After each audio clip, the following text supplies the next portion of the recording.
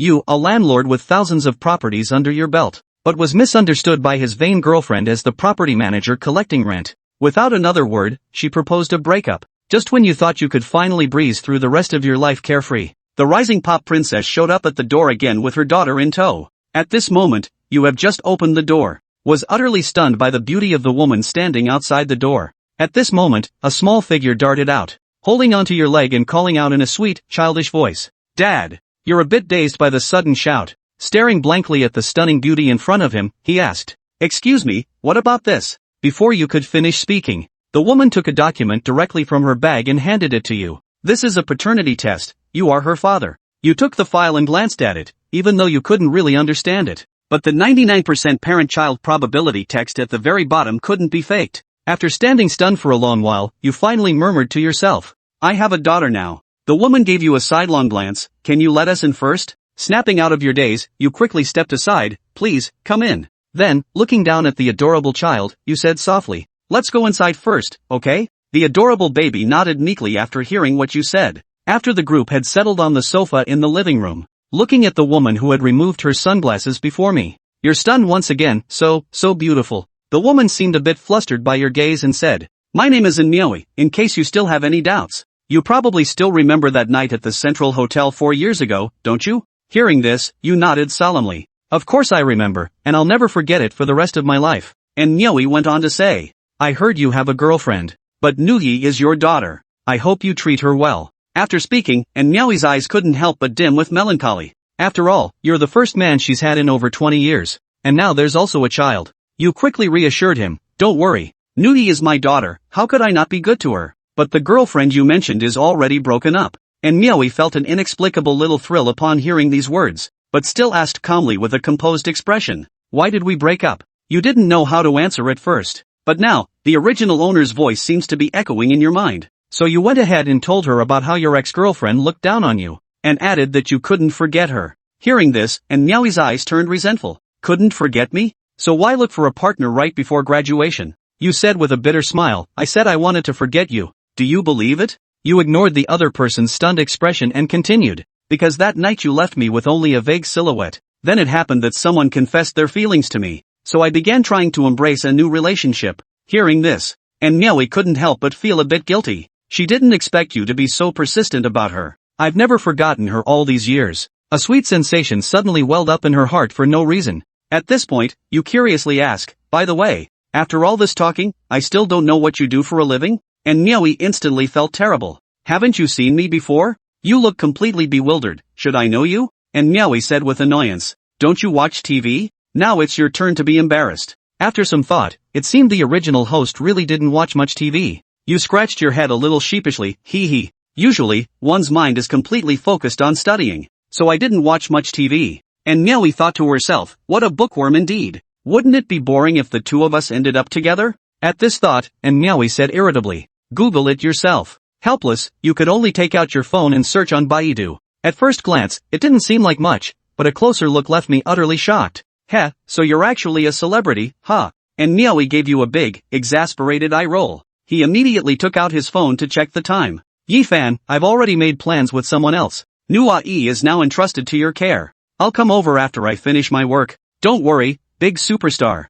No matter what, Nuoyi is still my daughter. I would never let her suffer. After saying that, you glanced at little Nuoyi sleeping beside you. He couldn't help but give the little girl's tiny head a gentle pat. At that moment, the little girl woke up, and Nuoyi said dotingly, Nuoyi, Mom still has work to do. Just obediently follow Daddy. When Mommy is done with her work, she'll come see our little Nuoyi, okay? Nuoyi asked in her childish voice. Mom, when will you come back to stay with Nuoyi? And Meow thought for a moment before saying, How about this? Can Mommy come visit once a week? Nuoyi obediently nodded her head. Then Mommy must definitely come to accompany Nuoyi.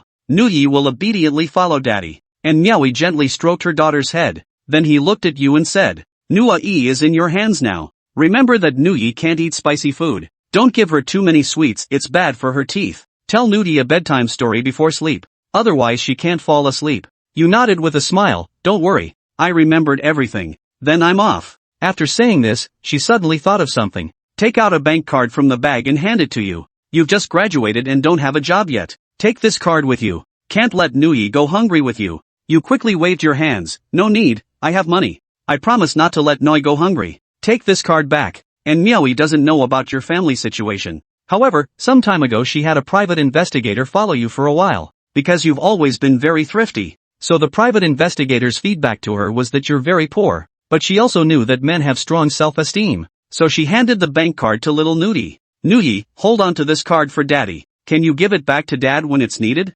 Nuoyi sweetly smiled and said, sounds good. The mother left. Nuoyi must listen to daddy and be good. And Nuoyi didn't give you time to react. Grabbed the bag, locked the door, and headed out. Went downstairs. She got into a chauffeur-driven car parked by the roadside. Agent Chen Jing hurriedly asked, you just handed Nuoyi over to that scumbag Yifan like that? Assistant Lu Yan also said, exactly, Nuoyi. I really feel sorry for you. You say you've suffered so much. She gave birth to such an adorable little Nuoyi for him. If he doesn't want to come see, so be it. There's actually someone else outside. And Nuoyi chuckled awkwardly, Sister Jing, Shaoyan. You've misunderstood. He didn't even get a good look at me back then. And he said he had also thought about looking for me. After understanding the situation, Chen Jing still said, but now he has a girlfriend. Can he treat Nuoyi well? They broke up. The reason Yifan got a girlfriend was that he thought he couldn't find me? You've given up on me and just want to forget me. Chen Jing sighed and said, I originally thought he was a scumbag. Didn't expect you to be such a hopeless romantic. At this point, she turned to glance at Nuoyi and said, alright, Nuoyi. We still have to talk about the contract renewal with the company tomorrow. Who knows what kind of trouble will come up. And Nuoyi sighed, let's go, Sister Jing. You never expected Nuoyi to pull such a move. I was supposed to return the card to her. I didn't expect her to run so fast. Until Nuoyi closed the door and left. Xiao Nuoyi said in a milky voice, Daddy, Nuoyi's tummy is hungry. Hearing this, all other thoughts left your mind. You quickly smiled and said to Nuoyi, Nuoyi, be a good girl and watch TV here. Daddy will go make something delicious for Nuoyi. Nuoyi obediently nodded her little head. Don't worry, Daddy. Nuoyi will be a good girl. After placing Xiao Nuoyi on the sofa, Chen turned on the TV and tuned it to the children's channel before heading off to prepare a meal for her. Chen opened the refrigerator and saw eggs, some meat products, noodles, and other items. After thinking for a moment, he got to work. Time ticked by. Xiao Nuoyi's meal was ready, egg custard, cabbage and tofu soup, and scrambled eggs with tomatoes. After placing the dishes on the table, Chen looked at Xiao Nuoyi and said, Nuoyi, dinner's ready. Hearing her dad call her, Xiao Nuoyi replied, coming, Daddy. She hopped off the sofa and scampered over with her little legs pattering. Seeing her little one trotting over, Chen bent down and scooped her up. We need to wash our hands before eating. Shall we go wash up first? Little Nuoyi obediently replied, okay, Daddy. Let's wash our hands, then eat all the yummy food. Chen took Xiao Nuoyi to the bathroom to wash her hands. Afterward, he carried her back to the table, sat her down, and they began eating. Little Nuoyi looked at the spread and exclaimed, wow. Daddy made so many dishes.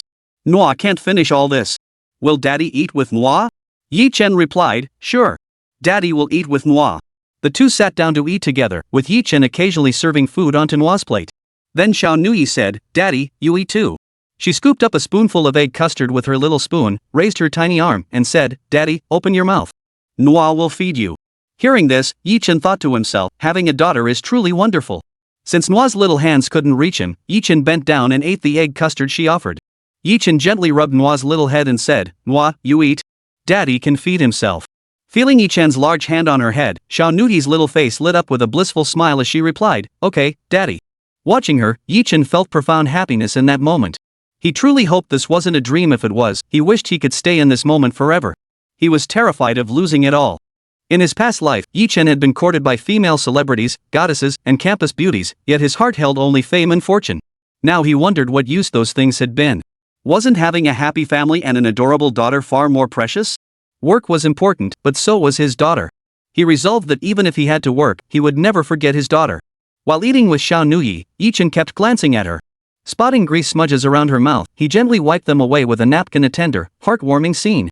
After finishing their meal, Chen tidied up. By the time he was done, night had fallen.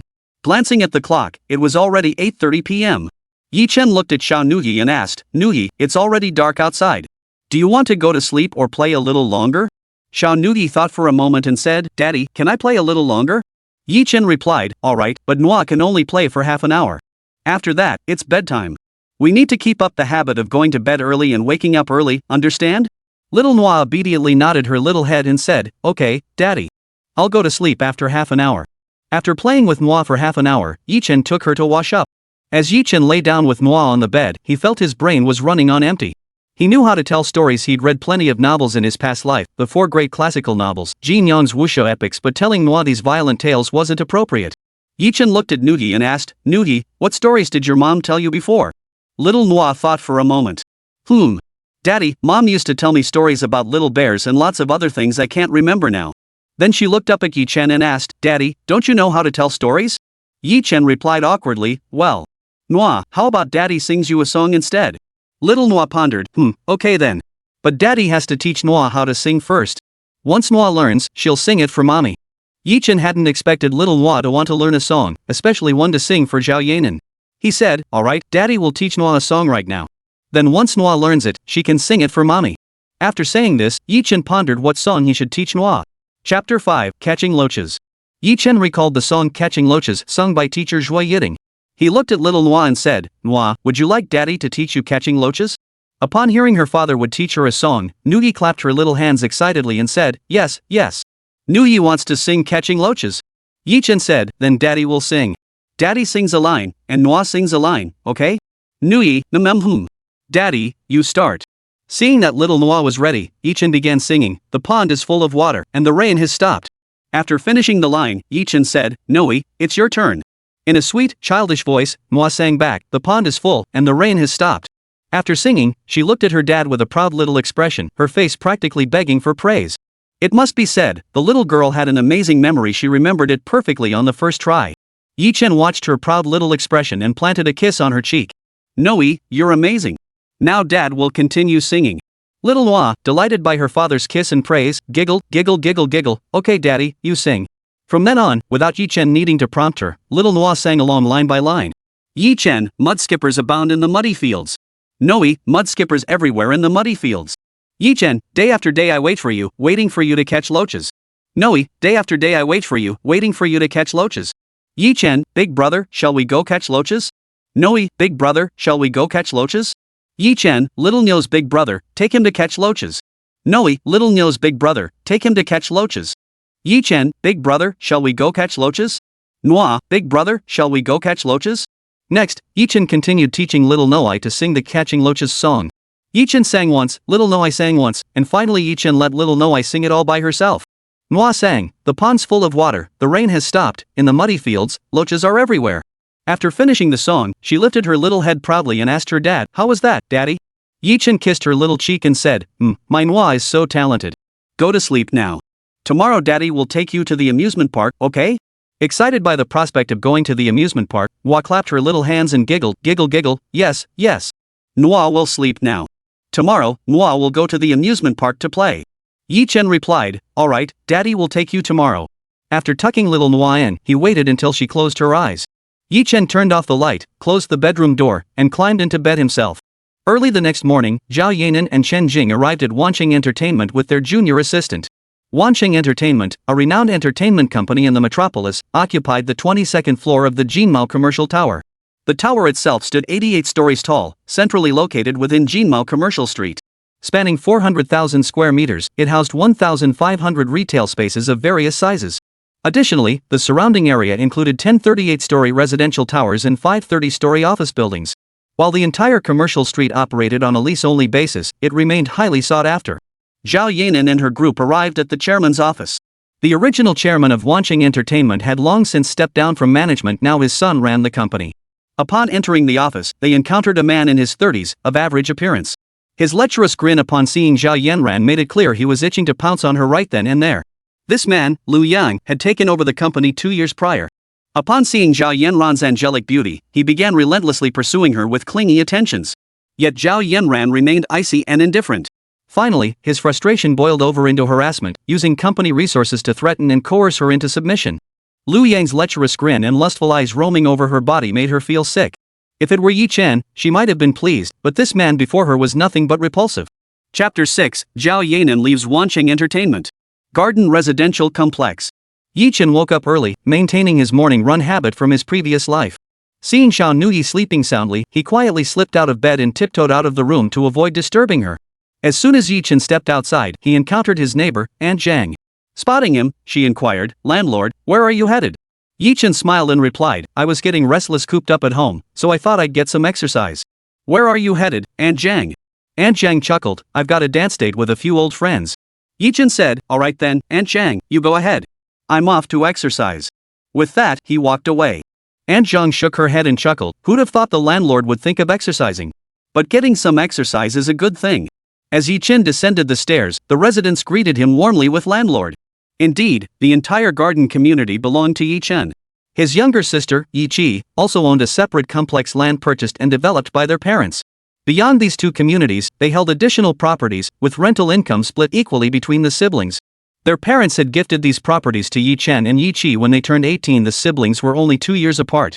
As for those unreliable parents, they'd handed over all the properties when Yi Chi turned 18 and then emigrated overseas.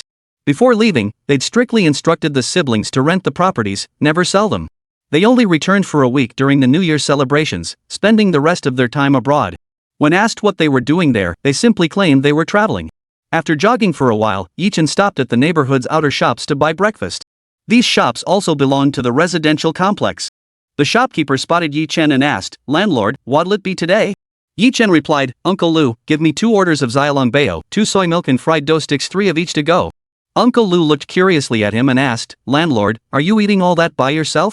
Yi Chen replied, 2 people, me and my daughter. Uncle Lu exclaimed in surprise, when did the landlord get a daughter? Yi Chen smiled and explained, I only found out about her recently. Her mother brought her to me just yesterday. Uncle Lu smiled and congratulated him, well then, congratulations, landlord. He then handed Yi Chen the packed breakfast. Yi Chen took it, paid, and said, well then, Uncle Lu, I'm off. Uncle Lu smiled and said, alright, landlady, see you later. When Yi Chen returned home, Nuoyi was still asleep. He glanced at the time, it was almost 9 o'clock. Entering the room, he found Nuoyi sitting on the bed, pouting with her little mouth, her eyes red and brimming with tears. She had woken up earlier but, finding her father gone, thought he had abandoned her. Seeing her like this, Yi Chen's heart ached. He walked over, and Nuoyi, spotting her father, said tearfully, Daddy, where did you go? Did you abandon Nuoyi? Yi Chen picked her up and said, how could Daddy ever abandon Nuoyi? Our Nuoyi is so adorable and beautiful, Daddy couldn't bear to leave her. I just went out to buy you some treats. Little Nuoyi asked with her eyes still red, really? Daddy won't really leave Nuoyi? Yi Chen reassured her, how could Daddy lie to you? Today, Daddy will take Nuoyi to the amusement park. Let's get dressed, wash up, and have breakfast first, then we'll go to the amusement park, okay? Nuoyi smiled and said, okay. Then let's get dressed, wash up, and go to the amusement park. Yi Chen began dressing and washing little Nuoyi. Once everything was ready, he took her to the living room for breakfast. Seeing the breakfast spread, Nuoyi's little face lit up with excitement. She asked, Daddy, it's been so long since Nuoyi had steamed buns and soy milk. Yi Chen asked curiously, did Mom tell you not to eat it? Nuoyi shook her head and said, Mom didn't say I couldn't eat it. But Mom is always busy with work, so I usually stay with Grandma and Grandpa. They say these things aren't healthy, so they don't let me eat them. Yi Chen smiled. Then try some today. Nuoyi squinted her little eyes and said, and began eating. Since dressing and washing little Nuoyi had taken a bit of time, the food was now just the right temperature for her to eat without burning her mouth. After breakfast, Yi Chen tidied up and carried little Nuoyi out the door. Neighbors in the complex spotted Yi Chen holding the adorable toddler and began asking who the little cutie was. Yi Chen warmly introduced Nuoyi to everyone. Little Nuoyi obediently greeted the tenants, her sweet little mouth calling out Grandpa, Grandma, Uncle, Auntie, Brother, and Sister. Hearing her address them this way, the tenants' hearts melted. From then on, everyone in the complex knew their landlord had a daughter. Yi Chen carried Nuoyi out of the complex, hailed a taxi, and headed toward the amusement park. At the Wancheng Entertainment office, Zhao Yanran, seeing Lu Yang's lecherous expression, forced back her disgust and said, Mr. Lu, since our contract has expired, I see no need to renew it. I came today to inform you that Zhao Yanran is officially leaving Wancheng Entertainment effective immediately. Lu Yang's face darkened as he replied, Yanran, think carefully. If you leave the company, you might find yourself unable to move forward in this industry. You could even face blacklisting. Zhao Yanran replied indifferently, I've considered everything you mentioned. I don't care. I'm leaving here no matter what. Lu Yang sneered coldly, fine. We'll see who writes songs for you then. If you just agreed to my terms, I could have secured your throne as the Queen of Pop. But since you don't know a good thing when you see it, don't blame me. Zhao Yanran walked out of Wancheng Entertainment with a carefree swagger. Chapter 7, Yi Chi treats her roommates to dinner.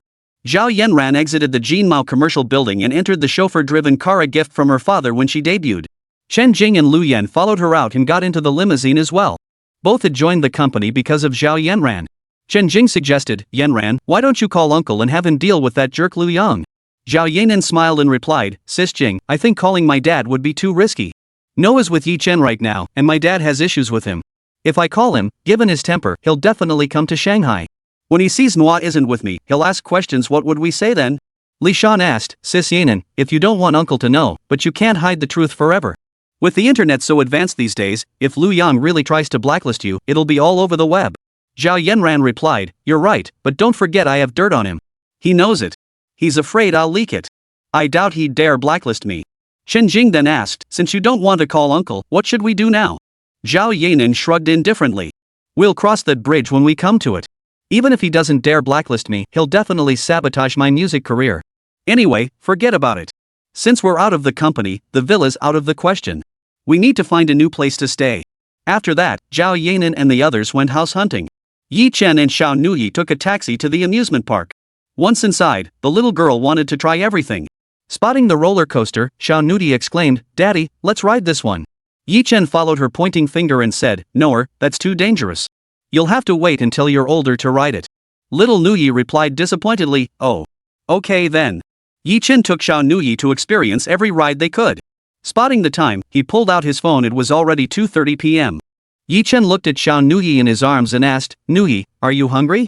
Daddy will take you to buy something delicious, okay? Hearing her dad say that, Xiao Nuoyi suddenly felt hungry and said, Okay, Daddy, let's go get something yummy to eat right now. Yi Chen carried Xiao Nuoyi to get something to eat. They soon arrived at a buffet restaurant near the amusement park. He looked at Xiao Nuoyi and said, Nuoyi, shall we eat at this place? Little Nuoyi, Let's go in now, Daddy. Yi Chen, alright, let's go in today. Yi Chen led Xiao Nuoyi inside. The server, seeing the father and daughter enter, approached with a smile and asked, Hello, sir.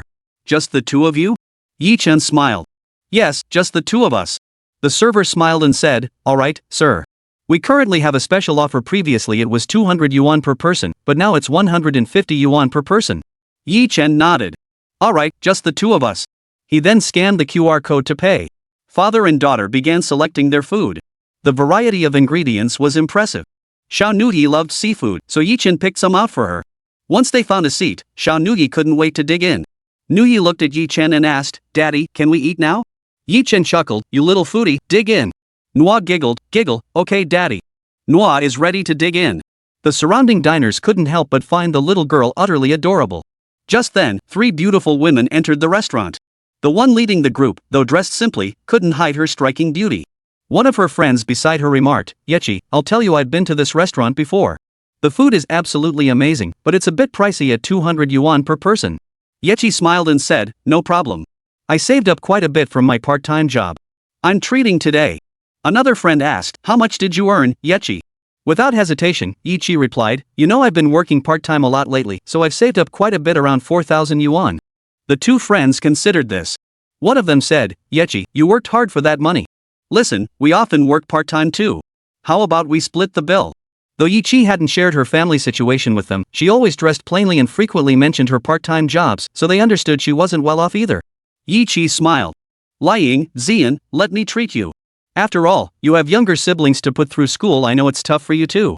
Besides, the money I earn from work is for myself, and my brother often gives me money. Lying and Zian thought it over and agreed, promising Yechi they'd treat her next time. These 2 young ladies were Yechi's roommates, Zhang Lying and Lu Zian. Just as Yechi paid, grabbed utensils, and was about to pick her food, Zhang Lying suddenly spotted Yi Chen and Xiao Nuoyi.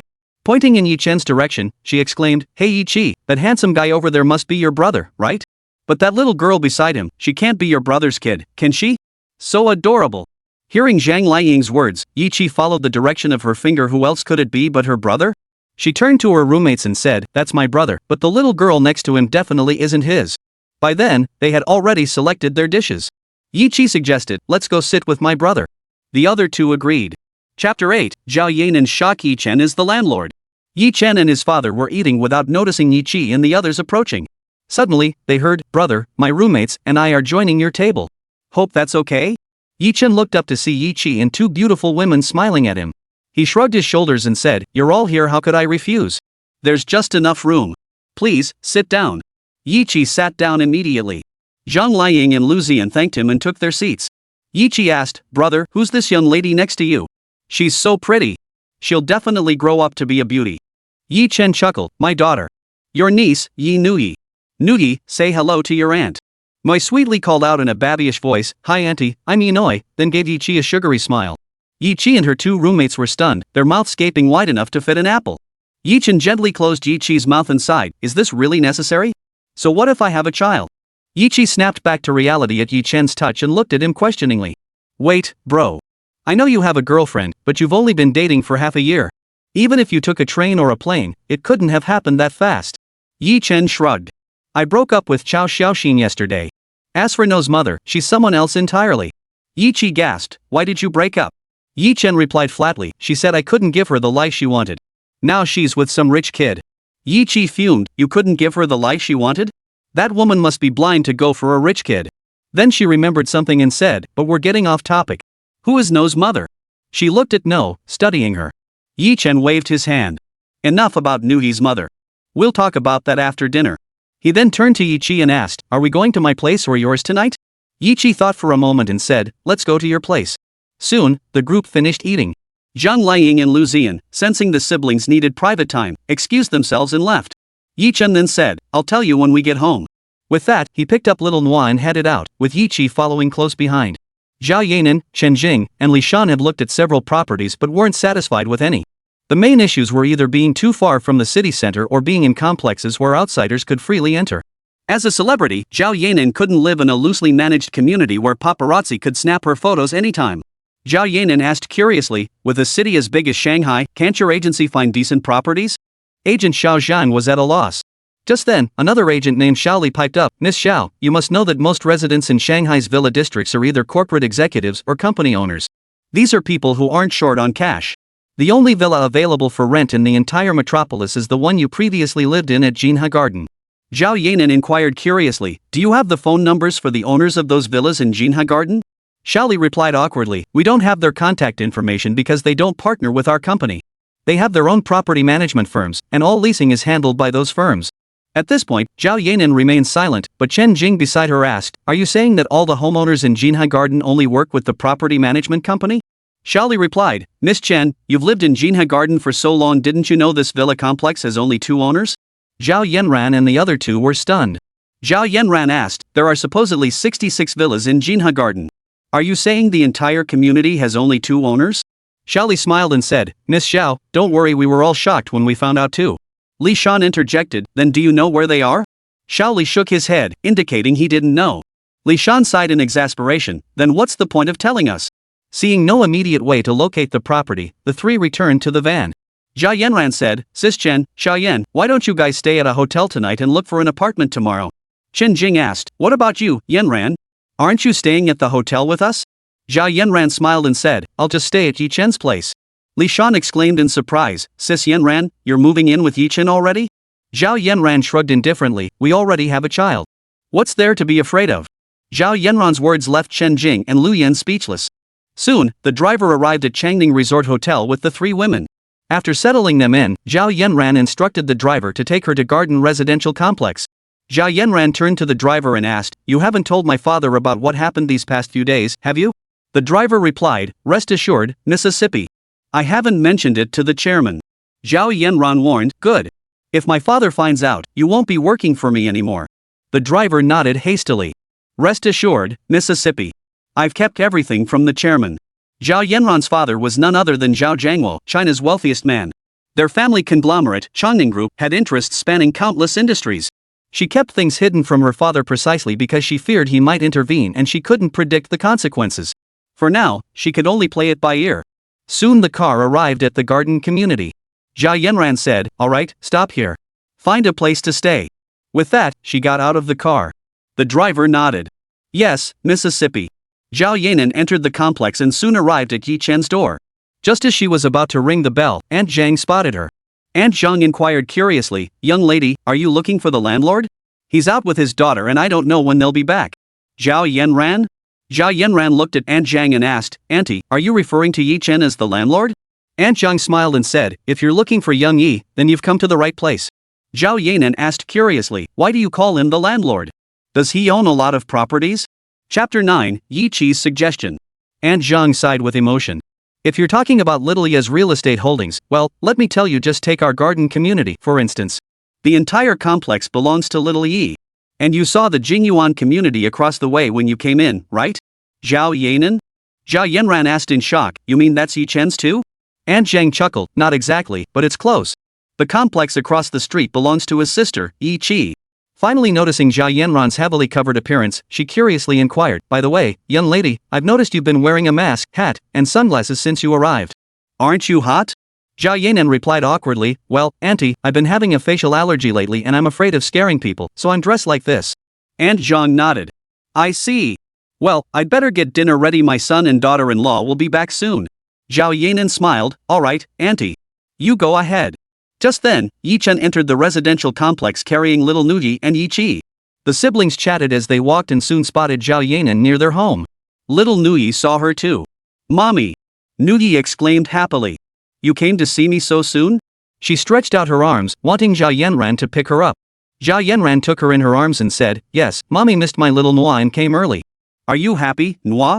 Snuggled in Zhao Yanran's arms, Nuoyi giggled, giggle giggle giggle, Nuoyi is so happy. Yi Chen opened the door and said, come on in. After everyone entered and the door closed, Zhao Yanran said, Yi Chen, come help me take off my mask, sunglasses, and hat. Yi Chen paused for a moment before responding, oh, okay. As he approached, Zhao Yanran's body scent instantly filled his nostrils, making Yi Chen swallow hard. He didn't make a sound. Zhao Yanran noticed his Adam's apple bob and thought smugly, humph, this lady still is quite the charm, huh? After Yi Chen removed her disguise, she playfully winked at him and bit her lip. Seeing this, Yi Chen felt a tingle in his heart, inwardly exclaiming, you devil, are you here to torment me? When Zhao Yanran's beautiful face was revealed, Yi Chi, who'd been silent all along, gasped in surprise, her mouth agape as she pointed at Zhao Yanran. Snapping back to reality, she looked at Yi Chen excitedly and said, bro, this must be my sister-in-law, right? She's my idol. Seeing Yi Chi's excitement, Yi Chen, already simmering with frustration from Zhao Yanran's teasing, couldn't help but snap. You brought this on yourself, little sister, he thought, then smacked Yi Chi lightly on the head.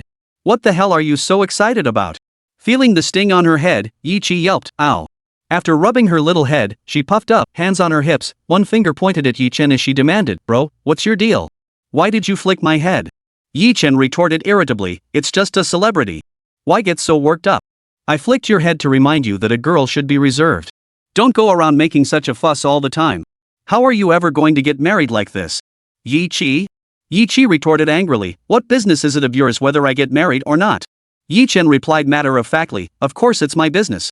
As the saying goes, the eldest brother is like a father, right? With mom and dad gone, don't I have to look out for you? What really worries me is how you act like a tomboy all the time. What are we supposed to do about that? Yi Chi fumed, who are you calling a tomboy? Yi Chen raised an eyebrow. I'm talking to whoever's talking back at me. Yi Chi was so furious she pointed at Yi Chen. You. Not knowing what else to say, she clenched her fists and charged toward him, ready to strike. Seeing this, Yi Chen took off running. Yi Chi yelled, Yi Chen, you've got guts if you don't run. Yi Chen rolled his eyes. If I don't run, you'll hit me. Am I stupid? The siblings played around in the living room. Zhao Yanran watched them and couldn't help but smile and shake her head. Little Nuoyi watched her dad and aunt playfully fight and giggled, Daddy, Nuoyi wants to play too. Zhao Yanran quickly scooped up little Nuoyi upon hearing her words and told the bickering siblings, you two stop messing around. And you, Yi Chen, if you keep this up, I won't be able to hold back your daughter. Yi Chen and his sister stopped immediately upon hearing Zhao Yanran's words. After a moment, Yi Chi asked, brother, how long have you and sister-in-law actually known each other? Based on Nuoyi's age, she must have gotten pregnant during your freshman year, right? Yi Chen thought for a moment before recounting the events of that year to Yi Chi, though he omitted the crucial details. Yi Chi exclaimed in surprise, wow, brother. I always wondered why you never dated anyone all these years, turns out you were waiting for her. Now that I think about Chao Xiaoxin, I actually want to thank her for breaking up with you. Yi Chen waved his hand dismissively. It's over. I don't care anymore. Turning to Zhao Yanran, he asked, didn't you say you'd be busy starting today? What brought you here? Zhao Yanran retorted, what's wrong? Aren't you happy I'm back? Yi Chen quickly retorted, of course not. I'm just concerned about you. Zhao Yanran retorted angrily, I terminated my contract with the company. You don't know our company has been in turmoil since the old chairman stepped back 2 years ago. His son took over as president, and ever since he started, he's been harassing me non-stop, from sending gifts to making threats. I've had enough. So yesterday, when my contract expired, I left. But I still feel a bit regretful. Yi Chi asked curiously, sis, what exactly are you regretting? If you don't want to be a star anymore, you don't have to be one. Yi Chen interjected, Xiaoqi, you haven't experienced the hardships of being a celebrity like your sister-in-law. You wouldn't understand. Zhao Yanran chuckled, you talk as if you understand me so well. Yi Chen gave a wry smile. I haven't experienced it myself, only heard about it. But I've heard from an older singer about the hardships and journey of being a celebrity, so I understand you better. Yi Chi asked, so did you ever consider starting your own entertainment company? Chapter 10, The Wind Rises. Zhao Yanran sighed helplessly, of course I've thought about it. But if I left the company, the new president would definitely find ways to make sure I couldn't get anyone to write songs for me.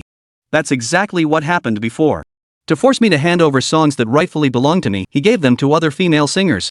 A composer I'd arranged to work with had already finished a song just a couple days ago, but he intercepted it. Yi Chen listened, unsure how to help her. Though he'd been a superstar in his past life, he wasn't a singer-songwriter. Just then, little Nuoyi, who had been playing nearby, suddenly piped up, Mommy, are you upset? Daddy taught Nuoyi a song the other day. Can Nuoyi sing it for you? Zhao Yanran smiled. My Nuoyi can sing now? Then sing it for Mommy. Let's see how well Daddy taught you. Nuoyi said, then Nuoyi will sing. Yi Chi chimed in, go ahead, little one. I'm curious to hear how well your dad taught you. Nuoyi narrowed her little eyes and said, okay, I'll sing then. And little Nuoyi began to sing. The pond's full, the rain has stopped, the muddy fields are teeming with loaches. Day after day I wait for you, waiting for you to catch loaches. Big brother, will you take me? Let's go catch loaches together. Little cow's brother, take him along to catch loaches. Big brother, will you take me? Let's go catch loaches together. When Nuoyi finished singing, Zhao Yanran and Yi Chi were stunned. They hadn't expected Yi Chen to teach Nuoyi a brand new song, especially since Yi Chi couldn't find it anywhere online just moments ago. Yi Chi looked at Yi Chen and asked, brother, where did you get this song? Yi Chen replied with a puzzled look, this song is on music websites, right? I couldn't have just made it up out of thin air. Zhao Yanran declared firmly, Yi Chen, you might fool others, but not me. After all, I'm a singer. I ran through the lyrics or just sang in my head, this is completely an unreleased new song. Yi Chen thought for a moment. They wouldn't lie to him. He pulled out his phone and searched online. Nothing. He searched for classic songs from his past life, nothing. No singer, no song. Novels? The 4 great classical novels? Nothing. Anime? Tokusatsu? Nothing. Now feeling awkward, Yi Chen scratched his head and chuckled, would you believe me if I said I wrote it? Zhao Yanran remained silent, but Yi Chi spoke up, bro, do you think I'd believe that? Sure, your singing talent is undeniable, I believe that. But songwriting? What proof do you have? Yi Chen thought, I can't write songs, but I can copy them. There's not a single song from my past life here, not a single singer.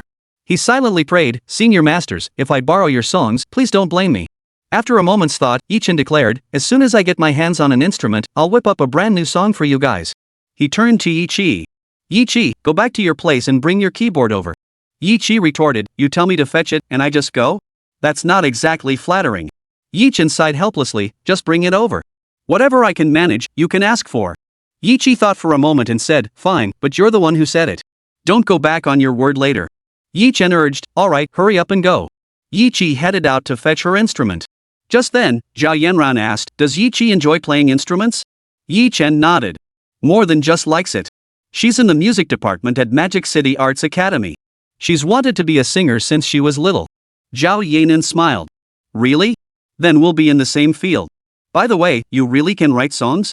Yi Chen sighed inwardly, how could he convince her? Yi Chen could only say, you won't believe me now anyway.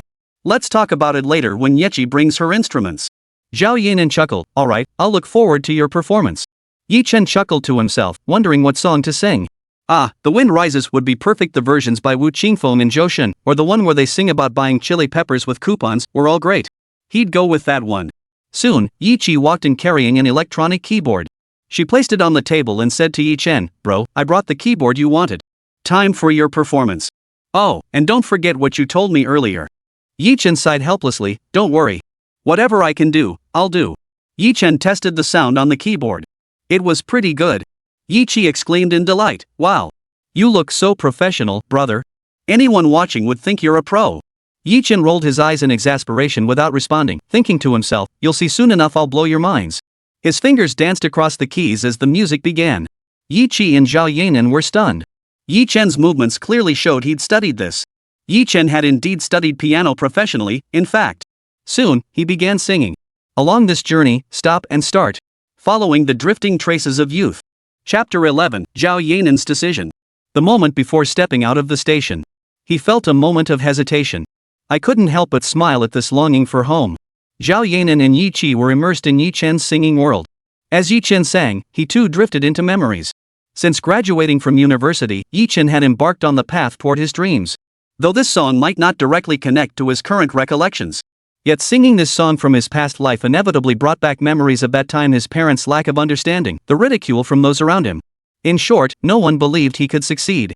Friends and brothers tried to dissuade him, but he persevered and ultimately achieved success. Unafraid of ridicule. I once churned my youth into her, and plucked the height of summer from my fingertips. Wherever my heart leads, I'll follow fate. Walking against the light, weathering wind and rain. Zhao Yanran? Yi Qi? Yi Qi and Zhao Yanran felt goosebumps all over upon hearing this. Zhao Yanran looked at Yi Qi and said, "Your brother sings that well? And he even sings songs meant for women." Yi Qi's mind buzzed with surprise at Zhao Yanran's words. "Ah, sister-in-law, I've never heard him sing a woman's song either." Zhao Yanran asked curiously, "Did he ever take formal lessons?" Yi Qi thought for a moment and replied, "No, he hasn't. He used to be a total bookworm, only focused on studying. As for singing, I practically dragged him there." Zhao Yanran was speechless. How could someone sing so well without any formal training? Yi Chen continued singing. The short road, walking and stopping. Yet it felt like a world apart. Uncertain if what I touch is a story. Or a mood. Perhaps what I long for. To defy time. To see you once more. In the cool morning light. Your smile so sweet. When I first knew this world, I lingered in every moment. The horizon seemed within reach. I'd gladly brave fire and water. To walk it all over again. Now that I've traversed this world. 1,000 lingering regrets. Turning the pages of time's many faces. Your smile bursts in unexpectedly. I once found myself lost in the vastness of the world. And drowned in its dreamlike whispers. No pretense, no struggle. Unafraid of ridicule. I once churned my youth into her. And plucked midsummer from my fingertips. Wherever the heart stirs, let it drift with fate. The evening breeze stirs the silver strands at your temples. Smoothing the scars left by memories. Light and shadow mingle in your eyes. A smile blooms like a flower. Twilight veils your faltering steps. Approaching the painting hidden by the bedside. In the painting, you speak with head bowed. I still marvel at the vastness of the world. And I'm still intoxicated by childhood's sweet nothings. No more truth or falsehood, no more struggle. Meaningless jokes. I've finally returned my youth to her. Along with the midsummer plucked from fingertips. Where the heart stirs, it drifts away with the wind. In the name of love, would you still consent? After finishing his song, Yi Chen looked at Yi Qi and Zhao Yanran and asked with a smile, "Was I any good?" Zhao Yanran exclaimed, "Decent? That's an understatement. Your vocals are absolutely top tier. This song captures the memories of youth and the most unforgettable people. It's nothing short of a classic." Her eyes welled up as she spoke. Even Yi Qi wasn't faring much better. Yi Chen walked over, sat beside Zhao Yanran, and pulled her into his arms. The scent of her skin made his blood pressure spike, his whole body boiling with passion. Yi Qi, the single guy, couldn't take it anymore and immediately protested, "Hey, you too. Could you at least consider my feelings?" Zhao Yanran had been quite enjoying the feeling of being held by Yi Chen, but hearing her sister-in-law's words snapped her back to reality. She quickly pulled away from Yi Chen's embrace, her lovely face flushing a shade so red it made one want to bite it. Yi Chen watched her flushed cheeks and swallowed hard, unable to resist planting a kiss on her delicate face. Zhao Yanran? This made Zhao Yanran's already flushed cheeks burn even brighter. She thought to herself, there are people here, and Yi Chen is just. Yi Qi watched the two of them showering her with affection right in front of her and instantly felt she wouldn't need to eat today. She was already full from all the lovey-dovey stuff. After a moment, Zhao Yanran declared, "I've decided to start my own company." Yi Qi chuckled, "That's the spirit, sis-in-law. Running your own company means total freedom. Release albums, schedule concerts whenever you want. As for endorsements and gigs, take them if you feel like it, skip them if you don't." Yi Chen chimed in, "Well, that'll keep you busy. You'll need to find office space, hire a PR person, an assistant, an accountant, a manager, HR staff, plus makeup artists and stylists, at least 2 of each. That way, when you sign new talent later, you won't be so overwhelmed. Plus a band, recording engineers, editors, photographers, various planners, and an MV production team. Just thinking about it makes my head spin." Yi Qi asked in surprise, "You need to hire that many people? Office space isn't a problem, but hiring all these people." Yi Chen replied with a sigh, "You think that's too many? If we start producing TV dramas or movies, we'll need even more people." Zhao Yanran turned to Yi Qi and asked, "Yi Qi, you said office space isn't a problem. Do you have connections?" Chapter 12, Expelled from the Commercial District. Yi Qi didn't respond to Zhao Yanran's question. Instead, she turned to Yi Chen and asked, "Brother, didn't you clarify things with sister-in-law?" Yi Chen gave a wry smile. "No. After she dropped Noah off yesterday, she just handed me a bank card and left. I checked it, there's $500,000 in there." Yi Chi retorted impatiently, "Are you short on that 500,000? At this point, Zhao Yanran couldn't help but ask, "What's with the cryptic talk between you two siblings?" Yi Chi said, "Brother, should you explain, or should I?" Yi Chen replied, "You go ahead. I need to cook. Noah must be hungry." After speaking, he looked over at Noah, who was playing nearby, and asked, "Noah, are you hungry? Daddy will cook for you."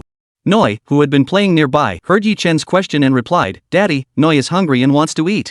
Yi Chen nodded and said, "Alright, Daddy will go cook for you right now." He then turned to Yi Chi and Zhao Yanran and said, "You two discuss things. I'll go make dinner for you." Yi Chi waved her hand. "Alright, go ahead." He then turned to Zhao Yanran and said, "Sis-in-law, let me explain our family's current situation. First, this residential complex belongs to my brother. The one across the street is mine. Besides these two complexes, we also own the Jinmao Commercial Street and the Jinha Garden Villa District." Zhao Yanran was stunned. After recovering, she asked, "Your family owns this much real estate? With all these properties, it must be worth at least 7 or 800 billion yuan. What does your family do?" Yi Chi thought for a moment before replying, "My brother and I only know the basics about what we do. We don't know the details. Anyway, my parents say they're in investments, whatever makes money, they invest in. But I don't know the specifics. Take these properties, for instance. My parents bought the land and built them. When I turned 18, they handed them over to us and then left the country. They only come back for a few days during Chinese New Year each year, the rest of the time, they're overseas." Zhao Yanan's heart was nearly bursting. To just hand over so many properties like that, and to an 18-year-old child? Could they really be that trusting? Zhao Yanran paused before continuing, "Oh, right, my old company was in the Jinmao Commercial Building on Jinmao Commercial Street, at Wancheng Entertainment." "So wait, are you saying they rented your office building?" Yi Chi exclaimed in surprise, "Really? I thought there was no way to deal with them, but it turns out they're right on our turf. Let's discuss with my brother how to handle this Wancheng Entertainment." Zhao Yanran countered, "Is that really necessary? You'll definitely suffer losses that way." Zhao Yanran actually wanted to deal with them too, but she held back to protect Yi Chen. Yi Chi insisted, "It's necessary. You're my sister-in-law. Even if there are losses, this much is acceptable." Soon, Yi Chen finished cooking and called out, "Everyone, dinner's ready." He then walked over to Nuoyi, picked up the little girl, and said, "Come on, let's wash our hands and eat." In Yi Chen's arms, Nuoyi replied, "Okay, wash hands and eat." After Yi Chen helped Nuoyi wash her hands, he placed her on a stool, fed her, and then turned to Yi Chi and Zhao Yanran, asking, "How did your discussion go?" Yi Chi didn't answer Yi Chen's question but instead asked, "Brother, what if someone bullies your woman?" Yi Chen turned to Zhao Yanran and asked, "Who's bullying you?" Zhao Yanran blushed and remained silent. Though she secretly loved being called Yi Chen's woman, this was too direct. How could she possibly respond? Seeing Zhao Yanran's silence, Yi Chi spoke for her, "Obviously that bastard from Wancheng Entertainment. What do you suggest we do?" Yi Chen's blood boiled upon hearing this. Earlier, Zhao Yanran had mentioned their company president harassing her. Now he finally knew who the culprit was. Yi Chen said, "I'll give Zhang Yang a call." He quickly walked back. Yi Chi asked, "How are we handling this?" Yi Chen declared, "Kick him out of the commercial district." Zhao Yanran? She thought, is he being this ruthless? Chapter 13, Company Registration. That evening, Zhao Yanran and Yi Chen discussed the company's office space with his siblings. Since Yi Chen planned to expel Wancheng Entertainment from the commercial district, they would use Wancheng's premises instead. But then Yi Chi suddenly piped up with an idea, "Hey, sis and bro, is there any chance we could just buy out Wancheng?" Zhao Yanran replied, "That's a bit difficult. Their market value alone is 12 billion, and we'd need them to be willing to sell." Yi Chen replied, "It's not impossible. We just need a skilled stock market manipulator, though it would take considerable time. But I don't recommend buying Wancheng, because it requires mobilizing a massive amount of capital. Even if we wanted to acquire it, we'd have to set up a company to compete with them for a year or two. There might be a 50% chance." Zhao Yanran said, "Alright, stop thinking about it. Clean up and get ready to rest. We've got a mountain of things to handle tomorrow." At that moment, Nuoyi piped up, "Mommy and Daddy, will you sleep with Nuoyi tonight?" Yi Chen and Zhao Yanran exchanged glances. Zhao Yanran flushed and quickly looked away. Yi Chen said, "Sure, Nuoyi. As long as Mom agrees." Hearing her father's words, Nuoyi looked expectantly at Zhao Yanran. Zhao Yanran quickly said, "No. Dad can't sleep with us." Nuoyi looked puzzled and asked, "Why can't Daddy sleep with us?" Realizing things had escalated too quickly and Zhao Yanran might be overwhelmed, Yi Chen interjected, "Because Daddy has his own things to do, and he doesn't want to disturb Nuoyi and Mommy while you sleep." Nuoyi sighed disappointedly, "Alright then. Yi then added, alright, big bro, you and sis-in-law get some rest. I'll head back. Yi Chen nodded. Alright, you go ahead. After that, they each went to sleep. Zhao Yanran shared a room with little Nuoyi, while Yi Chen slept alone in another room. Early the next morning, Zhang Yong from Jinmao Commercial Buildings Property Management arrived at Wanqing Entertainment with a group of people and entered Lu Yang's office. Lu Yang greeted them, Manager Shang, what brings you here? Is it about the rent not being paid by the tenants below? Zhang Yong replied, Mr. Lu, the lease agreement between your company and ours expires in 1 month. Coincidentally, our CEO Yi needs office space to launch a new company. Therefore, I'm formally notifying you that our CEO has set his sights on your floor. Please vacate the space within 1 month. Yesterday, Yi Chen had suddenly called him, ordering him to evict Wanqing Entertainment from the commercial street. At the time, he had wanted to reason with Yi Chen, but Yi Chen had informed him that he intended to start a company and had set his sights on Wanqing Entertainment's floor. Just as he was trying to find a suitable excuse, his staff informed him that the lease with Wanqing was expiring. That's why he came over first thing this morning to deliver the notice. Lu Yang retorted, you know how competitive office space is in the heart of Shanghai. This is bullying. A month is nowhere near enough time. Zhang Yong shrugged. Mr. Lu, that's beyond our control. We're just following orders. As for your company's office situation, we're afraid we can't help. Please vacate the floor within the month.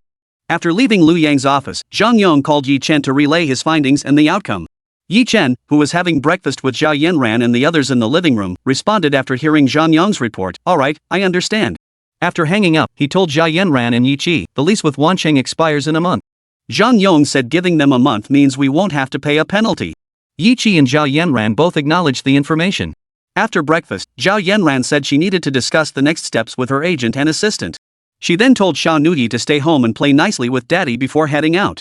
Zhao Yanran stepped outside to call her driver. He arrived promptly, and she was driven to Chen Jing and the others' room at the Changning Resort Hotel. Chen Jing and Li Shan had just finished breakfast when they saw Zhao Yanran arrive. Chen Jing asked, Yanran, what are your plans now? You can't just sit around doing nothing, right? Zhao Yanran replied, I've decided we'll start our own company and work independently. That way, we won't have to kowtow to anyone. Li Shan exclaimed excitedly, that's fantastic. Then you won't be exploited anymore. You'll be in charge of your albums, commercial performances, and advertisements. Chen Jing sighed helplessly, but Li Shan, starting a company is all well and good. The problem is, office spaces in the heart of Shanghai have been incredibly competitive these past 2 years. Even if we find one, it'll likely be far from the city center. Hearing Chen Jing's concern, Zhao Yanran reassured her, don't worry about the office space. Yi Chen has already taken care of it. It'll be ready in a month, and we can move right in. Chen Jing expressed her skepticism, impossible. Yi Chen is just a recent college graduate with a modest family background. How could he possibly help us find an office? Speaking of Yi Chen, he hasn't looked for a job since graduating, has he? You really need to talk to him about this. He's old enough to be a father himself, you can't keep supporting him forever. Zhao Yanran sighed in exasperation. Even if I wanted to support him, he doesn't need it. The rent alone is more than he could ever spend.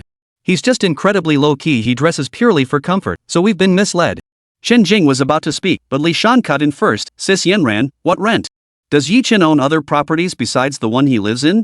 Chen Jing added, even if he does, it can't be that many. No matter how well off he is, it couldn't be more than 10 properties. Zhao Yanran said, you're all underestimating his capabilities. Every property in the neighborhood where he lives belongs to him. The neighborhood across from his is owned by his sister. And Jinhai Garden, where we used to live, is jointly owned by the siblings. And Jinmao Commercial Street belongs to them too. I didn't believe it at first, but Yi Chen's sister produced all the property deeds. Chen Jing and Li Shan were stunned. Zhao Yanran cut in, enough. Let's hurry up and register the company first. Chen Jing and Li Shan snapped out of it and said in unison, oh, okay. Got it. The three headed straight to the Administration for Industry and Commerce. Chapter 14, Yi Qi enters the singing competition. After a month of relentless effort, Lu Yang from Wanqing Entertainment finally secured an office space, though it was in a remote location. He still couldn't fathom who he offended so badly that they kicked him out without any leeway. After a month of work, Zhao Yanran finally completed all the paperwork for the entertainment company. Originally, there weren't that many procedures, but Yi Chen suggested they also handle the paperwork for TV dramas, movies, and anime while they were at it. Moreover, after spending this month together, today was the day they would obtain their marriage certificate. Standing outside the Civil Affairs Bureau, each held a marriage certificate in their hands. Yi Chen asked, Yanran, shouldn't we celebrate? Zhao Yanran smiled and replied, we should celebrate, but I think we should meet up with Yi Qi and Nuoyi first and ask them. Originally, they had planned to bring Nuoyi along. However, Yi Chi happened to be free and, upon hearing about the marriage registration, insisted on taking Nuoyi. Since Nuoyi was eager to spend time with her aunt, Yi Chi was entrusted with her care. Yi Chen said, "Alright, let's go meet up with Yi Chi and Nuoyi then." After saying this, Yi Chen and Zhao Yanran got into Zhao Yanran's SUV and quickly arrived home. Seeing her parents return, Nuoyi excitedly ran toward them. "Mommy and Daddy, you're back?" Nuoyi exclaimed, arms wide open. Yi Chen feared she might fall and quickly scooped her up. He kissed her little cheek and said, "Little darling, slow down. What if you fall running so fast?" Little Nuoyi giggled, "Got it, Daddy." Yi Chen turned to Yi Chi and asked, "Xiao Qi, I discussed it with your sister-in-law. We decided to find a place to celebrate properly. Would you like to join us? It's just a simple dinner." Yi Chi perked up at the mention of food. "Of course. Why wouldn't I?" Yi Chen and Zhao Yanran exchanged a smile. "Let's go then." The three quickly gathered their things and headed out with little Nuoyi. They climbed into Zhao Yanran's SUV. Once inside, Yi Chen booked a private room at the Zhongxing Grand Hotel on his phone. Soon, they arrived at the Zhongxing Grand Hotel in the metropolis. After getting off the car, they were led to a private room by the waitstaff. Yi Chen took the menu handed to him and passed it to Zhao Yanran and the other girl, saying, "I'm treating today. Order whatever you want." Yi Chi looked at Yi Chen uncertainly. "Brother, are you sure you're treating? If so, I won't hold back." Yi Chen replied with a sigh, "When have you ever been polite with me?" Yi Chi stuck out her tongue. "Fine, I'll order then." With that, she began ordering from the menu red wine, king crab, Australian lobster, and more. After finishing her selections, Yi Chi turned to Zhao Yanran and said, "Sis-in-law, what would you like? Go ahead and order whatever you fancy." She handed the menu to Zhao Yanran. Zhao Yanran didn't hesitate. Before, she wouldn't have done this, but since learning about Yi Chen and Yi Chi's financial situation, she knew this amount of money was insignificant to them. Still, she didn't order much, just a few dishes from her hometown before handing the menu to the waiter. The waiter took the menu, said "just a moment," and left. Once the waiter was gone, Yi Chi spoke up, "Hey, bro, you can write songs, right? Write a few for me." Yi Chen gave Yi Chi a puzzled look. "Why would you want me to write songs for you? Is your school planning some kind of gala or something?"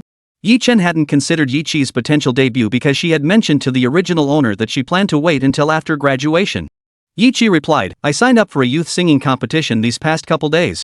Yi Chen asked in surprise, "Didn't you say before that you'd wait until after graduation to debut?" As she spoke, she handed the snacks on the table to Xiao Nuoyi. Zhao Yanran also asked, "Yi Chi, you want to debut now?" Yi Chi replied, "Yes, sister-in-law. I thought about this for several days before deciding." She then looked at Yi Chen and added, "That was then. Things are different now, aren't they?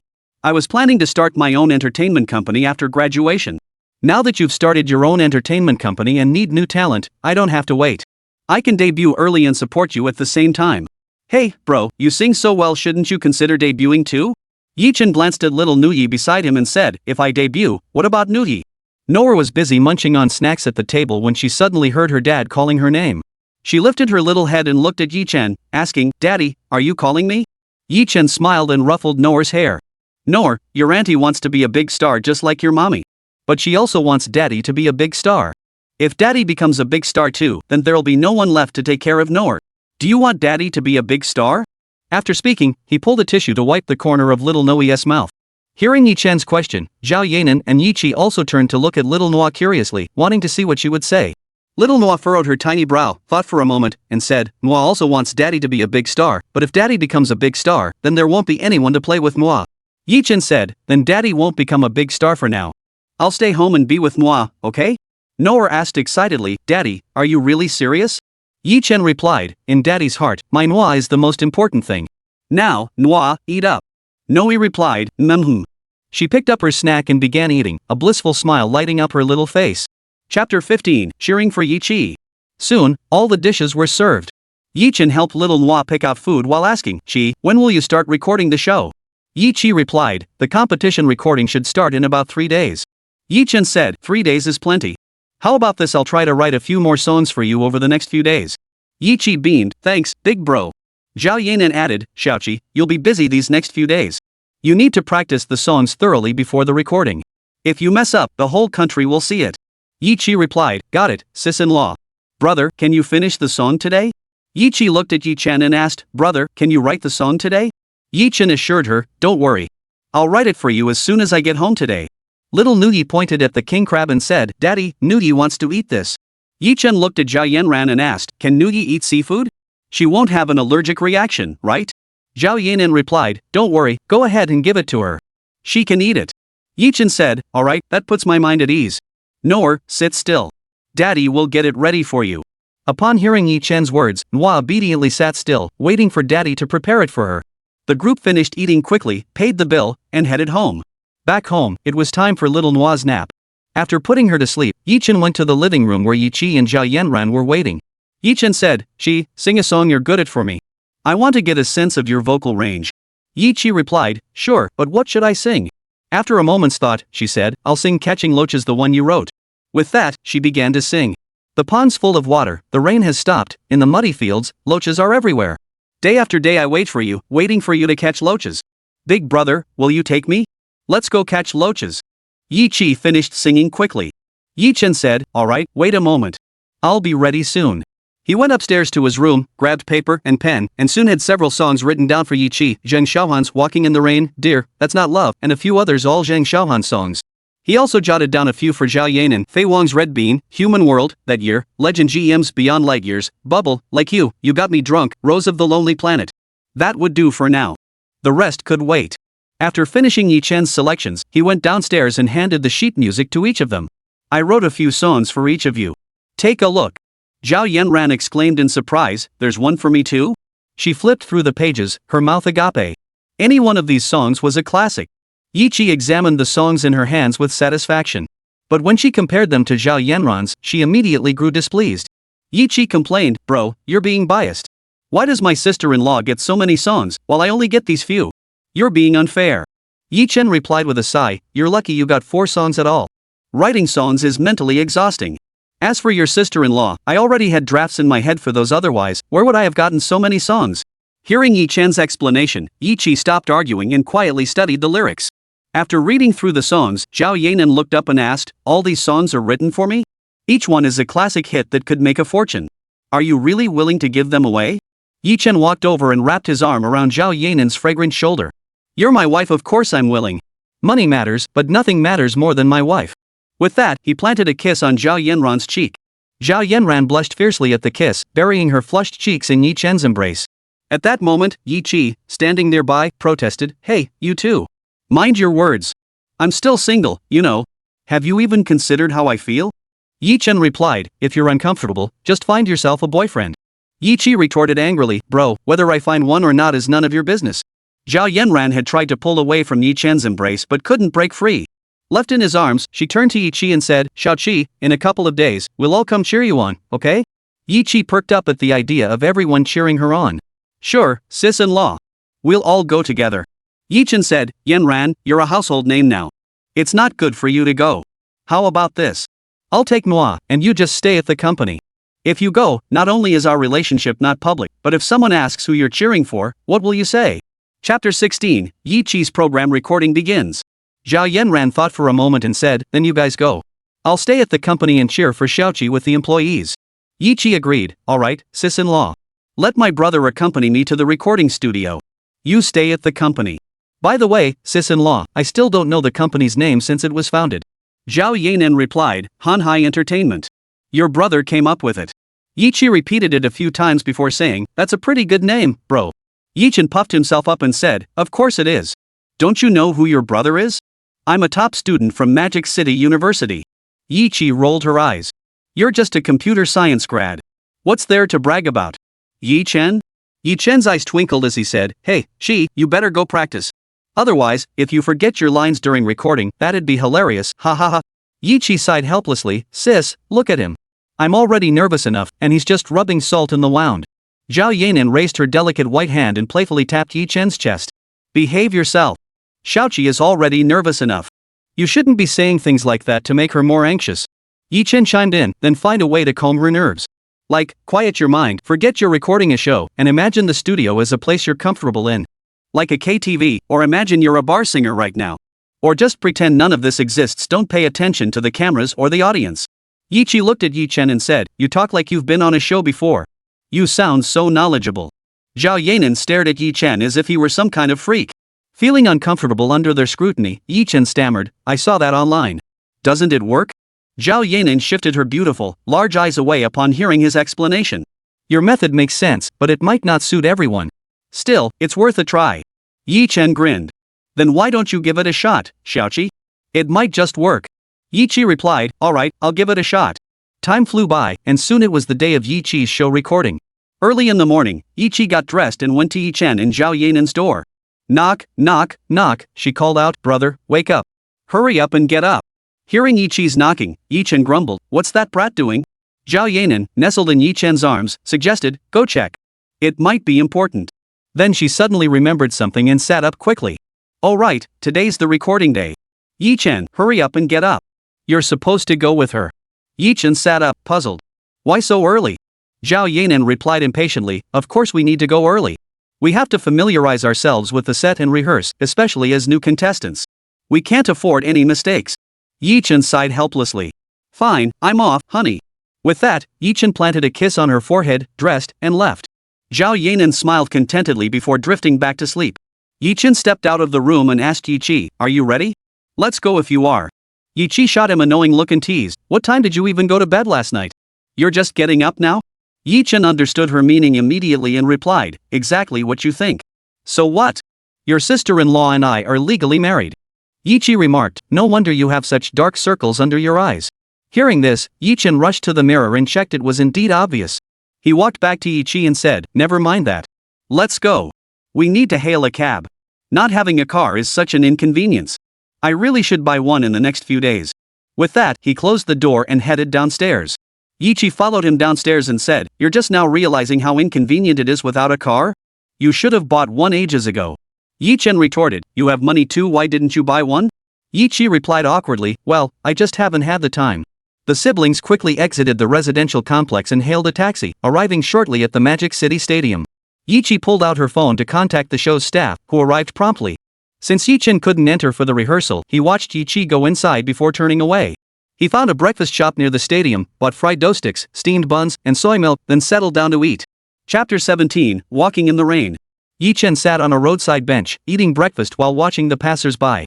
He realized he'd been in this world for over a month now. Aside from taking care of Nuoyi, he hadn't had much to do. He wondered if he could find something else to occupy himself while still looking after the little girl. In his previous life, he treated himself like a machine, chasing fame and fortune until exhaustion killed him. Only after dying and reincarnating into this world did he realize that while fame and wealth mattered, they paled in comparison to family and health. In his past life, he'd been too busy to ever start a family. Now that he had one, he would cherish it. He could find something to do that wouldn't interfere with his family. Yi Chen pondered the online novels in this world, finding them rather lackluster. The literary classics from his previous life didn't exist here. Wait, besides writing novels, he could stream himself singing. Just as Yi Chen pondered his next move, Zhao Yanran rose and brought little Nuoyi to Shanghai Entertainment. The company primarily hired young women, with only drivers, photographers, editors, and other technical staff being male. Zhao Yanran entered the office with little Nuoyi, followed by Chen Jing and Li Shan. Little Nuoyi spotted Chen Jing and Lu Yan and excitedly ran over, hugging Chen Jing's leg as she exclaimed, Auntie Chen Jing. Auntie Li Shan. Chen Jing bent down, picked up Nuoyi, and asked, little Nuoyi, it's been a while. Did you miss your aunts? Before Nuoyi could answer, Li Shan chimed in, and me, Nuoyi. Did you miss Auntie Li Shan? You know, Auntie Li Shan always thinks of you whenever she has something delicious. You can't make Auntie Li Shan sad, you know. Nuoyi immediately replied, I missed Auntie Chen Jing and Auntie Li Shan so much. Li Shan said, Nuoyi, you're such a sweetheart. Finally thinking of Auntie Li Shan, I'm so happy. Zhao Yanran watched the three of them, shook her head, and smiled. Alright, Chen Jing and Xiao Shan, please go notify the company staff later. Everyone who doesn't have commitments at home should gather in the main conference room this afternoon. Chen Jing asked, is something going on? Saying this, Chen Jing sat down on the sofa holding Nuoyi, who sat quietly in her arms. Zhao Yanran explained, my sister-in-law is participating in a singing competition recording today. I'd like everyone to come with me to watch, and it'll also give the employees a chance to get to know each other better. Chen Jing replied, alright, we'll go notify everyone shortly. Magic City Stadium. As the clock struck 6 in the evening, Yi Chen entered with the crowd and quickly found his seat. On stage, the host picked up the microphone and announced, hello to all our audience members here in the venue and watching on television. Today marks the annual Huaxia National Youth Singing Competition. This is the Magic City TV broadcast of the Magic City Division. I welcome you all here. I'm your host, Xiao Yang. Clap, clap, clap, clap. The audience erupted in applause. As the applause died down, host Xiao Yang continued, now, let me introduce to you. As the host's introduction drew to a close, the time grew ever closer. Contestants took the stage one by one to perform. Some were eliminated, leaving the stage with disappointment. Those who remained felt joy mixed with nerves. Soon the host announced, "Unfortunately, this contestant won't be advancing. We hope they'll continue working hard to improve their weaknesses after leaving the stage. We hope to see you here again next year. Please give this contestant your applause as a sign of encouragement as they leave the stage." Clap, clap, clap, clap, clap. The audience obliged with their applause. After the applause died down, host Zhao Yanran announced, "Alright, next up is contestant Yi Qi. Let's see what song she has prepared for us." With that, the host stepped off stage. After Yi Qi took the stage and got ready, she nodded to the music technician. This was the song she recorded yesterday at Zhao Yanran's company. The music began. The audience recognized it immediately. It was a brand new song. Soon, Yi Qi's voice filled the air. "Everyone should have dreams. If you have dreams, don't fear the pain. Even if thunder rumbles endlessly. Rain pours into eyes, obscuring vision. Who's speeding by in a wild rush? Splashing mud all over me. I decide where I want to go. To reach heaven, I must leap over hell. Without fear or retreat. This isn't temper. It's what they call resolve and courage. You can push me off a cliff. I can learn to fly. Never taking orders from anyone, I stand alone. My ears are for listening to my own soul." Chapter 18, Yi Qi's Advancement. Walking in the rain. If you're a gem, you should shine. Everyone should have dreams. Oh, if you have dreams, don't fear the pain. Walking in the rain. If you're a ray of sunshine, your hotel should be warm. Everyone should have dreams. Oh, if you have dreams, don't fear the pain. The audience below couldn't help but start murmuring when Yi Qi sang this part. This song is so catchy, but I wonder what it's called. Can you find it online? I tried searching but couldn't find it. Probably hasn't been released yet. But no worries if it's not out now, it'll be out eventually. This song is packed with positive energy. It really gets my blood pumping. The three judges near the stage, Lu Huan, Chen, and Lu Yuehua, began critiquing Yi Qi. Lu Huan looked at Lu Yuehua and asked, "Huazai, what do you think of this contestant, Yi Qi?" Lu Yuehua replied, "I think this contestant is a singer with tremendous potential." Chen chimed in, "I agree. Her vocal skills are solid, but with more practice, she could become the next Yanran." Lu Huan then remarked, "You're so confident she could become the next Yanran?" Lu Yuehua inquired, "Are you referring to Zhao Yanran, the newly crowned diva this year?" Lu Huan replied, "Exactly, Hua. Zhao Yanran is essentially my protege. I see traces of her in this contestant." Lu Yuehua exclaimed in surprise, "Zhao Yanran is your protege? I've worked with her a few times. She's very professional and easy to get along with." Chen chimed in, "Huazi is right. I met her through old Lu and we've worked together a few times, though I haven't seen her in over a month." Lu Huan added, "I spoke with her on the phone recently. She's left her previous company and has been preparing to start her own business." Lu Yuehua sensed the conversation was veering off course and interjected, "Aren't we getting sidetracked? We were discussing the contestant above, Yi Qi." Lu Huan and Chen snapped back to focus, saying in unison, right, we did get sidetracked." Lu Huan declared, "This contestant absolutely must pass. She's a rare talent." Lu Yuehua and Chen nodded in agreement. They continued listening to the song. Yi Qi's singing continued. With circling vultures overhead. Behind her, sharp whispers. A dark fairy tale. A baptism for growing up. To be unique is to be trendy. Even my wounds carry style.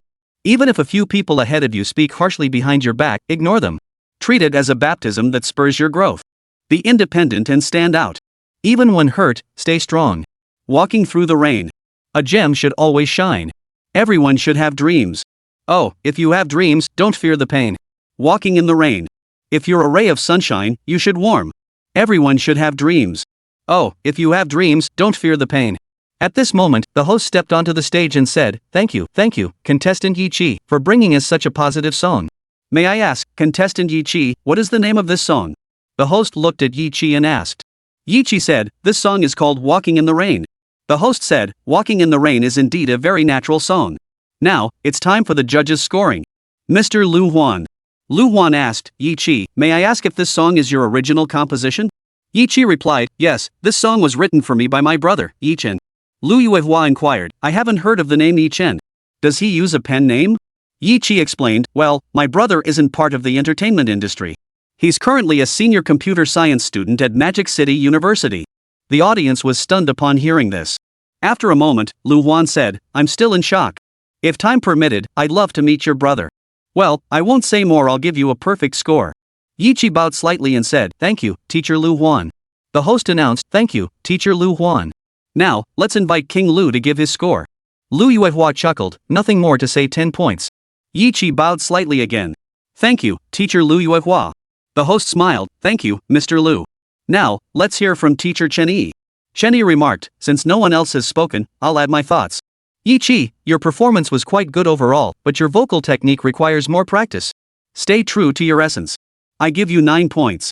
Yi Chi bowed slightly. Thank you, Teacher Chen Yi. Host, thank you, Teacher Chen Yi. Please give a round of applause for Yi Chi. Seeing this, Yi Chen left the venue. The matter was settled. Stepping outside the gymnasium, Yi Chen pondered, tomorrow, it was time to buy a car. Chapter 19, Buying a Car Part 1. Yi Chen stepped out of the gymnasium. Bored, he pulled out his phone and started scrolling through videos. Before long, his phone rang. It was Yi Chi calling. Before Yi Chen could speak, Yi Chi's voice came through. Bro, where are you right now? Yi Chen replied, I'm sitting on the bench right across from the gym entrance. Yi Chi said, brother, wait there for me. I'll come out right now. She hung up immediately. Soon, the siblings reunited. Yi Chi approached Yi Chen and asked, brother, how do you think I performed today? Yi Chen replied, barely passable. Yi Chi asked indignantly, what do you mean barely passable? It should be great. Yi Chen replied, yes, you did well. Since you're out now, let's go to the company and find your sister-in-law. Yi Chi said, that's exactly what I was thinking. After agreeing, the siblings hailed a taxi and headed toward Jinmao Commercial Street. Shanghai Entertainment Conference Room. Zhao Yanran and the others had witnessed Yi Chi's performance. At this point, Zhao Yanran dismissed the staff for the day, leaving only herself, her daughter, Chen Jing, and Li Shan behind. Chen Jing spoke up, Yanan, I think Yi Chen's sister performed exceptionally well. Should we consider signing her to the company? Li Shan chimed in, exactly, Sister Yanran. Our company is short-staffed right now. Signing her on would really lighten your load. Zhao Yanran smiled. Of course. Yi Chi had planned this too. She originally told me she wanted to wait until after graduation to debut, but because I'm starting a company, she decided to debut early to support me. Chen Jing smiled and said, that's wonderful news. Zhao Yanran sighed regretfully, it's just a shame Yi Chen doesn't want to debut. Otherwise, it would be even better. Li Shan asked, Sis Yanan, why would you want Yi Chen to debut? He's handsome, but he doesn't have the professional background, right? Chen Jing added, true. But if Yi Chen did debut, he'd only be a social media sensation. He never had formal training. Zhao Yanran declared, I can assure you all Yi Chen is absolutely a powerhouse. Didn't you hear earlier? Yi Chi's song was written by Yi Chen. Li Shan realized, now I remember. Yi Chi also mentioned earlier that Yi Chen helped compose her songs. He can write songs, but whether his voice can actually sing is another question. Zhao Yanran said mysteriously, let me tell you Yi Chen can sing, and his vocal skills are on par with a top-tier diva. Chen Jing asked in surprise, you mean it's true? Zhao Yanran replied impatiently, of course. Would I lie to you? She then turned to little Nuoyi beside her and said, Nuoyi, go to mom's office and bring mom the bag from the sofa. Little Nuoyi replied, okay, mom, and scampered off on her little legs. Soon, Xiao Nuoyi returned holding a bag. She handed it to Zhao Yanran and said, here you go, mom. Nuoyi got it for you. Zhao Yanran took the bag, bent down, and planted a kiss on Nuo's little cheek. Thank you, Nuo. Xiao Nuoyi giggled, hee, you're welcome, mom. Zhao Yanran placed the bag on the table, then bent down to lift Nuo onto her lap. Turning to Chen Jing, she said, Jing, could you help me take all the papers out of the bag? Chen Jing nodded. Sure, I'll help you. She opened the bag and began pulling out the papers inside. Glancing at the stack in her hands, she recognized sheet music and lyrics. She counted 11 sheets in total. Besides the 10 songs Yi Chen had written for Zhao Yanran the previous 2 days, there was also the earlier piece, The Wind Rises. After reviewing each sheet, she turned to Zhao Yanan and asked, Yanan, these songs are? Zhao Yanan smiled and said, these songs were written for me by Yi Chen. You know music too, what do you think? Pretty good, right? Chen Jing retorted with a sigh, what do you mean pretty good? Any one of these songs could be a classic. And looking at these lyrics, they're practically tailor-made for you. Just then, the conference room door opened, and both Yi Chen and Yi Chi entered. Little Nuoyi spotted Yi Chen and exclaimed excitedly, Daddy, Auntie, why are you here? Yi Chen took Xiao Nuoyi from Zhao Yanran's arms and said, of course we missed our little Nuoyi. That's why Daddy came with Auntie. Did you miss Daddy, Nuoyi? Little Nuoyi giggled and said, hee, yes. Nuoyi missed Daddy too. Holding Xiao Nuoyi, Yi Chen looked at Zhao Yanran and asked, shall we head back now? Zhao Yanran replied, let's head back. Jing and Shan, you two should go rest too. Chen Jing said, alright, Xiao Shan and I should head back too. Soon, the group parted ways with Chen Jing and Xiao Shan. The two women rented their own place. Yi Chen had once offered to split an apartment with them, but they both declined. After arriving home, they freshened up, read a bedtime story to little Nuoyi, and once she was asleep, Chen and Zhao Yanran retired to their room. The next morning, Chen and Zhao Yanran woke up early. Chen gazed at Zhao Yanran in his arms and said, "Yanran, today let Xiao Nuoyi stay with you. I'll go with Chi to buy a car." Zhao Yanran replied, "You should have bought a car ages ago." "Alright, go ahead." Chen dressed, kissed Zhao Yanran on the forehead, and said, "Alright, I'll be off then." Zhao Yanran smiled and nodded. Stepping out of the room, Chen called Chi. Soon, the siblings met outside the residential complex. Since Zhao Yanran lived there, Chen had instructed the security chief not to allow any outsiders into the compound. They hailed a taxi and soon arrived at the largest auto mall in the metropolis. Chapter 20, Buying a Car Part 2. Upon arriving at the auto mall, a saleswoman approached Chen and Chi as soon as they entered the showroom. "Hello, may I assist you in finding a vehicle that suits your needs?" Chen replied, "We'll look around first and talk to you later." The saleswoman replied, "Alright, just call me if you find anything you like." Chi interjected, "We'll be sure to let you know." With that, she and Chen began browsing. It must be said, the selection here was quite comprehensive, domestic and imported models alike, sports cars, sedans, SUVs. Chi turned to her brother and asked, "Bro, what kind of car do you think we should buy?" Chen replied, "I definitely need a 5-seater. No sports car, we have to consider Nuoyi. As for you, I suggest you get a minivan." Chi thought for a moment and said, "That makes sense. But bro, I think I could buy both." Chen said, "Whatever you want. Here's the deal, I'll buy you the minivan. As for the one you'll drive yourself, you handle that." Chi exclaimed excitedly, "Thanks a ton, bro." Chen shrugged indifferently, "No big deal. You're my little sister, after all." Then he remembered something and added, "Oh, and your sister-in-law only has the minivan. She doesn't have a personal car yet." Chi waved it off. "No big deal. If she wants to buy one, let her. It's not like we're short on cash." Chen retorted with a sigh, "You talk like you're some kind of big shot." Chi shrugged indifferently, "So what if I'm a big shot? I don't care about that reputation." The saleswoman trailing behind overheard the entire exchange between the siblings. She wondered whether they were genuinely wealthy second-generation rich kids or just here to show off. But she secretly hoped they were the former. After all, she'd only been on the job a few days and hadn't sold a single car yet. The auto mall was huge. Every time Chi walked over to look at a car, the saleswoman enthusiastically gave her a detailed introduction. Chen received the same treatment. Chi felt a bit torn and turned to Chen, asking, "Bro, which one do you think I should buy? All the cars I've seen so far are sports cars." Chen thought for a moment and replied, "I think girls shouldn't buy sports cars. It might scare guys off and make it hard to get married. I think the Cadillac CT4 would suit you well, but the Volvo S60 or Mercedes AMG are also good options." After speaking, Chen turned to the saleswoman and asked, "What do you think, miss? Am I right?" The saleswoman replied, "Actually, sir, I think girls can drive sports cars too. Sports cars aren't just for guys." Chi had been a bit upset when she first heard Chen's words. But upon hearing the saleswoman's words, she instantly beamed and said, "Did you hear that, bro? Even this lady says girls can drive sports cars. And as for you saying I'll never get married, that's ridiculous." Chi continued, "Bro, you shouldn't have that kind of mindset. Tell me, why do you think girls can't drive sports cars?"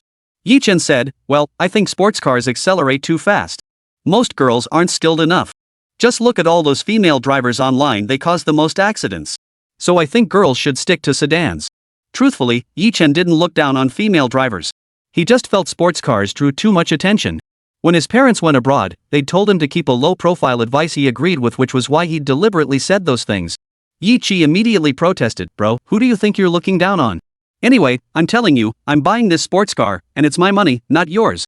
If you keep this up, I swear I'll call my sister-in-law right now and tell her you discriminate against female drivers." He thought to himself, "Just you wait, little brat. I'll drag my sister-in-law into this and see if you dare keep talking." Chen froze at the mention of Zhao Yanran. That was out of the question. Ever since marrying her, he'd grown accustomed to sleeping in her arms, breathing in her natural scent and the fragrance of her hair.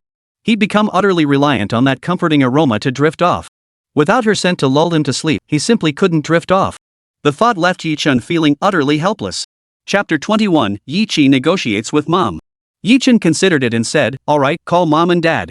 If they don't object, then I have nothing more to say. You should remember mom and dad told us to keep a low profile before they left the country. Buying a sports car out of the blue like this means you have to tell them." Chi's heart tightened at Chen's words. She remembered before leaving, her parents had indeed instructed them to live modestly and avoid drawing attention. But Chi really liked that sports car, so she steeled herself and called her mother, Su Yan. After 2 rings, Su Yan answered, "Hello, dear. When did you find time to call mom?" How's your brother doing? I heard he found a girlfriend recently, right? Yi Chi was speechless. Why did she have to start with her brother's business? I'm your biological daughter too, you know. With that thought, Yi Chi replied with a hint of annoyance, Mom, why do you always start with my brother? I'm your biological daughter too, you know. Hearing her daughter's frustration, Su-Yen replied, oh dear, what's wrong, sweetheart? Feeling jealous? Alright then, let me ask you, how are your grades lately? Have you found a boyfriend? If you do have a boyfriend, I'll tell you this, before your dad and I approve of him, you're not allowed to spend the night with him. Girls need to protect themselves. If you just give yourself away like that. Since the call was on speakerphone, both Yi Chen and the saleswoman nearby overheard Su-Yen and Yi Chi's conversation. While the saleswoman's thoughts were unknown, Yi Chen was struggling to stifle his laughter. Yi Chi caught Yi Chen suppressing a smile and quickly interrupted, alright, Mom, I got it. I don't have a boyfriend. But something big happened with my brother. She shot Yi Chen a look. Yi Chen sensed something was off. Why was she dragging him into this? Su-Yen's heart skipped a beat upon hearing Yi Chi's words. Not my daughter. What happened to your brother? Is it serious? You can't scare your mother like this, my heart can't take it. Yi Jinghua, who had been reading the newspaper beside Su-Yen, put down his documents and looked at Su-Yen anxiously. Hearing the tremor in her mother's voice, Yi Chi realized she'd gone too far and quickly clarified, No, Mom, something major did happen with my brother, but it might actually be good news for you too. Su-Yen exhaled in relief, then scolded her with a hint of irritation, you silly girl. Could you please be clear when you speak? What if you scared your father and me to death? Yi Chi apologized sheepishly, Mom, I know I was wrong. Please forgive me. Su-Yen snapped, fine. Now tell me about your brother. What exactly is this good news for us? Yi Chi said, Mom, you need to brace yourselves for this big news. You'll be shocked, maybe even find it unbelievable, so prepare yourselves. But you have to promise me one thing before I can tell you. Su-Yen retorted impatiently, oh, come on. You little brat, now you're playing coy with us? Just spit it out. What do you want us to agree to? Yi Jinghua had just picked up his documents again after learning his son was safe, but upon hearing his daughter say she'd only tell them about Yi Chen if they agreed to something, he couldn't help but set his papers down out of curiosity. Yi Chi thought, gotcha, and said, Mom, the condition is simple. My brother and I are at the auto mall right now. I found a car I like, but my brother says we need your approval to buy it. Su-Yen remained silent, so Yi Jinghua asked curiously, Sweetheart, what kind of car caught your eye that needs our approval? Yi Chi explained, Dad, it's like this. The car I've set my sights on is a bit pricey. It's a Ferrari F8, costing just under 3.8 million yuan. Yi Jinghua thought 3.8 million wasn't unreasonable. Should he agree? After pondering, he said, Sweetheart, I approve of your car purchase. Now, can you tell me about your brother's situation? Yi Chi considered it and said, Dad, let's do this. I'll go buy the car with my brother first. I'll tell you both when we get home. It's a bit awkward talking about it here with so many people around. Yi Jinghua considered it, after all, family matters were best kept within the household. All right, he agreed. Call us when you get home. Yi Chi replied, got it, Dad. I'll hang up now. After hanging up, in a villa in the United States, Su-Yen looked at Yi Jinghua and asked, Honey, what could our daughter possibly want to tell us about our son? And she's being so mysterious about it.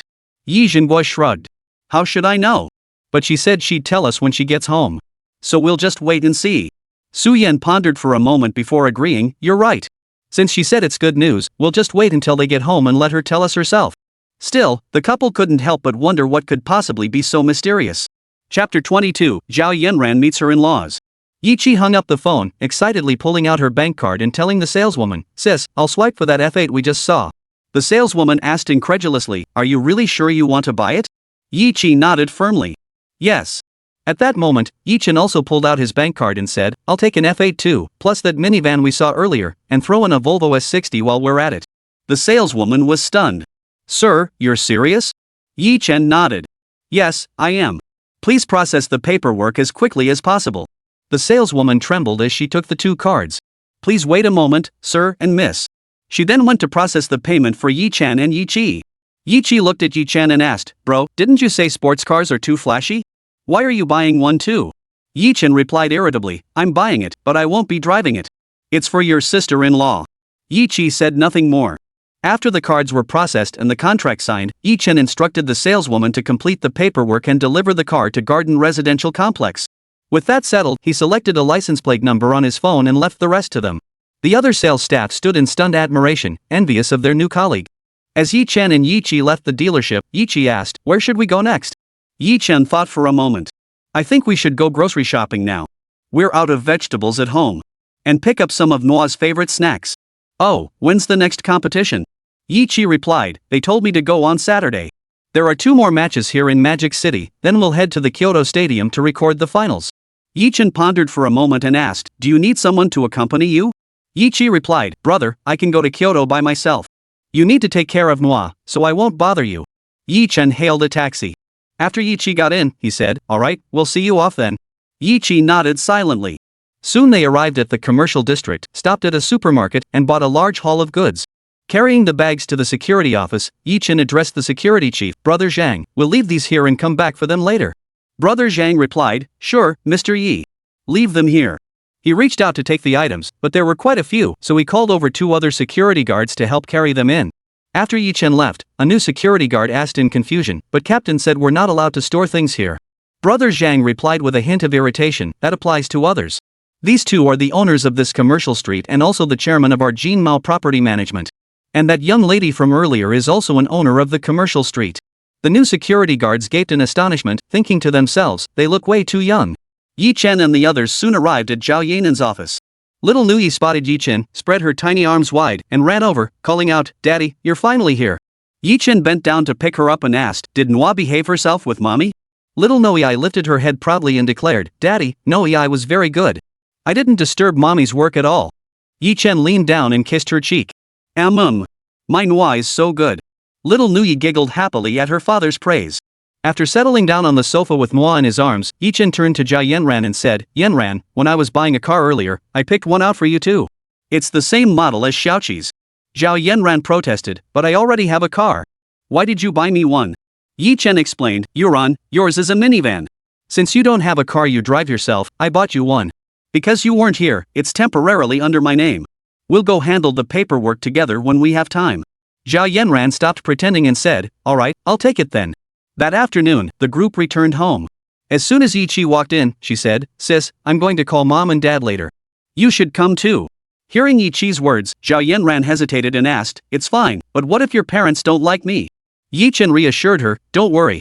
My parents will definitely like you. Besides, you're so beautiful and you gave them such a lovely granddaughter. Zhao Yanran thought for a moment and said, Alright then. But her heart still fluttered with nervousness. Yi-Chi took out his phone to make the call, while Yi-Chen headed to the kitchen to prepare dinner. Yi-Chi opened Feishuan and sent a video call invitation to Su-Yan. After 2 rings, Su-Yan answered. Chapter 23, Parents Returning Home. Soon, Su-Yan and Yijinggua's faces appeared on the screen. Su-Yan asked, Daughter, tell us what good fortune has befallen your brother. Yi-Chi replied, Mom, you and Dad better brace yourselves. Otherwise, you're in for a shock. Su-Yan replied impatiently, Go ahead, you little brat. Your mom and dad have seen it all. Yijinggua chimed in, Your mom's right. We've weathered every storm there is. Yi-Chi cleared her throat. Listen carefully, Mom and Dad. You have a granddaughter. She's already 4 years old. How does that sound? Pretty unbelievable, right? Su-Yan and Yijinggua were startled by Yi-Chi's words. After a moment's thought, they dismissed it as impossible. Yi-Chi must be pulling their leg. Su-Yan snapped, You little brat, this joke isn't funny at all. Yijinggua, regaining his composure, retorted irritably, You brat, making fun of your parents? This isn't funny at all. It's just buying a car, no need to mock us like this. Yi-Chi sighed helplessly. I really wasn't lying. If you don't believe me, I'll show you the real person. She stood up and walked toward Nuoyi, who was watching cartoons. Yi-Chi sat down beside Nuoyi, pointed the camera at her, and said, Nuoyi, guess who's on the screen? Nuoyi stared wide-eyed at Su Li and Yijinggua on the screen. Su-Yan and Yijinggua were too stunned to speak. Then Nuoyi asked, Who are auntie and uncle? Are they grandpa and grandma? Yi-Chi said, They're your grandparents, Nuoyi. Why don't you say hello to them? Little Nuoyi nodded obediently, looked at Su-Yan and Yijinggua on the screen, and called out in a sweet, childish voice, Hello, grandpa and grandma. My name is Nuoyi. Boom. Su Li and Yijinggua were momentarily speechless. Only when they heard little Nuoyi greet them did they snap out of it. Oh my, that sweet little voice melted their hearts.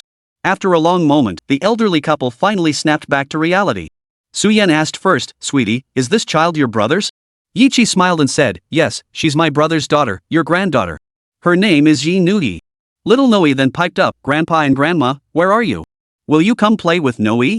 This is the first time Nuoyi has ever met her grandparents. All the other kids have grandparents to play with them, but Nuoyi doesn't yet. Little Nuoyi was thrilled to discover she had grandparents too. She'd seen other children with theirs, but never had any herself. Now that she finally knew she was just like the other kids, she wanted her grandparents to come and spend time with her. Su Yan's heart melted upon hearing Nuoyi's words. She immediately replied, "Oh, my dear granddaughter. Grandma will come visit you in a few days, okay?" Yi Xingguo added, "Sweetheart, Grandpa will bring you presents and come visit you in a few days, okay?" Yi Qi then interjected, "Right, Mom and Dad, I know you have a lot of questions. Let your sister-in-law explain everything to you." The elderly couple, momentarily stunned, responded in unison, "All right." They too wanted to know what had happened. Yi Qi promptly stood up, walked over to Zhao Yanran, sat beside her, and handed her phone. "Sis, say hello to Mom and Dad." Zhao Yanran nervously took the phone and faced the screen. Su Yan and Yi Xingguo saw her stunningly beautiful face. Blushing and nervous, Zhao Yanran addressed the elderly couple, "Hello, Uncle and Auntie. My name is Zhao Yanran." Su Yan quickly interjected, "Hello, dear. You're so beautiful, why call us Auntie?" Hearing Su Yan's words, Zhao Yanran blushed and called out, "Mom and Dad, hello." Su Yan and Yi Xingguo responded, "Oh, hello." Su Yan smiled and said, "That's more like it." Soon the three were chatting animatedly. The elderly couple inquired about Zhao Yanran's life, and she recounted the events of years past. After nearly an hour of conversation, Yi Chen brought out the prepared meal. With Yi Qi's help, Nuoyi washed her hands. Yi Chen lifted her onto the table. After everyone sat down, he served her food. Yi Qi then said, "Mom and Dad mentioned they'll be returning to China in a few days." Upon hearing this, Yi Chen asked, "Does that mean we should move to the villa ahead of time?" Yi Qi replied, "Of course. There's simply not enough room for everyone here. Besides, I feel like I'll be a big star just like my sister-in-law someday, so naturally I'll need to live in a villa district. We'll just come back here occasionally to visit." Chapter 24, Excited Nuoyi. Yi Chen thought for a moment and said, "Alright, I'll call them later to have the place cleaned up." Zhao Yanran asked, "The villa you're talking about, it's not the biggest one in Shanghai Garden, is it?" Yi Qi confirmed, "Yes, that's the one." "Hey, sis-in-law, how did you know which villa it was?" Zhao Yanran replied with a hint of annoyance, "Is that even a question? The entire Shanghai Garden belongs to you too. Besides, I've lived here for over a year now. The largest villa in the complex has never been rented out, and people go in to clean it from time to time. All these clues point to it being the one you're talking about." Hearing Zhao Yanran's words, Yi Qi felt embarrassed and stuck out her tongue before lowering her head to eat. Zhao Yanran continued, "If you have such a large villa, why would you live here?" Yi Chen explained, "Well, this place is closer to campus. Plus, that huge villa just feels too empty, so we moved here." Yi Qi chimed in, "Hey, big bro, could you write me another upbeat song? The ones you gave me so far are either nostalgic or love songs except for that motivational one we sang yesterday." Yi Chen thought for a moment, then went into his room, pulled out a few sheets of paper from a drawer, and handed them to Yi Qi. "Pick whichever you like." Yi Qi took them with surprise. There were melancholy ones, inspirational ones, ones reminiscing about youth, and so on. Zhao Yanran also leaned in to look. Every single one was a classic song. The two stared at Yi Chen as if he were a monster, making him feel a bit uneasy under their gaze. He quickly added, "You two need to get used to this. More surprising things are coming. These songs are just what I've written recently. I might write other things later." Yi Qi and Zhao Yanran shook their heads in disbelief. Yi Chen didn't seem to care about their skepticism. Soon, Yi Qi selected a few songs and handed the rest to Zhao Yanran. Time rolled on to the third day. Su Yan and Yi Xingguo emerged from Shanghai Pudong International Airport. The elderly couple hadn't called Yi Chen and the others. They decided to surprise them. Yi Xingguo remarked, "Honey, imagine the kids' expressions when they see us back so suddenly." Su Yan replied, "They'll definitely be shocked.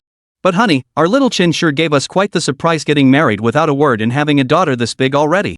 Yi Xingguo sighed, "Yes. We even arranged a betrothal for him before. We were planning to have them meet, but I called old Zhao earlier, and he kept apologizing over the phone." Su Yan asked curiously, "Did he say what he was apologizing for?" Yi Xingguo sighed helplessly. "He mentioned his daughter had someone on the side and even had a child. They didn't know about it earlier. His daughter gave birth abroad and only brought the baby back after the postpartum confinement period. And from what he said, the father hasn't shown his face to this day." Su Yan sighed, "Oh dear. That poor girl from the Zhao family really picked the wrong guy." Yi Xingguo interjected, "Enough of that. It's none of our business. The car's here. Let's go." Su Yan nodded, and the two got into the car. Yi Chen and the others had already moved into the villa last night. Yi Xingguo and Su Yan, the elderly couple, got out directly at the Shanghai Garden community. The security guard at the gate recognized them, so he didn't stop them. Inside the villa, everyone was present except Zhao Yanran, who was at the office. Yi Qi was practicing singing, while Yi Chen sat with Nuoyi watching cartoons. The villa door opened. Yi Chen turned to see none other than Yi Xingguo and his wife walking in. Yi Chen said, "Mom and Dad, why didn't you call me? I could have picked you up." "No, call them." Little Nuoyi exclaimed excitedly, "Grandpa and Grandma, you're back. Su Yan and Jingguai responded, yes, dear granddaughter. They added, we didn't need you to pick us up. Besides, we didn't want to bother you when you're busy. By the way, where's our daughter-in-law? Yi Chen replied, she's at the office. She won't be back until this afternoon. Yi Jingguai then walked over pulling a large suitcase and said to little Nuoyi, come see what grandpa and grandma brought you.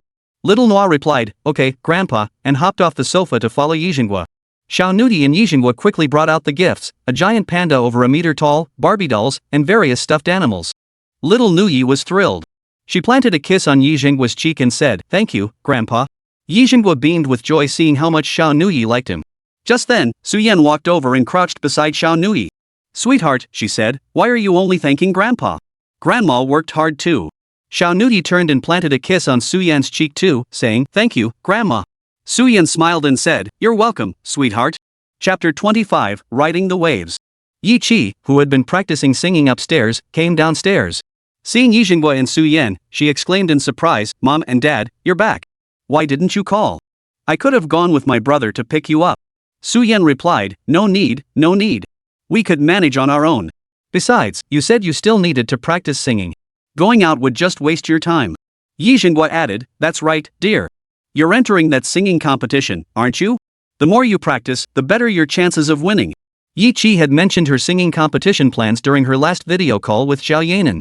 She'd expected disapproval, but surprisingly, her grandparents were quite supportive. Little Nuoyi exclaimed excitedly, Auntie, look.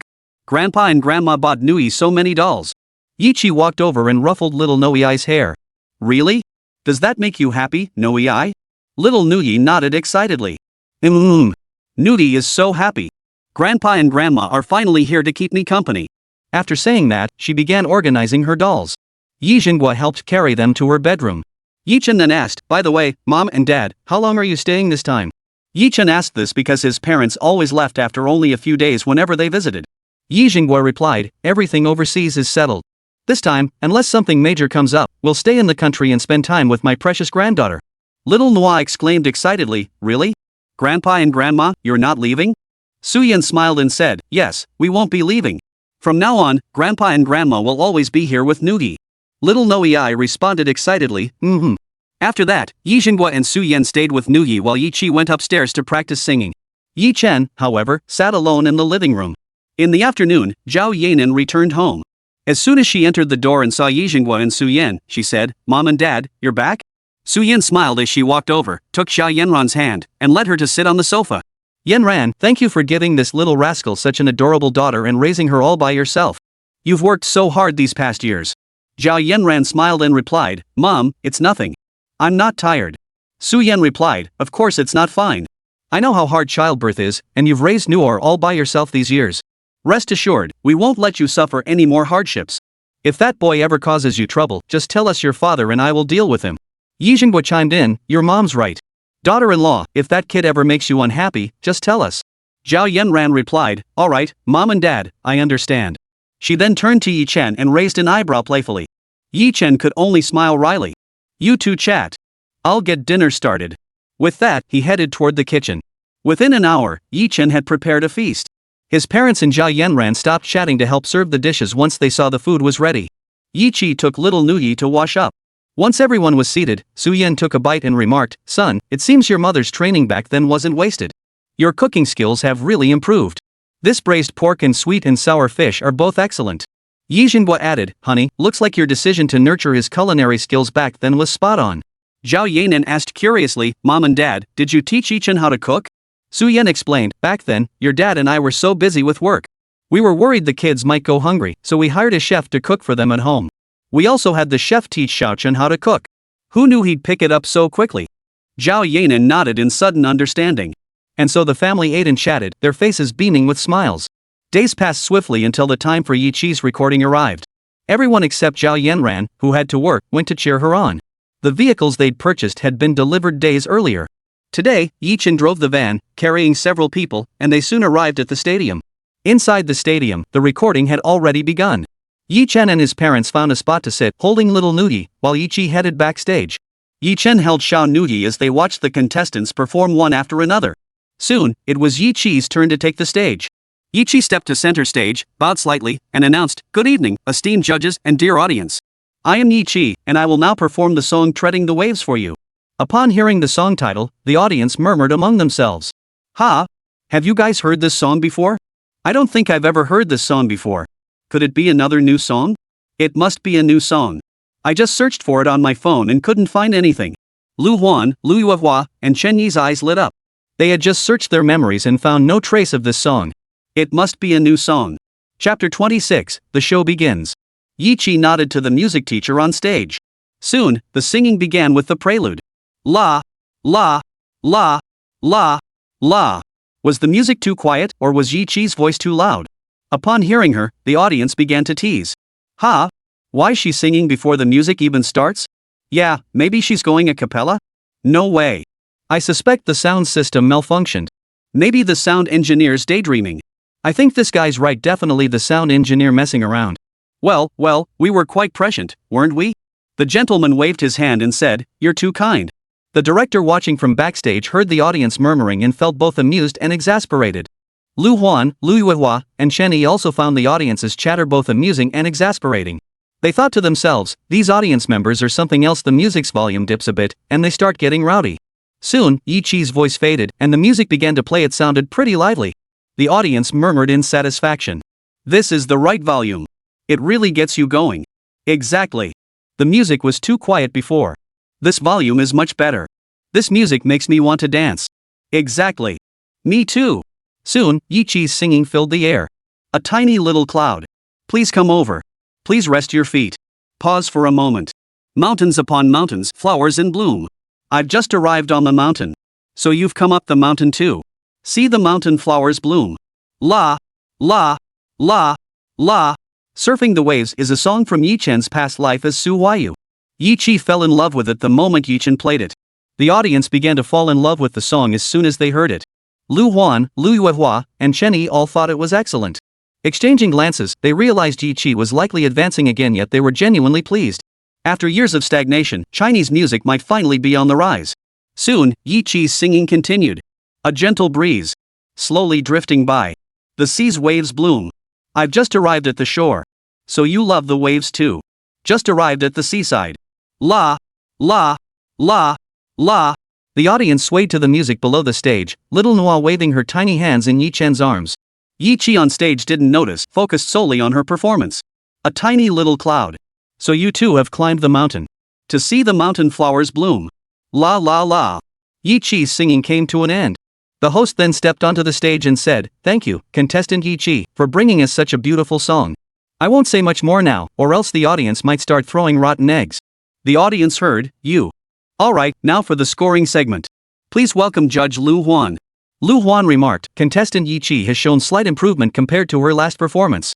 This demonstrates she's someone willing to work hard for her dreams, exactly the kind of talent the music industry needs. Therefore, I award her a perfect score." Yi-Chi bowed slightly and said, "Thank you, Teacher Lu Huan." The host said, "Thank you for your comments, Teacher Lu Huan. Next, please welcome Huazi." Lu Yuehua remarked, "This contestant has truly surprised me. Transitioning from Walking in the Rain to Treading the Waves, two songs of such different styles, she has shown me the promise of China's entertainment industry. I award her a perfect score of 10. Yi-Chi bowed slightly and said, "Thank you, Teacher Lu Yuehua." The host announced, "Let's thank Huazi." Next, we welcome Judge Chen Yi. Chen Yi remarked, "I have little to add, but to keep you motivated, I'll give you 9 points. I hope you continue to improve." Yi-Chi bowed slightly and said, "Thank you, Teacher Chen Yi." The host announced, "Alright, let's thank Teacher Chen Yi. Please join me in applauding contestant Yi-Chi's advancement." With Yi-Chi already advancing, there was little else to see. Yi-Chen carried the sleeping Xiao Nuoyi as he followed his parents out of the gymnasium. Yi-Chi soon followed behind. Once the entire family gathered in the car, Su-Yan carefully took Shanghai from Yi-Chi's arms and whispered softly, "You did great, sweetheart. Your performance really impressed us." Yi-Chi, trying not to wake Xiao, whispered back, "Of course. Otherwise, all that hard work would have been for nothing."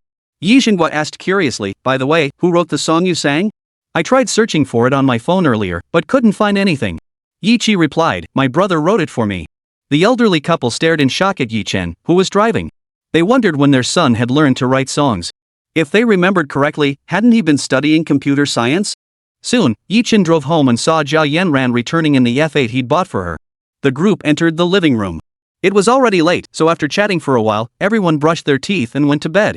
Yi Chi had also taken Zhao Yanran's advice from last night and recorded 2 songs today. Soon evening arrived, and the two returned home. Today, the youth singing competition program was set to air, and both parents were eager to see how Yi Chi performed live compared to her TV appearances. Yi Chen desperately wanted to say they were identical, but dared not speak, fearing a family-wide backlash. Yi Chi excitedly turned on the TV, but it was still commercial time. Chapter 27, Strong Demands from Netizens. The commercials ended quickly, and everyone focused intently on the program. Yi Chen played with little Nuoyi, who was quite cooperative. The two of them giggled occasionally, and their playful antics instantly annoyed Su Yan. Su Yan snapped, "You little brat. If you don't want to watch TV, get out of here. Don't disturb us." Yi Chen replied, "Okay."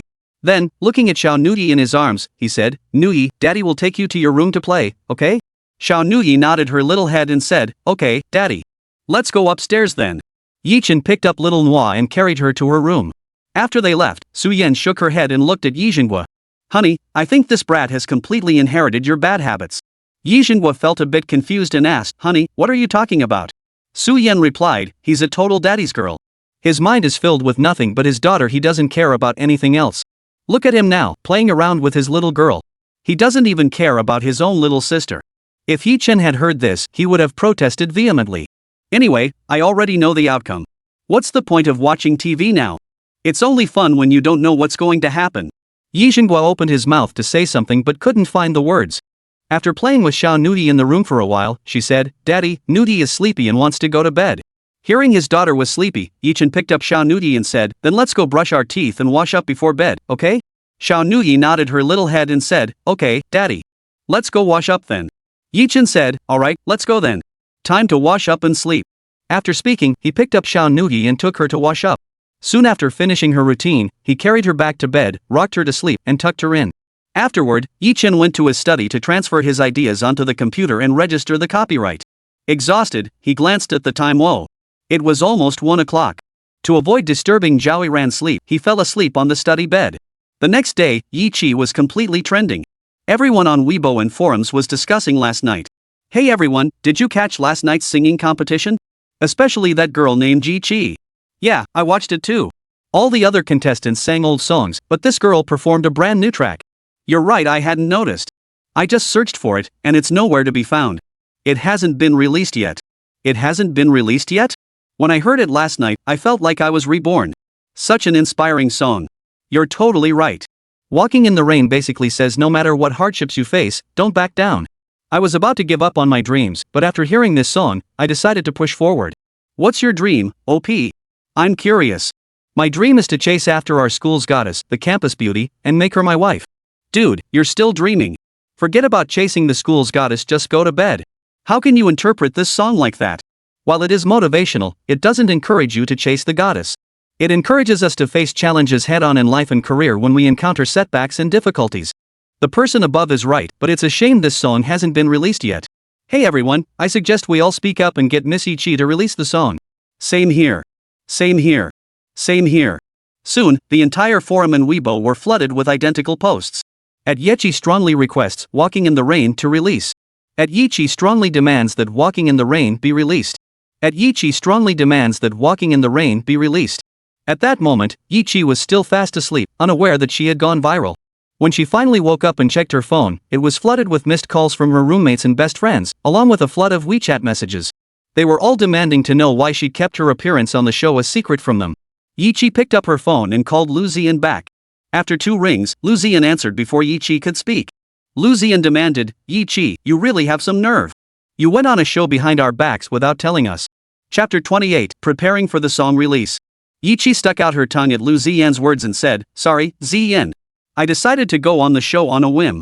I originally wanted to invite you and Liang, but I was afraid you wouldn't go." Lu Ziyan retorted, "That's none of our concern. You have to treat us to a meal. Otherwise, you'll lose all 3 of us sisters." Just then, Zhang Langying's voice came through the phone. "That's right, Xiaoqi. You're famous now, so you have to treat us. And Zhao Lia, the 3 of us need you to make arrangements for us today." Yichi replied, "Fine, let's meet at the school gate at noon. Oh, and since school's on break, you're probably still staying in the dorms, right?" Lu Ziyan sighed helplessly, "Yeah, unlike you who can go home to Shanghai. We can't. Our families aren't in Shanghai, and plane and train tickets are so expensive. We've been performing at bars all this time. We save some for living expenses and send the rest home. After all, our families are struggling and we have younger siblings in school. Hearing this, Yichi felt a pang of unease. After all, she'd grown up in affluence. While she didn't know her parents' exact wealth, her own savings conservatively exceeded 9 figures. Yichi said, "Alright, I'll head straight from home to meet you at school.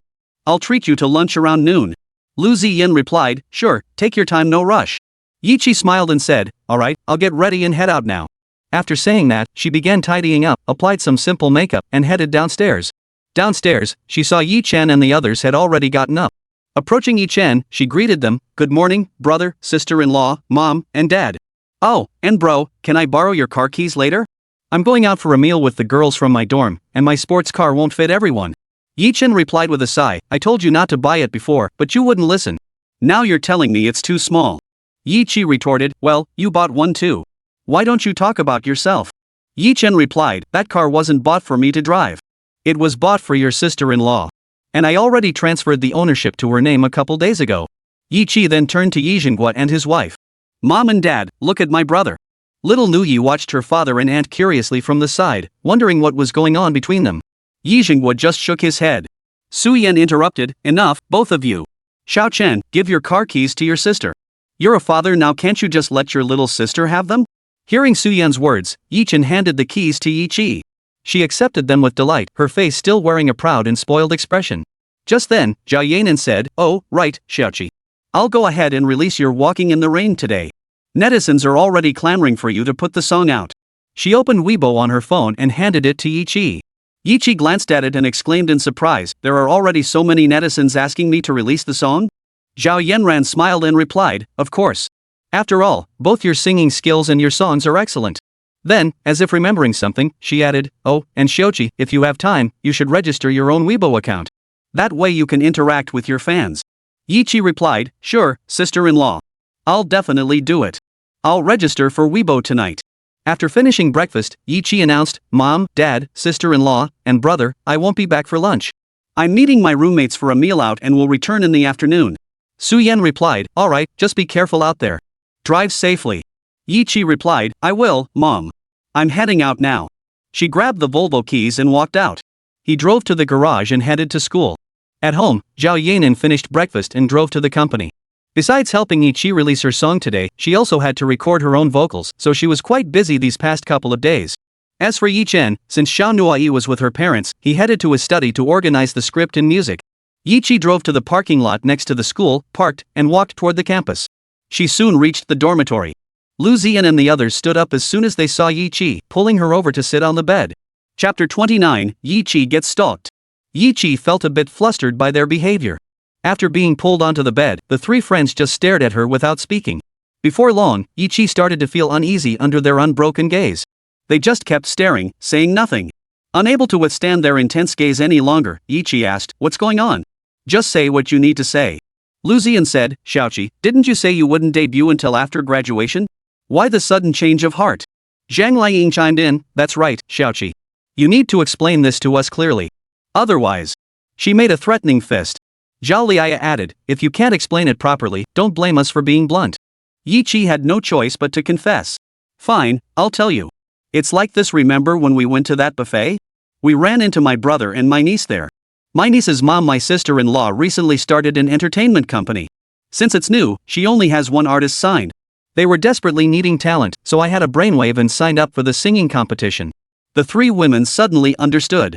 But then Zhao Liaya zeroed in on the crucial detail. "You just said your sister-in-law is an artist," she pressed. "Be honest, who is she? If she's an artist, we definitely know." Zhang Liang and Lu Ziyan immediately caught on, and all three stared at Yi Chi. Yi Chi realized she'd slipped up, but figured they'd find out eventually anyway. After a moment's thought, she said, "My sister-in-law is the top-tier diva Zhao Yanran." The three friends' mouths dropped open wide enough to fit an apple. Once they regained their composure, the trio began chattering excitedly. "Xiaoqi, is this true? Your sister-in-law really is Zhao Yanran? You're not pulling our leg, are you? Be honest, are you lying to us, just messing with us? How could I possibly believe that? If your sister-in-law is Zhao Yanran, then my sister must be Zhang Huimin." "Exactly. Haven't you lied to us enough already?" Yi Chi sighed, pressing her hand to her forehead. "I really wasn't lying to you." The three sisters rolled their eyes at her, thinking, "Yeah, right." Seeing the time was almost up, Yi Chi said, "Alright, time's up. Let's go." I brought enough money today, so go ahead and fleece me. Lu Ziyan and the others perked up at once. Lu Ziyan declared, fine, we'll fleece you properly as payment for deceiving us. Zhang Liying chimed in, exactly. We'll have to fleece you thoroughly to make up for your deception. Zhao Liya chimed in, exactly. Today we're having a feast. Yiqi felt helpless. She'd already told them the truth, but they simply wouldn't believe her. Soon they arrived at the parking lot. Lu Ziyan and the others were puzzled. Zhang Liying asked, hey, Xiaoqi, why did you bring us to the parking lot? Aren't we taking a taxi? Zhao Liya inquired, could it be you drove your company car here? But that doesn't make sense. Newly signed artists get that perk now? Yiqi didn't answer their questions. Instead, she said, just follow me. I won't make you walk anywhere.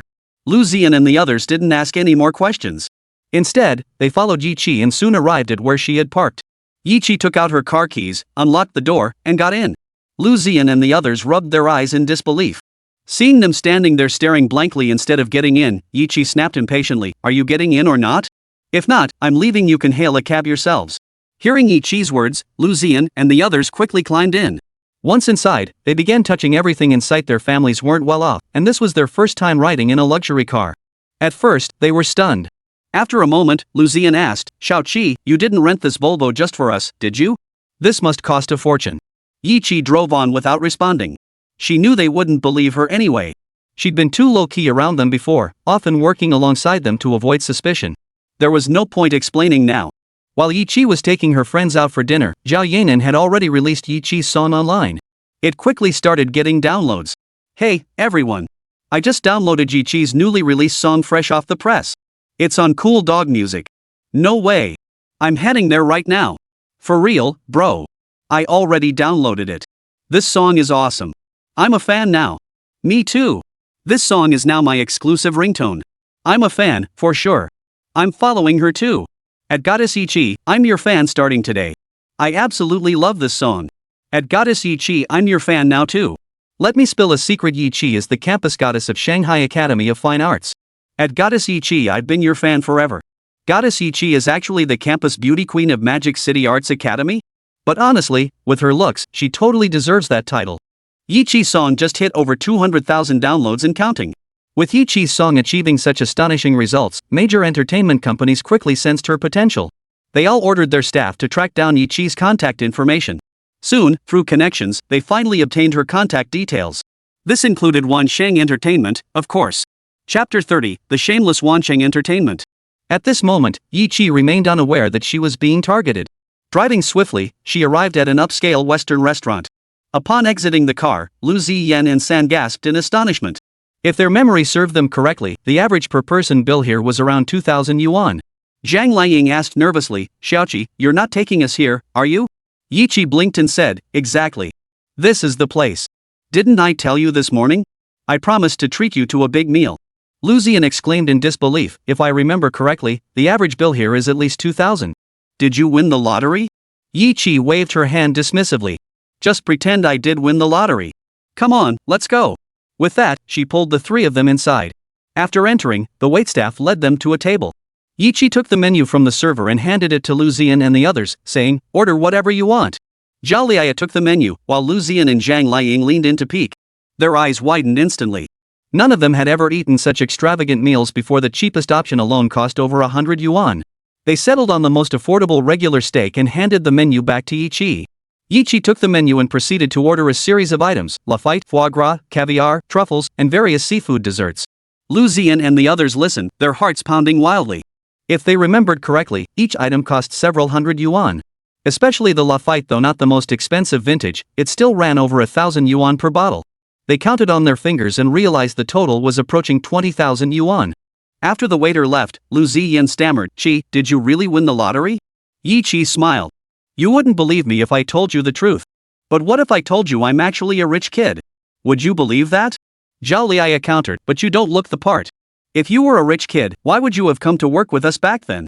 Yiqi chuckled, my parents told me and my brother to keep a low profile.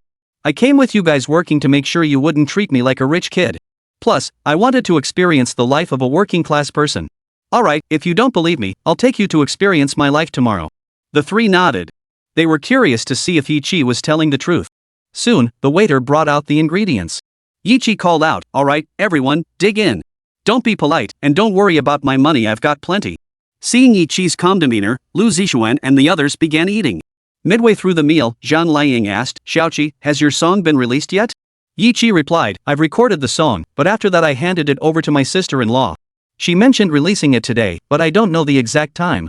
Zhang Liying said, the song just got released, and it already has about 600,000 downloads. She handed her phone to Yi Qi. Yi Qi took it and said, really? Let me see. After glancing at the screen, Yi Qi exclaimed, wow, it's true. After chatting and eating for a while, Yi Qi drove the three back to campus. Watching them enter the school gates, she headed toward the parking lot. Before she reached it, however, she was stopped by a middle-aged woman. The woman extended her hand and said, Miss Yi, hello. I'm Li Wan, an agent from Wansheng Entertainment. Seeing the woman extend her hand, Yi Qi politely shook it and asked, may I ask what brings you here? Li Wan replied, well, it's like this. Your performance on TV was outstanding, and the download numbers for your release song are astonishing. We at Wansheng Entertainment have decided to sign you to our company. We will rebrand and launch your career, making you the next Zhao Yanran. Yi Qi finally understood. Wansheng Entertainment wasn't that her sister-in-law's former company? The one her brother Yi Chen had ultimately forced out. Talk about running into an old adversary. Yi Qi thought for a moment and replied, I'm sorry, Agent Li, but I'm not planning to join any company right now. I just want to focus on the competition. Li Wan asked in surprise, why? Miss Yi, you should know that joining our company would save you a lot of trouble. She thought to herself, how can Yi Qi be so unmoved? Their company might not be huge domestically, but it still had some clout. Li Wan paused before adding, Miss Yi, don't rush to refuse. Think it over carefully.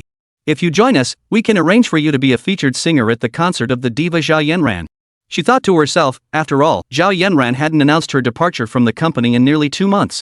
During this time, she seemed to have vanished from the public eye. No new albums or commercial performances. Lu Yang, prioritizing the company's interests, had also kept this quiet. He'd even signed several promising artists under Zhao Yanran's name. No one knew the truth. But they miscalculated. Yi Qi knew the truth. Hearing Wansheng's people exploit her sister-in-law's name to lure him into the company filled her with rage, though she managed to hold it in. Yi Qi feigned surprise and asked, so the reason Queen Zhao hasn't appeared on the big screen these past 2 months is because she's been preparing for a concert? Li Wan proudly declared, exactly. The company negotiated with the diva Zhao Yanran to cultivate new talent. Any newcomers willing to join us soon will have 1 or 2 selected to perform as backup singers at the concert. We've already signed 5 promising new talents for this purpose. She finished with a look of satisfaction. Chapter 31, Zhao Yanran's Rage. Yi Qi was utterly defeated by Wansheng's shamelessness. Even after her sister-in-law had left the company, he still brazenly exploited her name to swindle people. Yi Qi didn't want to exchange another word with her. Every additional sentence only deepened her disgust. But out of politeness, she said, sorry, I have things to attend to. As for joining your company, I have no such plans at the moment. With that, she headed toward the parking lot. Li Wan couldn't let Yi Qi leave. Talent like hers was rare. She paused, then called after her, Miss Yi, don't you want to collaborate with the Queen of Pop? Think about it. Getting exposure at her concert is an opportunity most newcomers can only dream of. Yi Qi ignored her, walked to her car, opened the door, and got in. Closing the door, she rolled down the window and looked at Li Wan. Your company is shameless. You drove someone away and still won't let her be. Using her name to swindle people everywhere. You really have no shame. Aren't you afraid of karma? With that, she ignored Li Wan, rolled up the window, started the car, and drove off. Left standing there dumbfounded, it took Li Wan a while to recover. She muttered to herself, that doesn't make sense. The company never announced Zhao Yanran's departure. Only insiders knew about it, and Zhao Yanran herself never made an official announcement. So how did she find out? After pondering, she dialed Lu Yang. Beep beep. His line picked up quickly.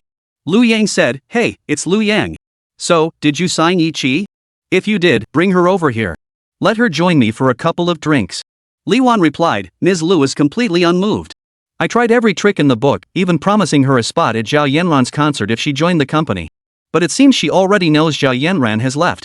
Lu Yang exclaimed in surprise, oh. Impossible. Only internal staff know about Zhao Yanran leaving the company. Even the other artists under contract haven't heard about it yet. Did you slip up and mention it? Li Wan pouted, Mr. Lu, you're wrong. I barely said anything to her. I just used the Zhao Yanran concert as bait. Lu Yang said, alright, I'll believe you this once. If I find out you lied to me, you can forget about working in the entertainment industry. I'll blacklist you completely. Li Wan replied, got it, Mr. Lu. Rest assured, I definitely didn't slip up. Lu Yang said, alright, that's all for now. I've got things to attend to. I'll hang up. After hanging up, Lu Yang stood at home still holding a female celebrity in his arms. His face was dark and sullen, his looks weren't great to begin with, and his current expression would have scared a child like Xiao Nuoyi into tears. Seeing Lu Yang's grim expression, Xiao Chan asked in a coquettish tone, "Mr. Lu, what's wrong? Who upset you?" Lu Yang replied in a low voice, "That little Yiqi. She doesn't know how to behave." Xiao Chan cooed in a sweet voice, "Oh dear. Mr. Lu, don't get so upset. It's not worth ruining your health over." Lu Yang replied, "You're the only one who understands. Let me show you how much I love you today." With that, he lunged forward. Xiao Chan feigned annoyance, "Oh my. Mr. Lu, you're so annoying." Yi Qi, who had been in a good mood earlier, was thoroughly disgusted by Li Wan and Wan Sheng entertainment. With a heavy expression, she drove home. Upon entering, she saw everyone gathered and sat down on the sofa. Yi Qi looked at Zhao Yanran and asked, "Sis-in-law, do you know what happened to me today?" Zhao Yanran smiled and asked, "What happened? Did someone upset you?" Yi Qi fumed, "That Wan Sheng entertainment. Today I finally saw what they're really like, a company with no shame whatsoever." Hearing Yi Qi's tone, Yi Chen, Yi Jinghua, Su Yan, and even little Nuoyi all turned to look at her.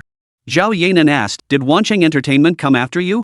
Even if they did, you could just refuse them. No need to get so worked up." Yi Qi said, "Sis, this really shouldn't make me angry. Do you know how they tried to talk me into it?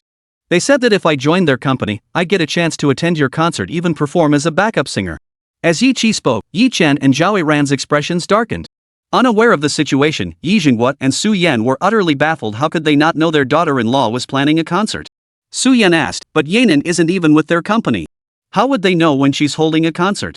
Besides, Yanran isn't planning a concert at all." Yi Qi then explained, "Mom, here's what happened." Yi Qi paused, then recounted Zhao Yanran's past conflict with Wan Sheng Entertainment to Su Yan. Su Yan and Yi Jinghua listened, their faces darkening with anger. Yi Chen then said, "Yanran, I think you absolutely need to make an official announcement online about leaving Wan Sheng Entertainment. Otherwise, they'll keep using your name to deceive people." Yi Qi chimed in, "Sis, I think my brother's right. You have no idea those scoundrels at Wan Sheng have already signed 5 artists using your name." Zhao Yanran retorted angrily, "I was planning to announce it online during my album promotion after recording finished. I never imagined they'd go this far. I'll post it right now." With that, she stood up and headed upstairs. Once in her room, she opened her computer to prepare the announcement about leaving Wan Sheng. Chapter 32, Wan Sheng Entertainment might be in trouble. After posting her departure from Wan Sheng Entertainment online, Zhao Yanran came back downstairs. Yi Qi noticed her coming down and asked, "Sis-in-law, you're done already?" Zhao Yanran replied, "Done. Now we'll see how Lu Yang handles this tomorrow." Yi Chen said, "Yanran, I think you should sue Wan Sheng Entertainment and demand compensation for the damage to your reputation. Otherwise, if this keeps happening, it'll have a bad impact." Zhao Yanran replied, "Suing Wan Sheng Entertainment has been on my mind for a while. I even announced it alongside my departure. The only hurdle is finding a lawyer. Most won't dare take this case." Yi Jinghua, who had been silent until then, spoke up, "Leave the matter of finding a lawyer to me, daughter-in-law. After all, I'm in business, and our company has a legal department." Zhao Yanran replied, "Thank you, Dad." Yi Jinghua waved his hand dismissively. "No problem. We're family." Zhao Yanran smiled and nodded. Yi Jinghua observed that his daughter-in-law merely smiled and nodded without inquiring about his company's business. This indicated she either didn't care or came from a business background herself. Since first meeting her, he'd learned her father had gifted her a chauffeur-driven car when she debuted in the industry, complete with a dedicated driver.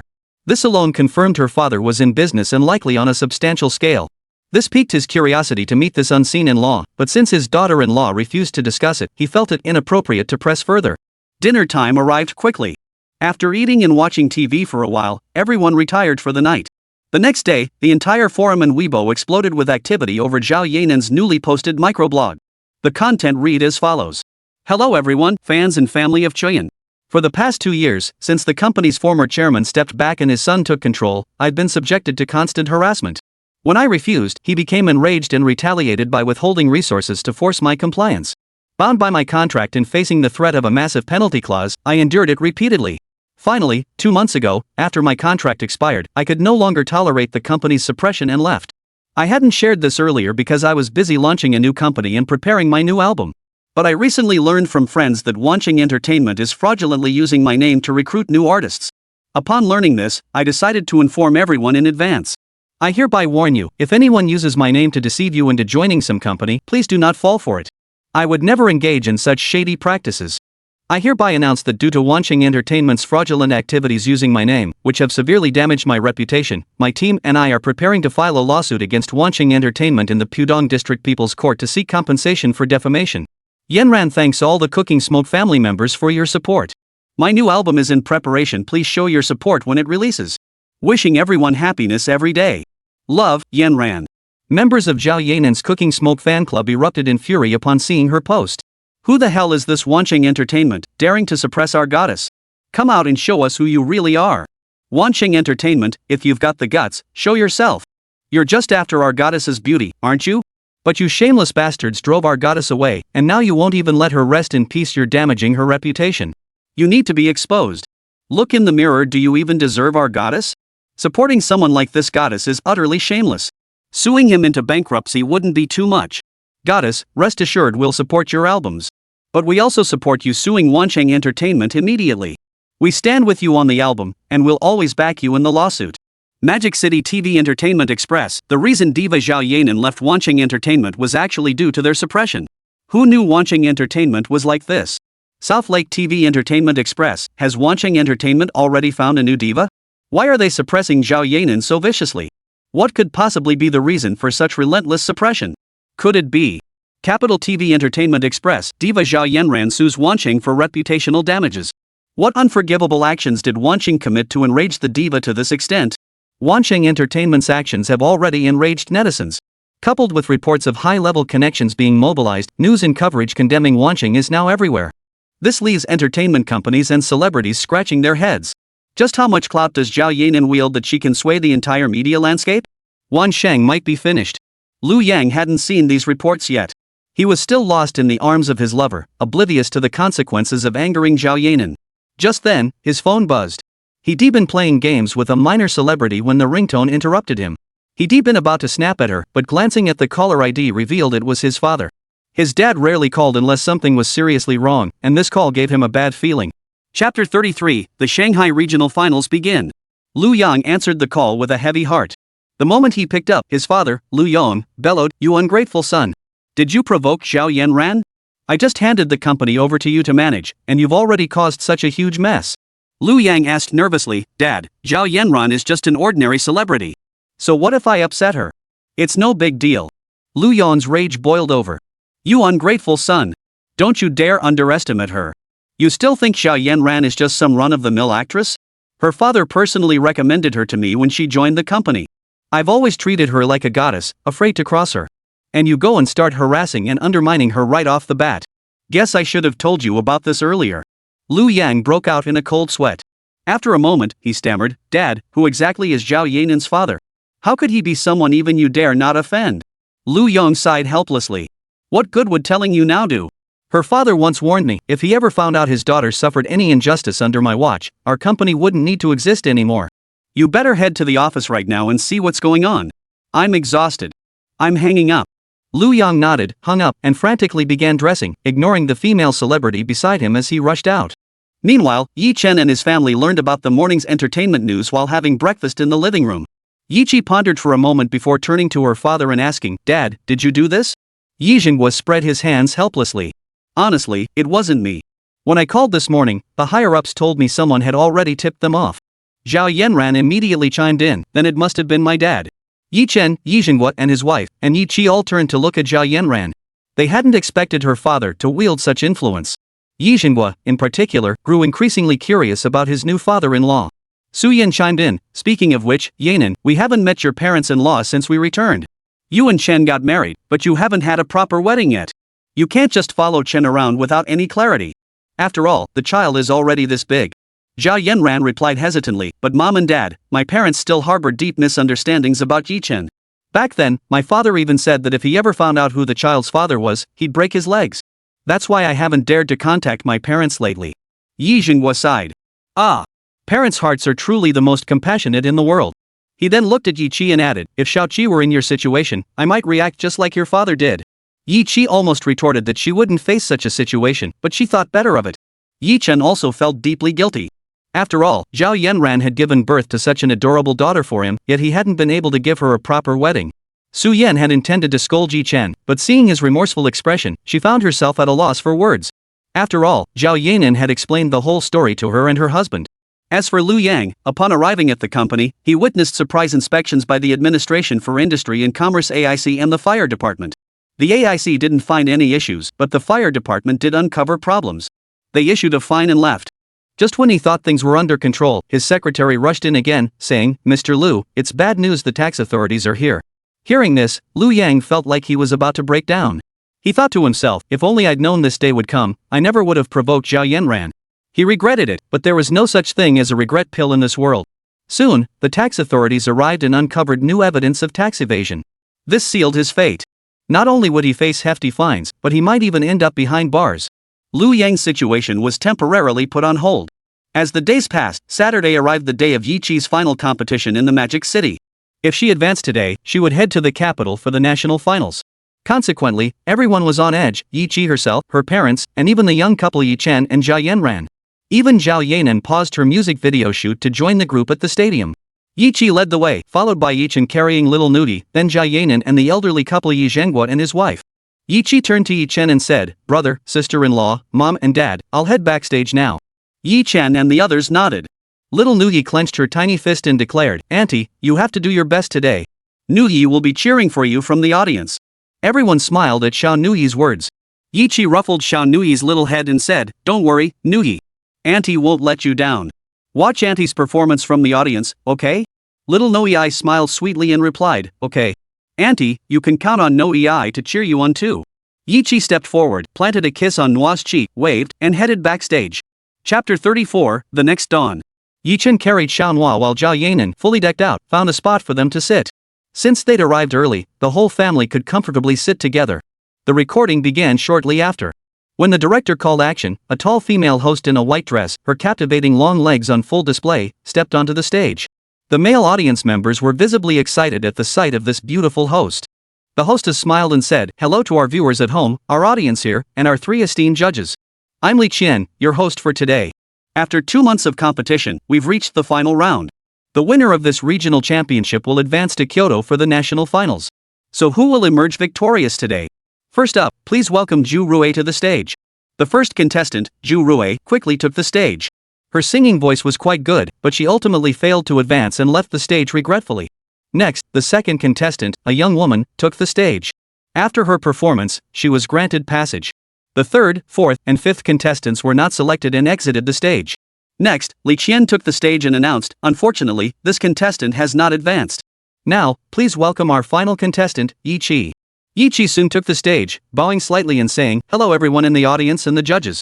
My name is Yiqi. I will now perform the song Next Dawn for you." The audience began murmuring. "No way, another original song? This is unexpected. Yeah, how are the other contestants supposed to feel about this?" "Yeah, I can totally see the other contestants' frustrated expressions right now. I think this year's show is great, especially our goddess Yiqi. She performs an original song every time she takes the stage. I'm convinced goddess Yiqi will win the championship again this time." Soon, Yiqi gave a subtle nod to the music director, and the music began. The audience murmured among themselves. "Wow, that intro music sounds great. This song might just become another classic. I'm starting to feel bad for the other contestants. This is just a total blowout. What do you think? Is this song inspirational or upbeat? Who knows? Just listen and see." Soon, Yiqi's voice filled the air. With a swaying silhouette. Hiding a heart that weeps. Some stories needn't be told to everyone. Many eyes. See too shallowly, too closely. Missing the self that went unseen. With simple words. Unburden an overloaded heart. Some emotions are meant to be spoken. To be given. To be heard by those who understand. Next Dawn is a song by Guojing, Yi Chen's past life. It's a melancholic ballad, and the audience below the stage grasped its meaning. Some thought of a past relationship, perhaps their first love. In that first love, they didn't know how to nurture the relationship. From initial sweetness to bitter conflict, they parted ways in tears, helpless and resigned. Waiting for the next dawn. Shall we stroll to that spot where we once held hands and admired the flowers? Some snow will melt on its own. Your shoulders are my haven of serenity. Wait for the next dawn. Will you give me that photo you secretly took of me gazing at the sea? I love my hair dancing in the wind. And the gaze that lingers, rain or shine. At this point, the audience couldn't help but recall their own moments with their partners' shared laughter and romance, hand in hand through a beautiful sea of flowers, the girl leaning against the boy's shoulder. Walking along the shore, the girl runs with a radiant smile, pausing now and then to gaze out at the distant horizon. A gentle breeze lifts her hair, and the boy, witnessing this, can't help but secretly capture the moment. The audience snaps back to reality and continues listening to the song. When the next dawn breaks. Will you give me that photo of me watching the sea you took? I love my hair dancing in the wind. And the gaze that lingers, rain or shine. Time may smooth my rough edges. But some convictions will never fade. Please allow me this small pride. Because I have a pillar like you. If you like someone, it may not be love. But if you love her, then please cherish her, care for her, and give her ample understanding. Love is selfless, a commitment that requires mutual effort, not silent sacrifice from one.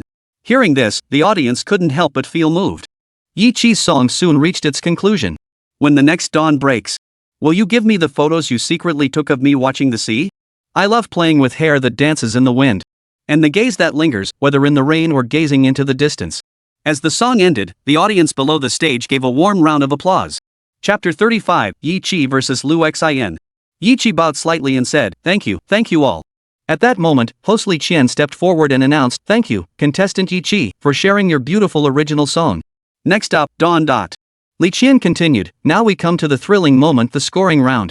If contestant Yi Qi advances, she will face off against another contestant, Lu Xin, to determine the ultimate winner. Let's welcome Judge Lu Huan for his commentary. Lu Huan remarked, contestant Yi Qi has surprised me greatly. From walking in the rain and treading the waves to the next dawn, each song showcases a distinct style. There's nothing more to say, she passes with flying colors. Yi Qi bowed slightly and said, thank you, teacher Lu Huan. Li Qian announced, let's give a round of applause to thank teacher Lu Huan for his evaluation. Next, we invite the legendary Lu Yuehua to provide his critique for contestant Yi Qi. Lu Yuehua remarked, teacher Lu Huan has already said everything I wanted to express. There's nothing more to add, she passes with flying colors.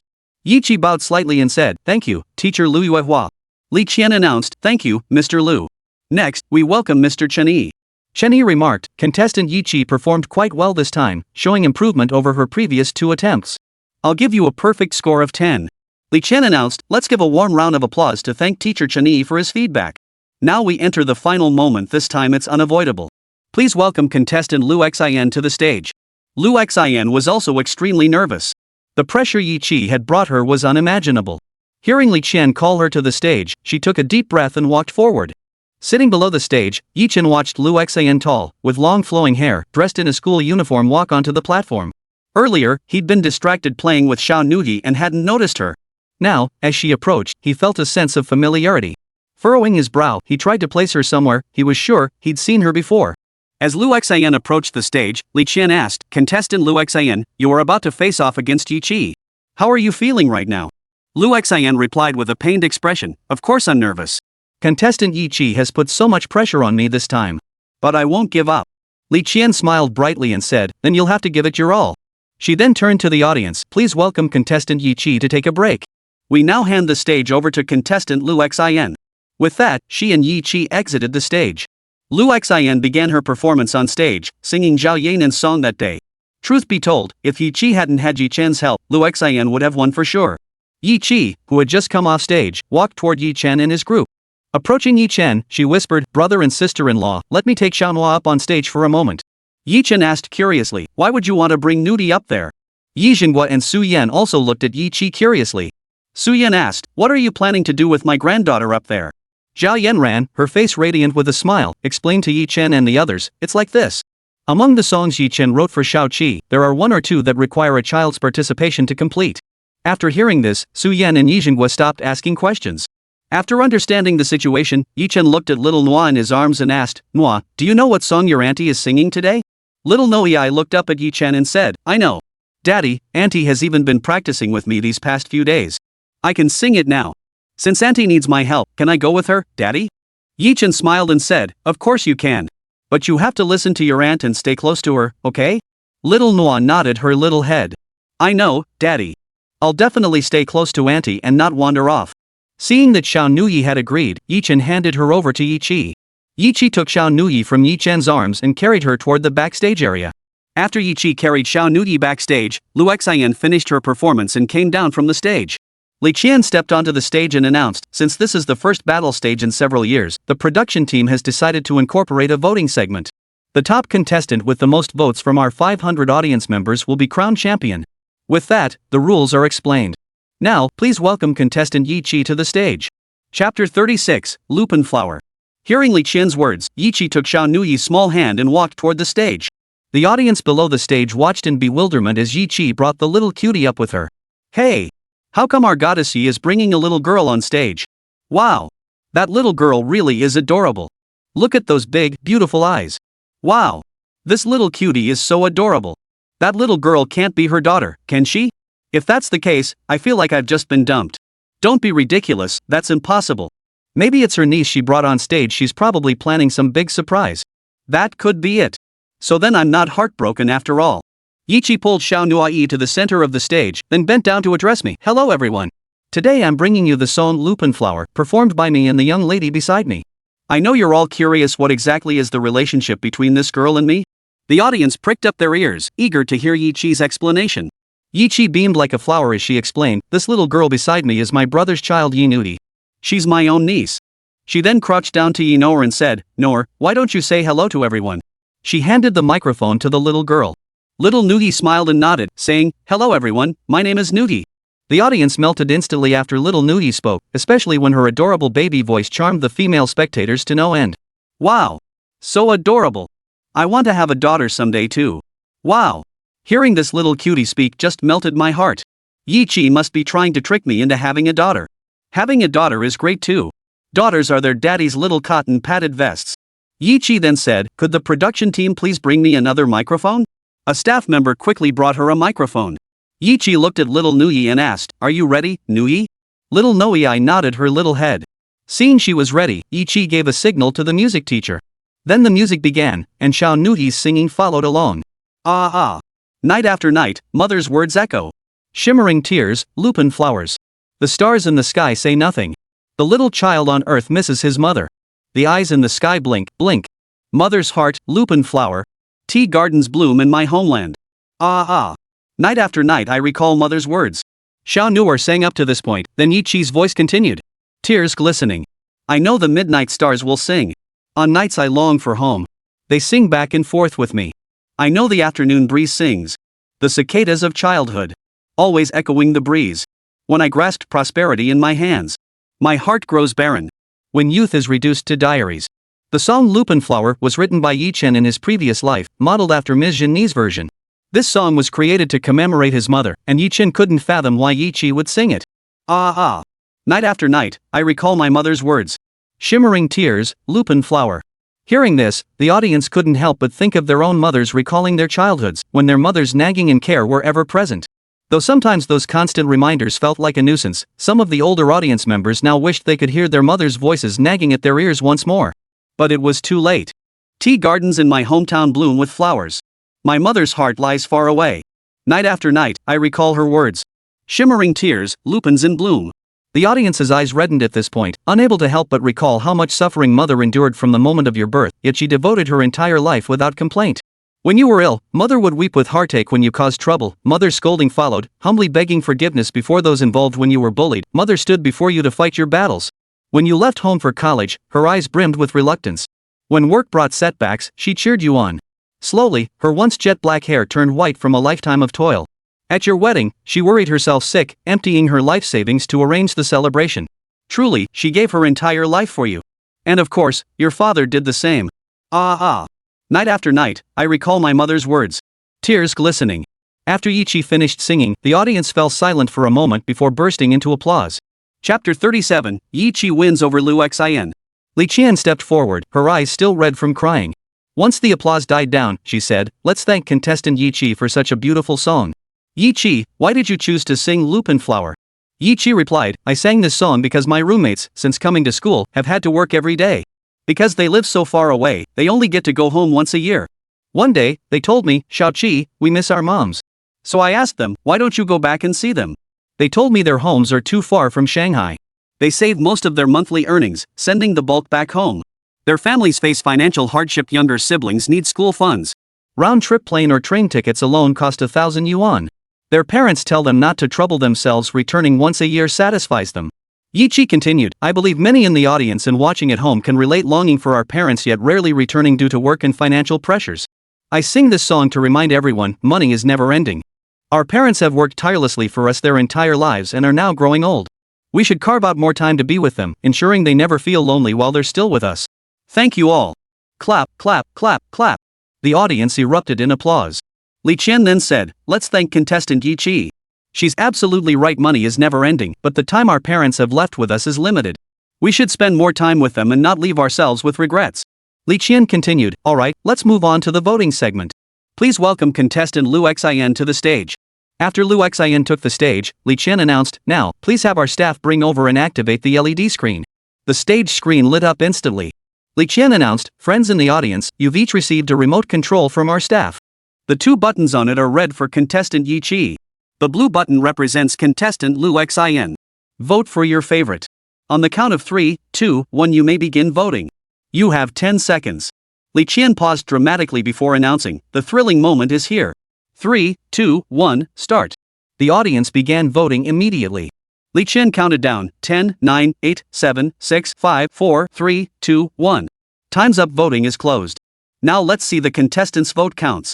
Yi Qi and Lu Xin both had sweaty palms from nerves. Turning around with anxious hearts, Yi Qi finally breathed a sigh of relief upon seeing the results. As for Lu Xin, though she already knew the outcome, she couldn't help but feel a bit disappointed, yet she conceded gracefully. Li Qian announced, the results are in. Let's congratulate contestant Yi Qi, winner of the Magic City District Championship. Friends, the Magic City singing competition has concluded. Please stay tuned for the Kyoto finals. Thank you all for your support. Yi Qi excitedly scooped up little Nuoyi, planted a kiss on her cheek, and exclaimed, Auntie Nuoyi won. Auntie won. Little Nuoyi giggled happily, giggle giggle, congratulations, Auntie. Lu Xin smiled and added, congratulations, Yi Qi. I'm truly impressed by your victory. After all, you're a professional. I'd like to extend my best wishes for you to claim the championship title soon. She then extended her hand. Yi Qi smiled and replied, thank you for your blessings, Senior Lu. She then extended her hand to shake Lu Xion's. The two had chatted backstage earlier and learned that Lu Xian was an alumna from the same university, having just graduated this year. Yi Qi's bright eyes twinkled as she asked, by the way, Senior Lu, have you signed with an agency yet? As they spoke, they walked together toward the stage exit. Lu Xian sighed wryly as they walked. Earlier, someone from Wanqing approached me, saying that if I joined their company, I'd get the chance to be a backup singer at Zhao Tianho's concert. I was a huge fan of Zhao Tianho myself. When I heard I could get exposure at her concert, I signed without hesitation. Lu Xian paused before continuing, but then, 2 days later, Zhao Tianho posted on Weibo announcing she'd left the company 2 months prior. That's when I realized I'd been scammed. Originally, I thought, since I'd been tricked, I might as well make the best of it. After saying that, she smiled bitterly again and said, but who knew that just as I was coming to terms with it, the company started having problems. Yi Qi said, you mean the investigation into Wansheng? That's all over the internet now, and they might even get shut down. Lu Xian nodded. You're right. That's why all the artists at the company are freaking out. Yi Qi suggested, Senior Lu, why don't you come work at our company? Lu Xian looked at Yi Qi and asked, you've already signed with a company? Seeing Yi Qi nod, she sighed helplessly, but I've already signed with Wansheng, and the penalty clause is a whopping 20 million. Yi Qi said, Senior Lu, don't lose heart. My brother and his team are just ahead. The company I signed with is run by my sister-in-law. Let's go ask them if there's anything we can do. Lu Xian beamed. Great. Thank you so much. She too wanted to leave her current company. After all, she had a younger sister in school, and her parents weren't well off. They spent all day tending a breakfast shop that had been struggling these past 2 years. Now that Yi Qi had invited her to join the company, she could only take a shot at it. If things didn't work out, she'd just pay them back once she had the money. Moreover, she'd learned from Zhao Tianho's Weibo posts and colleagues that the company's boss was a predator. Zhao Tianho had left precisely because of his harassment. She'd finally reached her limit. Besides, Lu Xian had no intention of climbing the corporate ladder by selling her body. Soon, the two met up with Yi Chen and the others. Yi Chen took Xiao Nuoyi from Yi Qi's arms and exchanged a glance with Lu Xian. Lu Xian was stunned when she saw Yi Chen.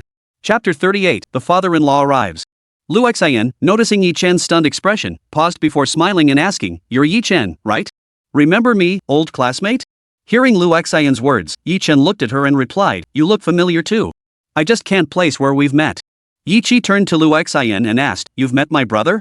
When was that? Lu Xian smiled and said, We were high school classmates. We even sat next to each other. She then turned to Yi Chen and asked, Old classmate, does it ring a bell now? Yi Chen finally recalled the memory, though his fusion with the original host's memories wasn't complete yet, and apologized sheepishly, Sorry, old classmate. My memory's been fading lately due to some issues, so I've forgotten a lot of the past. He thought to himself, I doubt anyone will call me out on this little white lie. Lu Xian smiled and said, it's okay. After all, we haven't seen each other in years. It's normal to forget. Besides, I was pretty low-key back then. Yi Chen sighed helplessly, I remember you were the school's famous beauty back then. How could your presence have been low? He then pulled Zhao Yanran closer and introduced, by the way, let me introduce you to the person beside me, this is my beloved. As for the little one I'm holding, that's my daughter Yi Nuoyi. You should recognize her, right? Lu Xian smiled and said, of course I know her. And earlier, your daughter performed on stage with Yi Qi without a hint of stage fright, she's such a brave little girl. She then exchanged greetings with Zhao Yanran, who gave a perfunctory nod in return. Lu Xian was curious why her old classmate's wife was wearing sunglasses and a mask, but since she didn't mention it, Lu Xian didn't feel it was her place to ask. Lu Xian then realized something and asked in surprise, wait, you mean, you two were already together during your freshman year? Yi Chen nodded. Yes. I became a father during freshman year, though we'd only just reconnected less than 2 months prior. My wife raised her alone all this time. I didn't even know I had a child until recently. Now that I know, I want to make it up to both of them. Though Lu Xian was curious about Yi Chen and his partner's story, she didn't press him since he hadn't volunteered. At that moment, Yi Qi interjected, since you're old classmates, this is even better. My sister-in-law, Senior Lu Xian, was scammed by that group in Wancheng using the name of Zhao Tianho. She's already signed a contract with their company. Senior Lu Xian wants out now, but there's a 20 million yuan penalty clause. Since they couldn't reveal Zhao Yanran's identity publicly, this was the only way to explain it. Zhao Yanran was furious upon hearing this, but with their situation nearing bankruptcy, there wasn't much she could say. She shot Yi Chen a meaningful glance. Understanding the situation, Yi Chen turned to Lu Xian and said, here's what we'll do. Old classmate, you'll join my wife's company. It's late now, so go home and rest. Be at the office early tomorrow morning. For the address, message Xiaoqi on WeChat. She'll send you the location. Lu Xian never imagined Yi Chen would willingly shoulder her hefty penalty fee and hire her. Thank you, old classmate, she said. Rest assured, I'll repay you once I have the money. Yi Chen smiled. It's fine. We'll worry about repayment later, okay? Just go home and rest now. Lu Xian nodded, added Yi Qi on Feishuan, and headed home. Yi Chen drove the whole family back. Since it was late, he took a shower, put Zhao Nuoyi to sleep, then fell asleep holding Zhao Yanran. The next morning, after breakfast, Zhao Yanran headed to work. Her parents stayed home with Zhao Nuoyi, while Yi Qi went out to meet her roommate. As for Yi Chen, with nothing else to do, he continued organizing scripts and variety show materials. The songs were nearly all sorted out. Just as he was about to head upstairs, his phone rang. Seeing an unknown number, he hung up. Shortly after, it rang again. Wondering who it could be, perhaps someone he knew needed something, he answered. The moment he answered, before Yi Chen could speak, a voice came through. Yi Chen, right? I'm Zhao Jiangwo, Zhao Yanran's father. I won't pursue the matter of you hanging up on me. I'm currently at the Changning Resort Hotel. Come over now. We need to talk. Yi Chen froze for a moment before quickly replying, hello, father-in-law. I'll be right over. He turned and hurried downstairs, his heart pounding. After all, his father-in-law was coming to settle things with him. He had no idea what might happen today. In the living room, his parents were watching TV with Noah when Yi Chen rushed downstairs. Yi Xinghua asked curiously, son, where are you rushing off to? Su Yin chimed in, yes, son, where are you off to? Chapter 39, Zhao Jiangwo's Confrontation. Hearing his parents' questions, Yi Chen paused and said, Mom and Dad, I need to step out. Yanran's father is in Shanghai and called to see me. I'll be gone for a bit. Please look after Nuoyi. Su Yin asked, son, where are you meeting your in-laws? Yi Chen replied, Changning Resort Hotel. With that, he grabbed his car keys and left. Little Nuoyi, hearing her father was going to meet her grandfather, became anxious. It was too late to stop him. She looked at Yi Xinghua and Su Yan and pleaded, Grandpa and Grandma, you can't let Daddy meet Grandpa. Grandpa said before that if he found out who Daddy was, he'd break Daddy's legs and send him to Africa to mine gold. Though Zhao Nuoyi didn't know where Africa was or what mining entailed, she'd heard Auntie Chen Jing and Auntie Li Shan describe it as a place far, far away. Her first thought was, if it's so far and so hard, does that mean she'll never see Daddy again? Zhao Nuoyi didn't want to lose Daddy. Yi Xinghua and Su Yan exchanged a glance, thinking how much their sweet granddaughter truly cared about her father. Su Yan said, look, Nuoyi, you must understand that your father and your grandfather will meet sooner or later. Even if your father hides, he can't hide forever. Little Nuoyi said anxiously, Grandpa, Grandma, Nuoyi wants to call Mommy. Nuoyi wants to use the phone to call. Her beautiful big eyes filled with tears. Seeing Nuoyi on the verge of tears, Su Yan relented. Alright. Grandma will get you the phone to call your mom. Nuoyi, don't cry. She quickly pulled out her phone, found Zhao Yanran's number, and dialed it. Little Nuoyi said, Nuoyi wants to talk to Mommy. Su Yan handed the phone to Xiao Nuoyi. In the office of Shanghai Entertainment, Zhao Yanran had just arrived at the company. She was waiting for Lu Xian to come in and sign a contract today when her phone suddenly rang. She picked it up and answered. Zhao Yanran asked, "Hello, Mom? Why are you calling me now?" Xiao Nuti's urgent voice came through the phone. "Hello, Mom, it's Nuti. Grandpa's here. He just called Dad out." "Mom, what should we do? Is Grandpa going to break Dad's legs and throw him to Africa? Will I never see Dad again?" she sobbed. At that moment, Su Yan's voice came through the phone. "Hello, Yanran. Your father just called and asked Xiao Chen to step outside." When Nuti saw Xiao Chen leave, she insisted, "I call you. Is Xiao Chen going to be okay?" Seeing little Nuoyi's reaction, Su Yan felt a wave of anxiety wash over her. Zhao Yanran quickly asked, "Mom, did Ji Chen say where he's meeting my dad?"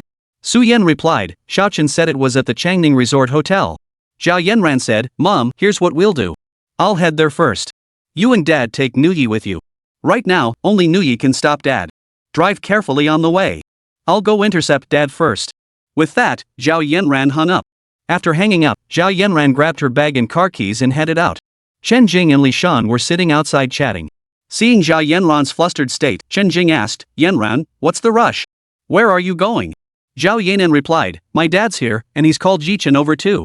Jing, there's a girl named Lu Xian coming to the office later. Have her wait a moment. I'll just go deal with my dad and be right back." With that, she left. Watching Zhao Yanran leave, Chen Jing turned to Li Shan and said, "Uncle's in Shanghai now. Do you think he'd actually break Yi Chen's legs? Should we go with her?" Li Shan sighed helplessly. "How should I know? We'll just have to play it by ear. Going there now won't accomplish anything. Didn't Sister Yanran say Lu Xian is coming later? We can only help her with the reception." Chen Jing nodded, thinking Li Shan was right, their presence wouldn't change anything. Meanwhile, Yi Chen had already arrived at the Changning Resort Hotel. As soon as he stepped out of the car, several bodyguards approached him. "You must be Yi Chen? Our chairman is waiting for you.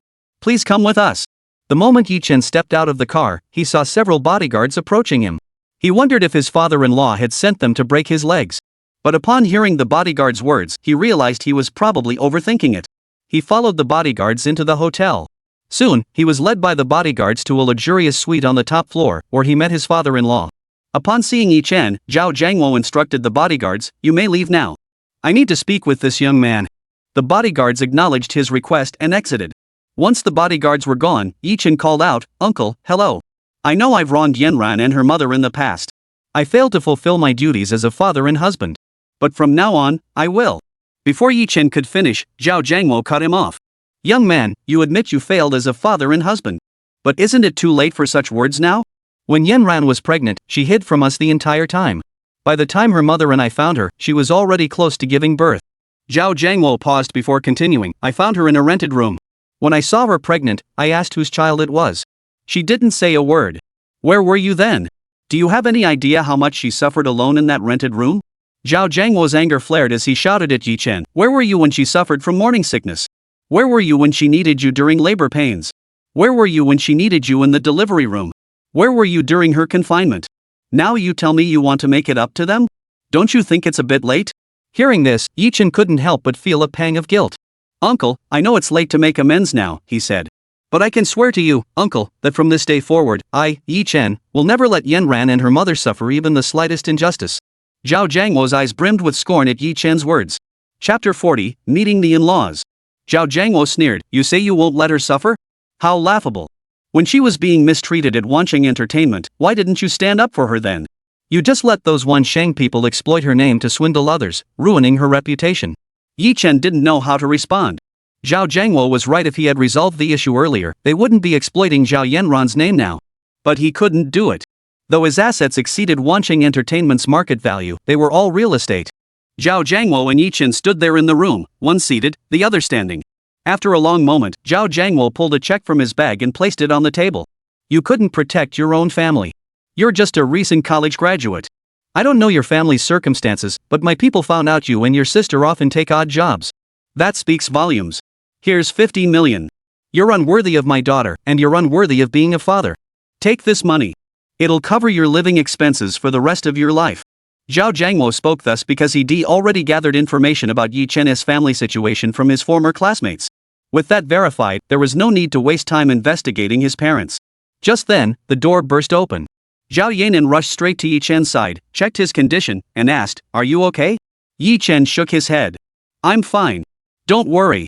Zhao Yanran felt relieved after confirming Yi Chen was unharmed. Then she noticed the check on the table and understood Zhao Zhangwo's intentions. Zhao Yanran looked at Zhao Zhangwo and asked, "Dad, what do you mean by this? Why did you give Yi Chen a check?" Zhao Zhangwo felt awkward at his daughter's questioning, but he pointed at Yi Chen and said, "Because he's unfit to be a father. He got you pregnant and then vanished. Where was he when you gave birth? Where was he when you needed him most? That's why I didn't actually break his legs. Giving him money was already a generous gesture." Hearing her father's words, Zhao Yanran grew agitated. She had never revealed the truth to her parents, which had led to this profound misunderstanding. After a moment, Zhao Yanran replied, "Dad, I didn't tell you the truth back then. And you, Dad, also bear some responsibility for how things turned out." Zhao Zhangwo oh. Zhao Zhangwo was completely baffled by her words and asked, "How could I be part of the reason? What's going on here?" Zhao Yanran continued, "If you hadn't pressured me into an engagement with a complete stranger I'd never met, I wouldn't have run away from home in the first place. When I arrived alone in Shanghai feeling miserable, I drank a little." She glanced at Yi Chen and continued, "Then I ran into Yi Chen, who was drunk. He saw me sitting alone on the street crying and came over to comfort me. We ended up talking, and suddenly an idea struck me. Since you were forcing me to marry a stranger, I decided to give myself to Yi Chen instead. That's how we ended up checking into a hotel." Zhao Yanran looked at Zhao Zhangwo and said, "After that night, I left without giving him my contact information. Where do you expect him to find me?" Zhao Zhangwo, hearing Zhao Yanran reveal the truth, pointed at her and stammered, You, how could you?" In the end, he didn't know what to say. Then something occurred to him. He turned to Yi Chen and demanded, "Fine, as Yanran said, she didn't give you her contact info. But after she debuted, she was everywhere in the news. Why didn't you look for her?" Yi Chen replied awkwardly, "Because my mind was a bit foggy back then. I only remembered there was someone like that. When I woke up, Yanran was already gone." Yi Chen continued, "I've been searching for her all this time, but I only remember her back. Finding someone like that is like looking for a needle in a haystack. Eventually, my mind was filled with nothing but Yanran's silhouette. There were times I tried to forget her, but I realized I just couldn't." Zhao Zhangwo sighed. "Ah. Well, at least you have a conscience. All these years, you haven't forgotten her. It shows you're a devoted soul. But with your current circumstances, you simply can't protect her and her daughter. It's not that I look down on you, but the entertainment industry is too treacherous." He then turned to Yi Chen and asked, "I hear you've been holed up at home all this time, not even looking for work. What, expecting Yanran to support you? Fine, let's say I agree to be with Yanran. But isn't it a bit much for you to just stay home all the time?" Just as Zhao Yanran and Yi Chen were about to respond, a bodyguard entered and announced, "The chairman's daughter is here, accompanied by two middle-aged gentlemen. She mentioned they're her grandparents." Zhao Zhangwo said, "Let them come in." The bodyguard acknowledged the order and exited, soon returning with 3 individuals in tow. Chapter 41, they were actually engaged. Yi Zhenghua and Su Yan entered carrying little Nuoyi. Spotting Zhao Zhangwo, they smiled and said, "Old Zhao, it's you. Never thought we'd meet again." Zhao Zhangwo, who had been staring intently at Yi Chen, suddenly heard someone calling his name. He looked up to see an old acquaintance smiling and saying, "Brother Yi. Who would have thought we'd meet again?" His gaze then fell upon Su Yan cradling little Nuoyi, and he was momentarily stunned. Then it dawned on him. He looked at Su Yan and asked, "Sister-in-law, could this Yi Chen be?" Su Yan smiled and replied, "Yi Chen is our son." Zhao Yanran and Yi Chen, standing nearby, were completely dumbfounded by this sudden turn of events. When had they even met? They exchanged a bewildered glance and shook their heads. After confirming the news, Zhao Zhangwo was still stunned. After a moment to collect himself, he remarked with emotion, "Who would have thought that after all these twists and turns, we'd end up becoming in-laws?" At that moment, Zhao Yanran suddenly understood something, but Yi Chen was still a bit confused. Zhao Yanran asked uncertainly, "Dad, you and my in-laws know each other?" Zhao Zhangwo nodded at her words. "That's right. The man I forced you to marry was young Master Yi's son. We arranged a betrothal between him and you when you were children. But after Noah was born, I always felt guilty toward Brother Yi. I couldn't even face him and his wife. Who would have thought we'd end up becoming family after all?" He shook his head and chuckled. Zhao Yanan's mouth fell open in surprise. She never imagined that the arranged marriage she'd always resisted would ultimately be sealed by her own impulsive actions. Yi Zhenghua chuckled, "These past years, every time Brother Zhao called me, you kept apologizing. I truly believed our families could never become in-laws. Who would have thought the children's momentary impulse would actually unite us as relatives?" The 3 of them eventually left Yi Chen and his wife to sit together, chatting about family matters while holding little Nuoyi. After confirming her father was fine, Nuoyi drifted off to sleep in Su Yan's arms. Zhao Yanran gazed at Yi Chen with a wistful smile and said, "Who would have thought we were actually betrothed as children? If that were the case, I should have just obediently agreed to marry you back then. Then we wouldn't have had to go through today's heart-stopping drama. Chen smiled and replied, everything happens for a reason. If we'd been betrothed back then, Nuoyi wouldn't have been born. But I think we were meant to be. Zhao Yanran nodded in agreement. It truly was fate. Chen took Zhao Yanran's small hand and suggested, they'll probably be chatting for a while yet. Why don't we go downstairs and take a walk? Zhao Yanran considered it for a moment before nodding. Alright, let's go. With that, she walked off with Chen. Chen walked down the street holding Zhao Yanran's hand. Not long after, her phone rang. She picked it up to see it was Chen Jing calling. As soon as she answered, Chen Jing's voice came through. Hey! Yanran, is Chen okay? Zhao Yanran replied with a radiant smile, he's been fine for ages. You wouldn't believe how scared I was when I heard my dad was coming. But then my in-laws showed up too. What surprised me was that my father-in-law and mother-in-law actually knew my dad. That's how the crisis got resolved. Chen Jing asked in surprise, you mean your in-laws actually know my uncle? I find that hard to believe. And even if they did, it couldn't have happened so quickly. Zhao Yanran replied, you're right, Jing. Do you remember me telling you before about the arranged marriage my father set up for me? Chen Jing replied, of course I remember. Wasn't it because you resisted this arranged marriage that you came to Shanghai in the first place?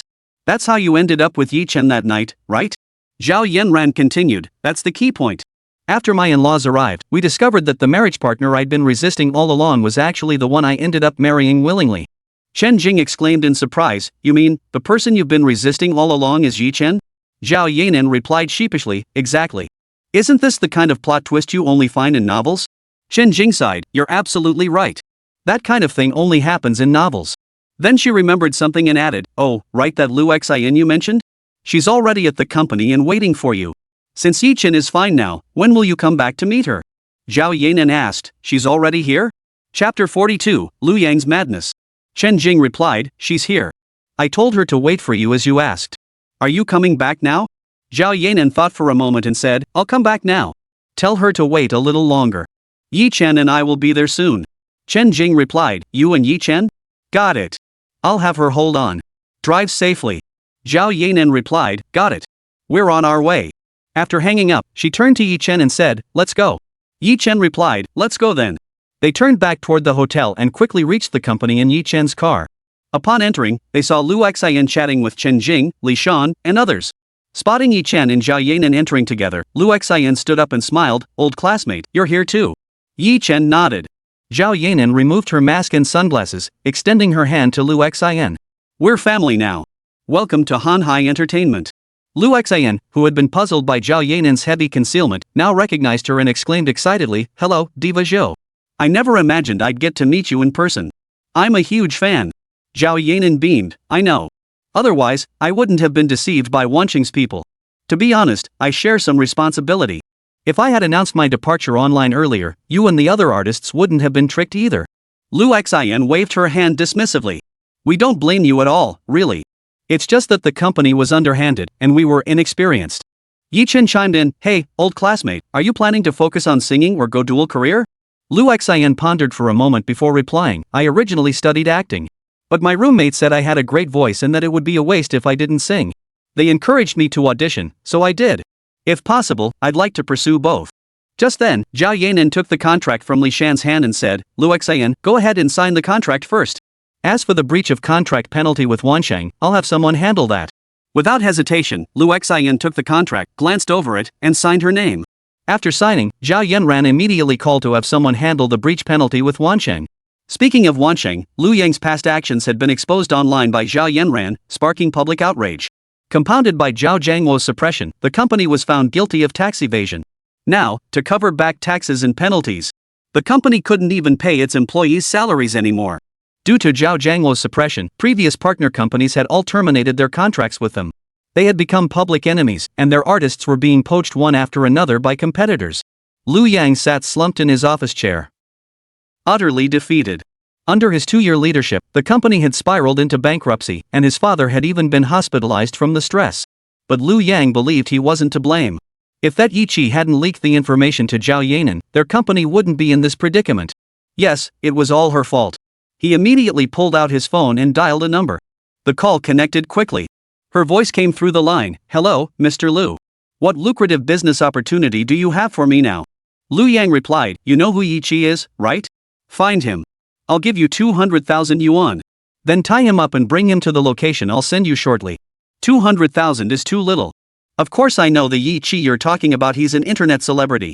If we capture him, we'll be in serious danger. You have to give me 500,000. Lu Yang gritted his teeth. Fine. As long as you bring her to me, I'll pay you. All right. You're generous as always, Mr. Lu. Wait for our good news. Lu Yang replied, all right, I'll be waiting for your good news. At that moment, Yi Chi remained unaware of the impending danger. She was collecting rent in her residential complex with her roommate. With her roommate's help, they finally finished collecting rent for the entire complex after a morning's work. Chapter 43, Yi Chi's Abduction. Yi Chi and Lu Ziyan gathered with two others in the small garden, each carrying a bag of money. Yi Chi asked, so, girls, did you get a taste of my life today? Lu Ziyan replied, we did. We just realized when you used to tag along with us for gigs, it was just for fun, right? Yi Chi shook her head. No, I did work part-time with you guys often, but I only took gigs like singing at bars or whenever a supermarket needed a singer, right? Zhao Liaya thought for a moment and said, yeah, that's right. Yi Chi explained, I went to those places just to gain stage experience. Hearing this, they stopped dwelling on it, they'd only been joking anyway. Zhang Liang chimed in, hey Yi Chi, why don't you hire a few people to help collect rent? You're managing such a huge complex by yourself. We each only handle one building and we're already exhausted. Yi Chi replied, why hire people? We're only collecting this month's rent that's due now. The rest won't be due for another 2 months. I just collect a little each day, and it'll be done in 2 or 3 days. Would I feel comfortable spending that much money on hiring people? Alright, everyone, let's go. First, we'll deposit the money at the bank. With that, she stood up and led her friends to the van parked outside the complex. She'd arranged for the driver earlier that day through the security office at Jinha Garden. As soon as Yi Chi and her friends climbed in, the driver started the engine and pulled away. Soon they arrived at a nearby bank. After depositing the money, Yi Chi suggested treating her roommates to a meal to reward them for their help today. The girls agreed to Yi Chi's suggestion and started discussing where to eat. Chatting, they got back into the car. After the car started moving, 2 men in a minivan behind them began tailing the vehicle. Diaozi, call the boss immediately. Tell him we've found Yechi and ask when he can come. Haozi, are we really going through with this? We don't even know if she has connections. Haozi shrugged indifferently. We've done this before. Besides, the boss said this is the last job. After this, we're getting out of the country. The cops are cracking down hard in China now, and our business is getting tough. Diao pondered for a moment before replying, fine, let's do it. Most people running our kind of operation in China have been busted already. Going abroad is our only way out now. Diao quickly dialed the number and got an immediate answer. Hey, brother Chang. It's Biaozi. Me and Haozi have found Yechi.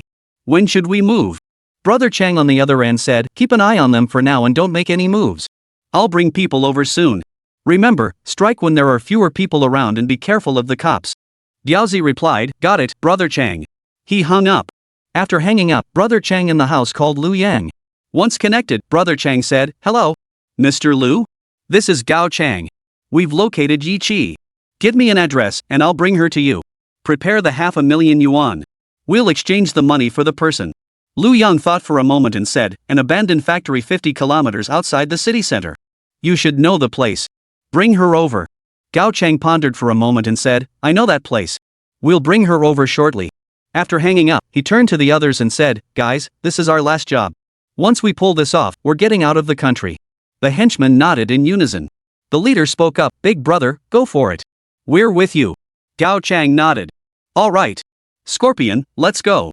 They rose, descended the stairs, and drove toward Haozi's group. Within half an hour, they spotted them. Gao Chang dialed the number and, as soon as it connected, blurted out, hey, Haozi. We're right behind you. What's the situation? Haozi replied, brother Chang, they went in half an hour ago. They should be out soon. Just as Haozi finished speaking, Yechi and the others emerged and got into the car. The vehicle started moving swiftly. Zhao Ya, still savoring the meal, remarked, Shaoqi, I think the food here is excellent. If we get the chance, we should come back to dine here again. Zhang Liang chimed in, Xiao Ya's right. But if it weren't for Shaoqi, who knows when we'd ever get to dine at such a fancy restaurant. Yi Chi waved her hand dismissively. No big deal. I'll just bring you all here again when I have time. Oh, and remember what we agreed over dinner? You're all signing with my company. Yi Chi was already scheming to poach talent from the company. The girls all assured Yi Chi not to worry. After all, they had a good relationship with her. If they could debut without having to part ways with Yi Chi, why wouldn't they? Soon they arrived at the parking lot next to the school. Yi Qi told the driver to wait in the car, then got out with Lu Ziyan and the others. After dropping them off at the school entrance, she turned and walked back toward the parking lot. At that moment, Gao Chang spotted Yi Qi walking toward the parking lot. She had just entered a blind spot of the surveillance cameras, leaving her alone. Gao Chang signaled, "Guys, move in." With that, he drove the van up beside Yi Qi. Startled by the sudden vehicle, she hadn't even had time to react before being dragged inside. Chapter 44, Rescuing Yi Qi. Once Yi Qi was pulled into the back of the van, she stammered, "Who are you? What do you want?" Gao Chang replied, "Young lady, you'd better keep quiet. Someone's paying us 20,000 to kidnap you. So for the money, sorry about that." Yi Qi panicked, "Aren't you afraid of the police? You'll definitely go to jail, and besides." Gao Chang snapped impatiently, "Scorpion, gag her mouth and tie her up with rope." Scorpion followed orders, stuffing a cloth into Yi Qi's mouth before binding her tightly. After abducting Yi Qi, Gao Chang and his crew drove out of the city. A driver witnessed the entire scene and immediately called the police. He then dialed Zhang Yong's number, driving after them as he spoke. In his office, Zhang Yong suddenly heard his phone ring and answered, "Hello?" The driver, upon getting through, said, "Mr. Zhang, this is Xiao Shenyang. Miss Yi Qi, the sister of Mr. Yi, has been kidnapped. I'm currently following them in my car." Zhang Yong jumped to his feet in shock. "Are you sure?" Xiao Shenyang replied, "Yes, Mr. Zhang. I thought nothing would happen, so I didn't follow Miss Yi Qi. But while I stepped out for a smoke, she was abducted. They must know about my car. I won't be able to keep up much longer before they spot me." Zhang Yong immediately replied, "Follow them as long as you possibly can. I'm sending backup vehicles to assist you right now. Also, check the license plate number." Xiaoshen replied, "The license plate is Luwei 72W45. Zhang Yong said, "Got it. Stay alert and avoid detection." "Where are you now?" Xiaoshen replied, "Understood, Director Zhang. I'm currently on Jingcheng Road. Judging by their direction, they're heading out of the city." Zhang Yong hung up and immediately called another number. "Hey, old Yang, it's Zhang Yong. Miss Yi Qi has been kidnapped. Xiao Shen is following them. The kidnappers know his license plate number. He probably won't last much longer. Mobilize your men immediately. They're on Jingcheng Road, heading out of the city." Old Yang replied, "Understood, Mr. Zhang. Rest assured if we fail this mission, all those years of special forces training would have been for nothing." Zhang Yong replied, "All right, old Yang. Miss Yi Qi's safety is in your hands." With that, he hung up. Zhang Yong paused, then dialed Yi Chen. As soon as the call connected, he blurted out, "Hello, Mr. Yi. Miss Yi Qi has been kidnapped." Yi Chen, who was in Zhao Yanan's office, jumped to his feet in shock. "What? Say that again." Zhao Yanan, Lu Xayan, Shen Jing, and Li Shan, who had been chatting, all stopped and looked at Yi Chen when he suddenly stood up. Zhang Yong repeated, "Miss Yi Qi has been kidnapped." Upon hearing this, Yi Chen asked, "When did this happen? Wasn't Xiao Shun with her? How could she have been kidnapped?" Zhao Yanran and the others felt their hearts tighten at the word kidnapped. Zhang Yang explained, "It happened when Miss Yi Qi was escorting her roommate back to campus. She was abducted right after leaving. Miss Yi Qi didn't ask Xiaoshen to accompany her, and Xiaoshen thought nothing would happen, so he didn't follow." Yi Chen felt all strength drain from his body. Just as he was about to collapse, Zhao Yanran sensed something was wrong and immediately stood up to support him. After a moment to steady himself, Yi Chen asked in a low voice, "What's the current situation?" Zhang Yang replied, "Rest assured, Mr. Yi. Xiaoshen has already followed them, and I've dispatched old Yang and the others to track them as well. According to Xiaoshen, they're currently on Jingcheng Road, heading out of the city." Yi Chen replied, "Good. Have them keep following. I'm heading out now.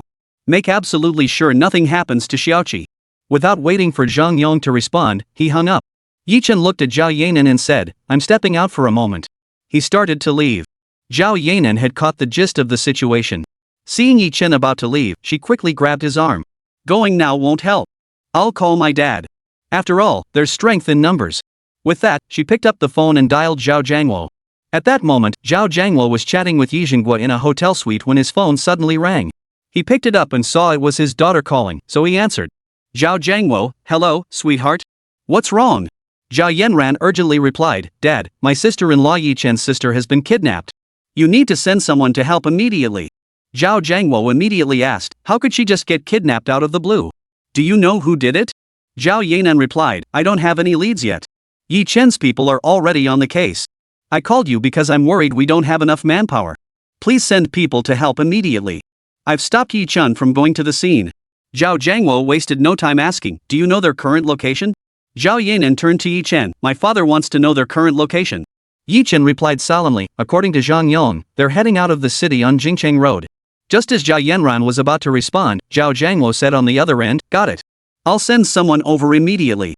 Since the call was on speakerphone, Yi Jinghua and the others overheard it too. Chapter 45, Scare Without Danger. Zhao Jiangwo hung up and immediately dispatched bodyguards toward Jingcheng Road.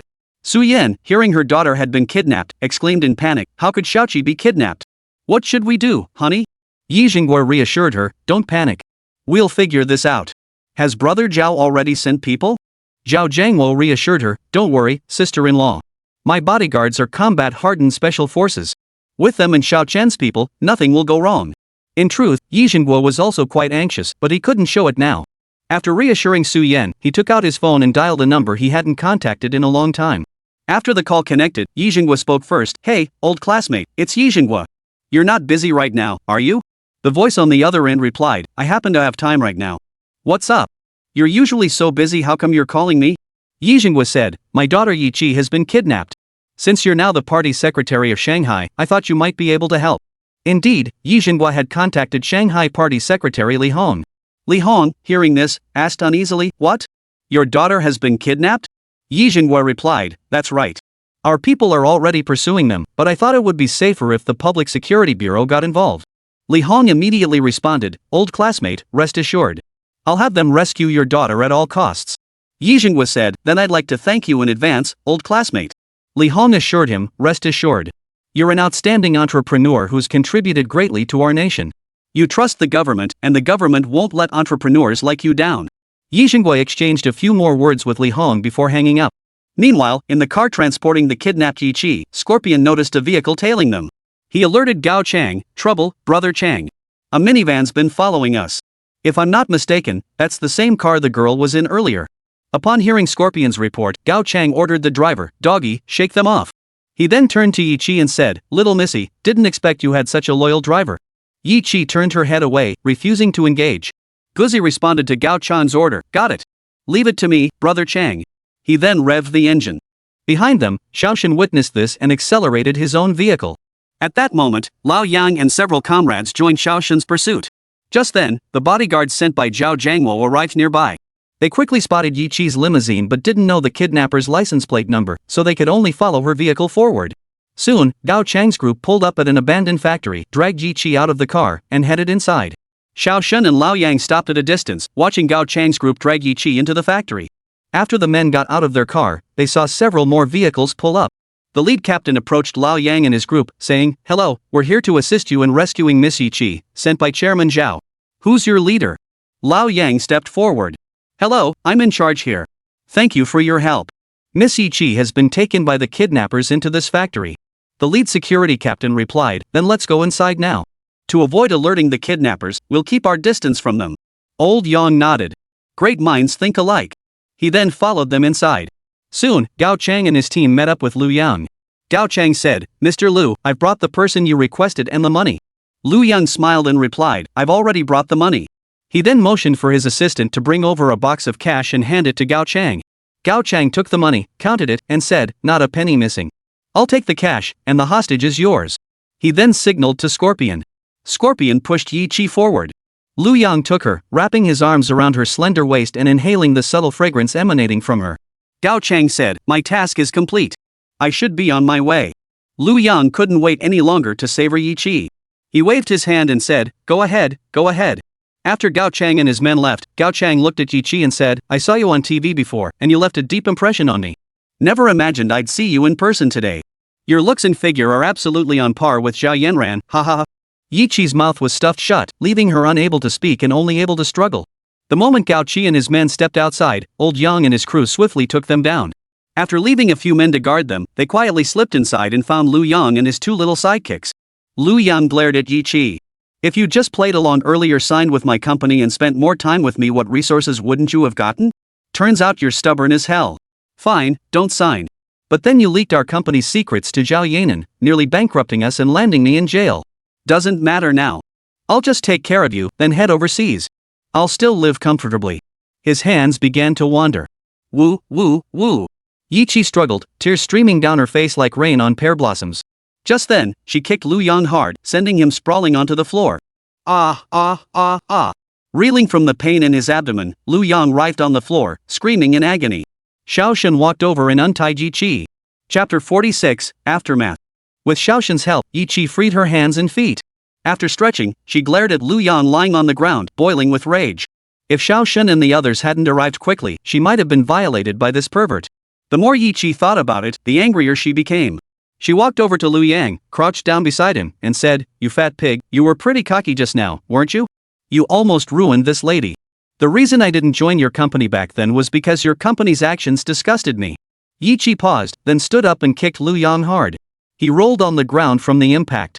Xiaoshen and Lao Yang rushed over to restrain Yi Qi. Just then, sirens blared outside the factory building. Unsurprisingly, the police had arrived. They quickly spotted Gao Chang and his men being restrained, loaded them into the police van, and then entered the building to find Lu Yang and his sidekick lying on the ground. The lead officer surveyed the scene and remarked, "This is resolved. The leadership specifically instructed us to ensure the hostage's safety at all costs. I never imagined it would be settled so quickly." The captain turned to Yi Qi. "You must be Miss Yi Qi. I'm Captain Su Yang of the Criminal Investigation Division. Are you feeling unwell anywhere?" Yi Qi shook her head. "No. If my people hadn't arrived early, I'm afraid this psychopath would have assaulted me. You must punish him severely, make sure he never sees the light of day again." Su Yang assured her, "Rest assured, Miss Yi Qi. We won't let him evade justice." Yi Qi nodded, then gave her statement before getting into the car to leave. Lu Yang was taken away. In the car, driver Xiaoshen said guiltily, "Miss Yi Qi, I'm sorry. If not for my mistake, this wouldn't have happened to you." Yi Qi replied, "It's fine, Brother Shen. Who could have foreseen this? You're not to blame. If you hadn't brought Brother Yang and the others to the scene, I might have already." Yi Qi trailed off, unable to bear the thought. Shen Xiao said, "Thank you, Miss Yi Qi." Though Yi Qi didn't blame him, he still felt deeply guilty. Meanwhile, at the company, Yi Chen's mood was heavy. If not for Zhao Yanran clinging tightly to his arm, he would have rushed to the scene already. Zhao Yanran was also anxious, but she knew Yi Chen going wouldn't help. With her sister-in-law in trouble, if her husband got hurt too, what would become of her and their daughter? Lu Xian comforted him, "Old classmate, don't worry. Yi Qi won't be in danger. Besides, so many people have been sent out, and the police are there too. She'll definitely come back safely." Li Shan chimed in, "Exactly. Yi Chen, we're all worried about your sister now, but if something happened to you, what would happen to Sister Yanran and Nuoyi?" Yi Chen knew going there wouldn't help either. After all, he wasn't like those characters in novels with systems and martial arts skills. He couldn't figure out why, as another traveler through time, he didn't have a system. Yi Chen replied, "I know. I understand everything. But I won't feel at ease until I see the scene for myself." Zhao Yanran embraced Yi Chen comfortingly. "It's okay. Xiaoqi will be back soon." Just then, Yi Qi returned. Spotting Yi Chen, she walked over. Yi Chen stood up, and the siblings embraced. After a moment, Yi Chen asked, "So? Did anything happen?" Yi Qi smiled and said, "It's all good, big bro. You can relax. We owe it all to Xiaoshen and the others. If they hadn't gotten there early, I'd probably have been ruined by Lu Yang by now." Everyone in the office grew furious upon hearing Lu Yang's name. Zhao Yanran fumed that Lu Yang is beyond the pale. "First it was me, and now he's set his sights on you." Yi Qi explained, "Exactly. He saw me on TV and started plotting against me. That's why he sent people from his company to find me. After his plan failed and his company ended up like this, he had me kidnapped." Back at the hotel, Yi Zhenghua, Su Yan, and Zhao Jiandao were all on edge. Just then, Yi Zhenghua's phone rang. He pulled it out to see it was Li Hong calling. As soon as he answered, Li Hong's voice came through, "Old classmate, your daughter is safe now. But it was your people who rescued her." By the time the police arrived, everything had already been taken care of. Hearing his daughter was safe, Yi Zhenghua relaxed and smiled. "Really? That's good. That's good." Su Yan and Zhao Jiangwo also breathed a sigh of relief upon hearing the news. Li Hong continued, "But old friend, this operation of ours has cracked a major case." Yi Zhenghua inquired, "What major case? Can you elaborate?" Li Hong replied, "Nothing confidential. It's about the child trafficking cases over the past 2 years. Through police investigations, we've dismantled several organizations. According to recent police investigations, there's one more organization left. But they've been hiding so well the investigation has been going on for nearly 4 months. It wasn't until this kidnapping case that, during a surprise interrogation, one member confessed everything cleanly in just a short while to get a reduced sentence." Yi Zhenghua chuckled, "That's excellent news. But honestly, these people are despicable for a little money, they've torn apart countless families." Li Hong sighed, "Exactly. If not for this incident, who knows how many more families would have suffered." "Oh, an old classmate, the guy who kidnapped your daughter is Lu Yan, the boss of Wansheng." Yi Zhenghua replied gravely, "I know. This time, I'll make sure he stays locked up for good." After exchanging a few more pleasantries, they hung up. Chapter 47, Family Dinner. After hanging up, Su Yan asked, "So, honey, is Xiaoqi okay now?" Yi Jinghua smiled. "Didn't you hear? Xiaoqi is safe now. But that one Shang guy, I didn't even confront him, and he still dared to target my daughter." Zhao Jiangwo remarked, "I never imagined Lu Yang would stoop to such a thing. I intended to let him off the hook, but it seems he hasn't changed his ways. Even Brother Ye's daughter wasn't spared. It appears my kindness backfired, causing trouble for Brother Yi." Yi Jinghua waved his hand. "Brother Zhao, you can't blame yourself. Who could have foreseen things turning out this way?" Seeing that it was already afternoon, Zhao Jiangwo suggested, "Alright then. Brother Yi, it's nearly time. I'll arrange dinner this afternoon. Bring the kids along, and we'll all have a meal together." Yi Jinghua didn't hesitate. "All right. Since Brother Yi is being so generous, I'll take you up on your offer. It'll also help clear the bad luck off that little girl, Xiaoqi." With that, Yi Jinghua picked up his phone and called Yi Chen. At that moment, Yi Chen was in Zhao Yanran's office comforting Yi Qi. After confirming she was fine, they began discussing Lu Xian's next steps. Just as Yi Chen was about to speak, his phone rang. He pulled it out to see it was his father calling. Answering, he asked, "What's up, Dad? Finished talking with my father-in-law?" Yi Jinghua asked, "Are Xiaoqi and Xiaoqi with you now? How is she feeling?" Yi Chen glanced at his sister and replied, "She's fine now. But if Xiao Xin and the others hadn't arrived in time, that scumbag Lu Yang would have taken advantage of Xiaoqi. Dad, I suggest we don't let him off this time. First it was my wife, now it's Xiaoqi." Yi Jinghua cut him off. "I'm aware of the situation. Rest assured, your father won't let him off the hook. Your mother has already contacted the group's lawyers. We should see results soon." Yi Jinghua paused before adding, "Alright, your father-in-law just suggested hosting a gathering for both families. If you have no other commitments, head over to the Changning Resort Hotel first." Yi Chen said, "Okay, Dad, we'll be right over." After exchanging a few more words with Yi Jinghua, he hung up. After hanging up, Yi Chen turned to Zhao Yanran and said, "Dad called to say father-in-law is hosting a dinner and wants us to come over now." Zhao Yanran replied, "Alright, let's go then." She then turned to Chen Jing and the others, saying, "Jing, Xiaoshan, we're heading out now. Xiao Xian, you take a few days off. We'll properly plan your debut for you." Lu Xian smiled and said, "Alright, Sister Yanran. I'll take this chance to rest up these few days." Yi Chen added, "Lu Xian, just relax and stay at the company. Yanran and I won't let you down." Lu Xian nodded. Yi Chen and Yi Qi each bid farewell to Chen Jing and the others before leaving. They drove downstairs in Yi Qi's sedan and headed toward the Changning Resort Hotel. In the car, Yi Qi asked curiously, "Brother and sister-in-law, did you meet with sister-in-law's parents today?" Upon hearing Yi Qi's question, Zhao Yanran recounted the day's events. After hearing the details, Yi Qi sighed and remarked, "Ah. It seems your bond was destined by fate. Who would have thought you two were even betrothed as children? That sounds like something straight out of a novel. Never imagined such a plot twist would play out in real life for you two." Zhao Yanran beamed, "Yes. If not for today's events, we wouldn't have known we were betrothed as children." Soon, the three arrived at the hotel and quickly met up with Yi Jinghua and the others. By then, Xiao Nuoyi had woken up. Spotting Yi Chen and the others, she scampered over, and Yi Chen promptly scooped her up. Snuggled in Yi Chen's arms, Xiao Nuoyi chirped, "Daddy, Mommy, Auntie, you're finally here." Zhao Yanran asked, "Did you have fun playing with Grandpa, Grandma, and Grandpa?" Xiao Nuoyi smiled and nodded. Zhao Jiangwo then looked at Yi Qi and said, "This young lady must be Yi Qi? She's truly beautiful." Yi Qi smiled and said, "Hello, Uncle Zhao." Zhao Jiangwo nodded. "Alright, since everyone's here, let's go. We're heading to Changning Hotel. I've already made arrangements." Once in the car, Yi Chen handed Xiao Nuoyi to Zhao Yanran and drove toward Changning Hotel. Xiao Nuoyi was thrilled inside the car, knowing her dad wouldn't have his legs broken by her grandfather anymore. She chattered nonstop, and Zhao Yanran and Yi Chen responded with smiles. Yi Chen felt happy too. He thought back to his past life, where he'd lived a dull, monotonous existence for the sake of fame. He rarely visited his parents. Growing up in poverty, Yi Chen had always dreamed of earning enough to give them a comfortable life. He had succeeded after his breakthrough. He bought them a large villa and regularly sent them money. Yet he only saw them 4 or 5 times a year. His parents had complained many times that money was enough. They just wanted him to stop working so hard, find someone, and settle down. Yi Chen agreed with his mouth, but for the sake of his reputation, he couldn't bring himself to do it. After years of effort, he earned honors like King of the Screen and Best Actor, yet by his 40s, he still had no children. Only after reincarnating did he understand that family mattered more than anything. Perhaps this was heaven's chance for him. Soon they arrived at the Changning Hotel. After getting out of the car, he followed Zhao Jiangwo into a luxurious private room. Chapter 48, Arrival in the Capital. Once seated in the private room, Zhao Jiangwo ordered several dishes and then had Yi Chen and the others select their own. After the waitstaff left, they began chatting.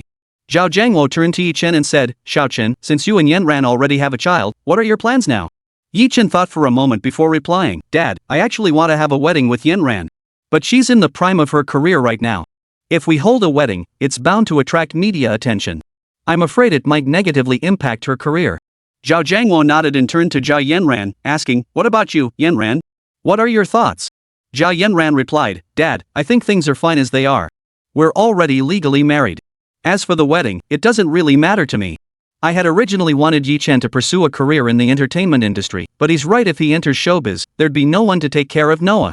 Yi Jinghua interjected, Actually, if Xiao Chen wants to pursue entertainment, that's perfectly possible. I've already arranged everything overseas and across all our subsidiaries. As long as he maintains the status quo, it won't require much effort.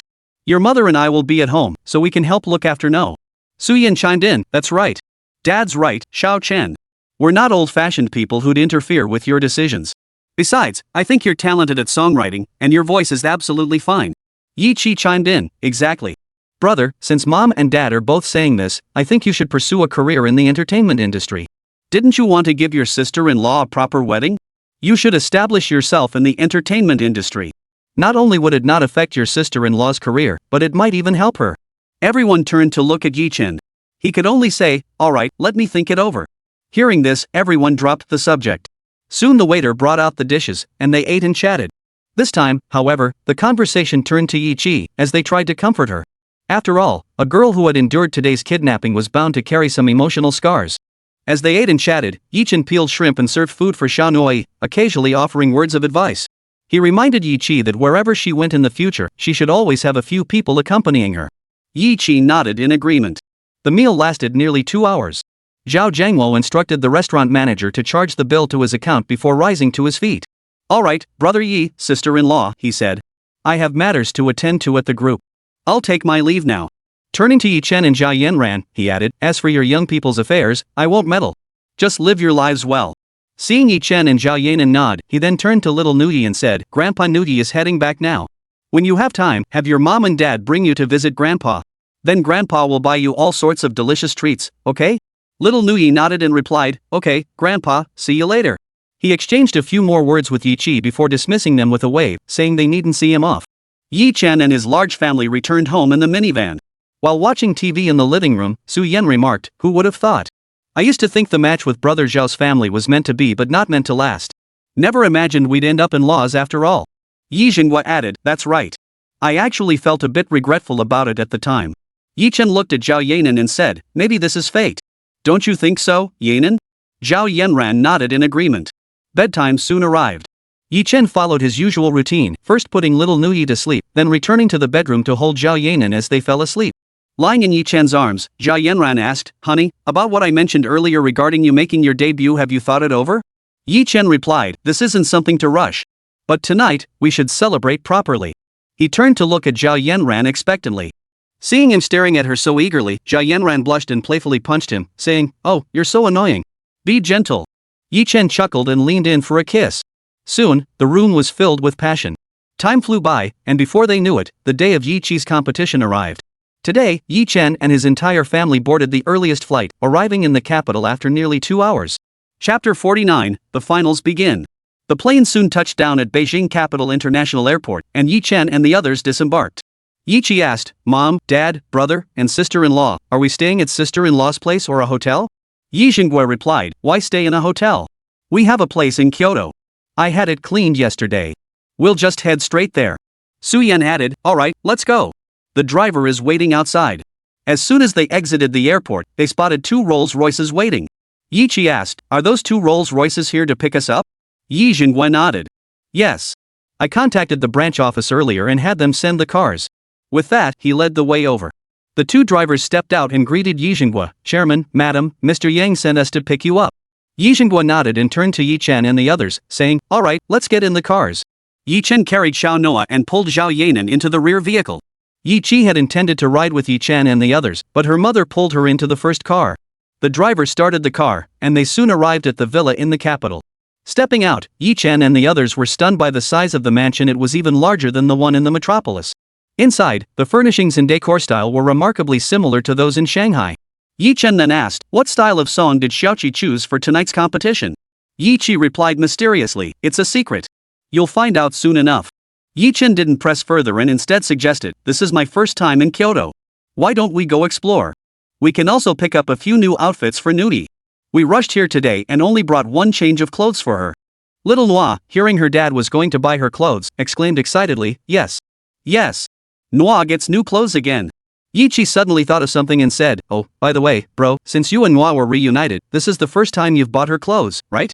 As soon as Yi Qi finished speaking, Yi Jinghua began, son, you're not fulfilling your duties as a father. Su Yan chimed in, son, this is really not right. You haven't bought Nuoyi a single piece of clothing since you were reunited. Hearing this, Yi Chen felt a pang of guilt and apologized sheepishly, I just forgot. But I won't forget in the future. Seeing Yi Chen being scolded by his in-laws and sister-in-law, Zhao Yanran couldn't bear it and quickly changed the subject. Alright. Mom, Dad, Xiaoqi, since we've decided, let's get going. After that, Zhao Yanran stopped scolding Yi Chen. Yi Jinghua then said, you two go ahead. Your mom and I will wait for you at home. Yi Qi added, brother and sister-in-law, I won't be joining you either. I need to rest, I have a competition this afternoon and must conserve my energy. Seeing they weren't coming, Zhao Yanran said, alright then. Mom, Dad, we're off. With that, she stood up, put on her mask, sunglasses, and hat, grabbed Yi Chen's hand, and carried little Nuoyi as they drove toward the mall. Once inside the mall, Nuoyi kicked her little legs and clamored to get down from Yi Chen's arms. With no other option, Yi Chen said, alright, Nuoyi, stop fidgeting. Daddy will put you down right now. At her father's words, Nuoyi stopped fussing and immediately said, then Dad, hurry up and put me down. Once Yi Chen set her down, Nuoyi dashed off like a wild colt, darting around the mall. Yi Chen called after her, Nuoyi, slow down and don't wander too far. Okay, Daddy, she replied before dashing back to his side. Yi Chen quickly grabbed her arm. After all, it was easy to get separated in such a large mall. Soon they arrived at a children's clothing store. Yi Chen picked out several outfits and shoes for Nuoyi and paid for them. Feeling hungry, Nuoyi announced, Daddy, Mommy, I'm hungry. Seeing her daughter hungry, Yi Chen turned to Zhao Yanran and suggested, why don't we find a place to grab something to eat? Zhao Yanran nodded.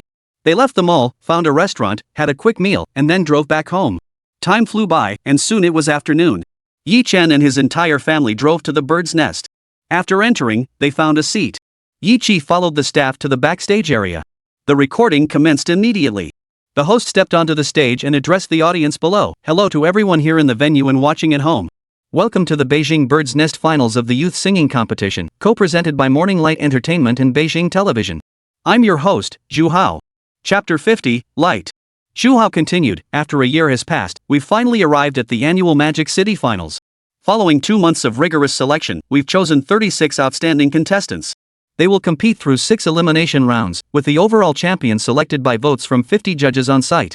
Now, please welcome contestant Zheng Hui from Black Province to the stage. The contestant named Zheng Hui promptly took the stage and began her performance. She sang I Only Care About You by Deng Jun. As soon as she began, Yi Chen looked at Zhao Yanran, who was fully dressed for the occasion, and remarked, this Zheng Hui has an average voice. Her breath control and pitch aren't very professional. How did she become the champion? Zhao Yanran replied nonchalantly, connections, of course. That's commonplace. Yi Chen hadn't expected this world to mirror Earth's corruption, where connections could buy backdoor advantages. He observed the performer on stage and remarked, but I suspect this contestant either leveraged her looks or comes from a wealthy family. I'd wager it's the former. Zhao Yanran looked at Yi Chen and said, actually, you're not wrong. But how did you figure out she's using her body? Yi Chen, courting disaster, retorted, isn't it obvious? Just look at her looks, her figure, and those legs, they speak for themselves. Yi Jinghua and Su Yan both shook their heads at Yi Chen's reckless remark. Just then, Zhao Yanran reached out and playfully pinched Yi Chen's soft flesh, teasing, you're something else. Looks like you've been ogling her figure since she stepped on stage. Want me to get her WeChat for you later? Ouch. The sharp pain in his waist instantly reminded Yi Chen of his reckless words.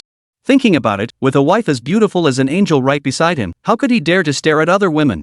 That was nothing short of courting disaster. Yi Chen quickly protested, wrong, honey.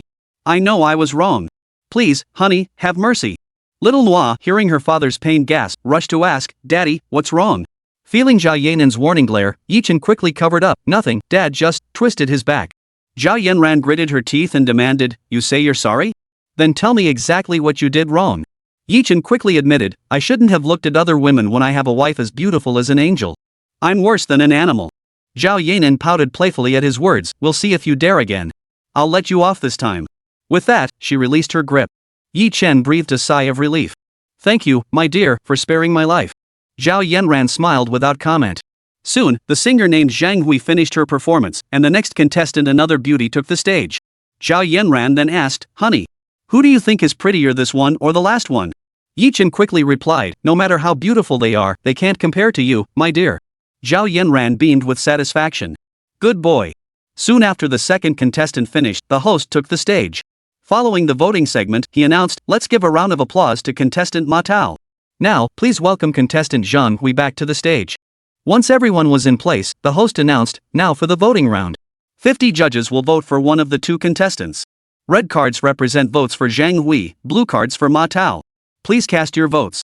The results came in swiftly. The host announced, The results are in. Contestant Zhang Hui received 28 votes, and contestant Ma Tao received 22 votes. Unfortunately, contestant Ma Tao is eliminated. Let's congratulate contestant Zhang Hui.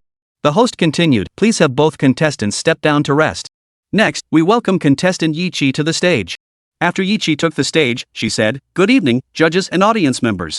I will now perform the song Light. She gave a nod to the music teacher, and the music began to play. The audience began murmuring. Hey, has anyone heard this song? I've never heard it before. Me neither. Could it be some old song from somewhere? But honestly, the opening melody is pretty catchy. Soon, Yi's voice filled the air. When ashes sealed the frost-covered eaves. When the chrysanthemum grass turns to late autumn dew. I fashioned a pack from stubborn, withered vines. And journeyed to that thorn-covered land. The song Light was written and composed by Wang Feng, Yi Chen's mentor from his past life. Most of Wang Feng's songs carry an inspirational rock style, and this track sung by Tan Yan continues that uplifting tradition. In his previous life, Yi Chen also faced low points where he wanted to give up. It was Wang Feng's music that sustained him through those times.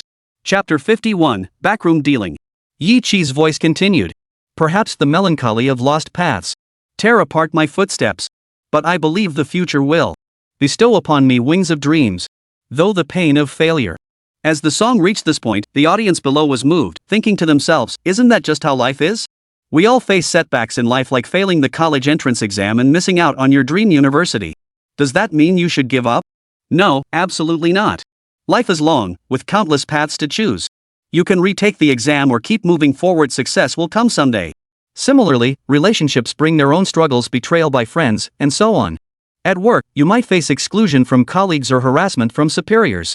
Throughout life, there are inevitable ups and downs, moments of luck and trials of hardship. Just hold fast to the belief that light lies ahead. Perhaps the confusion of the journey tear my arms to shreds. But I believe the future will bestow wings of dreams, though the wounds of setbacks have left me unable to move forward. Yet I firmly believe light lies ahead. Perhaps the journey's confusion may tear my arms apart. Yet I trust the future will bestow upon me wings of dreams, though the wounds of setbacks have left me barely able to move. Yet I firmly believe light lies ahead. I firmly believe the light is just ahead. At this point, the audience experienced a profound awakening. Indeed, no matter how difficult the path ahead may be, as long as one believes in future success, as long as one firmly believes that light lies ahead, and as long as one persists with unwavering effort and relentless struggle, success will be achieved. The audience gave Yi the most enthusiastic applause. It was Yi who showed them that as long as they persistently strive, dreams will one day come true. Ah! I once dreamed of becoming a senior fashion designer someday. I was about to give up, but now that I've heard this song, my hope has reignited. Me too. My dream is to design a groundbreaking game someday. Hearing this song instantly filled me with confidence. My dream is to build a spaceship one day and search for a new home in outer space. Dude, that dream is way too far-fetched. With current technology, it's just not possible, okay? It might be far-fetched, but what if I actually pull it off? At that moment, the host stepped forward. Thank you, contestant Yi, for such an inspiring song.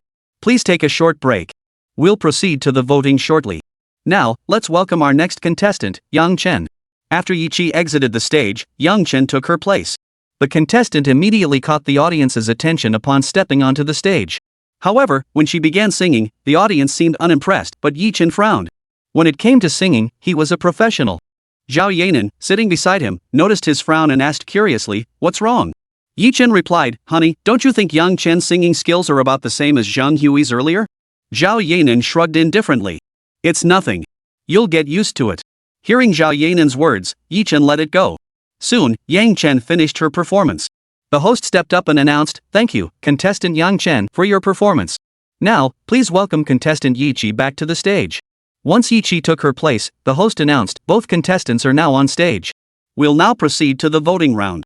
Red cards represent votes for Yiqi, blue cards for Yang Chen. Voting is now open. The moment the words left his mouth, the judges began casting their votes. Yang Chen received 30 votes, while Yiqi only got 20. The audience watched in stunned disbelief, eyes wide. Yi Chen, Zhao Yanran, Yi Zhenghua, and Su Yan saw it too. The host tried to speak but was drowned out by the roaring crowd below the stage. The crowd erupted in a clamor. What the hell is going on here? Sure, Yang Chen sings beautifully, but compared to this Yiqi, her vocal skills are on a whole different level, okay?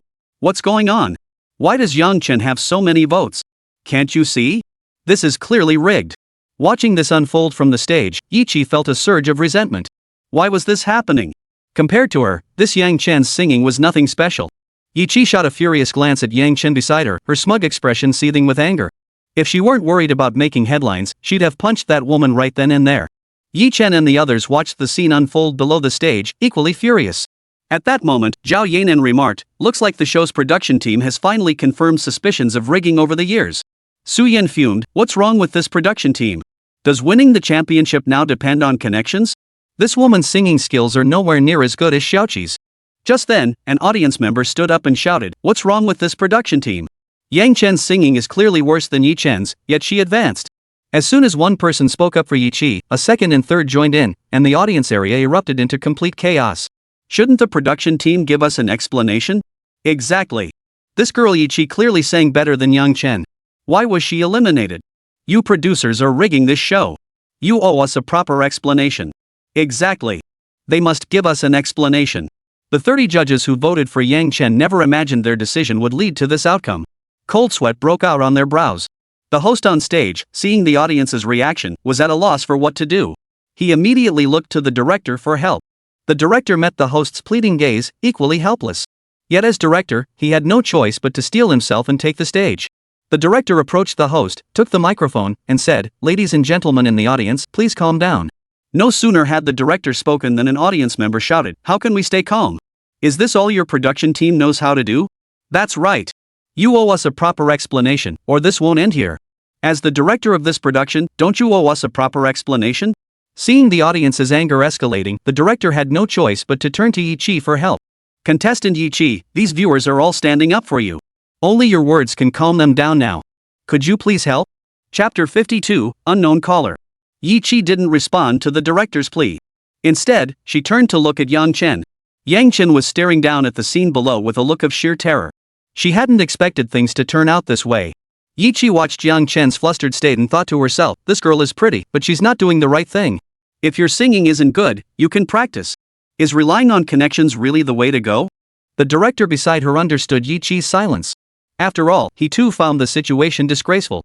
But he was powerless as a variety show director in China, where such programs were scarce. He needed to support his family. So he could only console Yiqi. Contestant Yiqi, I know you feel wronged, but that's just how the entertainment industry works now. Without connections and influence, no matter how talented you are, you'll be eliminated. Contestant Yiqi, even though you've been eliminated, you'll still need to survive in this industry. This show is backed by the country's leading entertainment conglomerate. Don't let small grievances ruin your big plans. If you offend them, will there even be a place for you in showbiz? Yiqi pondered the director's words and realized he had a point. As a newcomer, walking out now might antagonize Morning Light Entertainment, the show's backer. That would make her life in the industry unbearable. As Yiqi pondered, the host beside her, seeing her hesitation, grew anxious and urged, Contestant Yiqi, you heard the director's words. I've been in this industry for years and know how treacherous it can be. The production team has no choice but to act this way. The power of that company is beyond your imagination. If you offend them, you won't survive in this industry. So, Contestant Yiqi, please help us out? Yiqi looked up at the furious audience below. The crowd was still shouting. Has the production team thought this through?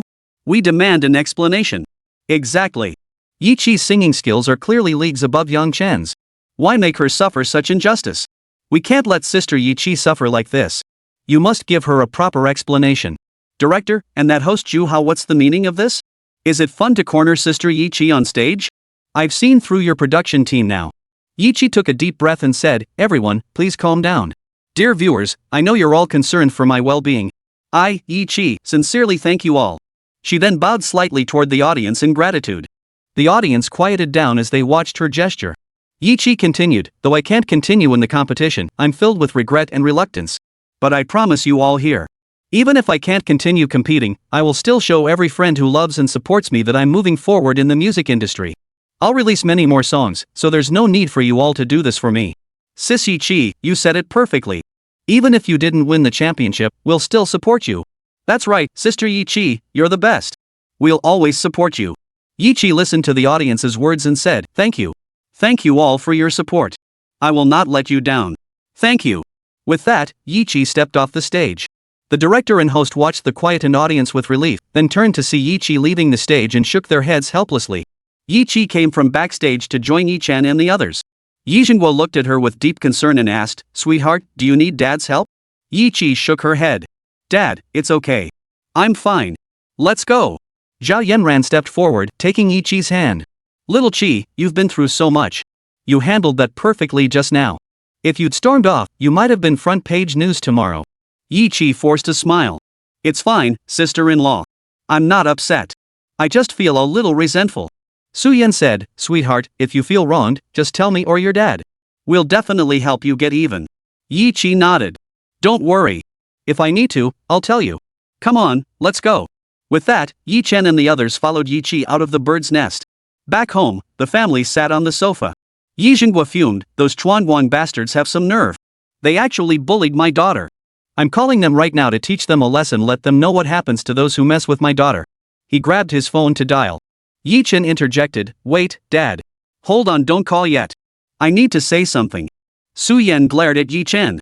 Your sister was bullied, and you're pleading for them? Yi Chen explained, Mom, that's not what I meant. I just think calling them now is a bit late. If we need to deal with them, we should wait until tomorrow. Yi Zhenguo put down his phone. It is a bit late now. We'll wait until tomorrow. Yi Chen said, Mom and Dad, it's getting late. You should get some rest. I'll explain everything to you in detail tomorrow. With that, he picked up Xiao Nuoyi and headed upstairs. Yi Zhenguo chuckled and scolded, that little rascal, now he's playing coy with me. He then turned to Yi Chi and said, go to bed, daughter. We'll see what's up with your brother tomorrow. Yi Chi nodded and went upstairs to rest. Watching her ascend the stairs, Yi Zhenguo said to Zhao Yanran, my dear daughter-in-law, you should rest too. Your mother and I will head up now. With that, he and Su Yan went upstairs. Zhao Yanran replied, all right, Mom and Dad. Yi Chen went upstairs first to put Xiao Nuoyi to sleep, then returned to the bedroom. Zhao Yanran lay in Yi Chen's arms and asked, honey, what do you plan to do about Changwon? Yi Chen replied, I haven't figured it out yet. Let's sleep on it and discuss tomorrow. Zhao Yanran nodded and drifted off. Yi Chen sank into deep thought before eventually falling asleep himself. The next morning, everyone gathered in the living room for breakfast. Yi Chi spoke up, brother, you said yesterday you'd deal with them slowly to get revenge for me. Now, tell us exactly how you plan to handle them? Su Yin chimed in, little Chi reminded me I'd almost forgotten. You little rascal, tell us how you're going to deal with them. Just as Yi Chen was about to speak, Yi Chi's phone rang. Yi Chi glanced at the number and hung up without hesitation. But moments later, the call came through again. Yi Zhenguo interjected, answer it, daughter. It might be someone you know. Hearing her father's words, Yi Chi thought it might actually be possible and answered the call. Chapter 53, Morning Light Entertainment's Fatal Mistake Part 1. After answering, Yi Chi asked, hello, who is this? Hello, Miss Yi Chi. This is Wang Chang, Director of Music at Morning Light Entertainment. Regarding yesterday's incident, I feel truly sorry. That's why I'm calling today. I'd like to arrange a meeting with you, Miss Yi Chi, so we can sit down and properly discuss how to resolve yesterday's matter, Wang Chang said from the other end of the line. Yi Chi thought to herself, after pulling such a shameless stunt yesterday, he's now feigning remorse today? His true intentions clearly lie elsewhere. Suppressing her anger, Yi Chi replied, Director Wang, I don't think that's necessary. Wang Chang insisted, Miss Yi Chi, no, Miss Yi Chi, I won't feel at ease if you don't come. Yi Chi felt he was utterly hypocritical. You feel uneasy, she thought, covering the receiver. She turned to Yi Chen and the others. Brother, sister-in-law, mom and dad, it's the music director from Morning Light Entertainment calling. He wants to meet with me. Should I go or not? Su Yin fumed, great. We were just discussing how to deal with them, and now they're practically walking into our hands. Yi Zhenguo said, I don't think it's necessary to go. We're going to deal with them anyway. What's the point of going now? Yi Chen interjected, I think we should go. The moment Yi Chen finished speaking, all eyes turned to him. The intense scrutiny made him feel uneasy. Yi Chen quickly explained, Mom and Dad, here's what I think. Since they've practically walked into our trap, we can't let this opportunity slip away. Zhao Yanran asked, what kind of opportunity? Chen explained, evidence. With proof, we can post it online and follow my father-in-law's playbook, first ruin their reputation, then report them to the authorities for investigation. Yijingwa said, I see. It seems I was blinded by anger earlier. If you hadn't stopped me last night, the group would have had to spend a fortune suppressing them today. But if we follow your father-in-law's approach, their market value will shrink. Then, when we suppress them, the group will only need to pay a small price. Dad, if possible, I'd like to acquire their company. Is that feasible? Chen asked, looking at Yijingwa. Su Yan interjected, from what I understand, Changwang Entertainment's market value hovers around 100 billion. If we have sufficient evidence to publish online, coupled with an official investigation confirming the allegations, their market value could shrink by at least half. Acquiring them would then be feasible. But why would you want to acquire their company, Xiao Chen? Yijingwa inquired. Chen explained, here's my thinking, Yanran's company needs to grow, but we currently lack talent and professionals internally. As a newly established company, we simply can't recruit experienced staff. Training new hires would take far too long, which is why I'm considering this approach. Yijingbo pondered this and agreed, alright, that makes sense. Seeing his parents' approval, Chen turned to Yiqi, Xiaoqi, tell him you agree. I'll accompany you shortly. Yiqi nodded, about to speak, when Wang Chang, noticing her prolonged silence, asked, Miss Yiqi, have you made up your mind? Yiqi replied, Director Wang, I accept. Please provide the address, and I'll come over shortly. Alright, Miss Yiqi. We'll meet at the Western restaurant on Zhongxing Commercial Street at 11 o'clock, Wang Chang said upon her acceptance. Yiqi quickly replied, got it, and hung up the phone.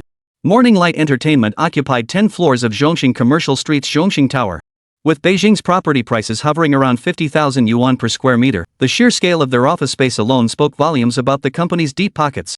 Having just ended the call, Wang Chang sat in the music director's office with a cold smirk on his face. Yang Chen, who was sitting in his lap, quickly asked after Wang Chang hung up, Brother Chang, how'd it go? Did she agree? Wang Chang replied smugly, of course she did. That Yiqi is such a fool, I just sweet-talked her a bit, and she obediently agreed. Bro, you have to help me out then. Buy those songs from her and get them for me to sing, okay? Yang Chen cooed in his arms, her voice sweet and pleading.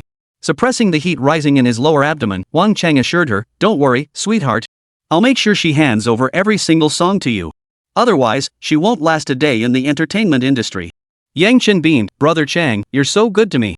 I'll definitely repay you properly. Chapter 54, Morning Light Entertainment's Self-Destruction Part 2. Wang Chang could no longer contain his desire. Baby, I can't hold back any longer. Reward me now. With that, he lunged forward. Yang Chen felt a wave of disgust at the sight of this greasy, pot-bellied man, but for the sake of fame, she forced a smile and said, stop it. Then, they entered into indescribable scenes. High-end Villa District, Beijing. By 10:30 a.m., Yi Chen and Yiqi bid farewell to their family and drove toward Zhongxing Commercial Street. After parking on the commercial street, they realized there were several Western restaurants there. Yiqi had to call ahead to confirm which one they were meeting at before the siblings walked toward the restaurant. Chi, you go in first. I'll follow shortly. We need to act like we don't know each other, it'll make things easier for me later, Yi Chen said. Yiqi nodded. Okay, brother. Got it. At the entrance, Yiqi went inside first, followed by Yi Chen. They soon spotted a greasy-looking middle-aged man seated next to Yang Chen. Seeing Yang Chen made Yiqi's blood boil, but she held back for her brother's plan. Taking a deep breath, Yiqi walked over and forced a smile at Wang Chang. Hello, you must be Director Wang? Yi Chen had also taken a seat near Wang Chang and his group. Soon, the waiter arrived. Yi Chen symbolically ordered a few items, then discreetly pulled out his phone to take a photo. Wang Chang, who had been flirting with Yang Chen, heard the sound and looked up. Seeing Yiqi, he was instantly stunned by her beauty. Yang Chen, sitting beside him, immediately grew displeased at the lecherous look Wang Chang was giving Yiqi. Yang Chen nudged Wang Chang, who snapped back to reality and said, that's right, I'm the music director of Morning Light Entertainment. His eyes kept darting back and forth over Yiqi's figure. Yiqi felt a wave of disgust at his lecherous stare, but forced herself to ask, I wonder what Director Wang wanted to discuss with me. Wang Chang feigned seriousness. Ahem, Miss Yiqi, please feel free to order whatever you like. He handed her the menu. Yiqi took the menu and ordered several dishes without hesitation. Soon, the waiter brought the food, but Yiqi focused solely on eating, refusing to speak to him. Wang Chang seethed inwardly at her silence, but finally blurted out, Miss Yiqi, I personally believe your musical talent is truly exceptional. So today, I came first to apologize, and second to invite you to join our Morning Light Entertainment. Wang Chang had completely forgotten his original purpose. Today, he'd been utterly dazzled by Yiqi's beauty. He wanted to sign her than he could, well, you know. As for Yang Chen, he couldn't care less. The two women's appearances were worlds apart. Yang Chen? Yang Chen never imagined this pig would set his sights on Yi Chi. That was unacceptable. He immediately whined, "Bro Chang, you didn't say it like this before. Didn't you say you'd have her bring the song for me to sing? Why has it turned into an invitation now? You can't be charmed by her looks." Wang Chang snapped impatiently, "When did I ever say that? Don't go making things up." Yang Chen? Yi Chi? Yi Chen? Yi Chi instantly got goosebumps all over from Yang Chen's behavior. She'd been puzzled earlier why would he apologize to her out of nowhere. Turns out he'd only been after her song. Then, seeing she was prettier than Yang Chen, he'd switched his focus to her. Yi Chi suppressed her rising anger, wiped her mouth with a tissue, and said, "Director Wang, thank you for your high regard, but I'm not considering your invitation at this time." Wang Chang stared at Yi Chi in astonishment. It didn't make sense. Their company had countless newcomers desperate to get in. Why was Yi Chi the exception? Wang Chang thought to himself, no way could he let such a beauty slip away.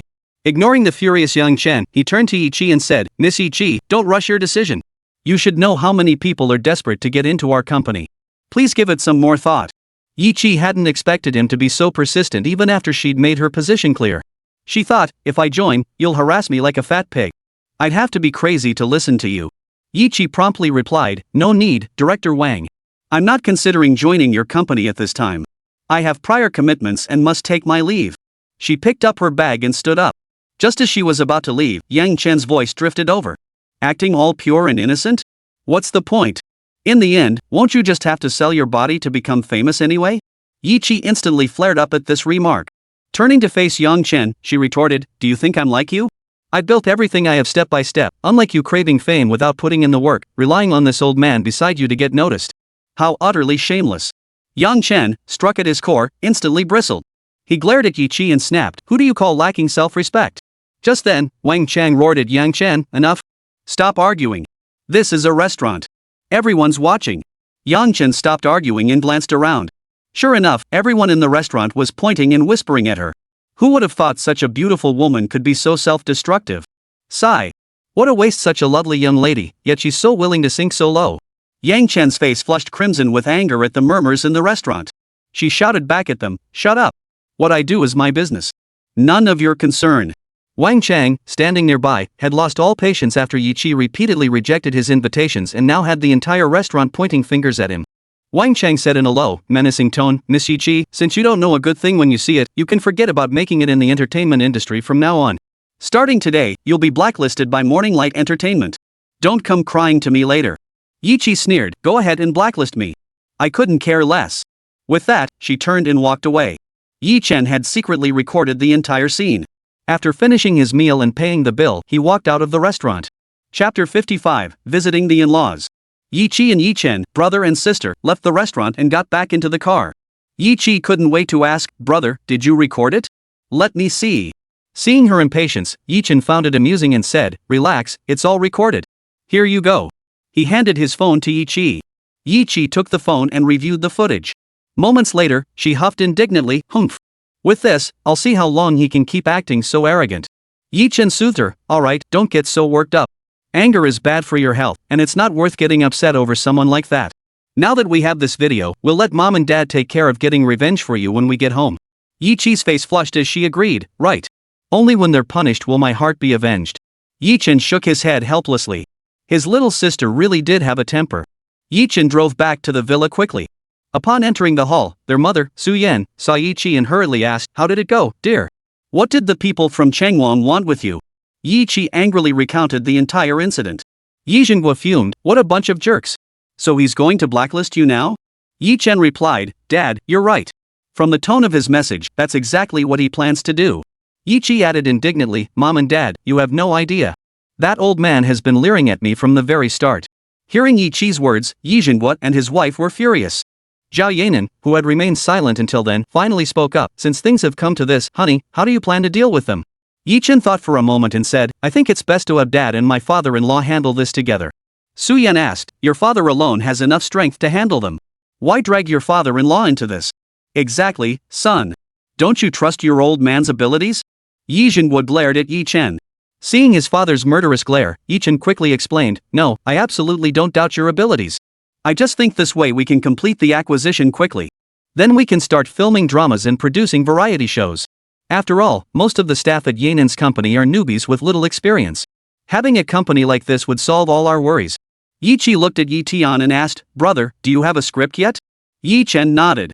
"Of course I do. And I've got the variety show concept ready too."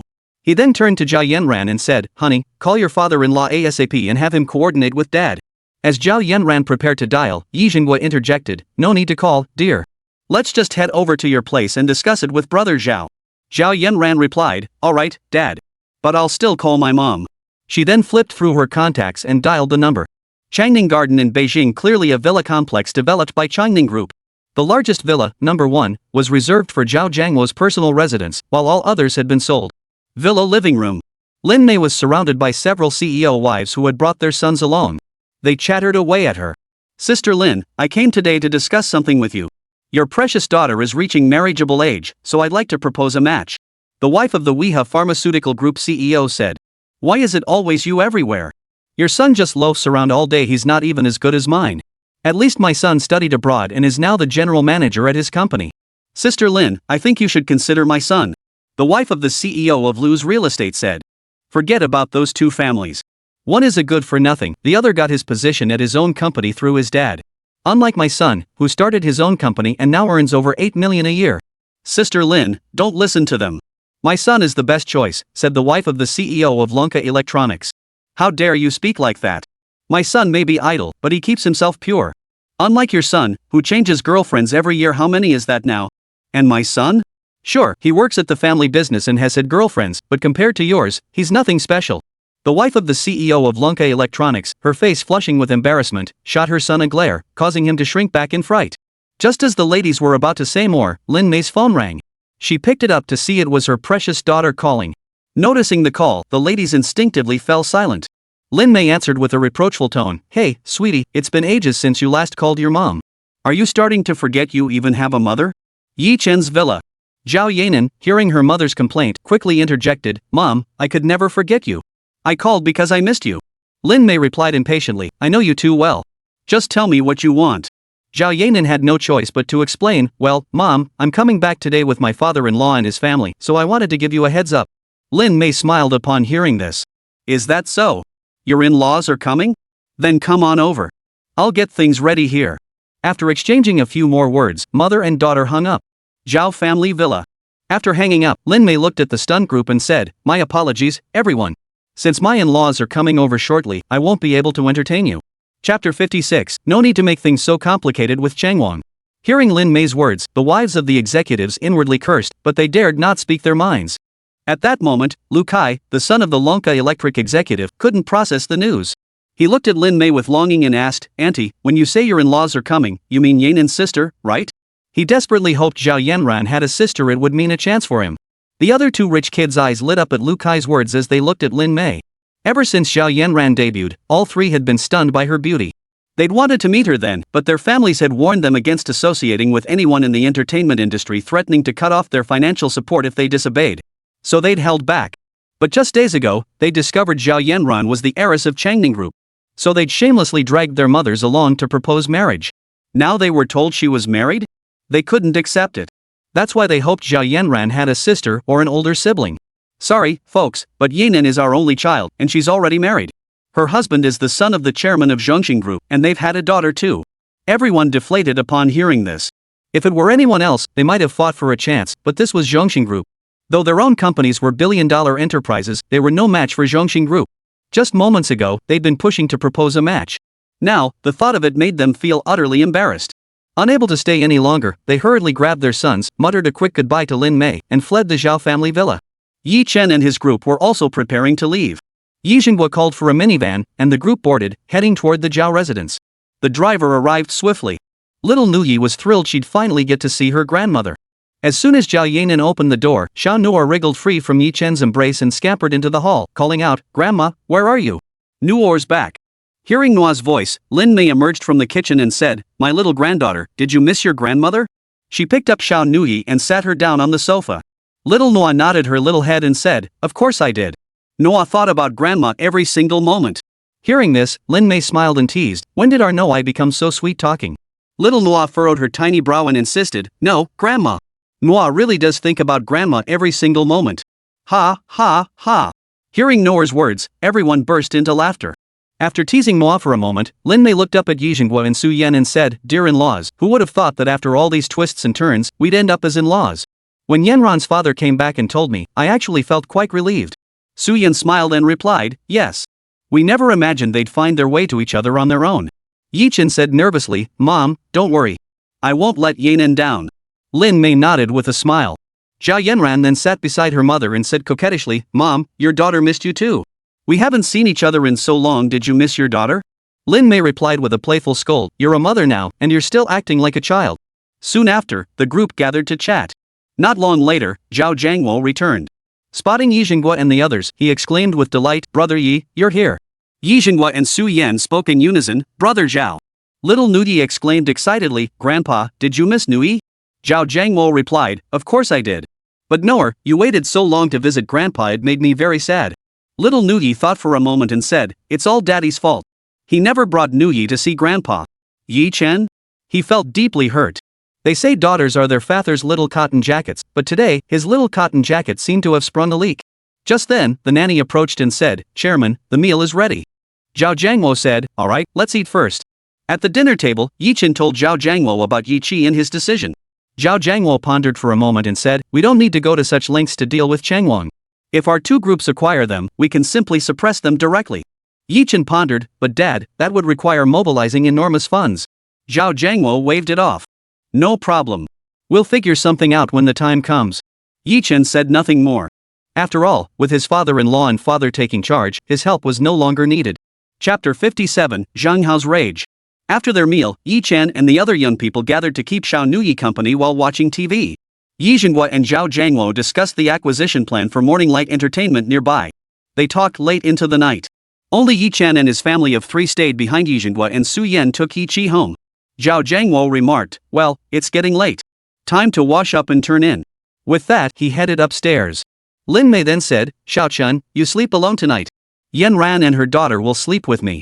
Yi Chen replied with a helpless expression, "All right, Mom. I'll head upstairs." He then went upstairs to wash up. Lin Mei watched Yi Chen's listless demeanor and didn't immediately grasp what was wrong. Turning to Zhao Yanran, she asked with a puzzled look, "Honey, what's wrong with Xiao Chen? He seemed perfectly fine just a moment ago." Zhao Yanran knew exactly why Yi Chen was acting this way. But thinking about her little husband, who seemed to be growing more and more dependent on her, a beautiful curve lifted the corners of her mouth. Zhao Yanran looked at her mother calmly and said, "It's nothing, Mom. He's probably just tired, that's why he's like this. Let's go to bed too." Lin Mei nodded, carrying Xiao Nuoyi upstairs. Zhao Yanran followed shortly after. After washing up, Yi Chen lay down on the bed.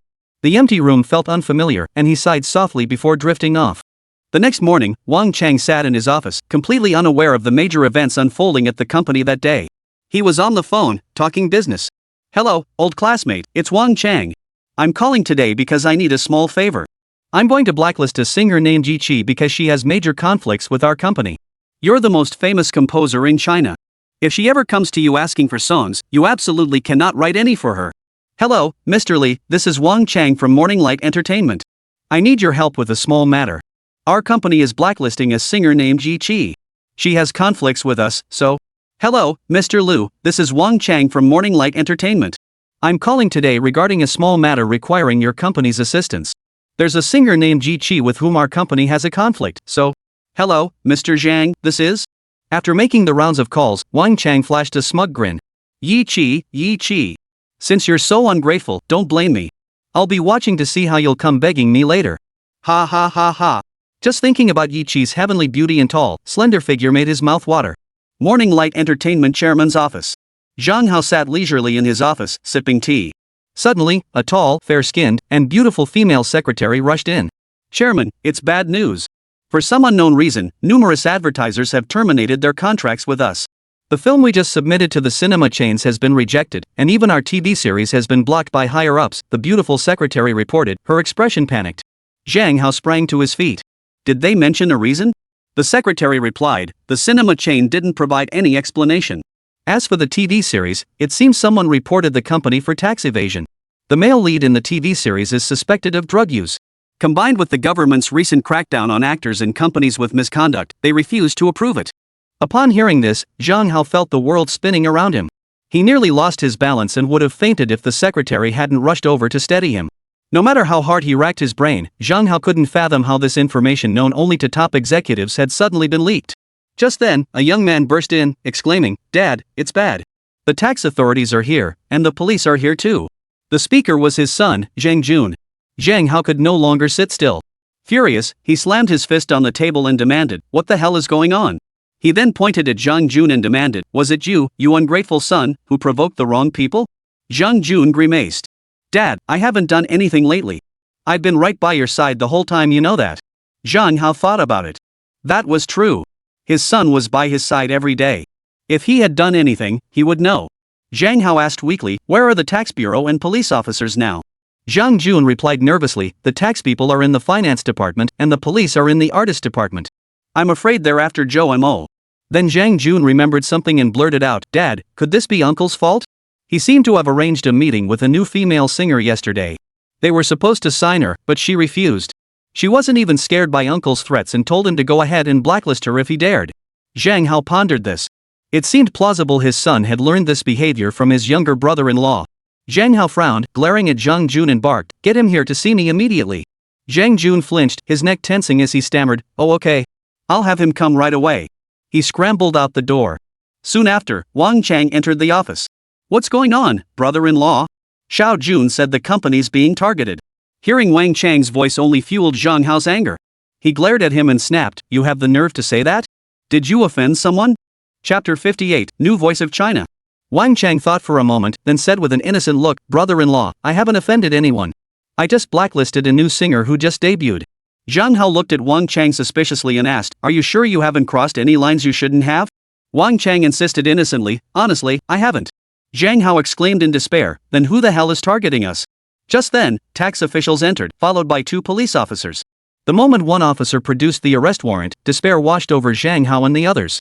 Zhang Hao was then taken into custody right before Zhang Jun and Wang Chang's eyes. Watching his father being led away, Zhang Jun frantically called his lawyer. They racked their brains but couldn't fathom who could be targeting them. With Zhang Hao's arrest, panic spread through the company. After handing over the company acquisition to Zhao Jiangwo, Chen and the others had dinner with him before catching a night flight back to Shanghai. By the time they arrived home, it was already night. After freshening up, they went straight to bed. The next morning, Chen pulled out a proposal and handed it to Zhao Yanran. Zhao Yanran took it and asked curiously, "Honey, what's this? Not another new song you wrote, is it?" Chen replied calmly, "You'll see when you read it." Zhao Yanran opened it to find the bold title New Voices of China staring back at her. As she scanned the pages, she was stunned. This was a variety show proposal. After the initial shock, Zhao Yanran was overcome with delight. She looked at Chen ecstatically and asked, "Honey, when did you write this proposal? And it's so well done." Chen replied with a hint of pride, "So, what do you think? Pretty impressive, huh?" Zhao Yanran nodded excitedly. Yes. You're so amazing, honey." Her eyes sparkled with admiration as she gazed at Chen. Chen rubbed his hands together, his face brimming with anticipation as he looked at Zhao Yanran. "So, how about a little reward?" Seeing his eager expression, Zhao Yanran knew exactly what he wanted. Her cheeks flushed as she whispered, "Honey, please be gentle. After all, Mom and Dad are here." With her permission, Chen chuckled without a word. He stepped closer, cupped her delicate face in his hands, and lowered his head to capture her tempting red lips. Zhao Yanran responded to his kiss, and soon they were lost in an indescribable scene. Half an hour later, Chen finally rose from the bed, thoroughly satisfied. They dressed and descended the stairs. Yi, clearly annoyed, asked, "Bro, why are you just coming down now? We've been waiting forever." Chen quickly explained, "We were discussing the company's future development plans." He certainly couldn't say they'd been making love in the room. Zhao Yanran chimed in, "Exactly. Your brother gave me a variety show proposal." She then handed the proposal to Yi. Yi took it and flipped through it. "Why is it a talent show? Aren't there already plenty of those?" Yi Zhengguo interjected, "Let me see." He motioned for Yi to hand him the proposal. Yi handed it over. Yi Zhengguo glanced at it and remarked indifferently, "Son, what made you think of doing a talent show?" Chen explained, "Dad, this variety show is different from the one Xiaoqi participated in. This program focuses solely on vocal talent, unlike current shows that also emphasize appearance during auditions." Yi Zhengguo inquired, "So you're saying as long as you have a good voice, anyone can participate regardless of their looks, right?" Chen nodded. "Exactly. After signing up, contestants go to a designated location for blind auditions. 4 mentors sit with their backs to the contestants. If a contestant's voice meets a mentor's criteria, they turn around. Conversely, if all 4 mentors turn simultaneously, the contestant gets to choose one mentor to coach them. Yi Chen paused briefly before continuing to explain the process, mentors guiding their ments through training, selecting songs for internal auditions, and finally advancing to the grand finale. Yi Zhenghua and the others' eyes lit up instantly upon hearing this. Zhao Yanran then remarked, if that's the case, then the 4 mentors must be professionals. Yi Chen replied, not just professionals, but individuals with significant prestige in the music industry. And to prevent any under-the-table dealings, the voting system must be open during the competition, allowing the live audience to cast their votes. Furthermore, the audience must be rotated each episode. Otherwise, if all attendees become fans of one contestant, it would be unfair to the others. The final should be broadcast live, allowing nationwide viewers to vote. Zhao Yanran exclaimed with delight, this show is absolutely brilliant. The only question is which TV station would be willing to partner with us. After all, it's a brand new format, something that's never been done before. Chapter 59, Mentor and Guest Invitations Secured. Yi Zhenghua interjected, we can certainly find a TV station. But as for the guest mentors you mentioned, Shao Chun, that's something you'll need to handle yourselves. Yi Qi asked curiously, Dad, do you have connections at the TV station? Su Yan explained, the TV station was acquired by your father. Back when we were planning to start an entertainment company, we bought it when Orange Fruit Television was up for sale. Yi Chen asked, so does that mean Orange Video and Orange Music are ours too? Yi Zhenghua nodded. Yes, and we hold 100% ownership. Though it's our family's company, we still need to follow protocol. You'll have to sign the contracts, but I'll give them a call beforehand. Zhao Yanran remarked, so Dad has already handled the TV station. Then she turned to Yi Chen and asked, honey, do you have any candidates in mind for guest mentors? Yi Chen thought for a moment. I think teachers Lu Huan and Wang Na, plus Chen Yi. Yi Qi interjected, brother, didn't you say we need 4? We're still short 1. Yi Chen replied, we'll just have Yanran fill the last spot. Zhao Yanran asked nervously, can I really do it? Yi Chen looked at Zhao Yanran with conviction. Yanran, you have to believe in yourself. You're already a diva now. Participating in the show will help solidify your position as the queen. Zhao Yanran thought for a moment and said, alright, I'll take your advice. As for the other 3 guests, I'll personally invite them. Yi Chen said, alright, Yanran. I'll leave the guest invitations to you. Oh, and give your father-in-law a call. Ask him how the acquisition of Morning Light Entertainment is progressing. Zhao Yanran nodded. Alright, I'll ask my dad later. With that, she picked up her phone and dialed Zhao Jiangwo. Soon after, in the chairman's office of Changning Group Tower in Beijing, Zhao Jiangwo listened as his secretary delivered a report.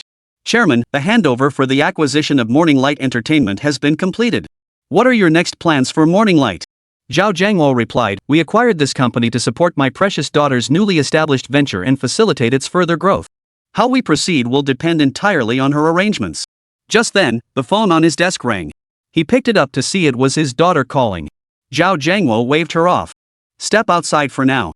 She nodded and exited the office. Once the secretary had left, Zhao Jiangwo answered the call. Hello, daughter. Why are you calling me now? Is it about the Changwang acquisition? Nuoyi, Magic City, Yi Chen's residence. Zhao Yanran looked at him with an ingratiating expression. Dad, can't I just call you because I miss you? Zhao Jiangwo sighed, alright, I know my own daughter.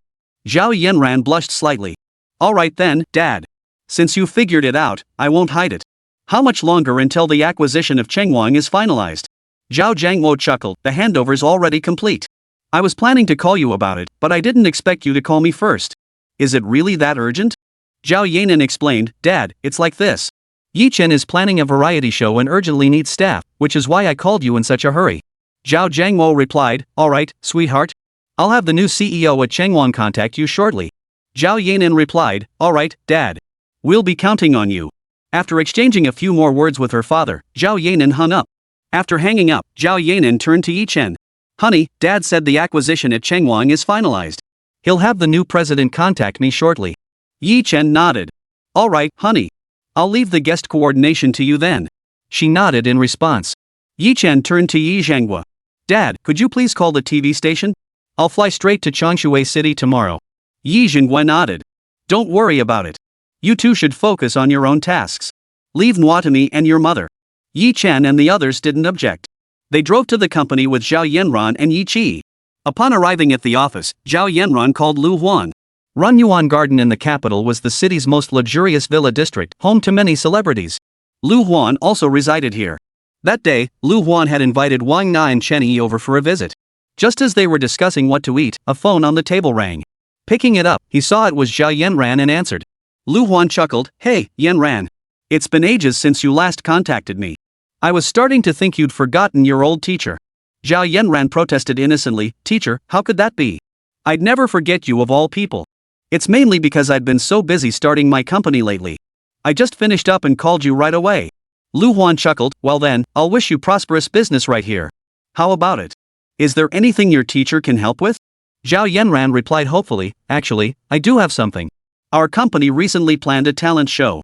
She then explained to Lu Huan the unique aspects of the show, detailing its structure from blind auditions to the final battle between mentors for the champion. Zhao Yanran continued, "Teacher, we're implementing a joint voting system where both the 500 live audience members and the mentors cast their votes.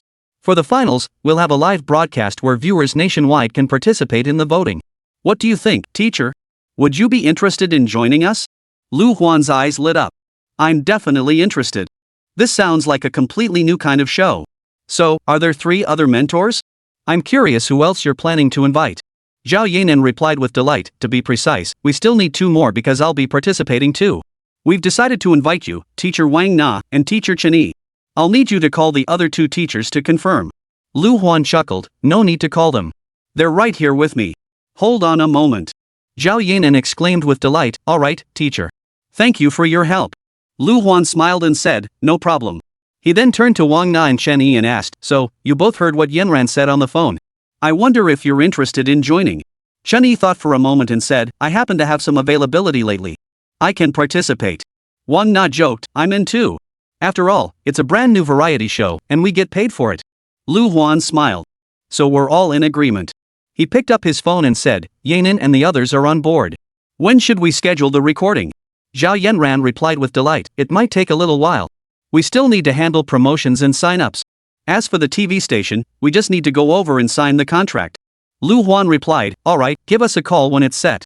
Chapter 60, Arrival at Orange Fruit TV. Zhao Yanran beamed, "Thank you, teacher. I'll definitely call you myself when the time comes."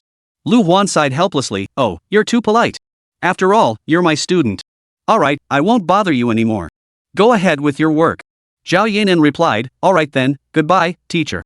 The next morning, Yi Chen and Zhao Yanran rose early as they were heading to Changshui Orange Fruit TV to sign the contract. Descending the stairs, they found Yi Zhenghua sitting on the sofa. Yi Chen asked, looking puzzled, "Dad, why are you up so early today?" Yi Zhenghua didn't respond to Yi Chen's question. Instead, he said, "Your mother and I will look after Noah. I'll send you the station director's number later. His surname is Wu. Call him directly when you arrive. He'll send someone to pick you up." Yi Chen smiled. "Thanks, Dad. We'll be off then." With that, he took Zhao Yanran's hand and headed out the door. Soon they arrived at the airport. After passing through security and boarding the plane, Yi Chen said, "Honey, it'll be a while before we reach Changshui City. If you're tired, get some sleep. I'll wake you when we arrive." Zhao Yanran replied, "All right, honey.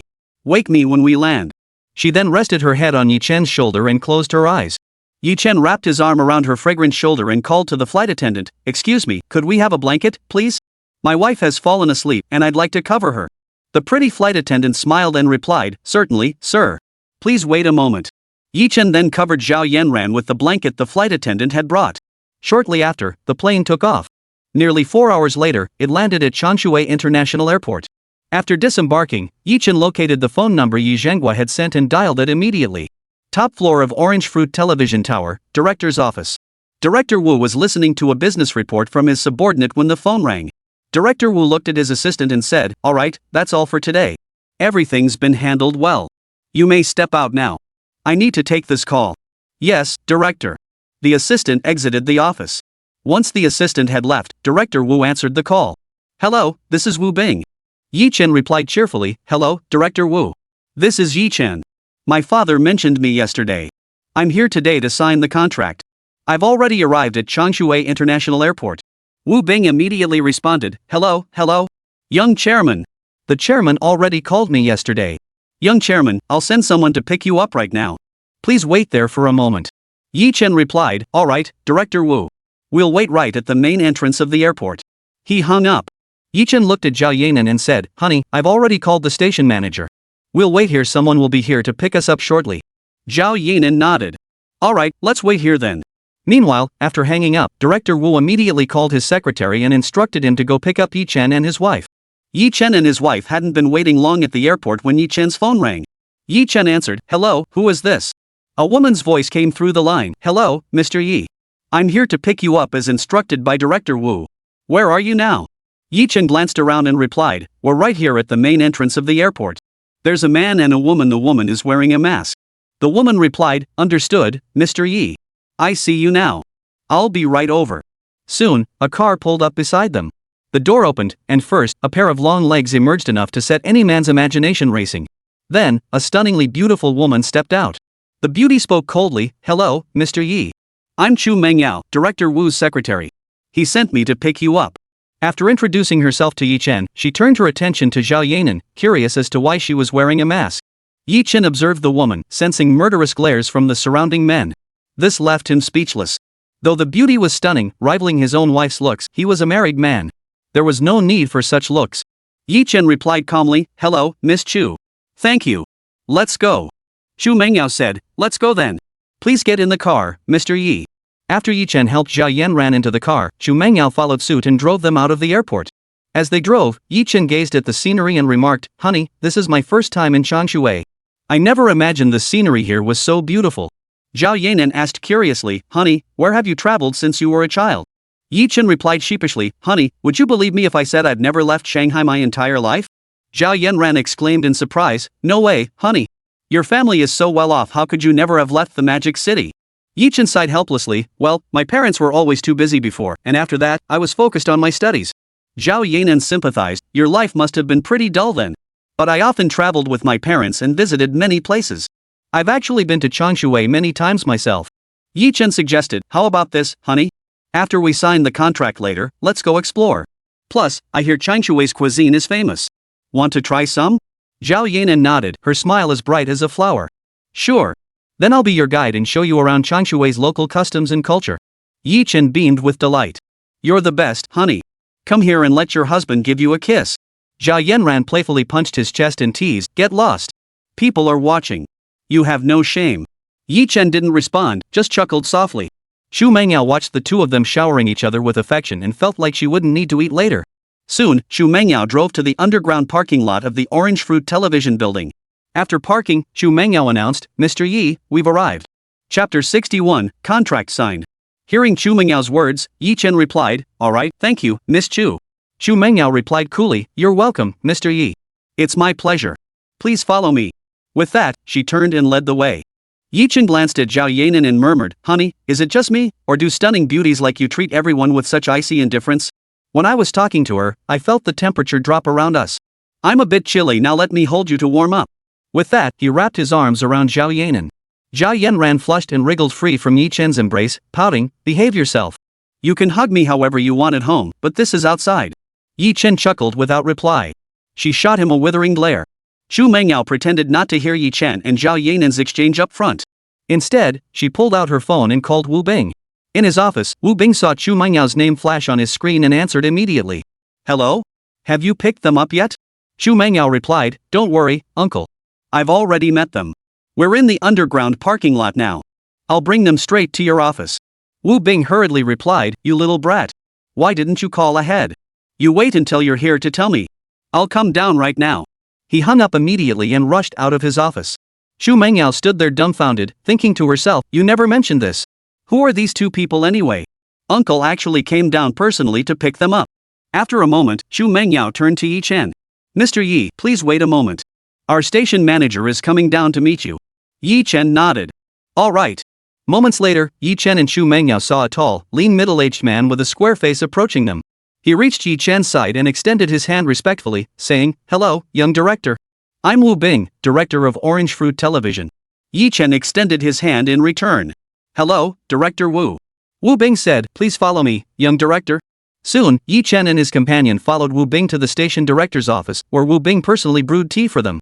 Then, Wu Bing looked at Zhao Yanran and said, "Young lady, you look so familiar to me. Have we met somewhere before?"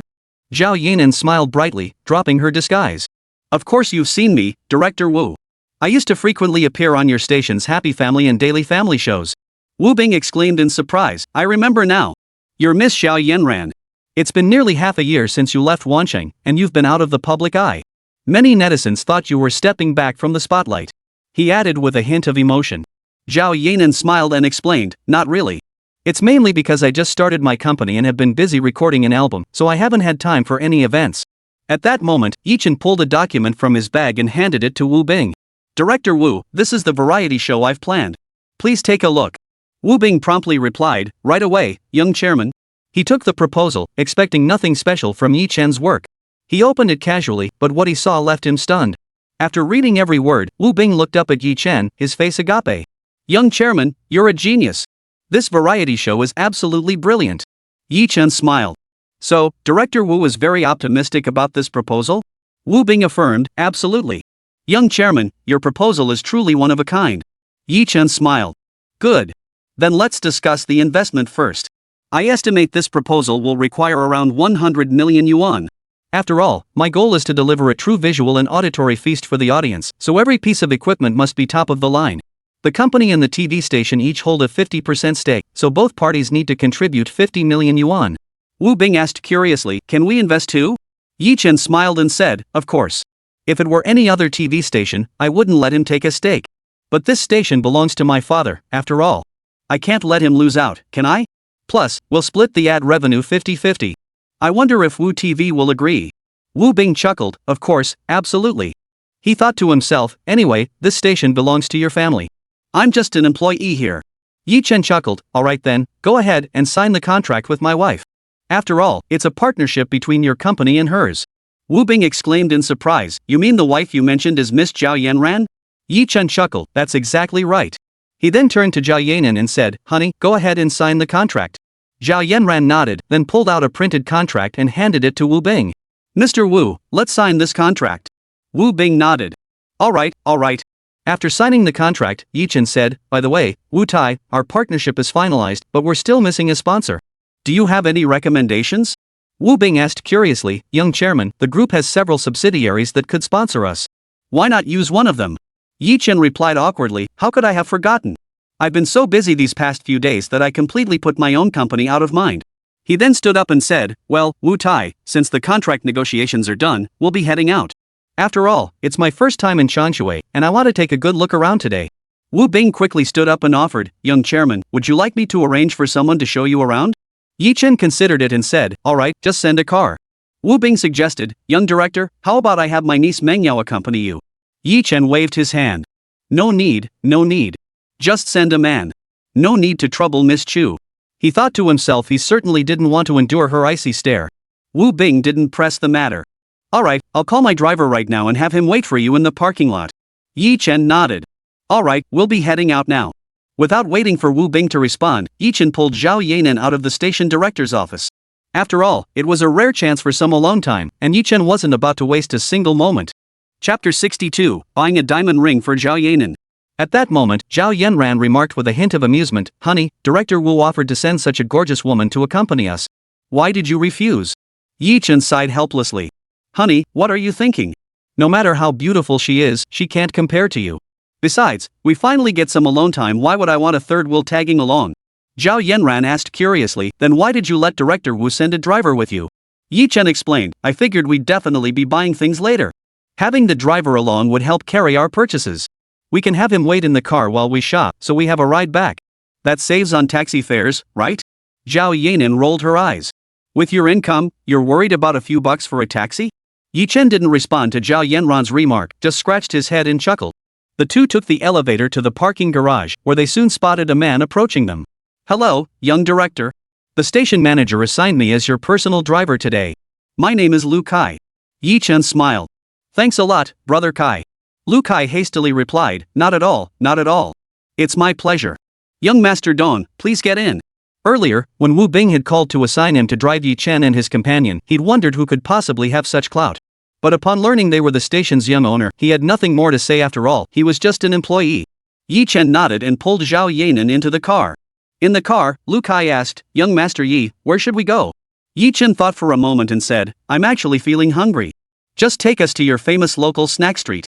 Lu Kai paused, then snapped back to attention. Oh, okay. He started the car and drove out of the underground parking garage. Lu Kai kept glancing at Yi Chen, who noticed and asked curiously, "What's up, brother Kai?" Lu Kai replied awkwardly, "Nothing. I was just wondering about a family like yours, young director Yi." Yi Chen smiled and interrupted, "You're wondering if someone from a family like mine would prefer fancy restaurants and hotels over snack streets, right?"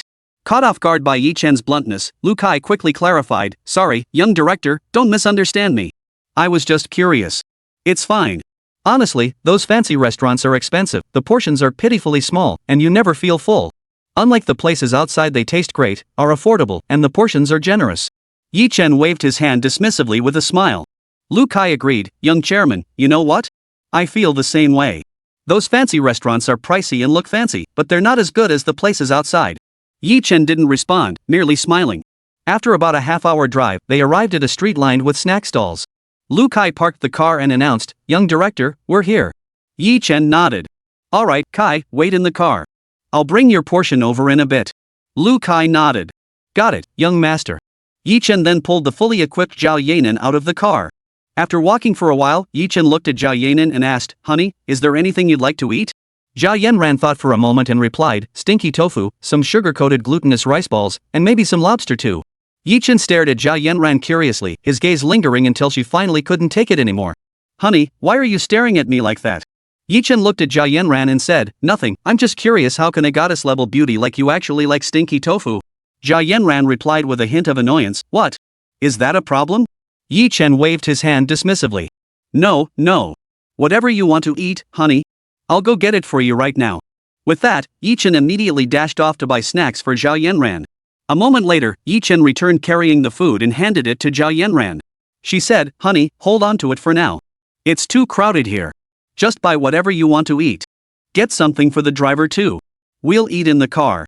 Otherwise, if paparazzi or reporters snap photos, it'll be awkward." Yi Chen thought it over and agreed, then dashed off to buy more food. 20 minutes later, Yi Chen returned, saying, "Let's go, honey." Zhao Yanran nodded. "Let's go." Truthfully, Zhao Yanran feared that if photographed, Yi Chen would face public scrutiny. The two then carried their snacks toward the parking lot. They quickly returned to the car. Yi Chen took out a portion and handed it to Lu Kai, saying, "Brother Kai, this is for you." Lu Kai accepted it and said, "Thanks, young chairman." The three began devouring their snacks in the car. After filling up, Yi Chen instructed Lu Kai to drive toward the mall.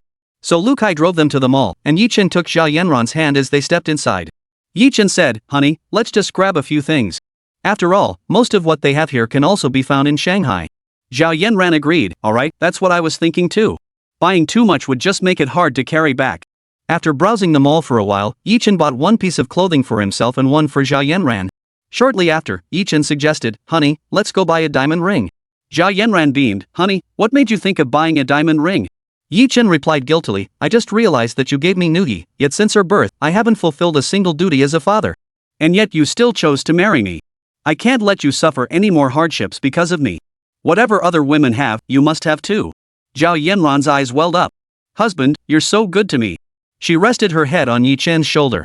Yi Chen then wrapped his arm around Zhao Yanran as they entered the DR jewelry store. The saleswoman smiled as she saw them enter and addressed Yi Chen, "Hello, sir. May I assist you with selecting a ring?" Yi Chen nodded. "Yes, could you show us around?" The saleswoman explained, "Sir, at DR, we advocate loving only one person for a lifetime. Therefore, each gentleman can only custom order one ring in his lifetime. It also requires binding the gentleman's ID card for permanent, verifiable records that cannot be deleted." "Are you certain?" Yi Chen expressed surprise. "It requires ID binding, and only one ring can be customized per lifetime?" The saleswoman smiled and said, "Yes, sir." "Are you certain?" Zhao Yanran watched Yi Chen nervously. Without further thought, Yi Chen pulled out his ID and handed it to the saleswoman. "Then please go ahead and process it for me." The saleswoman confirmed again, "Sir, are you absolutely certain you won't regret this?" Yi Chen replied sternly, "I'm absolutely certain." The saleswoman smiled. "Please wait a moment, sir." Zhao Yanran looked at Yi Chen with delight. "Honey, are you really sure you don't regret this?" Yi Chen took Zhao Yanran's small hand and said, "Don't worry, my dear. Having you in my life is all I need." Zhao Yanran nodded, deeply moved. "You're so wonderful, husband." The saleswoman watched them with envy. After they bought the diamond ring and stepped out, they wandered around the mall for a while longer until it was already afternoon. Yi Chen suggested, "Honey, it's already afternoon. Let's head home." Zhao Yanran agreed, "Alright, let's go." Soon after, the two arrived at the parking lot and got into the car. Yi Chen said to Lu Kai, brother Kai, head to the Zhongxing Hotel. Lu Kai nodded and replied, understood, young chairman. Lu Kai promptly turned the car around and headed toward the Zhongxing Hotel. After checking into the hotel and settling their belongings, Yi Chen said to Lu Kai, brother Kai, you've worked hard today. Let me treat you to dinner. Lu Kai waved it off. No need, young director. It's my job. Let's skip the dinner. At that moment, Zhao Yanran smiled and said, brother Kai, you've spent the whole day with us today. Let my husband treat you to dinner. After all, it's just a meal. Think of it as us making friends. Hearing both of them speak up, Lu Kai decided not to be overly polite. Chapter 63, Return to the Magic City. Seeing Lu Kai agree, Yi Chen called ahead to have a private room prepared. Once seated in the private room, Yi Chen took the menu from the waiter and said to Lu Kai, brother Kai, if there's anything you'd like to eat, just order it yourself. With that, he handed the menu to Lu Kai. Young director, whatever you and your wife are having is fine with me. I don't need to order anything is good, Lu Kai said, pushing the menu back. Alright then, brother Kai. I'll just order based on what I see, Yi Chen said. After ordering a few dishes himself, Yi Chen asked Zhao Yanran to select a few more dishes and some wine.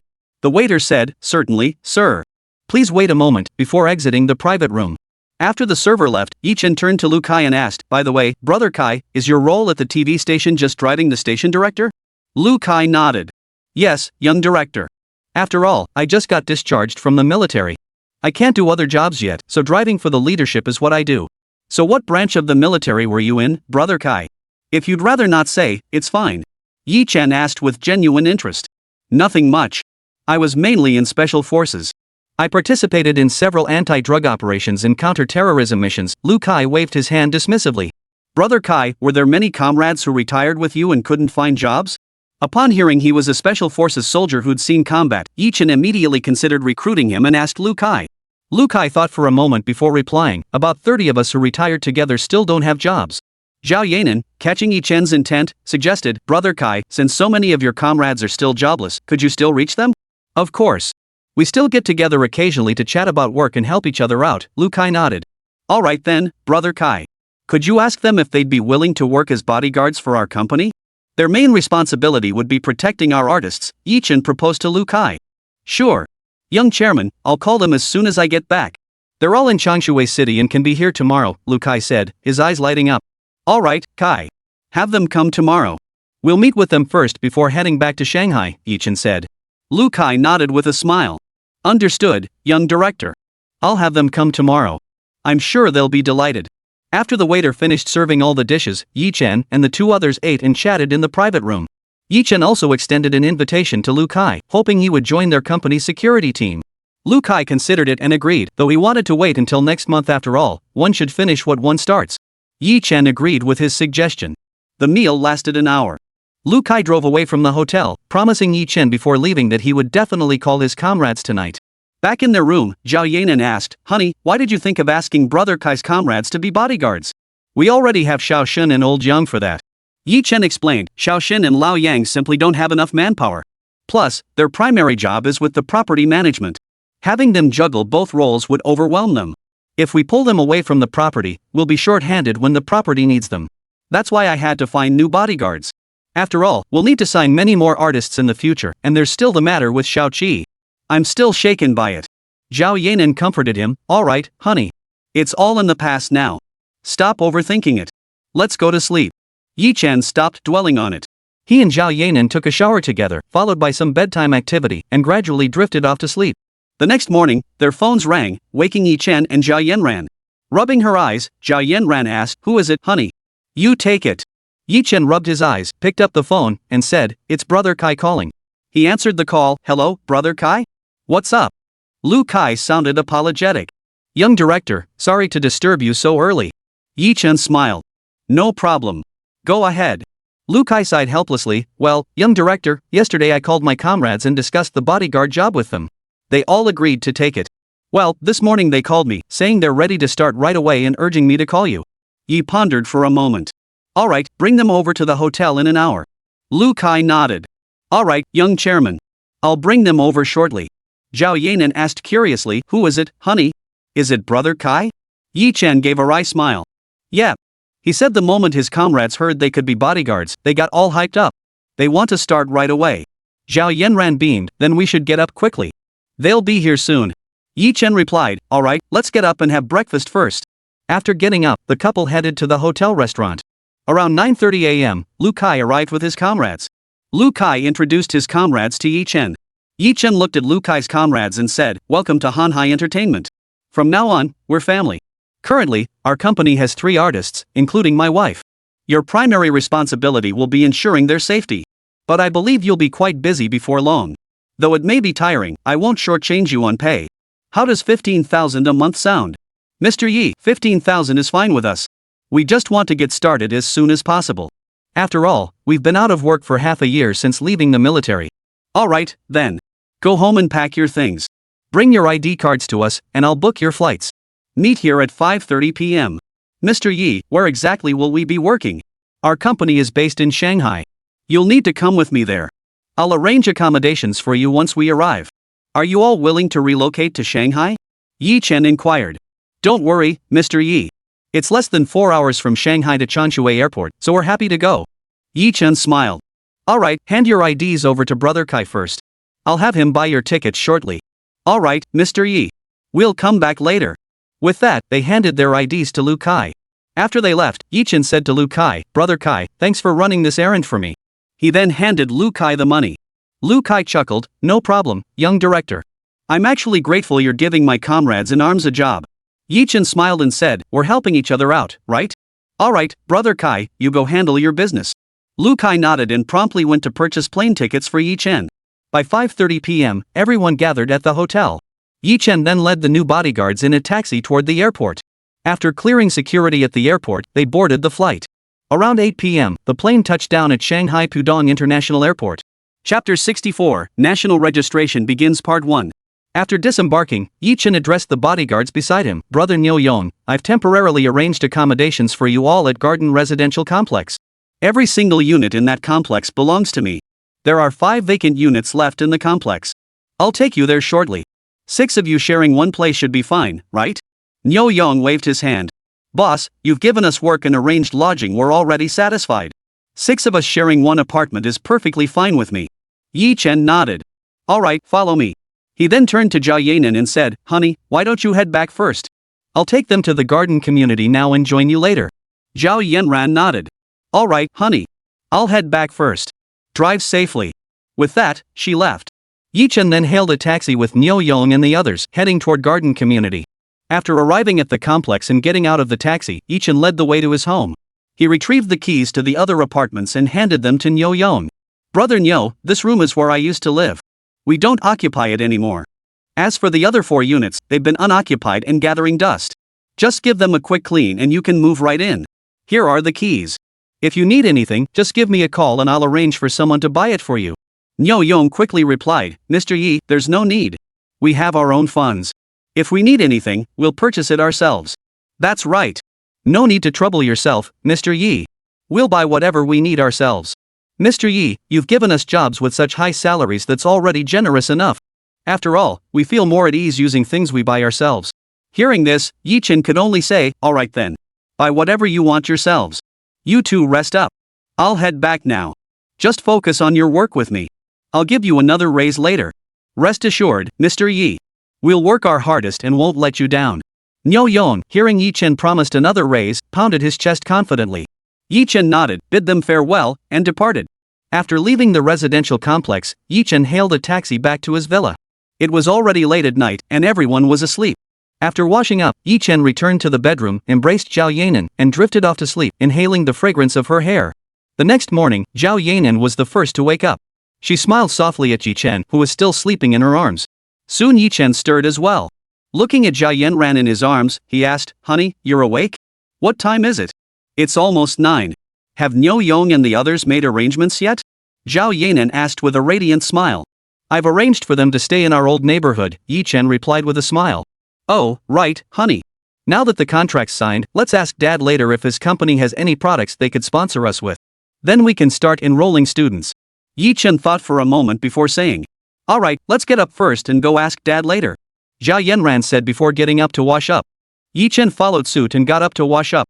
By the time they came downstairs, Yi Jinghua and the others were already eating breakfast. Little Nuoyi spotted Yi Chen and Zhao Yanran and exclaimed excitedly, Mommy and Daddy, hurry up and eat breakfast. Otherwise, we'll finish it all before you get here. Alright, we're coming. Zhao Yanran said with a radiant smile before pulling Chen to sit down. Oh, by the way, brother, after you sign the contract, when can you start signing up? Yi-Chi asked at that moment. Chen looked at Yi-Chi and asked, why, do you still want to participate?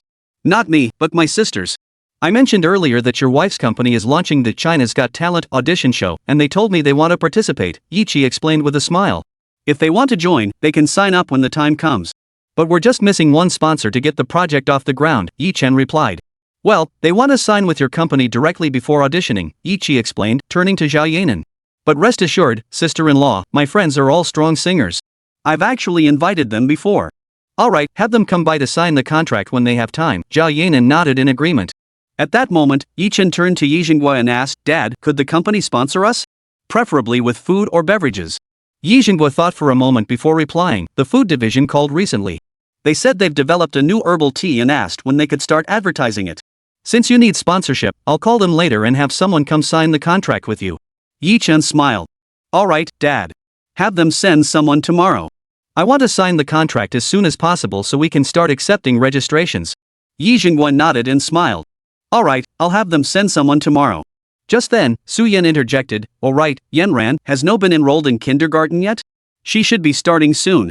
Zhao Yanran replied awkwardly, Mom, I thought No was still too young, so I didn't enroll her. Su Yan's expression turned serious. That won't do. It's time for Nuoyi to start kindergarten. If we don't send her now, by the time she's ready, all the other kids her age will be in the middle or senior classes. She'll be stuck in the junior class. But Mom, it might be too late now. After all, school starts in just a week or two, Zhao Yanran said after a moment's thought. Yijingwa waved his hand dismissively. Don't worry about that. For our family, it's just a phone call away. Then Dad, whether Nuoyi gets into kindergarten depends on you too, Chen said. Mommy and Daddy, am I going to kindergarten? Nor asked, her eyes sparkling with anticipation. Yes, you'll get to play games with all the other kids. Would you like that? Zhao Yanran asked, ruffling Nuoyi's little head. Nuoyi clapped her hands excitedly. Nuoyi's going to kindergarten. I get to play games with my friends. Su Yan smiled and said, see? Even Nuoyi wants to go to kindergarten. The next morning, after Zhao Yanran and Chen had breakfast with their siblings, they drove to the company. Around noon, representatives from Zhongqing Food Company arrived at the office. In the conference room, Chen and Zhao Yanran signed the contract with the Zhongqing Food representatives. Chen said with a smile, Director Li, I assume your superiors have already briefed you? Director Li replied with a smile, yes, young chairman. The higher-up said whatever sponsorship fee you require, we will provide. Chen considered it for a moment before saying, well, since we're family after all, how about 800 million for the sponsorship fee? Minister Li's mouth twitched at the figure, but then he reminded himself that this was the future successor of the entire group, the whole enterprise would eventually be his. With that thought, he smiled and said, alright. Let's sign the contract, young chairman. Chen nodded and proceeded to have Zhao Yanran and Director Li sign the contract. Chapter 65, National Registration begins Part 2. Seeing the contract finalized, Chen stood up and smiled at Director Li. Director Li, thank you for making the trip. Director Li extended his hand and shook Chen's, replying warmly, it's only natural. It's my honor to serve young chairman. Chen smiled. Director Li, how about this? I'll treat you to lunch later this afternoon? Director Li waved his hand. No need, young director. I have prior engagements and must take my leave. With that, he quickly departed. Watching Director Li leave, Chen turned to Zhao Yanran and said, honey, now that the contract is signed, we can inform the TV station and have them prepare accordingly.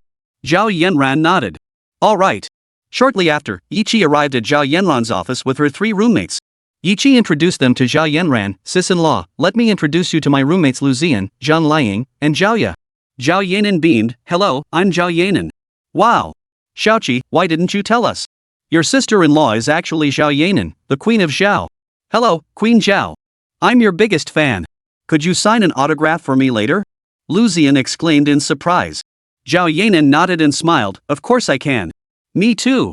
Xiaoqi, you're so mean keeping this from us. Your sister-in-law is the Queen of Zhao.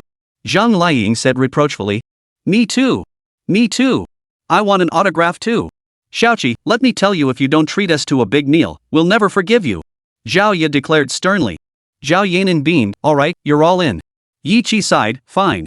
Rest assured, after you sign the contracts, I'll treat you to a proper meal this afternoon. Lu Zian chuckled, now that's more like it. Zhao Yanran asked, are you really planning to sign with our company? Yes, we've made up our minds. and we're joining the company of our own idols. Lu Ziyan declared. Exactly. We're thrilled beyond words to join our idols company. Zhang Liying chimed in. Zhao Yanran nodded and immediately called the legal department to have 3 contracts delivered. Shortly after, someone arrived with the contracts. Zhao Yanran handed them to Lu Ziyan and her 2 companions. Lu Ziyan and the others glanced through them briefly before signing their names. At that moment, Yiqi spoke up. Bro, doesn't that mean you should start writing songs for them now? After all, they're officially part of the company now, and they're going to audition for The Voice. Chen thought for a moment and replied, it's possible, but I don't have that many songs. So I suggest the 3 of you compete as a group. I think it's a good idea. What do you think? Lu Ziyan considered it before turning to Zhang Liying. Zhang Liying and the others considered it, then nodded in agreement. All right then. Since you've agreed, go pick out some songs. Once you've chosen them, head downstairs to practice. Chen turned to Zhao Yanran. Honey, where did you put those songs I gave you earlier? Get them out so they can pick. Zhao Yanran nodded, unlocked a drawer with her key, and pulled out a stack of documents. Chen stepped forward and personally selected several songs for them. Handing the songs to the 3 of them, Chen said, take these to the practice room to work on them. Also, give some serious thought to your group name. Once you've decided, let Yanran know. The 3 nodded and were then led to the practice room by Yiqi. Chen then picked up his phone, found the number, and dialed it. After the call connected, Chen said, hello, Director Wu. We've secured a sponsor here. Get your side ready and start accepting contestant registrations as soon as possible. Director's office, Chanshui Changhua Television Tower. Wu Bing replied with a laugh, understood, young director. I'll arrange it immediately. After hanging up, Wu Bing dialed an internal line. Once connected, he instructed, Shu, notify everyone in the station to gather for a meeting. Shu Mengyao replied, understood, director. Soon, the large conference room was packed. Wu Bing sat at the head of the table and announced, I'm sure you've all heard the news. A couple days ago, I signed a contract with Shanghai Entertainment, personally arranged by the group's young chairman. It's for a variety talent show he's personally planning. Wu Bing paused before continuing, I'm sure you all think this is just some rich kid's whim, a project he's dabbling in for fun. Am I wrong? Many in the audience chuckled awkwardly at Wu Bing's remark. Alright then, let me show you the variety show personally planned by the young chairman. Wu Bing finished and turned to Chu Mengyao, saying, Chu, please distribute the proposal to everyone. Chu Mengyao nodded. Yes, director. She immediately stood up and distributed a copy of the document to each person. Initially, everyone had only glanced at the documents out of respect for Wu Bing. But after reading them for a moment, they were all stunned. This proposal was personally designed by the group's young chairman. If that's true, this young chairman is a genius. It must be said, not every rich kid is idle. Just look at the young chairman. Wu Bing smiled and said, well, pretty impressive proposal, huh? Wu Tai, it's more than just good. Once this show airs, we can confidently say it'll be number 1. No one else will dare claim the top spot. Exactly, Wu Tai. When can we start accepting applications? Wu Bing raised his hand to silence the room. Alright, everyone, quiet down. Once everyone had quieted down, Wu Bing continued, the reason we're holding this meeting today is precisely for this program. Director Zhang, once your advertising department leaves, begin production immediately. The ad should be around 30 seconds long. Wu Bing looked at the advertising director as he finished speaking, then turned to the channel director and said, Director Zhong, Director Qin, and Director Zhou, your 3 channels cartoon, shopping, and entertainment need to free up 30 seconds of airtime to promote the variety show. The 4 nodded in understanding. Wu Bing continued, as for the hosts, He Jiong and Wang Han will take turns. He Jiong and Wang Han nodded in unison. Understood, director. Filming will take place in the studio on the 15th floor, but the equipment needs to be replaced. After finishing his instructions, Wu Bing turned to the procurement department and said, Director Xia, once you're back at your office, immediately place an order for the latest and highest-end equipment available. Don't worry about the cost. Most importantly, we also need to custom order 4 motorized swivel chairs. Understood, director. You can count on us, the procurement director nodded.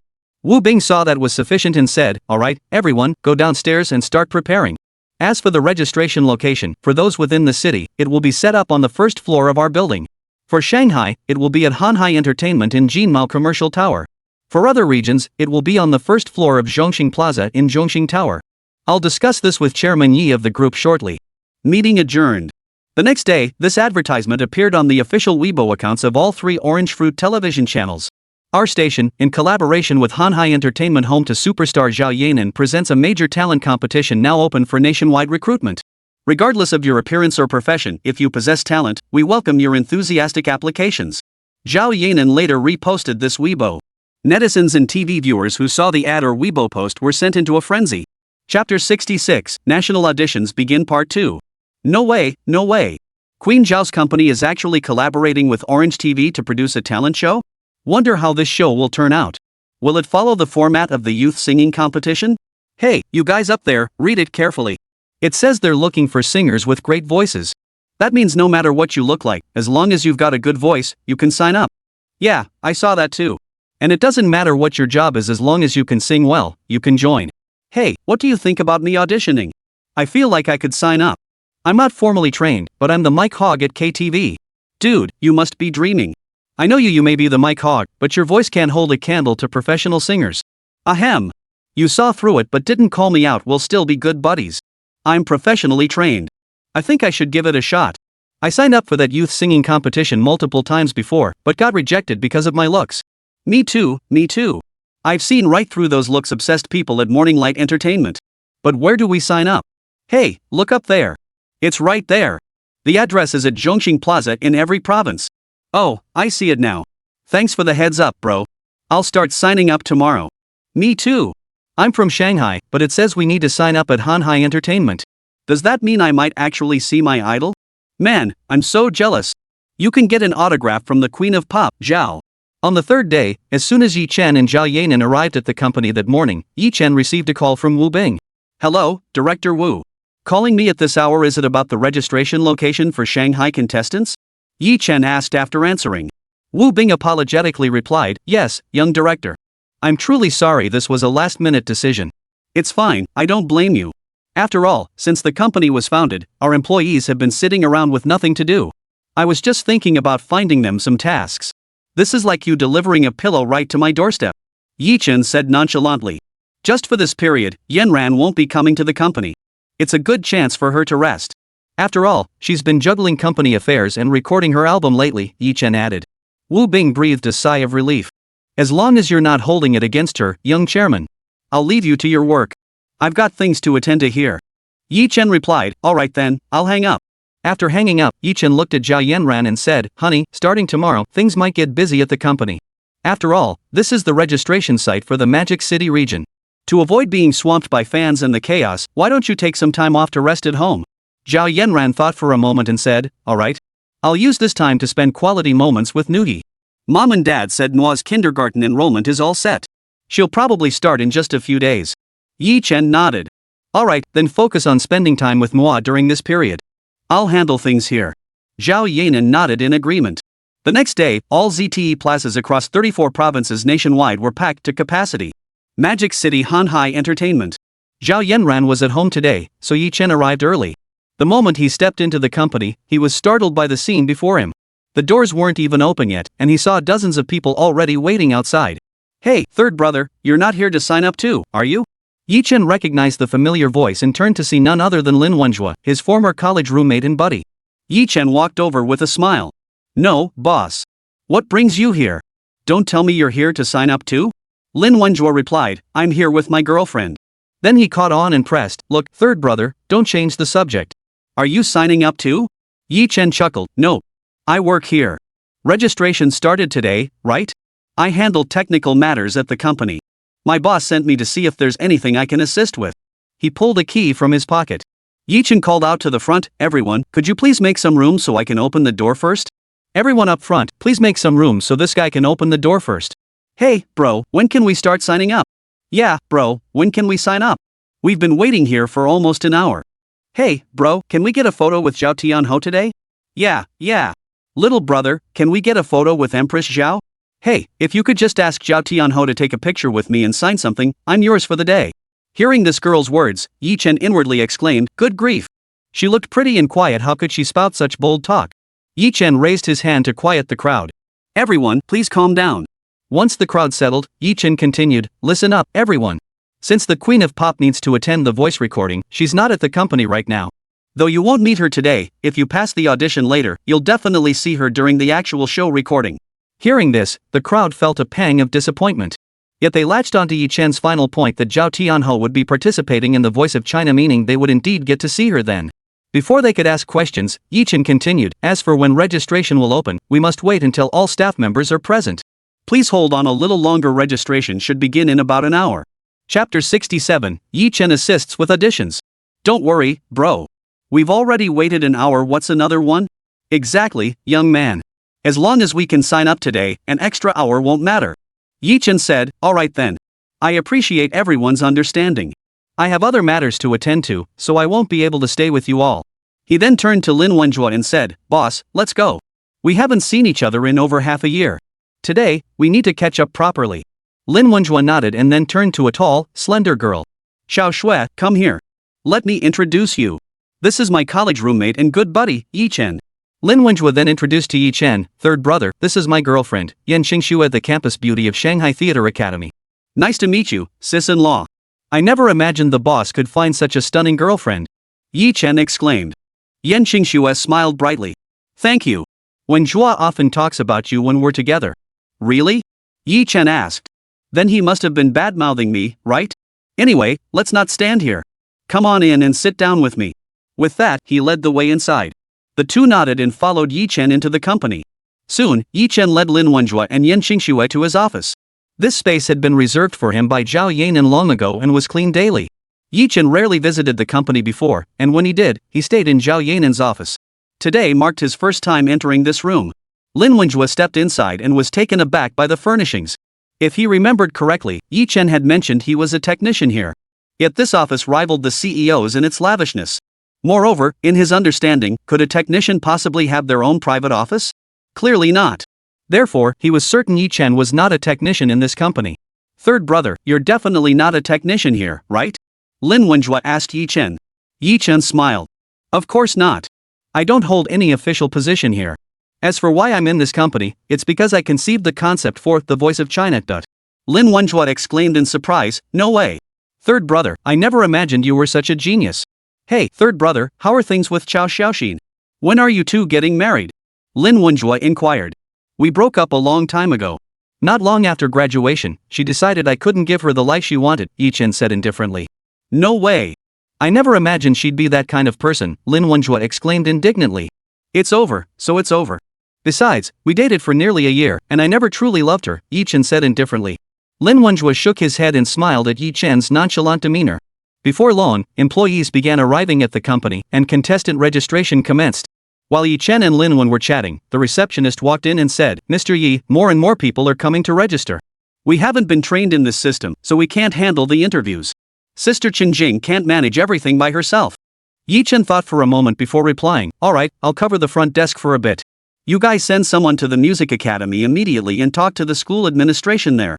See if they can collaborate with us to send over a few professional instructors. Have them feel free to make any requests. As long as we can accommodate them, we'll do our best to meet their needs. The receptionist replied, understood, Mr. Yi. I'll arrange it immediately. Lin Wenjue exclaimed in surprise, when did you become their Mr. Yi, third brother? Yi Chen chuckled, alright, boss, I'll explain it to you later. Isn't your wife also here for an interview? Let's handle the interview first. We'll gather this afternoon, and I'll fill you in then. Lin Wenjue nodded. Alright, we'll meet up tonight. I'll call second brother and the others shortly. Yi Chen nodded. Alright, let's leave it at that for now. With that, he pulled out his phone and called Yi Qi. Yi Chen said, hey, Xiaoqi, where are you now? Yi Qi, I'm at home right now, bro. What's up? Yi Chen said, things are getting too busy at the company. Call Lu Zian and the others right now and have them come help out. Oh, and Lu Xian too. Yi Qi replied, got it, bro. I'll call them right now.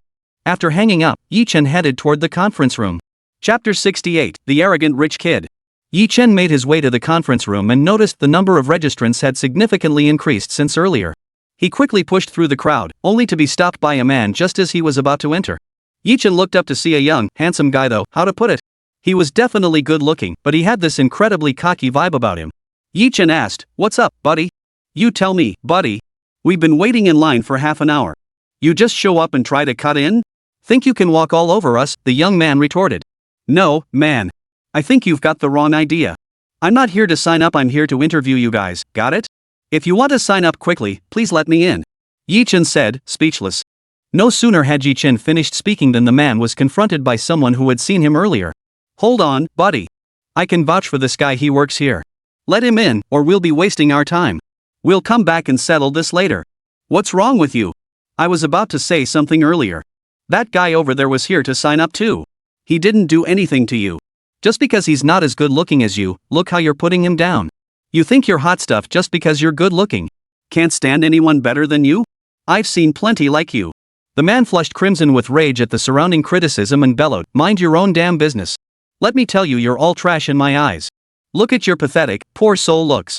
Why don't you take a good look in the mirror? And you have the nerve to lecture me? Everyone present instantly boiled over at his words. Who do you think you're talking to? Rich and mighty, huh? What makes you so special? Without your parents, you'd be nothing. So what if I have money? Does that mean I can do whatever I want? Looks like you've never been beaten down by society. I can't fathom how your parents raised such a piece of trash. The man declared arrogantly, money is power, believe it or not. I can win the championship. Because all I have to do is go back and tell my parents, and they'll pay for a championship title. The competition? It's just a formality. With enough money and some backroom deals, I'll win it. Chen was furious upon hearing the man's words. Buying a championship with money? What did he take this place for? But he didn't want to argue with him now. Hey! You're pretty cocky, aren't you? Alright, everyone, calm down. We're all civilized people. Don't stoop to his level. Chen tried to placate the situation while still taking a dig at him. The man instantly flared up, pointing an accusing finger at Chen. Who do you call uncultured? Name names. You better believe I can have my dad buy out this entire company and put you all out of work. Chen rolled his eyes. Idiot, obviously it's whoever's randomly accusing people here. Ha ha ha ha. Everyone present burst into laughter. The man pointed angrily at the crowd. Shut up, all of you. You trash. Just you wait, I'll remember every one of you. Let me tell you about Yang Group, got it? That's my family's company. Every single one of you here, I won't let you off the hook. At the mention of Yang Group, everyone immediately fell silent. Yang Group was one of the top taxpayers in the city. Chen was also startled to hear the name. This was indeed a tricky situation. Compared to his father's Zhongxing Group, it was like a mere grasshopper. But if he asked his father to intervene, wouldn't that make him look weak? Just then, several security guards approached and asked Chen, Mr. Yi, is something wrong? Chen pointed at the man and ordered, throw this guy out. The lead security guard nodded. Understood, Mr. Yi. They then approached, lifted the man, and escorted him out. As he was being carried away, the man cursed, you bastards. Let me go, or I'll make you pay dearly. And you, Young Tao, won't let you off the hook. The security guards ignored his ranting and swiftly dragged him out. Those around him grew tense for Chen. Bro, while this feels satisfying, you've made an enemy. Things might get tough for you going forward. Chen shrugged it off. Don't worry about me. He's just a clown. Keep going with the interviews. Not third brother, do you realize what you're doing? That's the Yang Group. Lin Wenjua asked anxiously. It's fine, boss. No need to worry about me. I'll go in first. After reassuring Lin Wenjua, Chen entered the conference room. Chapter 69, Yang Tao's Resentment.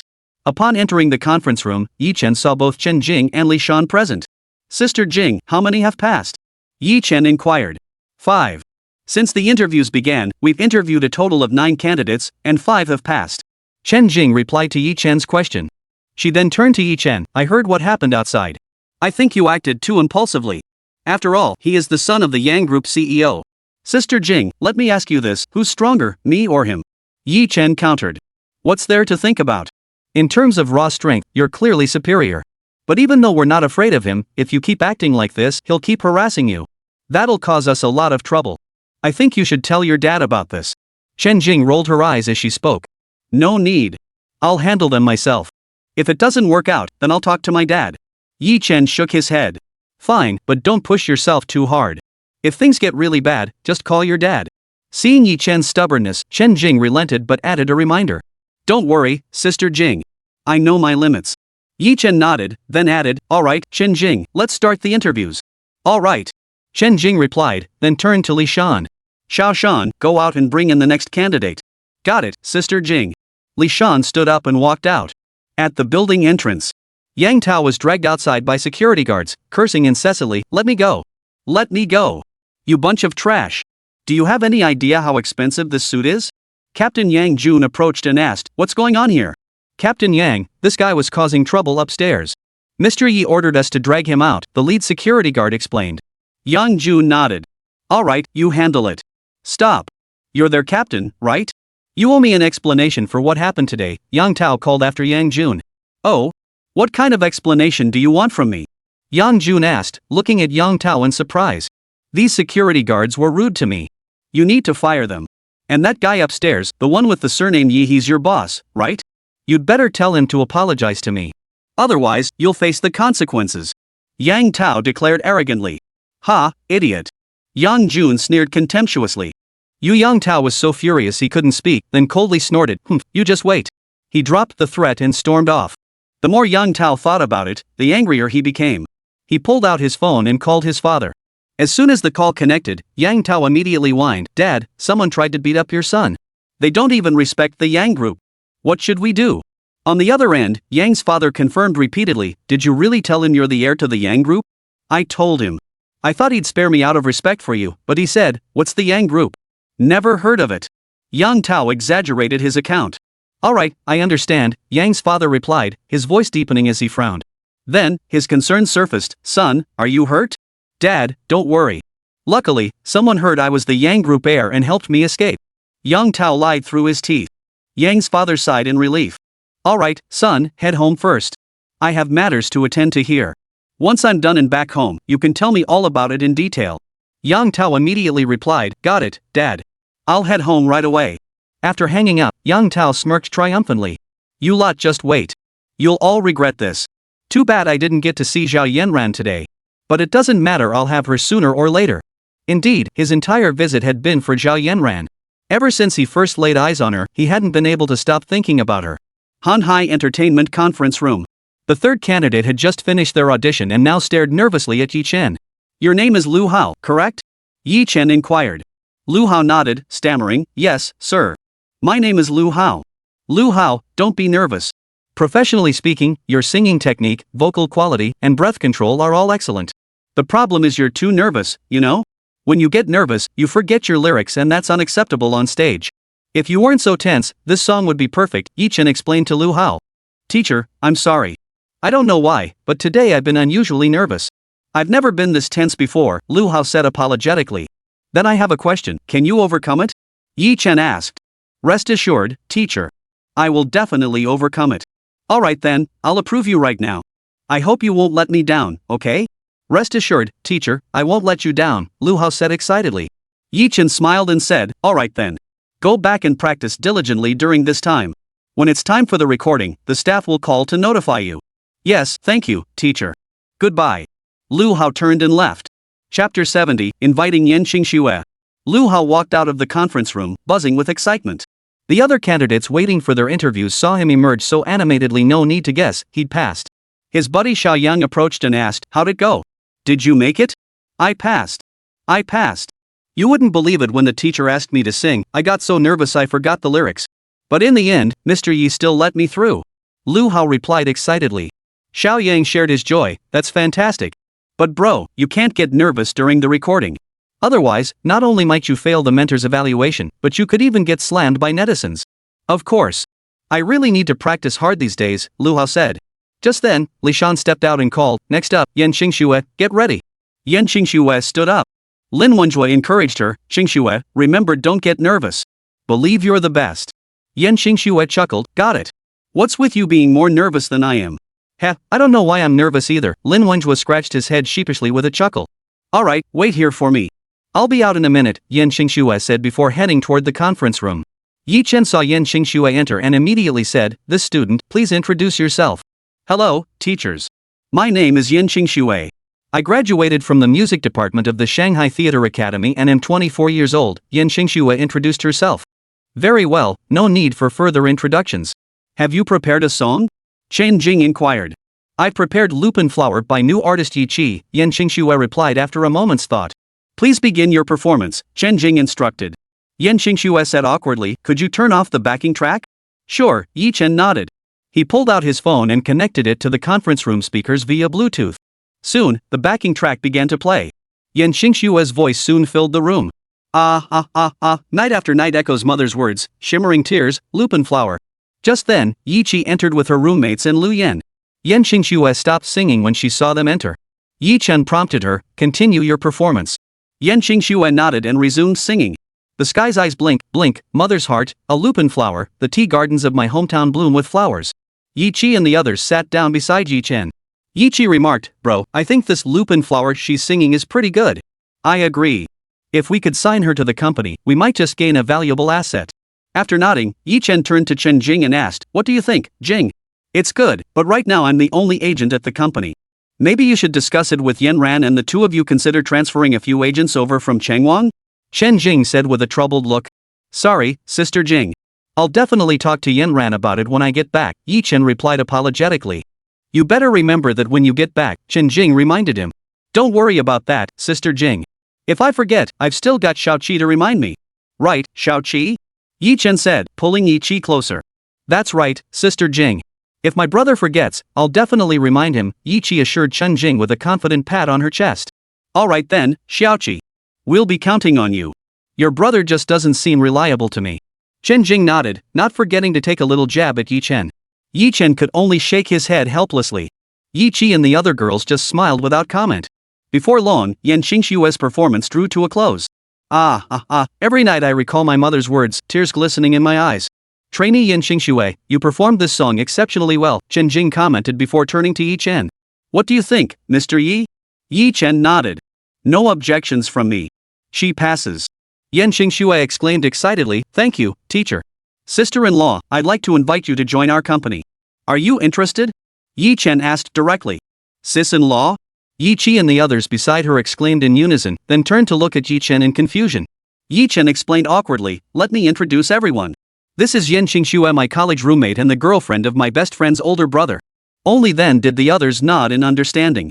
Yan Xingxue, hearing Yi Chen's invitation to join the company, was first stunned, then excitedly asked, is that really okay? Of course. Why would I lie to you?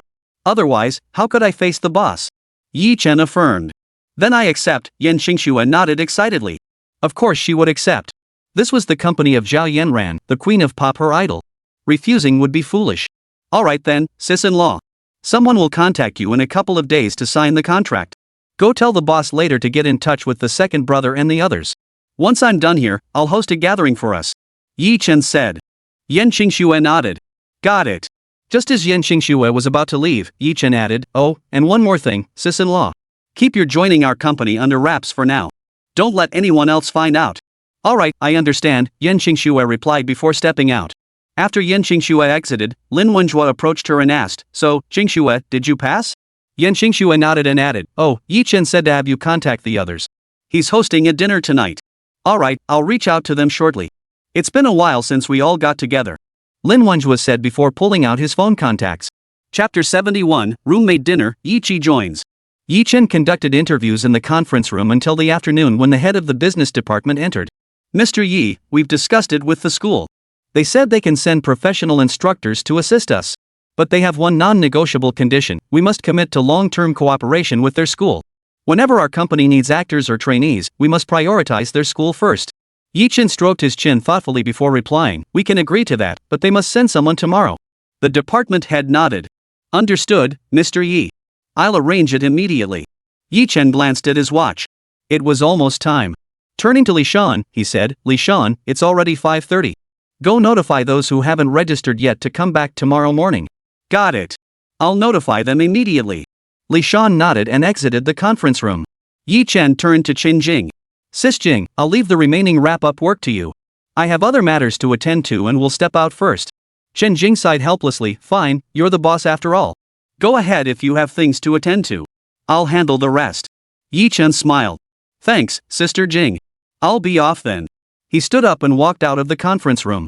Yi Qi caught up to him and called out, brother, wait a moment. What is it, Xiaoqi? Yi Chen turned to look at Yi Qi. Yi Qi smiled and said, well, brother, aren't you going to that gathering? Take me with you. Yi Chen looked puzzled. Why are you suddenly interested in my party? Well, think about it, bro. If you get drunk later, you'll need a designated driver, right? If you bring me along, you save on that driver. Makes sense, doesn't it? Yi Qi reasoned. Yi Chen thought about it and realized she had a point. Alright, let's go. Yay! Yi Qi excitedly followed Yi Chen, leaving Lu Ziyan and the other two looking utterly bewildered. They exchanged glances, then all shook their heads. Yi Chen didn't spot Lin Wenjue anywhere along the way. He pulled out his phone and dialed Lin Wenjue's number.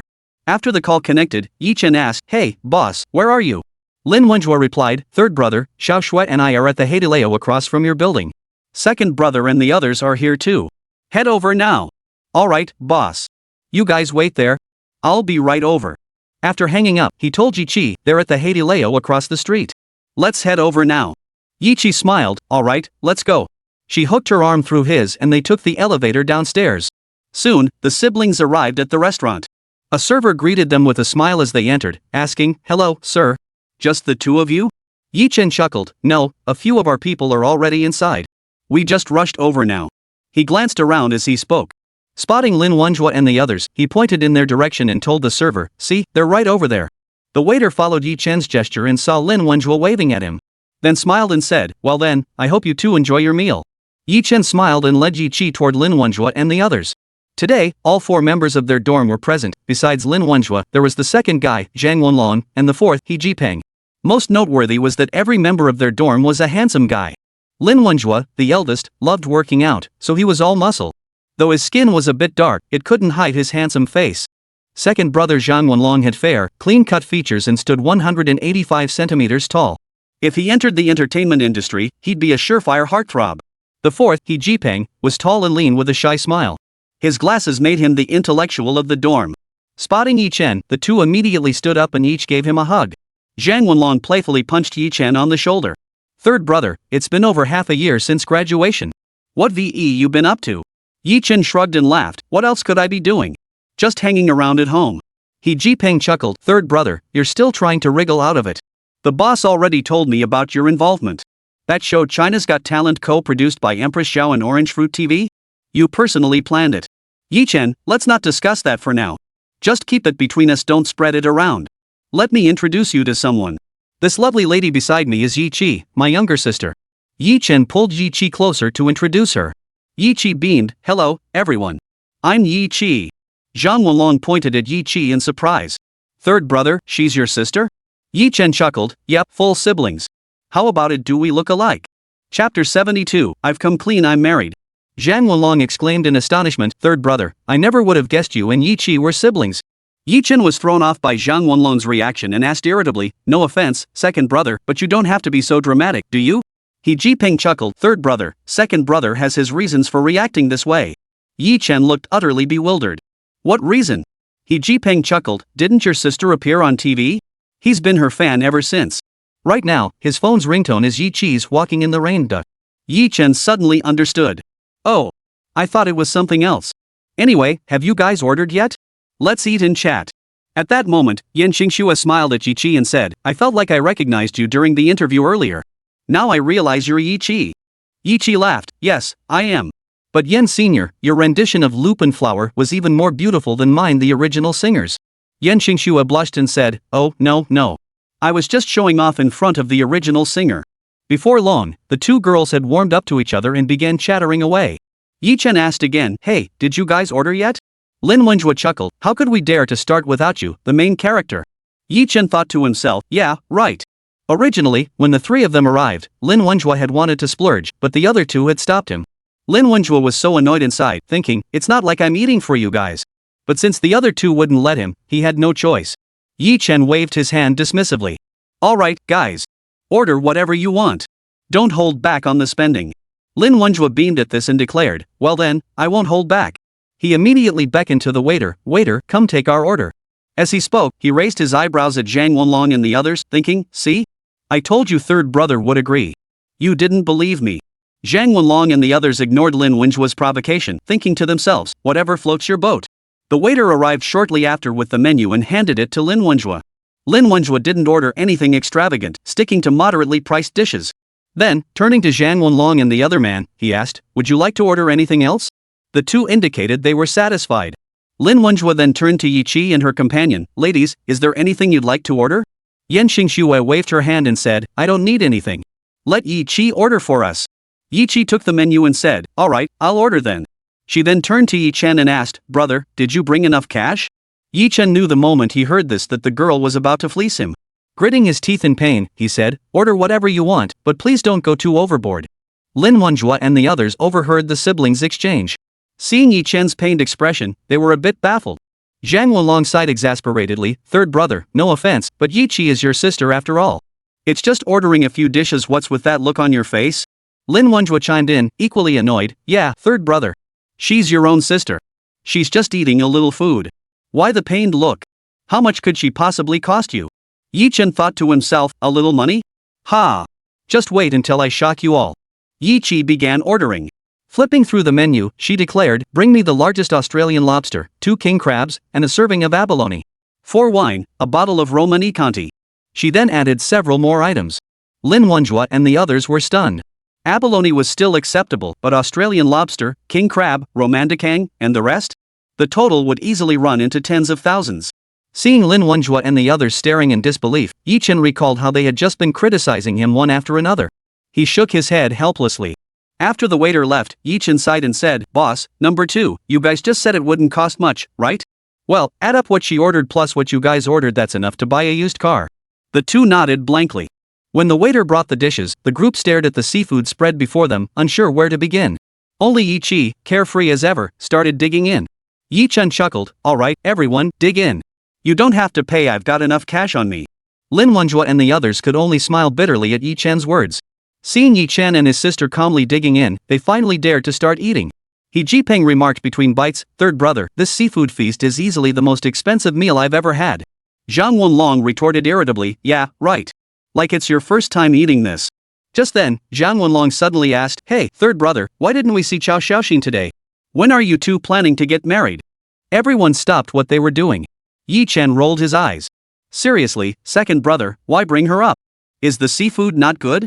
He Jipeng chimed in with concern, it's not about third brother, second brother just cares about you.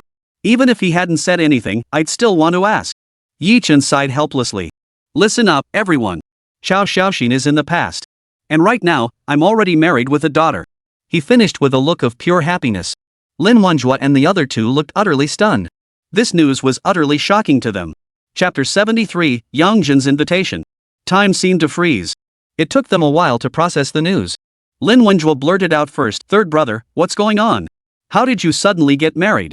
Zhang Wenlong chimed in, yeah. Third brother, I remember you were all about studying since freshman year. I never saw you hang out with any girls. Except for Chao Xiaoxin right before graduation senior year, and she was the one who confessed to you. How could you suddenly get married so soon after breaking up? And not just marrying, but having a child? Even a whirlwind marriage doesn't produce a baby that fast. He Jipeng suddenly interjected, third brother, you didn't end up as a rebound guy, did you? Or did you snag a rich woman? Otherwise, a seafood feast like today's I've never seen you eat anything this expensive before. Put. Cough, cough, cough, cough. Just then, Yi Chi, who was drinking, couldn't help but react to Yi Jipeng's words. She immediately sprayed the wine she just swallowed, coughing until her face turned bright red. Yan Qingxua quickly patted Yi Chi's back and asked, Yi Chi, what's wrong? Slow down. She then pulled out a tissue and handed it to Yi Chi. Yi Chi took the tissues and wiped her mouth. Nothing much. It's just that brother Jipeng said my brother played the fall guy, and I couldn't help myself. The three of them immediately turned to look at Yi Chi, thinking to themselves, isn't that exactly what happened? And your brother took the fall, why are you so happy about it? Zhang Wenlong couldn't help but ask, seriously, Yechi? Your brother's the fall guy, and you're laughing? Yi Chen nearly collapsed on the spot upon hearing this. Yi Chen sighed helplessly. Guys, remember that night during freshman year when we all went out drinking together? The three nodded in unison. Lin Wenjue said, of course we remember. We all got drunk that night. Only the three of us made it back to the dorm. You were the only one who didn't return. Yi Chen nodded and whispered, exactly that night. Not only did I skip it, but I checked into a hotel with a woman 3 years older than me. That very night, this woman, my current wife, got pregnant. Ah! The three of them gasped in shock. Perhaps they hadn't realized their voices were too loud, drawing disapproving glances from nearby diners. Hey, you guys, could you keep it down? Exactly. If you're going to chat, why do you have to be so loud? What's gotten into you lot? Have you seen a ghost or something? Don't you know you shouldn't talk during meals or while sleeping?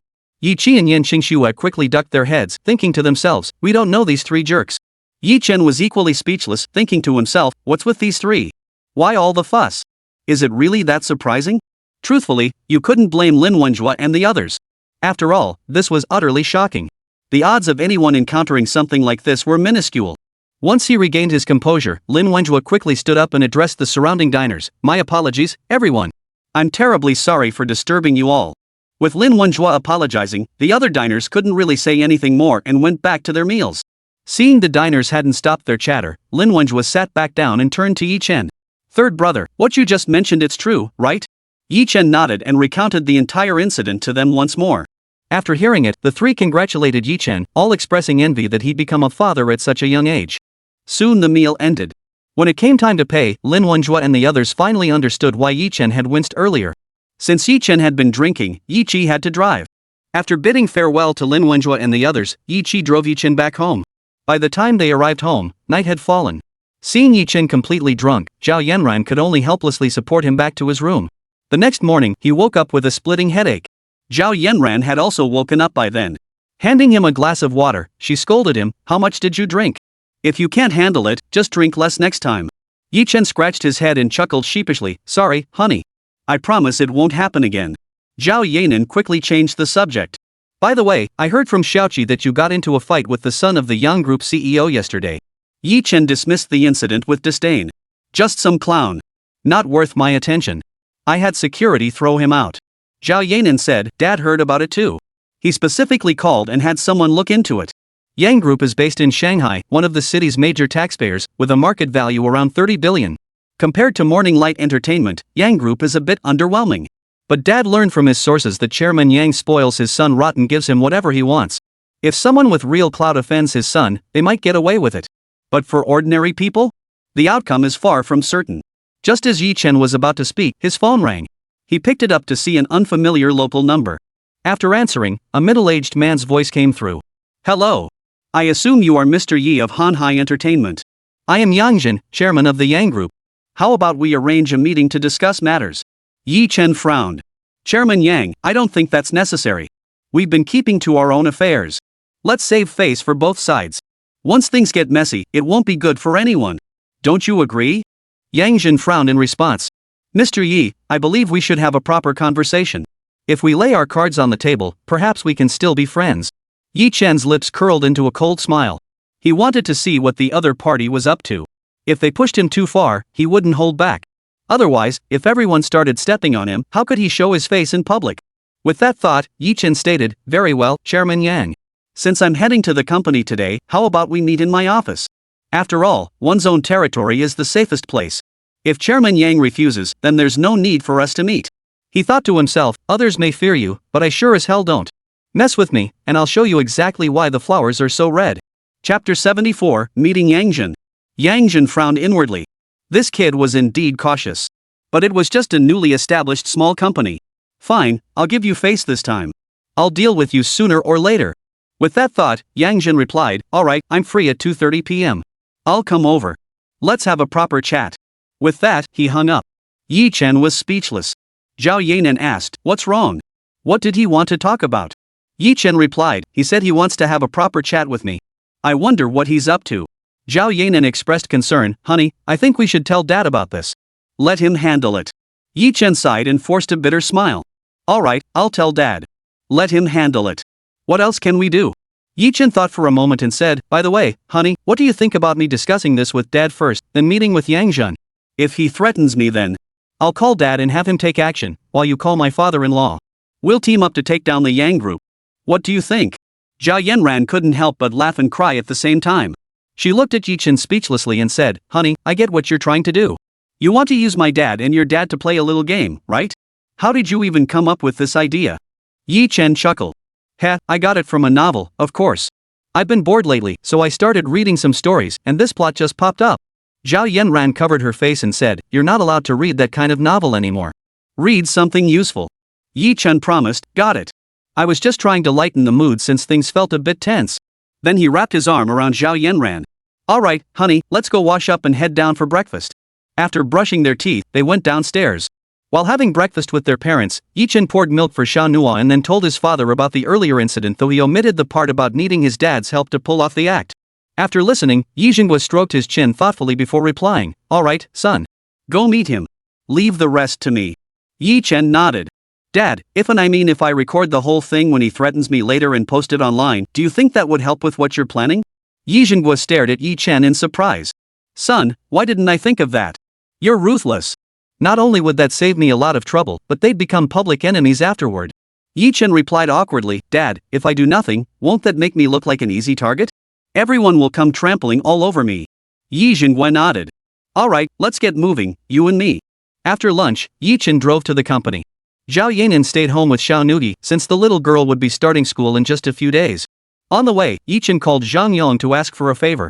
After hanging up, he stepped on the gas and sped toward the company. Soon, Yi Chen arrived at his office.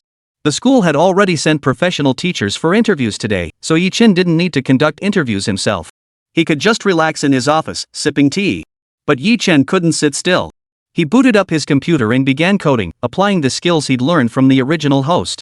An hour later, Zhang Yong walked in with someone and said, "Mr. Yi, the items you requested are here." He handed them to Yi Chen. Yi Chen took a look and found it quite impressive. He handed it back to Zhang Yong and instructed, "Install this for me. Oh, and have old Yang and little Shen stand beside me later. Tell Nuoyi Yong and the others to come over right outside the office. Have everyone sit at the desks and pretend to be working." Zhang Yong nodded. Understood, Mr. Yi. He immediately arranged for the installation to begin. Afterward, old Yang and Xiao Shen remained behind while Zhang Yong led the others out of the office. Around 2:30 p.m., the receptionist entered and said, "Mr. Yi, Chairman Yang from Yang Group is here to see you." Shall I let him in? Yi Chen replied, "Have him come in." The receptionist nodded and replied, "Yes, Mr. Yi." Taking advantage of the moment, Yi Chen asked old Yang, "Are you ready?" Old Yang nodded. "Rest assured, Mr. Yi. We've been ready for a while." Yi Chen nodded. Moments later, the receptionist ushered Yang Zhen inside, followed by his son Yang Tao and several bodyguards. Upon entering, Yang Zhen noticed two men standing beside Yi Chen. Yang Zhen paid them no mind. After all, he had brought more people than Yi Chen, and besides, they weren't here to fight. Yang Zhen approached Yi Chen and sat down across from him. "Mr. Yi," he said, "I told you I'd be here at 2:30, and here I am." Yi Chen replied indifferently, "Mr. Yang, if you have something to say, go ahead." "I'm listening." Chapter 75, The oddball father and son are in for trouble. Yang Zhen hadn't expected such impatience right off the bat.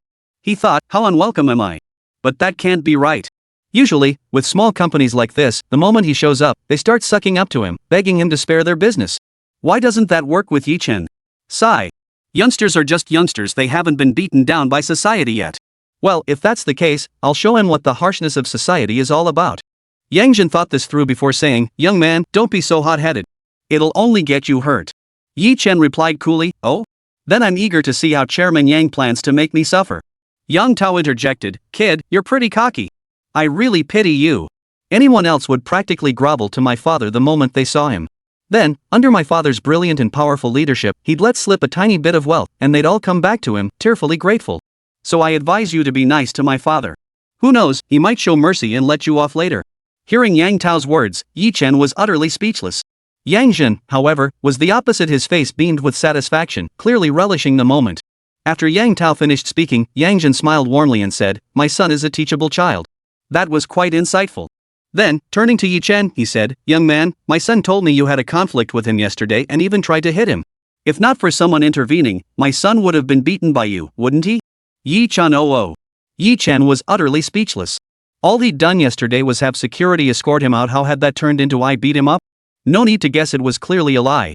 Yi Chen looked at Yang Tao, who was still grinning smugly. Yi Chen stared at Yang Tao. "I'm speechless. Are you sure I hit you yesterday? Isn't twisting the truth like this a bit much? How can you be so shameless?" He then turned to Yang Zhen, "And you, Chairman Yang? You believe everything your son says? I genuinely wonder how someone with a brain like yours managed to build such a massive business empire." Yang Zhen turned crimson with rage. "Young man, how dare you speak to me like that? Don't you fear the consequences of offending me?" Yi Chen replied calmly, "I'm certainly not afraid of offending you.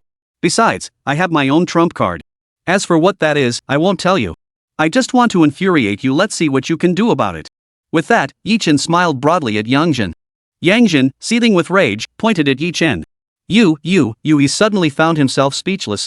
Yang Tao watched his father rendered speechless by Yi Chen. He then pointed at Yi Chen and declared, "Kid, you're dead meat. Apologize to my father immediately, then agree to one of my conditions. Maybe I'll even try to plead your case with him." Yi Chen listened and asked curiously, "Oh? Well then, what's your condition?" Yang Tao adopted a patronizing tone, simple. "Get your boss, Zhao Yanran, to come over. Have him drink with me and discuss life over dinner at the hotel." "If I'm in a good mood." Yang Tao trailed off, but Yi Chen couldn't listen anymore. He cut him off immediately. "Do you have any brains?" Yang Tao froze in shock, then pointed at Yi Chen, about to speak. Yi Chen immediately pointed at Yang Tao and snapped, "Shut up. Yi Chan oh. Don't you ever look in the mirror? With your shifty, sly-eyed look, do you really think someone like Zhao Yanran, a goddess-level figure, is someone you could ever get involved with? Now I'm genuinely puzzled who gave you the courage? Was it Liang Jingru? Yang Tao? Yang Jin? Yang Tao asked with a smug look, who's Liang Jingru? Oh. I forgot you two wouldn't know who Liang Jingru is. But that doesn't stop me from calling you out. A guy like you wanting Zhao Yanran to hang out with you? You're just a toad trying to eat swan meat. Yi Chen snapped, slapping his head in exasperation. After venting, Yi Chen felt much better. He thought to himself, my wife is completely out of your league. If she wants to drink or discuss life, it can only be with me. Yang Jin and his son froze for a moment. Just as they snapped out of it and pointed at Yi Chen, ready to lecture him, the phone suddenly rang. Yang Jin checked the caller ID. It was his female secretary. He answered, hello, Shaoli, what's the matter? Bad news, Chairman. The Zhongxing Hotel Group just announced they're terminating our partnership. They claim there's a problem with the towel fabric we supply and that guests have complained about skin allergies after using our towels, Secretary Li said urgently on the other end. Yang Jin froze in disbelief before snapping back, impossible. We enforce strict standards on both fabric quality and production processes. How could this happen? Secretary Li hurriedly replied, I don't know. But that's what they said. Yang Jin sighed helplessly, alright, I understand. I'll handle it when I return. With that, he hung up the phone. Yang Jin had built his fortune starting with a towel factory. Later, seeing the profits in real estate, he initially considered investing there. But he remembered how capital-intensive and time-consuming that industry was, so he shifted his focus to building materials instead. Through relentless effort, he finally succeeded. With his towel factory, building materials plant, and long-term partnerships with Zhongxing Group and Changning Group, he had become one of Shanghai's top business tycoons. But now he was hearing that the Zhongxing Hotel no longer needed their towels. All he could do now was pray that Changning Group's business wouldn't falter. Soon another call came in. Picking up the phone, he saw it was the director of his building materials factory. Yang Jin's heart skipped a beat before he reassured himself and answered, hello, old Lu? What's the matter? Factory Director Lu urgently replied, Chairman, it's bad news. Zhongxing Real Estate says there's a problem with the building materials we supplied and they won't need them anymore. Chapter 76, Pre-release of Zhao Yanran's song. Yang Jin immediately demanded, what's going on? Why would Zhongxing Group stop working with us? Factory Director Lu Laolu gave a bitter smile. I have no idea why. Every ounce of strength seemed to drain from Yang Jin's body. Had he not been seated, he likely would have collapsed. After a moment, he managed to say weakly, I'll handle this when I get back. I just hope nothing goes wrong with Changning Group. Without waiting for factory manager Lu to respond, he hung up. Both Yi Chen and Yang Tao, present at the time, had overheard the conversation. Yang Tao urgently asked, Dad, what's going on? Why did Zhongxing Group suddenly stop working with us? Yang Jin replied irritably, how should I know? Then, as if suddenly remembering something, he turned to his son. Did you offend someone at Zhongxing Group? Yang Tao hastily denied, no way. Dad, how could I possibly have offended anyone from Zhongxing Group? He paused, thinking it over. He really hadn't done anything to offend them. Clearly, he hadn't considered Yi Chen as the culprit. At that moment, Yi Chen, who had been observing the scene, interjected, Chairman Yang, your son is lying to you. Not only has he offended people from ZTE Group, but he's also offended people from Changning Group. Yang Tao roared in anger, shut up. If I'd offended anyone, I'd know it. You. Yang Jin cut him off, don't say another word. Yang Tao immediately shut his mouth. Once Yang Tao fell silent, Yang Jin fixed his gaze on Yi Chen and demanded, young man, explain yourself. Why do you claim my son has offended both Zhongxing Group and Changning Group? Yi Chen shrugged. It's simple. My father is the chairman of Changning Group, and the chairman of Changning Group is my father-in-law. The Zhao Yan your son covets is my wife and also the heir to Changning Group. Yang Tao sneered, you? Don't even dream about it. How could you possibly be the son of Zhongxing Group's chairman? If you were. Before Yang Tao could finish his sentence, a sharp smack echoed as Yang Jin's unexpected slap stunned him. Yang Tao whined, Dad, why did you hit me? Yang Jin ignored his son and turned to Yi Chen. Young man, what evidence do you have to claim you're the son of Zhongxing Group's chairman? Yang Jin was now mostly convinced, but he still wanted confirmation unlike his son, who was utterly brainless. Yi Chen replied, it's simple. Think about it, your son has offended so many people before without any consequences. Why would he suddenly run into trouble this time? Yang Jin realized, yes. Why did he always get away with it before, but now he's in trouble? Yi Chen looked at Yang Tao and said, by the way, young Master Yang, since you don't believe me, let me tell you something else. Yang Tao glared at Yi Chen. What could you possibly tell me? My dad just texted me. What surprised me is that even though you're a playboy, you've got some real business acumen. You've invested in a mobile phone store and a hot pot restaurant on this commercial street, and business seems to be going well. Does your father know about this? Yi Chen said with a smile. Yang Jin remained silent, staring at Yang Tao in utter shock. He never imagined his son would actually be doing business. Upon hearing Yi Chen's words, Yang Tao fixed his gaze on him, suddenly overcome by a sense of foreboding. These two shops were ideas his mother had suggested to him earlier, something only he and his mother knew about. His father knew nothing about them. How had this man uncovered such a secret? The fact that he could dig this up clearly showed the terrifying power behind him. Yang Tao now felt he'd truly hit a brick wall. Trembling, he stammered, what do you want? Even if you're the son of the ZTE group chairman, you can't interfere with Jinmao Commercial Street, right? Yi Chen looked at Yang Tao with a mocking expression. You're right. Jinmao Commercial Street is managed by Jinmao Group. But Jinmao Group is merely a subsidiary my father spun off from Zhongxing Group. Do you understand now? Yi Chen turned to Yang Jin. Chairman Yang, my apologies. Things have escalated to the point of no return. Sparing your company is no longer an option. You've already incurred my father's wrath. I imagine you'll soon face my father-in-law's fury as well. All because your son had the audacity to covet someone else's daughter, then tried to get that girl to drink with your son and check into a hotel room. TSK. TSK. TSK.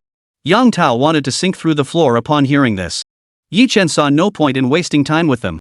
Chairman Yang, there's nothing left to discuss. Goodbye. And don't bother pleading for mercy.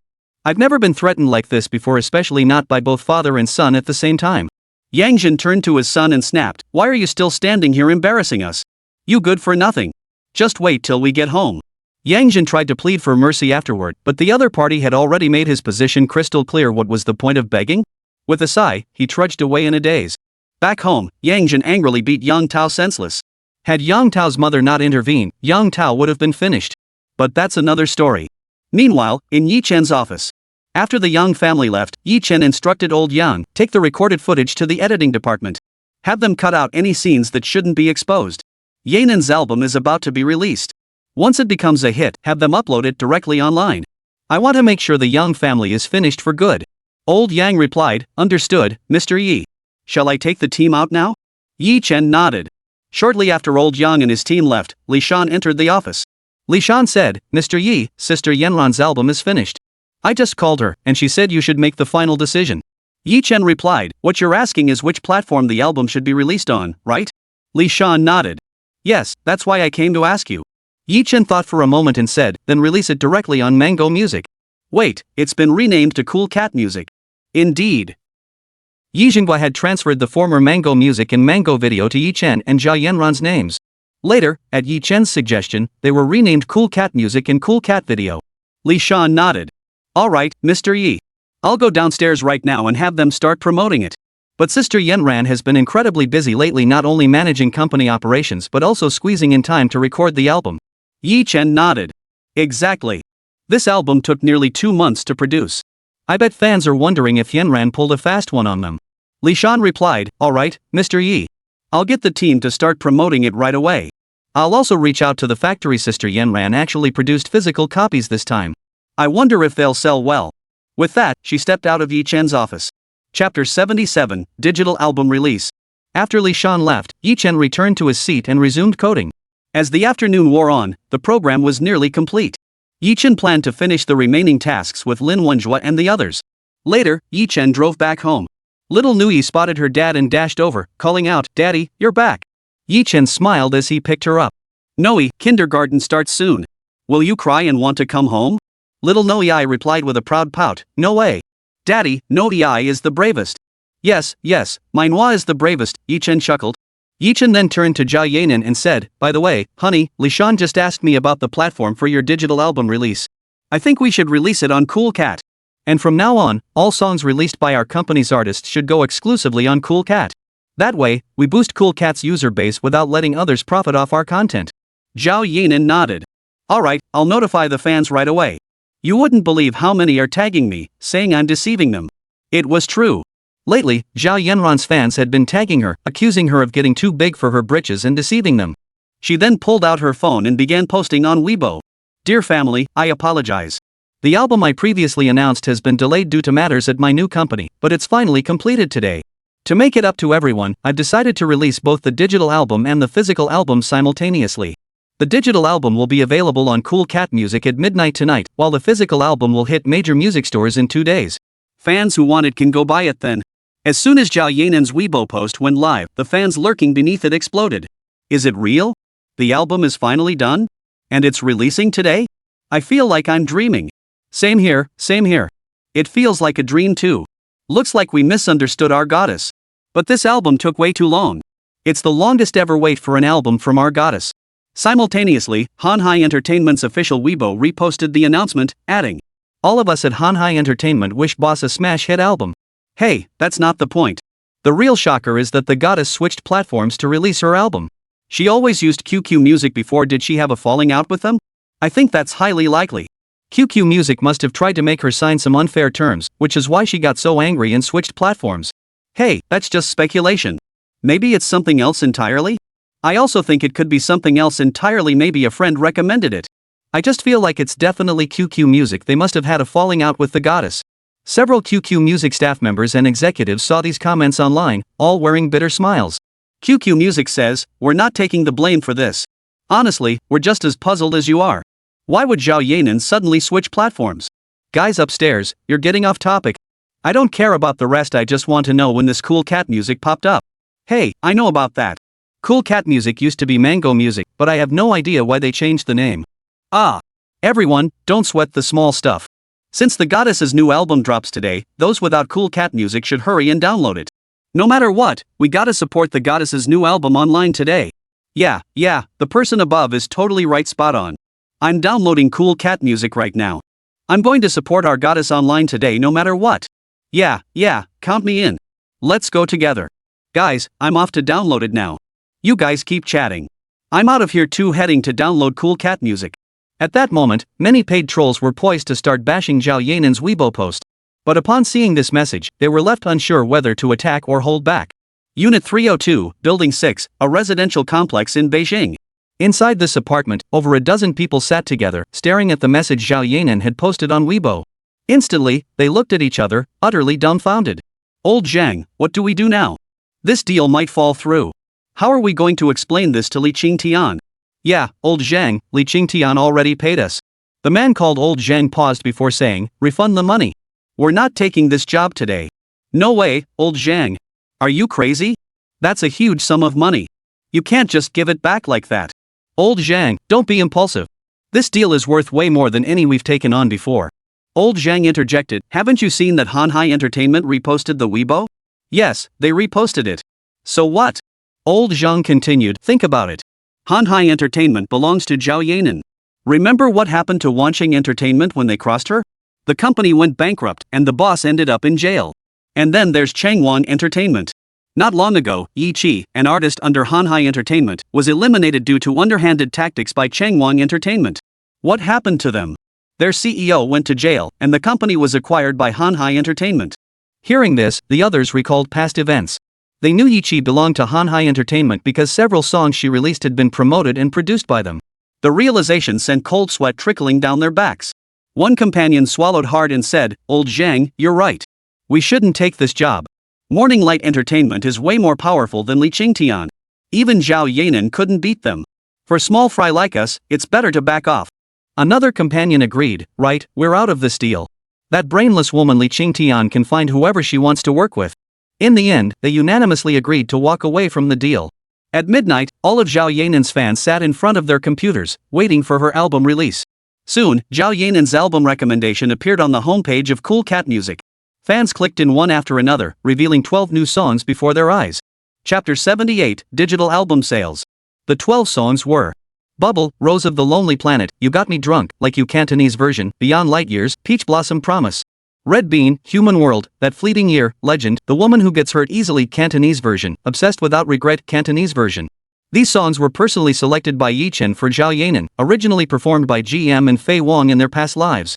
Remarkably, Zhao Yanran's wide vocal range allowed her to effortlessly master each track. Fans were buzzing upon discovering 3 Cantonese tracks in Zhao Yanran's album. Wow! Our goddess actually included 3 Cantonese songs in this album. If I remember correctly, this is the first time our goddess has sung in Cantonese. I wonder how it sounds. Dude, why even ask? Just listen to it and you'll know. Guys upstairs, you're still chatting. Sorry to interrupt, but I already bought it and it's my first copy. Whoa! You're lightning fast. Fine, if you're first, I'll be second. Gotta go buy mine now. Guys, stop chatting. Let's go buy it too. Those other jerks bought theirs and are bragging here. We can't fall behind. Right. Folks, gotta run. Talk to you later. Fans who got it first are already opening it up to listen. First track. Bubbles in the sunlight are colorful, just like me, deceived yet blissful. Why dwell on right or wrong? Your lies. You gotta admit, Zhao Yanran's vocals are no joke. All just bubbles, fleeting fireworks, all your promises were so fragile. Next, the second, third, and fourth tracks, like you. Light rain and wind soak through the twilight street, wiping rain from my eyes, gazing upward without reason. I like you, those captivating eyes, laughter even more enchanting, wishing to gently caress you once more. That adorable face, whispering dreams hand in hand, like yesterday you were with me. Then the fifth, sixth, all the way to the last song. By the end, fans were ecstatic. Worth it. Is our goddess spoiling her fans this time? Honestly, every single track on this album is a classic. I totally agree. Sister Yanran's album is incredible. Every track is a classic. Not to mention, 12 songs for $12, just $1 each. Bro, you're spot on. Sister Yanran's pricing this time is super reasonable. Unlike other singers whose songs aren't even as good as this album, yet they charge an arm and a leg. Exactly. Ladies above, I think this album is worth collecting. I heard the physical album drops the day after tomorrow. I'm definitely grabbing a copy then. Oh, and everyone, did you notice? All 12 songs on our goddess's album were written and composed by the same person. Upper floor, I hadn't noticed until you mentioned it. Both lyrics and music are by someone named Xia Tian. Have you guys heard of this Xia Tian? No idea. Could it be some songwriter's alias? Who cares who it is? But this person, 12 songs, all classics. Their songwriting skills are way above other songwriters. Whatever. I'm definitely buying one the day after tomorrow. If you guys want one, hurry up and get it early, otherwise they'll be sold out by the time you get there. Thanks for the heads up, OP. I'm lining up first thing the day after tomorrow, gotta get my hands on one. Me too. Anyone from Shanghai? Let's go together. Hey, I'm from Shanghai. Let's meet up somewhere then. I'm from Yunnan province. Any fellow Yunnan folks here? Hey upstairs, I'm from Yunnan too, let's team up then. Hey upstairs, count me in too. We're set to meet up then, right? Hey, how about we exchange WeChat? Let's DM each other later to add each other. Girls, the guys have all gone shopping. We can't fall behind. Sisters are right. Remember, in the cooking army, we girls outnumber the guys 2-1. Alright, sisters, let's arrange a private meetup. Sisters from all provinces, we can't let the guys outdo us. On Weibo, Zhao Yanran's fans were buzzing about buying physical albums. By this time, it was very late, and Zhao Yanran and Yi Chen's family had already gone to sleep. Early the next morning, shortly after Yi Chen and Zhao Yanran woke up, Zhao Yanran's phone rang. She picked it up to see it was Li Shan calling. Before Zhao Yanran could even speak, Li Shan's excited voice burst through. Sis Yanran, it's gone viral. Wait, Shan, what exactly is trending? Li Shan's words left Zhao Yanran completely baffled. Sis Yanran, it's the album. The album. Do you know? Sis Yanran, since midnight last night until now, guess how many copies your digital album has sold? Li Shan exclaimed excitedly. I won't guess. How am I supposed to guess? Just tell me. How many copies did the digital album sell? Zhao Yanran asked helplessly. She thought to herself, if you want me to guess, I won't. Seeing Zhao Yanran wouldn't guess, Li Shan finally told her. Sis Yanran, according to the data from Cool Cat Music this morning, since midnight until now, the album has sold over 1 million copies, and the sales are still climbing. Sis Yanran, how about it? Excited? This is the highest sales figure ever recorded. Even veteran artists like the king of pop haven't achieved such numbers. You've broken the record, Sis Yanran. Zhao Yanran was stunned by the staggering sales figures. Chapter 79, Yi Qi's Thoughts. Li Shan waited on the phone for a long time without hearing Zhao Yanran speak. She wondered if Sister Yanran was also stunned by the sales figures. At that thought, she pictured Zhao Yanran's astonished expression and couldn't help but giggle. Still, no sound came from Zhao Yanran's end of the line. Hello, Sister Yanran? Are you still there? Li Shan couldn't help but ask. Oh, I'm listening, Xiao Shan. Is this sales figure you mentioned real? Zhao Yanran asked incredulously once she caught up. Sis Yanran, this data was just sent over by Cool Cat Music, so this 1 million sales figure is absolutely genuine. Li Shan assured Zhao Yanran. Li Shan knew Zhao Yanran was stunned by the sales figures and found it hard to believe. Not only did Zhao Yanran doubt it, but even Li Shan herself had to call Cool Cat Music staff multiple times to verify the data before she could accept it. Zhao Yanran was instantly thrilled upon hearing Li Shan's confirmation. After exchanging a few words with her, she hung up the phone. Then, her eyes sparkling with excitement, Zhao Yanran turned to Yi Chen and exclaimed, "Honey, guess how many albums sold yesterday?" Yi Chen looked at his wife, who was staring at him with excitement. He asked, "How many, honey?" Zhao Yanran then playfully tugged at Yi Chen's arm, pouting, "Just guess." Yi Chen watched his wife's coquettishly sweet expression as she pouted at him, and he couldn't help but swallow hard. Gulp, she heard him swallow, and immediately covered her mouth, giggling softly. Yi Chen thought to himself, what a little tease. Zhao Yanran pouted again, "Guess, honey. Please?" Tormented beyond endurance, Yi Chen finally gave in to Zhao Yanran's whims. After pondering, he ventured an uncertain guess. "Honey, I think we should hit 100,000 sales, right?" Zhao Yanran beamed with a radiant smile. "Too low, honey. Go ahead and guess higher."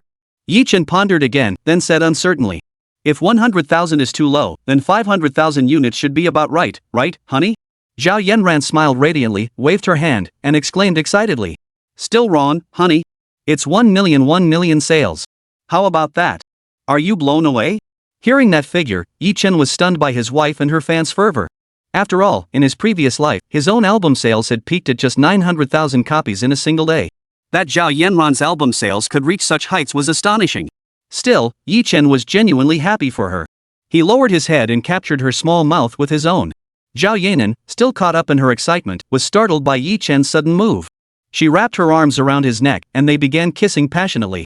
Just then, a knock sounded at the bedroom door. Xiao Nuyi's voice echoed through the room. "Knock, knock, knock. Mom and Dad, are you up yet? Grandma Lu has already prepared breakfast." The Grandma Lu Xiao Nuoyi mentioned was the nanny Yi Zhenghua and his family had hired recently. Zhao Yanran and Yi Chen heard their daughter's voice and pulled apart.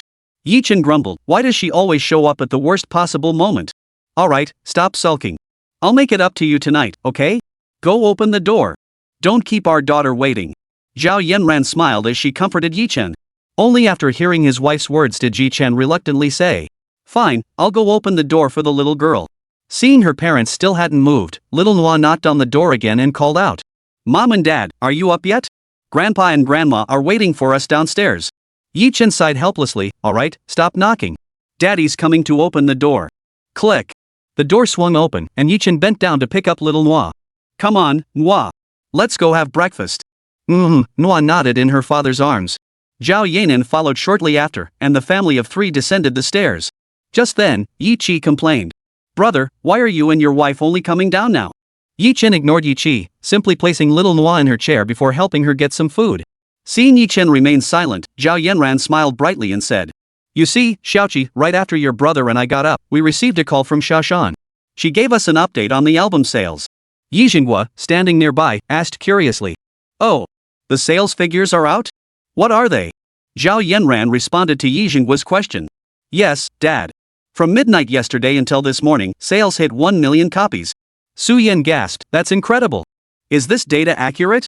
Zhao Yanran nodded and said, "The data is accurate. My assistant Li Shan has already verified it." Yi Chi exclaimed in surprise. "Sis-in-law, if I recall correctly, this sales figure is already the highest currently." Zhao Yanran smiled and nodded, remarking with a sigh, "Yes. I never imagined the sales would be this high either." At that moment, Yi Chi thought to herself, if my sister-in-law's album sales are this high, would mine be as successful if I released one? The idea of releasing an album began to take root in Yi Chi's mind. Chapter 80, Physical Album Sales. Yi Chi looked at Yi Chen with longing and asked, "Brother, can I release an album too?" Yi Chen was taken aback by Yi Chi's request, then replied, "Releasing an album isn't impossible, but how many followers do you have now?" "Well, I honestly don't know. Lately, I've been so busy taking Lu Zian and the others out to eat and shopping that I haven't kept track." Yi Chi replied awkwardly. "Then it's not possible. If you don't even know your follower count, how will you know if anyone buys your album? Wait until you've tallied your followers first. But before that, you need to interact with your fans on Weibo." Yi Chen said with a hint of exasperation. "Alright, I've got things to do. I'm heading to the office now." Yi Chen glanced at the time and said. He then turned to Xiao Nuyi and said, "Nuyi, Daddy has to go to the office now. Say goodbye to Daddy, okay?" "Okay, bye-bye, Daddy." Xiao Nuyi nodded obediently. Yi Chen then bent down, planted a kiss on Xiao Nuyi's cheek, said goodbye to her parents, grabbed his car keys, and drove off toward the office. Upon arriving at his office, Yi Chen paused briefly before calling Li Shan and asking her to come to his office. Li Shan arrived shortly after and asked, "Mr. Yi, what can I do for you?" "Well, Li Shan, how many physical copies of Yanran's album were we originally planning to release?" Yi Chen asked. We had agreed with Sister Yanran on 10,000 copies, Li Shan replied. Alright then, Li Shan. Contact the factory and have them work overtime to produce an additional 50,000 copies, Chen said after a moment's thought. But will we be able to sell that many? You know physical albums hardly sell anymore these days, Li Shan said with concern. Don't worry. I've thought this through. Go ahead and contact the factory, Chen said. Alright. I'll contact the factory immediately, Li Shan conceded. Meanwhile, at Beijing Huawei Entertainment, following the acquisition of China's top entertainment giant, Morning Light Entertainment, by Yi Chen and Zhao Yanran, Huawei Entertainment had surged to become China's leading entertainment company. In one of Huawei Entertainment's offices sat a stunning beauty. Her tall, curvaceous figure, slender waist, and flawless face were nearly perfect. She was undeniably a stunning beauty, though she couldn't hold a candle to Zhao Yanran. This woman was Li Qingtian, the one seeking to hire online trolls to smear Zhao Yanran, and also Huawei Entertainment's top-tier diva. Her face darkened as she glared at her assistant and demanded, Xiao Lu, are you telling me no troll army team is taking my job? Assistant Xiao Lu bowed his head and stammered, yes, Sister Qingtian. They all said you're courting disaster and shouldn't drag them into it. They also said, why pick a fight with Zhao Yanran of all people? She's just some newly crowned diva. Why is everyone so scared of her? Li Qingtian muttered, exasperated. Just then, a woman in her 30s walked in, glaring at Li Qingtian with exasperation. Qingtian, I overheard your conversation with Xiao Lu. He's right, if you want to court disaster, don't drag the company down with you. Zhao Yanran may be a newly crowned diva, but her background isn't something Huawei Entertainment can shake. President Yang already knows about your situation. He just called me to discuss it. You need to either stop all your mindless actions targeting Zhao Yanran or face being blacklisted. Li Qingtian was startled and asked, Zhang Xiao, why would the company blacklist me? All these years, I've worked tirelessly for the company, if not for achievements, then at least for the effort. It's unavoidable. The person you're targeting, Zhao Yanran, is the heiress of Changning Group. The company must protect itself, this is the only option, Chang Xiao said helplessly. Upon hearing this, Li Qingtian broke out in a cold sweat, thinking to herself, thank goodness those online troll teams never took her job. Otherwise, her career would be ruined. After Chang Xiao's warning, Li Qingtian never dared to cross Zhao Yanran again. Even when she saw Zhao Yanran, she held her breath, terrified of offending her. Her stardom would be over if she did. Of course, that was all water under the bridge now. With the physical album set to launch the next day, the factory had to work overtime non-stop at Yi Chen's request to rush the production. The next day, Zhao Yanran's fans had already lined up early outside music stores across the country. Hey, bro! You here to buy the album by the goddess too? If you're talking about Zhao Yanran, then yeah. Hey, you're here pretty early. What time did you arrive? Miss, I've been here since 6 o'clock this morning. I've been waiting for over 2 hours now. No way. Bro, I thought arriving at 8 was early, but you beat me by hours. Of course. Just look at all these people. And with so many music stores across the country, I wonder if there'll even be enough copies of the goddess's album. Yeah. After all, it's been years since any singer released a physical album. It's all digital albums now. I think a lot of people are going to leave empty-handed today. Just then, the owner of the music store approached the shop entrance. Startled by the long line stretching before him, he opened the door with a nervous heart. The crowd surged into the store and addressed the owner. Boss, give me 1 copy of Zhao Yanran's album. Boss, give me 5 copies of Zhao Yanran's album. Boss, I'll take 10 copies of Zhao Yanran's album. Hey, guys, you can't be like this. One of you gets 5, another gets 10. What about the people behind us? Exactly. Hey, buddy, there's so many of us here. Can you really stand by and watch this poor girl wait all this time and leave empty-handed? Well, fine. I won't take 10. Just 1 will do.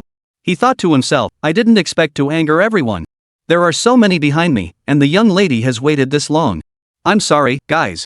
Fine then. I won't take 5 copies either, just 1. He thought, with so many people here, it wouldn't be good to anger everyone. For safety's sake, I'll have to let you guys down. Just then, the owner spoke up, everyone, I'm truly sorry. Zhao Yanran's album won't arrive for another 10 minutes. Could you all please wait just a little longer? No problem, boss. As long as we can get Zhao Yanran's album, we'll wait however long it takes. The others behind him also said they could wait as long as necessary. The owner breathed a sigh of relief. Sure enough, 10 minutes later, a delivery truck pulled up outside the store. The owner went out to meet it. The driver got out and asked, Boss, the goods have arrived. Should I bring them inside? No need, no need. Just leave it at the door, the boss said with a smile, waving his hand. The driver nodded and began unloading. The owner then announced, all right everyone, line up. 1 at a time. Everyone lined up, paid, and took their records one by one. Before long, they were all sold out. Those waiting at the back looked expectantly at the owner and asked, when will the next batch of albums arrive? The owner replied with a troubled expression, I'm sorry, everyone. Zhao Yanran's album only has 50,000 copies nationwide, and each music store only gets a small allocation. So I'm afraid that's all we have. Zhao Yanran's fans at the back, hearing the owner's words, all left disappointed. Across the country, as soon as the albums arrived at stores, they were instantly swept off the shelves. Many fans left disappointed. Chapter 81, an additional 100,000 copies. At a music store in the metropolis, after the disappointed fans in line left, the owner brought the cardboard boxes containing the albums back into the shop. Just then, several young girls entered the store. Their hopeful eyes fixed on the owner as they asked, Sir, do you still have Zhao Yanran's album? The owner apologized. I'm terribly sorry, young ladies. The moment it arrived today, it was completely sold out. Even among those who queued up early this morning, at least half didn't manage to get a copy. The girls left, disappointed. Soon after, another group entered and asked about the album. Helpless, the owner repeated the same explanation. This business delivered right to his doorstep, yet he couldn't fulfill it due to lack of stock. It felt like his heart was bleeding. The same scene played out at music stores across the country. Customers walked in full of anticipation, only to leave disappointed. Finally, all the store owners couldn't take it anymore and started calling Shanghai Entertainment. At that moment, Li Shan sat at her desk playing a game. As Zhao Yanran's assistant, she had nothing to do since Zhao's album promotion was wrapped up and Zhao herself wasn't in the office. Just then, her phone rang, startling Li Shan mid-game. Her hand shook, causing her character to die in a level she was about to clear. Picking up the phone, she saw it was a call from a young woman named Duan Wei from the sales department. Li Shan answered with a dark expression. Hey, Duan, you better give me a reasonable explanation today, or else I won't let this slide. Li Shan's words startled the young woman, who cautiously asked, Hey, Sister Li Shan, did I do something wrong? Did I offend you? Of course you did. Don't you know I was in the middle of a crucial part of the game? Because of your call, I died. Duan Wei breathed a sigh of relief. Playing games is just playing games, you just restart if you die. Why get so mad? You scared the living daylights out of me. Duan Wei paused before continuing, It's like this, Sis Li Shan. Major music stores just called. They said the albums delivered today sold out in 10 minutes flat as soon as they arrived. They asked if we could get the factory to produce more copies. You're telling the truth? You're not lying to me? Li Shan asked in astonishment. Sis Li Shan, I'd never lie to you. Duan Wei sighed helplessly. She thought to herself, how could I ever lie to you? I'm the most honest person ever. Li Shan then said, alright, I'll go tell Mr. Yi right away. She hung up the phone. She stood up and headed toward Yi Chen's office. She thought to herself, looks like Yi Chen was right to ask me to increase the album production to 50,000 copies. I worried for nothing. At that moment, Yi Chen was leisurely sipping tea in his office. Seeing Li Shan enter, he inquired, Li Shan, what brings you here? Mr. Yi, Li Shan said with surprise, the albums you asked me to increase to 50,000 copies sold out immediately after delivery. Major music stores are calling to ask if we can add another batch. Yi Chen was startled at first, then quickly recovered. Alright, he said. Contact the factory and have them add another 100,000 copies. Mr. Yi, isn't 100,000 too many? What if we can't sell them all? Li Shan asked anxiously. Don't worry. They absolutely won't go unsold. Want to make a bet? Yi Chen said confidently. Hearing Yi Chen suggest a bet, Li Shan felt an ominous foreboding. Still, she pressed, first tell me what we're betting on. Then I'll decide if I'll take you up on it. Yi Chen feigned deep thought before saying, here's the deal, we'll bet money. If you win, I'll have finance transfer you 2 months' salary. If you lose, you forfeit next month's pay. Mr. Yi, I'll head out now and call the factory. I'll be right out. Li Shan hurriedly finished her sentence and quickly dashed out of the office. She thought to herself, there's no way this lady is betting a month's salary with you. If I lose, I'll be out a month's pay. Li Shan then called the factory and immediately contacted Duan Wei, instructing her to respond to the music store. Upon receiving Li Shan's call, the entire factory crew worked overtime to rush the production. Shortly after, Shanghai Entertainment's official Weibo account posted updates about Zhao Yanran's album. Fans soon saw the official Weibo post from Shanghai Entertainment.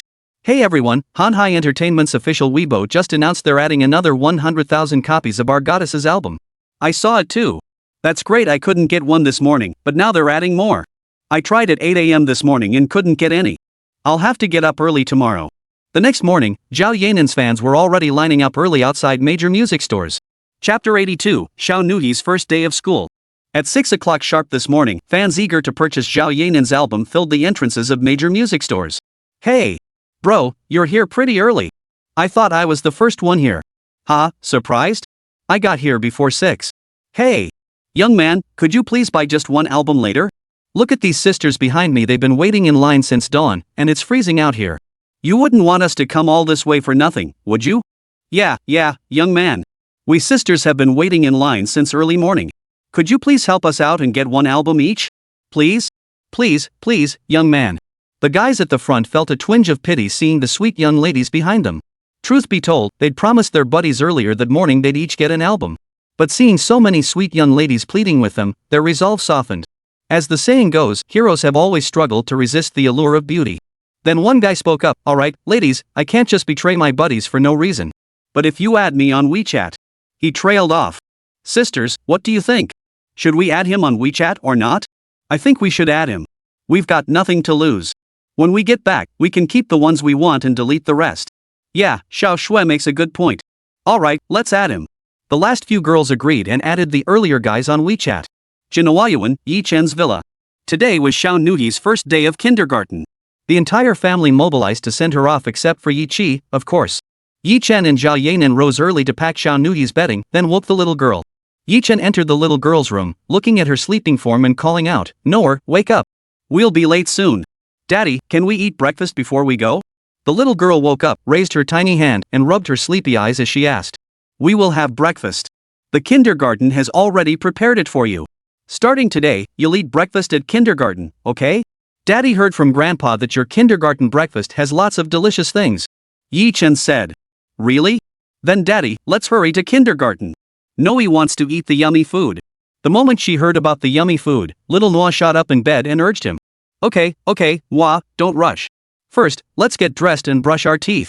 Once we get to kindergarten, you can eat right away. Yi Chen shook his head and said with a smile. Nuoyi, listen to Daddy. Little Nuoyi nodded in agreement. After getting dressed, she washed up with Yi Chen's help. When they descended the stairs, Yi Jinghua and Su Yan were waiting downstairs. Zhao Yanran also came down at that moment. Yi Chen drove the car, transporting everyone toward the city's premier kindergarten. By the time they arrived at the kindergarten, it was already 7:30 a.m. The little ones bid farewell to their parents one by one and walked into the kindergarten. Some children, reluctant to leave their parents, cried and clung to the kindergarten entrance. No matter how their parents and teachers tried to persuade them, they refused to budge. Yi Chen parked the car and stepped out. Yi Jinghua, Su Yan, Zhao Yanran, and Xiao Nuyi followed him out. After locking the car doors, Yi Chen picked up little Nuoyi and walked side by side with Zhao Yanran, followed by Yi Jinghua and Su Yan, toward the kindergarten entrance. At the entrance, Yi Chen set Xiao Nuyi down. Her little feet touched the ground. Curiously observing the crying child, she turned to Yi Chen and Zhao Yanran and asked, Daddy, Mommy, why is that little boy crying? Yi Chen paused and explained, that's because he has to say goodbye to his mom and dad. He doesn't want to, so he's crying. Why does he have to leave his mom and dad? Little Nuoyi frowned, puzzled. Because you're going to school, and your parents can't come inside with you. They'll come back in the afternoon to pick you up after school, Zhao Yanran crouched down to explain to Xiao Nuyi. Nuoyi, remember, don't cry later. Mommy and Daddy, Grandpa and Grandma aren't abandoning you. It's just a temporary separation. Grandma and Grandpa, or Mommy and Daddy, will come pick you up this afternoon, okay? Yi Jinghua crouched down and spoke to little Nuoyi. So, Noor, if I go inside now, I'll see Mom, Dad, Grandpa, and Grandma this afternoon, right? Little Noor asked. Yes. Dad will come pick you up this afternoon, okay? Yi Chen asked. Mommy, Daddy, Grandpa, and Grandma, don't worry. Nuoyi will be good. But this afternoon, you have to come pick Nuoyi up, okay? Little Nuoyi nodded and said. Alright, then Nuoyi must be a good girl. As long as you're good, Daddy will give you a reward when he comes to pick you up this afternoon, okay? Yi Chen smiled. So, Daddy, what kind of reward will you give Nuoyi? Little Nuoyi asked, her eyes lighting up. Well, Nuoyi, what reward do you want? Daddy will bring it for you this afternoon, okay? Yi Chen said. Then can Nuoyi have a hamburger and fries? Little Nuoyi asked eagerly. Sure, Daddy will buy them for you then, Yi Chen smiled. Don't worry, Daddy. Nuoyi will be good. Little Nuoyi said with a beaming smile. Your Nuoyi is such a good girl. Hello, sir and madam. I'm Wang Siki, Nuoyi's teacher. At that moment, a woman in her 20s approached and introduced herself. Hello, Teacher Wang. My surname is Yi. This is my wife, Zhao.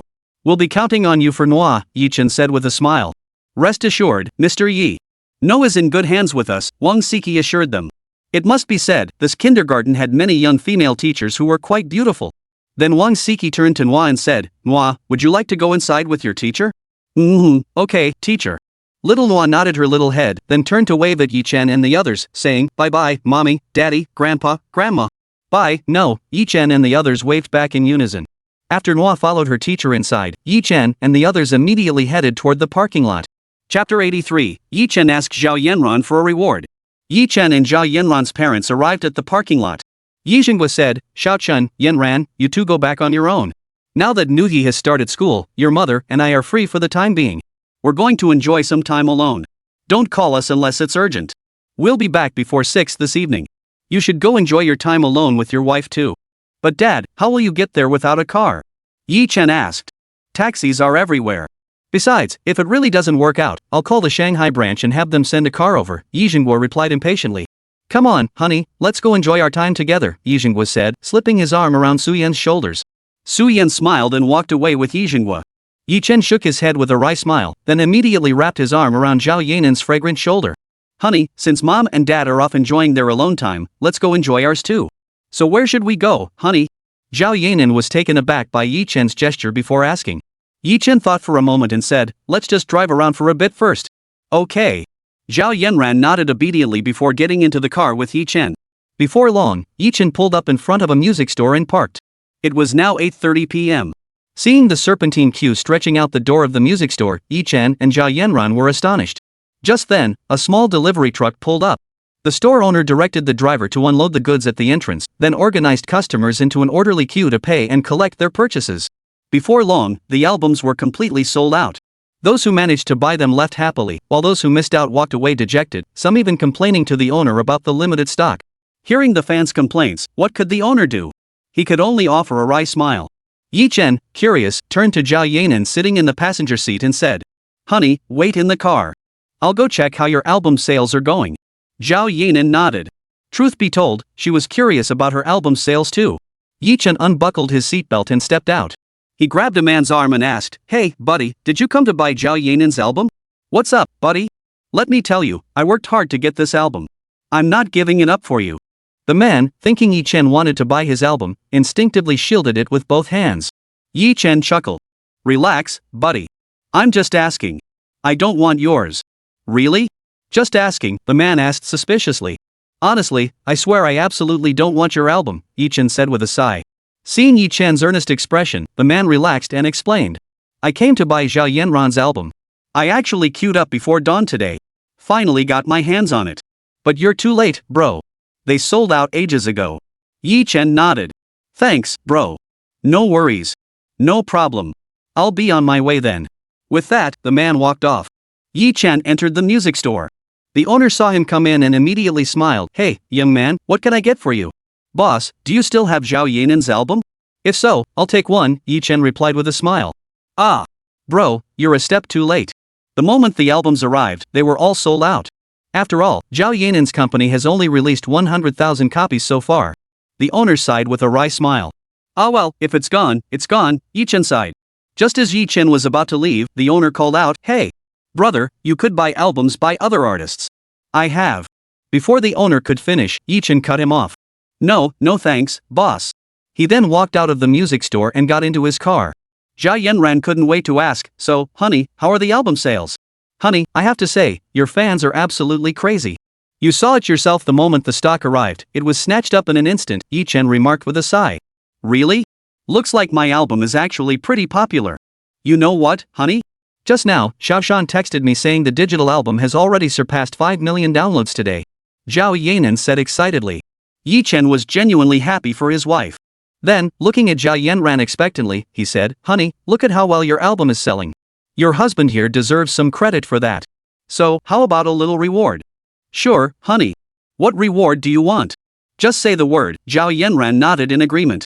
Yi Chen smiled and said, Hold on, let's go somewhere first. With that, he started the car and drove forward. Before long, Yi Chen pulled the car into an alley and stopped. Yi Chen glanced around. No one was in sight. He'd taken a quick look at this alley. It was probably slated for demolition, so people rarely came here. Yi Chen looked at Zhao Yanran expectantly. Honey, let's get started. Zhao Yanran glanced at the surroundings, then at Yi Chen's lecherous expression as he stared at her. She instantly understood what he intended to do. Her cheeks flushed crimson. She thought, this husband of hers was so impatient. If he wanted to do that, he should at least book a hotel room. While doing it in the car might be thrilling, it was also incredibly embarrassing. Even though Zhao Yanran was already a mother, she still felt shy during those moments. Zhao Yanran hadn't even had time to speak before her sensual red lips were silenced by Yi Chen's kiss. What followed was an unspeakable scene. Chapter 84, Video Upload. Half an hour later, Yi Chen lay sweating profusely, holding Zhao Yanran close. Exhausted, Zhao Yanran rested in his arms. After catching their breath, they began tidying up. Yi Chen opened both windows to let in fresh air. Zhao Yanran's face flushed crimson as she glared at Yi Chen and pouted, "Why did you have to be so rough just now? It's my fertile period again these days. What if I get pregnant?" Yi Chen scratched his head and chuckled, "Because you're just too beautiful, honey. I couldn't control myself. And if it happens, well, we'll just have a baby." Hearing Yi Chen's words, Zhao Yanran felt sweetness in her heart. Her sensual lips curved into a slight smile, leaving Yi Chen mesmerized. He thought to himself, "My wife is truly breathtaking. Hey, honey, this car feels so thrilling. How about we do it again next time?" Yi Chen added. Zhao Yanran's flushed cheeks turned even redder. She raised her delicate fist and playfully punched Yi Chen, pouting, "Do it again? There won't be a next time." Yi Chen seized the moment, cupping her small hand and kissing it.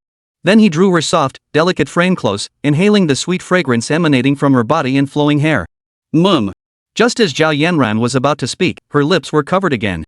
This time, however, Yi Chen simply kissed her. After all, he had to consider his own wife. After kissing for quite some time, they pulled apart. Zhao Yanran's face flushed crimson as she glared at Yi Chen, who responded with a silly grin. After a long moment, Yi Chen spoke up, "Honey, that little workout made me hungry. I skipped breakfast today to see no off. Shall we find somewhere to grab a bite?" Zhao Yanran flushed, glared at Yi Chen, then nodded. Seeing his wife's nod, Yi Chen started the car and drove out of the alley. Once on the main road, Zhao Yanran's phone rang. She pulled it out to see it was Li Shan calling. After answering, Zhao Yanran paused before asking, "Hey, Shan, what's up? Calling at this hour, is something wrong?" "Sis Yanran, Duan Wei from the sales department just called asking if we're going to increase the release of your album. Go ahead and add more. After we dropped off Manhwa, we passed by the music store and saw with our own eyes that as soon as the albums arrived, they were snapped up by fans in no time. So many people couldn't get any and left looking disappointed," Zhao Yanran said after thinking for a moment. "So Sister Yanran, how many copies should we add this time?" Li Shan inquired. Zhao Yanran pondered for a moment before turning to Yi Chen. "Honey, how many copies do you think we should add for this album?" "Honey, tell Li Shan to have the factory rush 2 million copies, Yi Chen said after a moment. "Honey, isn't 2 million copies a bit excessive? After all, most singers these days only release digital albums. Several artists who tried releasing large quantities of physical albums ended up flopping badly," Zhao Yanran expressed her concern. "Honey, trust your husband. With your fans' unwavering support, these 2 million albums won't suffer the same fate as other artists' physical releases," Yi Chen analyzed. Zhao Yanran nodded, briefly discussed it with Li Shan, then hung up. Shortly after, Yi Chen drove to the Zhongxing Grand Hotel. After all, it was his family's establishment, and the food was genuinely delicious, unlike other star-rated hotels that prioritized aesthetics over taste. Yi Chen parked the car, stepped out, and wrapped his arm around Zhao Yanran, who was fully bundled up, as they walked toward the hotel entrance. They soon reached the lobby. Spotting Yi Chen, the two receptionists immediately stood up and greeted him. "Good afternoon, young chairman.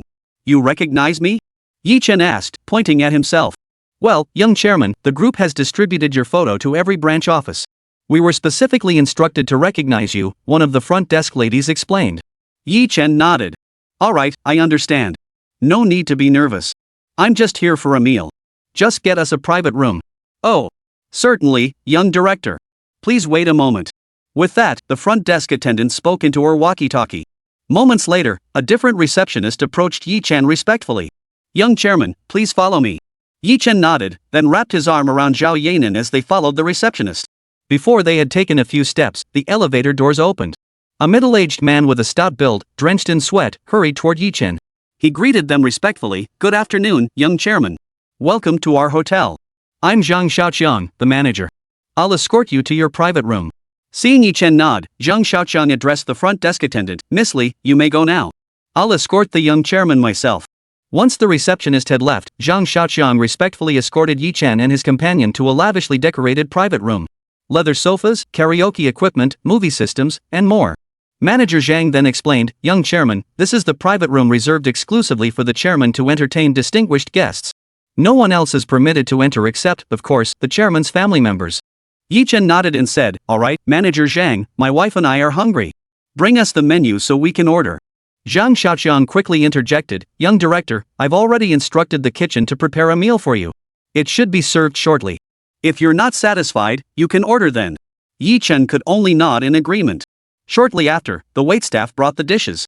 It must be said, Zhang Xiaoliang knew his stuff. These were all signature dishes of the hotel. As the waitstaff served the dishes, Zhang Xiaoliang introduced each one to Chen. Finally, Chen said, "Alright, Manager Zhang, you and your staff should go handle your duties. My wife and I have some private matters to discuss. It's awkward with you all here." Zhang Xiaoqiang immediately assured him to call if needed. Chen nodded, then escorted the waitstaff out.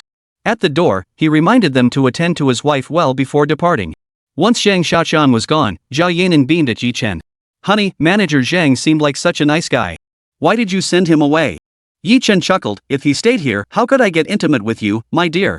Zhao Yanran's cheeks instantly flushed crimson. She raised her delicate fist and playfully punched Chen, pouting, "What are you saying? You're so annoying." Alright, honey. That earlier activity must have tired you out. For this meal, let your husband personally feed you. Open wide." Chen chuckled as he picked up his chopsticks, bringing a dish to Zhao Yanran's lips. Zhao Yanran retorted, "I have my own hands. Why do I need you to feed me? Just let your husband feed you this once. Be a good girl, open your mouth, ah." Chen said with indulgent affection. In the end, Zhao Yanran couldn't resist Chen's persistence and obediently opened her mouth, letting him feed her.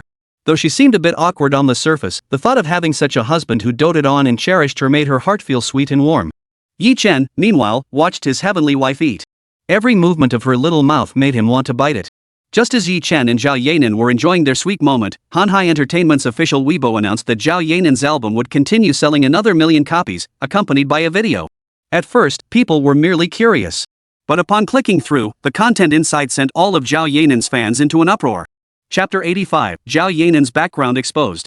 Indeed, what the fans saw was the conversation Chen had previously had with Yang Tao and his son. Naturally, the camera focused squarely on the faces of Yang Tao and his son. As for Chen, he never appeared in the frame at all. After watching the video and hearing the conversation, the fans were furious. Who the hell is this guy? Who gave him the nerve to even think about our goddess? Exactly. Look at yourself in the mirror. Do you even deserve to have our goddess drink with you and stay in a hotel room? Exactly. A toad trying to eat swan meat. Tell me, do you even deserve it? But honestly, as the saying goes, you can't judge a book by its cover. I never expected someone could sink this low. He actually looks pretty handsome. Hey, guys, does anyone know who he is? Where he lives? I'm going to confront him. What's with that face? Forget him. Look at his dad. I've never seen such shameless people, and there are two of them. Guys, I can't take it anymore. I'm finding this guy and showing him why the flowers are so red. Who's with me? Bro, give me a shout when you're ready. I'm in. That guy acts like he's some big shot. Who does he think he is? Exactly. We'll make him regret messing with our goddess. Did he even ask us fans? Hold up, everyone.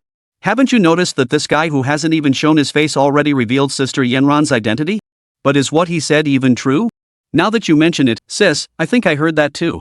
If it's true, then Sister Yanran is a bona fide rich woman. Exactly. If it's true, just imagine what kind of fate awaits that scumbag who's been eyeing Sister Yanran. But girls, I bet that guy who hasn't shown his face is a total hottie. Sis, how do you even know he's a young guy? Just because he's the heir to the Zhongqing group? Hey everyone, I dug deep and found out that arrogant guy up there is the heir to the Yang group, and the one sitting next to him is the Yang group chairman. Fans were now completely hooked on this video, completely oblivious to the album release. Male fans were debating whether to storm Yang Tao's house. More level-headed fans tried to reason with the irrational ones, warning that such actions would only bring unnecessary trouble to Zhao Yanran. Only then did the male fans notice the female fans debating their idol's identity, prompting them to re-watch the video.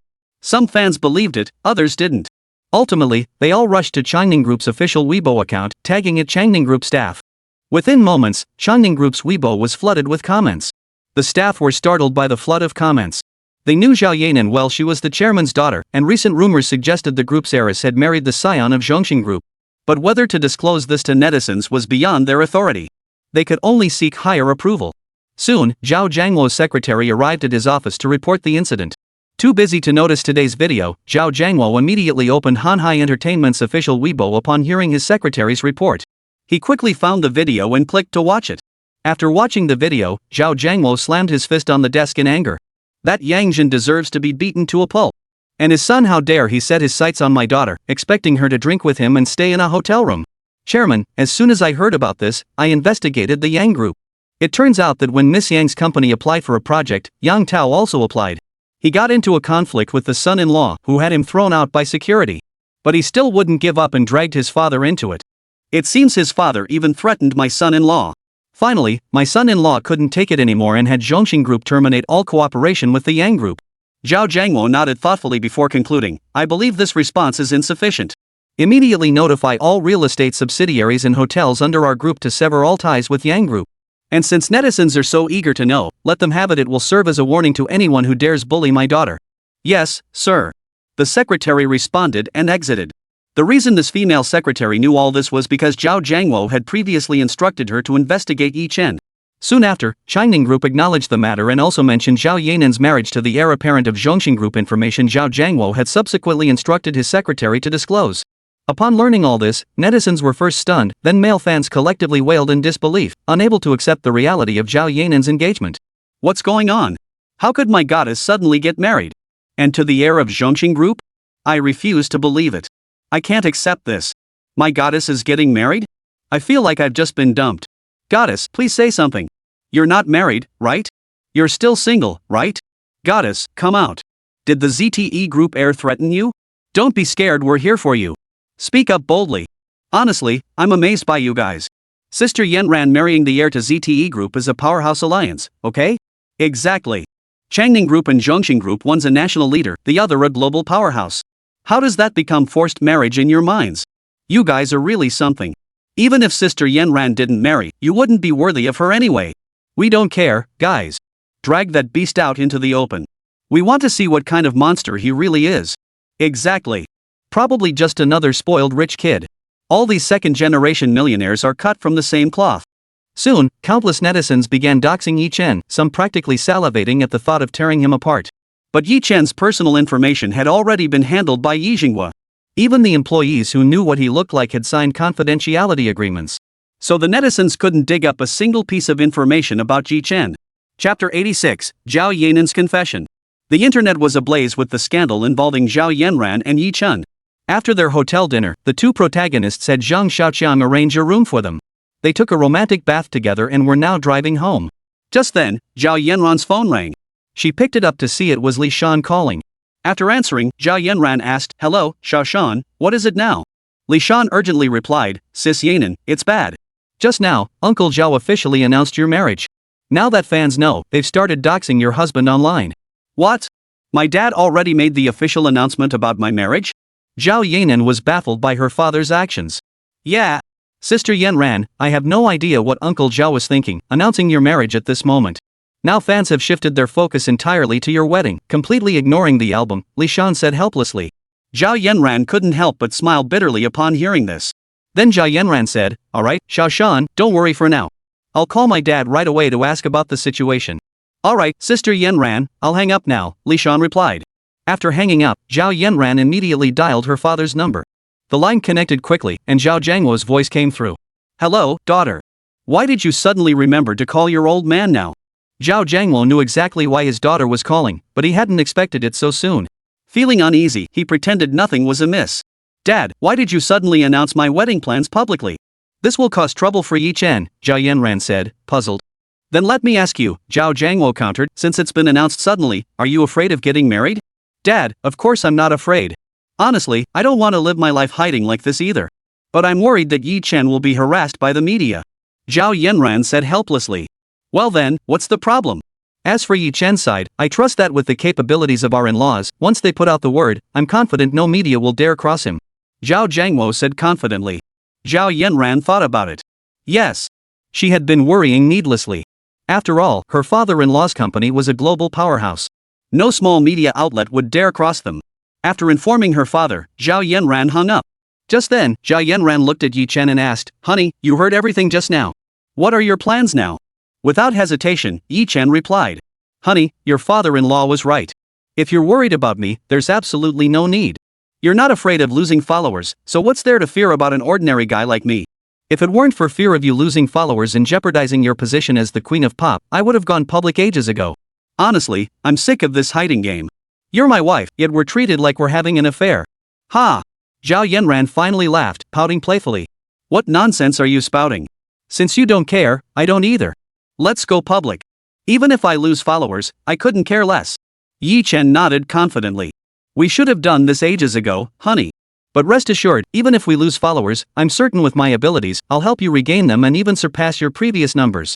Honey, I believe in you. Zhao Yanran nodded, her smile sweet. Shortly after, Zhao Yanran uploaded a photo of herself with Chen online, accompanied by a caption. Dear fans and family of Chen, hello everyone. Starting today, I'm officially announcing my marriage. The man above is my husband. We also have an adorable daughter. I'm incredibly happy now, and he treats me wonderfully. I believe you'll all bless us, right? The news quickly reached her fans. Female fans immediately sent their blessings, while male fans were less composed. Wow! Sister Yanran, you really got married and have a daughter. This guy is definitely photogenic and quite handsome. Wishing you all the best. Yeah. This guy is so handsome. All the female fans here wish Sister Yanran happiness and joy. Yeah, this guy is seriously handsome. But young man, we girls hope you don't let Sister Yanran down or else, No, this can't be real. How could my goddess get married? And she even has a child? I refuse to believe it. Why, I'm heartbroken. My goddess got married and even has a child? So sad. She has a child? No. Goddess, tell me this isn't true. Guys, seriously, what's it to you if Sister Yanran gets married? Does being a female celebrity mean she can't marry? I'm just amazed at you all. Exactly. And let me add this, even if Sister Yanran never married, she'd still be a woman you could never have. No way, I just can't accept this. I'm unfollowing her. I can't accept it either. I'm unfollowing her too. Goodbye, my goddess. Then I'm unfollowing her too. Unfollowing. Because the male fans couldn't accept the fact that Zhao Yanran got married, her male fanbase of 15 million instantly dropped by 10 million, leaving only 5 million. These 5 million male fans genuinely loved Zhao Yanran's music and were family men. However, the mass unfollowing by other male fans made them feel too embarrassed to show their faces, leaving them no choice but to quietly become bystanders. Quit following? Fine. Fans like you aren't worth keeping. If you guys won't support her, our 30 million female fans will always stand by Sister Yanran. Exactly. We girls will always support Sister Yanran. Throw confetti. Wishing Sister Yanran a happy and fulfilling marriage. Confetti. Sister Yanran, rest assured we girls will never unfollow you. We'll always support your albums. Exactly. Sisters, even without the guys, we girls will still support Sister Yanran's album. I just noticed 2 million copies are releasing tomorrow. Exactly. 2 million copies. Girls, what do you say shall we buy them all out tomorrow? Support. When it comes to purchasing power, us girls are way stronger than those guys. Meanwhile, Chen and Zhao Yanran had already driven back home. Chapter 87, The Voice Contestant Registration Countdown. Online, news of Zhao Yanran's official marriage announcement and subsequent fan backlash quickly spread throughout the entertainment industry. Huayu Entertainment, Li Qingtian's office. Li Qingtian sat in her office, having also seen the online developments. Upon reading the news, she felt a sense of relief as if she had survived a catastrophe. Cheng Xiao, seated beside her, remarked calmly, Qingtian, you've seen the news about Zhao Yanran. How do you feel now? Cheng Xiao, thank you. If you hadn't stopped them, I would have been blacklisted for sure. Thank you, Li Qingtian said, her voice trembling with fear. She never imagined Zhao Yanran's background was so formidable. Coupled with her marriage to the heir of Zhongxing Group, it was terrifying. Now, thinking back on her own thoughtless actions, she couldn't help but break out in a cold sweat. She even found herself wanting to thank those online trolls who had refused to take her orders. Seeing her terrified state, Chang Xiao smiled reassuringly. Qingtian, don't worry too much. After all, someone like Zhao Yanran, her father is China's richest man, and she's married to the heir of Zhongxing Group. Her standards are undoubtedly sky high. As long as we don't provoke her, she won't bother with small fry like us. Li Qingtian heard her agent's reassurance and thought to herself, right. Someone like Zhao Yanran won't even remember me as long as I don't cross her. H Studio Film City. A young assistant read online about Zhao Yanran's official marriage announcement, her face frozen in shock. How could Sister Yanran have gotten married after just over half a year? And she was actually a wealthy woman.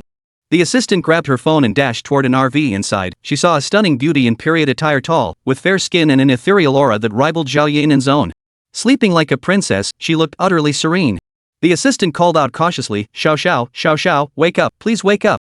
Lin Xiao impatiently raised her delicate hand, swatting the assistant's hand away. What is it, Xiaoran?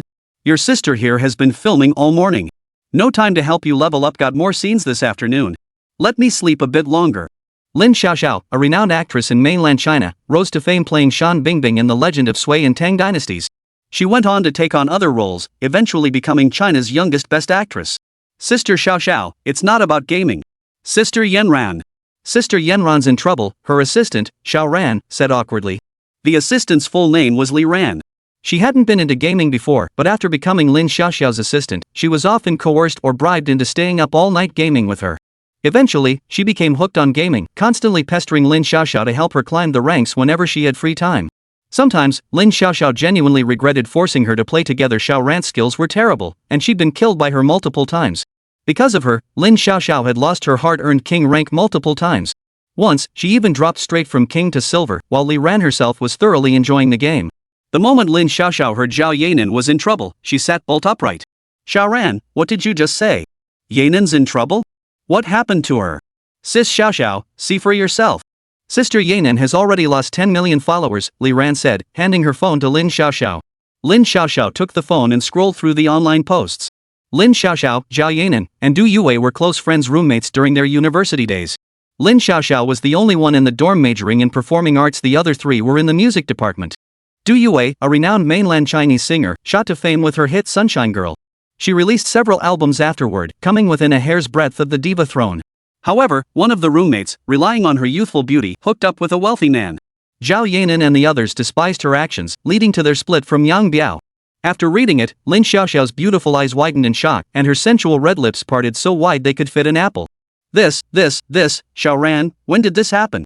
Lin Xiaoxiao asked, utterly incredulous. They knew Zhao Yanran had a daughter, but the fact that she was a rich, beautiful woman was news to them. This happened this morning. She's already lost 10 million followers. I just saw it while scrolling through Weibo, Li Ran said blankly. Wow, this Yanran really kept it under wraps. After all these years with her, I never would have guessed she was a rich, beautiful woman. She then picked up her phone and dialed Du Yue's number. As soon as the call connected, Lin Xiaoxiao blurted out, Yue, you must have heard about Yanran this morning, right? I just found out myself while scrolling through Weibo. I never imagined Yanran kept it so well hidden and even got married behind both of us without telling us, Du Yue said with a sigh. Yue, Yanran kept this from us for so long. Plus, we paid for all our gatherings. Don't you think it's time we settled the score with her? Lin Xiaoxiao said with a wicked smile. Exactly, I totally agree. She even started a company behind our backs. This time, we absolutely can't let her get away with it. Du Yue declared angrily.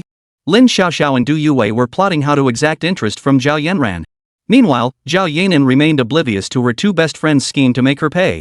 She was on her way with Chen to pick up little Nuoyi, as it was already 5 o'clock in the afternoon. Today was Monday, and there were only 4 days left until the recording of China's Got Talent.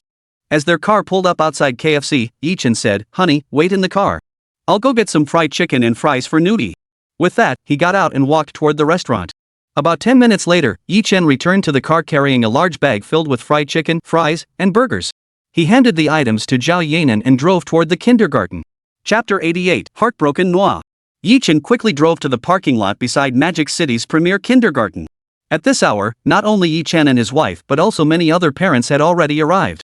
More vehicles trickled in steadily, and within moments, the lot was completely full. With over 10 minutes left before dismissal, some parents were already heading toward the entrance. Seeing the time was right, Chen put on his hat and sunglasses, then turned to Zhao Yanran and said, "Honey, it's about time. You stay in the car. I'll go pick up our daughter." Zhao Yanran nodded. Chen then got out of the car and followed the crowd toward the school entrance. Soon, the kindergarten gates opened. 2 security guards emerged carrying rubber mats, followed by the children streaming out with their teachers. Once all the children were present, the security guard instructed parents of the senior class to enter and pick up their children. Parents of the middle class would follow 20 minutes later, and Chen and Zhao Yanran's turn would come another 20 minutes after that. It must be said that the rules for picking up children were numerous. Parents had to present an access card to gain entry. Chen swiped his access card and entered the campus, quickly spotting little Nuoyi. Upon seeing her dad, Xiao Nuoyi informed her teacher and, led by teacher Wang Siki, came over to Chen. Xiao Nuoyi excitedly spread her arms wide. Chen bent down, scooped the little girl up, and asked, "Was Nuoyi a good girl today?" Nuoyi was very good today. Lots of kids were crying and looking for their parents, but Nuoyi didn't cry at all. The little girl finished speaking and flashed a proud little expression. "Mr. Yi, Nuoyi really isn't lying. When the other children were crying for their parents, Nuoyi didn't cry at all. Sometimes she even helped our teacher comfort the other children." Wang Siki smiled as she vouched for little Nuoyi, giving her a gentle pat on the head. "I never imagined Nuoyi would be so well behaved. Her mom and I were both worried she might cry today. Chen said in surprise. Daddy, you don't need to worry. Nuoyi was very well behaved today. After all, Daddy told Nuoyi that as long as she behaved herself, she could have fried chicken and fries later. Little Nuoyi said expectantly. Hearing Nuoyi's words, both Chen and Wang Siki couldn't help but laugh. Alright, Nuoyi, say goodbye to your teacher. Daddy's taking you to get fried chicken and fries now, Chen said with a smile. Really? Daddy, then goodbye to the teacher. Little Nuoyi's pretty little eyes lit up at the mention of fried chicken and fries. She immediately said goodbye to her teacher. Wang Siki waved cheerfully and said, Goodbye, Nuoyi. Chen also waved goodbye to Wang Siki before carrying little Nuoyi out of the kindergarten. All the way, Nuoyi chattered nonstop to Chen about the delicious food she ate at kindergarten today, the games she played with her friends, and so on. Chen listened to Nuoyi recounting her kindergarten adventures as they walked toward the parking lot. Before long, they reached the parking lot. As soon as he opened the car door, Nuoyi spotted Zhao Yanran sitting inside. Little Nuoyi exclaimed with delight, Mommy, you came too. Did Nuoyi cry today? Zhao Yanran took Nuoyi from Chen's arms and asked with a radiant smile. Mommy, Nuoyi didn't cry today. Nuoyi even helped the teacher comfort the other kids. Little Nuoyi declared proudly in Zhao Yanran's arms. After Chen confirmed that Nuoyi had been very well behaved, he started the car and drove out of the parking lot. The fried chicken and fries beside Zhao Yanran asked, Nuoyi, look. What's this? Wow. Fried chicken and fries. Can Nuoyi have some, Mommy? Little Nuoyi's eyes lit up at the sight of the food, and she looked at Zhao Yanran expectantly. Yes, you can. But fried chicken and fries aren't healthy, and little kids shouldn't eat too much of them. This time, I'll make an exception and let you have some. Zhao Yanran nodded and said. Okay, Mom, I understand. Can I eat it now? Little Nuoyi nodded and asked. Zhao Yanran then handed the food to Nuoyi. Taking it, Nuoyi began to eat happily. As Nuoyi neared halfway through her portion, Zhao Yanran suddenly said. Nuoyi, we still have dinner later. You can't eat too much. Give the rest to Mommy. No, Mommy. Can I have just a few more bites? Little Nuoyi pleaded urgently. No, Nuoyi, you have to listen. You've already eaten so much. If you finish all of this, how will you have room for dinner later? Zhao Yanran said sternly. Fine then. Seeing her mother's stern expression, little Nuoyi reluctantly agreed with a pout. She then asked Chen to pull over somewhere and handed the leftovers to him to finish. Chen hadn't had this in ages, so he took it and devoured it quickly. Little Nuoyi watched her dad eat from the car seat, her eyes brimming with disappointment. Clearly, she hadn't had enough, but she didn't cry or fuss. She just sat there, looking thoroughly unhappy. After finishing, Chen got out, tossed the bag into a trash bin, and drove home. Back home, his parents and Yi had already returned. Suyen noticed Nuoyi looking gloomy the moment she walked in. Suyen asked curiously, My dear granddaughter, what's wrong? Why are you so unhappy? Did someone bully you? Tell grandma. Nuoyi set down her little backpack, walked over to Suyen with a look of hurt, and climbed onto the sofa to sit in her lap. Seeing her granddaughter like this, Suyen thought, someone must have bullied her. My precious granddaughter, don't let me find out who it was, or else. Yizhenguo looked at Nuoyi, her face full of hurt, and felt heartbroken. He then asked, My dear granddaughter, tell grandpa. Who exactly bullied my precious granddaughter? Don't be afraid. Speak up bravely. Grandpa will teach them a lesson. Chapter 89, Lin Xiaoxiao and Du Yue arrive. No matter how Yizhenguo and Suyen pleaded, Nuoyi refused to speak, burying her face in Suyen's embrace with a pout. Seeing Nuoyi's silence, Suyen glared at Chen and demanded, You little brat. Tell me who exactly bullied my precious granddaughter. Chen sighed helplessly and recounted the entire incident to the elderly couple. Only after hearing the full story did they grasp the situation. Then, remembering their earlier words, they looked utterly embarrassed. Suyen awkwardly said, Oh, so that's what happened. Nuoyi, your mother was just looking out for you. Fried chicken and fries are tasty, but kids shouldn't eat too much of them. It could affect your health. You wouldn't want to end up getting shots at the hospital, would you? She then turned to Nuoyi with a comforting look. Shots? No. Nuoyi doesn't want shots. Can we skip the shots? Nuoyi won't eat fried chicken and fries anymore. Little Nuoyi panicked at the mention of shots and blurted out. Nuoyi, you can eat them, but not too much. After all, these foods aren't healthy, Yizhenguo reassured her. Okay, Nuoyi understands, little Nuoyi quickly replied. After being comforted by Yizhenguo and his wife, little Nuoyi stopped feeling down and started telling the two elders about her day at kindergarten. The couple enjoyed listening to her stories and often praised little Nuoyi. The next morning, Chen rose early, took little Nuoyi out, and prepared to drop her off at kindergarten before heading to the office. The car soon pulled into the parking lot. Chen got out, opened the door, and lifted little Nuoyi out. Nuoyi, Daddy might be a little late today. Be a good girl and stay with your teacher. Don't wander off, okay? Yi Chen said. Okay, Daddy, Nuoyi nodded her little head. At the kindergarten entrance, Yi Chen addressed Wang Siki. Teacher Wang, I'm entrusting our Nuoyi to your care. Don't worry, Mr. Yi, Wang Siki replied with a smile. Nuoyi, say goodbye to Daddy, Wang Siki said, looking at Nuoyi. Bye, Daddy. Pick me up early this afternoon, okay? Little Nuoyi waved at Yi Chen. Bye, Nuoyi. Daddy will come pick you up early, Yi Chen replied. He then turned to Wang Siki and said, Teacher Wang, I might be running a bit late this afternoon. Could you please keep an extra eye on No for me? Don't worry, Mr. Yi. Just don't come too late, Wang Siki replied. Yi Chen nodded. Don't worry, Teacher Wang. I'll finish my business and come as soon as possible. Watching Nuoyi and Wang Siki enter the building, Yi Chen finally walked toward the parking lot, got into his car, and drove toward the company. Around 9 o'clock, the truck pulled up outside a music store. The owner called out, Everyone, please line up. We'll bring the albums down one by one. We have plenty in stock today, no one will leave empty-handed. Ladies, you heard the owner, right?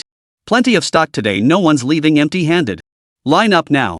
Ladies, listen to the boss, everyone line up and take turns one by one. Soon the goods were unloaded. As usual, the boss had the delivery driver place them directly on the ground, letting the fans in line pay and take them. Today the boss had brought in a lot of stock, so every fan who came could get one. After about half an hour, the crowd started thinning out and the boss moved the remaining albums inside the store. No sooner had he moved them inside than another wave of young girls flooded in. Boss, do you still have Zhao Yanran's album? Did the boss sell out again? Then we'd have come all this way for nothing. Everyone, please quiet down.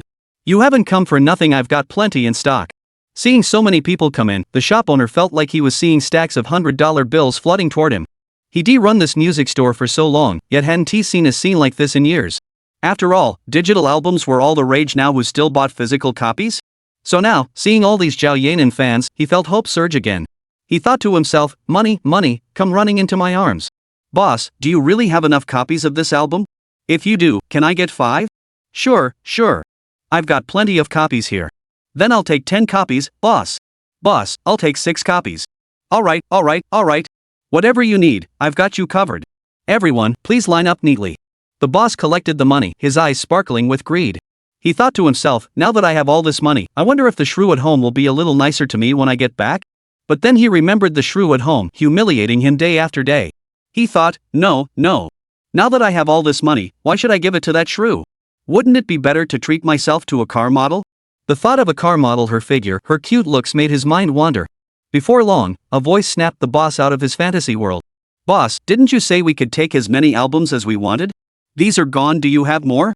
The boss stared at the empty shipping crate, a wave of frustration washing over him. Sorry, everyone. This is all I have left. But don't worry, I'll definitely call Zhao Yanran's company later. You're useless, boss. Running out of stock and still trying to fool us sisters. You're no good. Exactly. You ruined our excitement for nothing. All right, girls. Since the boss is out of stock, let's check out other stores. Right. Let's go quick, or today's trip will be for nothing. The boss stared at the empty boxes, then at the disappointed crowd leaving. He cried inwardly, money. Don't run away. My money, my car models. Finally, he called Shanghai Entertainment again, complaining that they had too few albums. Shanghai Entertainment. Today, the employees at the company were all in high spirits. Their boss, Zhao Yanran's digital album had surpassed 20 million downloads, truly the company's first major success since its founding. Of course, physical album sales were also booming. In his office, Yi Chen was flipping through documents submitted by various departments. Just then, Li Shan rushed in and said, Mr. Yi, Duan Wei just called. The 2 million albums released today sold out completely this morning. Without looking up, Yi Chen replied while continuing to review the documents, then have the factory ramp up production. Just add another 4 million copies. Got it. Also, Ms. Yi, Xiao and Yue are here at the company. Will you meet with them? Chapter 90, Girlfriends Meet. Yi Chen looked up and asked, who are these two you mentioned? Are they here for interviews? If it's an interview, just arrange it for them. No need to tell me. He then lowered his head and continued reading the documents.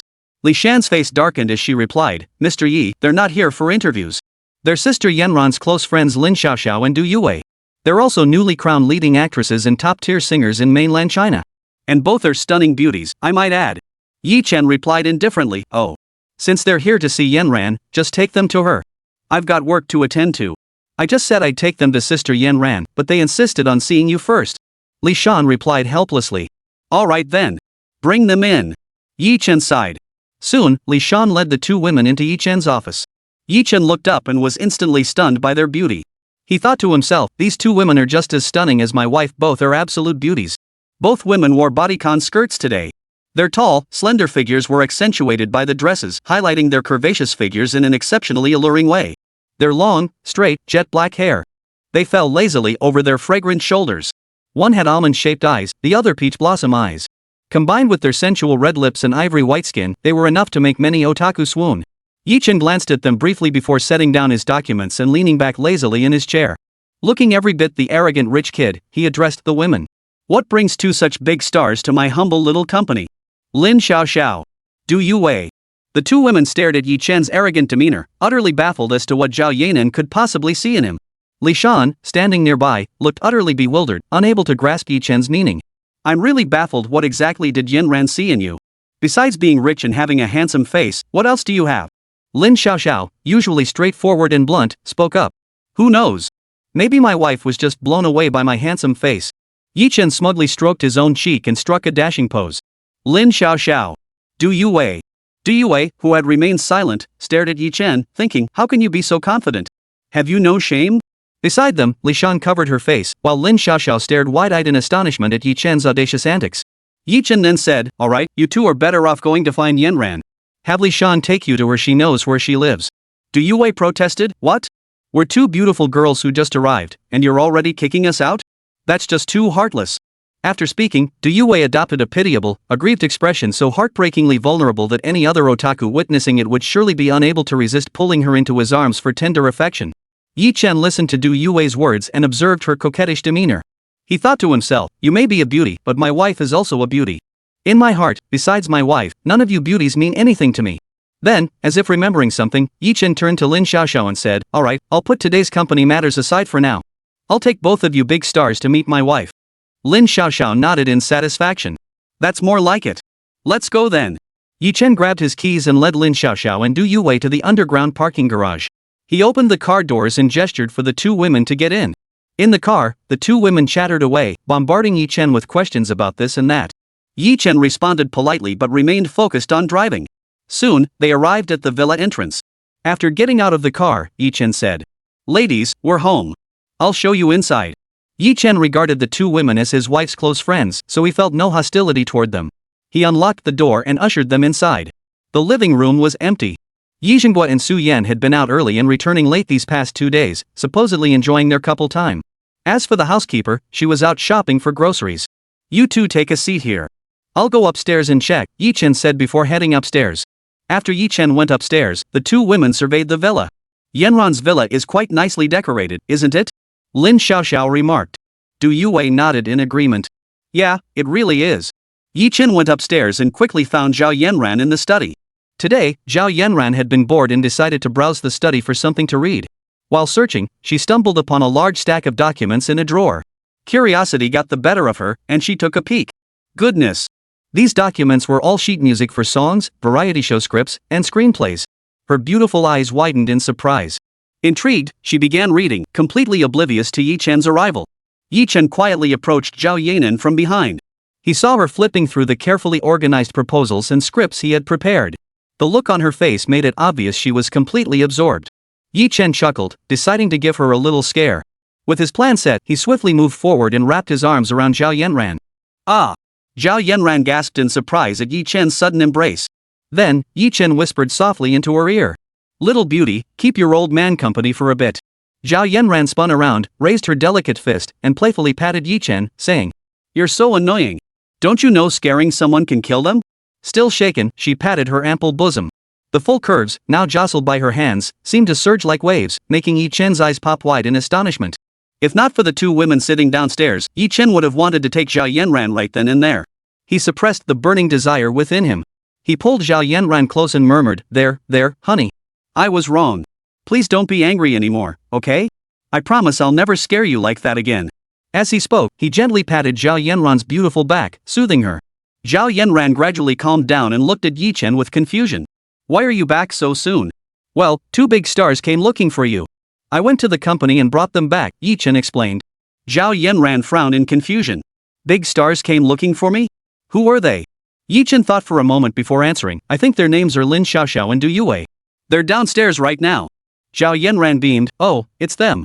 I'll go meet them right away. With that, Zhao Yanran slipped out of Yi Chen's embrace and dashed downstairs. Downstairs, she spotted Lin Xiaoxiao and Du Yue. Zhao Yanran exclaimed delightedly, Yue, Xiaoxiao, what brings you here? Yanran, we came to settle the score with you, of course. Lin Xiaoxiao said with a radiant smile. Exactly. Yanan, we never imagined you'd hide it so well. Tell us, didn't we have every right to come settle the score? Du Yue added, her smile equally radiant. Then, while Zhao Yanran stood there stunned, the two women stood up and gave her a big hug. Chapter 91, Lin Xiaoxiao and Du Yue's exasperation. The three held each other for a long while before finally letting go. Zhao Yanran then pulled the two women down to sit. Zhao Yanran smiled brightly. By the way, why didn't you two call me when you came looking for me today? I could have picked you up. Lin Xiaoxiao waved her hand. No need. We actually wanted to surprise you, but who knew we'd end up searching everywhere and finally finding your company? Then your assistant, Xiaoshan, said you weren't in the office, so we tracked down your husband and had him bring us here. Honey, we haven't seen each other in over half a year. You've gotten married, started a company, and even though your family is clearly wealthy, you've been pretending to be poor with us, Du Yue complained. I'm so sorry, dear, for keeping this from you for so long. Since you're here, just tell me what you want, Zhao Yanran said apologetically. Now we're talking. We'd already planned how to squeeze some interest out of you. Since you're being so sincere, how about this? First, treat us to a big meal. We'll discuss the rest after dinner, Lin Xiaoxiao said. Fine, it's just a meal. My treat. Zhao Yanran laughed. Oh, dear, where's my niece?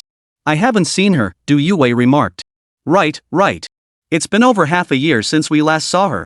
Come to think of it, I really miss her. Lin Xiaoxiao also realized that since arriving, they hadn't seen Nuoyi. Truth be told, ever since Zhao Yanran had suddenly brought the little girl back several years ago, the two had grown quite fond of her. Whenever they had free time, they'd buy her gifts and treats. Noah's at kindergarten. She won't be back until this afternoon, Zhao Yanran replied with a smile. By the way, dear, since you're marrying your current husband, will his family accept Nuoyi? Lin Xiaoxiao asked, her thoughts drifting to something. Exactly. Dear, after all, families like theirs would surely find it hard to accept a child with no blood relation to them. Du Yue added with concern. You two really have nothing to worry about, Zhao Yanran said with a smile. Without waiting for the two women to ask, Zhao Yanran proceeded to tell them about her relationship with Yi Chen. Upon hearing this, the two women were utterly shocked, their beautiful eyes widening in disbelief. Lin Xiaoxiao finally processed it and exclaimed, this is truly fate. Such a story could only happen in novels, never imagined it would unfold in your life. Yes. Who would have thought that the arranged marriage you once resisted would ultimately be the very thing that brought this union to fruition because of you? Du Yue added with a sigh. But your husband's name is Yi Chen, right? Lin Xiaoxiao asked. Yes, his name is Yi Chen, Zhao Yanran replied with a smile. I just can't wrap my head around it. Besides being handsome and rich, what exactly did you see in him? Lin Xiaoxiao still remembered Yi Chen's arrogant demeanor earlier at the company. He was also self-obsessed. In Lin Xiaoxiao's mind, Yi Chen was now branded as an arrogant rich kid and a narcissist. You're both wrong. My husband is incredibly talented. My album selling like hotcakes these past few days? He personally wrote the lyrics and composed the music for it. And the China's Got Talent show our company is planning to co-produce with Orange TV? That was his idea too, Zhao Yanran defended Yi Chen. Boom. Hearing Zhao Yanan's words, the two girls felt their little heads suddenly buzz with a sensation like an explosion. It took them a long while to snap back to reality. Just then, Yi Chen appeared with a plate of sliced fruit he'd prepared earlier. He'd overheard their earlier conversation. Great. So you two think I'm just another arrogant, spoiled rich kid. He placed the fruit on the coffee table and invited, come on, you two big stars, have some fruit. Thank you, the two women replied in unison. Yi Chen then sat beside Zhao Yanran, wrapping his large hand around her slender waist. Feeling his large hand on her waist, Zhao Yanran flushed and whispered, what are you doing, honey? My girlfriends are right here. Yi Chen shrugged it off. It's fine, honey. Your friends are family too. They won't mind, right? Ladies? Yes, just pretend we're not here. Lin Xiaoxiao smiled sweetly as she spoke, though inside she was seething. What the hell do you think you're doing? Pretending we're not here? You bastard, groping my beloved right in front of me. Yi Chen was unaware that Lin Xiaoxiao had already begun mentally writing him off, but he couldn't care less. Yi Chen then smiled warmly at Zhao Yanran and said, Big Star Lin has already said it, just pretend they don't exist. Du Yue's mouth twitched. Big brother, can't you tell Xiao Zhao's being sarcastic? After speaking, Yi Chen picked up a grape and held it to Zhao Yanan's lips. Here, honey. Let your husband feed you. Zhao Yanran thought it wouldn't be so bad if it were just the two of them alone, but her two best friends were right there. How embarrassing. She whispered, "Honey, my friends are right here. You eat yours. I'll manage mine. Sweetheart, be a good girl. Open wide. Let me feed you. If you don't play nice, I'll kiss you right in front of them," Chen threatened, unwilling to back down. Zhao Yanran's face flushed crimson instantly. She gave Lin Xiaoxiao and the others an apologetic smile, then obediently opened her mouth, letting Chen feed her. "Here, honey, let's have another one. That's more like it." Seeing Zhao Yanran eat, Chen promptly fed her another piece, his voice brimming with affection as he spoke. Turning to see Lin Xiaoxiao and Du Yue staring wide-eyed, their mouths agape, Chen felt an inexplicable thrill. He recalled scenes from novels where protagonists flaunted their affection in front of single people. Never did he imagine trying it himself today, and it actually worked. "You two had the nerve to badmouth me in front of my wife. Today, I'll flaunt it right in your faces until you question your very existence." Lin Xiaoxiao and Du Yue, of course, had no idea what was going through Chen's mind. All they could think was, who am I? Where am I? What did I just see? Chen then turned to Zhao Yanran with a doting look. "Honey, you've got something on your lip." "Honey, is there something on my lip?" Zhao Yanran asked. "Let me take a look." Chen replied. Zhao Yanran then nodded her little head. Then, Chen leaned down and captured Zhao Yanran's tempting red lips with his own. Before Zhao Yanran could react, her lips were silenced by Chen's kiss. No matter how she struggled to break free, Chen held firm. Eventually, unable to escape, Zhao Yanran wrapped her arms around his neck and gently responded to his kiss. Lin Xiaoxiao. Du Yue. Both women screamed inwardly, "Oh my god. What did I ever do to deserve this? Why am I being forced to witness this? Please, take these two demons away." Chapter 92, Chen asked Xiao Nuor for help. After they parted, her face flushed with embarrassment. She paused for a moment, shot Chen a glare, then thickened her skin and turned to Zhao Yanran, chuckling awkwardly. Zhao Yanran finally understood Chen had deliberately flaunted his affection in front of her best friend. She glanced at Lin Xiaoxiao and Du Yue, who were staring at the pair with utterly disheartened expressions. Chen sensed the murderous glances from Lin Xiaoxiao and Du Yue. Not only did he ignore them, but he also raised an eyebrow at the two girls and smirked smugly, thinking to himself, "Ha! Serves you right for gossiping about me." Lin Xiaoxiao. Du Yue. Seeing Chen's provocative glance and smug grin, the two women thought, "Where are the knives? Where are the knives? Let me slice this bastard to pieces." Moments later, catching Chen's smug expression, she finally understood. "Oh, so you're the one who's been using me, huh? Making my two best friends miserable, is that it?" Zhao Yanran didn't know why Chen was picking on her best friend, but realizing she'd been used by this bastard left her feeling bitter. Still, recalling the earlier scene, it had been rather thrilling. But the thought of being manipulated by that bastard made her glare at Chen intensely. Chen sensed his wife's murderous glare and inwardly panicked. Had she figured him out? He quickly pulled out his phone to check Xiao Nuoyi was almost out of school by now. Chen said, "Honey, our daughter is about to get out of school. I need to go pick her up now." Zhao Yanran nodded her little head. Chen stood up and turned to look at Zhao Yanran. Zhao Yanran caught Chen's gaze on her and instinctively asked, "What? Didn't you say you were going to pick up our daughter?" Chen didn't say a word, just smiled. He bent down and planted a quick smacking kiss on Zhao Yanran's lips before saying, "Nothing. I just think you look absolutely stunning like this, honey." Zhao Yanran. Lin Xiaoxiao. Du Yue. Before Zhao Yanran could react, he dashed out the door. But don't get the wrong idea, this wasn't running away. It was simply time to pick up their daughter from school. But when Chen reached for his keys to drive, he came up empty-handed. He suddenly remembered he'd left them on the coffee table. There was no going back now, so he had no choice but to hail a cab. Chen dashed out of the residential compound. The security guard at the gate spotted him, panting heavily as he rushed over, looking utterly bewildered. The security captain inquired, "Mr. Yi, has something happened?" "Nothing, just getting some exercise. My health's been a bit weak lately," Chen replied, catching his breath and waving his hand dismissively. He certainly wasn't going to tell them he'd upset his wife and now needed to pick up his daughter, only to realize he'd left the car keys at home and dared not go back for them, lest he lose face. Chen stepped out of the compound, hailed a taxi, and climbed in. The driver asked, "Where to, sir?" "Magic City, first kindergarten." "Driver, please drive as fast as possible while staying safe, my daughter's about to get out of school," Chen said. "All right, sir. Please fasten your seatbelt," the driver nodded and reminded him. Chen nodded and fastened his seatbelt. Chen observed the driver quite young, looking under 30, and rather handsome. During the ride, the driver struck up a conversation. "Sir, you look so young. I never would have guessed your daughter is already in kindergarten." "Heh, yeah. I never imagined it either. Time really flies. My family was pushing hard, and before I even graduated college, my wife got pregnant. We got married right after that, Chen said with a smile, his face unflushed and his heart unfluttered. Sir, I really didn't expect someone so young to already be a father, the driver exclaimed. Yeah. Chen sighed, thinking to himself, you bet. Becoming a dad in my freshman year, envious, aren't you? Sigh. I really envy you becoming a father so young. Unlike me, I'm almost 30, and I've been dating my current girlfriend for nearly 5 years. We were even discussing marriage recently, but then her parents suddenly demanded a 500,000 yuan dowry. I feel like I'm drowning under the pressure. The driver sighed, then gave a wry smile, his face etched with helplessness. Ah. Yeah. Every family has its own troubles. But I believe that as long as you keep trying, you'll make it through someday. Chen sighed and offered the driver some comfort. Thank you, sir. I'm truly sorry to have made you witness this, the driver said apologetically. Chen waved it off, signaling it was no big deal.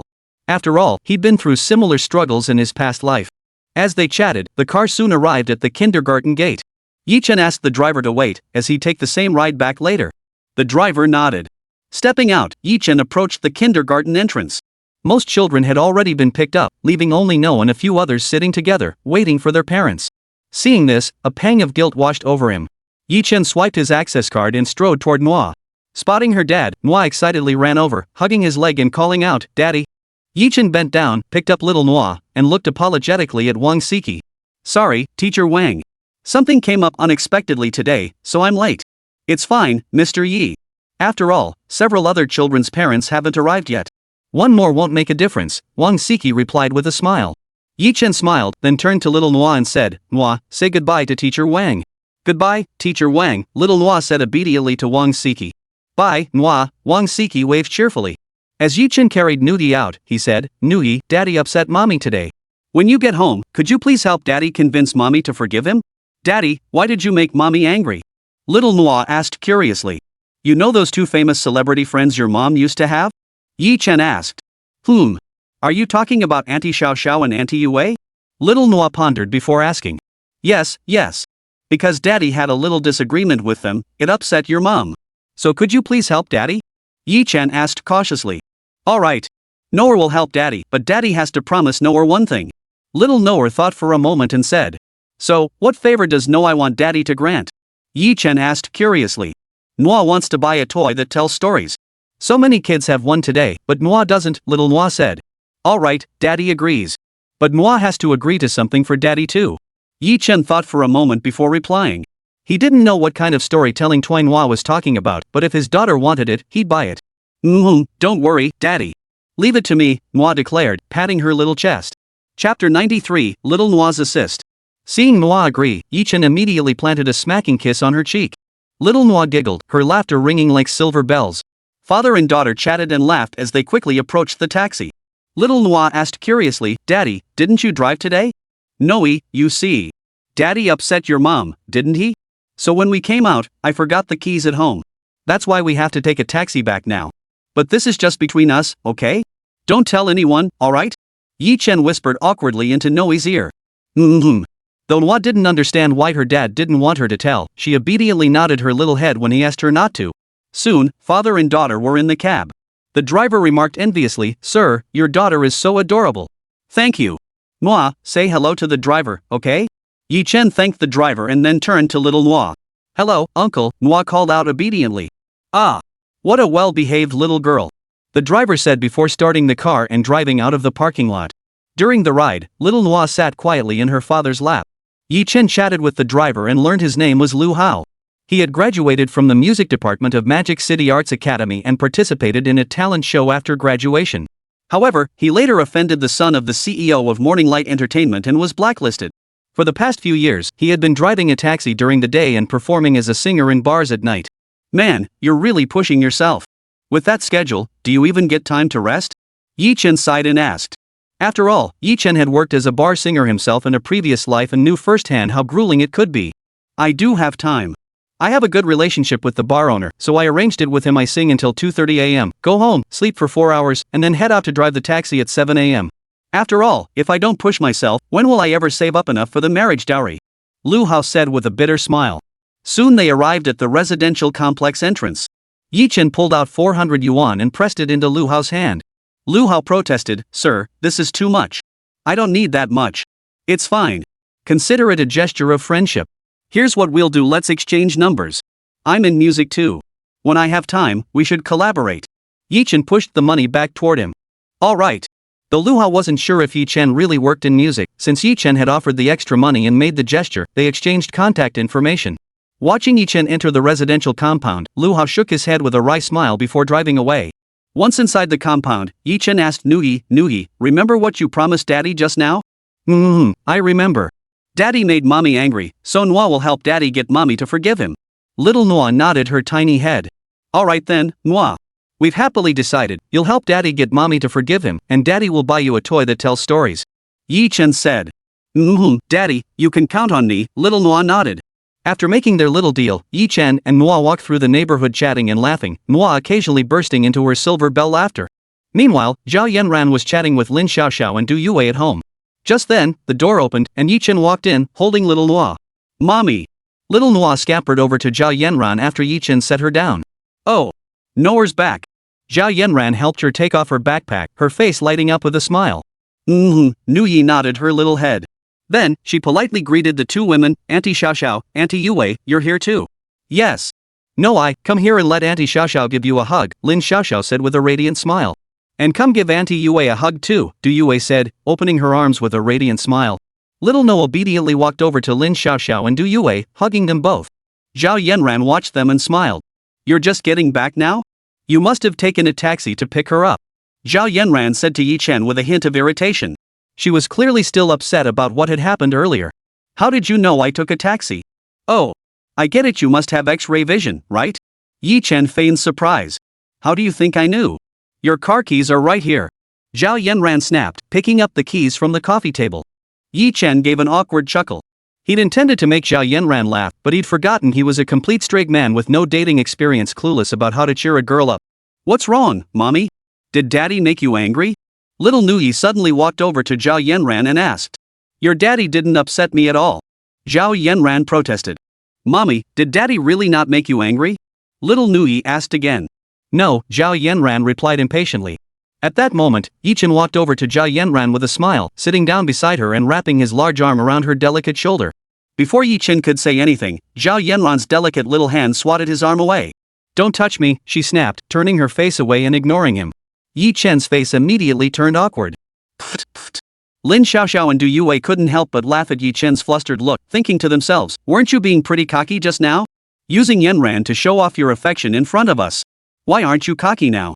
Yi Chen had been pondering how to placate his wife when he suddenly heard laughter. Turning toward the source of the sound, he found Lin Xiaoxiao and the other woman grinning at him. Yi Chen immediately shot the two women a disapproving glare, thinking to himself, if it weren't for you two, would I have upset my wife? How dare you laugh? Lin Xiaoxiao and the other girl, seeing Yi Chen glare at them, glared right back. Mommy, even if Daddy made you angry, he knows he was wrong. Please forgive Daddy, okay? Little Nuoyi pouted at Zhao Yanran. Standing nearby, Yi Chen thought to himself, my sweet daughter, you truly are Daddy's little cotton jacket. Don't worry, Daddy won't disappoint you. Tomorrow, I'll definitely buy you a toy that tells stories. Your father? How could he possibly know he's wrong? Zhao Yanran retorted irritably. Honey, I know I was wrong. Please forgive me. I swear to heaven, if I ever do it again, I'll leave the house. Before Yi Chen could finish, Zhao Yanran's delicate hand covered his mouth. Don't talk nonsense, she snapped. Zhao Yanran wasn't stupid.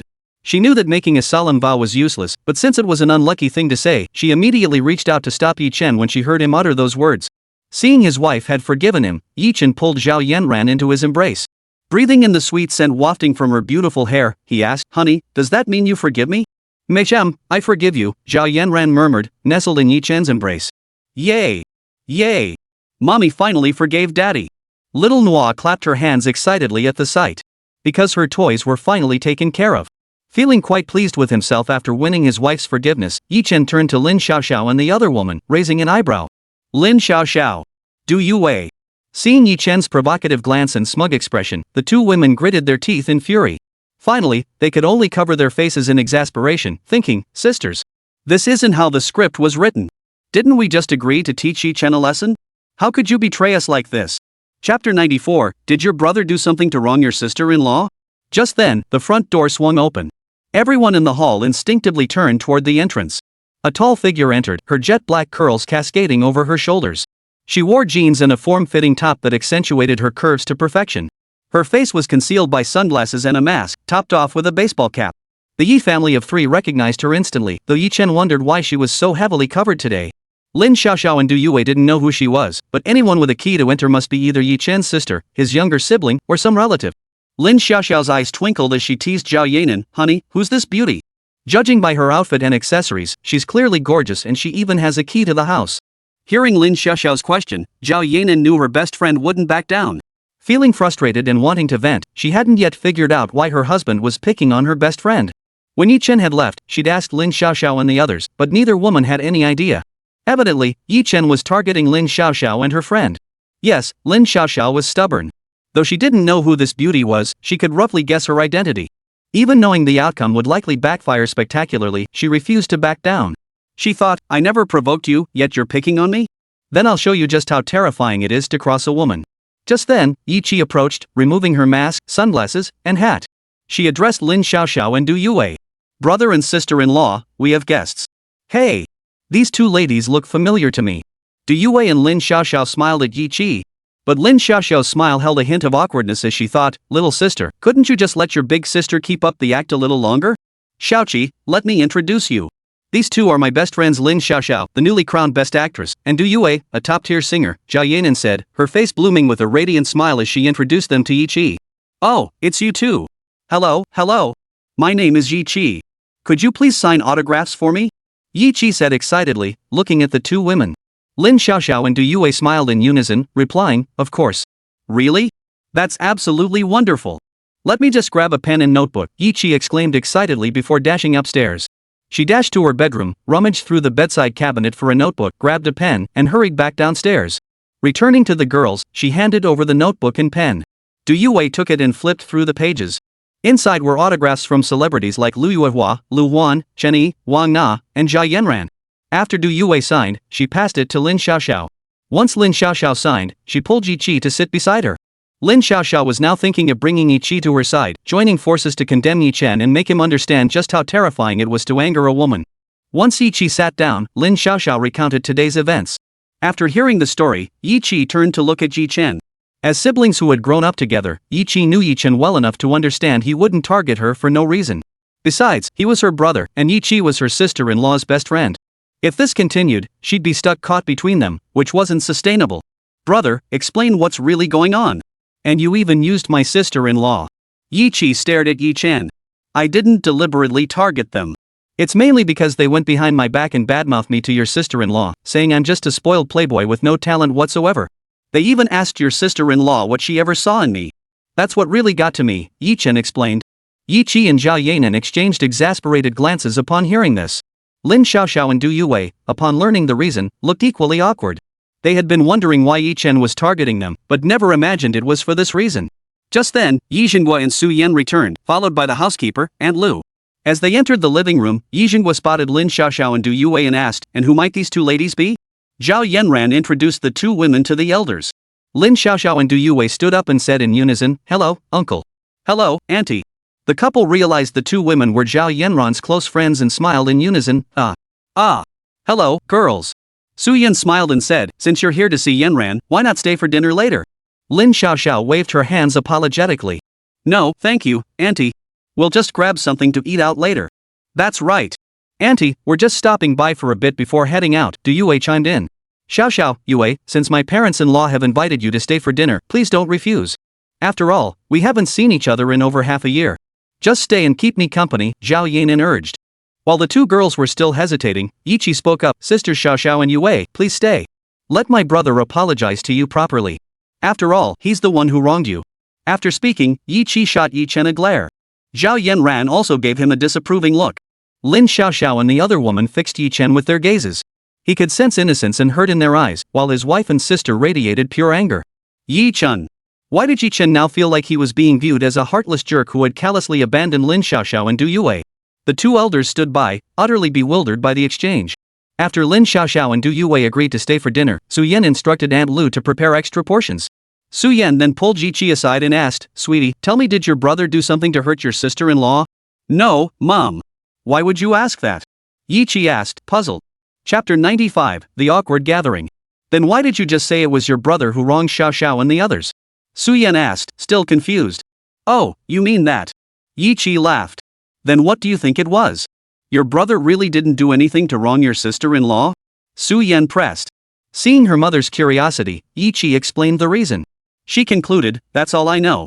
After that, my brother dragged my sister-in-law around, flaunting their affection in front of everyone, feeding her grapes, kissing her.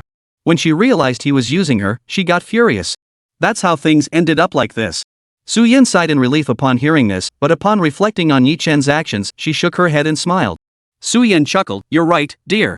Your brother should apologize to her and to you. After all, he dragged your sister-in-law into this mess. Yeah, he should apologize to both girls. After all, they were just looking out for Yanran. As mother and daughter chatted, they hadn't noticed Yi Zhenghua had followed them. Suddenly hearing voices startled them both. They turned to find Yi Zhenghua standing behind them. Ah! They both clapped their hands to their chests, exclaiming in unison, it's you, Dad. When did you get here? You scared us half to death. Well, I was just curious. I saw you two coming over, so I followed to listen in. Yi Zhenghua said awkwardly. He couldn't help but feel awkward after all, his sudden appearance had startled his own wife and daughter. Just then, Aunt Lu, the housekeeper, approached and said, Sir, Madam, dinner is ready. My apologies, dear daughter, I startled you. Since Aunt Lu has the meal ready, let's eat first. Yi Zhenghua said with a smile. The three then headed to the living room. Yi Chen followed, cradling little Nuoyi, accompanied by Zhao Yanran, Lin Xiaoxiao, and Du Yue. Su Yan smiled and greeted them, girls, don't be shy. Treat this place like your own home. Help yourselves to whatever you like. The two girls had been a bit nervous, but Su Yan's words eased their tension considerably. They replied in unison, thank you, Auntie. Once everyone was seated, they ate and chatted. Lin Xiaoxiao and Du Yue, shedding their earlier awkwardness and tension, joined in the conversation. Yi Chen, however, didn't join the conversation. Instead, he sat off to the side, peeling shrimp for No. Finishing his task, Yi Chen poured himself a glass of wine and stood up. The others, who had been chatting, all turned to look at him. Yi Chen raised his glass, looking at Lin Xiaoxiao and Du Yue as he said, to both of you superstars, I'm truly sorry about today. I know your words were out of concern for Yanran. I judged you unfairly. I apologize to both of you. And to my wife I must apologize to you too. I shouldn't have dragged you into this and disrupted your relationship. I'll drink to atone for myself. With that, he downed the glass in one gulp. Alright. Seeing how sincere you are, we forgive you. But we were also wrong, we shouldn't have said those things without knowing your situation. I'll punish myself with a drink too. Lin Xiaoxiao stood up, poured herself a glass, and downed it in one gulp. And me too. I'll have a drink as punishment. Du Yue also stood up, poured herself a glass, and downed it in one gulp. But the two women clearly couldn't hold their liquor. After drinking, they sat back down, their cheeks flushed a rosy red, looking especially alluring. Yi Chen watched them from the side. Seeing their flushed cheeks, he knew they rarely drank. He muttered under his breath. If you can't hold your liquor, you shouldn't drink so much. Now you're reaping what you sowed. Because the voice was so soft, no one else heard it, but Zhao Yanran, sitting beside Yi Chen, heard it perfectly clearly. Zhao Yanran immediately turned her head and shot Yi Chen a glare. Feeling his wife's furious gaze, Yi Chen chuckled softly, lowered his head to eat, and occasionally served food onto Xiao Nuo's plate. Suddenly, Du Yue asked, Hey, Yanran, have you two had your wedding yet? Not yet, Zhao Yanran replied with a smile. We just got our marriage certificate for now. As for the ceremony, we haven't decided on that yet. That won't do. Dear, even though you've registered, for us women, a marriage without a wedding ceremony is incomplete, isn't it? Can you honestly say you won't regret it later? Lin Xiaoxiao said. Zhao Yanran fell deep in thought after hearing Lin Xiaoxiao's words. Yes. A marriage without a ceremony, even if it seemed fine now, would she regret it later? Would there be regrets? Honey, I've been thinking about this too these past few days. You endured so much to give birth to Nuoyi for me. In these 4 years of Nuoyi's growth, I never fulfilled my duties as a father or husband. You raised her all by yourself. You even brought Nuoyi to me and married me without a single regret. From that moment, I vowed never to let your life be filled with regret again. I will cherish and love you for the rest of our lives, never letting you suffer any injustice. So I thought since I vowed to spare your life of regret, I must give you a wedding without regret. My love, will you marry me again? Let us watch Nuoyi grow up, see her marry, and grow old together. Yi Chen turned to look at Zhao Yanran with deep affection. Zhao Yanran's beautiful eyes were already moist. With a smile as radiant as a flower, she nodded her little head and said, Husband, I will. Then the two embraced each other. Clap, clap, clap. The crowd burst into applause. After they parted, Lin Xiaoxiao blurted out, Wait a minute. Yanran, this was a proposal, but there wasn't even an engagement ring and you said yes? This remark left Yi Chen feeling utterly embarrassed. He thought to himself, is this woman heaven's punishment for me? Beside them, Yue covered her face in exasperation, thinking, I don't even know this guy. Even if there's no ring, you didn't have to point it out. Since the proposal's been made and she said yes, they can always add the ring later. Yi Jinghua, Su Yan, and Yi Qi all looked utterly flustered. Only little Nuoyi watched curiously, her eyes darting between her parents, grandparents, and aunt. What was going on with mom and dad? Why weren't they eating all this delicious food? Chapter 96, Choosing the Bridesmaids and Groomsmen. Lin Xiaoxiao felt the disapproving stares of everyone now fixed on her. She knew she shouldn't have said that, but in her eyes, a proposal was such a sacred thing, how could it be handled so carelessly? Oh, you. What am I supposed to say to you? Now look, you've ruined the perfect atmosphere. What are we going to do? Yue sighed, extending her delicate white finger to gently poke Lin Xiaoxiao's little head. But I'm telling the truth. Lin Xiaoxiao protested, furrowing her delicate brows. For us girls, a proposal is such a sacred thing. It can't be treated so carelessly. Yeah. Without a ring, this proposal really is too hasty, Yue mused. Exactly. Brother, how could you be so careless about something as sacred as a proposal? You absolutely must buy a ring and propose to sister-in-law all over again. Yi Qi looked at Yi Chen solemnly. Now that Xiaoxiao mentions it, I just remembered when you proposed to me back then, you didn't buy a ring either, did you? How could I have married you so carelessly? Su Yan looked at Yi Jinghua and said. Yi Jinghua. Yi Jinghua turned his head, fixing Lin Xiaoxiao with a piercing glare. This little girl really knows how to stir things up. Even my wife has been drawn into this mess. Lin Xiaoxiao felt a chill under Yi Jinghua's glare. Uncle, I'm sorry. I was just thinking of Yanran's best interests. I never imagined it would drag you into this. Lin Xiaoxiao's words immediately garnered approval from the women present. Except for Zhao Yanran, after all, Yi Chen had already bought her a ring back in Shanghai, including both the wedding band and matching couples rings. She just hadn't worn them yet. Since they were already purchased, there was no need to buy them again. But the others didn't know that. You young fool, don't follow your father's example by proposing without even a ring. Do you have any idea how much Yanran suffered to give birth to Nuoyi for you? You absolutely cannot let Yanran feel wronged. Su Yan glared at Yi Chen, her voice filled with disappointment. Yi Chen interjected, Mom, actually, I already gave her. Su Yan cut him off impatiently, what do you mean I already gave? Are you going to follow in your father's footsteps and let Yanran down? Just like how I'm deeply disappointed in your father now. She finished with a pointed glare at Yi Jinghua. Yi Chen. Yi Jinghua. Now both father and son hated Lin Xiaoxiao to death, thinking to themselves, this woman clearly isn't any good. Lin Xiaoxiao, now under the intense, resentful stares of both father and son, finally felt what it meant to be under immense pressure. Zhao Yanran couldn't bear to watch any longer. She stood up and headed upstairs toward the bedroom. Everyone assumed Zhao Yanran was leaving because she was angry. You idiot. Didn't you see Yanan's upset? Hurry up and go chase after her to make it up to her, Su Yan said irritably. How could I be angry? You're such a blockhead. Oh. I'll go right now. Yi Chen snapped out of it, immediately standing up and heading upstairs. At that moment, Zhao Yanran entered the bedroom, walked to the bedside, and took out the diamond ring Yi Chen had bought for her. Just as she stood up, she saw Yi Chen entering the room. Honey, why are you up here too? Zhao Yanran asked with a smile. I just saw you come up and thought you might be upset, so I came to check, Yi Chen replied, looking at Zhao Yanran. Why would I be angry? I just came up to get the diamond ring. After all, I saw them blaming you for not having a diamond ring, so I came up to get it and shut them up, Zhao Yanran said with a radiant smile. Yi Chen gazed deeply at Zhao Yanran. My dear, you're so good to me. With that, he lowered his head and captured her sensual red lips. Zhao Yanran's pale, delicate arms wrapped around his neck as they began a passionate, loving kiss. After they parted, Zhao Yanran smiled radiantly again. Come on, honey. Let's go downstairs. Mom, Dad, and everyone else are waiting for us down there. Yi Chen nodded, and they walked downstairs side by side. Upon reaching the lobby, Su Yan, thinking Zhao Yanran was genuinely upset, approached to comfort her. My dear daughter-in-law, don't be angry with this young man. Rest assured, I'll have him buy you a diamond ring tomorrow. Mom, I'm not upset. Actually, back in Shanghai, Yi Chen already bought me a diamond ring and a pair of matching rings, Zhao Yanran replied with a smile. Ah, he already bought one? I knew it. My son would never be the kind to disappoint his own wife. Su Yan said awkwardly.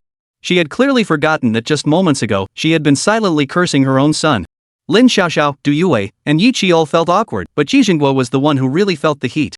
After Su Yan finished praising her son, she shot Yi Jinghua a look of pure resentment.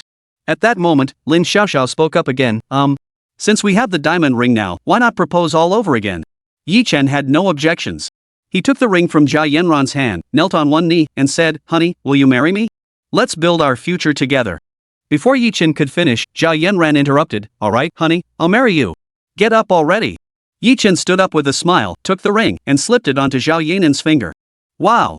Yanran, this is a De Beers. Who knew your husband would buy you a De Beers?" Nuoyi walked over and exclaimed.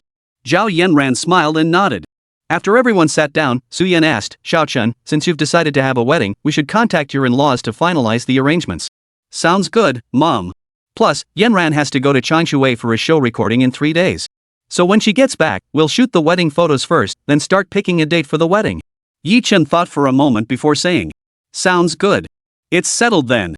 We'll call the in-laws tomorrow to discuss it." Su Yan nodded in agreement. "Yanran, don't forget what we promised each other," Lin Xiaoxiao reminded her. "Of course I haven't forgotten. Rest assured, you'll be bridesmaids at the wedding," Zhao Yanran laughed. "Oh, and Chen, when you and Yanran get married, I'll be your bridesmaid." "If your best man isn't handsome, I won't stand for it," Lin Xiaoxiao said, looking at Chen. "And me too, my best man has to be a hottie as well," Nuoyi chimed in. Chapter 97, Dad's a Liar. Hearing the girl's demands, Chen shook his head and chuckled. "Two superstars, your requests aren't a problem. None of my college roommates were ugly, they were all handsome guys." "Really? Don't go backtracking when you get called out." Lin Xiaoxiao sneered. Seeing Lin Xiaoxiao's dismissive expression, Chen thought, "Since you don't believe me, just wait and see." He immediately pulled out his phone, found photos of his roommates, and handed them to Lin Xiaoxiao. "You don't believe me? See for yourself if they're ugly." Lin Xiaoxiao took the phone with a dismissive sniff, but the moment she saw the photos, she was stunned. Nuoyi immediately leaned in too. She hadn't expected Chen's roommates to be such handsome guys. The two girls started discussing it, and eventually both set their sights on Lin Wenjue. "Forget about him," Chen said. "He's got a girlfriend. They're really into each other, and she's the campus beauty from the music department at Shaoqi School." "So that means the other two are single?" Nuoyi asked. "Exactly. And those two goofballs would be over the moon if they knew you picked them as your groomsmen," Chen said. "Wait, are they fans of us?" Lin Xiaoxiao's eyes lit up.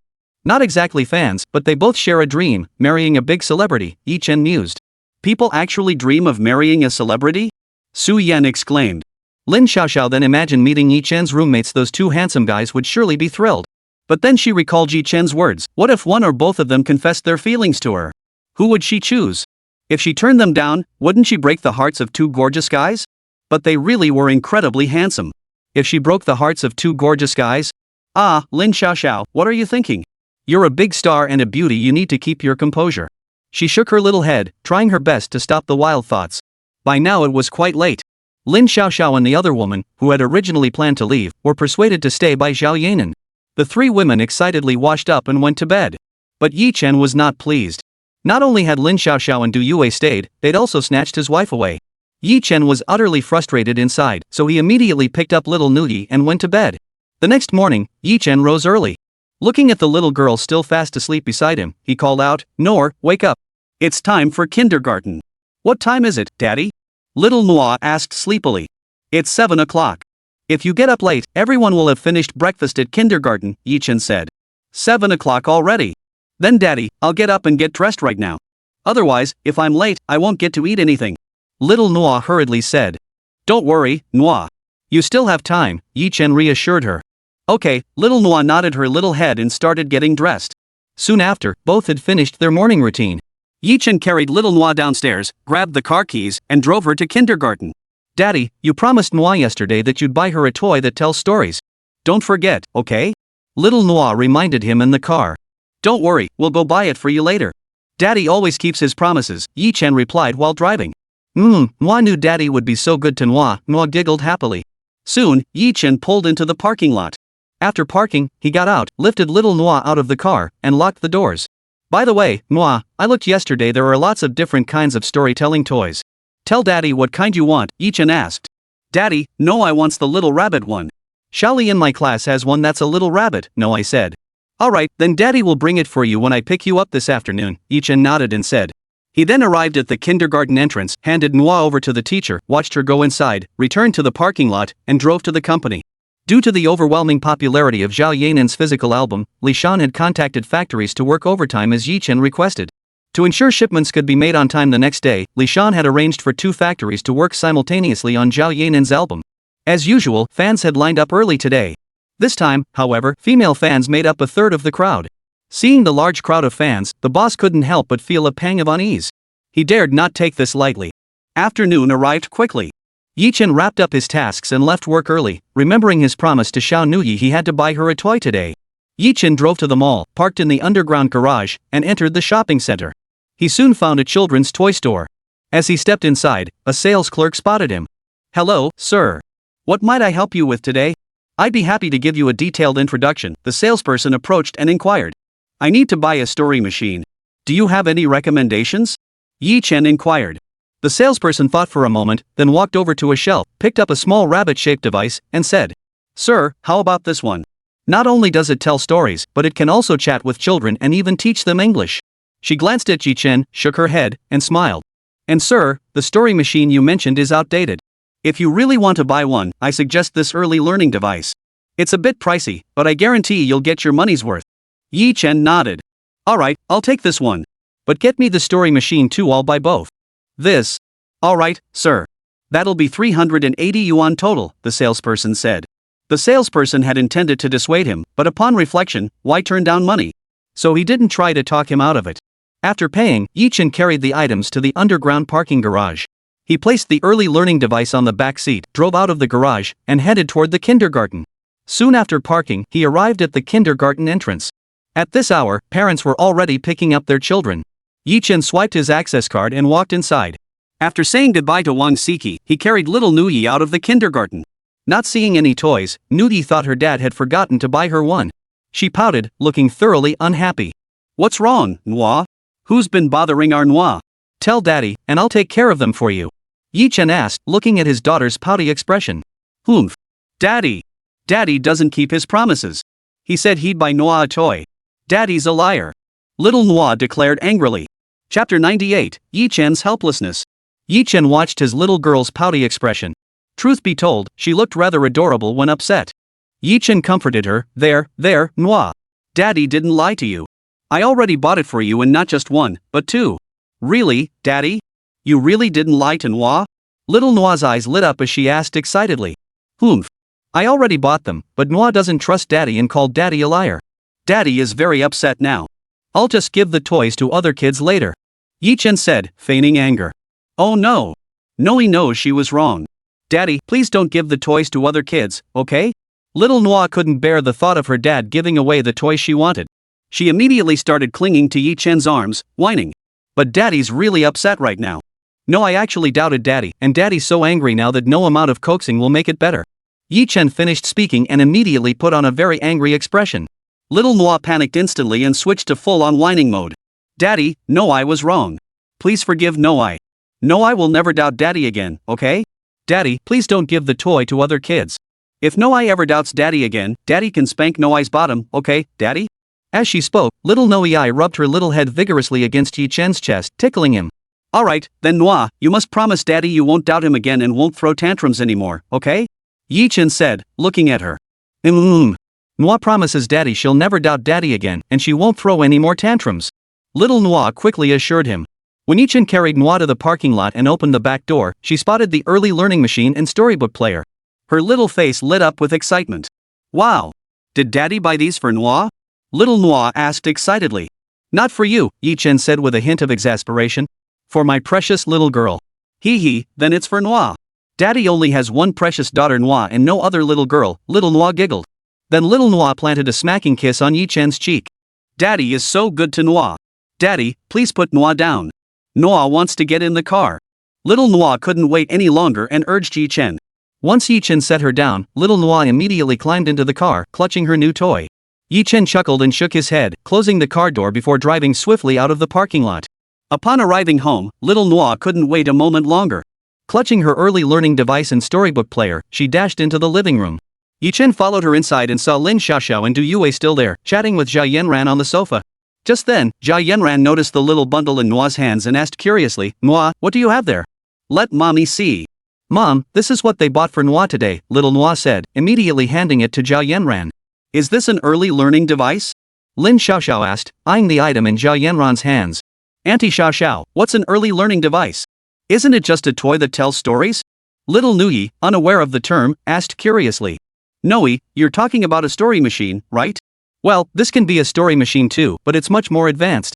Not only does it tell stories, but it can also teach Nuoyi English and have conversations with her, Lin Xiaoxiao explained. Oh. Little Noah nodded her little head, seeming to understand yet not quite grasping it. As soon as Zhao Yanran unwrapped it, little Noah eagerly scooped it up and carried it upstairs. Is this little girl in such a hurry? Zhao Yanran watched as Shanghai carried it upstairs, saying with a hint of exasperation. Hey, you two big stars, when are you planning to leave? Chen suddenly asked. What? Are you trying to rush us out? Lin Xiaoxiao retorted irritably. Chen thought to himself, I absolutely am trying to get rid of you, especially seeing you, Lin Xiaoxiao, just pisses me off. But on his face, Chen wore a cheerful smile. Not at all. I was just worried you might be late for your next appointment. Missing out on earning money would be a real shame. Humph. So you really don't like us. But guess what? You're in for a disappointment. Yue and I have already left our old agency and plan to join yours. Wonder if our handsome Yi would welcome us. Chen chuckled, no way. You two, one's an Academy Award-winning actress, the other a top-tier pop star. Why would you deign to join our little operation? He silently thought, this can't be real. They must be joking. With his wife and Yi already on the roster, the company now had 6 singers. Adding more would exhaust him. Honey, Xiao is telling the truth. Their contracts with their former agency have expired. They heard I started a company, so they came to join me, Zhao Yanran interjected. Hearing this, Chen felt utterly hopeless. It wasn't that he had any issues with these 2 big stars, but adding newcomers would bring the total to 7 singers and he'd be exhausted. Plus, there was an Academy Award-winning actress. Although he had already written numerous songs and scripts from his past life and secured copyrights for them all, he had planned to take things slowly. He hadn't anticipated suddenly adding an Academy Award-winning actress, one who had only recently achieved that status, to the mix. Such an artist would undoubtedly require film and television projects to solidify her career. Hey, Chen, why the face like you've lost all will to live? Do we sisters really displease you that much? Lin Xiaoxiao couldn't help but snap at Chen when she saw his utterly dejected expression. It's not that I dislike you too, Chen explained. It's just that I don't have that many resources. He thought to himself, even if I did dislike you too, my wife is here, I have to give her some face. Ladies, please leave. I don't want to be so exhausted. Chapter 99, The Voice of China Part 1. Lin Xiaoxiao watched Chen's utterly miserable expression and felt furious. She thought, what's your problem, Chen? Me and Yue joining your company is supposed to boost your reputation. What's with this pathetic look on your face? Lin Xiaoxiao was seething with rage. She wanted to grab Chen by the collar and demand, am I really so unwelcome to you? Just then, Zhao Yanran interjected, honey, having Xiaoxiao and Yue join our company is beneficial. Why are you looking so utterly miserable? Honey, I know their joining is good for the company, but we don't have the resources for them right now. Chen said without batting an eye. Don't think I don't know what those documents I saw yesterday were about. Explain yourself, honey, Zhao Yanran said impatiently. Alright then. Honey, go ahead and sign them. I welcome both superstars to join us, Chen said with a smile. He thought to himself, with these 2 on board, it's going to be one word exhausting. I'll have to worry about their albums and scripts too. Right now, I just want to say, being a man is exhausting. Being a man is exhausting. Thus, the company signed 2 major stars, gaining a pop diva, an Academy Award-winning actress, and a top-tier singer. By dinner time, Yi's parents had returned home. Xiaoqi, I have some exciting news to share. Starting today, Xiaoxiao and Yue have officially joined our company, Zhao Yanran told Yi. Really? That's fantastic. With sister Xiaoxiao and sister Yue joining us, our company will grow so much bigger. Yi exclaimed excitedly. But your brother didn't approve of us joining. Lin Xiaoxiao said sarcastically to Chen. 1,000 curses raced through Chen's mind.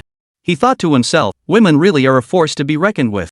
Look how unforgiving she is. It's not about you, brother.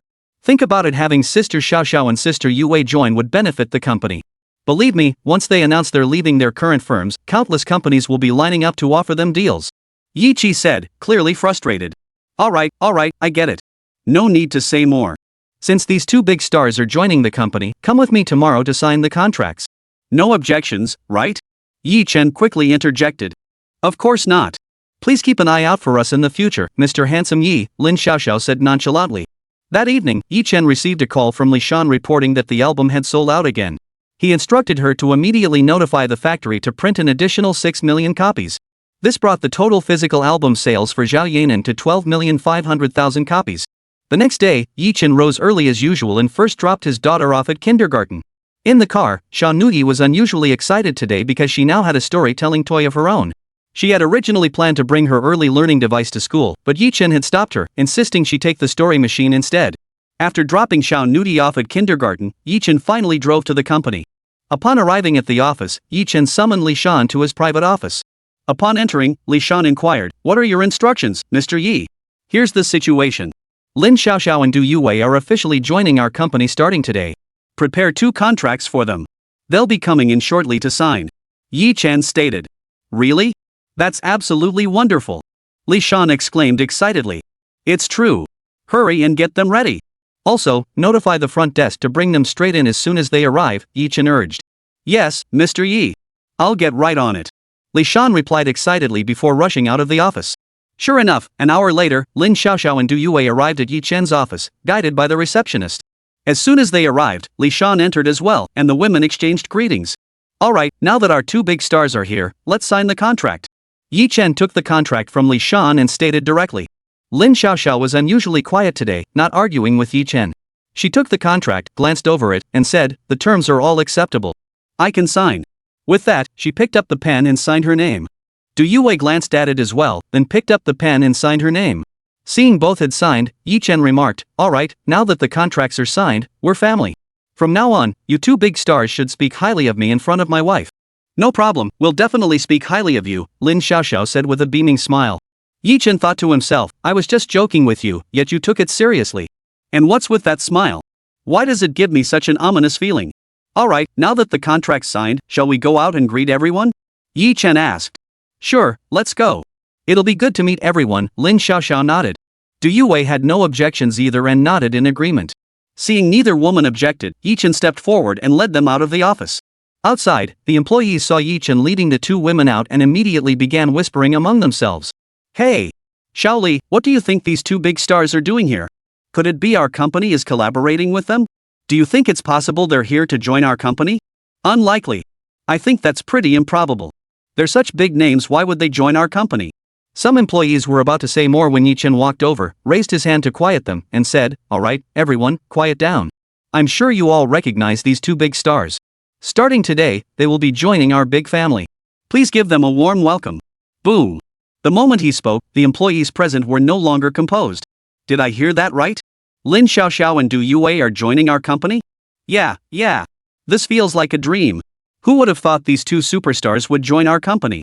From today onward, our company is going to take off. That's absolutely fantastic." Chen watched the excited chatter of the young women, smiling as he shook his head. He instructed Li Shan to take Lin Xiaoxiao and Du Yue on a tour to familiarize them with other departments before heading into his office. Zhao Yanran's digital album had already reached nearly 40 million in sales, and the physical album was also selling like hotcakes. This time, the owners of the music stores had made a killing. Despite stocking large quantities today, every store owner still couldn't meet demand. By noon the next day, all copies were sold out. Major record store owners called the company again, hoping to restock, but Chen ultimately refused. After all, the buzz around the voice had cooled down due to Zhao Yanran's album. Chen needed to redirect everyone's attention back to the voice. Since the Voice of China was recording tomorrow, Chen planned to visit the set. Plus, since Xiao Nuoyi had the next 2 days off, it was the perfect chance to bring her along for some fun. Chapter 100, The Voice of China Part 2. After Li Shan familiarized Lin Xiaoxiao and the others with all departments, she arranged separate offices for each of them. They then called their assistants to have them come in as soon as possible. "Yue, this commercial street seems pretty big. Since we have some free time now, how about we go explore it?" Lin Xiaoxiao, seeing the contracts signed and offices secured, suggested to Du Yue since they had nothing else to do here. "Sure, but we should find a place to stay first." Du Yue felt they'd already stayed at Chen's place for 2 days, and continuing to live there indefinitely wasn't feasible, which led to her suggestion.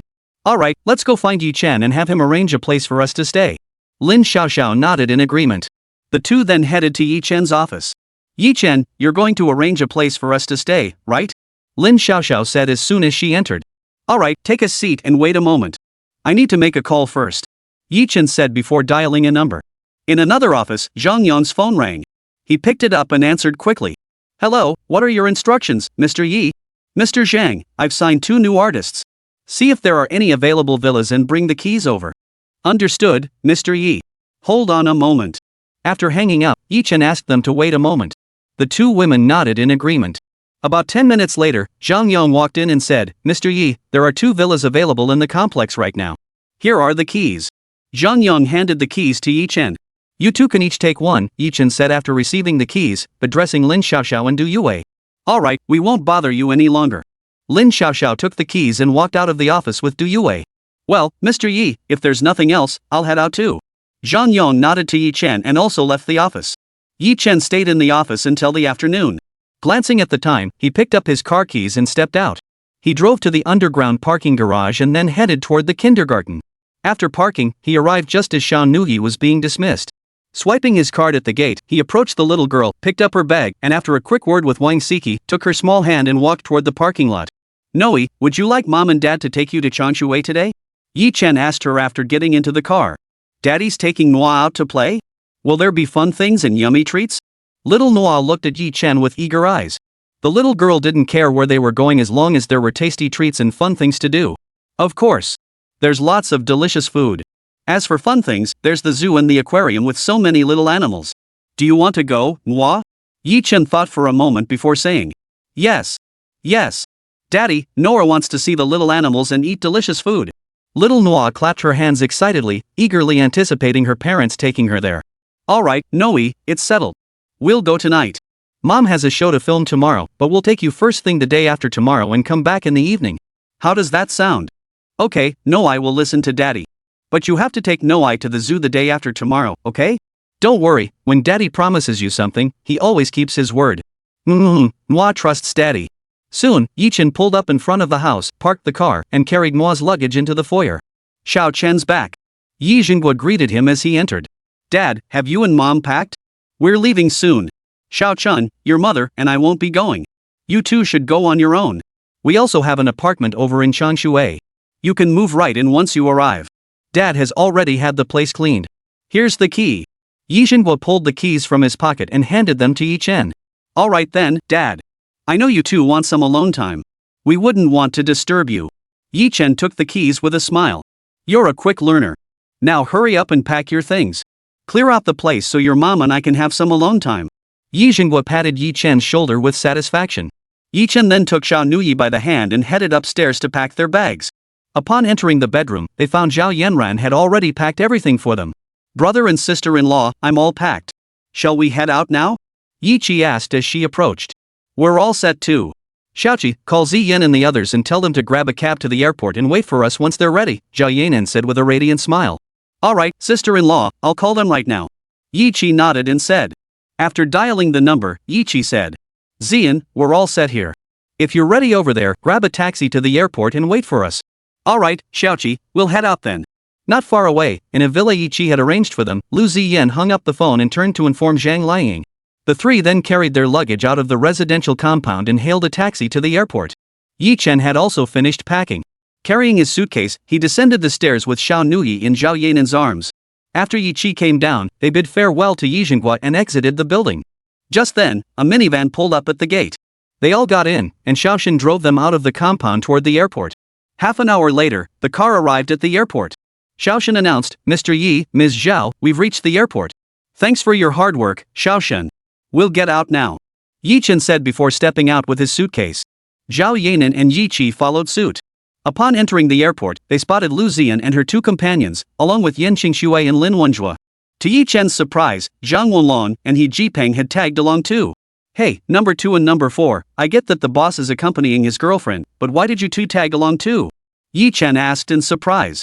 We heard the boss was taking his wife to the competition, and since we're both free right now, we thought we'd tag along, Zhang Wenlong chuckled. Don't you two have jobs? Yi Chen asked curiously. Work? We quit ages ago, He Jipeng replied with a sigh. Chapter 101, The Voice of China Part 2. Why quit perfectly good jobs? Yi Chen inquired. Ah. We'll talk about that later. Third brother, the one beside you wearing a mask and sunglasses must be your sister-in-law, right? Why don't you introduce her to everyone? Zhang Wenlong asked, noticing Zhao Yanan beside Yi Chen. Haven't you guys been online or checked Weibo these past few days? This is my wife. The little girl in her arms is my daughter, Nuoyi. Nuoyi, say hello to everyone.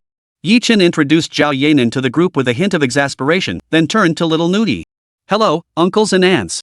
Little Nuoyi called out obediently, still a bit shy. Oh. Hello, Nuoyi. Nuoyi is so adorable. Third brother, you wouldn't believe it, ever since I landed this job, we've barely touched Weibo or the internet. This industry's cutthroat. If you don't keep pushing, you're out. He Jipeng said with a wry smile. Alright, big brother, second brother, fourth brother, this isn't the place to. Yi Chen's words were cut short by a sudden outburst. Hey! Girls, isn't that Yi Chen over there? Hearing that voice, Yi Chen thought to himself, oh no.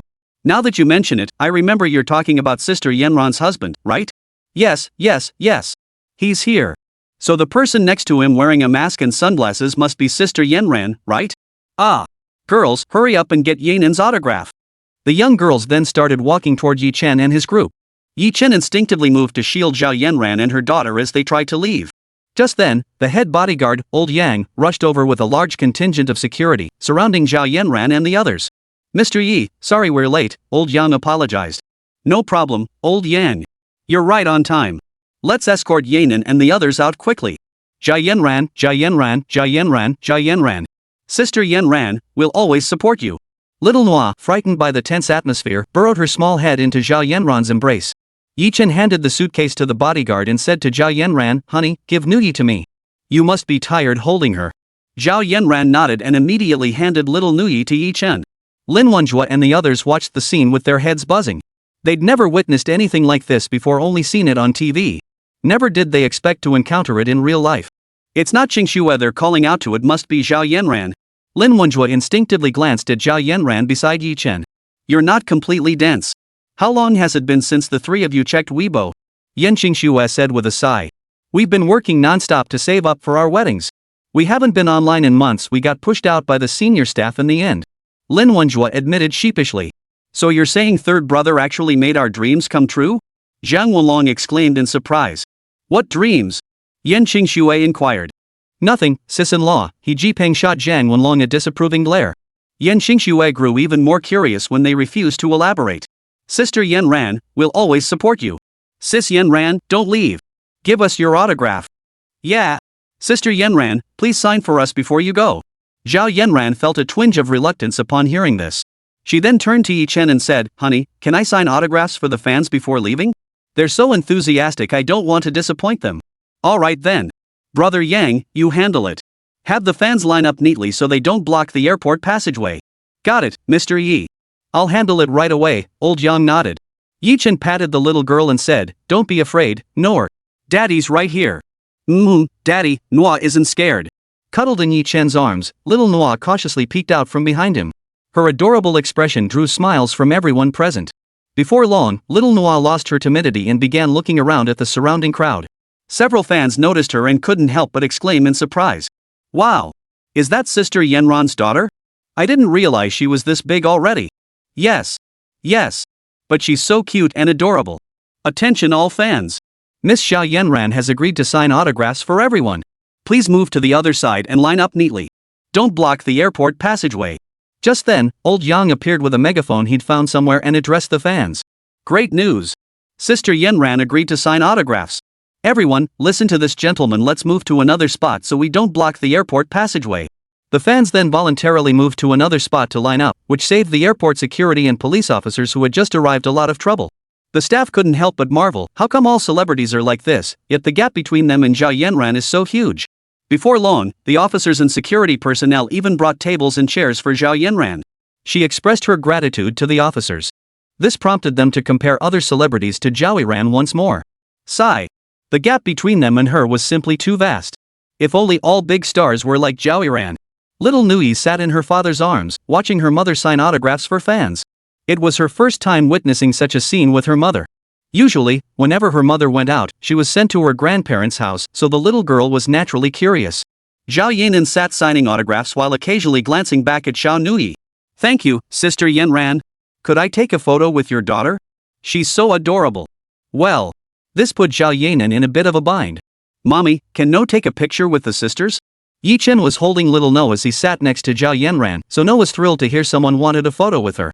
Hearing Nuoyi's request, Yi Chen and Zhao Yanran could only agree. After all, their daughter had given her blessing, leaving them no choice but to consent. Fans present then lined up one after another to take photos with little Nuoyi, who happily obliged. A few fans couldn't resist sneaking up on little Nuoyi and planting a kiss on her little face. Feeling the big sister's kisses, Nuoyi blushed shyly. Her adorable little expression melted the hearts of the female fans nearby. She was simply too cute for words. Before long, boarding time arrived, and Zhao Yanran apologetically informed the fans. Though disappointed, the fans who hadn't gotten autographs understood and dispersed. Zhao Yanran and the others boarded the plane under the protection of Lao Yang and the other bodyguards. By the time they arrived at Shanghai airport, night had fallen. Chen instructed old Yang and the others to find a hotel for the night, promising to reimburse their expenses. He then boarded a vehicle dispatched by the TV station to head to the studio. After all, tomorrow was the recording of The Voice of China, so Chen needed to inspect all the equipment. If this were any other company, they wouldn't have been so thorough. Episode 102, The Voice of China mentors and guests assemble. Brother Kai, didn't expect you to pick us up this time. Didn't we agree to meet at my place? Chen remarked to Lu Kai, whom he hadn't seen in ages, as they rode in the car. Young director, it's like this, I've already submitted my resignation to the station leadership. But the station director approached me, saying you'd be returning to Changshui soon and asked me to stay on as your driver for now, Lu Kai explained. Chen nodded, thinking to himself that Wu Bing had indeed hit the nail on the head. After a few more words, the two fell silent. Little Nuoyi sat quietly in Chen's lap, leaning curiously against the window to watch the passing scenery. Seeing how calm she was, Chen didn't disturb her. Meanwhile, Zhao Yanran rested her little head on Chen's shoulder. Young director, we're here. Soon the car pulled into the TV station's underground parking garage, Lu Kai announced. Honey, we're here. Let's get out. Chen nodded and then spoke to the sleeping Zhao Yanran. Ha? Are we here, honey? Let's get out then, Zhao Yanran murmured as she woke. Chen carried Xiao Nuoyi while guiding Zhao Yanran out of the car. After a few steps, they saw Wu Bing approaching with Yijiong and Wang Han. Young director, all our equipment has been fully calibrated. We're just waiting for your inspection. If anything needs adjustment or replacement, we'll handle it immediately, Wu Bing explained. Wu, honestly, I don't think an inspection is necessary at all. I trust your station completely, after all, you're the professionals. Chen chuckled. You're absolutely right, young director, Wu Bing replied with a smile, though inwardly he thought, if I don't let you check it and you end up dissatisfied later, the blame will surely fall on me. By the way, young director, allow me to introduce the hosts for the upcoming program, Wang Han and Yijiong. Hello, young director, the two hosts said in unison. Hello, both of you are pillars of Orange TV. We'll be counting on you going forward, Chen said with a smile. We won't let you down, young chairman, Yijiong assured him. Wang Han also assured Chen they wouldn't let him down. Soon, Wu Bing led Chen to the studio. Chen tested the equipment and found everything in order. Everything seems fine. We can just wait for tomorrow's recording. If there's nothing else, we'll head back to rest, Chen told Wu Bing. Understood, young chairman. I'll have Xiao Kai escort you back. He knows the villa's address after all, he was there when the chairman called to have it cleaned earlier. Our driver has already taken Miss Yi and the others over, Wu Bing replied. Chen nodded, took the sleeping Xiao Nuoyi from Zhao Yanran's arms, and led Zhao Yanran and Lu Kai to the underground parking garage to get into the car. Lu Kai drove them, and after about 20 minutes, they arrived at the villa gates. Young chairman, we're at the villa. I'll come pick you up first thing tomorrow morning, Lu Kai said after parking. All right, brother Kai. You should head back and rest, Chen nodded in response. Understood, young chairman. I'll be on my way. Lu Kai waited until Chen and the others had exited the car before driving off. This little girl looks like today really wore her out. She still hasn't woken up yet. Chen smiled as he looked at little Nuoyi in his arms. Yeah. She was practically worn out trying to take photos with fans at the airport earlier. Zhao Yanran chuckled. Zhao Yanran opened the door and entered the villa, where she saw Yiqi, Zhang Liang, and another woman in the living room, along with Yan Qingxue and Lin Wenjue. You're all still awake? Chen asked, looking at them. We were just waiting for you. Now that you're here, we should get some sleep too. Yiqi said before heading upstairs. We won't disturb you either. We should get some sleep too, Lin Wenjue said as he and the others rose and headed toward the villa's entrance. Wait, boss, where are you guys going to sleep? Chen asked curiously as he watched them head outside. The villa next door.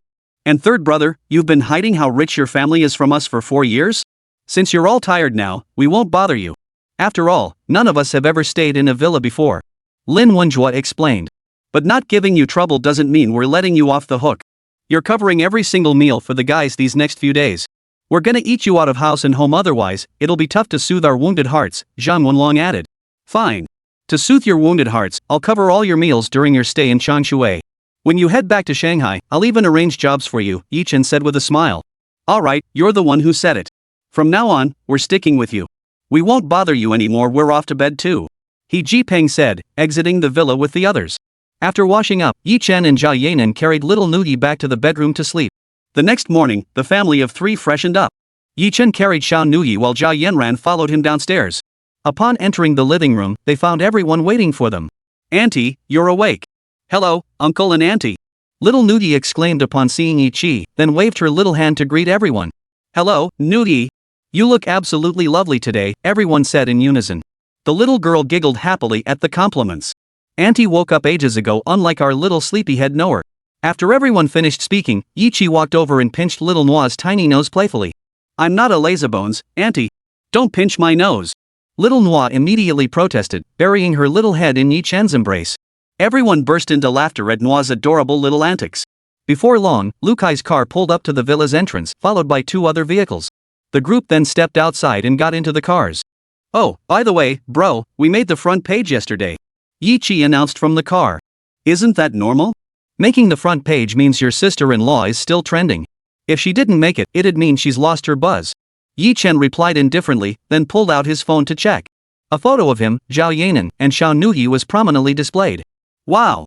Noer's picture is up there too. Little Noer peered curiously at the screen, her voice brimming with excitement when she spotted herself. Zhao Yanran leaned in to take a look.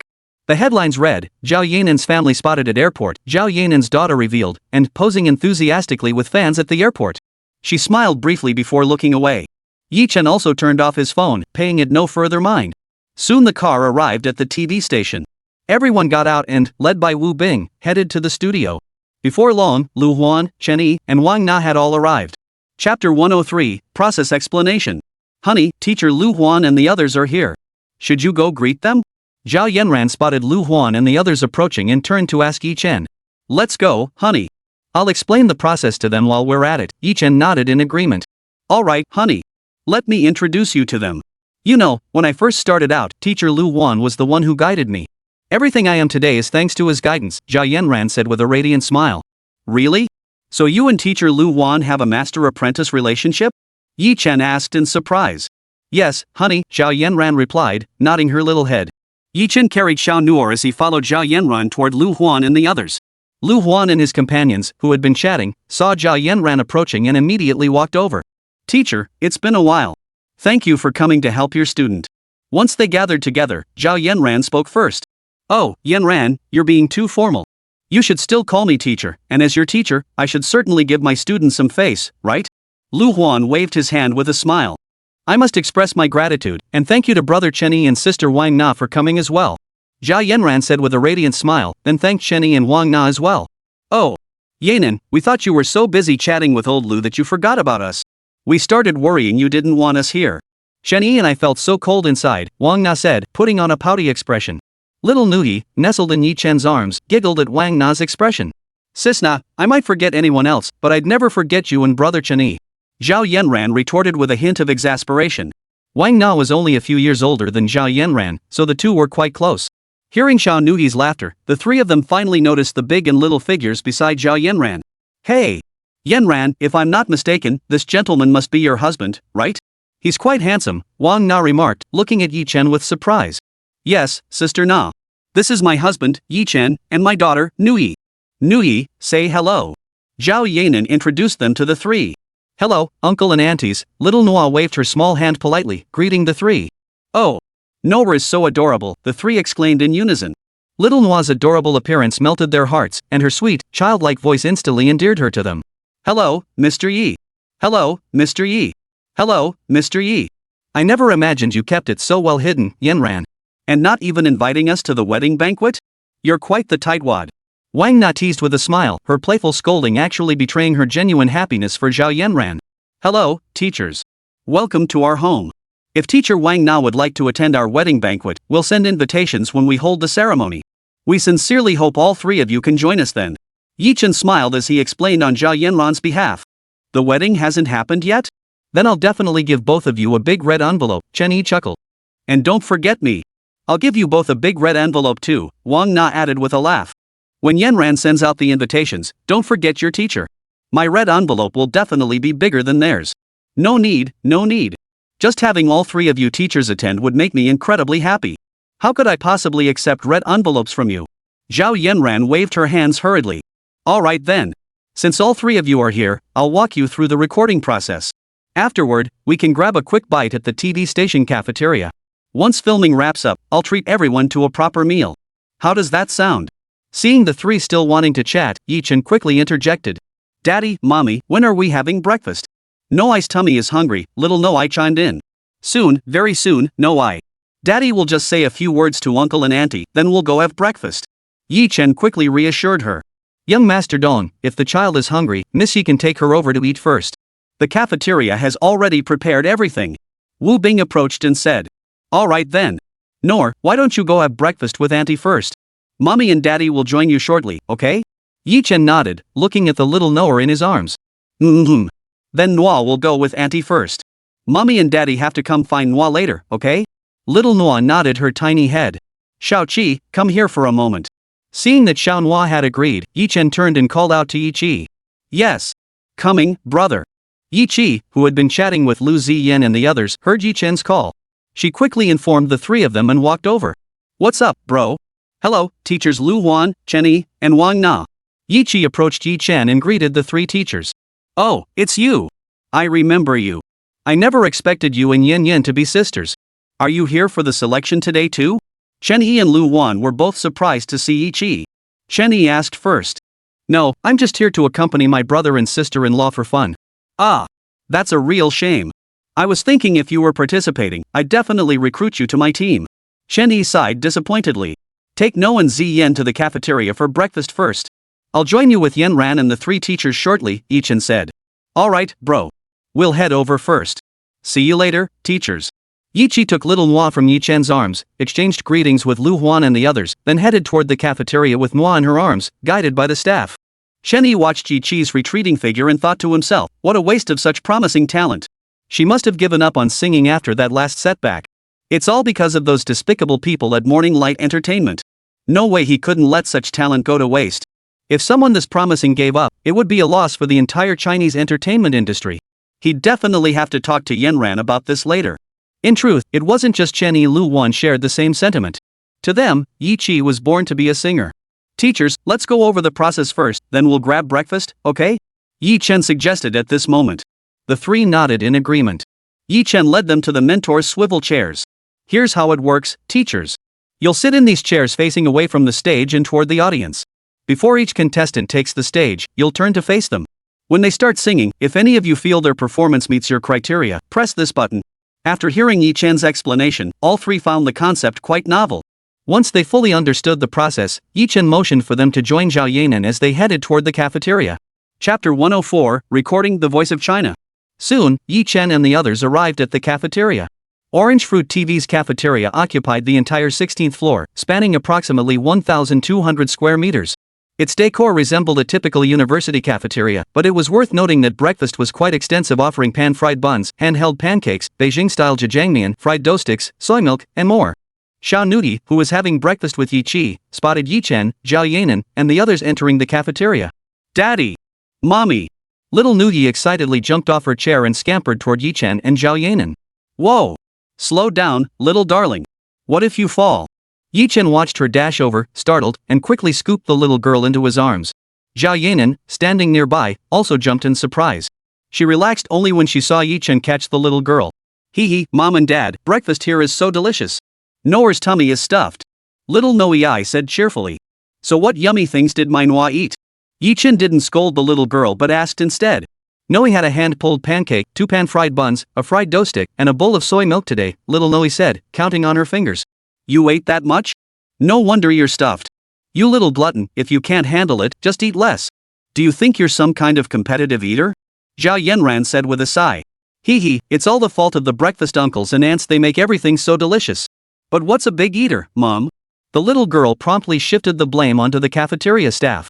Those nearby burst into laughter, thinking to themselves, this little girl sure knows how to pass the buck.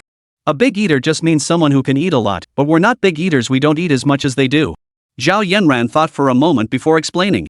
Chen sat down with Xiao Nuoyi in his arms, joining the others in the private room, a space specially reserved by the TV station for entertaining high-level officials. Wu Bing had the cafeteria staff clear away the leftovers from Yi and the others, replacing them with a fresh breakfast spread. Oh right, Yanran, I forgot to wish you huge success with your album earlier. Honestly, this album is absolutely amazing, every single track is a classic. And the producer you chose is a genius. Wan Na suddenly exclaimed during breakfast. Yeah. Every single one is a classic. But how come I've never heard of this Xia Tian before? Chen asked in surprise. If I recall correctly, Yi Qi's songwriter and composer is also Xia Tian, right? Lu Huan remarked. I must say, this Xia Tian is truly a genius. Yanran, if you have the chance, could you introduce him to our teacher? Maybe we could explore a collaboration? Teacher, you might not believe this, but actually, my album producer is this guy right here. So if you want to collaborate, just talk to him. Zhao Yanran said, smiling brightly at Yi Chen. Upon hearing that Yi Chen was the producer, the three stared at him in disbelief. Earlier, they'd learned he was the mastermind behind the voice, but they never imagined he could also write songs. And just look at Zhao Yanran's album, haven't you seen how wildly popular it is? Just as Lu Wan was about to speak, Yi Chen preempted him. Rest assured, Teacher Lu, I'll handle your songwriting needs. And of course, Teachers Chen and Wang Na, if you'd like, I'll compose for both of you as well. Thank you, Mr. Yi. We're truly grateful, Mr. Yi. This is truly wonderful, Mr. Yi. You have no idea how many singers are inquiring about you right now. I never imagined I, Wang Na, would have the honor of collaborating with you. I have one condition for all three of you, please keep my identity as summer confidential for now. As you know, I'm not short on funds. Beyond writing for Yanran and my friends, I won't compose for anyone else. Yi Chen stated, looking at the trio. The three nodded in agreement. After all, the internet already knew he was the heir to Zhongxing Group, and they had just learned it themselves. Even this TV station wouldn't be short of money from him. By the way, Mr. Yi, your sister Yi Qi truly possesses remarkable musical talent. Personally, I believe she shouldn't give up now. She should persist in pursuing a career as a singer. Chen Yi couldn't help but interject. Yi Qi. She thought to herself, when did I ever say I was giving up? Mr. Chen, I never said I was giving up on my singing career. Who told you that? Yi Qi asked. You haven't given up? That's good, that's good. When you said you wouldn't participate in the show's auditions, I thought you must have given up, Chen Yi said awkwardly, simultaneously letting out a sigh of relief. Lu Huan also breathed a sigh of relief. Yi Qi explained, Teacher Chen Yi, rest assured. I won't give up. I just feel participating in auditions isn't necessary anymore. I want to take a break for a while, but I'll continue pursuing my singing career afterward. Chen Yi and Lu Huan nodded. Do you want some more, Nuoyi? Yi Chen asked, looking at Nuoyi in his arms. No more, Daddy. Nuoyi's tummy is still full. But can Nuoyi play with your phone? Little Nuoyi asked. Alright, here you go. But don't play too long, it's bad for your eyes. Yi Chen nodded, pulled his phone from his pocket, and handed it to little Nuoyi. Hee, got it, Daddy, little Nuoyi said happily. She then obediently played with the phone in Yi Chen's arms, mostly watching cartoons. Yi Chen and Lu Huan chatted over breakfast. After finishing, Yi Chen carried little Nuoyi back to the studio with the others for rehearsal. By 6:30 p.m., everyone had finished dinner and returned to the studio. All the cameramen, lighting technicians, music teachers, the band, and the director were present. Is everyone and all equipment in place? The director asked over the walkie-talkie. Director, camera crew is in position. Director, lighting crew is in position. Director, sound equipment is fully calibrated. Director, all personnel are in position. Good. The four mentor guests are in position. As Zhao Yanran, Lu Huan, Chen Yi, and Wang Na took their seats in the swivel chairs, the director called over the intercom again, audience members, please enter. Studio doors will close in 2 minutes. Chapter 105, Bubble. Audience members gradually filed into the studio, their eyes widening at the impressive equipment inside. Wow! This production team really spared no expense. Just look at all this equipment and lighting, I'm already getting excited. Yeah. I'm getting excited too. When they promoted this show, it didn't seem special, but seeing it now, I realize I was wrong. Wow! This is the show produced by Sister Yanran's company and the TV station? It's so luxurious. Hey! Look, it's Sister Yanran. I didn't expect her to be here as a mentor herself. Hey! Teacher Lu Huan is here too. And they even invited Chen Yi and Wang Na. I'm really starting to look forward to this show. Once all the audience members had taken their seats, the studio doors closed, and the room fell silent. The host will now take the stage. He joined and walked onto the stage, and the audience was pleasantly surprised to see him. Wow! I didn't expect Teacher He to be hosting. The station actually sent their star anchor. Friends in the audience, are you surprised to see me here? No. Not surprised. Whatever. I'll just assume you're all thrilled. The audience clearly wasn't buying his act. He Jong, unfazed, continued. Alright, let me explain. To our viewers at home and here in the studio, you're watching the live broadcast of the new talent show China's Got Talent, co-produced by Shanghai Entertainment and Orange TV. Great voices, great herbal tea. This program is exclusively sponsored by Zhongxing Herbal Tea, the leader in Chinese herbal beverages. Now, let me explain the rules. After joining a mentor's team, the mentor will personally. Each winning mentor's team member advances to the championship battle. The live championship show at Shanghai Stadium will be decided by nationwide viewer voting. The highest vote getter wins. Oh!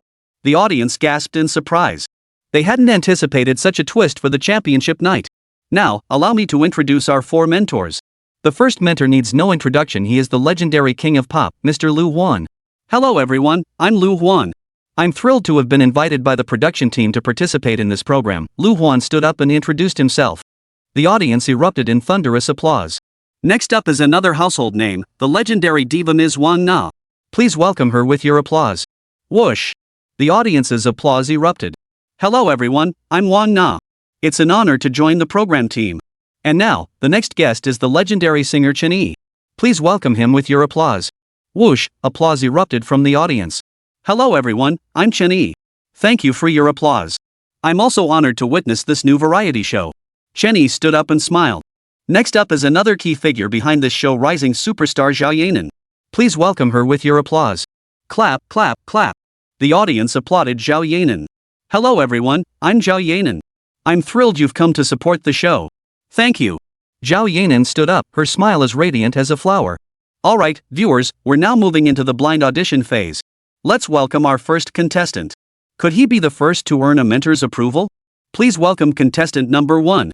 After He Jong stepped off the stage, the audience saw a tall figure with ivory white skin. She wore a white short-sleeved dress, her long legs particularly striking. With delicate features and long, curly black hair cascading over her shoulders, she resembled a fairy, causing the male audience to stir with excitement. Lu Huan and the others watched the male audience stir with curiosity. Hey! Who's up there?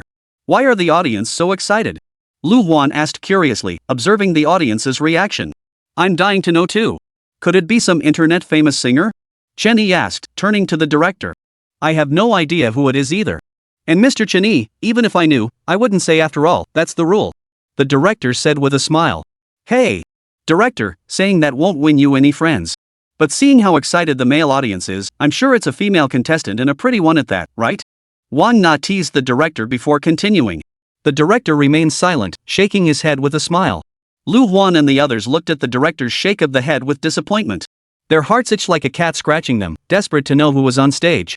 Soon, the accompaniment began. Zhao Yanran and the others listened quietly. When familiar music filled the air, Lu Huan and the others instinctively looked at Zhao Yanran. She immediately smiled and shook her head, signaling she didn't know either. This music sounds so familiar. I swear I've heard it somewhere before. You're so clueless. That's obviously Sister Yanran's Bubble, one of the songs from her album released just a few days ago. Guess you're not a fan of Sister Yanran. But I'm actually curious. I wonder if this cover will sound good. Then the students' singing began. Bubbles in the sunlight are colorful. Just as I, deceived, am blissful. Why dwell on right or wrong in your lies? Based on the fact that you still love me.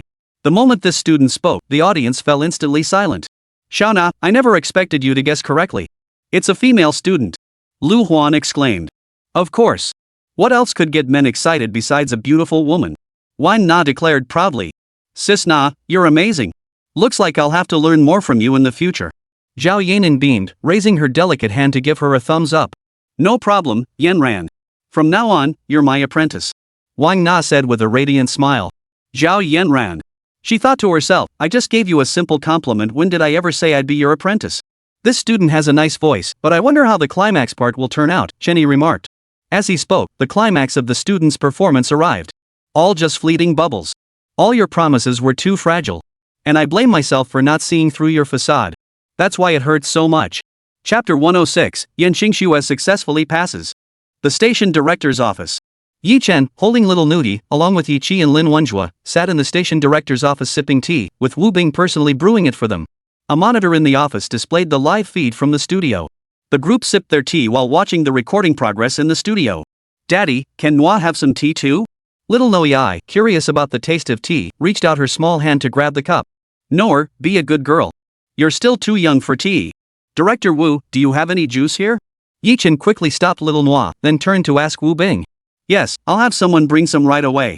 Wu Bing made a call and had a bottle of juice brought up. Daddy, why can't Nuoyi drink tea? Little Nuoyi asked, puzzled. Because Nuoyi is very young. Tea isn't good for little kids. In serious cases, it could mean getting shots. Nuoyi, you don't want shots, do you? Just as Yi Chen was about to explain, Zhang Wenlong spoke up first. No, I doesn't want shots. No, I won't drink it. Daddy, please don't take Nuoyi to get shots, okay? Little Nuoyi, frightened by Zhang Wenlong's words, immediately pleaded with Yi Chen. Alright. Daddy promises not to take Nuoyi. Our Nuoyi doesn't need shots. Don't be afraid, Nuoyi. Seeing the little girl's eyes brimming with tears, Yi Tian felt a pang of pity and hurried to comfort her. After calming Nuoyi down, Yi Chen shot Zhang Wenlong a disapproving glare. Soon, someone entered carrying juice. Yi Chen recognized the visitor as Wu Bing's niece, Xu Mengyao. Yi Chen offered a quick thank you before picking up a cup and pouring juice for little Nuoyi. Just then, Yan Xingxue appeared on stage. Hey! Did you guys see that? My wife's on stage. I never imagined she'd look so good on camera. My wife is so beautiful.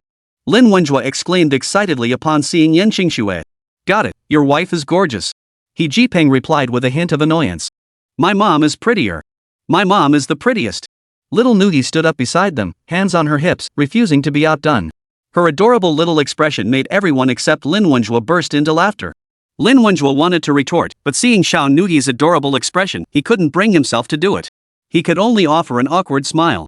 Hey! Third brother, my wife sang beautifully. If Lu Huan and the other two didn't turn, fine. But what's with your wife? Even she didn't turn? Looks like your wife doesn't know good music when she hears it, and she calls herself a diva. Seeing Yan Xingxue had already sung a third of the song, Lin Wenjue couldn't help but vent his frustration.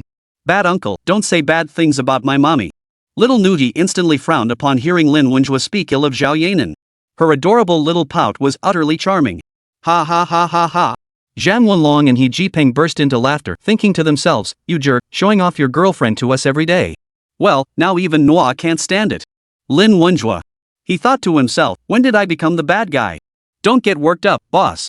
They're probably engrossed right now and don't want to interrupt her, Yi Tian chuckled. The audience members were also puzzled. What's going on?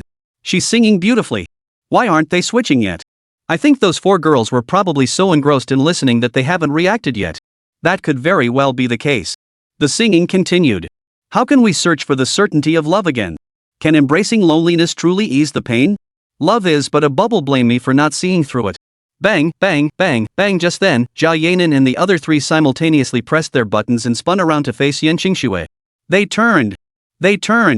Who'd have thought all four would turn together? The very first contestant gets 4 turns. To be honest, Yan Xingxue had been sweating bullets just now, her palms clammy with nerves. Director's office. Bad uncle, did you see that? My mom turned around. You're not allowed to say bad things about my mom anymore. Little Nuoyi looked at Lin Wenjue with a triumphant expression. Yes.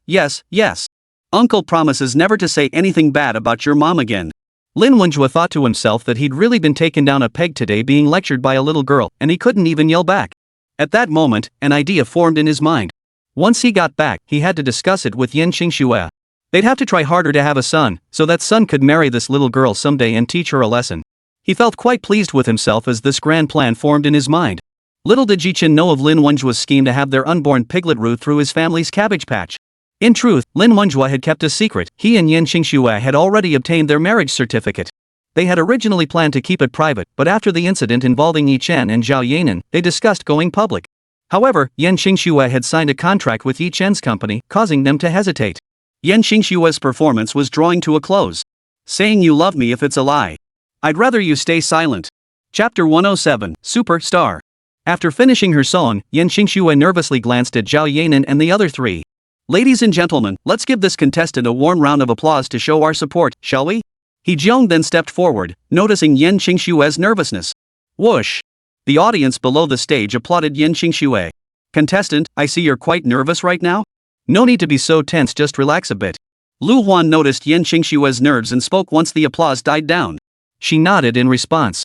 Alright, contestant, please introduce yourself. Seeing that Yan Xingxue had calmed down somewhat, Chen then prompted. Hello, teachers and audience members. My name is Yan Xingxue. I'm from Shanghai, 24 years old, and a graduate of the music department at Shanghai Arts University. Yan Xingxue addressed Lu Huan and the other three judges. Student, your musical talent was undeniable just now. How about considering joining my team? Let's work together. Hey, Wang Na, what's this about? Stealing people? That's unethical, I'm telling you. Exactly. Why are you so impatient, young man? We two elders haven't even spoken yet. Look at Yanran, she's younger than you, yet she knows to respect elders and care for juniors. Before Wang Na could finish, Chen Yi cut her off, followed by Lu Huan's lecture. Hold on, you two, or should I say, you two elders, shouldn't you give way to us juniors, Yanran and me? Right, Yanran? Wang Na retorted defiantly. Exactly, teacher. You should be the one stepping aside for me and Sister Na. Zhao Yanran chimed in. Judging by the way these four mentors are acting, are they going to start arguing? I doubt it. After all, they're all celebrities, they wouldn't fight over one trainee. But the way they're acting, it's hard not to wonder. Station director's office. It's not old 3.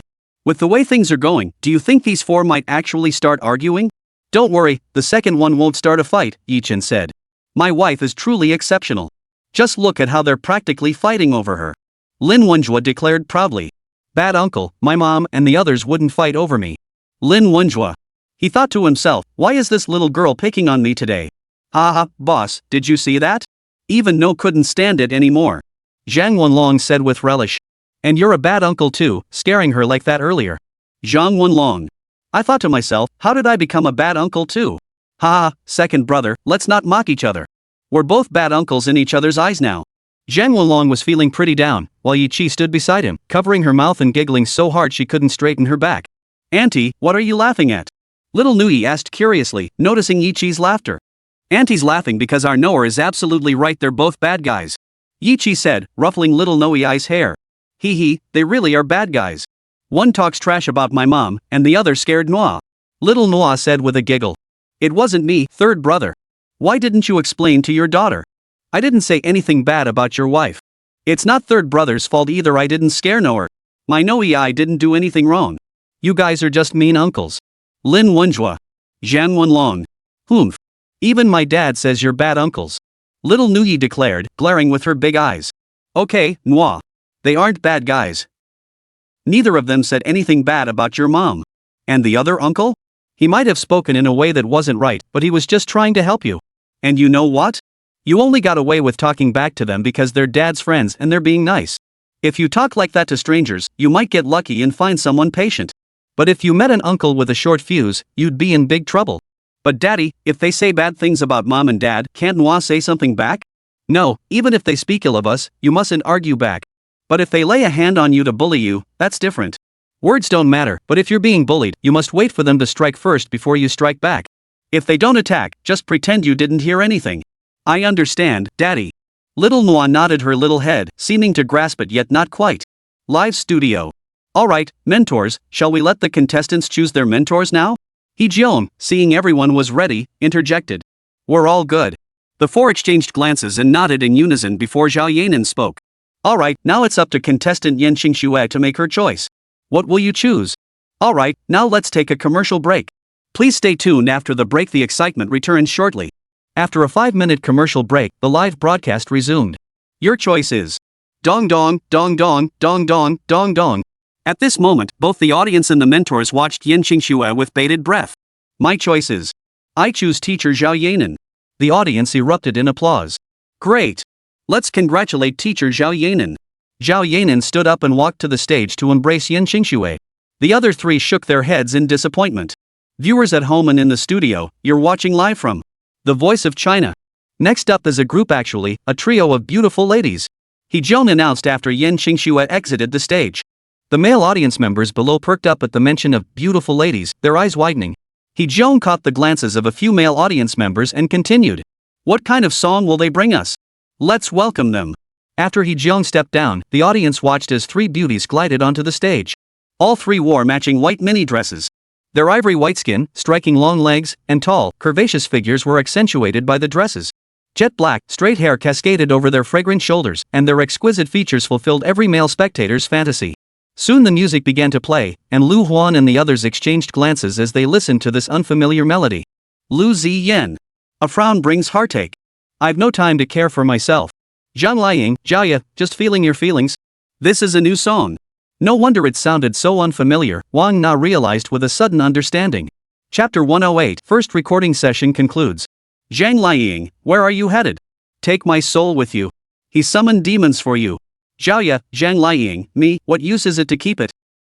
You are electricity, you are light, you are the only legend. I only love you, you daughter. My super star. Hey! I gotta say, this song is actually pretty good. Chen exclaimed in surprise. And in my opinion, these three trainees show real musical talent. Station director's office. Third brother, their song is really good. And I just looked up the lyrics on my phone, it's completely new. Zhang Wanlong remarked at this point. Third brother, does your company have someone who specializes in writing lyrics and composing music? Lin Wenjua asked. Haven't you guys heard about my brother? Whether it's my sister-in-law's album or the songs I do with the three of them, my brother helps write them all. Yi Chi asked curiously. Third brother, that's not fair. How come all the girls get to write songs? We're all in the same company. Why doesn't my wife get to write songs? Lin Wenjua spoke up in defense of Yin Qingxue. Don't talk about my dad like that. Little Nuoyi piped up. Nora isn't saying anything bad about daddy. He's just asking daddy for a song like the first auntie who sang earlier. Oh. Got it, dad. Alright, Nuoyi, just be good and eat your snacks and drink your juice. All the food here at Uncle Wu's place is so delicious. Even if it's delicious, don't eat too much. Otherwise, you won't have room for the good food on the dinner table tonight. Yi Tian ruffled little Nuo's hair as he spoke. I know, daddy. I won't eat too much. Nuo obediently nodded her little head. Hey, that's not fair. I treat every artist signed to the company equally. And you and your wife haven't even gotten married yet, right? Calling her wife already? After comforting little Nuoyi, Yi Chen teased Lin Wenjua. How can we not be married? Let me tell you, we've already. Wait, third brother, you're setting me up. Lin Wenjua realized something was off and immediately confronted Yi Chen. Brother Wenjua, no need to hide it, I figured it out ages ago. You and Senior Yan are already married, right? Yi Chi covered her mouth, giggling as she spoke. No way, boss. When did you two get married? Did you even keep it from us? Zhang Wanlong, upon hearing Yi Chi's words, would have to be an idiot not to understand. Boss, this is no fun. Keeping something like this from us, do you even consider us brothers? He Jipeng demanded. It's not that. You know Qingxue is already signed to third brother's company. We kept it secret mainly because we didn't want to risk breaching her contract and paying a penalty, right? Lin Wenjua replied helplessly, then shot Yi Chen a resentful look. What do you take me for, boss? Am I that unreasonable? Besides, is there even such a clause in the company's artist contracts? Yi Chen retorted irritably before turning to ask Lin Wenjua. Since he'd never handled the artist contracts himself, he had no idea if such a clause existed. Third brother, you genuinely don't know about this clause? You're not lying to me? Seeing Yi Chen's expression, Lin Wenjua realized he'd been wrongly accused. I genuinely didn't know. My wife's assistant has always handled the contracts. Yi Chen explained. Brother Wenjua, you really have misunderstood my brother. He genuinely didn't know about this clause in the contract. Even my sister-in-law hasn't reviewed the contract's contents, her assistant has always handled everything. Yi Chi interceded on Yi Chen's behalf. But Chi, if you knew about this clause, why didn't you tell me? Yi Chen looked at Yi Chi and asked. I only found out when Zi Yan and the others were signing their contracts. I wanted to tell you about it then, but they said it wasn't necessary since they weren't planning on dating anyway, so I didn't mention it. Yi Chi shrugged her shoulders. Big brother, rest assured. I, Yi Chen, would never screw over my own brothers. Once we get back to Shanghai, let's void our previous contract and sign a new one. How does that sound? Alright, third brother. I trust you. Lin Wenjua nodded in agreement. Live studio. You rule, I worship. There's no better way.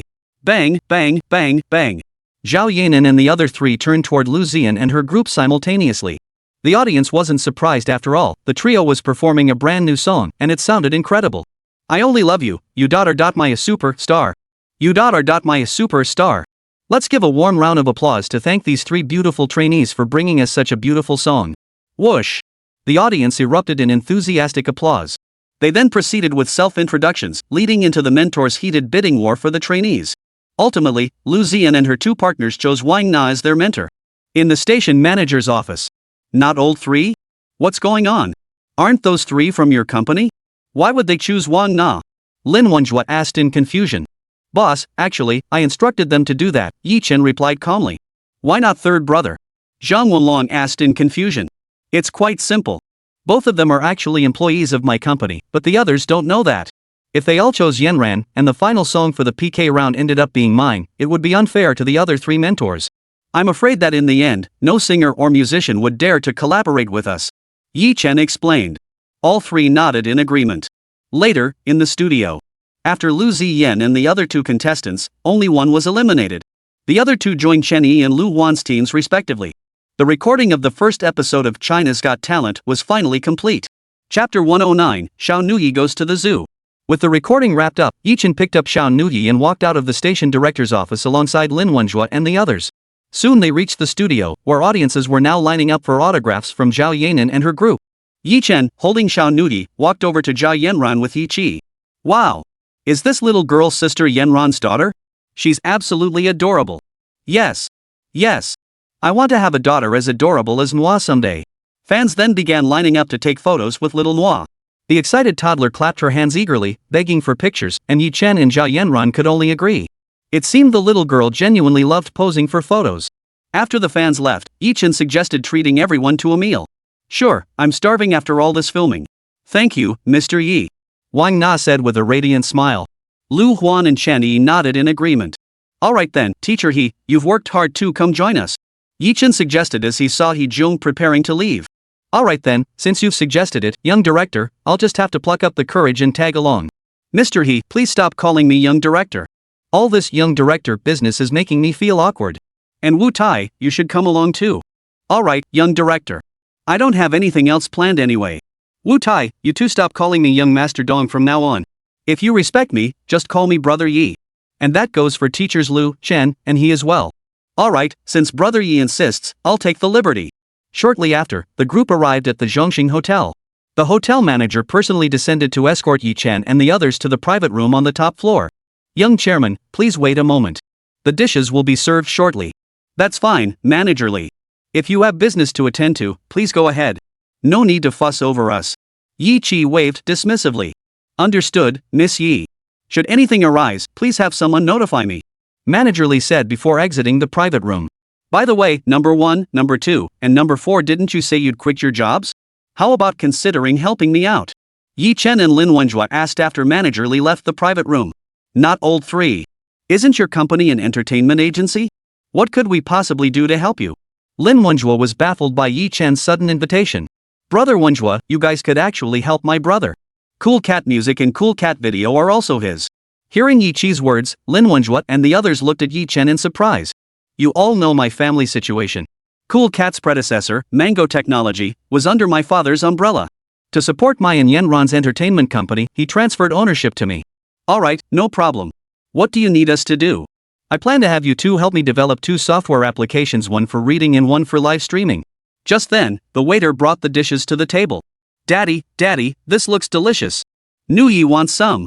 Little Nuoyi exclaimed excitedly upon seeing the waiter bring over a large lobster. Alright. Nuoyi, sit nicely. Daddy will get it for you, okay? Chen hurriedly replied. He thought to himself, just who does this little girl take after? Okay, Daddy. Nuoyi will be good. Little Nuoyi said, rubbing her little hands together. The others smiled at how anxious little Nuoyi looked. Third brother, what made you decide to develop software? Zhang Wenlong asked curiously. No sooner had Zhang Wenlong finished speaking than everyone present turned their curious gaze toward Chen. Chen peeled shrimp for Xiao Nuoyi while explaining his plan, having the company's singers become live streamers, performing in impoverished mountainous areas, and assisting fruit farmers. Brother Yi, I think this is a great idea. The government has recently been encouraging the spread of positive energy. As artists, responding to the national call and doing what we can is definitely a good thing. Alright, Yi, once the software is developed, give me a heads up. Count me in on this too. Lu Huan agreed. And don't forget me, Yi. The others chimed in with their approval, all wanting to join the initiative. Alright, I'll definitely notify everyone when the time comes. After that, everyone chatted about Chen's charitable work while they ate. The meal lasted an hour before Chen's family bid farewell and drove back to their villa. Since it was quite late, everyone freshened up and went to bed. Early the next morning, Xiao Nuoyi woke up early and came to Chen's room. Mommy and Daddy, wake up. Little Nuoyi climbed onto the bed and called out. No, Nor, why are you up so early today, you little girl? Zhao Yanran, who had woken up first, asked. Mom, Dad said he'd take Nuoyi to the zoo to see the little animals today, and we're also going to the aquarium. Mom and Dad, hurry up and get up, let's go right now. The little girl urged impatiently. No, Nuoyi, it's still early. The zoo isn't even open at this hour. Chen glanced at the time, it was only 6 o'clock. Really? The zoo isn't open yet? Then when does it open? Little Nuoyi asked. Not yet. The earliest is 8:30, and it's not even light out yet. Chen said, yawning. Chapter 110, Off to the Zoo. Daddy, then we should hurry up and eat breakfast. Can we be the first ones at the zoo? Nuoyi, it doesn't matter who gets to the zoo first. Can you let Daddy sleep a little longer? No, no. Daddy, get up already. Alright, you little rascal. Daddy's getting up. Chen was completely roused by the little girl's persistence and reluctantly got out of bed. Come on, little one. Daddy will take you to get dressed and wash up. Okay, Daddy, let's go then. Honey, I'm taking our daughter to wash up. Do you want to sleep a little longer? This little one has kept me awake too. I'll get up as well. Zhao Yanran said with a wry smile. Alright, I'll take her to wash up first. Get dressed and come down too, we're eating breakfast out today. Alright, you take her first, honey. Off to wash up we go. Little Nuoyi perked up at the mention of going out and excitedly followed Chen out. Arriving at Xiao Nuoyi's bedroom, Chen helped her change into fresh clothes before heading to wash up himself. Brother, why are you guys up so early today? Chi had just gotten up and was heading to the bathroom when she saw Chen and his daughter washing up. Auntie, Mom and Dad are taking Hua to the zoo today. You should come along too. Before Chen could speak, Xiao Nuoyi piped up. Sure. I don't have anything planned today anyway. If you're okay with it, Ziyan and your 3 roommates can come along too.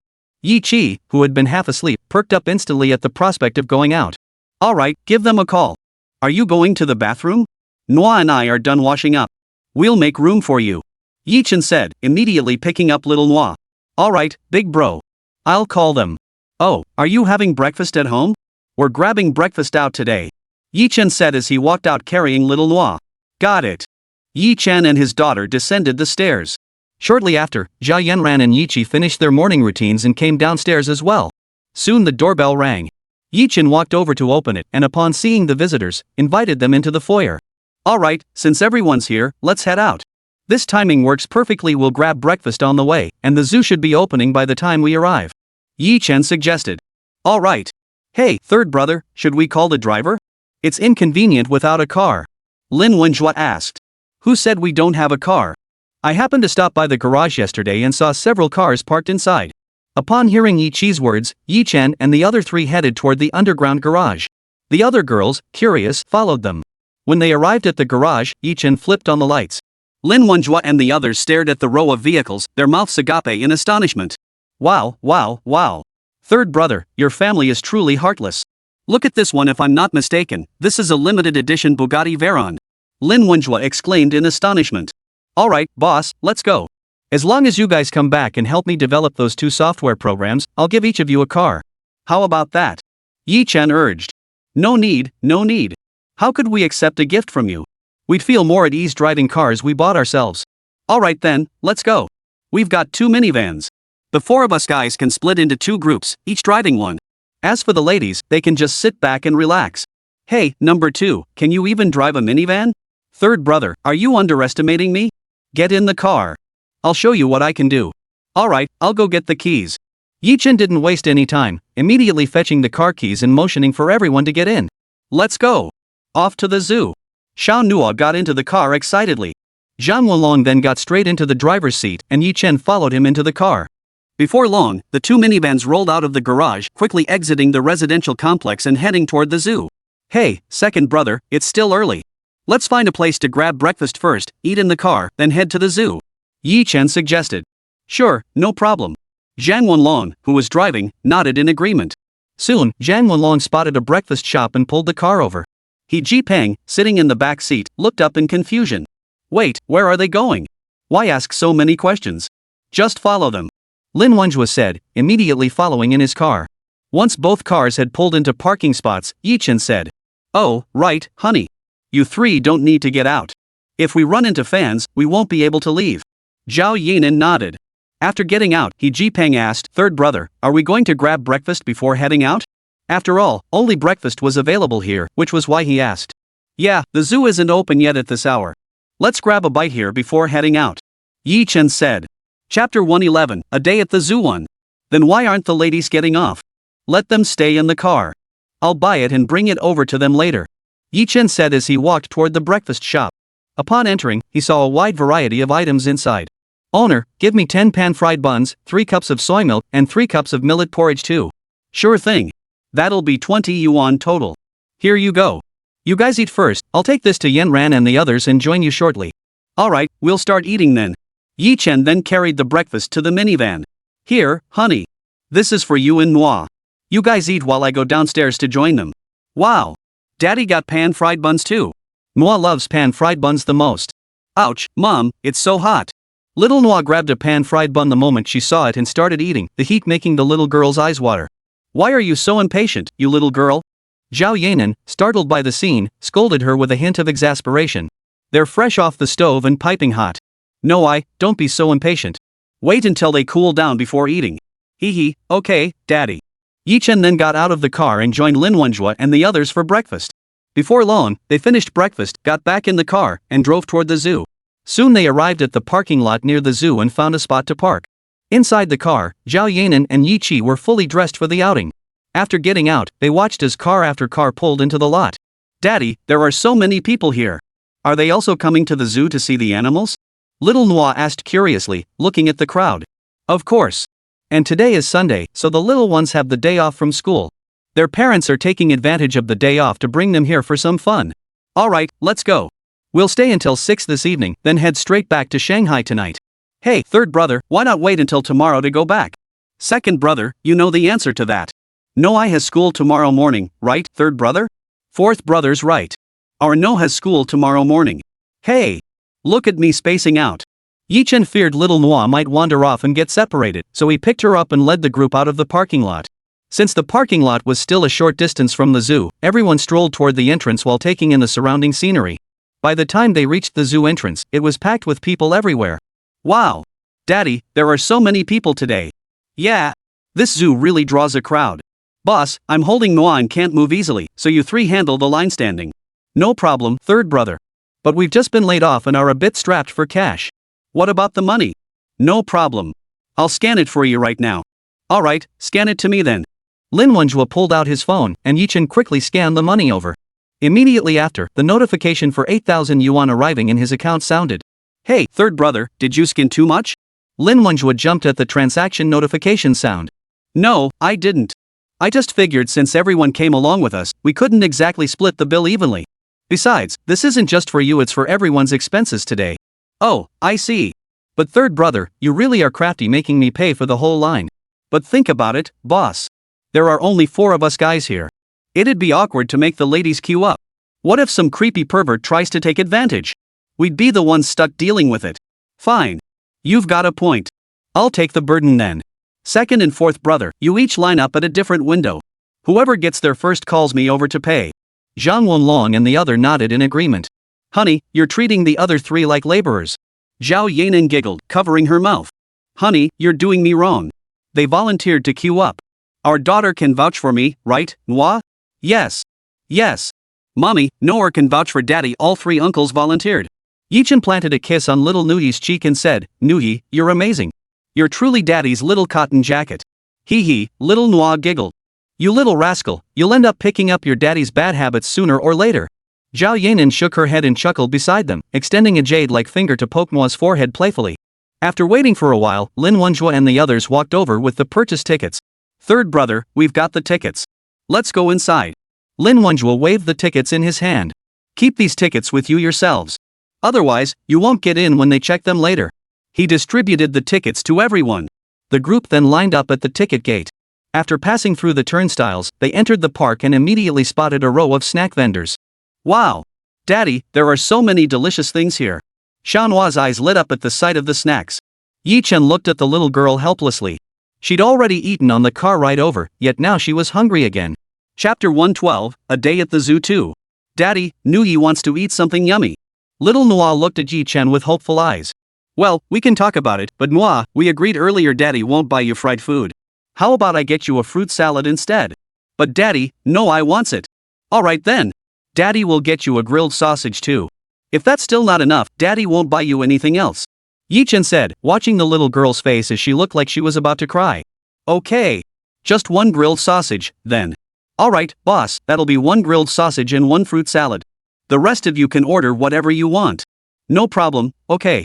Before long, Lin Wenjue returned with the order, having also grabbed a coconut juice for everyone. Hey, third brother, this place looks pretty huge. If we walk, we might not finish exploring by nightfall. How about we rent a cable car? Sure. No problem. Seeing Chen agree, Lin Wenjue headed straight to the cable car rental place. After everyone boarded, Lin Wenjue took the controls and set off. The scenery here was truly beautiful. Yi Chi and the other girls started snapping photos to post on their social media. Mom and Dad, what's that over there? Xiao Nuo pointed at the Sika deer and said, "That's a Sika deer." Mom and Dad, can Nuo go over there to take a picture? Of course. Honey, take a picture of me and Nuo later. Zhao Yanran said. Alright, boss, pull over. Everyone who wants to take pictures can do so. Alright, I want a picture with my wife too. Lin Wenjua pulled over and everyone got out to take pictures. Let's take a picture with the deer.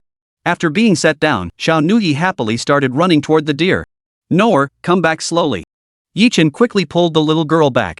Bro, can you take a photo of the four of us, me, Ziyan, and the others later? You can ask second brother or fourth brother to take pictures. Their photography skills are way better than mine. Really? Yi Chi shot Zhang Wenlong and the others a skeptical look. Zhang Wenlong and He Jipeng felt deeply offended by Yi Chi's doubtful gaze. They thought, how dare she underestimate us? We must restore our manly pride. Sis Yi Chi, leave the photos to me and fourth brother. We'll make sure you look absolutely stunning. Alright. Girls, how about we give them a chance? No problem. Lu Ziyan and the others nodded in agreement. Yi Chen pulled out a camera he'd bought earlier and brought along for this trip to Changshui. Nuoyi, strike a pose with Mom. Dad's ready to snap the shot. Zhao Yanran removed her mask and sunglasses for the photo. Okay, Dad. Alright, when I say 3, 2, 1, you say cheese, okay, moi? Got it, Dad. Let's take the picture.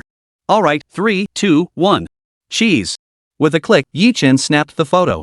Daddy, Nuo wants to see. Little Nuo excitedly ran over to Yi Chen. Here, take a look. What do you think? Yi Chen handed the camera to little Nuo. Hee hee, it's pretty. Little Nuo smiled contentedly at the photo of herself and her mom. Hey, bro, when did you bring the camera? Let us use it. Alright, go ahead and use it. Noer, give the camera to Auntie. Okay, Dad. Auntie will give it to you. Nuo is such a good girl. Thank you, Nuo. Yi Chi took the camera and ruffled Xiao Nuo's little head. Hee hee, Auntie, you're welcome. Little Nuo beamed with delight at the praise. Zhao Yanran finished taking photos and put her mask and sunglasses back on. The crowd was too busy taking pictures and enjoying themselves to notice Zhao Yanran and her group. After all, most visitors today were parents with children. Young people were few and far between. After snapping their pictures, everyone boarded the cable car and headed forward. Soon they arrived at the peacock garden. Daddy, does Nudie know this is a peacock, right? Little Nuo exclaimed excitedly upon seeing the peacocks. Yes, my Nuoyi is so smart. Hee hee, Daddy, Nuo wants to take pictures with them too. Sure, let's go then. After all, today was all about bringing little Nuo out to play, so everyone revolved around her. Once they got out of the car, everyone started taking pictures. Hey Wenlong, you better get this shot right. The girls were pretty upset with you last time. Exactly. Look how short you made our legs. Guess there's a reason you guys can't find girlfriends. Zhang Wenlong and his friend exchanged a glance, then shook their heads helplessly. They'd thought it was just a simple photo shoot, but hadn't expected the girls to be so particular about the conditions. Daddy, Nuo and Mommy are ready. Okay, Nuoyi. Daddy's coming. After Yi Chen finished taking the photos, little Nuo and Zhao Yanran walked over hand in hand to take a look. Honey, your photography skills are way better than your two brothers. Zhao Yanran said with a radiant smile. She had seen the photos Zhang Wenlong and the others had taken of Yi Chi and the others, and compared to Yi Chen's shots, it was obvious Yi Chen's technique was superior. Of course. Let me tell you, sis-in-law, my brother's photography skills used to be just like Wenlong's and the others. But I trained him myself. Yi Chi walked over and chimed in. You call that coaching? That was pure mockery. Yi Chen retorted, sounding annoyed. Chapter 113, A Day at the Zoo 3. After taking photos by the peacocks, everyone headed to their next destination. Mommy and Daddy, where are we going next? Little Nuo asked excitedly. Let Mom check. Our next stop is to see the giant pandas. Do you want to go, Nuo? Zhao Yanran said, glancing at the small map on the ticket. I know that. I saw them on TV. They're so cute. I want to take pictures with the giant pandas too. Little Nuo clapped her hands excitedly. Well, Nuo, you can take pictures, but these giant pandas are different from the Sika deer and peacocks. You can only take photos from a distance. We can't get close to them. Yi Chen said, observing the little girl's expression. Why can't we get closer to take pictures, Daddy? Little Nuo asked disappointedly. It's for safety reasons. If a giant panda gets angry and comes after me, it could be very dangerous. So for safety's sake, we can't get close to them. Yi Chen thought for a moment before explaining. After all, in his own experience, he'd never been allowed to take photos with giant pandas, so that's what he told the little girl. Oh. Okay, Daddy. Nuoyi understands. The little girl could only accept it after hearing this. Soon they arrived at the panda base. Little Nuoyi saw the giant pandas separated by a glass wall, lazily sleeping inside. They snapped a few quick photos of the pandas before heading to their next destination. Before long, they arrived at Elephant City. After getting off the bus and walking in, they happened upon an elephant show. Chen held Little Nuoyi while pulling Zhao Yanran along, joining Chi, Linwenjua, and the others as they walked to their seats. Would you like to order something? A server approached and inquired. Would you like something to eat? Chen asked Linwenjua and the others. Just a glass of juice for me, thank you. I'll have the stinky tofu. I'll have some fried potatoes. Linwenjua relayed their orders to the waiter, followed by Zhang Wenlong, He Jipeng, and the others placing their orders one after another. Alright, please wait a moment. The waiter jotted down the orders in a small notebook before walking away. Why haven't I seen you order anything, Nuoyi? Zhang Wenlong asked Little Nuoyi, since everyone else had ordered but only Nuoyi's family hadn't.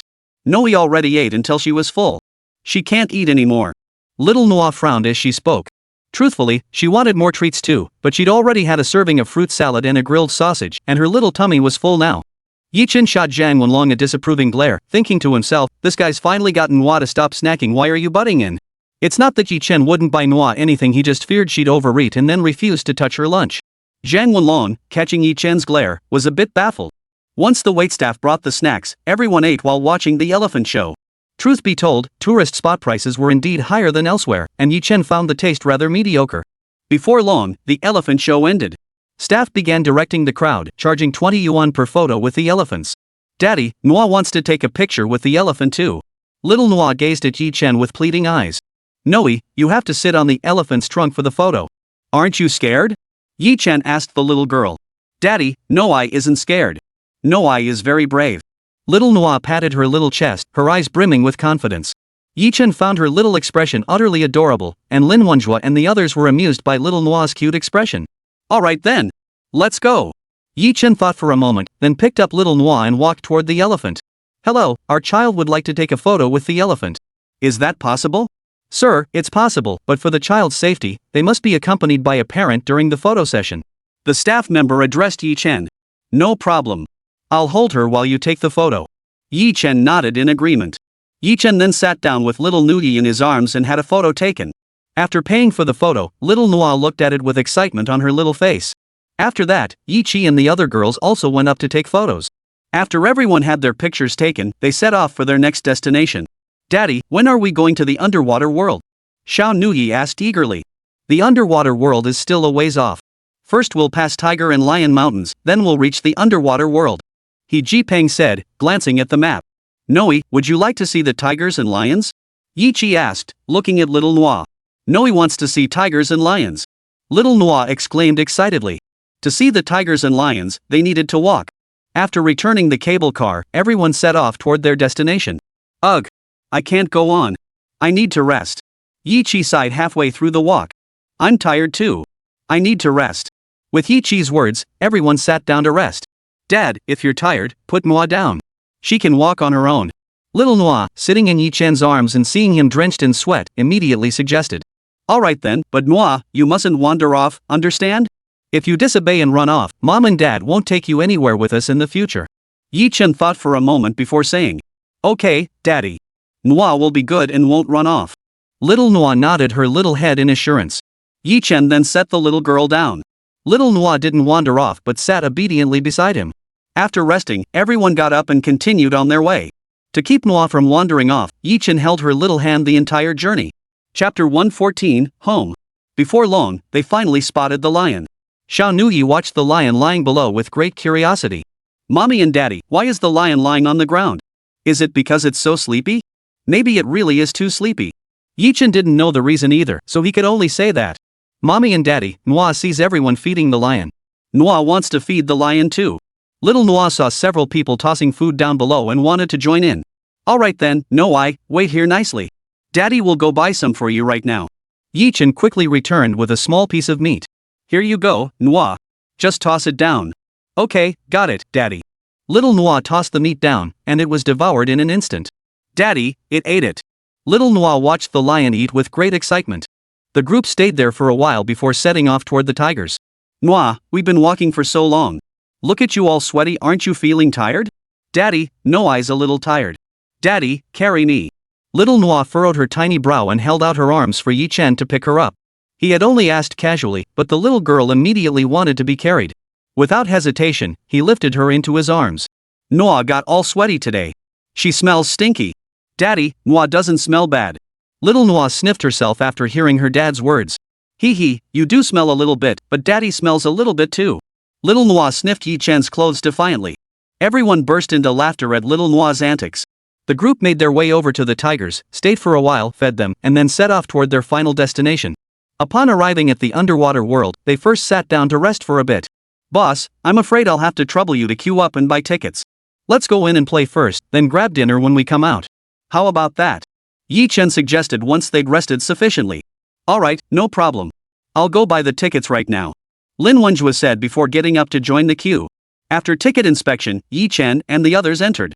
Inside, they saw tempered glass walls on both sides, with dolphins, goldfish, sea lions, and more swimming within. Walking through this space felt like stepping into an underwater world. Wow! Mom and Dad, this place is so beautiful! Little Nuoyi exclaimed excitedly. Yes, it's so beautiful. Zhao Yanran marveled as she looked around. Hey, bro, could you take our photos this time? Those two guys' photos are so unreliable. Zhang Wenlong and He Jipeng exchanged a look, unable to voice their frustration. They shook their heads and smiled wryly. Fine. I'll take your pictures later. From then on, Yi Chen took charge of photographing Yi Chi's group of 4 and Zhao Yanran with her daughter, while Lin Wenjue focused solely on capturing his wife's photos. Everyone wandered around taking pictures inside. Once they emerged, the day's outing was effectively over. This time, none of them took the cable car. After walking a bit, they spotted a bus that could take them back to the park's main entrance. By the time they boarded the bus and disembarked at the main gate, it was already 5:30 p.m. Nuoyi, did you have fun today? Yi Chi asked, cradling little Nuoyi in her arms. Auntie, Nuoyi had so much fun today, but I'm a little tired. Nuoyi, if anyone should be tired, it's your dad. You didn't walk much, he carried you most of the way. Zhang Wenlong approached little Nuoyi and said. Mean uncle, I'm ignoring you now. Xiao Nuoyi felt embarrassed by the remark. She gave Zhang Wenlong a little shove before burying her little head in Yi Chi's embrace. Looks like you won't be able to shake off that bad uncle label anytime soon, second brother. Big brother, how dare you say that to me? Didn't Xiao Nuoyi call you a bad uncle yesterday too? I say you two are two peas in a pod. Both of you are bad uncles. Hey, third brother, why are you siding with your daughter to diss us?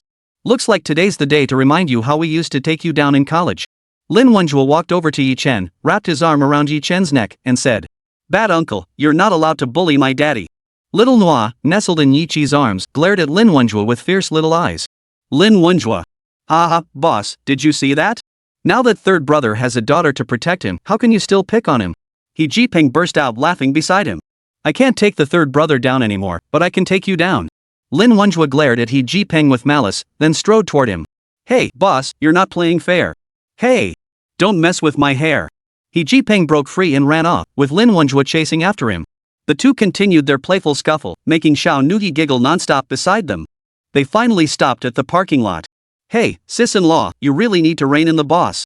Once we get back, he's going to have to kneel on the washboard for good measure.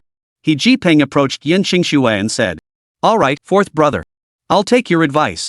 Once we get back, he'll be kneeling on the washboard. Yin Xingxue replied with a radiant smile. No way, sis-in-law, you're actually listening to him? Lin Wenjue stared at Yin Xingxue in utter shock. What, are you impressed or have an issue with that? No. How could I possibly disagree, dear? Lin Wenjue chuckled as he spoke, then shot a fierce glare at He Jipeng, who glared back in annoyance. He thought to himself, you little jerk, just wait until I get you back for bullying me earlier. Daddy, what's a washboard? Why did Uncle Lin look so scared when he heard he had to kneel on it? Little Nuoyi asked with a curious expression. Noer, you're still little. You'll understand when you grow up. Oh. But Daddy, Nuoyi isn't little anymore. Yes. Manhwa isn't little anymore, she's grown into a little adult. Does that mean Daddy can tell Nuoyi now? Still not allowed. Bad Daddy. I'm ignoring you. Little Nuoyi turned her head away in a huff. Yi Chen. Everyone burst into laughter at little Nuoyi's antics. Afterward, they got into the car and found a restaurant for dinner. Following the meal, Yi Chen called Lu Kai. Once Lu Kai arrived with 2 drivers, he transported Yi Chen and the others to the airport. He then drove the car back, while Yi Chen and his companions boarded their flight back to Shanghai. Chapter 115, Renegotiating the Contract. The plane soon landed at Shanghai International Airport. Yi Chen, holding the sleeping Shanhua, followed the crowd off the plane with Zhao Yanran and the others. By then, it was already 9:30 p.m. Upon exiting the airport, they saw two minivans waiting for them. The drivers were Xiao Shen and a new face. Once everyone was seated, the two vehicles exited the airport and merged onto the expressway. The group chatted in the cars, and by the time their conversation wound down, they had arrived at the villa entrance. Finally home. Yi Qi was the first to step out, stretching lazily. Yi Chen and Zhao Yanran followed shortly after. Xiao Shen, you've worked hard. You should go home and rest too. Yes, Mr. Yi. Xiao Shen nodded and drove away from the villa. After Yi Chen and the others entered the villa's lobby, where the lights were still on, Yi Jinghua and Su Yan heard the sounds and walked into the hall. My precious granddaughter is asleep now. Su Yan approached, gazing at the little girl sleeping soundly in Yi Chen's arms. The child occasionally twitched her tiny mouth and smacked her lips, clearly dreaming of something delicious. Yes. Mom and Dad, why aren't you asleep yet? Were you waiting for us? Yi Chen nodded and asked Yi Jinghua and Su Yan. We weren't waiting for you. We were waiting for our precious granddaughter. But since she's already asleep, you two should get some rest too. Your father and I will head upstairs now. Su Yan finished speaking and pulled Yi Jinghua upstairs. Watching his parents' retreating figures, Yi Chen shook his head helplessly. He couldn't help but feel that ever since the granddaughter arrived, his parents seemed to favor her over their own son. Sighing, he picked up little Nuoyi and carried her upstairs. Entering the little girl's room, Yi Chen gently removed her coat, tucked her in under the covers, and tiptoed out, closing the door behind him. After leaving Xiao Nuoyi's room, Yi Chen went to wash up. After a shower, he climbed into bed. Just then, Zhao Yanran emerged, freshly bathed and wrapped in a towel.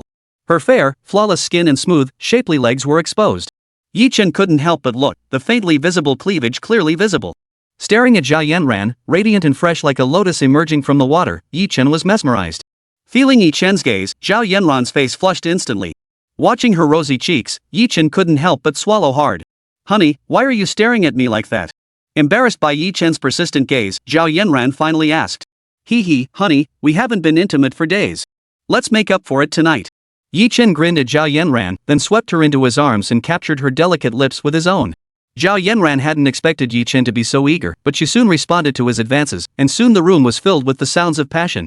Half an hour later, after they finished, Yi Chen held Zhao Yanran close and said, Honey, tomorrow we'll go to the company together and gather all the other artists. We'll have them sign new contracts. What's going on, honey? Why did you suddenly decide to renegotiate the contracts? Zhao Yanran was puzzled by Yi Chen's sudden desire to renegotiate contracts. Yi Chen explained the situation involving Yen Qingxue and Lin Wenjue to Zhao Yanran. Zhao Yanran was shocked upon hearing this. She hadn't realized things had progressed so quickly that they'd already secretly obtained their marriage certificate. What surprised her even more was that the contract contained a clause prohibiting artists from marrying, forcing the couple to keep it hidden all this time. She realized her own oversight. This clause was common among many talent agencies. It existed to prevent artists from losing fans and causing financial losses to the company after marriage. Zhao Yanran nodded in agreement with Yi Chen's reasoning. After chatting for a while, they embraced and fell asleep. The next morning, they rose early, helped Xiao Nuoyi get ready, and after dropping her off at school, headed to the company. Upon entering her office, Zhao Yanran immediately summoned Xiao Shan. Xiao Shan, is there a clause in the contracts you draft for our agency's artists that prohibits them from getting married? Yes, Sister Yanran. That clause is perfectly fine. Li Shan thought to herself that she had simply followed the contracts used by other companies when signing with artists. She wondered why Sister Yanran was suddenly bringing this up. Zhao Yanran then scolded Li Shan, asking how their company's practices differed from others. She herself was an artist. Marriage was a personal matter for artists, and the company shouldn't interfere. As for losing fans and causing unnecessary losses to the company, they didn't care about that either. After all, she and Yi Chen weren't short on money. Li Shan lowered her head. She never imagined Zhao Yanran would be so strongly opposed. Then, Sister Yanran, should we recall all the artists and renegotiate their contracts? Li Shan asked timidly.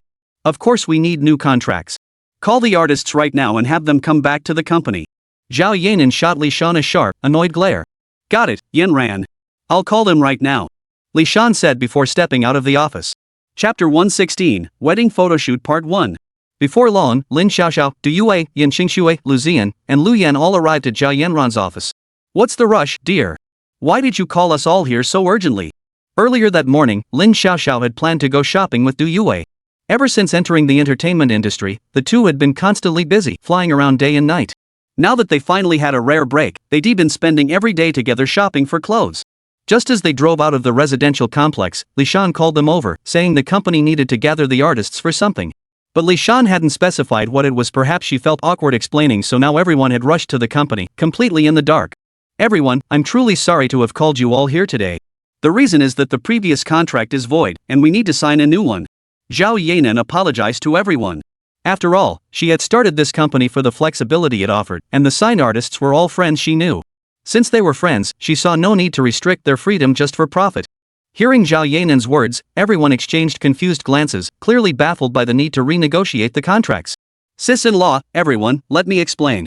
The reason we need new contracts is because there's a clause prohibiting artists under our company from dating or getting married, right? Chen suddenly interjected. Everyone nodded in realization. Except for Yin Xingxue, the others all said they didn't mind. After all, they weren't planning to date anytime soon. Lin Xiaoxiao and Du Yue also said it didn't bother them, since their previous companies had had the same rule. Chen listened to their responses and shook his head. Ladies, of course you don't care since you don't have boyfriends, but that doesn't mean you don't care about your sister-in-law, right? The boss already told me about your situation. My wife and I were a bit negligent in this regard, and I want to apologize for that. Also, congratulations to you and the boss on your new marriage. What? He told you everything? How could he not even discuss it with me first? Yin Xingxue's face flushed instantly. She never imagined Lin Wenjue would tell Chen, nor did she expect Chen and Zhao Yanran would choose not to pursue the matter and instead renegotiate the contract. Amidst her blushing embarrassment, she felt a wave of relief wash over her. Everyone present understood the situation upon hearing Chen's explanation. The women then gathered around to congratulate Yin Xingxue, equally surprised that Chen and his wife had chosen to renegotiate the contracts rather than make Yin Xingxue pay compensation. Everyone present felt fortunate to have chosen such a considerate employer. Any other company would have demanded either divorce or forced retirement, utterly devoid of any humanity. Everyone agreed to this and expressed willingness to sign a new contract. Seeing everyone's agreement, Zhao Yanran instructed Li Shan to reprint the contract. Just then, Lin Wenjue and the other two arrived at Zhao Yanran's office. What's going on, third brother? Why is it so lively today? Zhang Wenlong glanced around at the office filled with so many beautiful women before asking curiously. Second brother, what's going on? It's all about the boss and his wife, isn't it? Chen interjected. Ah, I get it now. You mentioned earlier that you wanted to renegotiate the contract because of the boss and his wife. Jipeng suddenly remembered. By the way, boss, why did the three of you come over today? Chen asked. Didn't you say you were going to develop software? The three of us were just sitting around with nothing to do, so we came to ask when we'd be starting. Lin Wenjue rubbed his hands together as he spoke. After all, the three of them had been idle for days and hadn't received a call from Chen today, so they couldn't wait any longer and came over together. Software development won't happen today. After we sign the new contracts later, Yanran and I are going to take our wedding photos. Hey, boss, wanna join us? Chen shook his head, then turned to ask Lin Wenjue. We'll join you. Wedding photos? But we don't have the money right now. Lin Wenjue's eyes lit up at first, but then his spirits sank when he thought about the money. He wanted to take wedding photos with Yin Xingxue too, but he couldn't afford it right now. He couldn't possibly ask his wife to pay for it. That just wouldn't do. Boss, how about this? If you want to take the photos, I'll lend you the money first. You can pay me back after you get your salary. How does that sound? Chen watched Lin Wenjue's eyes light up before deflating like a punctured balloon. He knew the only reason Lin wanted the photos was the lack of funds. Really? Third brother, it's settled then. Consider it a favor I owe you. I'll pay you back once I get my paycheck. Lin Wenjue excitedly stepped forward, wrapping his arm around Yin Xingxue's fragrant shoulder as he spoke to Chen. Yin Xingxue was deeply touched hearing her man borrow money from Chen for their wedding photos. Truthfully, she wanted them too, but Lin Wenjue's meager salary barely covered their expenses. She had some savings, but feared contributing might hurt his pride, so she kept it to herself. Hey! You two lovey-doves, save the affection for home. Do you have any consideration for our feelings, hugging and kissing like this? On such a joyous day, you're actually rubbing it in our faces. Lin Xiaoxiao suddenly piped up with displeasure. Of course, it wasn't jealousy, it was seeing Lin Wenjue flaunting his affection right in front of her that reminded her of Chen and Zhao Yanran feeding each other fruit and kissing openly in front of her and Du Yue. The memory alone made her skin crawl. Chapter 117, Wedding Photoshoot Part 2. What? Jealous of how affectionate they are? Chen couldn't resist teasing her. So what if I am jealous? Why don't you set me up with a handsome guy? Lin Xiaoxiao retorted without hesitation. After hearing Lin Xiaoxiao's words, Chen walked over to Zhang Wenlong, pulled him toward Lin Xiaoxiao, and asked if she was satisfied. Lin Xiaoxiao stared at Zhang Wenlong, circling him a few times, occasionally nodding her head. Then her small hands began to touch and pinch here and there on Zhang Wenlong's body. Zhang Wenlong was flustered by her actions. Hey, sis, are you satisfied or not? I'm telling you, you two are absolutely perfect together. Lin Xiaoxiao's behavior was so over the top that Yi Chen, standing nearby, couldn't bear to watch. What was she thinking? A young lady groping and pinching a guy like that, she had no sense of propriety whatsoever. Just as Lin Xiaoxiao was about to retort, she spotted Li Shan walking in with the contract. She held her tongue, instead shooting Yi Chen a fierce glare. Zhao Yanran first took the contract and examined it carefully before distributing copies to everyone. Zhao Yanran urged everyone to review it before signing, but they all declined, trusting her character so completely that she was left speechless. Lin Xiaoxiao signed the contract first, then promptly dragged Zhang Wenlong away, leaving Du Yue behind. Honey, is your bestie really into my buddy? Yi Chen was baffled by Lin Xiaoxiao's actions and turned to ask Zhao Yanran. I don't know either. She wasn't like this before. Zhao Yanran shook her head helplessly, while Du Yue was equally baffled by Lin Xiaoxiao's behavior. Alright, let's not dwell on it. Everyone, let's call it a day. Boss, let's go. Time to take our wedding photos. Alright, let's go. The four quickly made their way to the underground parking garage and had the driver take them to the photography studio. Hey, third brother, which studio should we go to? I just looked it up online. Golden Sand Studio is pretty good, and everyone who's been there has given it great reviews. I know the one you're talking about, but it seems pretty pricey. Lin Wenjue hesitated slightly. No worries, boss. Consider it my treat. I'll cover your share of the wedding gift money up front, so you won't have to give it when the time comes. Yi Chen waved his hand dismissively. Before Lin Wenjue could say more, Yi Chen cut him off. After all, these friends had looked out for him throughout their 4 years at university. On multiple occasions when he'd fallen ill, they'd been the ones to take care of him. So spending this small amount of money was nothing to him. Soon the car pulled up to the studio. Yi Chen took Zhao Yanran's hand, while Lin Wenjue took Yin Qingshue's as they stepped out. Entering through the main gate, they approached the front desk where a young receptionist greeted them with a smile. Which two of you are here for the wedding photos? We're all here for wedding photos. Do you have any good packages to recommend? Yi Chen asked directly. Hearing that two couples were interested, the receptionist became even more enthusiastic, outlining the options, the most affordable at $19.99, then $29.99, and $4,999, all reasonably priced. As for the higher-end options, there were the $19,999, $39,999, and $59,999 packages. Guys, if I may personally recommend? If your budget allows, you could consider the $39,999 option. Many of our customers choose this package. She then explained to Yi Chen and the others that their shoot would begin indoors before moving to the beach, blending both Chinese and Western styles. Yi Chen and the others discussed it. Zhao Yanran was quite fond of this package, and Lin Wenjue, seeing that Yin Qingxue also liked it, finally agreed. Alright, please wait a moment while I make the arrangements for you. The front desk attendant said with a smile before going to call someone. Soon, a middle-aged man arrived accompanied by a group of young women. He began by introducing himself to Yi Chen and the others. The man in charge was their senior photographer, while the young women were makeup artists and stylists. Next came the wedding dress fitting session. Zhao Yanran and Yin Qingxue were led away, while Yi Chen and Lin Wenjue were taken to another area to try on outfits. Zhao Yanran and Yin Qingxue were selecting wedding gowns on one side. Could this lady please remove her mask and sunglasses? The young women had been curious ever since meeting Zhao Yanran, who had kept her sunglasses and mask on the entire time. They wondered who this beautiful woman was and why she insisted on wearing them. Zhao Yanran nodded, then removed both her sunglasses and mask, revealing a face of breathtaking beauty. Chapter 118, Wedding Photoshoot Part 2. The young women were instantly stunned by Zhao Yanran's revealed face, their expressions quickly shifting to one of delighted surprise. They never imagined the legendary diva Zhao Yanran would come to their studio for a wedding photoshoot. They immediately began chattering excitedly, asking for photos and autographs. Zhao Yanran smiled and nodded, happily accommodating each request. But idol, didn't you and your husband already get married? Didn't you take wedding photos before? My husband and I only registered our marriage. He's always supported my career, so we chose to keep our marriage private.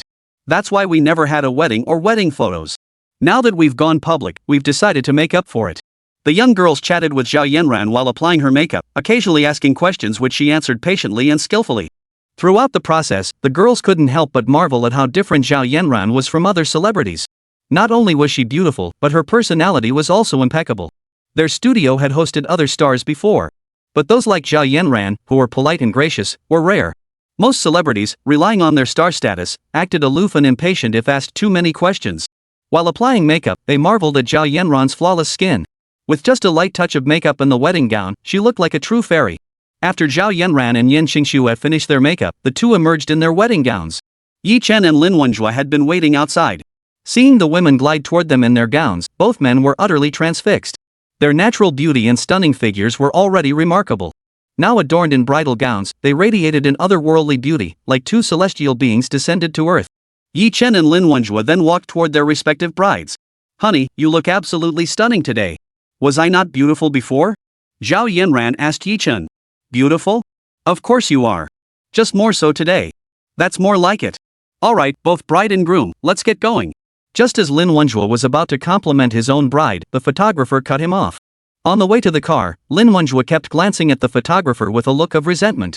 The photographer sensed his resentful gaze but was utterly baffled, unsure what he might have done to offend him. Mr. Yi, did I do something to offend Mr. Lin?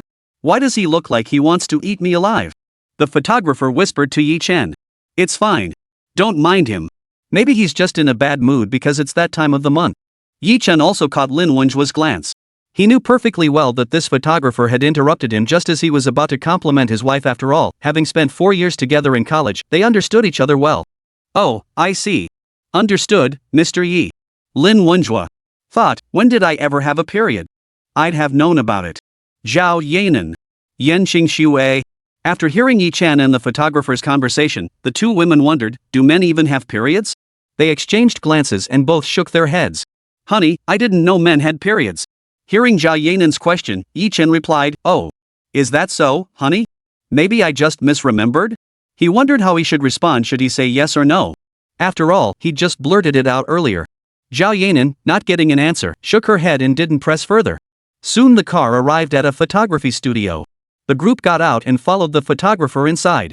The studio staff, upon seeing Zhao Yanran and learning from the photographer that she was there for a wedding photo shoot, rushed over to offer their congratulations and request autographs. Afterward, they worked with renewed enthusiasm. The four began their wedding photo shoot. By the time they finished the initial series of poses, over an hour had passed. They then changed into traditional Chinese wedding attire for another hour of shooting. After finishing, the group followed the photographer toward the seaside. About half an hour later, the car arrived at the beach. The shoreline was bustling with activity couples enjoying the scenery and families out for a day of fun.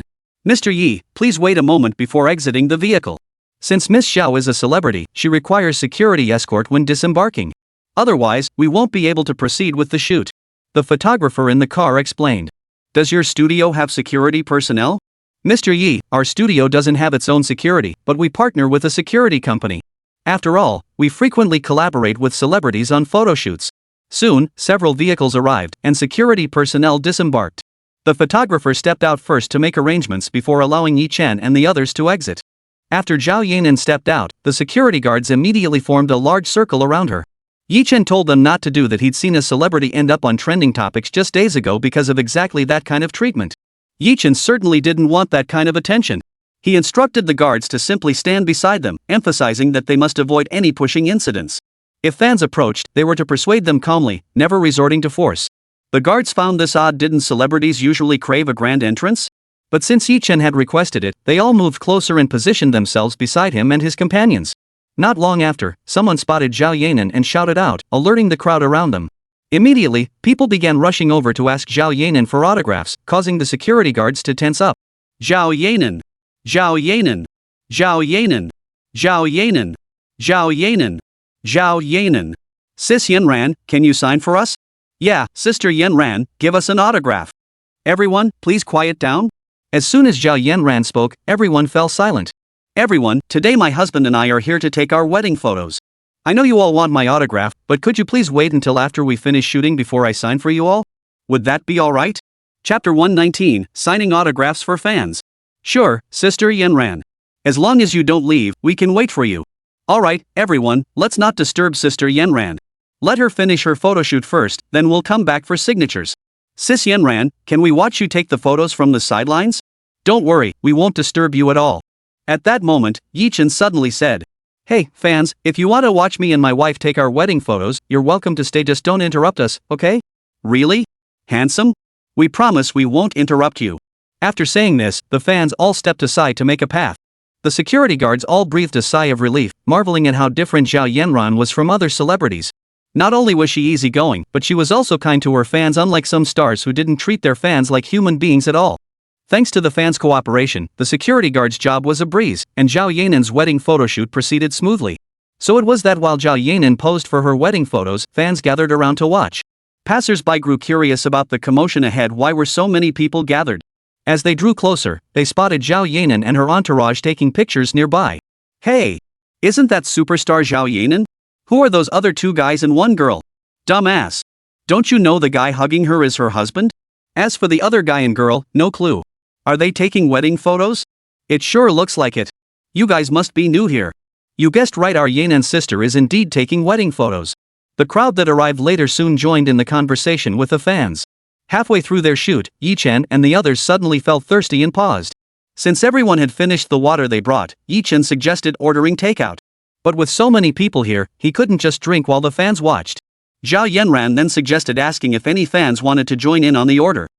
Chen thought it was a good idea and walked over to the fans to ask. Dear fans, as Zhao Yanran's husband, I want to thank you all for your support and affection. Standing here must be tiring for you, right? Don't worry, handsome, we're not tired. Thanks for your concern, cutie. Well, we're all pretty thirsty. Since you've been standing here for so long, we figured you must be thirsty too. So we came over to ask if anyone wants something to drink. Today, I'll treat everyone to drinks, juice or whatever you like. Handsome, you really want to treat us? But there are so many of us that'll cost a fortune. The fans hadn't expected Zhao Yanran to treat them to drinks and juice, especially since there were at least several hundred people present. Chen explained that this was his way of thanking everyone for supporting his wife, and they shouldn't worry about the cost. Fans immediately began signing up. A few mentioned that ordering takeout was too much trouble and offered to go buy drinks themselves. Chen thought about it and assigned the task to them. Chen asked Lin Wenjue to accompany them and transferred the money to Lin Wenjue. Lin Wenjue led the dozen or so fans out. They soon arrived at a nearby supermarket, where everyone started loading up on drinks and water. The sudden influx of people carrying goods startled the store owner, who nearly called the police. Fortunately, Lin Wenjue stepped forward to explain the situation, averting what could have been an embarrassing incident. Once everything was loaded, Lin Wenjue had the owner tally the total. After payment, the owner, in a particularly good mood from the day's big business, offered to arrange delivery. Without hesitation, Lin Wenjue and the others accepted having their purchases delivered would save them considerable effort. Before long, Chen and the others saw an electric tricycle loaded with water pull up in front of them. Lin Wenjue also stepped down from the tricycle. Hey, boss, where'd you get this tricycle? I didn't call it. The supermarket owner saw we bought a lot, so he had his staff deliver it for us. Alright, third brother, get everyone to unload it. They need to get back. Gentlemen, please come over and help unload the water. Everyone, don't be shy, help yourselves to whatever you'd like to drink. After Chen spoke, the men present all came over to help unload the water. Chen then thanked the delivery staff, who waved off the gratitude and rode off. Once the water was unloaded, fans began gathering to take bottles. Chen also directed security and staff to help themselves. After thanking him, they all went to collect water. Chen and his team then resumed their wedding photo shoot, which finally wrapped up 2 hours later. After a short break, Zhao Yanran began signing autographs for the fans. Chen and Lin Wenjue, the two men, stepped forward to direct everyone into an orderly line. Chapter 120, Netizens' Doubts. Alright, everyone, please line up neatly. Yanran will come over to sign autographs for you all once she changes clothes, okay? Alright, everyone, listen to Sister Yanran's husband. Line up properly, and Sister Yanran will be right over to sign for us. Right after Chen finished speaking, a pretty young girl began directing the fans to line up. Chen observed that the fans were surprisingly cooperative with this young woman. He later learned she was the leader of his wife's fan club in Shanghai. Shortly after, Zhao Yanran emerged from the car, her outfit changed. Honey, I see a pavilion over there. Why don't we go sign autographs for the fans there? Chen glanced at the scorching sun and realized signing for so many fans would take a while. Standing under the sun for that long wasn't ideal. He spotted a large pavilion. While it couldn't hold all several hundred fans, it could at least provide shade for half of them. Zhao Yanran followed Chen's pointing finger and nodded in agreement. Chen and Lin Wenjue then guided the fans toward the pavilion. Before long, Zhao Yanran was seated in the pavilion signing autographs for everyone. Fans lined up patiently for her autographs. Worried they might overheat from standing too long, Chen had Lin Wenjue dash to the supermarket to have the owner deliver a truckload of drinks. When the fans received the water Chen handed them, they couldn't help but marvel inwardly. Sister Yanran's husband was truly generous. This was already the second time he'd treated them to drinks. It felt like he was actively spoiling his fans. This made them feel incredibly fortunate to be Zhao Yanran's fans. Unlike some celebrities who barely acknowledge their fans, treating them with indifference or even recording their dismissive behavior to post online, Chen's generosity was a refreshing contrast. Soon, netizens spotted this video. Is this real?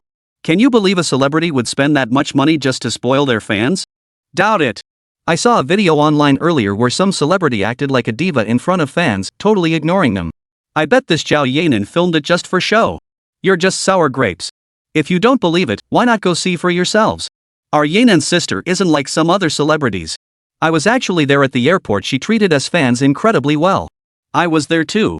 When Sister Yanran had to stop signing autographs midway because something came up, she didn't just walk off. She politely apologized to us.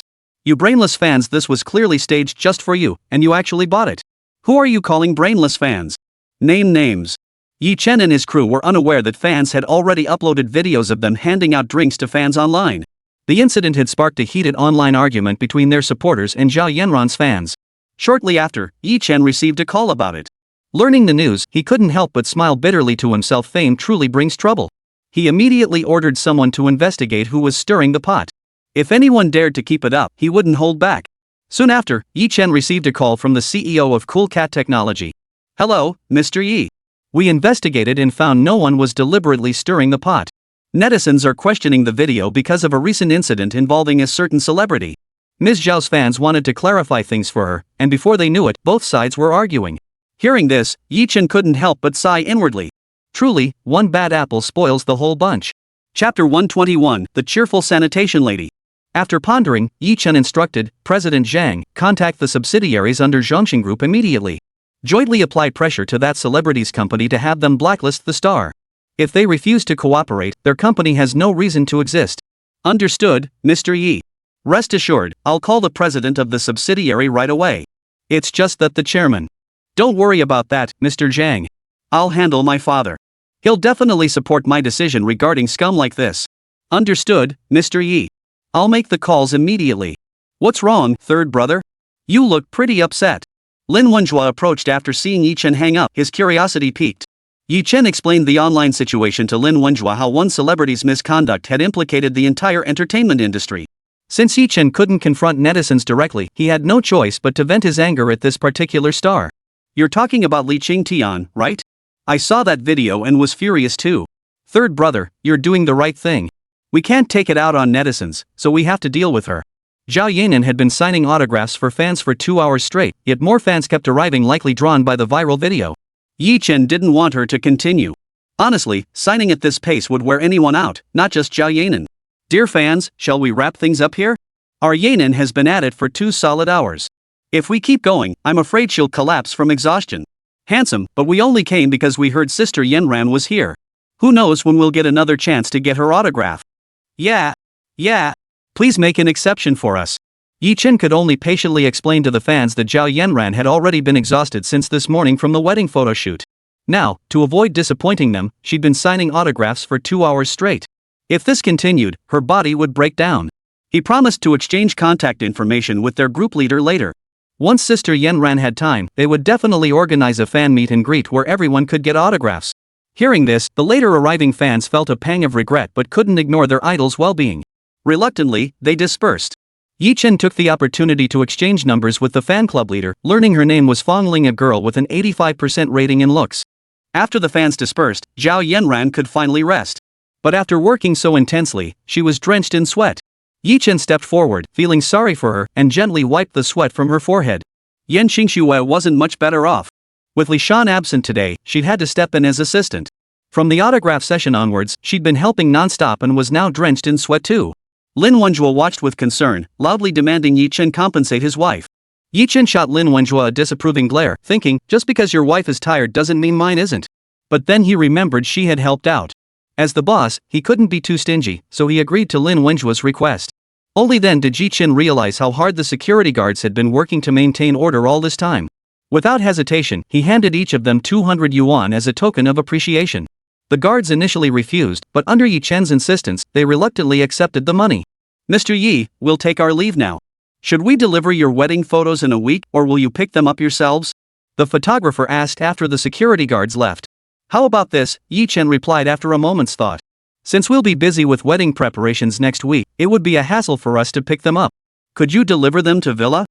Chen considered for a moment before replying.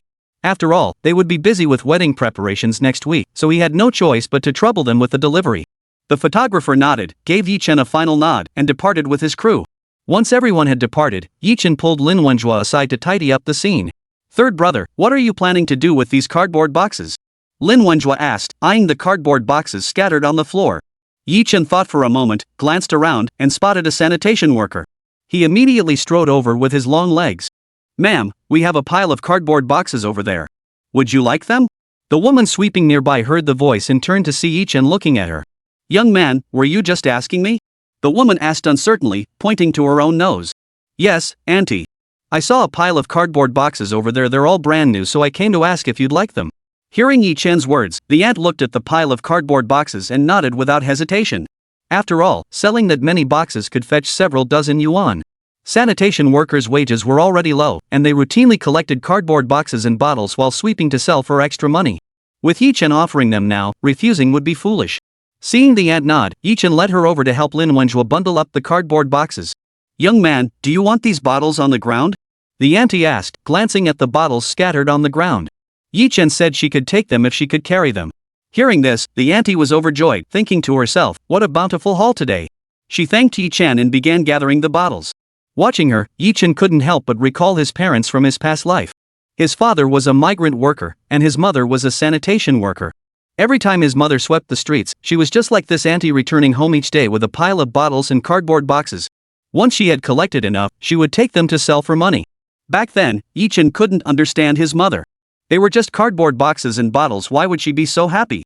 Chapter 122, Zhao Yanran's kindergarten parent-child activity. But Yi Chen later realized the truth. His family had struggled financially back then. Besides him, there was also a younger brother. Supporting both of them through school placed a heavy burden on his parents. That's why his mother, while sweeping the streets, would also collect cardboard boxes and bottles to sell, hoping to earn a little extra. Watching the sanitation worker collect them with such joy reminded Yi Chen of his mother from his past life. After helping the sanitation worker finish her task with Lin Wenjua, Yi Chen boarded the car with Zhao Yanran and the others once she expressed her gratitude. Third brother, when does your daughter get out of school? Lin Wenjua glanced at the time and the car and replied. About an hour from now. Who would have thought shooting a wedding photo would turn into a fan meet and greet? The day just flew by. Yi Chen sighed as he checked the time. Since Zhao Yanran's dismissal time was approaching, Yi Chen instructed the driver to head straight to the kindergarten. Upon arriving at the parking lot next to the kindergarten, Yi Chen checked his watch just over 10 minutes until Zhao Yanran's dismissal. He immediately got out of the car. Third brother, wait a moment. I'll go with you. Lin Wenjua had originally intended to get intimate with his wife, but Zhao Yanran was still in the car. Yan Qingxue, flustered by Lin Wenjua's intense gaze, impatiently shooed him out of the vehicle. With no other option, he had to accompany Yi Chen to pick up the child. Hey, big brother, you're in a real hurry, aren't you? If you want to get cozy with your wife, you should do it when you two are alone. Earlier in the car, Yi Chen had already noticed Lin Wenjua's gaze on Yan Qingxue. Now that he'd followed them, it was obvious he'd been kicked out by his wife. How did you know I wanted to get intimate with my wife? Lin Wenjua stared at Yi Chen in astonishment. Yi Chen said nothing, merely shaking his head at Lin Wenjua with exasperation before striding ahead. Sensing Yi Chen's disapproving gaze, Lin Wenjua shook his head too, immediately catching up to ask what Yi Chen meant. Yi Chen still didn't respond. By the time they reached the kindergarten entrance, security guards had already emerged to set up barriers, dividing the area into 3 sections for the preschool, kindergarten, and elementary grades. Soon, the pickup began. The 3rd grade kids are already inside. Why are you still standing here? Lin Wenjua noticed the senior class had already entered, but Yi Chen's group hadn't moved. Pickup times are staggered. We go to the senior class first, then the middle class, and finally our group. Hearing Yi Chen's explanation, Lin Wenjua thought to himself, picking up a child is such a hassle. An hour later, Yi Chen told Lin Wenjua to wait outside while he went in to pick up the child, since non-school personnel weren't allowed inside. After going inside and picking up Zhao Yanran, Yi Chen briefly spoke with Wang Siki before carrying Zhao Yanran out. Daddy, the teacher said our kindergarten is having a parent-child activity tomorrow, and either mom or dad needs to come. Zhao Yanran said from Yi Chen's arms, looking up at him expectantly. Really? Then how about daddy comes with you tomorrow? Without hesitation, Yi Chen replied to Zhao Yanran's words. Okay, daddy. We'll come together tomorrow then. Little Nuoyi nodded her little head excitedly at her dad's answer. Uncle Lin, how come you're here too? Once they stepped outside the gate, little Nuoyi spotted Uncle Lin and asked curiously. Of course Uncle came along with your dad to pick up Nuoyi. How about it, Nuoyi? Are you happy? Lin Wenjua smiled at little Nuoyi, his face unflushed and heart unfluttered. Oh. So that's how it is. Thank you, Uncle Lin. Nuoyi is very happy. Little Nuoyi nodded her little head and said. Uncle Lin, did you bring Nuoyi a present? Little Nuoyi asked, her eyes sparkling with anticipation as she looked at Lin Wenjue. Well, Nuoyi, Uncle came in a hurry today and didn't bring you a gift. But next time, Uncle will definitely bring you something. Lin Wenjue said awkwardly. After all, last time at the restaurant, to cheer up the little girl, he had promised Nuoyi he'd bring her a gift next time. Oh, well, okay then. Little Nuoyi said disappointedly. Chen carried Xiao Nuoyi and Lin Wenjue quickly to the parking lot. As soon as the car door opened, Xiao Nuoyi saw that her mother had come too. Mom, you're here. Xiao Nuoyi exclaimed happily once they got in the car.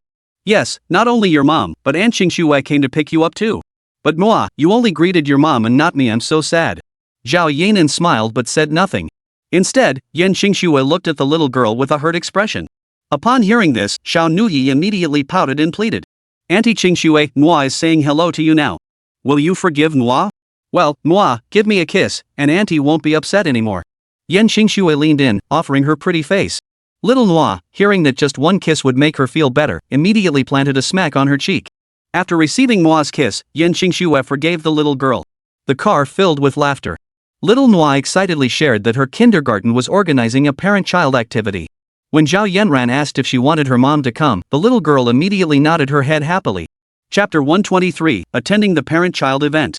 Honey, are you really going with us tomorrow? Aren't you worried about being mobbed by fans? Chen asked Zhao Yanran with concern. After all, if she went, she might be mobbed by fans. He wasn't too worried about reporters or paparazzi since they were already public figures. Even if photographed, there wasn't much to fear. What's there to fear? If they swarm us, I'll just sign autographs. After all, this is our daughter's kindergarten organizing the event. I don't have much on my plate lately, so it's a good chance to spend time with her. Once things get busy again, I won't have time for her. Zhao Yanran waved her hand dismissively. The current period was relatively relaxed as it was just the selection phase for the voice contestants. Soon, she'd need to coach and mentor the trainees for the battle rounds, which would consume her time and leave no room for spending with her daughter. Hey, old three, did you write the songs for Lu Ziyan and the other two? Lin Wenjue suddenly asked. Yeah. Didn't you know about that? Chen was puzzled why Lin Wenjue would ask this, since he already knew the answer. Then you better not play favorites. My wife and those three are all artists under your company. Next time they compete, you have to give my wife, Calm down. He'll arrange songwriting for me when the time comes. Saying things like this, how am I supposed to keep my job at the company? Yan Xingxue, startled, quickly raised her delicate hand to cover Lin Wenjue's mouth and stop him. After all, what employee bargains with their boss? Doing this would only make her look bad at the company. I'm only doing this for your own good, honey. Lin Wenjue muttered timidly after Yan Xingxue released him, only to earn a sharp glare from her beautiful eyes, effectively silencing him. Boss, what kind of person do you think I am? Even if you hadn't said anything, I would have written one for your wife during the competition. After all, she's not just an artist at the company now, she's also a member of the Yanran team. Chen retorted with a sigh. Lin Wenjue felt awkward after hearing Chen's words. Soon, the car pulled up to the villa. Chen reassured Lin Wenjue to relax, then carried Xiao Nuoyi and Zhao Yanran out of the car and into the villa. Yan Xingxue, still annoyed, shot Lin Wenjue a withering look before exiting the car. Lin Wenjue followed, head bowed, and together they walked with Yan Xingxue towards the villa Chen had assigned them. Since the artists signed by the company were all Chen's friends, they were all assigned accommodations within the residential complex. However, due to the limited number of vacant villas, several people had to share one residence. Yan Xingxue shared a villa with Lu Ziyan and the other two girls. Lin Xiaoxiao and Du Yue stayed with Lu Yan. As for Lin Wenjue, who had no place to stay temporarily, he moved into the villa with Yan Xingxue. Zhang Wenlong and He Jipeng rented a place together outside the complex. As Yi Chen and his family of three entered the living room, they saw his parents and Yi Qi already preparing to eat. You're back. Did you two get your wedding photos taken? Su Yan inquired warmly upon seeing them enter.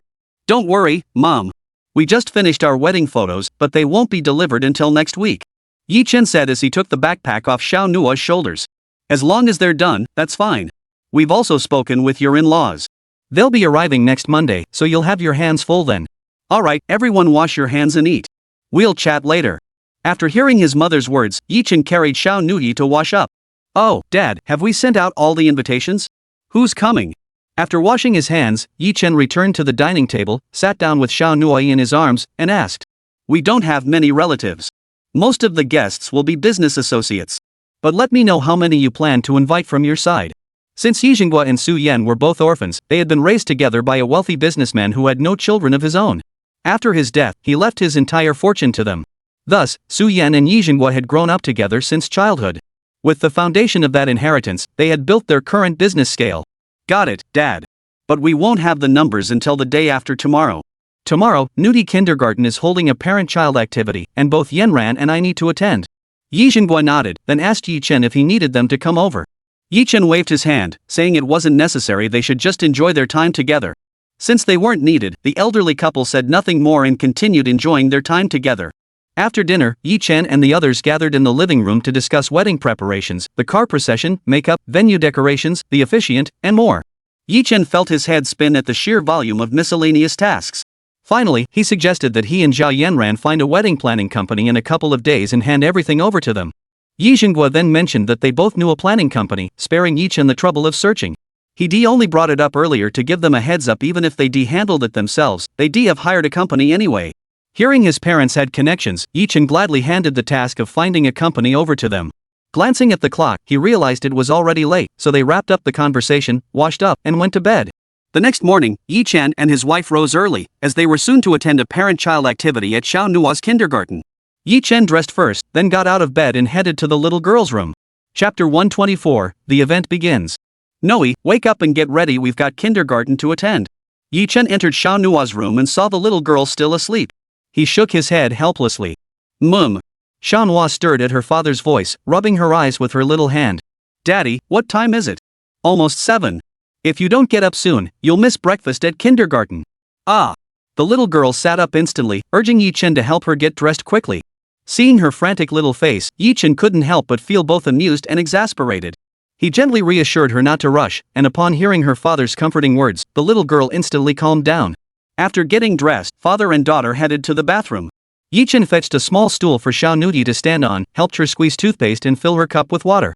The rest she did herself while he began his own routine. Just then, Zhao Yanran entered the bathroom too. She helped comb Xiao Nuoyi's hair, and once everything was done, she started her own routine. The family of 3 finished up and headed to the garage to drive to kindergarten. The little girl was especially excited today because both her mom and dad were accompanying her to kindergarten for the parent-child activity. Yi Chen drove while glancing at the excited little Nuoyi, smiling as he asked. Nor, why are you so happy? Because today Daddy and Mommy are coming to kindergarten with Nuoyi. Earlier, the little friends we helped asked me, why is it always Daddy who picks you up? Why doesn't Mommy ever come to get you? So how did you answer the other kids? Yi Chen asked curiously, looking at the little girl. I told them my mom sometimes picks me up too, but she's a big star and can't come to the kindergarten gate. But they all said I was lying and didn't believe me at all. Little Nuoyi hung her head sadly as she spoke. Zhao Yanran watched from the side, feeling inexpressibly distressed and deeply guilty toward Xiao Nuoyi. Yi Chen noticed that both Zhao Yanran and her daughter were in low spirits. He immediately began driving while comforting the two of them. After all, being in the entertainment industry sometimes meant family couldn't always come first, though things could change in the future.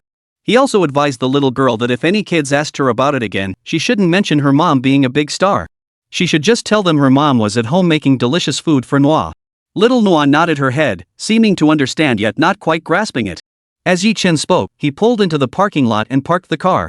Zhao Yanran had intended to put on her mask and sunglasses before getting out, but after a moment's thought, she decided against it and stepped out directly. After Yi Chen got out and carried little Nuoyi to the curb, he saw Zhao Yanran following behind. Surprised, he whispered. Honey, why did you get out without putting on your mask properly? It's fine. Don't worry, honey, I'm good. Zhao Yanran waved dismissively. Yi Chen couldn't lock the car door, so he took Zhao Yanran's small hand and walked toward the kindergarten entrance. Soon, passers-by began to notice Zhao Yanran. Hey! Look, isn't that Zhao Yanran over there? Someone exclaimed in surprise. Those around them immediately began searching for Zhao Yanran. After scanning the area, they spotted her. It really is Zhao Yanran. I never imagined she'd be even more beautiful in person than on TV. What a shame such a gorgeous beauty is already married with kids. Sigh. Who wouldn't agree? I used to be her biggest fan. But after she announced her marriage, I unfollowed her immediately. You guys are so ridiculous. I bet you were just after her body when you were a fan of the Queen of Pop. It's not like I wouldn't. The man flushed crimson at the woman's remark, though he'd never admit he fancied Zhao Yanran's figure. Zhao Yanran is here for her daughter's event too, right? I'd bet on it. How about we go ask the Queen of Zhao for an autograph? That's not right. Won't we be interrupting them? Oh, come on. Why the rush? Since she's here for the kindergarten event too, we can just slip in and ask for her autograph later. Right. Let's hurry up. Otherwise, we'll delay the kids' breakfast. Overhearing the nearby chatter, Chen and Zhao Yanran standing close by both breathed a sigh of relief. They'd been dreading the thought of people rushing forward recklessly. Following the crowd into the kindergarten, the parents around them were thrilled to see Zhao Yanran had arrived. If it weren't for their children, they would have rushed over for autographs long ago.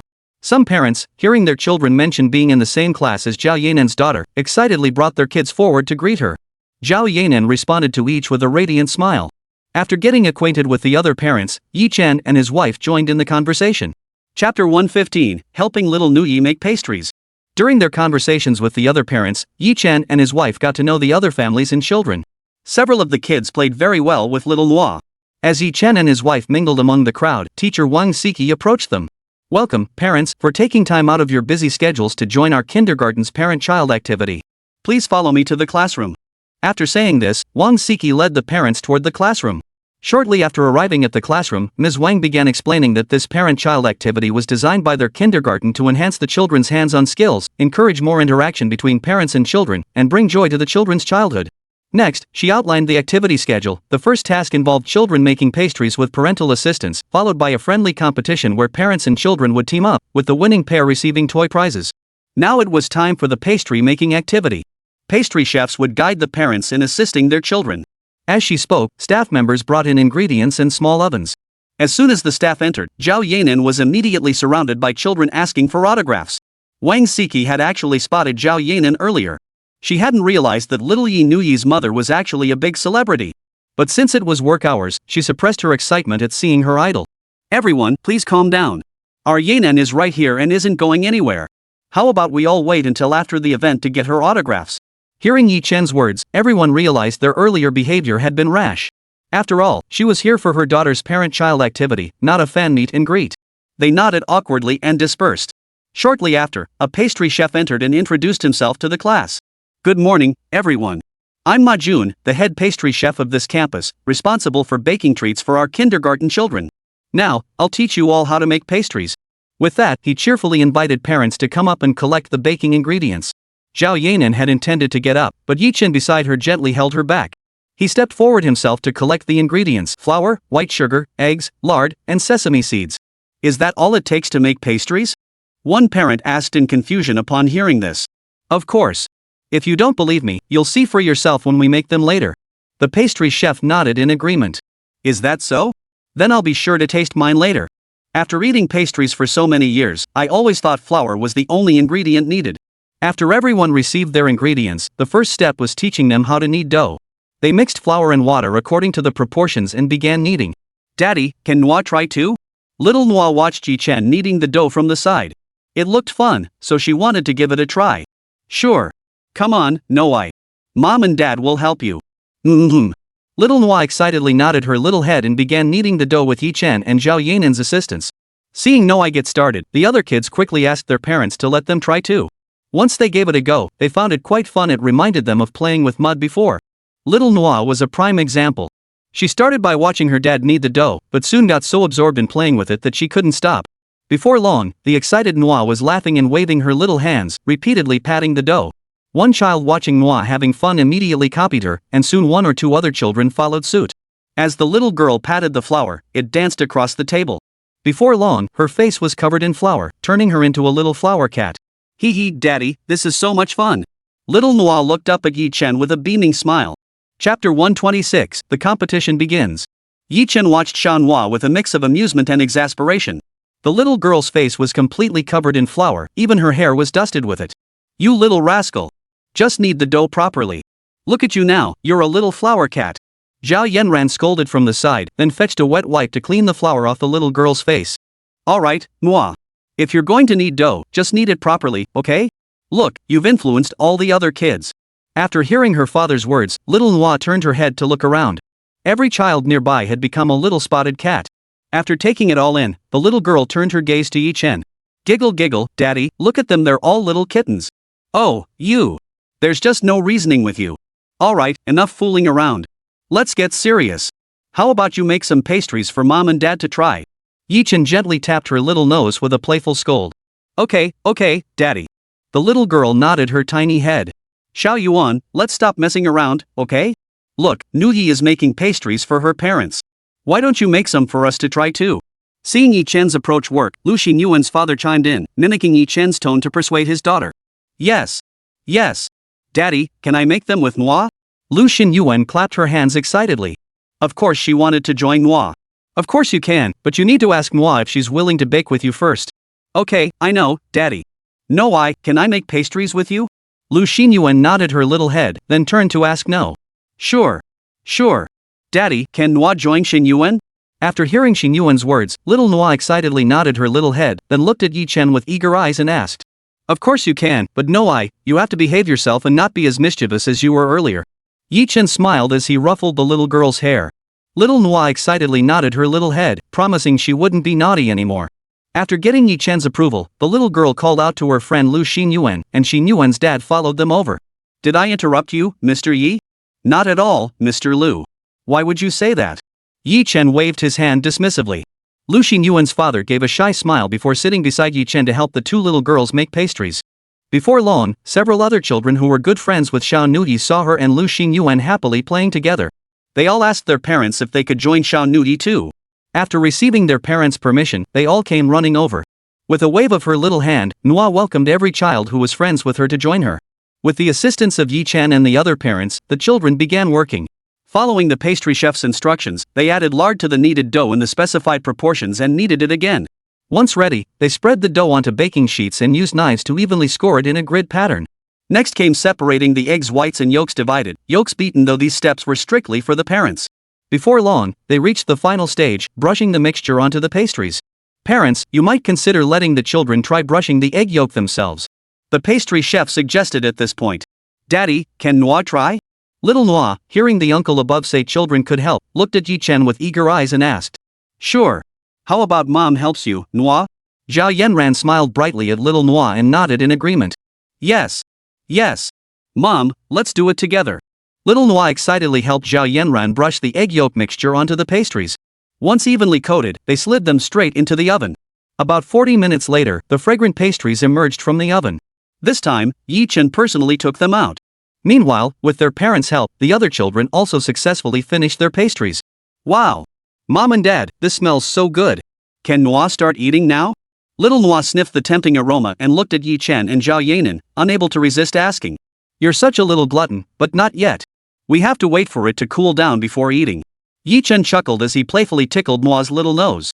Hee, got it, Daddy. A little over 10 minutes later, everyone began tasting the delicious pastries they had made.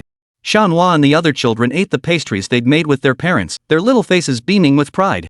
Alright, parents, the first activity is officially over. Clean up and take a short break before we start the friendly competition. Once everyone had finished eating, Wang Siki announced from the podium. Chapter 127, the friendly competition is mountain climbing. During the break that followed, the class chatted, went to the bathroom, or did whatever they needed. Yi Chen and Zhao Yanran also chatted with several other parents nearby. Meanwhile, little Nuoyi played with her close friends nearby. The parents near Yi Chen included Lu Taoyuan's father, Lu Tao Zhangxiajia's father, Zhang Hao, and Ma Yiting's mother, Lu Shuya. The one who left the deepest impression on Yi Chen was Lu Tao, a single father who had to play both roles to care for his child. His daughter, a photographer, had disdained him for being poor and abandoned them both not long after giving birth, running off with a wealthy man. Alright, parents and children, everyone has rested enough. Please follow me to the playground. An hour later, after everyone had rested sufficiently, Wang Siki approached the podium and announced. Okay, Nuoyi, stop playing. The teacher wants us to go to the playground. Okay, Dad. Parents gathered their children and followed Wang Siki toward the playground. Once everyone had gathered on the playground, Wang Siki began her announcement. Parents, today's friendly competition involves mountain climbing. A bus will arrive shortly to take us to Shi Mountain. Please get ready. Hiking? We haven't prepared anything. You didn't prepare? I did. Didn't you see the notice teacher Wang sent in the parent group yesterday? Honestly, I had no idea. I was swamped with work yesterday and didn't even have time to check my phone. The parents said awkwardly. But the young couple Yi Chen and his wife were equally flustered. Between their wedding photo shoot yesterday and discussing next week's wedding arrangements with their parents, they hadn't checked their phones either and were equally unprepared. Teacher Wang, when will the bus arrive? None of us brought any food or drinks. Lu Tao suddenly spoke up. Don't worry about that, Mr. Lu Xinyuan. Our kindergarten has thought of this too, so we've prepared bread and bottled water for everyone. Besides, the bus will be here in just a few minutes. There's no time to go out and buy anything now. Wang Siki explained. After all, their kindergarten had experience with this every year during events. Some parents missed the group messages due to work and ended up unprepared. Soon, several buses pulled into the kindergarten. Teachers from each class helped parents load the food onto the buses and then ushered them aboard. Once everyone was seated and the bus driver had pulled onto the main road, Wang Siki began calling out to parents who hadn't bought bread or water to come forward and collect some. Yi Chen handed Xiao Nuoyi to Zhao Yan before stepping forward to collect his supplies. After less than an hour's drive, the buses stopped at the base of Shi Mountain. After everyone disembarked, the teachers began explaining the rewards. The first to reach the summit would receive a toy panda, second place a desk lamp, third place a fairy tale book, and fourth place a little red flower. The red flower was merely a consolation prize. Every child wanted the panda. Mommy and Daddy, today we're going to win first place. No, I wants the panda. Little Nuoyi clutched Yi Chen and Zhao Yanran's hands, her eyes gleaming with determination. Alright, then let's all work hard together to win first place and bring that panda home. Yi Chen smiled as he ruffled the little girl's hair. Mom and Dad, let's all work hard together. Little Nuoyi nodded excitedly with her little head. Chapter 128, Xiao Nuoyi takes first place. As teachers reminded parents to keep a close eye on their children for safety, Yi Chen and Zhao Yanran each took one of Xiaonua's small hands and began walking toward the mountain peak. Xishan Mountain in the Magic City offered splendid views, ranking among the city's renowned landmarks and a popular spot for influencers. All the parents snapped photos as they walked. Nuoyi, stand under that tree over there. Daddy will take a picture of you, okay? After walking for a while, Yi Chen spotted a particularly scenic spot and pointed to a tree, suggesting to Nuoyi. Honey, what are you thinking? We're in the middle of a hiking competition. Shouldn't we be helping our daughter win first place? How can you even think about taking pictures now? Zhao Yanran was completely baffled by Yi Chen's intentions. Relax, honey. We don't need to obsess over winning first place. Since we're here, the most important thing is one word: fun. Yi Chen said with a smile, his eyes crinkling as he looked at Zhao Yanran. Zhao Yanran shook her head helplessly. Nuoyi, go stand over there. Daddy's going to take your picture now. Seeing Zhao Yanran fall silent, Yi Chen immediately addressed little Nuoyi. Okay. Daddy, make sure to take a pretty picture of Nuoyi. Little Nuoyi, thrilled at the prospect of a photo, ran excitedly to the tree and said, Don't worry, don't you know how good Daddy's photography skills are? Yi Chen pulled out his phone and said to little Nuoyi. After the photo was taken, little Nuoyi ran over to look at the picture Daddy had snapped for her. Yi Chen crouched down and handed the phone to her. The little girl glanced at it, then smacked a kiss on Daddy's cheek, clearly satisfied. Daddy. Xin Yuan wants a picture too. Can you take one for Xin Yuan? Sure. Don't worry, Xin Yuan, Daddy will take your picture right now. Daddy, Xiaojia wants a photo too. Not Xiaojia. Don't you want to win first place anymore? Zhang Hao asked his daughter, who had been the most enthusiastic about winning first place and getting the panda toy earlier. Yet now, seeing Nuoyi get her photo taken, she wanted one too. No. Daddy, I just want a picture, okay? Zhang Xiaojia switched to full-on whining mode with her dad. Zhang Tao had no choice but to give in. Mommy, Yating wants to take a picture too. Lu Shuya hadn't expected her own daughter to join the commotion. At first, she tried to reason with her, explaining that taking pictures now would mean missing out on first place. But the little girl wouldn't budge. In the end, Lu Shuya surrendered to her daughter's pouting. One after another, the other children started clamoring for their parents to take their pictures. Only a few children genuinely disliked photos. They were focused on winning first place and hurried up the hill with their parents. Yi Chen hadn't anticipated that his and his daughter's actions would inspire the others to follow suit. With a quick glance around, he immediately took Zhao Yanran and Xiao Nuoyi's hands and began walking up the mountain. This time, however, they skipped the photos and steadily climbed upward. Honey, didn't you just say the most important thing was to have fun? Why aren't we taking pictures now? Zhao Yanran noticed Yi Chen hadn't taken any photos since they arrived. Earlier, when Xiao Nuoyi asked Dad to take her picture, Yi Chen had said he'd do it on the way down. Then she recalled how, after Yi Chen finished taking Xiao Nuoyi's photo, the other children started clamoring for their parents to take pictures of them. Yet now Di abruptly stopped taking pictures, grabbing her and their daughter to run away. How had she never noticed how sly her husband was before? Honey, would you believe me if I said I didn't do it on purpose? Seeing Zhao Yanran's half smile, half frown, Yi Chen immediately defended himself. Truthfully, it really hadn't been intentional, it was pure coincidence. He hadn't anticipated that when the other kids saw him taking pictures of his daughter, they'd all want their pictures taken too. Seeing that, he'd seized the moment and pulled Zhao Yanran and Xiao Nuoyi straight up the stairs. Zhao Yanran rolled her eyes at his excuse, thinking, yeah, right. Ahead of Yi Chen and his group, several children determined to win first place had been racing up the path. By midway, they were already panting heavily from exhaustion and had to sit down on a nearby stone bench to rest. Yi Chen and Zhao Yanran slowly made their way up with little Nuoyi in tow. Before long, they spotted the group resting on the bench. Noor, are you tired? Do you want to rest? Chen asked, concerned that Xiao Nuoyi might be exhausted. Daddy, Noor isn't tired, but Daddy, Noor wants some water. The little girl shook her head and said. Chen nodded, unstrapped his backpack, and handed her a bottle of water. After finishing her drink, Nuoyi immediately tugged at her parents' hands and continued walking forward. Several children resting nearby grew anxious when they saw Nuoyi not taking a break but continuing upward. They wanted to get up and keep climbing, but their bodies were too exhausted from the exertion. The children pleaded with their parents to stop them, leaving the parents exchanging exasperated glances, all feeling overwhelmed by their children's demands. Finally, one mother came up with an idea. She stood up and walked straight over to Nuoyi and her family. Little one, Auntie sees you're sweating buckets. Why not take a break? I've got something tasty here. Exactly, her plan was to lure them with delicious treats. That was the only approach she could think of. After all, these two individuals were a big-name celebrity and the heiress of Changning Group and the heir to Zhongxing Group. Since their relationship was made public, everyone in the country knew their identities and backgrounds. Chen and Zhao Yanran looked at the parent before them and thought, wow. They turned to their daughter, wondering how she would choose. Little Nuoyi looked at the woman before her, shook her little head, and said, Auntie, Nuoyi isn't tired right now, and my dad has snacks in his backpack. With that, she tugged Chen and Zhao Yanran upward. Soon, little Nuoyi excitedly reached the mountaintop. Their family was the first to arrive. Chapter 129, Zhao Yanran surrounded again. Just then, a middle-aged woman in a skirt approached little Nuoyi and said, Congratulations, little Nuoyi. You're the first to reach the summit first place. Grandma Principal, when did you get here? Little Nuoyi asked curiously, staring at the middle-aged woman. I arrived early this morning and have been waiting here to award the first child to reach the summit. I never imagined little Noor would be the one to win first place. The principal crouched down, smiling kindly at little Nuoyi. Though she might not remember every child's name at the kindergarten, little Nuoyi had made a deep impression on her. She had personally welcomed little Nuoyi when her grandparents first brought her here.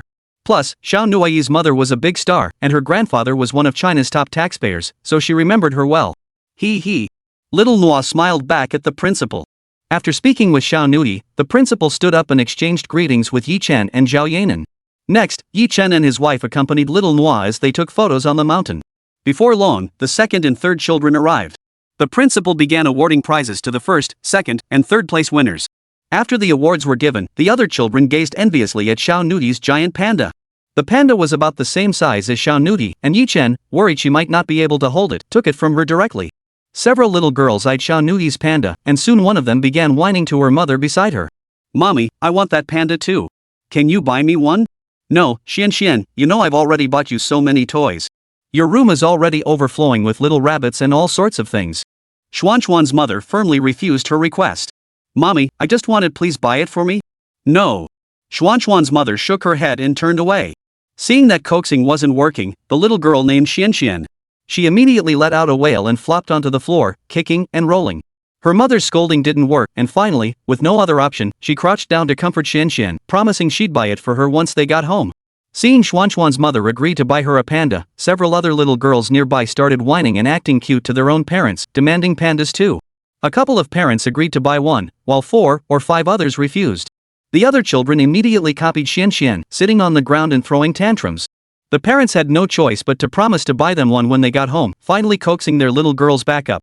Next, the principal and teachers began guiding the parents and children down the mountain. Alright, parents, it's about time for us to head down now. The bus will arrive within an hour. If any parents want to take photos on the way down, feel free to snap a few pictures with your children, but we must all regroup at the base of the mountain in an hour. Wang Siki approached Chen and the other parents to make the announcement. However, some parents weren't focused on taking pictures. After all, meeting the superstar Zhao Yanran for the first time meant they naturally wanted her autograph. Hello, Zhao Yanran. Could I get your autograph? A parent approached and asked. But even if I wanted to sign for you, I didn't bring a pen. Zhao Yanran replied apologetically to the parent. No problem. I've got a pen right here, Ms. Zhao. Just as the parent looked disappointed, a teacher ran over holding a pen. Zhao Yanran smiled brightly, said thank you, and took the pen handed to her by the teacher to sign for both of them. Seeing this, parents and teachers nearby rushed over. Zhao Yanran had originally come to play with the children, but now it had turned into a fan meet and greet. Chapter 130, Zhang Wenlong's Call. Yi Tian watched helplessly from the sidelines. He could only ask Wang Siki to help look after little Nuoyi while he went over to assist Zhao Yanran. Noor, stay here and be good with the teacher. Daddy's going to help mommy out, okay? Daddy, don't worry. Noah will be good and stay with the teacher. Little Noah nodded her tiny head obediently. Yi Chen ruffled little Nuoyi's hair, then looked up at Wang Siki and said, Teacher Wang, I'll leave Noah in your capable hands. Don't worry. I'll take good care of Noah, Mr. Yi. But could I also get a signature from Ms. Zhao? I'm a fan of hers too. Wang Siki nodded, looking at Yi Chen with a slightly embarrassed expression. Yi Chen nodded. How about this? Teacher Wang, how about I give you a signed album from our yin yin tomorrow morning? Wouldn't that be a bit awkward? Wang Siki's eyes lit up at first, but then she thought, wouldn't this be like accepting a gift? Though she did want a signed album from Zhao Yanran, she hadn't bought one when it was released earlier because she was teaching the children, and she still felt a bit regretful about it. Yi Chen waved reassuringly, explaining it wasn't a gift but a fan appreciation gesture. Only then did Wang Siki nod in acceptance. With Xiao Nuoyi and Wang Siki's care, Yi Chen felt at ease to assist Zhao Yanran. Yi Chen arrived at Zhao Yanran's side and began directing parents seeking autographs to line up. Honey, I can handle this alone. Go keep an eye on our daughter. Once the parents were lined up, Zhao Yanran sat on a nearby stone bench to sign autographs for fans, leaving Yi Chen to watch over Xiao Nuoyi. Yi Chen gestured toward Xiao Nuoyi and said, It's fine, honey. Don't worry. Teacher Wang is watching over Nuoyi. Zhao Yanran followed Yi Chen's gesture and saw Xiao Nuoyi nearby, with Wang Siki accompanying her. Little Nuoyi spotted her mother looking over and excitedly waved her tiny hand at Zhao Yanran. Zhao Yanran beamed back at her daughter, waving cheerfully. Seeing her daughter was being looked after, Zhao Yanran felt reassured. Zhao Yanran then continued signing autographs for her fans, with Yi Chen assisting nearby. The signing session lasted a full hour before finally ending, leaving Zhao Yanran's arms feeling too tired to lift. Had the teachers not come to inform them that the bus had arrived at the foot of the mountain, the signing would likely have continued. After all, this was a scenic area, and besides the kindergarten parents, there were also tourists seeking autographs. Several tourists had initially approached excitedly for autographs, but upon learning Zhao Yanran was there accompanying her daughter for a kindergarten parent-child activity, they understood. Now that the event was over, she needed to accompany her daughter back. Though disappointed at not getting an autograph, they couldn't very well delay her departure just for a signature. After Yi Chen reassured everyone, he carried little Noah, took Zhao Yanran's hand, and led the kindergarten group down the mountain. They boarded the bus at the base and returned to the kindergarten. After getting off the bus and tidying up in the classroom, it was already 5:30 p.m. Yi Chen simply said goodbye to Wang Siki and led Xiao Nuoyi out of the kindergarten. Just as they reached the parking lot, Yi Chen's phone rang. He pulled it out to see it was Zhang Wenlong calling. He thought to himself, this guy had been unreachable since Lin Xiaoxiao dragged him away yesterday, and only now did he remember to call him. Honey, who was that call? Why didn't you answer? Zhao Yanran watched Yi Chen ignore the call and asked curiously. Chapter 131, Zhang Wenlong and Lin Xiaoxiao treat everyone to dinner. Yi Chen had been puzzled, but after hearing Zhao Yanran's words, he answered the call. Hey, third brother, why'd you take so long to answer? Zhang Wenlong's voice came through the line the moment Yi Chen answered. It's not second brother. We haven't been able to reach you since you were taken away yesterday. I'm really curious, what were you guys doing yesterday? Holding Xiao Nuoyi, Yi Chen let her hold his phone as he walked over to the parking spot. Third brother, I'm really sorry. The boss did call me yesterday, but Xiao wouldn't let me answer. Zhang Wenlong sounded slightly awkward after hearing Yi Chen's words. Yi Chen was quite surprised by Zhang Wenlong's response. Were they already on such familiar terms? Wow. Second brother, you wouldn't happen to be with that big star Lin. Yi Chen glanced at Zhao Yanran as he activated the speakerphone, but Zhang Wenlong cut him off before he could finish. Ahem, let's not get into that now. Xiao said she's treating everyone to dinner. Just head over later, I'll send you the location. Gotta go now, still need to call others. Zhongxing Grand Hotel. Suite 803. Zhang Wenlong's face flushed crimson at Yi Chen's words, and he hurriedly wrapped up the call. Lin Xiaoxiao beside him rolled her eyes dramatically with a hint of annoyance, thinking to herself, isn't that just confessing without being asked? Next, Zhang Wenlong called Lin Wenjue and the others, inviting them to the hotel for dinner. Back with Yi Chen, after Zhang Wenlong hung up, Yi Chen and the others got into the car. Yi Chen turned to Zhao Yanran and said, Honey, what stage do you think they're at? I don't know. I feel like I barely recognize Xiao anymore. She wasn't like this before. Zhao Yanran replied with a bitter smile. She couldn't fathom what Lin Xiaoxiao was thinking either. Honestly, Lin Xiaoxiao's behavior yesterday had genuinely startled her. Maybe this is what they call love at first sight? Yi Chen mused aloud. Zhao Yanran nodded. Maybe that was it. Soon, Zhang Wenlong sent over the bar's address. The dinner location was at the Zhongxing Grand Hotel. Nuoyi, Auntie Xiaoxiao and Uncle Wenlong want to treat us to a nice meal. Would you like to go? Yi Chen glanced at the address before turning to little Nuoyi. Yes. Yes. Mommy, Daddy, Nuoyi wants to eat delicious food. Little Nuoyi clapped her hands excitedly. Alright, let's get going then. Yi Chen nodded, then started the car. Yi Chen drove out of the parking lot toward the Zhongxing Grand Hotel. Upon arriving at the hotel parking lot, Yi Chen parked and immediately spotted Lin Wenjue, Yan Xingxue, He Jipeng, Du Yue, and even Yi Qi along with other artists from the company. Wait, how did this guy manage to gather everyone? Is he actually planning to make an official announcement? He Jipeng exclaimed in surprise as the group approached Yi Chen and his companions. Who knows? I have no idea what these two are up to. Du Yue shook her head. Auntie, why are you here too? Little Nuoyi spotted Yi Qi and excitedly ran over to ask.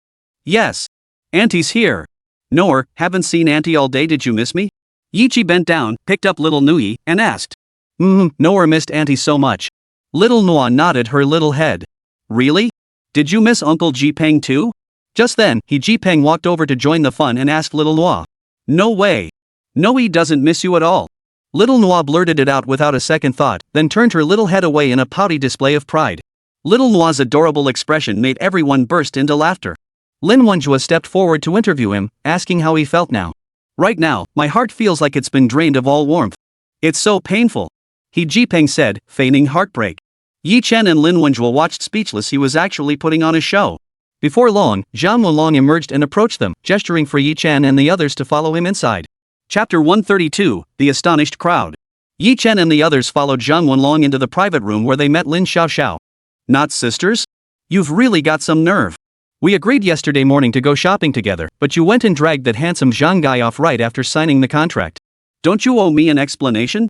Du Yue launched into a tirade the moment she spotted Lin Xiaoxiao. I admit I was in the wrong about that. How about this?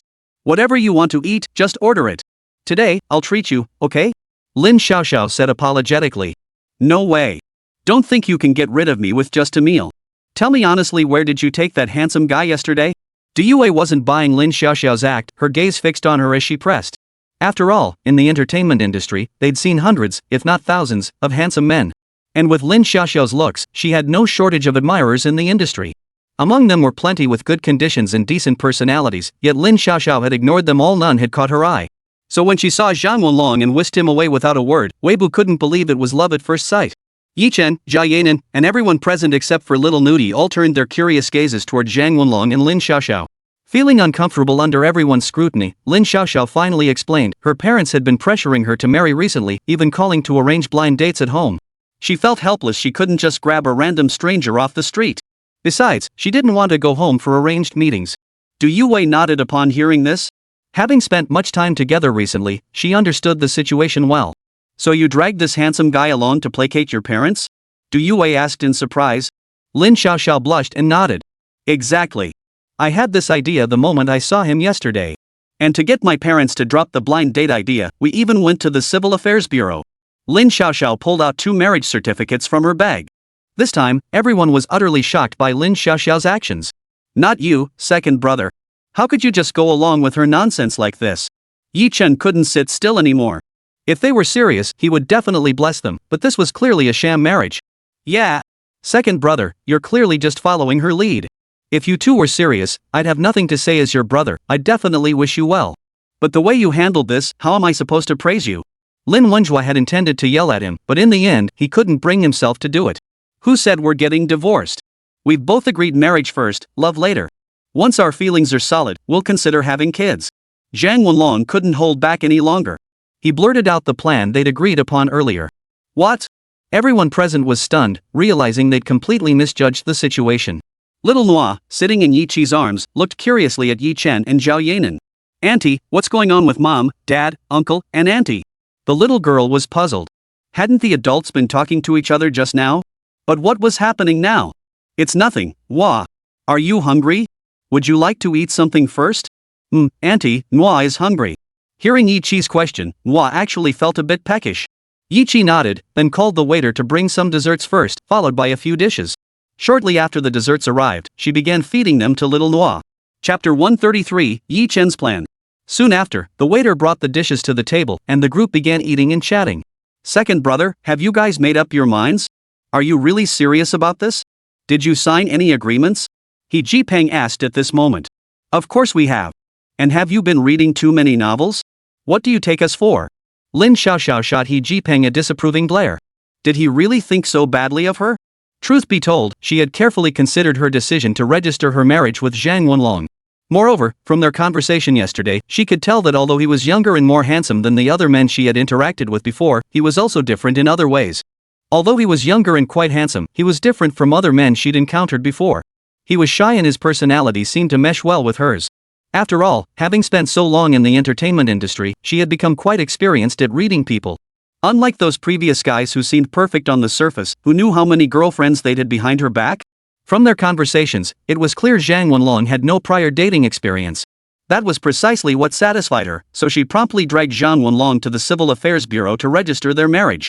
During dinner, Chen announced that starting tomorrow, they would begin developing the live streaming software. He instructed Lin Wenjue and the others to meet him at his office the next day. Lin Wenjue and the others were thrilled they hadn't worked in over 2 weeks and could finally get back to it. Honey, are you really planning to have our company's artists become streamers? Not all of them, exactly. Actors should stick to acting. But singers, dancers, and similar performers they'll start streaming. Plus, we'll build a large stage in the commercial district during downtime. Brother, why did you suddenly decide to build a big stage? Do you have a plan? Yi looked at Yi Chen curiously. Yi Chen nodded and replied. Yes, I've got it all figured out. We can invite talented singers who love performing to come to this stage and showcase their skills. I see what you mean. It's similar to the show you're producing now, China's Got Talent, right? Nuoyi looked at Yi Chen and asked. That's different. The Voice of China is a competition, but here we don't need contests, we just want them to come and showcase their talents. Yi Chen paused to peel a shrimp for Xiao Nuoyi before continuing. As long as they win the audience's favor, viewers can follow them to enable live streaming, giving them a chance to earn income. Everyone understood Yi Chen's meaning perfectly.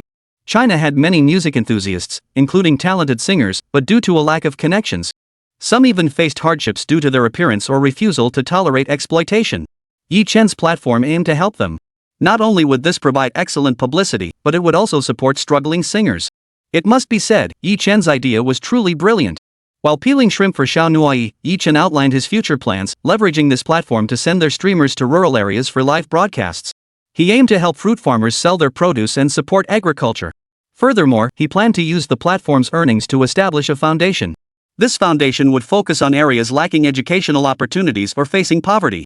He planned to donate school supplies and build Hope primary schools in such communities. Chapter 134, Parental Support. Everyone present, except Du Yue and Lin Xiaoxiao, was aware of Yi Chen's plan.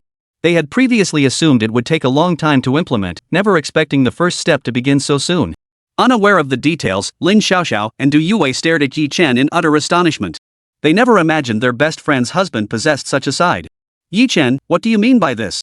Why should charity work be reserved only for singers and dancers? Are actors not capable? Or do you simply look down on us actors? Lin Xiaoxiao was clearly upset. Why hadn't he included actors in his charity efforts? Was this a sign of disrespect or what? No, it's not that I look down on actors. If you actors want to do charity work, I'm all for it. But right now, I'm focusing on getting singers and dancers to create their videos first. Of course, if you actors want to live stream your performances later, that's totally fine too. Then why didn't you say so earlier? Lin Xiaoxiao glared at Yi Chen. Alright, I didn't explain it clearly earlier. How about I apologize? Yi Chen sighed in exasperation. It was his fault for not explaining things clearly. No need for apologies. Just make sure we actors get a share in this. And don't look down on us either, we might be indispensable for certain things. Lin Xiaoxiao waved her hand dismissively. Her earlier dissatisfaction stemmed from Yi Chen not considering her in this matter. After all the necessary announcements were made, everyone began eating on their own. Today's meal dragged on for nearly 2 hours, partly because of the earlier incident involving Lin Xiaoxiao and Zhang Wanlong, and partly because Yi Chen had announced the software development project. Lin Xiaoxiao had intended to invite everyone out for karaoke afterward, but since Yi Chen and Zhao Yanran weren't joining, she had to abandon the idea. Yi Chen carried Xiao Nuoyi as he walked out of the hotel with the others. Second brother, congratulations on your wedding. You've got to work hard these days, aim to win over that big star Lin Xiaoxiao and become a dad next year. Yi Chen freed one hand to pat Zhang Wanlong on the shoulder. I will. I'll do my best. Hearing Yi Chen's words, Zhang Wanlong glanced at Lin Xiaoxiao. She blushed bright red and turned her head away. Daddy, are you saying Uncle Wanlong and Auntie Xiaoxiao are going to be parents? Where are their little babies? Little Nuoyi turned her little head, looking around after hearing Yi Chen's words. They don't have a little baby yet. We'll have to wait a while longer to meet it. Yi Chen explained to the little girl in his arms. Oh. Why can't Nuoyi see the little baby now? Little Nuoyi looked at Yi Chen curiously. You'll understand when you're older. Oh. Little Nuoyi nodded her little head disappointedly. Next, Yi Chen drove Shanghai and Zhao Yanran home. As for Yi Qiren, she had driven herself, so he wasn't needed. Upon arriving home, he saw Yi Zhenghua and Su Yan were also there. He casually mentioned his decision to pursue charity work to his parents. That's wonderful, Chen. It's great you're thinking this way. Whatever you want to do, just go for it. Your mother and I fully support you. Yi Zhenghua felt deeply gratified by Yi Chen's words. Having made numerous charitable donations over the years himself, he wholeheartedly endorsed his son's initiative. Chapter 135, Preparing to film a TV series. After chatting with his parents for a while, Yi Qi returned home. Before long, it was already 9:30 p.m. They exchanged a few more words before heading off to wash up and go to bed. The next morning, after dropping Xiao Nuoyi off at kindergarten with Zhao Yanran, Yi Chen drove to the company. Xiao Shan, call around and see which director is available. Have them come see me as soon as possible. Upon entering the company, Yi Chen found Li Shan and gave her the instruction. Yes, Mr. Yi. I'll contact them right away. Li Shan nodded and began calling the directors at the company. Zhao Yanran was curious. Why was Yi Chen looking for directors now? Was he planning to shoot a TV series, or? Pondering this, she couldn't help but ask. Honey, are you looking for directors to shoot a TV series? Yi Chen nodded and replied. Exactly. After all, our company has been established for nearly 2 months now, and so far we've only got the variety show China's Got Talent in production. We haven't produced a single TV drama yet. So, have you thought about what kind of TV series we should make? Zhao Yanran asked with a radiant smile. Yi Chen thought for a moment. He'd written numerous TV drama scripts recently, but after registering the copyrights, they'd been gathering dust in a drawer. Not a single one had made it to production yet. Honey, how about we start with The Legend of the Condor Heroes for now? The Legend of the Condor Heroes? That script is actually quite good. When you first gave it to me, I made time to read it. I have to say, it's very well written and has plenty of hilarious scenes. Zhao Yanran immediately smiled at the suggestion. After all, this script was pure comedy, packed with amusing situations. A tiny and could be the setting for countless hilarious stories. Just then, Lin Wenjua and the other two arrived at the company. Having visited so often, the receptionist didn't stop them and let them in right away. After all, they were the boss's brothers. Third brother, now that everyone's here, should we get to work? Lin Wenjua asked impatiently. Let's get started. After all, the sooner we finish production, the sooner we can implement our plans. Yi Chen smiled at Lin Wenjua and the others. He informed Zhao Yanran and had someone go purchase 3 computers. There was no helping it. They'd been so busy these past few days that they'd completely forgotten to buy the computers. Lin Wenjua and the others exchanged exasperated glances at Yi Chen. This third brother was truly something else. They'd agreed yesterday to start developing the software, yet now that everyone was present, he only just remembered to buy computers. What if he hadn't remembered? Was he supposed to make them tap their fingers on the table? Yi Chen sensed their disbelief and felt rather embarrassed himself. Yi Chen then led the 3 into the office and began boiling water to make tea. Moments later, the office door opened, and a tall, slender middle-aged man entered. Mr. Yi, hello. Ms. Li mentioned you needed a director, so she sent me to find you. Oh. Right. What's your name again? Do you have any upcoming projects? Yi Chen had been puzzled until the man's words jogged his memory. Mr. Yi, my surname is Ma. My name is Ma Hao. I don't have any upcoming projects right now, so I'm quite available. Yi Chen nodded, briefly informed Lin Wenjua and the others, then ushered Ma Hao to Zhao Yanran's office. Honey, grab the script for The Legend of the Condor Heroes. Upon arriving at Zhao Yanran's office, Yi Chen instructed.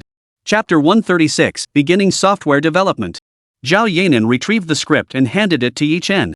Yi Chen took it and passed it to Ma Hao, who opened it and began reading. Originally thinking it wouldn't be a great script, Ma Hao's expression immediately turned astonished after reading for a moment. The script was truly excellent. Its theme was novel and hilarious, and he had a strong feeling that once filmed, it would definitely be a huge hit. Yi. Mr. Yi, are you sure you want me to direct this script? Ma Hao asked Yi Chen excitedly, still struggling to believe Yi Chen would actually entrust him with this project. After all, this script was bound to be a smash hit once filmed. The director who helmed this project would also rise to prominence alongside it. Honestly, since joining Morning Light Entertainment, he had never received a truly good script. But now that the company had been acquired by Yi Chen and his group, it could no longer be called Chengwang Entertainment. It would be renamed Shanghai Entertainment. After the acquisition, everyone had been secretly wondering if wealthy second-generation types like Yi Chen and his crew were just dabbling in the company, not truly caring about its survival. When Li Shan called earlier, several directors were actually available. But they simply disliked dealing with rich kids, yet dared not offend Yi Chen and his crew. So this golden opportunity landed in Ma Hao's lap. Now Ma Hao couldn't help but wonder if they'd regret it when they got back and saw the script. Of course. Since the script is yours now, it's yours. So, are you confident you can pull it off? Yi Chen nodded. Mr. Yi, you're flattering me too much. To be honest, I'm feeling quite a lot of pressure right now. Ma Hao said with a wry smile. The script was simply too good. He feared that if he didn't film it well, he'd let Yi Chen down. Don't worry. Don't put too much pressure on yourself. Just do your best. Everyone has a first attempt. If you pull this off, I've got plenty more great scripts waiting. Yi Chen understood Ma Hao's pressure, but he encouraged him nonetheless. Mr. Yi, rest assured. I, Ma Hao, will absolutely not disappoint you. Ma Hao said to Yi Chen after regaining his composure. Alright, that's settled. I've already registered the copyright for this script. But from here on out, all the tedious project setup work is yours. Just give me a heads up when you're casting. I'll drop by for the fun of it. Rest assured, I won't interfere. Ma Hao nodded upon hearing this. Truth be told, directors dread investors meddling no matter how brilliant the script. Forcing in unwanted actors would ruin any chance of a quality production. After lingering briefly at Ma Hao's company, he eagerly grabbed the script and left. Shortly after Ma Hao left, Li Shan approached Yi Chen to inform him that the computer had been procured and asked where it should be installed. Yi Chen thought for a moment and instructed Li Shan to have her team clear out the room next to his office. The computer could be set up there. An hour later, Li Shan and her team had the room tidied up and the computer installed. Yi Chen signaled Lin Wenjue and the others to get to work. Alright, guys, we'll be working hard these next few days. Once the software is done, I'll make sure everyone gets a big red envelope. Alright, third brother, you heard him. Whether I can afford my wedding in a few months depends on you. Lin Wenjue nodded in agreement. Alright, no problem. How about I cover the costs for second brother's wedding too? Zhang Wenlong waved his hand dismissively, saying his wedding was still a long way off. Then the four of them started typing away furiously on their computers. Chapter 137, Writing a Song for Yan Xingxue Part 1. After entering the room, Yi Chen, Lin Wenjue, and the others had been coding non-stop. Even during meals, they had food delivered instead of going out. Third brother, thanks to you, we finally feel like real programmers. During their meal break, Lin Wenjue remarked while eating. Well, guys, you've been working hard these past few days. Once this software is done, I've got another novel app to develop. After both are finished, if you're interested, I can let the three of you manage them. How does that sound? Lin Wenjue and the others froze upon hearing Yi Chen's words. Old three, you mean you want us to be your CEOs? Lin Wenjue quipped moments later. That depends on your capabilities. If you truly have what it takes to be CEOs. For now, though, you'll only be managers. Yi Chen knew Lin Wenjue was teasing him, but if they truly proved capable, it would actually lighten his load considerably. After the banter died down and lunch was finished, the group returned to work. By late afternoon, Yi Chen saw it was about time and dismissed the three of them. Oh, boss, have your wife come by the office tomorrow? I've prepared a song for her to use in the competition in a few days. Yi Chen suddenly called out as he was leaving the office. Third brother, you finally remembered my wife. I thought you'd forgotten all about her. Lin Wenjue looked at Yi Chen with a touch of emotion upon hearing he'd finally remembered his wife. Yi Chen shook his head with a wry smile, thinking to himself, am I that kind of person? If Lin Wenjue knew what Yi Chen was thinking, he'd have no qualms about saying, you absolutely are that kind of person. After Lin Wenjue and the others left, Yi Chen went to Zhao Yanran's office to pick up Xiao Nuoyi together. When they arrived at the kindergarten and picked up little Nuoyi, the little girl was overjoyed because both her mom and dad had come to pick her up from school these past 2 days. Nor, why are you so happy today? Yi Chen couldn't help but ask, watching her excited little face. Because both mom and dad came to pick Moa up from school these past 2 days. Little Nuoyi tilted her little head and looked at Yi Chen as she said, how about we always come together to pick you up from now on? Yi Chen smiled as he looked at the little girl. Really? Yes. Yes. Little Nuoyi clapped her hands, instantly bursting with excitement. Zhao Yanran watched the little girl's joy and felt happy herself. Since starting her own company, she had much more free time. No longer as busy as before, she could spend time with her husband and child. Now she suddenly felt that this was actually quite nice, occasionally releasing an album or participating in a program or two, while dedicating the rest of her time to her family. After all, with their family's wealth, they no longer had to worry about basic necessities. Yi Chen drove home quickly. The next day, after dropping their daughter off at kindergarten, Yi Chen and his wife headed back to the company. Upon arriving at the office, they found Lin Wenjue and Yan Xingxue, along with Zhang Wenlong and He Jipeng, already waiting for them. Why are you all here so early? Yi Chen asked, looking at them in surprise. What, aren't we starting work today? We came to wait for you to kick things off. Boss, old four and I are here to start work, that's true. But you're not just here to start work, are you? Zhang Wenlong shot Lin Wenjue a meaningful look as he spoke. Chapter 138, Audition. Lin Wenjue flushed at Zhang Wenlong's words, though he offered no rebuttal. Yi Chen instructed the three to get to work first, while he and Zhao Yanran escorted Yin Xingxue into Zhao Yanran's office. Having already assessed Yin Xingxue's voice, Yi Chen immediately selected a song suited to her upon entering the office. Sister-in-law, I've assessed your voice. Personally, I think you'd excel at heartbreak ballads. Would you be open to that? Having found a song, Yi Chen didn't rush to hand it to Yin Xingxue but asked first. Sure, no problem. I'm game. Yin Xingxue nodded without hesitation. Alright, then let's head straight to the recording studio.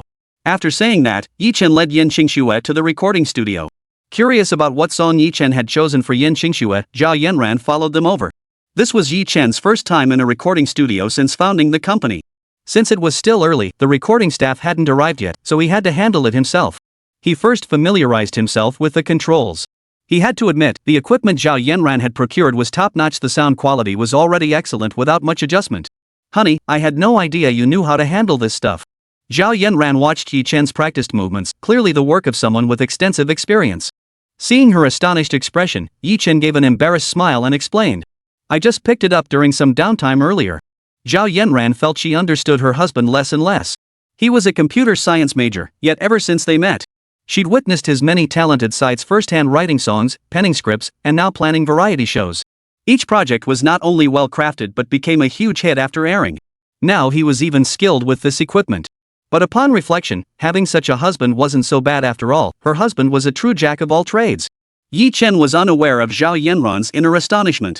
After adjusting the equipment, he created a simple backing track for the song he'd just composed and immediately invited Yin Xingxue to give it a try. Once Yin Xingxue was ready inside, Yi Chen started the music. A melancholy accompaniment filled the air.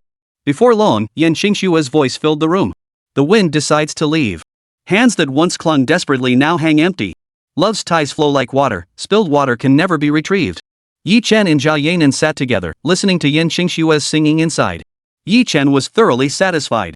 He had to admit that Yin Xingxue's voice had captivated him from their very first interview. Her voice reminded Yi Chen of Zhuang Xinyan from his past life. Their voices were practically identical. This sparked an idea in him, to cultivate Yin Xingxue into a second Zhuang Xinyan.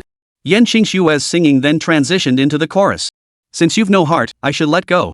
Why cling on foolishly and endlessly? Deep affection, shallow fate, leaving a lifetime of regret. Leaving regrets. Or deep love, shallow fate, a lifetime of bitter companionship. After I'm gone, drink less alone. Will anyone come to collect the clothes left on the windowsill? In the years to come, whose someone will you be? At this point, Yi Chen called Yin Xingxue to a halt. After she stepped out, he asked her to grasp the story behind the lyrics and convey the emotions within. Sis-in-law, imagine yourself as the female lead, and the boss as the male lead. As Yi Chen spoke, Zhao Yanran playfully raised her fist and playfully punched him. What kind of messed up analogy is that? Yi Chen gave an embarrassed smile and said. Anyway, sis, you need to immerse yourself in it. That's the only way to truly convey the song's emotions. And sorry about earlier, sis. Yin Xingxue shook her head and smiled, nodding in agreement. She didn't take it to heart. After all, Yi Chen was just guiding her. Chapter 139, Du Yue's album release? After Yin Xingxue entered the recording studio and got ready, Yi Chen played the backing track again. Before long, Yin Xingxue's voice filled the room. The wind decides to leave. Once clinging desperately, now empty hands. Love's ties flow like water, spilled water can never be retrieved. Yi Chen and Zhao Yanran were so engrossed in Yin Xingxue's singing that they didn't notice several people entering the recording studio. Third brother, why'd you let your wife sing this song? Though it's a bit melancholy, it's still pretty good. Hey, big brother, how come you guys walk so quietly? Don't you know that scaring someone can give them a heart attack? Yi Chen and Zhao Yanran were completely absorbed in the performance when voices suddenly startled them from behind. Yi Chen instinctively pulled Zhao Yanran close. Spotting Lin Wenjue and the others, he snapped back irritably. Haha, we were just curious you guys had been here so long without moving, so we came over to check. Lin Wenjue scratched his head sheepishly. I was just helping your wife with her singing. And don't you think this song suits her voice perfectly? Yi Chen said once Zhao Yanran had recovered. Everyone fell silent, listening intently to Yin Xingxue's singing. After I'm gone, drink less when you're alone. Will anyone come to collect the clothes left on the windowsill? In the future, whose someone will you be? If we meet again, it'll only make things harder. Lin Wenjue listened carefully and nodded. Indeed, his wife's voice suited this song perfectly. Third brother, what's the name of this song? It's really beautiful. He Jipeng had grown fond of the song after listening for a while. It's called After All the After. Just then, Lin Xiaoxiao and Du Yue walked in, and Yin Xingxue's song was nearly finished. In the future, I'll be holding someone else's sleeve. If fate brings us together again, I'll learn to greet you with a smile. If fate brings us together again, I'll learn to greet you with a smile. This song's pretty good. What's it called? Third brother said it's called Long After. Zhang Yanran answered Lin Xiaoxiao's question immediately. It's a beautiful song, but it feels pretty sad. Yi Chen, why would you suddenly write something like this? You weren't hurt by an ex-girlfriend, were you? Lin Xiaoxiao looked at Yi Chen curiously. She didn't believe someone without personal experience could write this song. I can assure you with complete confidence that I haven't experienced it myself. If you don't believe me, you can ask your husband. Yi Chen truly hadn't. Every song he wrote was copied from classic tunes of his past life. This one, for instance, was modeled after Zhuang Xinyan's song from his previous existence. Lin Xiaoxiao looked questioningly at Zhang Wanlong, who shook his head earnestly. Yi Chen had been inseparable from them these past few years, and he truly hadn't suffered any such heartbreak. Even his previous girlfriend had been nothing more than a casual fling with no real emotional foundation. Yan Xingxue emerged after finishing her part. Yi Chen instructed the staff to rework the music for this song. So, Mr. Yi, should we release this song? Editor Xiao Li inquired. Not for now. We'll release it after she competes. After all, Yi Chen intended for Yan Xingxue to perform this song during the competition. Releasing it now would mean having to prepare a new song. Yi Chen, I've been signed to our company for so long now. Isn't it about time I released an album? Du Yue felt she'd been idle long enough and should get back to work, but before that, shouldn't she release an album too? Chapter 140, Yi Chen's plans. After hearing Du Yue's words, Yi Chen pondered. After all, she was already signed to their company. It was time to release an album for her.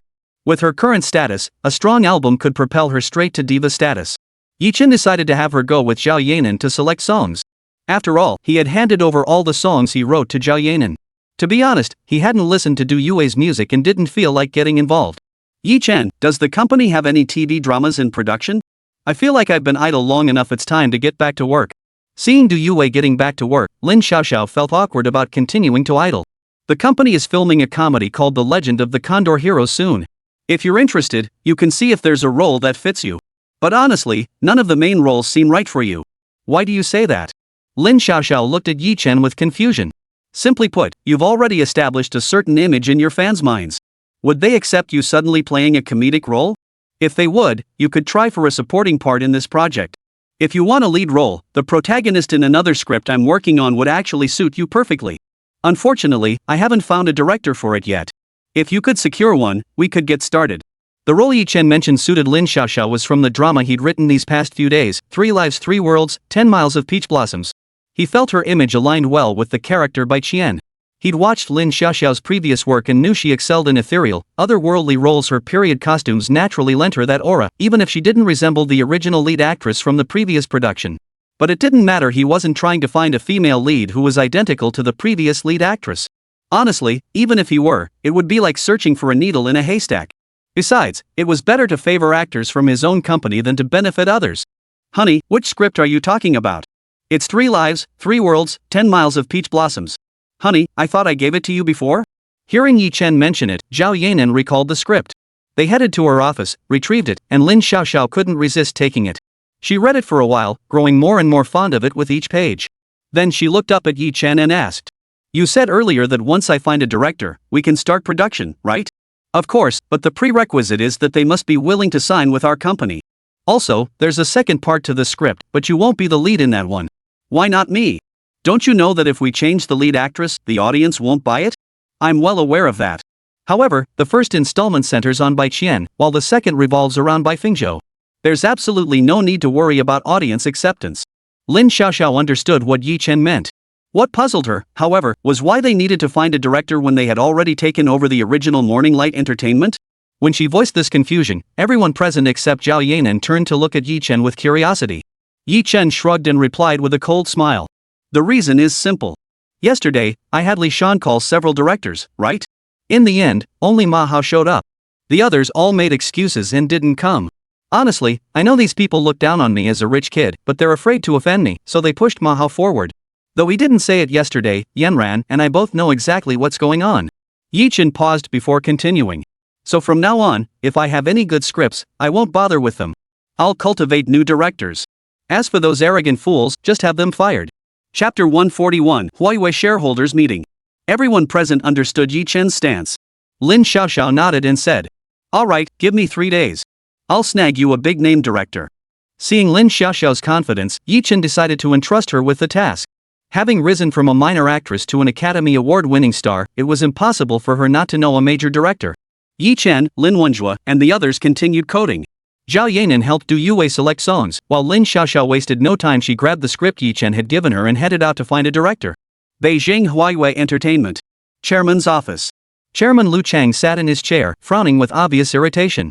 2 days prior, at Chen's instruction, the president of Cool Cat Technology had spent an entire morning calling every president under the Zhongxing Group umbrella. By the next day, Huawei Entertainment began receiving calls from various subsidiaries demanding the company completely blacklist Li Qingtian. At the time, he was utterly reluctant. After all, Li Qingtian was someone they had invested significant effort to promote. Not only was she the queen of Huawei Entertainment, but she was also his favorite among his mistresses. But the callers yesterday were all presidents of ZTE Group subsidiaries. Going head-to-head with ZTE Group would be suicide. Take ZTE Cinema and Changning Group's Changning Cinema, for instance. The entire nation knew about their alliance. Refusing would mean facing the wrath of both conglomerates. After all, both were among China's largest enterprises. While making money, they also did considerable charity work, earning them the title of China's foremost philanthropists among the people. When it comes to companies like theirs, greedy, profit-obsessed, with no charitable contributions and plenty of skeletons in the closet, China's higher-ups won't lift a finger. They might even give them a nudge. After agonizing for a while, Lu Chang finally called the company shareholders to convene a meeting. Half an hour later, all the shareholders entered the conference room, and Lu Chang followed shortly after. There were 10 shareholders in total at Huawei Entertainment.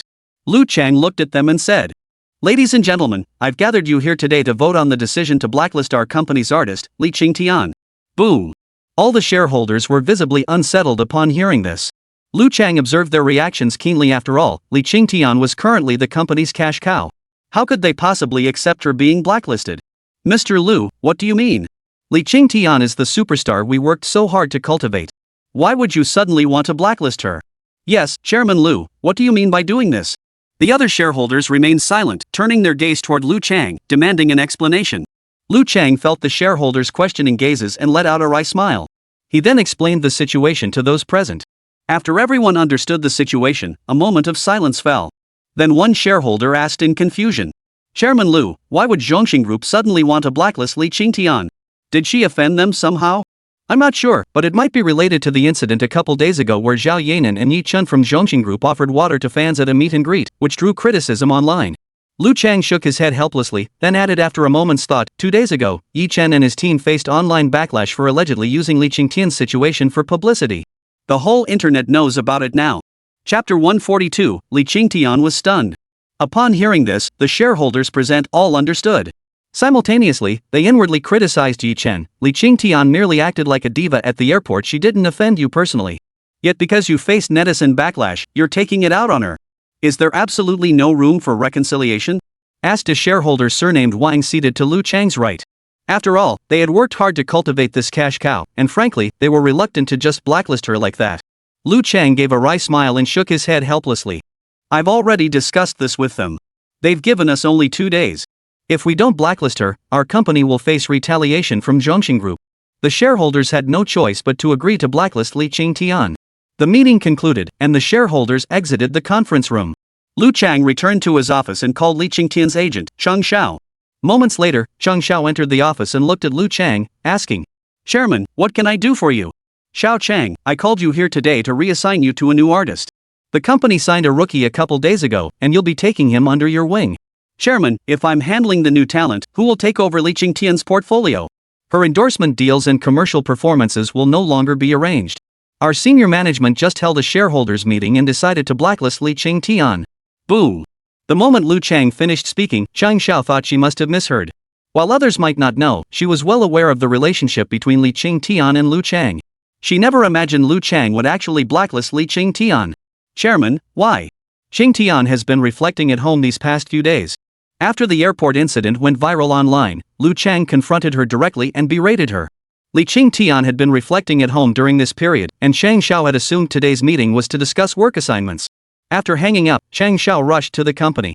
But the moment she arrived, she was told Li Qingtian was being blacklisted. "Do you think I want this? It's not that I want to blacklist her, someone else wants to blacklist her." Lu Chang glared at Cheng Xiao irritably. Cheng Xiao wanted to know exactly who was behind the blacklisting. She immediately pressed Lu Chang for details. He reluctantly satisfied her curiosity, then impatiently shooed her out after finishing. Chang Xiao helplessly exited Lu Chang's office. Li Qingtian had been under her wing since her debut. Honestly, she couldn't bear to blacklist her. But she was powerless to stop it. She knew the company had completely abandoned Li Qingtian. Soon after, Chang Xiao hailed a taxi and arrived at Li Qingtian's residential complex, reaching her home shortly thereafter. Seeing Chang Xiao arrive, Li Qingtian smiled and rose to greet her. So, Sister Xiao? What job did the company arrange for me? You have no idea how unbearable it's been sitting idle all these days. I'm itching to get back to work. Qingtian, the company hasn't assigned you any work. They called me in to reassign me to a new artist. From now on, I'll only be responsible for that newly signed artist. As for you. No, Sister Xiao. We've worked together for so many years. What's the company thinking, reassigning me to someone else? Did they say who would take over my account? We're so used to each other I'd feel awkward with another agent. Sister Xiao, I'll go talk to Chairman Lu. Qingtian, don't bother. When Chairman Lu called me in today, he mentioned something else. You've been blacklisted. Boom. The moment Chang Xiao finished speaking, Li Qingtian stared at her in utter disbelief. Chapter 143, Li Qingtian, lost and devastated. No, Sister Xiao, what did you just say? You said the company is blacklisting me? Li Qingtian asked, her face frozen in disbelief. Ever since she joined the company, Lu Chang had taken a liking to her at first sight.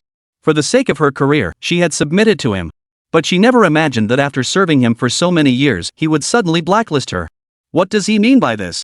I've served him for so many years, not to mention helping him earn so much money, and now he wants to blacklist me. Sigh. Qingtian, don't blame Chairman Lu. The one who wants to blacklist you isn't him. He has no choice, he must sacrifice you for the company. Chang Xiao's words left Li Qingting stunned. She racked her brain. Had she offended anyone lately? After the airport incident, she'd stayed home reflecting, never venturing out to upset anyone.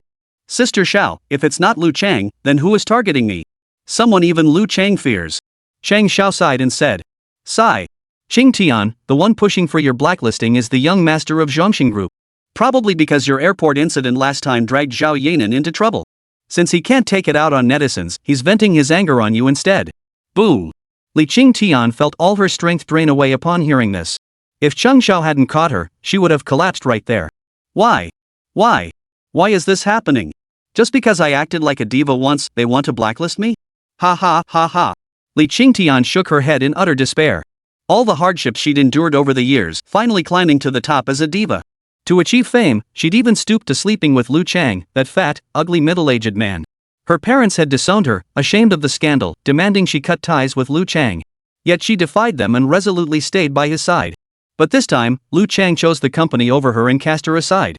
But thinking about it, she was merely Lu Chang's plaything, not his wife. Why would he risk offending ZTE Group for her sake? Now she regretted acting like a diva back then. Maybe things wouldn't have turned out this way. But it was too late for regrets now. Chang Xiao watched Li Qingtian, who was in a daze, and shook her head helplessly.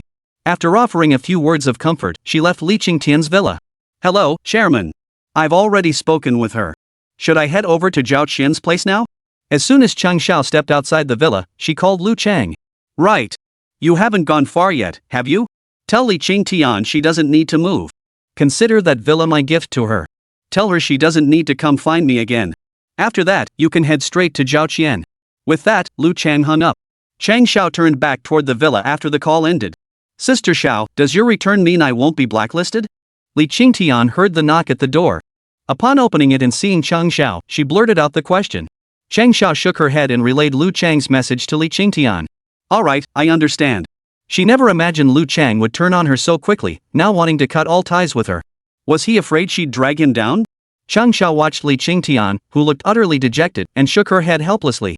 To be honest, she had warned Li Qingtian several times before to rein herself in, but the girl wouldn't listen. She had been acting high and mighty, relying on her relationship with Lu Chang. Most of the other artists in the company had been bullied by her, and not a single one of them didn't hate her. Chapter 144, Little Nuoyi, Long Live Daddy. Although Chang Xiao and Li Qingtian had been close, that closeness was built on money in her eyes. Now that Li Qingtian was blacklisted, there was no emotional attachment left. During her heyday, Li Qingtian was arrogant and overbearing, and Chang Xiao had cleaned up plenty of her messes. The only reason she hesitated to blacklist her was because she was a top-tier star who could bring in substantial money. Chang Xiao couldn't be bothered to glance at her, turning instead to walk out of the residential complex. Magic City. Time flew by, and before they knew it, it was Friday afternoon. Yi Chen and Zhao Yanran had enjoyed a few days of leisurely life, simply taking Xiao Nuyi to school and commuting to work each day. Tomorrow, however, would bring busyness for both of them. Zhao Yanran was heading to Shanghai to film a program, while Yi Chen, as the producer, was originally scheduled to go too. But then he received a call from Ma Hao informing him that the filming crew had already been assembled. The only thing left was casting. It had been agreed earlier that Yi Chen would personally select the actors, so this time only Zhao Yanran went to Shanghai. As for Xiao Nuyi, Zhao Yanran feared she wouldn't have time to care for her properly, so she didn't bring her along. When it was time to pick up Xiao Nuyi, Yi Chen first met up with Zhao Yanran to collect her, then drove Zhao Yanran straight to the airport. In the airport lobby, Yi Chen held Xiao Nuyi while chatting with Zhao Yanran. When the boarding announcement came, Zhao Yanran looked at Xiao Nuyi and said, "Nuoyi, Mommy is going to Uncle Wu Bing's place to participate in a program. You'll see Mommy again the day after tomorrow. Be a good girl and listen to Daddy while I'm away." Mom, don't worry. Noah will be good and follow Daddy's instructions. Little Noah nodded her little head. If this had been before, she would have burst into tears, but with Yi Chen by her side, the little girl held back her tears. "Alright, Noah, say goodbye to Mommy." "Okay, Mom, bye-bye." As soon as Yi Chen finished speaking, the little girl obediently waved her tiny hand at Zhao Yanran. Zhao Yanran nodded, exchanged a few words with Yi Chen, and hurried to board the flight. With Yi Chen handling things at the company, Chen Jing and Li Shan accompanied Zhao Yanran today. After all, one was her agent and the other her assistant. They hadn't come earlier because Yi Chen and Zhao Yanran were absent, leaving them to watch over the company. After the three passed through security, Yi Chen carried little Nuyi toward the airport parking lot. "Noor, it's still early. Is there anything you'd like to eat?" Once they reached the parking lot and got into the car, Yi Chen asked Xiao Nuyi. "Daddy, since Mommy isn't here today, can Nuyi have fried chicken, burgers, fries, and Coke?" Little Noah looked at Yi Chen with hopeful eyes. It had been a long time since the little girl had eaten such things. After all, while they tasted delicious, they were honestly not healthy, especially for children. As long as Zhao Yanran was around, she'd never let the little girl eat it. Last time, if it weren't for Yi Chen, she wouldn't have let the kid have any either. In the end, she only gave the little girl a few bites, saving the rest all for Yi Chen. Now that Daddy asked her, the little girl remembered she hadn't had enough of that fried chicken burger last time. She looked at Yi Chen with those big, beautiful eyes full of expectation. Seeing his daughter's big, beautiful eyes fixed on him, and her adorable little expression, Yi Chen's initially firm resolve instantly melted. "Alright, Noor, sit tight. We're heading out to buy fried chicken burgers right now." After all, little Noah was his daughter. In Yi Chen's eyes, daughters were meant to be spoiled. So what if she wanted some fried chicken burgers? One word, buy. Yay! Long live Daddy. Chapter 145, Casting Part 1. Yi Chen smiled at the excited little Noah before driving out of the airport parking lot. Before long, he pulled up outside a KFC. "Hello, sir. What would you like to order?" Yi Chen parked the car, picked up Xiao Nuyi, and walked inside. The server greeted him with a smile. "What would Noah like to eat?" Yi Chen didn't respond to the server but turned to look at Xiao Nuyi instead. Noah wants a burger, fries, fried chicken, Coke, chicken wings, chicken nuggets, and shrimp balls. Little Noah tilted her head, thought for a moment, and rattled off a list of delicious items. "No, Nuoyi, you've ordered so much, can your little tummy even handle it?" Yi Chen looked at the little girl in his arms with surprise. Daddy, don't worry, Noah can eat it all. Even if I can't finish it, isn't Daddy here to help me eat? We can also take some home for Auntie, Grandpa, and Grandma to eat. Little Noah said with a beaming smile. "Sir, are you sure you want to order all this?" After all, Yi Chen hadn't confirmed yet, so the waiter could only ask with a smile. "Place the order." "I'll have everything my daughter mentioned, and I'll take it to go." "Certainly, sir. Please wait a moment." After Yi Chen spoke, the waiter began placing the order. Yi Chen sat nearby holding Xiao Nuyi while they waited. Since the order was quite large, the wait took a little longer.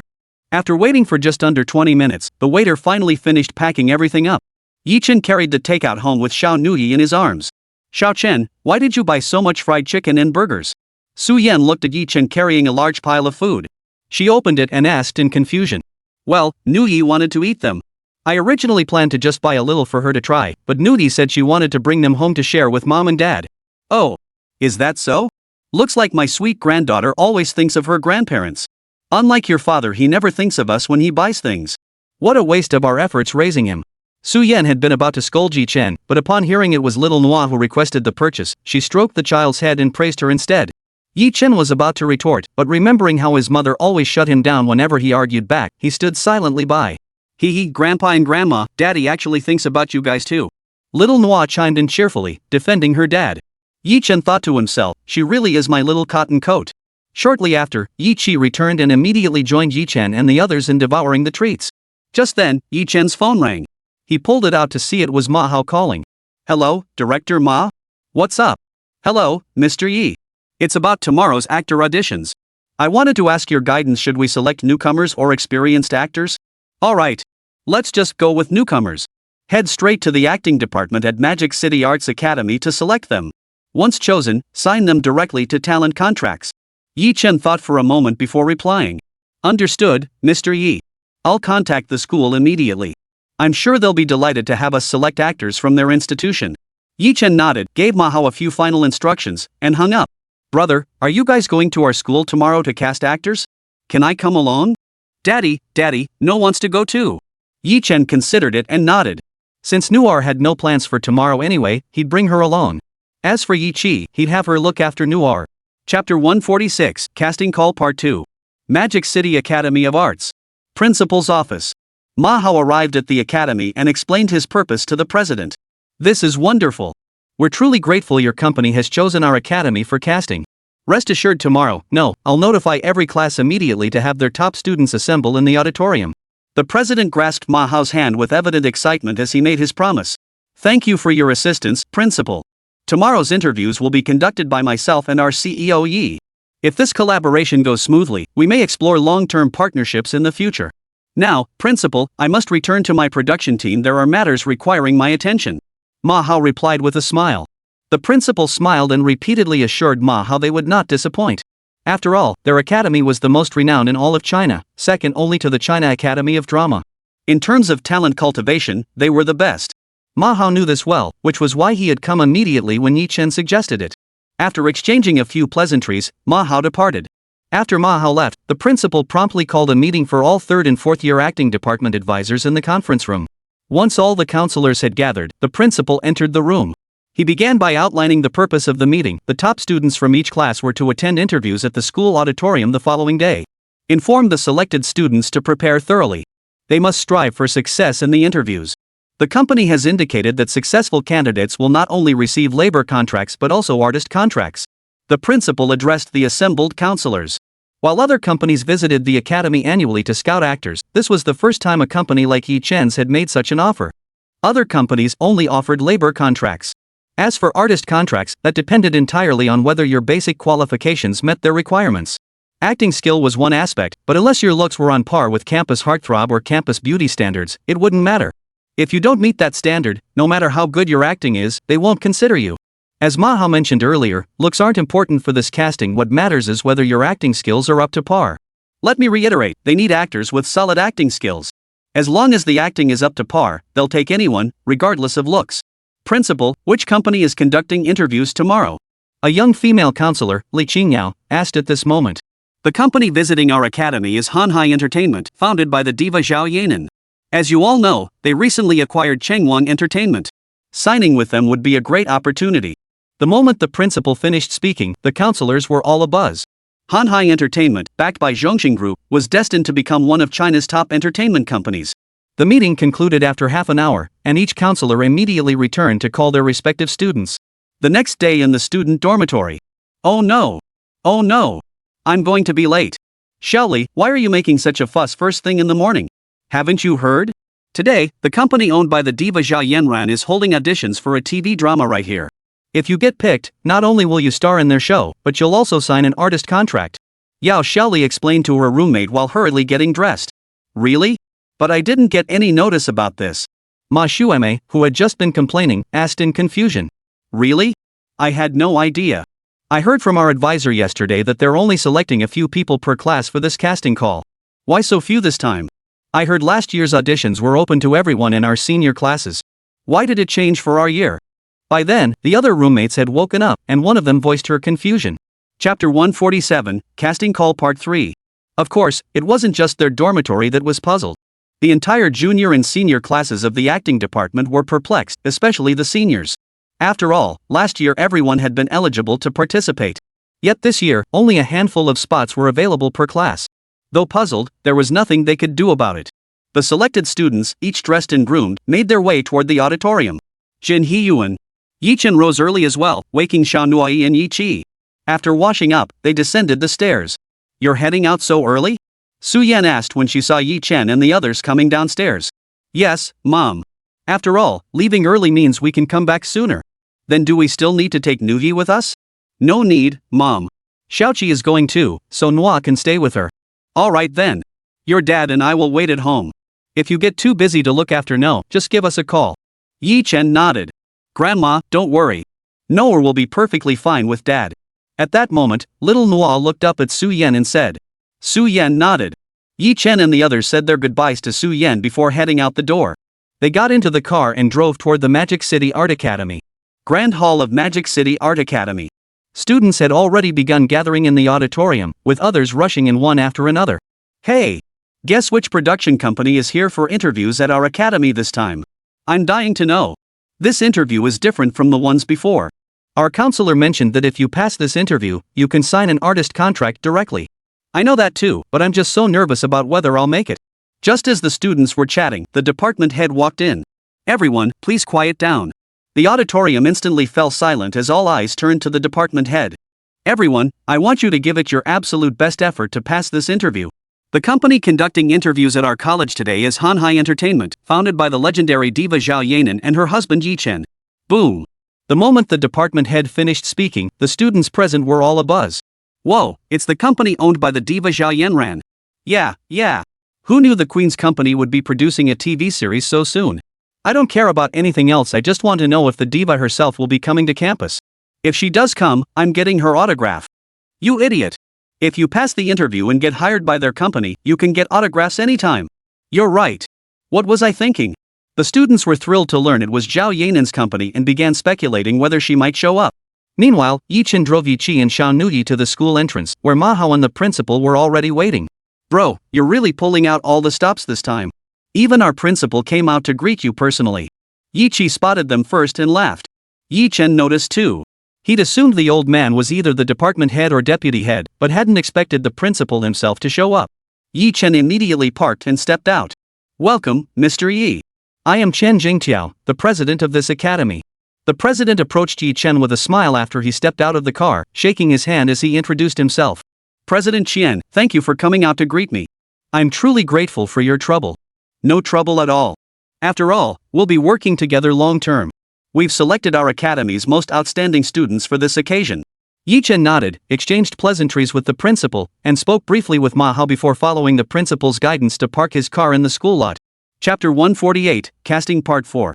Yi Chen stepped out of the car, carrying Xiao Nuoyi and Yi Chi as he followed the principal toward the school auditorium. Inside the auditorium, the students awaiting interviews still held hopeful expressions, anticipating Zhao Yanan's arrival. Little did they know the disappointment that would follow when they discovered she wouldn't be coming. Yi Chen and the others soon arrived at the auditorium with the principal and Ma Hao. After escorting them, the principal excused himself to attend to other matters. After the principal departed, Ma Hao summoned several crew members from his production team and led Yi Chen and the others into the auditorium. By this time, all the students participating in the auditions had gathered inside. A few students noticed figures entering through the doors. "Someone's coming in. Someone's coming in." Whoosh! The other students fell silent at the sound, turning their heads expectantly toward the entrance. Then Yi Chen and his group appeared before the crowd, with Yi Chi standing out the most. "Hey! Look, isn't that Yi Chi, one of the most beautiful campus queens from the music department? The most famous campus beauty of Magic City Art Academy. Why one of?" The school had three most renowned campus beauties, Yan Xingxue, Lu Yan, and then Yi Chi. Lu Zian and others also possessed campus beauty level looks, but they ranked behind Yi Chi. With Yan Xingxue and Lu Yan having already graduated, Yi Chi now stood as the undisputed top campus beauty of Magic City Art Academy. Yeah, who knew she'd show up too? But who's that hottie next to her? He looks so handsome, could he be her boyfriend? If so, I think I'm heartbroken. You idiot! Haven't you been online lately? That guy is the husband of the diva Zhao Yanran. Didn't you see the child he's holding? That's Zhao Yanan's daughter. Exactly. And don't you think this guy's features look a bit like our campus queen Yi Chi? They could totally be siblings. At that moment, a perceptive guy immediately spotted the resemblance between Yi Chen and Yi Chi. The other students took a closer look and realized he was right. After all, they were siblings born to the same parents. A careful glance revealed their similarities. Next, Yi Chen instructed Ma Hao to organize auditions immediately. Although the original cast of The Legend of the Condor Heroes all had some acting experience, Yi Chen initially intended to recreate the visuals from the TV series of his past life, which required finding actors resembling the original cast. However, after some research, he discovered there were no suitable candidates. Even if there were, they were already signed to agencies. He promptly abandoned the idea. Rather than paying another company's fees, he decided to innovate by launching new talent. His focus shifted to the students of the Magic City Academy of Arts. Manhwa immediately had staff organize the students into interview lines, with intern teachers on site to maintain order. Upon hearing the interviews had begun, the students realized Zhao Yanran wouldn't be attending. The students, who had been feeling disappointed, perked up. If they passed the audition, they would get to meet Zhao Yanran. The interviews formally commenced. Yi Chen felt reassured knowing Nuoyi was being looked after by Yi Chi. Ladies and gentlemen, allow me to formally introduce myself. I believe many of you already know me. My name is Yi Chen, and I am the screenwriter for the upcoming TV series, The Legend of the Condor Heroes. This is a large-scale historical sitcom, our company's first production. Some of you might be skeptical, how could someone so young write a good script? And even if they did, would anyone watch it? Ha ha ha ha. The students in the room all laughed awkwardly. To be honest, upon hearing it was Yi Chen's work, they had indeed harbored such doubts. After all, Yi Chen wasn't much older than them. Such doubts were perfectly natural. They even wondered if he'd paid someone to write the script and then claimed it as his own. Yi Chen understood their doubts, but he could empathize. Chapter 149, Casting End. The official actor auditions began next. The auditioning students stopped dwelling on the script's quality. After all, geniuses do exist in this world, right? Perhaps Yi Chen was that genius. If the film became a hit, it would be too late for regrets. The school auditorium was spacious enough. School administrators dispatched security to set up a cordon, separating Yi Chen from the auditioning students. Yi Chen began interviewing the first candidate, a girl standing before him with looks rated around 80 points. Glancing at her profile, Yi Chen asked, "Yan Xiao, you're from Province S, correct?" "Yes, Teacher Yi." It was the first time Yi Chen had been addressed as teacher. He paused in surprise, glancing up at the student. But teacher it was after all, it was a rare chance to play the role. "Since you're from S Province, do you speak the local dialect?" Yan Xiao was momentarily confused. What did knowing the dialect have to do with anything? Here's the thing. One of the female leads in our drama speaks the S Province dialect throughout the entire production. I personally think you'd be perfect for the role of Tong Xiangyu. Yi Chen noticed her confusion and explained. Only then did Yan Xiao understand why Yi Chen had asked her that question. To be honest, though, this was the first time she'd ever heard of a TV drama where the lead character spoke a dialect. Without hesitation, she confirmed she could speak the dialect, having grown up in Province S. Alright then, let's start with the scene audition. Ultimately, whether you're suitable depends on your acting skills. Yi Chen said, flipping through the script until he reached a scene where Tong Xiangyu, troubled by the chaos caused by the male-female duo of bandits, wanted Constable Xing to stay and protect them. I'll give you 5 minutes to familiarize yourself with this scene. Yan Xiao took the script and saw the scene required 2 actors. They had practiced acting to empty space before. Teacher Yi, who will I be acting with later? Or, don't worry, I'll act with you later. Yan Xiao nodded and began studying the script intently. About 5 minutes later, Yi Chen asked, "Are you ready?" Yan Xiao nodded. Yi Chen stood up, took a moment to compose himself, and began acting. Yi Chi, watching from the side, was utterly baffled. How come he never knew this brother could act? "I have to go. Old Xing. I have official duties to attend to. My heart is with the people. Listen to me." Yan Xiao tugged at Yi Chen's sleeve. "Don't say another word. Things have come to this, let's each accept our fate." Yi Chen pretended to be in a hurry, glanced at Yan Xiao, and said before turning to leave, "Don't go. I have to go. If you leave, I'll kill myself right here." Yan Xiao dragged Yi Chen back and threatened him. It must be said, her acting was truly convincing. Her face was filled with menace as she glared at him. Had one not known they were acting, they might have believed Yi Chen was abandoning her, and she was resorting to threatening suicide to keep him. Yi Chi, watching nearby, was stunned. Who knew Yi Chen could act like this? Though she wasn't familiar with the depth of her brother's acting skills, she could see Ma Hao staring at Yi Chen with utter disbelief. "Director Ma, why are you staring at my brother and the others with such surprise? Is my brother's acting really that good?" "Miss Yi, Mr. Ye's acting is more than just good. If he were to pursue acting, his talent would easily earn him Best Actor honors." Ma Hao looked at Yi Chi and exclaimed in admiration. This left Yi Chi utterly stunned. Best Actor? What did that even mean? Suddenly, she felt her brother was nothing short of a prodigy. He possessed a voice worthy of a singing legend, acting skills at the level of an Academy Award winner, top-notch songwriting and composing abilities, and even produced variety shows. Excellent. Your performance was spot on. You've passed the audition for the role of Tong Xiangyu. Step aside for now, we'll sign your contract shortly. Yi Chen addressed Yan Xiaoxiao with satisfaction.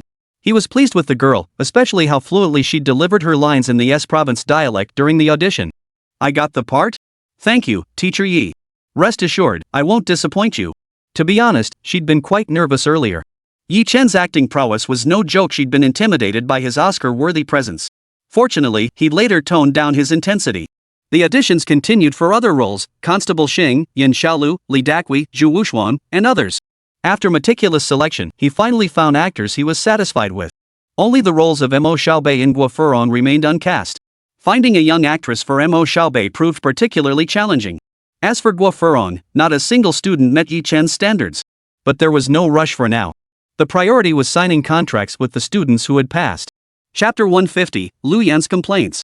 The successful candidates were all handpicked by Yi Chen, Yan Xiaoxiao, Yang Yi, Guan Ming, Zhang Yao, Zhou Kong, Zhao Zhaohan, and Lu Hang.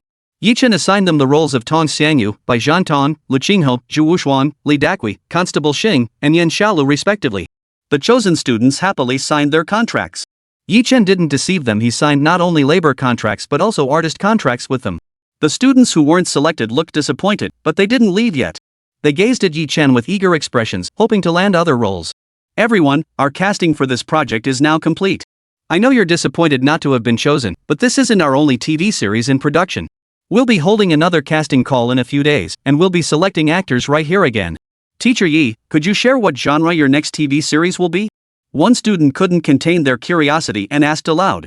The other students present looked at Yi Chen with eager anticipation. It's not that I can't say. Our next project is a large-scale fantasy drama that requires many roles. However, we already have someone lined up for the female lead. Initially, everyone was thrilled upon hearing this, but when they learned the female lead was already cast, the excited girls lowered their heads in disappointment. Don't be discouraged, everyone.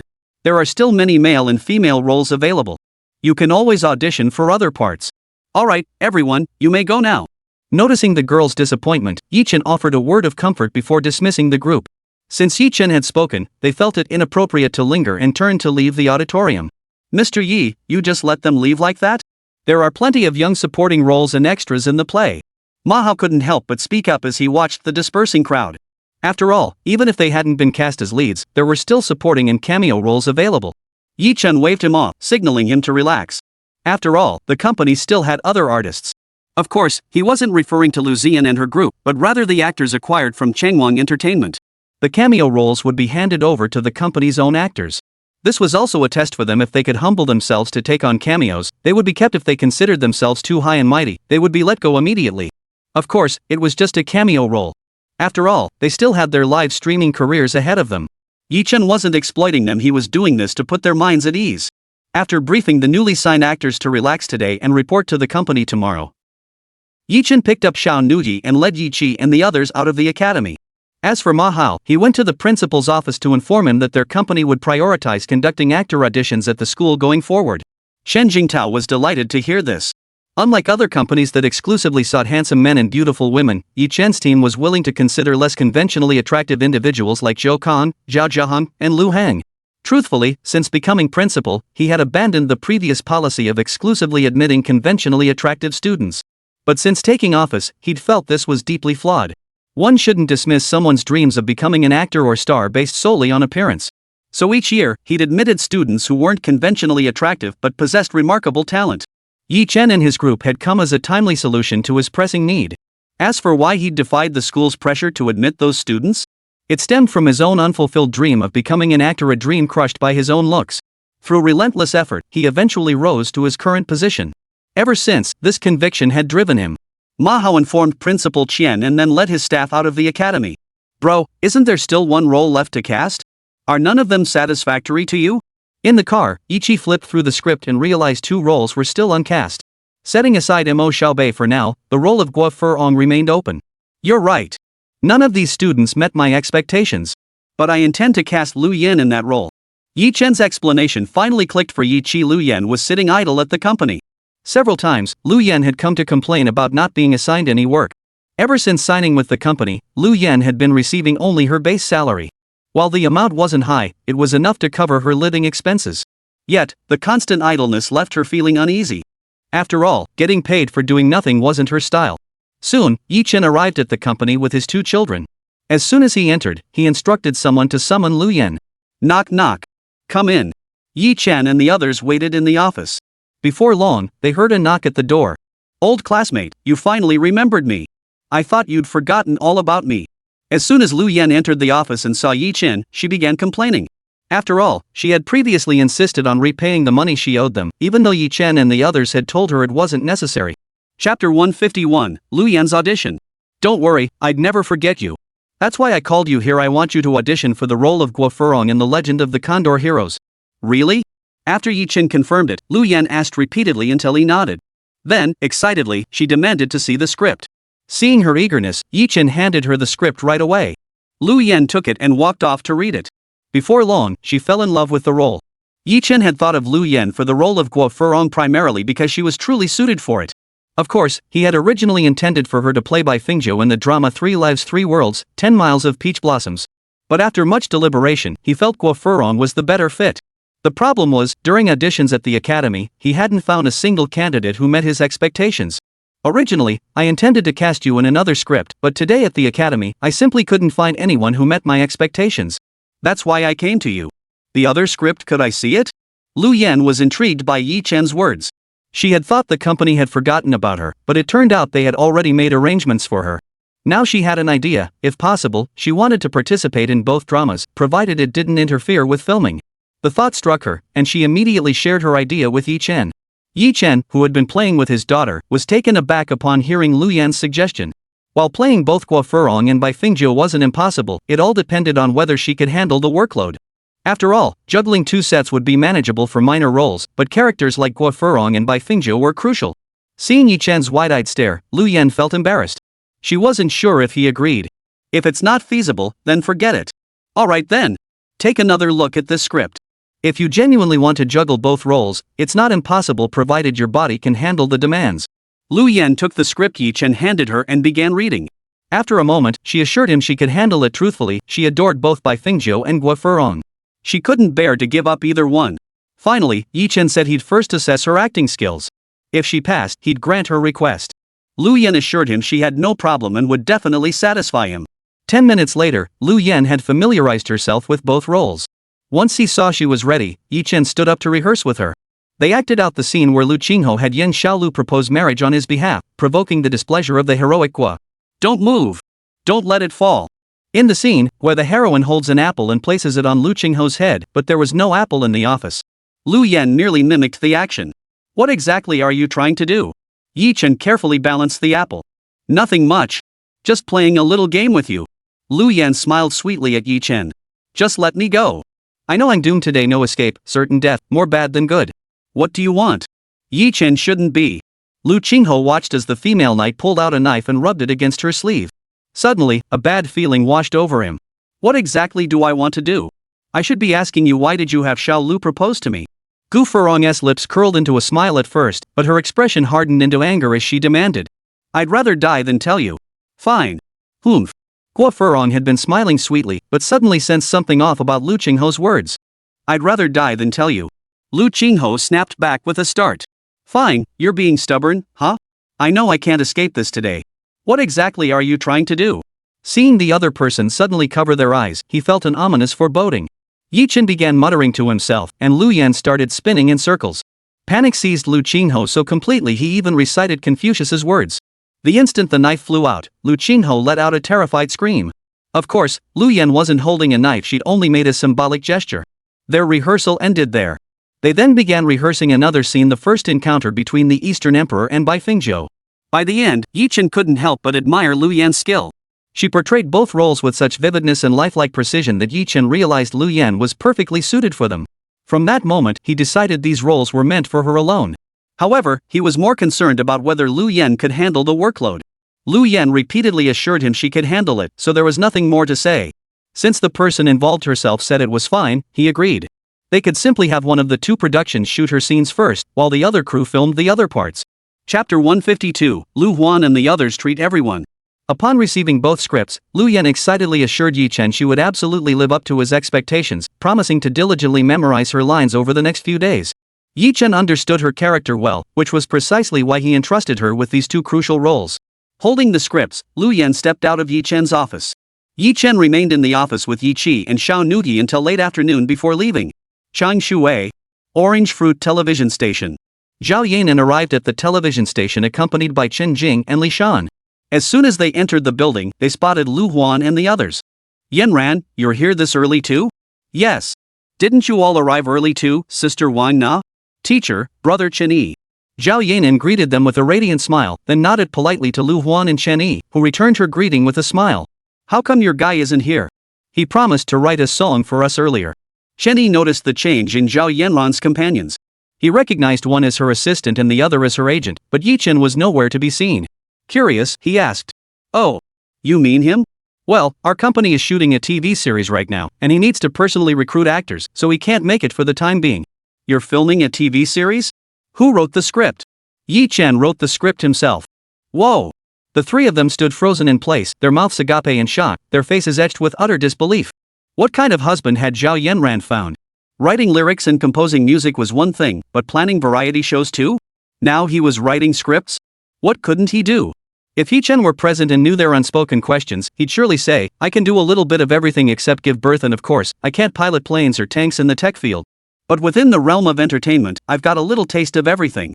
If Yi Chen hadn't wanted to spare those novel websites, he would have copied all his past life novels over long ago.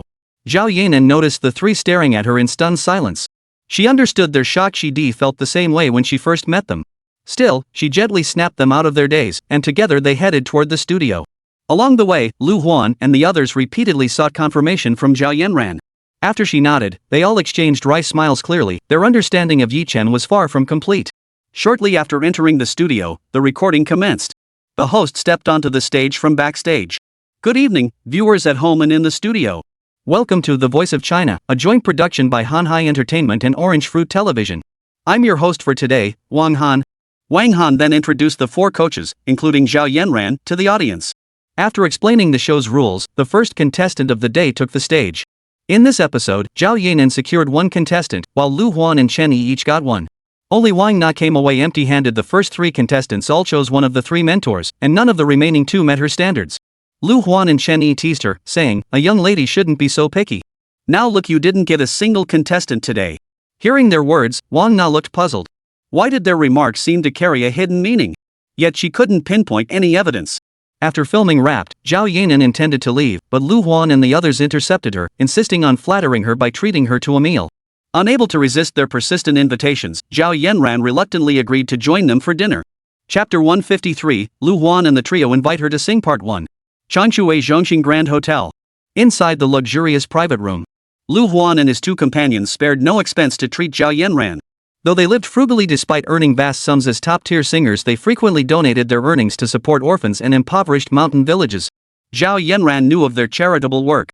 Seeing them splurge so extravagantly just to treat her to a meal made her feel awkward. Teacher, Sister Na, Brother Chen Yi, if you have something to discuss, there's no need to go to such lengths, right? Of course it's necessary, Yanran. Setting aside that you're the host of this program, just look at your husband. Whether it's songwriting, script writing, or program planning, we should be groveling at your feet. Wang Na spoke from the heart. Judging by her own personality and that of Lu Huan and Chen Yi, if Yi Chen were just an ordinary rich kid with no real talent, they wouldn't give him the time of day. But they admired those with talent. That was the kind of friend they wanted to befriend. Whether Yi Chen had money or not was irrelevant to them. After all, even if he did, he wouldn't be sharing it with them. What they valued in Yi Chen was not only his talent but also his heart for philanthropy. That was precisely why they had invited Zhao Yanran to dinner today. First, they wanted Yi Chen to write songs for them. Second, they sought to join his charitable initiatives. Chen Yi couldn't keep secrets, so he went ahead and shared their three-person plan with Zhao Yanran. Yanran, when does your husband plan to launch this initiative? You know, the three of us do charity work often, but our resources alone are simply insufficient. After all, in a vast country like China, there are countless orphans and impoverished mountain villages. Since Chen Yi had already spoken up, Lu Huan saw no need to hold back either. He turned to Zhao Yanran urgently. Teacher, you can rest assured. Yi Chen has already begun implementing it. He started developing the software a few days ago and mentioned it should be operational within days. Zhao Yanran also supported the charitable initiative. It would not only aid orphans in impoverished mountainous regions but also provide a promising outlet for those with hidden singing talents. That's wonderful, that's wonderful. Now we can rest easy. Since your husband is busy recruiting performers and developing software, it seems he won't be able to write songs these days. Wang Na shook her head beside them. But to get the charity project started quickly, they'd just have to wait until Chen finished his tasks before asking him for songs. Sis Na, don't worry about that. Our Chen has already written quite a few songs. If you really need them, just come find me in Shanghai when you have time. You can pick whichever one you want then. As soon as Zhao Yanran finished speaking, Wang Na, Lu Wan, and Chen all turned to look at her in surprise. They had caught the phrase Chen has written quite a few songs. Even if your Chen has written many songs, they must be tailor-made for you in Yiqi, right? Brother Chen, you're underestimating our Chen. Besides the songs tailored for us, he's written many others. Lately, whenever I have free time, I've been going through those songs. And you know what? There are actually a few that would be perfect for the three of you. Boom! The trio was stunned. They knew composing a song, especially a classic one, took immense time, particularly when it was custom-made. But from Zhao Yanran's tone, it seemed Chen had composed numerous songs. They didn't know the exact number, but judging by her words, it must be quite a lot. Soon after, the waiter brought in the dishes. Snapping back to reality, they exchanged glances and immediately told Zhao Yanran they'd be free tomorrow to accompany her to the Magic City. Chapter 154, Lu Huan and the Trio Request a Song Part 2. After the waiter served the dishes, the group ate and chatted, occasionally touching on charitable endeavors, their eyes shining with hope for the future of philanthropy. While most artists might need their agency's approval for charity work, these three had long since struck out on their own, running their own studios. As their own bosses, they didn't have to answer to anyone. As the conversation drifted to recent entertainment industry news, Wang Na suddenly remembered something. She turned to Zhao Yanran with curiosity and asked, "Hey, Yanran, have you heard about Li Qingtian lately?" "No? What kind of nonsense is she up to now?" Zhao Yanran perked up at the mention of Li Qingtian, lifting her head with genuine interest. Truth be told, she didn't care for Li Qingtian either. That woman often bullied newcomers, using her seniority as leverage, and Zhao Yanran herself had been targeted by her.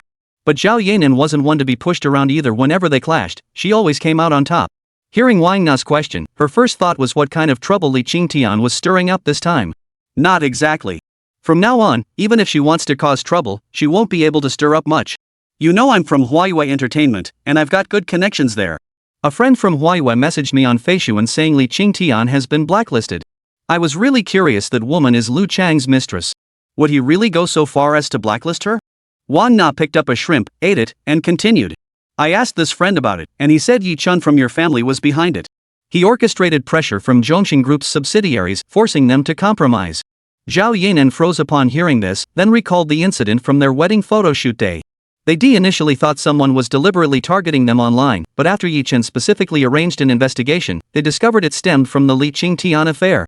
She had been listening when Yi Chen made that call, but he never told her what happened afterward. She hadn't followed up either, so she was genuinely surprised to hear they'd been blacklisted, though only mildly so. Go ahead and tell me about it. I know the situation back then. Zhao Yanran then briefly recounted the events. Hearing this, the three realized what had truly happened. They had known about the online incident and assumed it was another attack on Zhao Yanran. Now they realized they'd been dragged into trouble because of Li Qingtian. Instead of feeling sympathy for Li Qingtian's ban, they thought he'd brought it upon himself.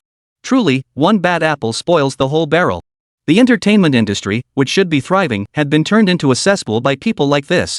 But they soon realized discussing this would ruin the mood, so they decided to change the subject. By the time they finished their meal, an hour had passed. The group agreed to accompany Zhao Yanran back to Shanghai the next day. After instructing their assistants to book flights in advance, they parted ways.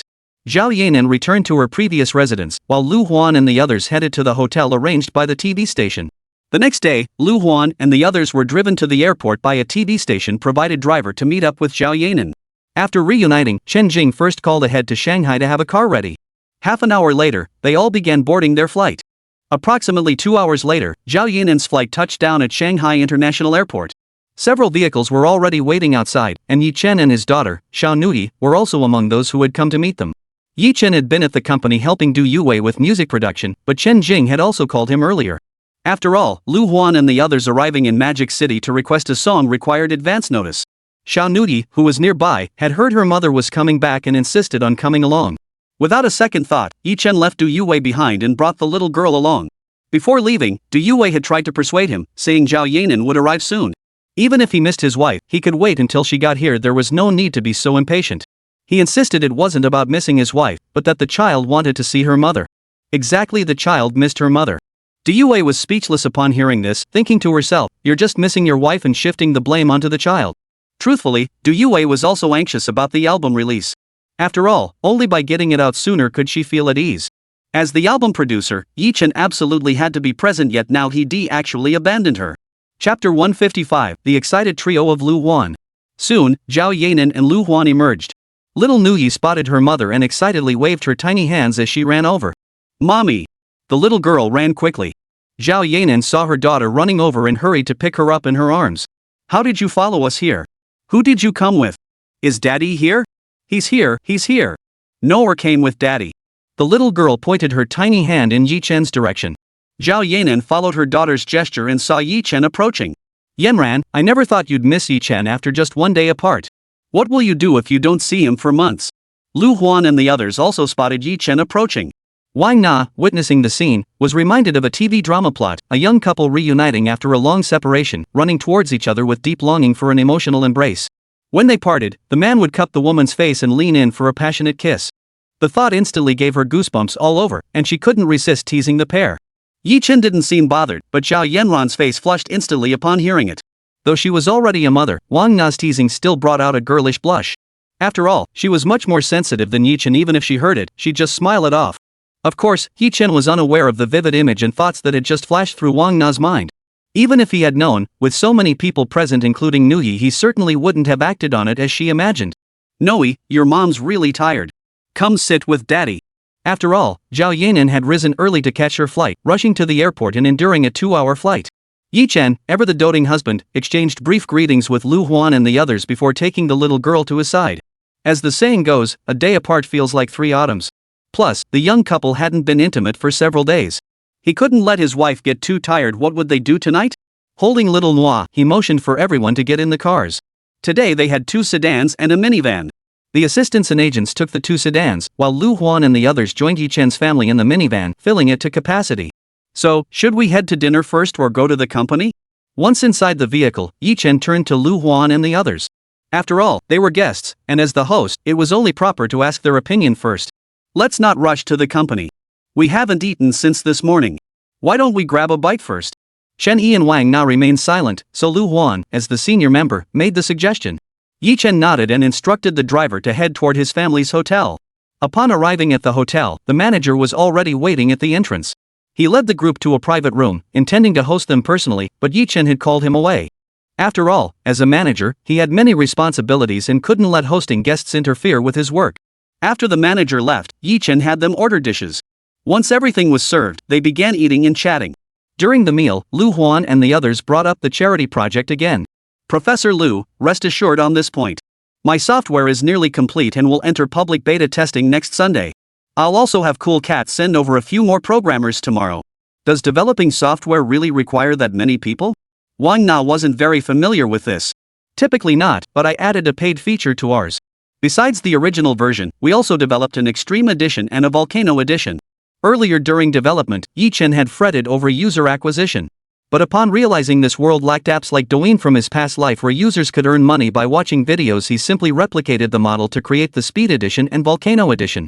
Of course, once the team arrived, they would continue developing the unfinished software novel website.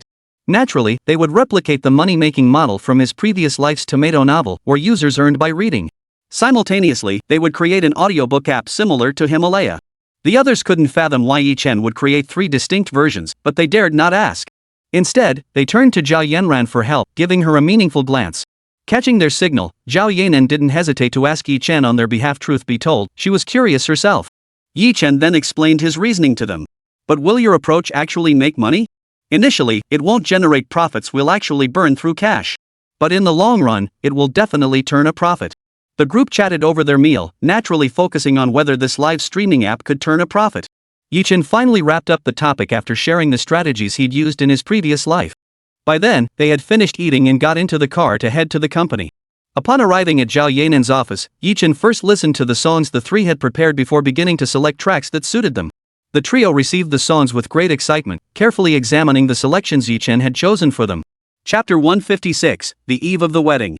Based on their vocal ranges, Chen instantly knew which songs suited them. Lu Huan's voice suited songs like Starting Over, You and Me, and The Crooked Moon. Chen also had many suitable songs, as did Wang Na. Their voices were perfect replicas of Lu Huan, Yisun Chan, and Na Ing from their past lives.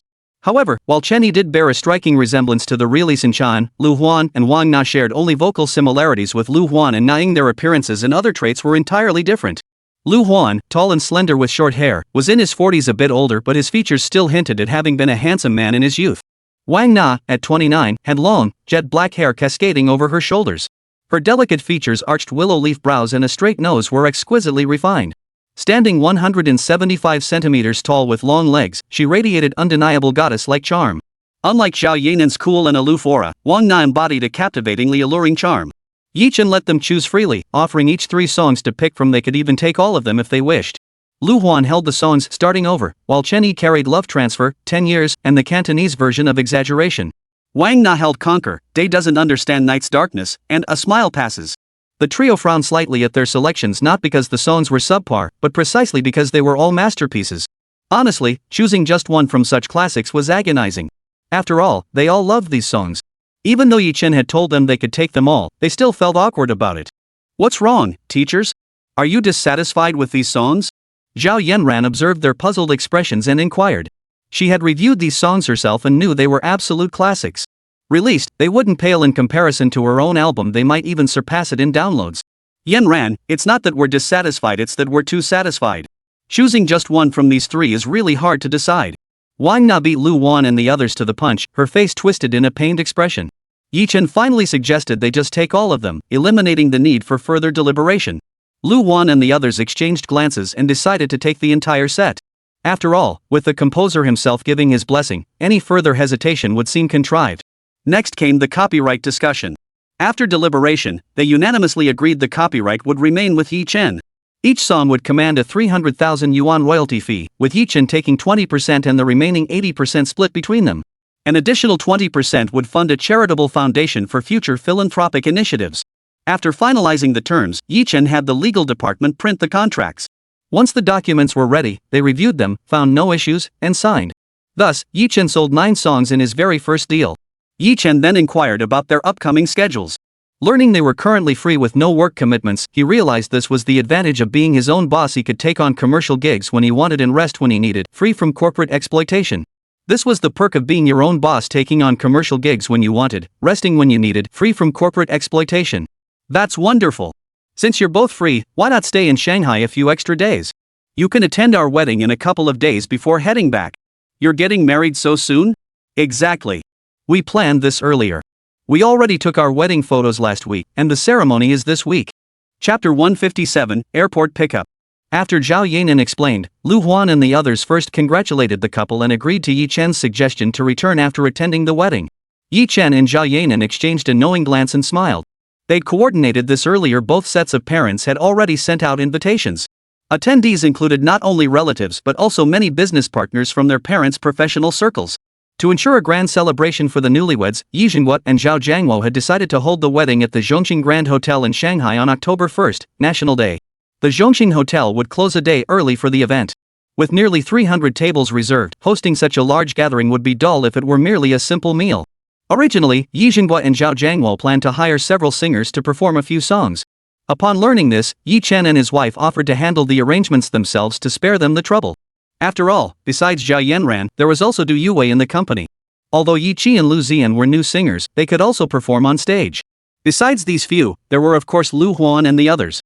Chen had been agonizing over how to broach the subject with them. But here came the perfect solution. Just when he was racking his brain, they came straight to him asking him to write a few songs. Chen then suggested, "Teacher Lu, would it be okay if we had a few of them perform a song on stage later?" "No problem at all.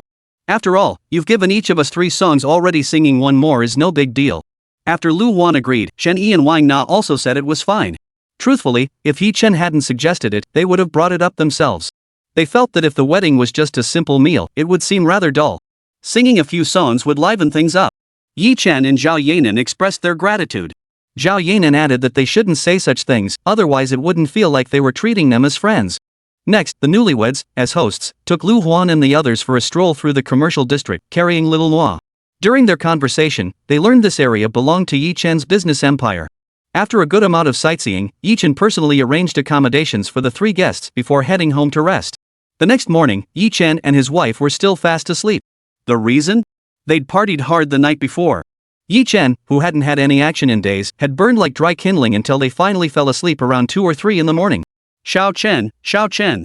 It's almost 10 o'clock, why aren't you awake yet? Hurry up and get up. Your in-laws are coming today. As the son-in-law, you need to go greet them. Mom and Dad, hurry up and get up. Grandma and Grandpa are coming over. No, I needs to go greet them. Grandma said if you don't get up soon, she'll come in. The two, who had been sound asleep, immediately sat up, terrified that Mom might actually barge in. Ugh, it's all your fault. What do we do now? How am I supposed to greet my parents later? Zhao Yanran jumped up in fright, but her legs buckled the moment she stood. She glared at Chen with feigned reproach. My fault. It's been so long since I've had any action, I just couldn't hold back. But you seemed to enjoy it yesterday too. Hearing this, Zhao Yanran's lovely face flushed crimson, looking utterly tempting. Don't you dare say that. Shut up. Her face was already flushed with embarrassment, but Chen's words made her want to sink into the ground. Are Mom and Dad ready yet? We need to head out to pick up Grandma and Grandpa. Coming. Honey, just get dressed and come out. I'll go calm our daughter down first. Chen, realizing he'd said the wrong thing, stood awkwardly by. Just then, Nuoyi called out from outside, prompting him to quickly exchange a few words with Zhao Yanran before stepping out. Daddy, why did you and Mommy sleep in so late today? Nuoyi's been waiting forever. Seeing her dad emerge, the little girl began to complain, her tiny frown adorably cute. Sorry, sweetie. Mom and Dad were so nervous about the wedding that we couldn't sleep all night. We finally dozed off late into the night. Oh. Hearing her dad say that, the little girl didn't suspect a thing. After all, they couldn't very well tell the little girl about their passionate night together yesterday. So they could only explain it to Nuoyi this way. The little girl knew her parents were planning a wedding. Though she didn't understand what a wedding was, she'd heard her parents and grandparents say it would be a lively celebration with lots of delicious food. Su Yan, watching her son solemnly spin tall tales for her granddaughter, knew exactly what the young couple had been up to last night, no need for details. But she also understood his attempt to comfort the child, so she let it slide. Alright, now that you're awake, hurry to the airport and pick up the in-laws.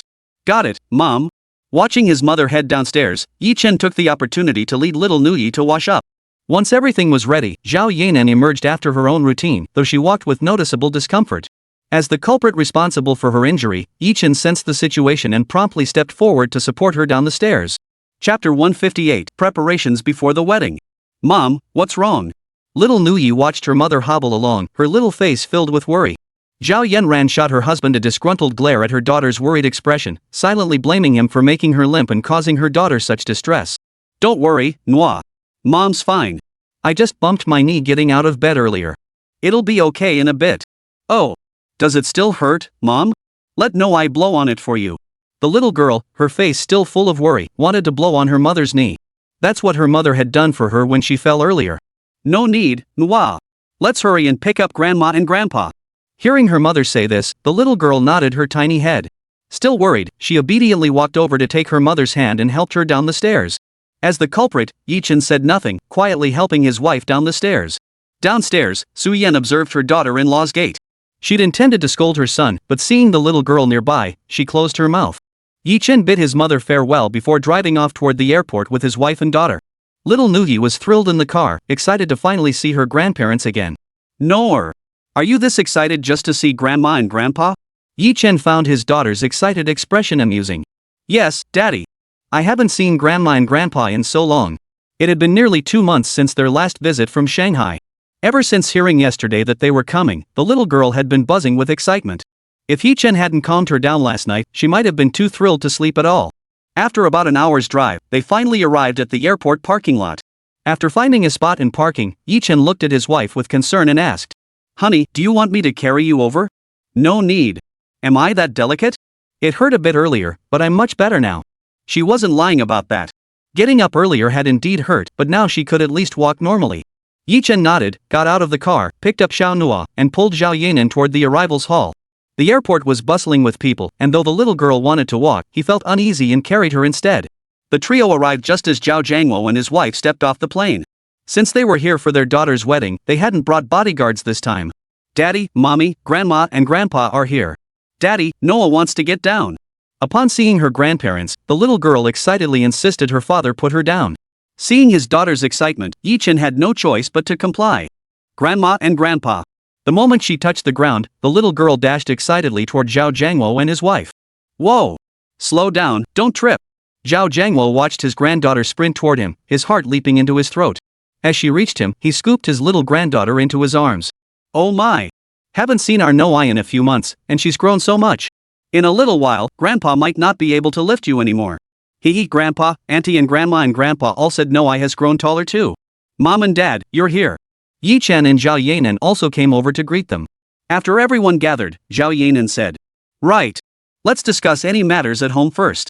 Seeing the young couple about to say more, Zhao Jiangwo cut them off. Yi Chen stepped forward to help the elderly couple carry their suitcases. The group headed to the parking lot to drive home. By the time they arrived home, it was already midnight. At that moment, Aunt Zhang had just finished preparing dinner and was waiting for Yi Chen and the others. Upon entering the house, the in-laws exchanged greetings.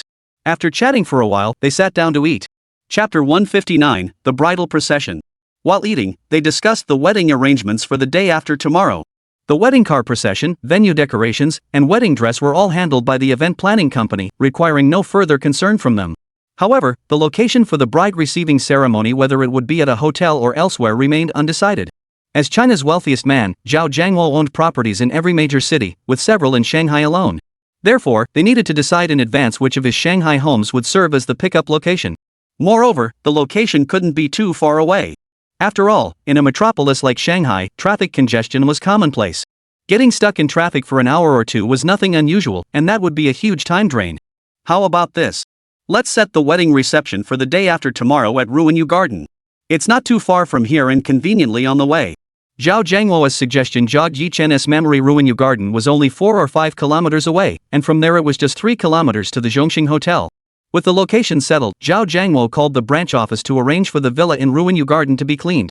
Since the wedding procession would start there, the elderly couple might as well stay there for the next few days. With all wedding arrangements settled, the conversation shifted to the topic of a second child. After all, Nuoyi was already 4 years old, and it was time to consider expanding their family. Yanran, your father-in-law and your dad are right, it's time to consider having a second child. That way, Nuoyi will have a companion. When things come up, they can discuss them together. She won't be left without anyone to turn to in critical moments. Lin Mei spoke with the young couple's best interests in mind. Truthfully, they still regretted not having a second child back then. Both had been so consumed by their careers, she herself a career woman constantly traveling with her husband, that little Zhao Yanran had spent her early years living with her grandparents. It wasn't until Zhao Yanran started school that Lin Mei stepped back to become a homemaker, solely to care for her. Yi Chen and Zhao Yanran exchanged helpless glances. Truthfully, they never used protection during their intimate moments, yet still, there was no sign of pregnancy. What could they do? Grandma and Grandpa, did you say Mom and Dad should give Nuoyi a little brother or sister? When can Nuoyi meet them? Little Nuoyi had been listening to their conversation and, thinking she was the little brother or sister they mentioned, was thrilled and eager to meet them soon. Nuoyi, it's still too early. Are you that eager for a little brother or sister? Seeing the little girl's excited expression, Lin Mei asked with a smile. Of course I am. If I have a little brother or sister, Nuoyi will play with them. Seeing the little girl's excited expression, everyone present smiled. After dinner, Yi Jinghua and his wife had intended to invite Zhao Jiangwo and his wife to stay overnight. However, Zhao Jiangwo explained that their wedding was the day after tomorrow and they needed to return to make preparations, so they left. For the next 2 days, Yi Chen and Zhao Yanran were busy welcoming relatives, making multiple trips back and forth to the airport hotel daily. Of course, these were Zhao Yanran's relatives. As for Yi Chen's side, since his parents were orphans, he had no relatives to speak of. However, he did have a few friends from his time at the orphanage. Zhao Yanran's side, however, had numerous relatives, uncles and aunts, grandfathers and grandmothers, maternal grandparents, and younger uncles and aunts. After picking up the relatives, the next day was spent rushing to pick up classmates. They invited a dozen or so close friends from both Yi Chen and Zhao Yanran's sides, including both male and female classmates. From Yi Chen's side, Zhao Linsong, Lu Yang, Chen Rui all boys, and Li Nanping the only girl in their class. From Zhao Yanran's side, Wang Xiyu, Duan Huilin, Dai Yaman, Zhou Yun, Tang Xiaoqi, and Chu Shiqi all girls. Yi Chen, I never imagined you'd be the first one in our class to get married. Yeah. When we saw the official announcement about you and Zhao Yanran online recently, I thought I was seeing things. Wow, you really kept it under wraps. 4 years in college together, and you were secretly a rich kid all along. The moment they met, Zhao Linsong, Lu Yang, and Chen Rui started teasing him, though they genuinely marveled at Yi Chen's background, not out of envy or resentment. This all happened so fast, I still feel like I'm dreaming. But I do feel bad about keeping my rich background a secret from you guys. I'll make it up to you tomorrow with a toast. Cut the crap. Look at that blissful look on your face. But we've got a deal, no backing out tomorrow. You're treating us properly. Don't worry, Nanping will make sure you drink your fill tomorrow. Yanran, how many years has it been since we last met? Who knew you'd already married and had a child? We sisters still haven't found our Prince Charming. See you, don't lump me in with you. You're the one looking for a partner. I still want to focus on my career for a few more years. Huilan's right. This entertainment industry is tough to break into. Unlike Yanran, who's naturally gifted, the rest of us still haven't made it to the A-list. Yanran, I heard you started a company. Any TV dramas in the works lately? If so, hook us sisters up with a role. Any screen time will do. We're not even dreaming of leading ladies or supporting roles. Yaman, didn't you all study music? Why did you all switch to acting? At this point, Zhao Yun explained to Zhao Yanran that since they'd all started out pursuing music, but found no real opportunities, they eventually decided to become extras at the film studio. The first couple of years were tough, but they could earn 200 or 300 a day. Lately, though, they'd grown quite comfortable with this lifestyle. Chen and Zhao Yanran chatted with their respective classmates as they walked out of the airport.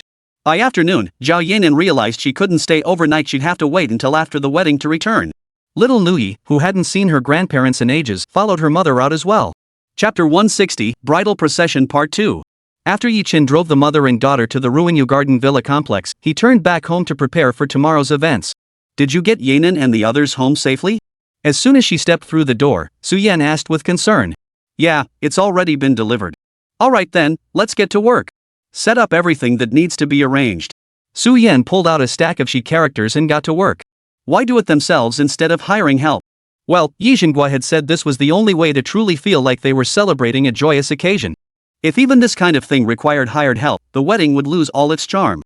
Chen agreed wholeheartedly, especially since their home contained many valuable items, particularly in the study, where he kept printed scripts, songs, and other important documents. What if hired helpers had sticky fingers? Just as everyone was getting busy, Yi Qi returned, followed by Lin Wenjue, Zhang Wenlong, and He Jipeng. The three had come to see if they could lend a hand. Wenjue, you're here too. Yes, Auntie.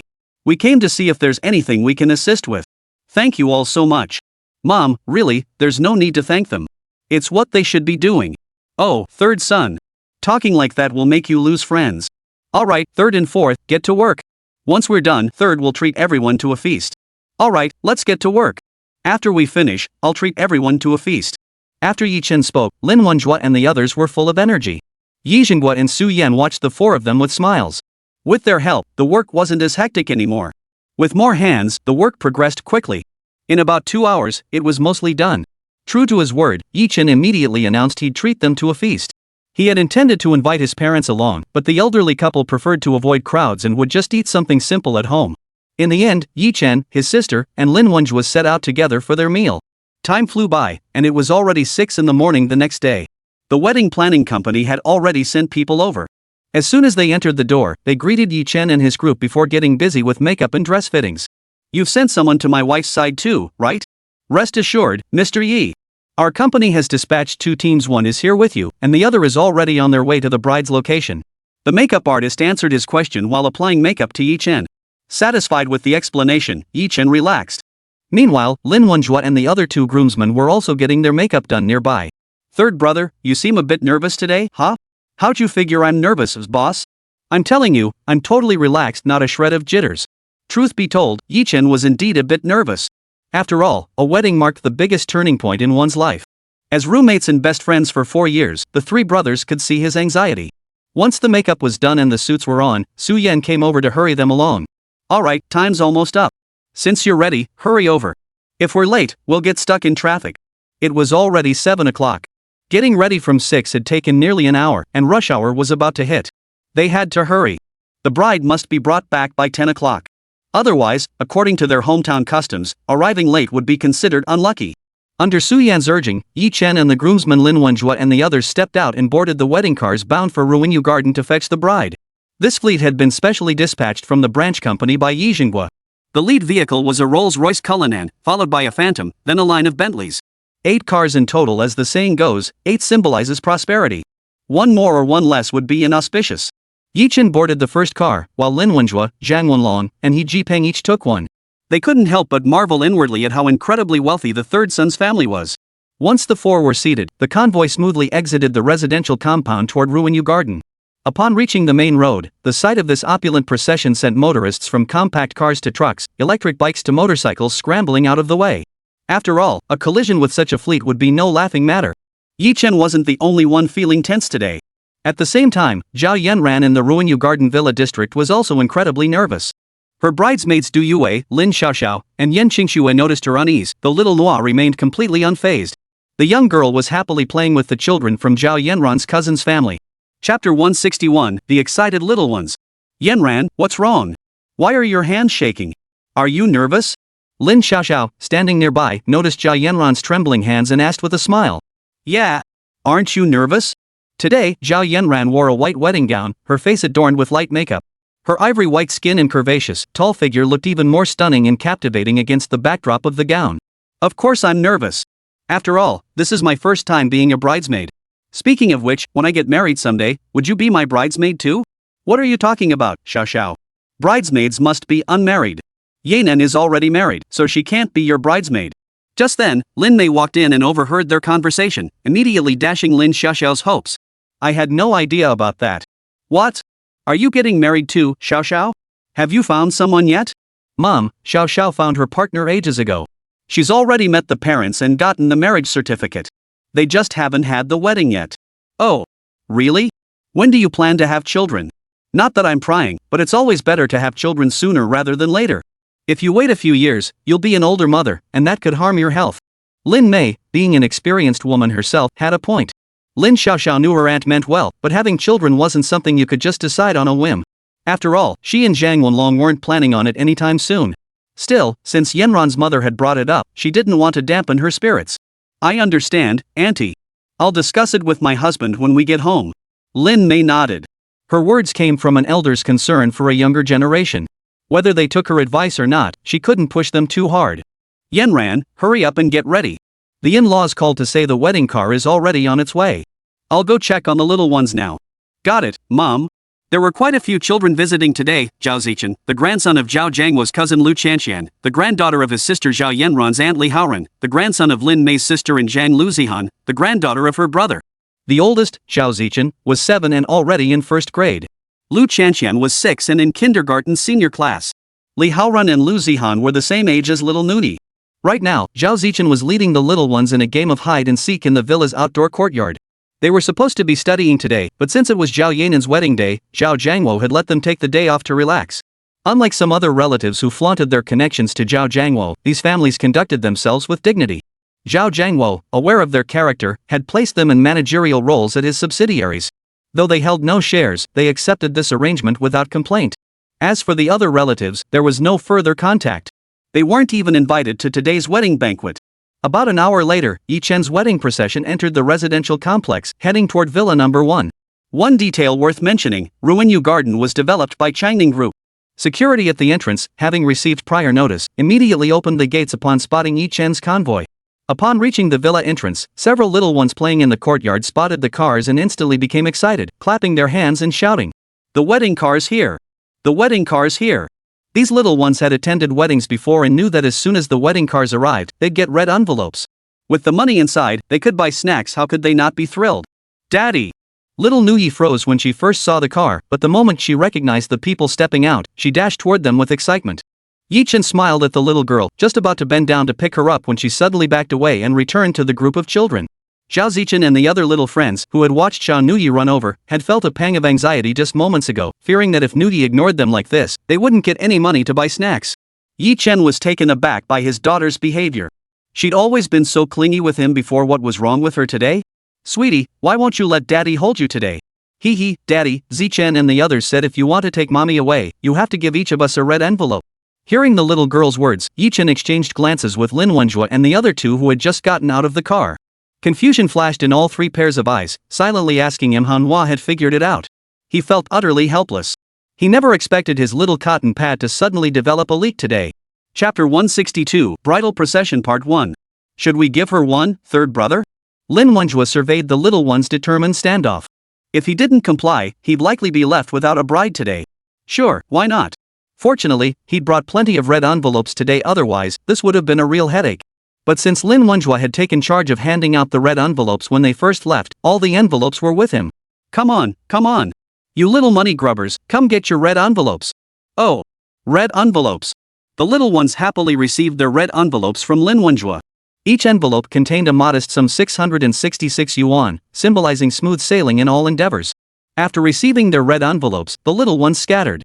After dealing with the children, Chen entered the villa with Lin Wenjue and the others, feeling nervous. As soon as they stepped into the hall, they saw several women gathered there. He recognized them: Zhao Zichen's mother, Bai Shui Lu Chanshan's mother, Zhu Wanru Li Haoran's mother, Ma Shangqin and Han Wenting, Lu Zihan's mother. Glancing past them, he spotted a round table laden with wine glasses, a sight that instantly gave Chen and the other groomsmen headaches.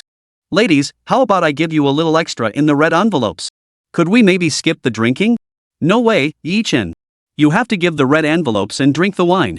Otherwise, how can we see your determination to marry our Yanan? Sister-in-law Bai Shui is right. Just accept your fate, Chen. Xu Wanru nodded in agreement from the side. Enough chatter. After the red envelopes and drinks, the next challenge awaits. Han Wenting watched Chen and the others hesitate, prompting them impatiently from the side. Chen and the others exchanged glances, each wearing a wry smile. Come on. Second brother and fourth brother, the three of us will drink a few extra cups for third brother. We can't help it if we get tipsy. Lin Wenjue waved his hand generously, pulling out red envelopes and handing one to each of them. Then, rolling up their sleeves, they picked up their cups and began drinking. They downed glass after glass. These weren't strong drinks, just low-alcohol cocktails at 4 or 5% ABV. Just then, several more men entered the hall through the main door. Chen instantly relaxed upon recognizing them. These were the friends he'd picked up at the airport yesterday: Lu Yang, Zhao Linsong, and Shan Rui, whom he'd called for backup. Since they were staying at the hotel, he'd had them take taxis directly to get here quickly. Old Lu, old Zhao, old Chen, you're finally here. Come on over and help us drink. Lin Wenjue breathed a sigh of relief upon seeing them and immediately called them over for drinks. Alright, old Ji, we'll drink with you first. Save the talk for later. Chen tried to say something, but Lu Yang waved him off. Soon, the others joined the group. By the time they were nearly done, 6 cups of liquor remained. Chen drank them all himself. Afterward, Zhao Linsong said, Old Ji, we actually set out right after your call. But who knew we'd hit rush hour traffic the moment we left? We've been stuck in gridlock all the way here. No worries. I'm just glad you guys could make it. Now it's up to you to get my wife home safely. Don't worry, old Ji. Leave it to us. We'll make sure you get your wife home safely. Chen Rui patted his chest in assurance. As they approached the stairwell, they saw several women gathered there. This time, it was Zhao Yanran's classmates: Wang Xiyu, Duan Huilin, Dai Yaman, Zhou Yun, Tang Xiaoqi, and Chu Shiqi. The groom wants to pick up the bride? First, hand over the red envelope. Wang Xiyu demanded the moment she spotted Chen. We've got it. Here's the red envelope. Before Chen could respond, Lin Wenjue stepped forward and handed over the red envelopes. Receiving the red envelopes, Wang Xiyu and the others were instantly satisfied. They then parted to clear the stairwell. Chen and his group thought they could finally proceed upstairs, but upon seeing the decorations in the stairwell, they felt a wave of frustration wash over them. Chapter 163, Bridal Procession Part 2. This contraption was the toe pressure board that had become popular online in recent years. Lin Wenjue and the others also felt a pang of frustration upon seeing it. Though they hadn't tried it themselves, they frequently watched videos of people using it and could easily tell from the expressions of agony that stepping on it must be excruciatingly painful. Excuse me, ladies, but are you seriously expecting us to walk up there wearing these? Of course. How else would we gauge the groom's determination to marry his bride? And you must take off your shoes and carry someone up there. Carry your own people, mind you, no dirty thoughts. After hearing Wang Xiyu's words, Chen exchanged a knowing glance with Lin Wenjue, who nodded in agreement. In that case, ladies, allow us to discuss our strategy first. Fine, no problem. But just so you know, you won't have much time. The group acknowledged the warning and moved to the side to confer. Old G, are we really supposed to listen to them? No way. This might be a piece of cake for us, but if we actually do it, we'll lose all face. Then third brother, we'll follow your lead. Whatever you say, we'll do. Right, old G. Whatever you say, we're with you. Old Lu, old Zhao, old Chen, and old Four, do any of you want girlfriends? What do you think of these girls? Hold on, third brother, is this really the time to talk about this? Why not? Everyone except old one and old two, you four, do this later. Wait, see you, what are they discussing? They're not planning to back out, are they? Dai Yaman watched Chen and the others whispering quietly, her curiosity piqued. How should I know? Why don't you go over and listen? Duan Huilin teased Dai Yaman at that moment. Forget it. Dai Yaman shook her head at the suggestion. Heh, old G, I gotta say your wife's girlfriends are all stunning. And your plan is brilliant. Alright, we don't have much time left. As long as we don't go too far, we can deal with the rest later. Let's get moving. No sooner said than done. Led by Lu Yang, Zhao Linson, Chen Rui, and He Jiping pounced before Wang Xiyu and the others could react. Ah! What are you doing? This is cheating, you know that? Not only cheating, but downright dirty tricks. Wang Xiyu was the first to fall victim, followed by Dai Yameng, Zhou Yun, and Chu Shiqi. You're being perverts. Let me down right now. Sorry, beautiful, but you'll have to bear with it for my buddy. Lu Yang, experiencing such close contact with a woman for the first time, was overwhelmed by Wang Xiyu's scent as he held her. His face flushed crimson as he stammered out an apology. This startled the girls into shrieking, instantly throwing the scene into chaos. The commotion was so loud that even Zhao Yanran and the others in the new room heard it. What's going on out there? I can hear Xiyu and the others arguing. I have no idea. But shouldn't we be hearing Yi Chen and the guys screaming? Why are we hearing their voices instead? It wasn't just Zhao Yanran who was confused, even the bridesmaids Du Yue, Lin Xiaoxiao, and Yan Qingxue were baffled. Sigh. You girls really? I told you not to do that toe-pressing thing earlier. What's up, Yanran? Feeling sorry for your Yi Chen? Hearing Zhao Yanran's words, Lin Xiaoxiao cut in with a teasing remark. So what if I am? How is he supposed to stand through the ceremony and greet guests after you've been tormenting him like this? Zhao Yanran admitted it outright, shooting Lin Xiaoxiao a disapproving glare. She thought to herself, of course you don't care about my husband. Just wait until your wedding, I'll give your husband a run for his money too. At the stairwell entrance, Lu Yang and the others had already ushered Wang Xiyu and the other girls outside, leaving only Duan Huilin and Tang Xiaoqi standing there flustered in the wind. Once they snapped out of it, both girls immediately flew into a rage. You're being completely unreasonable. Exactly. You men are shameless. Yi Chen, Lin Wenjue, and Zhang Wenlong exchanged glances, realizing they'd completely forgotten about the two girls. Boss, second brother, you two handle this. Fine. Second, let's handle this. With that, Lin Wenjue and Zhang Wenlong each grabbed one girl, while Yi Chen seized the moment to rush forward and embrace the other. Sorry, ladies. After Yi Chen moved in, Lin Wenjue and Zhang Wenlong released Duan Huilin and the other woman and followed suit. Honey, open up. Your husband's here to pick you up. He's here already? Girls, get ready. Hearing Yi Chen's voice from inside, Lin Xiaoxiao signaled the other two bridesmaids to block the door. Zhao Yanran, however, had no intention of waiting. She swiftly rose and opened the door. Seeing Zhao Yanran open the door, Yi Chen froze for a moment before snatching his bride and dashing downstairs. This move left Lin Xiaoxiao and the other bridesmaids frozen in place. Chapter 164, The Wedding Begins. By the time the bridesmaids snapped out of their shock, Yi Chen had already carried Zhao Yanran downstairs. Lin Xiaoxiao had planned all sorts of games for the bridal party, but with the bride and groom gone, what was the point of playing games now? She had no choice but to follow them downstairs. In the living room, Zhao Jiangwo and Lin Mei sat on the sofa. Little Nuoyi, the little girl, was sitting obediently in her grandmother's arms. Seeing her father carrying her mother downstairs, she excitedly climbed down from Lin Mei's lap. Mommy and Daddy, you're downstairs. Nuoyi wants a hug too. Nuoyi, Daddy will hold you later. Right now, Mommy and Daddy need to kowtow and offer tea to Grandma and Grandpa. Be a good girl and sit still for a bit. Okay. Fine then. Though a little disappointed, the little girl obediently sat back down without fussing. Bowing and presenting tea to the bride's parents before bringing her home was a custom observed in most parts of China. After all, raising a daughter to adulthood was no small feat. Lin Xiaoxiao and Du Yue approached the couple, having already prepared tea for Yi Chen and his wife.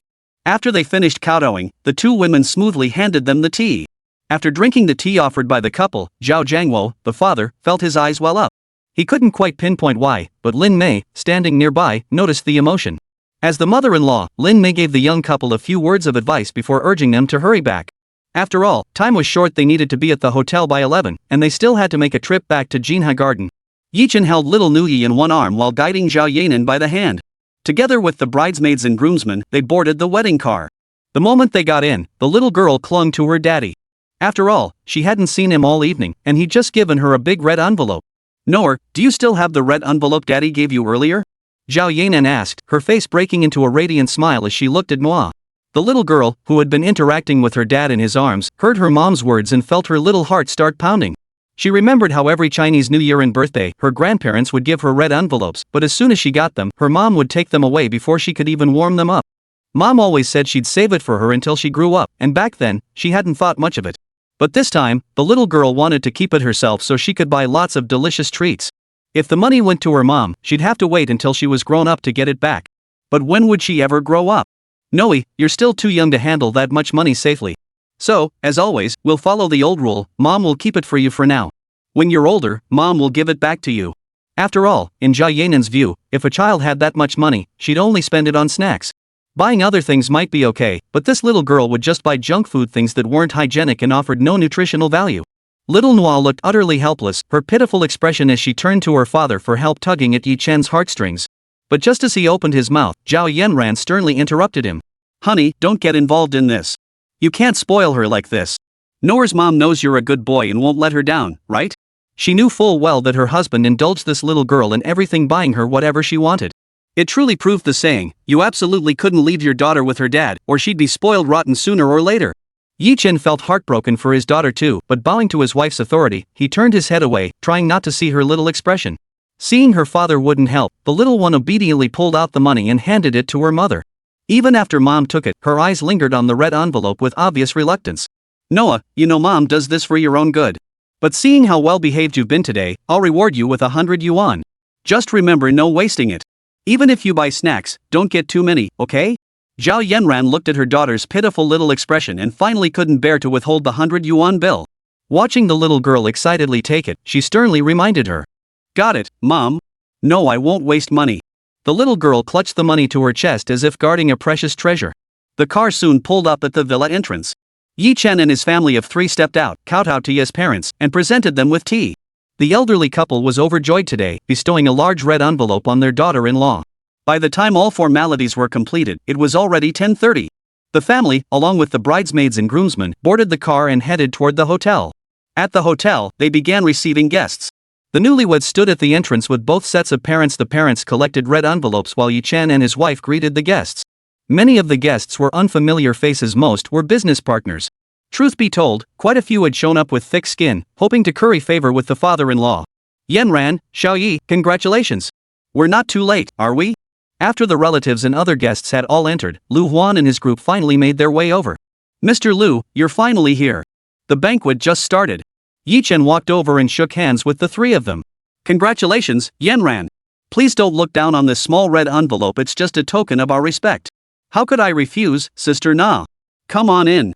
Yanran, I must say you look absolutely stunning today. Chen, you're the smooth talker. Alright, everyone, the banquet is about to begin. Let's all head inside. The group chatted as they made their way toward the banquet hall. Chapter 165, Today You'll Marry Me. By the time they entered the banquet hall, the dishes for the guests were nearly all served. To ensure everyone dined in style, Yi Zhenghua had the hotel prepare the highest grade cuisine, from hairy crabs to Australian lobsters. Nothing was missing. Everyone ate until their mouths were greasy. Lu Huan and his 2 companions were seated at a table with later arriving guests, as arranged by Yi Chen. Once everything was settled, the wedding ceremony officially commenced.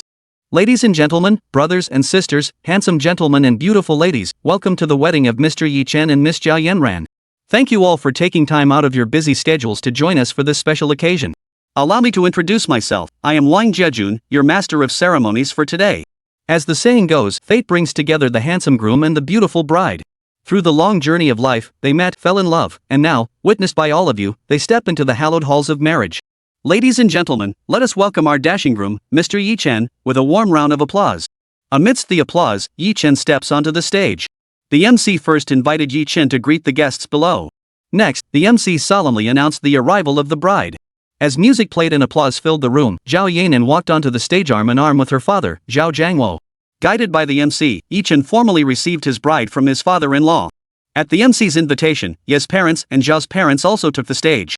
Now, please welcome the groom's father to say a few words. Hush. Truthfully, I have little to say. Today marks my son and daughter-in-law's wedding day. As their father, my duty is fulfilled. I only hope this young couple will walk joyfully together from here on out.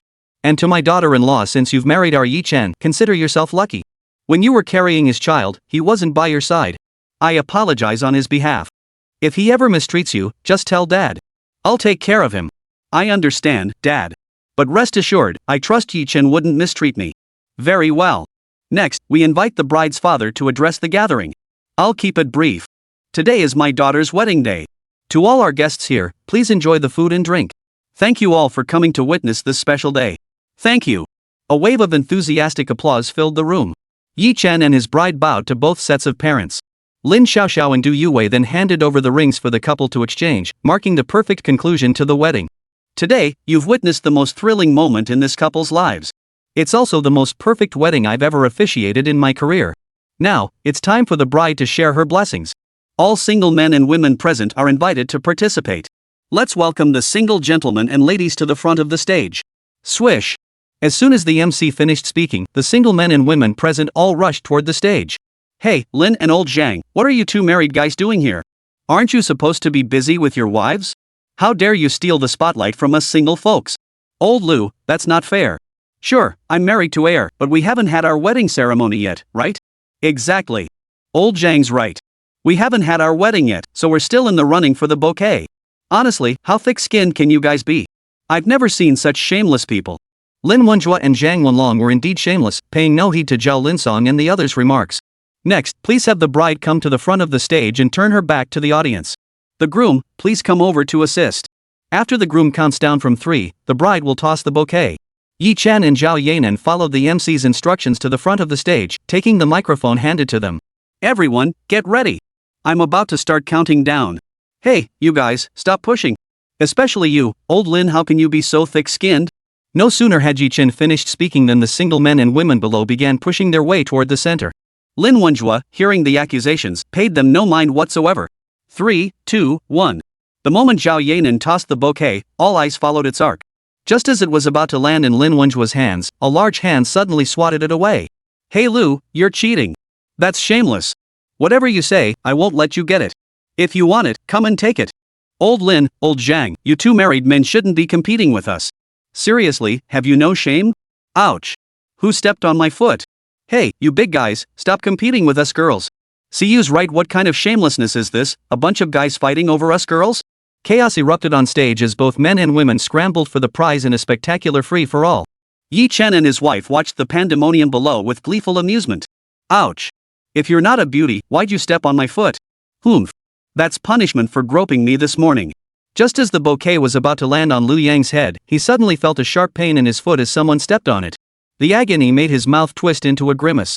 He then saw Wang Xiyu standing there, bouquet in hand, glaring at him with a look of smug satisfaction. He hadn't expected this woman to hold such a grudge and deliver such a vicious kick. Indeed, the ancients were right, women were the most troublesome creatures to deal with. When everyone saw the bouquet land in Wang Xiyu's hands, they returned to their seats with regretful expressions. Alright, let's congratulate this lovely lady.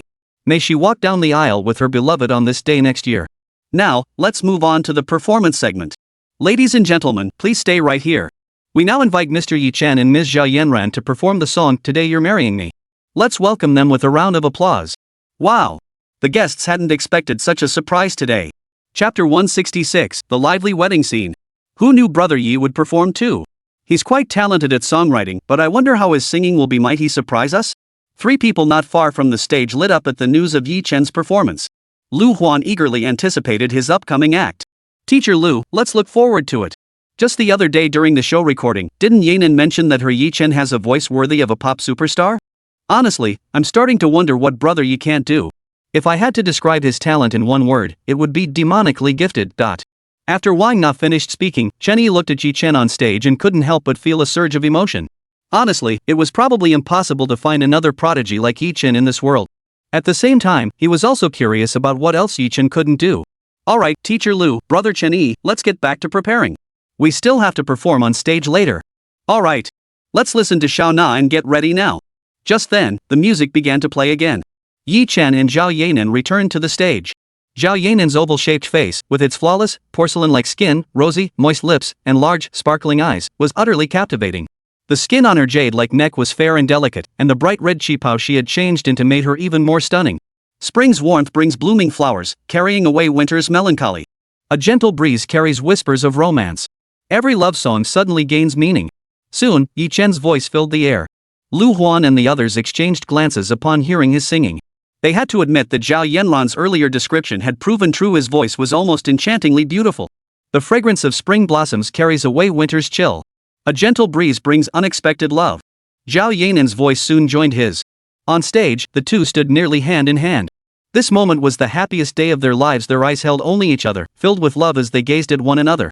Below the stage, little Nuoyi, nestled in her grandfather's arms, clapped happily as she watched her parents perform. To the young girl, the lyrics didn't matter as long as it sounded beautiful. Young men and women around them listened to the couple's song. The singles felt a longing, while the couples held hands sweetly, lost in the beautiful music. Listen to me, hand in hand, walk with me. Create a life of happiness. Yesterday is too late, tomorrow will be too late. Will you marry me today? Yi Chen. Here we go. Join in the house. Zhao Yanran. DT, in the house. The guests instantly fell in love with the song upon hearing it. This song is amazing. It's perfect for weddings. Why haven't I heard it before? How could you have heard it? I just looked it up online. It hasn't even been released yet. Oh. So that means they're the original singers of this song. The ones discussing this were Lu Kai, Zheng Quan, and Huang Ming, the same rich kids who had dragged their moms to Zhao Yanan's house to propose. Since learning Zhao Yanan was getting married, they knew they were out of the running. Having suffered the same fate, the three became close friends. Today, they'd been dragged along by their dads. While it was undeniably painful to have their goddess snatched away, they weren't the kind of brainless rich kids who'd resort to petty revenge. Yi Chen. Listen to the chimes of the chapel bell. We stand before God and our loved ones. This man and woman now join as husband and wife. Never forget how sacred this moment is. Chapter 167, The Unusual Yi Chen. After Yi Chen and his wife finished their performance, it was Lu Wan's turn to take the stage. The song he sang, of course, was Me and You, written by Yi Chen for him. Me and You. Heart to heart. Living in the global village. For dreams. After Lu Wan finished her performance, it was Wang Na's turn. Surprisingly, she didn't sing the 3 songs Yi Chen had given her. After all, those songs felt somewhat inappropriate for a wedding. Yi Chen had specially composed a song for her titled The Most Beautiful Expectation, originally performed by Zhou Bichang in his previous life. I have a dream, like a rainbow after the rain. Exchanging every tear for a smile. And there's a kind of love that crosses the sea of people. To pick up that lost speck of dust. Your breath draws ever closer. Next, Chen took the stage to sing Let's Get Married, another song composed by Yi Chen based on Shi Chen's work from his previous life. To create this perfect, unforgettable wedding, he had specially rewritten the song for Lu Huan and the others at no charge, though he still insisted on a free share of the royalties, naturally. After Lu Huan and his group finished their performance, it was Lu Zian and her group's turn to take the stage, treating the guests to a true feast for the ears and eyes. The newlyweds Yi Chen and Lu Huan first toasted with Zhao Yanan's relatives alongside their parents, then mingled with partners from both conglomerates. Throughout the toasts, Zhao Yanan didn't drink much after all. The guests felt awkward pressuring her. Yi Chen, however, being a man, faced no such restraint. Guests kept pouring drinks for him without hesitation. After a full round, Lin Wenjue and Lu Yang poured him more drinks. By the end of the wedding, he'd blacked out. When the ceremony concluded, it was Zhao Yanran who helped him back to their room. Fortunately, Yi Jinghua had prepared a room in advance, otherwise, she would have been exhausted. Thankfully, little Nuoyi had been taken home by Zhao Jiangwo and the others, which lightened her load considerably. Originally, the couple planned to consummate their marriage after the ceremony, but Yi Chen's drunken state made it impossible. This left Zhao Yanran looking rather resentful. She'd been all set to try for a second child, but now they'd have to postpone. The next day dawned with bright sunshine, and Yi Chen dragged himself out of bed with a pounding headache. Ugh, everything hurts. I should never have drunk so much. Honey, you're awake. Zhao Yanran woke up too, though her gaze toward Yi Chen was filled with reproach. Sorry, honey. It's all those guys' fault. They kept forcing me to drink. You still have the nerve to say that? Even if they forced you to drink, couldn't you have refused? Remember, we're planning for a second child. I'm really sorry, honey. I promise it'll never happen again. Please don't be mad anymore, okay? Seeing Zhao Yanran's displeasure, Yi Chen gently tugged her arm and whined like a child, the first time he'd ever acted so childish in his life. Zhao Yanran. This left her utterly speechless. Seeing her husband act so childishly and adorable for the first time, she found herself at a loss for words. Does it still hurt? Honey, my head hurts so much. Yi Chen leaned against Zhao Yanran's shoulder, his voice sounding just like a wronged little wife. Zhao Yanran. Hey, can't you act like a grown man? Zhao Yanran couldn't take it anymore, her skin crawling. Is my wife still mad? Not mad anymore, not mad anymore.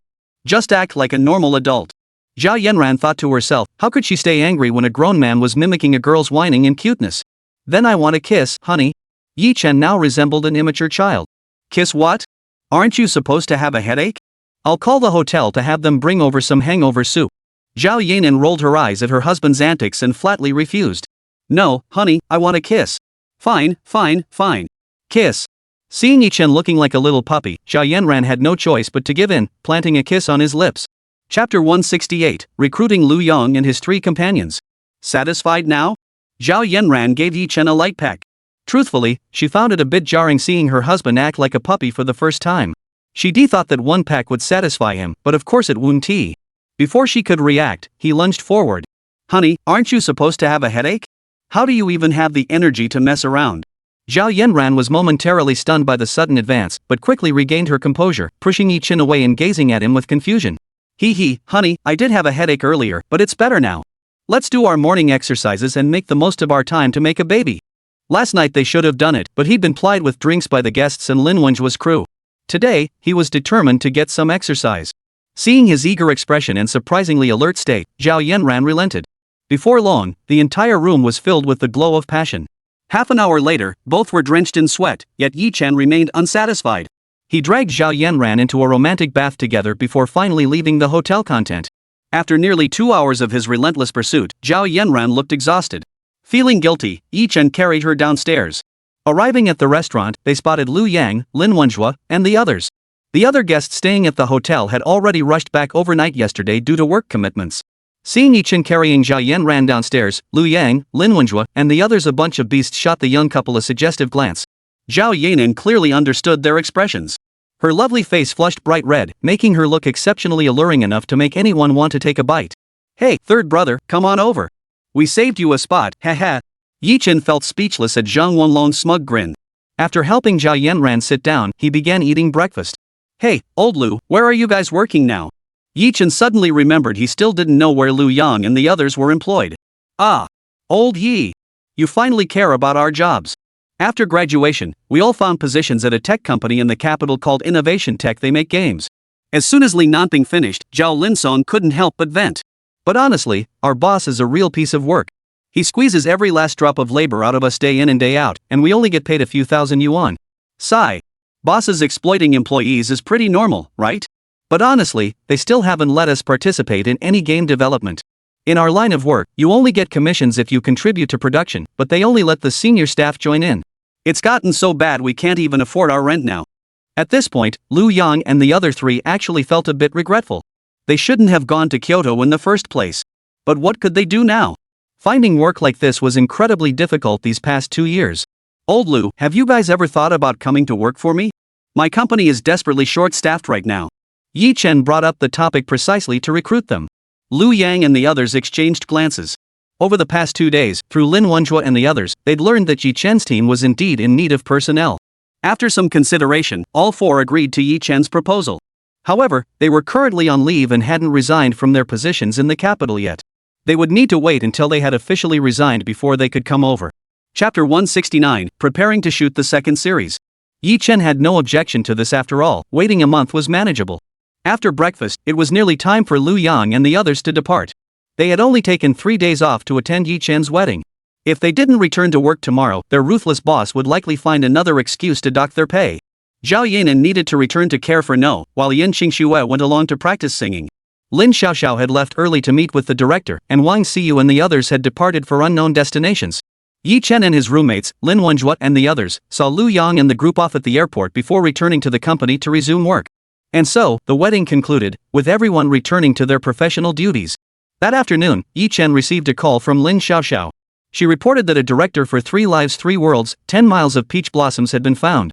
Moreover, after reviewing the script, the director had agreed to their proposal and would be joining their company. About 20 minutes later, she arrived at Yi Chen's office accompanied by a slightly plump middle-aged man. Yi Chen recognized him immediately. Su Tao, a renowned director in mainland China who had previously directed numerous fantasy and xianxia-themed TV dramas. He hadn't expected Lin Xiaoxiao to bring him in. Director Su, hello. It's a pleasure to meet you. I've long admired your work. I never imagined Lin Xiaoxiao would bring you on board. Not at all, not at all. I couldn't possibly accept such flattery. It wasn't false modesty, he simply dared not act haughty in front of Yi Chen. It wasn't fear of Yi Chen's status, but rather his own deep passion for exceptional scripts. He'd fallen in love with the script for 3 Lives, 3 Worlds, 10 Miles of Peach Blossoms the moment he read it. If he upset Yi Chen, it would all be for nothing. Mr. Yi, I never imagined such an exceptional script could come from you. It's truly brilliant. After Xiaoxiao showed it to me, I cleared my entire schedule. Yi Chen had heard that this director was utterly obsessed with a good script. If the script was weak, no amount of money or influence would sway him. But if it was strong, he'd show you respect. Looks like that's been proven true this time. Director Su, I'm glad you like it. Did Xiaoxiao mention my requirements to you earlier?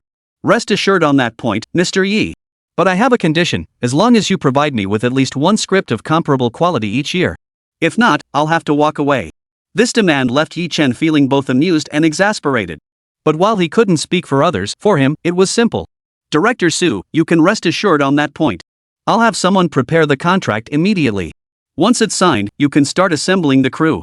Watching Su Tao nod in agreement, Chen immediately called for the contract to be prepared. Soon after signing, Su Tao eagerly excused himself to assemble his crew. Hey, second wife, how did you even meet this director? Chen asked Lin Xiaoxiao curiously after Su Tao left. Hey, we're not even married yet. What do you mean, wife of the second son? Hearing Chen's address, her pretty face flushed red, and she retorted with a pout. Don't be shy. You've already gotten your marriage certificate. Given our relationship, I should be calling you sister-in-law. I'm not playing around with you.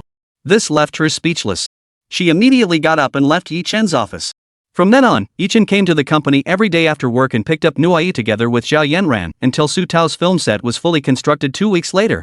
This time, Chen handed over the entire casting process to Su Tao, which greatly pleased director Su. Unlike some investors who like to meddle and pretend to know everything, Chen trusted Su Tao completely. After half a month, the cast was largely finalized. Under Su Tao's leadership, they headed to Hengdian Film Studio to begin filming. Chapter 170, Du Yui's new album. After attending the kickoff ceremony for 3 Lives, 3 Worlds, 10 Miles of Peach Blossoms, Chen rushed back to Shanghai that very night.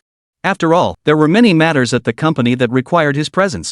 In the blink of an eye, another 2 weeks passed, and Du Yui's album was already recorded.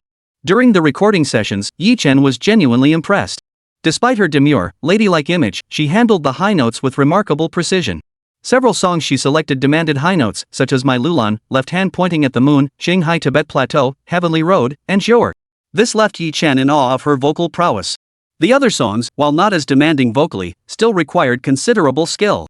These included That Sea, Dawn, The Vastness of Heaven, Beneath the Flying Clouds, and Beautiful Myth. Originally, Chen had intended to collaborate with a male singer on the last 2 tracks. However, persuaded by Zhao Yanran, Chen ended up participating in the recording of these 2 songs as well. That same day, Shanghai Entertainment's official Weibo announced Du Yui's album sales figures, sending online fans and netizens into a frenzy. When did our goddess Yue join Shanghai Entertainment? Yeah. This was kept way under wraps. To the poster above, when Yue joined Shanghai isn't important, what matters is she's releasing an album. This is great. I remember goddess Yue hasn't released an album in 2 years. Yeah. It's all because her previous company was so terrible. By the way, what was her previous company called again? I remember it was Yonghui Entertainment, a second-tier agency. No wonder she ditched Yonghui for Shanghai. I remember goddess Yue and goddess Yanran have always been super close. Absolutely.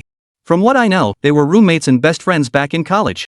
Now that her best friend started a company, of course she'd support her. But goddess Yue definitely made the right move this time. She's releasing an album right after joining the company. If her album turns out great, she might just become a top-tier diva. Yeah. I'm suddenly so excited. No way, I'm definitely supporting her. The moment the album drops, I'm buying a copy no matter what. The person above shares my thoughts, but I wonder if the goddess will release a physical album this time. Hey, if she does release a physical album, would you buy it? Of course I would. Anyone else want a physical copy? Let's all tag at Shanghai Entertainment and demand they release one. Upstairs, count me in for a physical album too. +1. Add 10. Add 200. Add 1000852. Soon, a large number of netizens flooded Shanghai Entertainment's official Weibo account, tagging them and demanding the company release a physical album. Chen quickly learned about this development. Since the netizens are demanding it so strongly, we'll grant their request. Contact the factory immediately and have them produce the physical album as quickly as possible. Understood, Mr. Yi. I'll contact the factory immediately. Li Shan exited Chen's office after speaking. Shortly after, Shanghai Entertainment's official Weibo account posted an announcement. In response to the overwhelming requests from our fans and netizens, our company has decided to officially release the physical album on October 20, 2021. Chapter 171, Xiao Nuoyi Takes Leave. 2 days later, the physical album officially hit stores.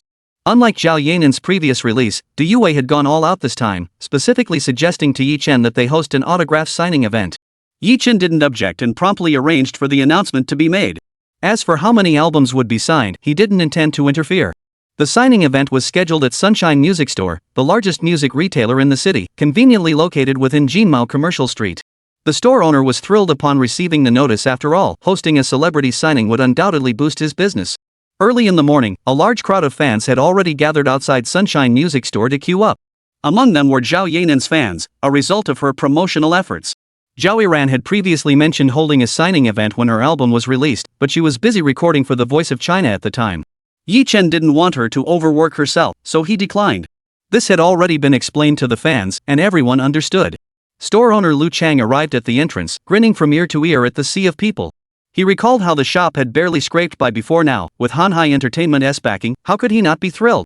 After the owner opened the doors, Nuoyi arrived at the entrance escorted by her bodyguards.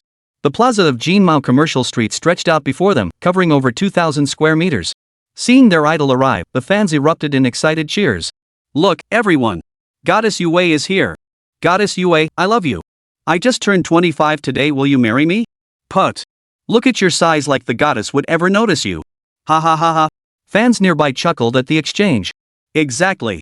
Look at your size and you think the goddess will marry you? You're dreaming! Can't I even think about it in my heart? No. Why?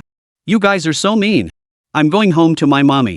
A little chubby kid looked utterly dejected by the surrounding remarks, though whether he was faking it or genuinely upset was known only to himself.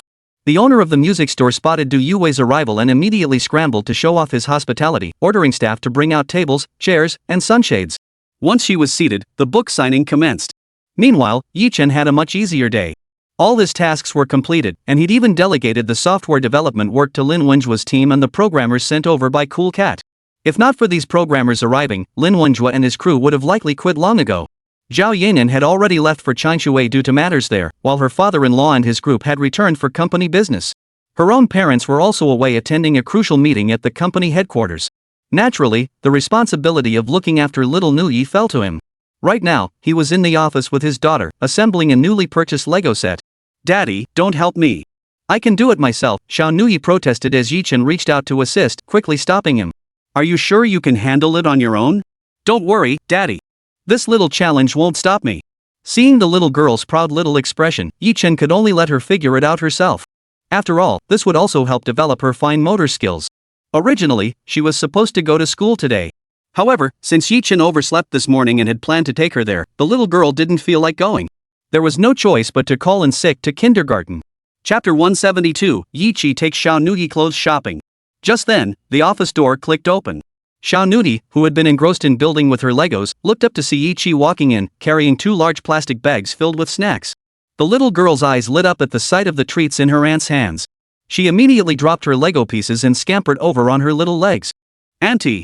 Auntie, you're here, she exclaimed, wrapping her arms around Yiqi's legs while her eyes never left the 2 bags of treats. But, noticing the little girl's gaze, Yiqi couldn't help but laugh.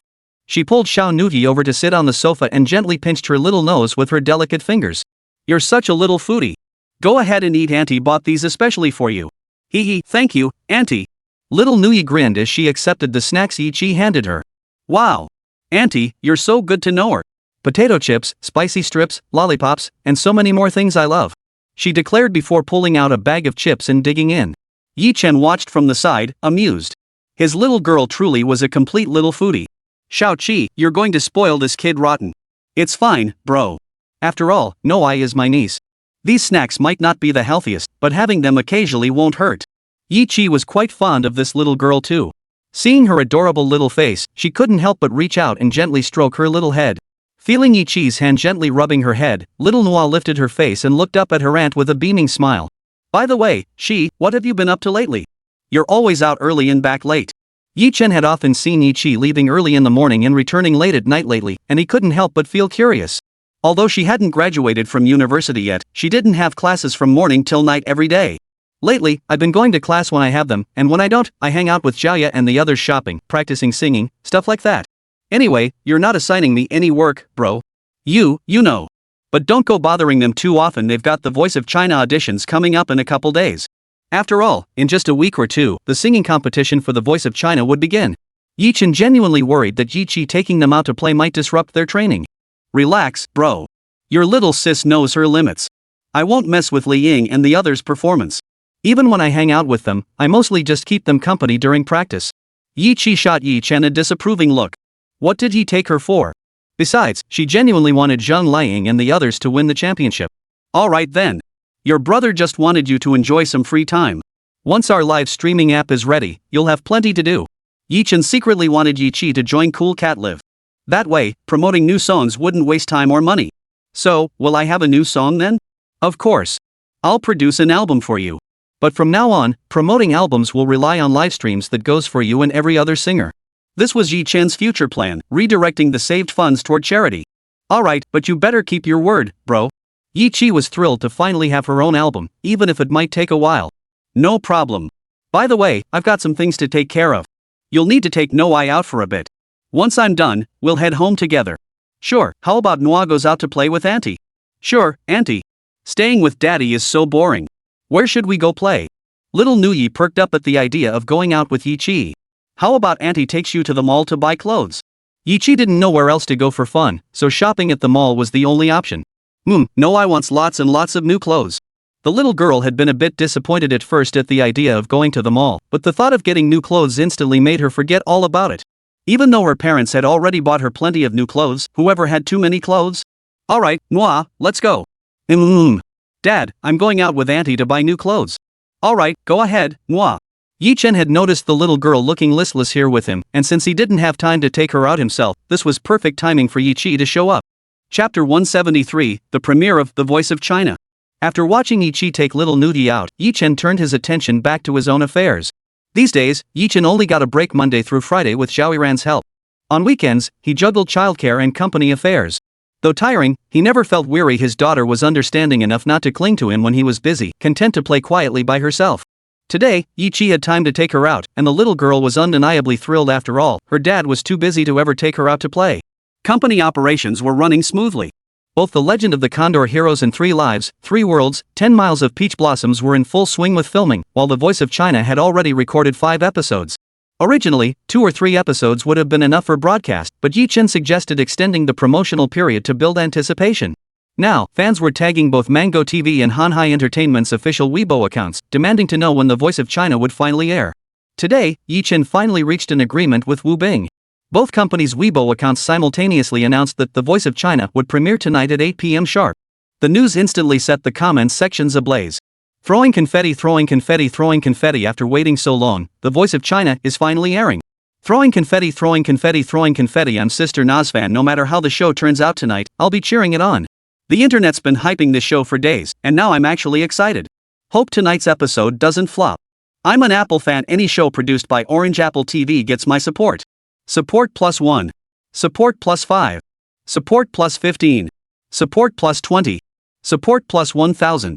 By 8 p.m., all fans supporting The Voice of China had turned on their TVs early, eagerly awaiting the show's start. Xinhua Community, Shanghai. A middle-aged man named Li Ming gathered his family to await the show's commencement. The moment the show began, they were stunned by the opulence of the studio, arguably the most lavish recording set in history. Honey, I never imagined the production team would spare no expense. Just this alone must have cost a fortune. You're right. This is the most extravagant production setup for any show in all of China. On screen, host He Jiong had already taken the stage. Hello to our viewers at home and our live audience here in the studio. The show commenced. The moment the first contestant stepped on stage and began singing, every viewer at home was stunned by the program's sound effects. This instantly captured the audience's ears and eyes. Changshui Orange TV. Station director Wu Bing and several other executives were waiting anxiously. Director, what are our ratings tonight? The speaker was Gao Song, the station's program planning director. You're asking me? How should I know? If I had to guess, maybe 3.5? That's our station's typical rating. Wu Bing replied irritably, then paused, rubbing his chin thoughtfully. That rating was considered high, especially in today's China where the internet dominates. Most young people barely watch TV anymore, they're either gaming or scrolling through videos.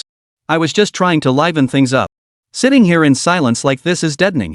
Wu, I think old Gao has a point. Sitting here silently like this just makes everyone tense up. We've already reviewed the proposal, it's infinitely better than previous ones. We need to have confidence. I believe that with the previous promotion, plus the sound quality and visuals of our program, it will absolutely be an audio-visual feast. The ratings won't be low. Deputy Station Manager Yang Yong spoke with evident confidence. This wasn't mere flattery after all, a show like China's Got Talent had never been seen before in China. Just then, a backstage crew member burst in excitedly. Director, the ratings are in. What are they? Wu Bing couldn't wait and blurted out the question first, while the others also turned their curious gazes toward the staff member. Director, since the broadcast started 20 minutes ago, our ratings have hovered between 3.5 and 3.8, and they haven't dropped at all. Holy. Excellent.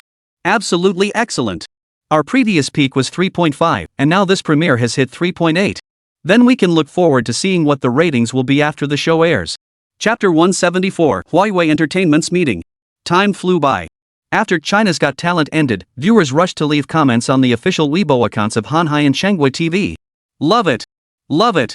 The rules, sound quality, and live production of China's Got Talent are truly unprecedented. So sad the show ended like this, but honestly, it was really good. Looking forward to next season.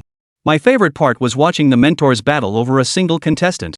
I didn't notice much else, but I totally spotted that gorgeous contestant Yan Xingxue. She's stunning, I'm officially a fan. Hey, you upstairs, I think you're just jealous of her looks, aren't you? Hey, let's just keep that to ourselves, okay? It's enough to know it in our hearts. Yan Xingxue is amazing, great voice, stunning looks. That smile of hers makes me feel like I'm falling in love. You're just daydreaming, man. Snap out of it, bro. Why are you only talking about Yan Xingxue? I think Lu Ziyan, Zhang Liang, and Zhao are also gorgeous. Enough with the discussion. Let me let you in on a secret. Lu Ziyan and the other two are my wives. Bro, you're wasted. My piss is yellow, let me splash you awake. This guy's a total jerk. Do you really think you're good enough for a goddess like her? I won't say anything else, except that from now on, I'll be supporting China's Got Talent every single week. Support +1. Support +10. Orange Fruit TV backstage. Director. It's trending. Our show is trending. A staff member burst into the office, visibly excited. Wu Bing and other executives immediately looked up at him. Hurry up, Li, what are our ratings? Wu Bing asked first. Station manager, our ratings peaked at 4.0 and bottomed out at 3.8 during the broadcast. Excellent. I never imagined we'd achieve such high numbers. Looks like we can raise tomorrow's advertising rates a bit. Truly unexpected, our previous highest rating was only 3.0. To have jumped a full 1.0 this time feels like a dream. Alright, everyone, you've worked hard. Get ready to head home and rest. Those who worked overtime today will receive double pay. Go home now. Whoosh. That's wonderful, thank you, director. Hearing Wu Bing's words, the leadership and staff present were all thrilled. Alright, director. You should get some rest too.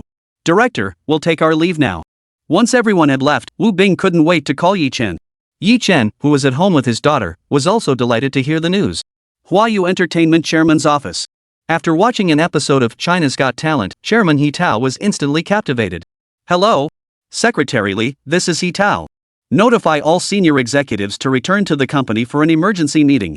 This news instantly sparked an idea in his mind, and he immediately called his secretary. 2 hours later, all the executives gathered in the office. You all watched tonight's episode of China's Got Talent, right? He Tao asked the executives, who nodded in response. Since you've all seen it, shouldn't we consider planning a new show modeled after this one? As soon as He Tao finished speaking, the planning department executive's eyes lit up. Chairman, are you planning to challenge Shanghai Entertainment with this new show? Not exactly. Shanghai Entertainment may be a new company, but you all know their background. We're just trying to get a piece of the pie. He Tao waved his hand dismissively. The company hadn't seen any revenue in quite some time, and their recent investments in several films and TV dramas had all ended in dismal failure. He hadn't considered going head-to-head with Shanghai. Chairman, I think we can pull this off. We're merely drawing inspiration, and I'm confident Shanghai Entertainment won't take issue with it. General Manager Zhao Chang chimed in with agreement. Chairman, to be honest, if we copy their format and it boosts ratings, we'll make money. But what if? Before Chen Jia, the deputy head of the planning department, could finish his sentence, He Tao cut him off. I understand your point, but what other choice do we have? Do you have a better solution? Chairman, I suggest we approach Shanghai Entertainment for a discussion. A collaboration between our two companies, they handled the planning while we provide the funding, wouldn't that be more advantageous? Chapter 175, He Tao's decision. Chen Jia's suggestion did spark some interest among them. But then they wondered, would they even agree? After all, Chen was the heir to Zhongxing Group. Would he even consider partnering with us? All the executives fell silent. Chen Jia himself felt a bit uncertain about his suggestion, but who knows? There might be a chance. How about this? I'll personally meet with Shanghai's team first thing tomorrow morning. Secretary Li, book my flight for early tomorrow right now. He Tao considered for a moment before turning to his secretary. Understood, Chairman. The secretary nodded and turned to leave the office. Magic City. Shanghai Entertainment. Chen clocked in at the company as usual. As for Nuoyi, since her parents had nothing pressing today, he'd asked them to take care of her. Shortly after he entered the company, Zhao Yanran also arrived. She had flown back from Shanghai early that morning. As for yesterday's signing event hosted by Du Yue, she signed nearly 10,000 albums. It must be said, the girl was incredibly driven, something he himself couldn't possibly achieve. After all, signing non-stop for a whole day would leave your hands completely wrecked. But the sales results were outstanding, 150,000 physical albums sold in a single day. Around 10:30, Chen received a call from the front desk. They said He Tao, the chairman of Huawei Entertainment, wanted to see him and asked if he was available. This left him puzzled, but upon reflection, it wouldn't be right to refuse someone who had come all this way. He instructed the front desk to bring him up. Mr. Yi, Chairman He from Huawei is here. Less than 10 minutes later, the receptionist knocked and entered to report. All right, let him in. No sooner had Chen spoken than He Tao eagerly stepped inside. Mr. Yi, I'm truly sorry to disturb you at this hour, but I had no other choice. I had to swallow my pride and come. Chen lifted his head at the sound, seeing a lean, square-jawed middle-aged man enter. Mr. He, what exactly do you need my help with? But to be honest, I don't think I can be of much assistance. No, Mr. Yi. It's not really about help. I'm here to ask for your favor. I hope your company could extend a helping hand and consider partnering with us. He Tao looked at Chen with a nervous expression. He was anxious inside, fearing that if Chen refused to help, his company would truly be unable to survive. Mr. He, you must understand that our company isn't short on funds. Even if we were, I have my in-laws and parents backing me. I could collaborate with them. He Tao understood the implication, the other parties simply didn't need money. Even if they did, they had their parents and father-in-law to fall back on. With two such powerful families behind them, no matter how much they spent, they'd never run out. He Tao refused to give up. After all, he had built this company brick by brick, fighting alongside his previous shareholders. Finally, the company had succeeded. Just recently, he had brought down that Lu fellow, the backer of Li Tianqing, from the day before yesterday and consolidated all the shares under his own name. This maneuver cost him a fortune, but upon taking control, he discovered the company's internal state was a complete mess despite its external fame. Every project they produced lost money. Without a solid new venture soon, his company would inevitably fade from the entertainment industry. After much deliberation, he gritted his teeth and made a decision. Mr. Yi, how about this? I'm willing to sell 30% of our company's shares. All I ask is that you consider us for any future projects you have. Chen. What was going on? Why was he suddenly offering to sell company shares? He knew about Huawei Entertainment, its market value was over 50 billion, but he also knew that was just the surface. Over the past year or two, the company hadn't been performing as well as before. Many projects had flopped, yet its market value remained intact. 30% of that would still amount to over 10 billion. Alright then. Chairman He, selling shares is unnecessary. Chen thought for a moment before finally speaking, but upon hearing his words, the other man grew visibly anxious. No, Mr. Yi, please hear me out. Chen waved his hand, cutting him off. Mr. He, hear me out. Alright. Given your sincerity, I'll cooperate with you. But I have one condition, you can't just cram any artist into the project. That's my bottom line. Well, alright. Mr. Yi, I'll follow your lead. Though Chen's demand put him in a difficult position after all, a project needed to both generate profits and cultivate talent, he had no choice but to agree since the other party had made it clear. Then it's settled. I'll have someone print the contract shortly. All these terms must be included, and both our companies must abide by them. Artists from our company can only participate in auditions. Whether they join the production team depends on their own abilities. My projects demand quality and reputation. If any laws are broken, I'll have no choice but to withdraw from the project. Alright, Mr. Yi. I have no objections. He Tao nodded. Chen called the company's lawyers, instructing them to print 2 copies of the contract and outlining the terms. After the contracts were signed, Chen handed He Tao a movie script titled Lost in Thailand. This would serve as their first test. He Tao took it and glanced through it. It was a comedy screenplay. Though not a big-budget production, it was clearly a well-crafted piece. After finishing it, he was thoroughly impressed by Chen's screenwriting skills. Chapter 176, How to Attract Users. Mr. Yi, I never imagined someone so young could write such an outstanding script. Both the plot and content are brilliant, and the entire film is filled with non-stop laughter. I believe that once it hits theaters, it will absolutely be able to compete with those big productions. He Tao looked at Chen excitedly after finishing the script. Mr. He, you flatter me. This is just one of my scripts, I have even better ones in my portfolio. But if your company wants to continue working with me, it depends on whether you can meet my requirements. It's simple, don't just cram any actors into the roles. Chen waved his hand dismissively. He Tao? This time, he was utterly stunned. Better scripts? This guy was downright monstrous.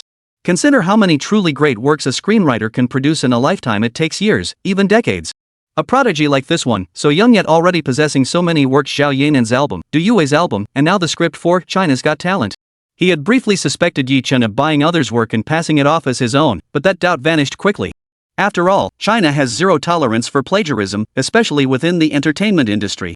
If exposed, it would spell utter ruin. Rest assured, Mr. Yi. We won't let you down. Very well. We'll see how it goes. I've already registered the copyright for this script. Once you return, you can proceed directly with production.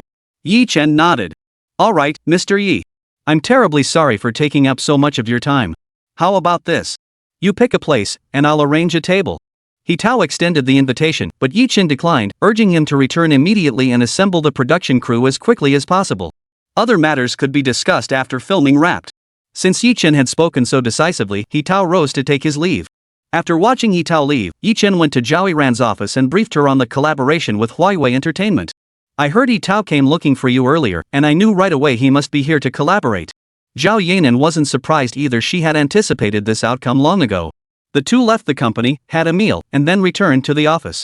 Ever since Zhao Yanran's album became a smash hit, followed by China's Got Talent and Du Yue's album, Shanghai Entertainment had firmly established itself in the public eye.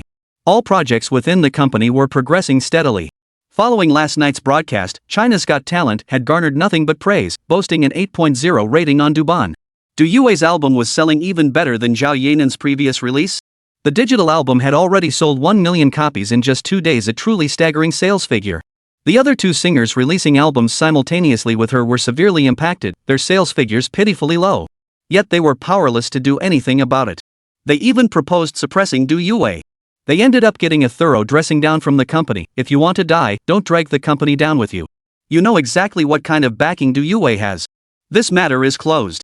No matter how frustrated you feel, swallow it. Just avoid them during future album releases. Both companies adopted the same stance. Truthfully, they were seething inside, but what could they do? They had to swallow their anger. Due to Du Yue's impact, their album sales were dismal, barely turning a profit. But what could they do? They had to swallow their anger.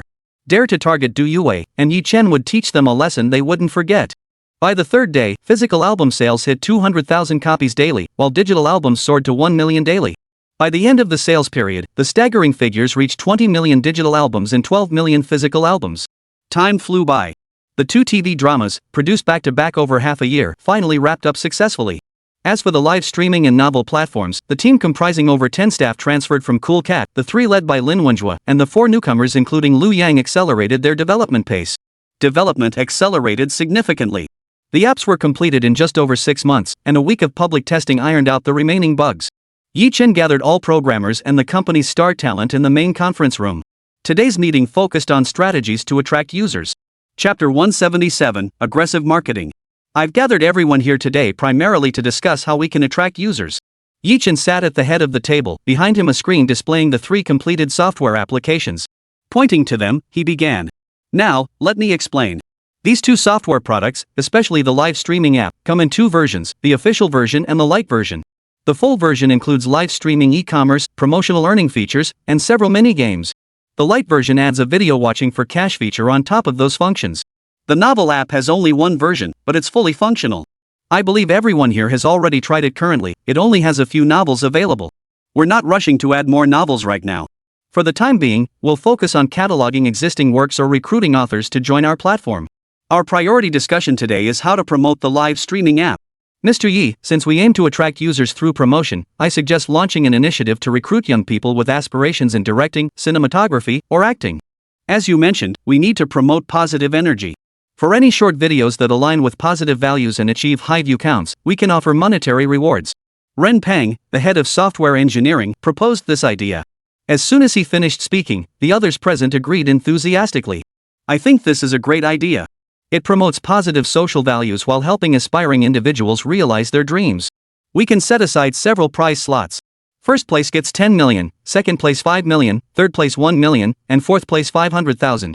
Zhao Yanran chimed in. That's a great suggestion. But I want to ask everyone, is the software we've developed actually user-friendly? Chen nodded, then looked around the room and asked. Mr. Yi, honestly, this software is incredibly useful.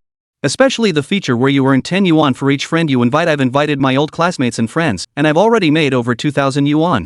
Lin Wenjue spoke up first. Privately, they could address each other as brothers, but with so many people present, calling him Mr. Yi was the most appropriate. How many users do we have now? Mr. Yi, during the public beta these past few days, everyone involved has recruited quite a few users. Since they can earn money by bringing in users, these users have also recruited many others to make money. New users are increasing daily. Based on last night's count, we've reached 100,000 users. Ran Peng reported. Good. Director Rin, your work is crucial. Under no circumstances can our servers crash. Use this period to add several more server clusters to ensure no lag occurs. Yes, Mr. Yi. Oh, and Yanran, Yue, and Xiaoxiao, you three should promote it on Weibo later. Also, call Professor Lu Huan and the other two to let them know. Film a few videos to post there. No problem. The three replied in unison. Chen began assigning tasks step by step. First, he had Yue and Lin Xiaoxiao shoot an advertisement to promote Cool Cat Live. As for the advertising platforms, Orange TV and Cool Cat Video were naturally the top choices. Of course, there was also the drama promotion. He instructed the editing department to cut some short videos for broadcast. Next, they discussed how to recruit new streamers and top authors to join the platform. The primary issue, of course, was revenue sharing. Currently, most other streaming platforms operated on a 60-40 split. Novel platforms weren't very popular in this parallel world. While a few existed, they mostly featured uninspiring stories. Most focus on historical fiction, urban romance, or melodramatic campus love stories. Chen, during his free time recently, also wrote several books. Works like the Divine Eagle trilogy, The Heaven Sword and Dragon Saber, The Legend of the Condor Heroes, and The Return of the Condor Heroes were all updated daily on Cool Cat novels. Chen proposed a 50-50 split based on his past experience, with additional earnings from video ads and gift revenue sharing. After discussion, they decided to follow the live streaming platform's model, recruit authors while maintaining 4 prize slots. With the plan finalized, the meeting adjourned and everyone returned to their respective posts. The PR department then began promotional efforts. After the official Weibo announcement, they started filming commercials designed by ZTE's in-house advertising agency. After 3 days of relentless effort by all 3 teams at the advertising agency, the campaign was finally completed. Chen reviewed the final product and gave his approval for production to proceed according to the plan. 3 more days passed before filming concluded. After an all-night editing session, the ads finally aired on both platforms. Chapter 178, Chen films short videos with his daughter. The next day, whenever viewers opened Orange TV or Cool Cat Video, they were greeted by Cool Cat Live's advertising software. When viewers saw the ad content, all the online viewers on TV and the internet were puzzled. The ad showed Du Yue and Lin Xiao waiting in line at a supermarket checkout, only to discover their account balance was empty when it came time to pay. The impatient people behind them urged them to hurry up. Suddenly, Du Yue had a flash of inspiration. Amidst the puzzled stares of the crowd, she started swiping through videos. Before long, the bill was paid. The curious onlookers asked what app could actually make money. Lin Xiaoxiao then introduced it. Cool Cat Live, earn money just by watching videos, and you can invite friends too. Each friend earns you 10 bucks. Everyone followed Lin Xiaoxiao's instructions to download it from major app stores and tried it out. It actually worked. So everyone learned that downloading the Cool Cat Live Express Edition could earn them money, though most remained skeptical. This must be a scam. If it really paid out like they claim, wouldn't the company go bankrupt? Probably just a gimmick. I seriously doubt this company isn't trying to trick me into downloading their app. I totally agree with the poster above. I also suspect this company is tricking me into downloading their app. Guys above, I can vouch for this. The app really does pay out, though not as extravagantly as advertised. Hey, you're not one of their shills, are you? Seriously, how much did they pay you? To the poster above, I guarantee he's not lying. Instead of doubting here, why not download it and try? It won't take much of your time anyway. Exactly. A friend of mine works for this company. He invited me in the first place. Since then, I've invited tons of friends and classmates, and I've already made over 2,000. Fine, I'll download it now and test it. If it's a scam, don't blame me for reporting you. Alright. I'll go try it out first and see if I can actually make money. The next day. Shanghai Entertainment. Large conference room. Chen surveyed the people around him. How many new users do we have now? Based on statistics, President Yi, since the ad campaign launched last night, we've already gained over 50 million new users. However, our funds are now completely depleted. Lin Wenjue stood to report. After the engineering team dispatched by Cool Cat Tech withdrew, Chen had established Cool Cat Live Streaming Company and appointed him as acting general manager. Don't worry about that. Over the past few days, I've secured 100 billion yuan in financing from Zhongxing Group and Shangning Group. I'll transfer it to you shortly. To be honest, this wasn't a loan, it was a gift. After Chen discussed it with his parents and father-in-law, they simply handed him 100 billion yuan to build his vision. As for the company shares, Chen insisted on distributing them, 40% to each family. He himself now held only 20%. Seeing his insistence, his parents and father-in-law said nothing more. They even remarked that both companies would eventually belong to the two of them anyway, and they would be entrusted with their management. Of course, Yi Jingguo and Su Yan had long since arranged the company shares, ensuring the entire company was controlled by the two of them. While other shareholders had existed earlier, the couple had begun strategic acquisitions years ago as the company stabilized, eventually buying out all remaining shareholders. Yi Chen and Yi Qi each now held 20% of the company shares, though the dividends from these shares were temporarily managed by the elderly couple. 2 days later, the prospect of earning money by watching videos attracted a massive influx of users. Most were drawn by the opportunity to earn through friend referrals, and the user base rapidly expanded to 80 million. Following Yi Chen's directive, Shanghai Entertainment's PR department began producing uplifting videos, offering bonuses to creators. Soon, numerous teams joined the initiative. Within days, Cool Cat Live was flooded with a wave of uplifting videos, including numerous clips uploaded by celebrities like Zhao Yanran and Lin Xiaoxiao. During this period, Chen also dispatched a large number of sales representatives to negotiate partnership agreements with factories producing food, clothing, electronics, mobile phones, and other products. Beyond that, they also recruited singers, dancers, and other content creators to join the platform. Time flew by, and before they knew it, Chinese New Year's Eve was approaching. Chen and Zhao Yanran led little Nuoyi in filming a festive greeting video. "Nuoyi, can you sing the song Daddy taught you earlier?" Chen asked his daughter while holding the camera. Daddy, Nuoyi can sing it now." The little girl nodded her tiny head, her expression radiating pride. Chapter 179, Rave Reviews. Alright then, let's start filming. When Daddy counts down from 3, 2, 1, you begin singing. Chen said to his daughter, who obediently nodded her little head. "Okay, Daddy.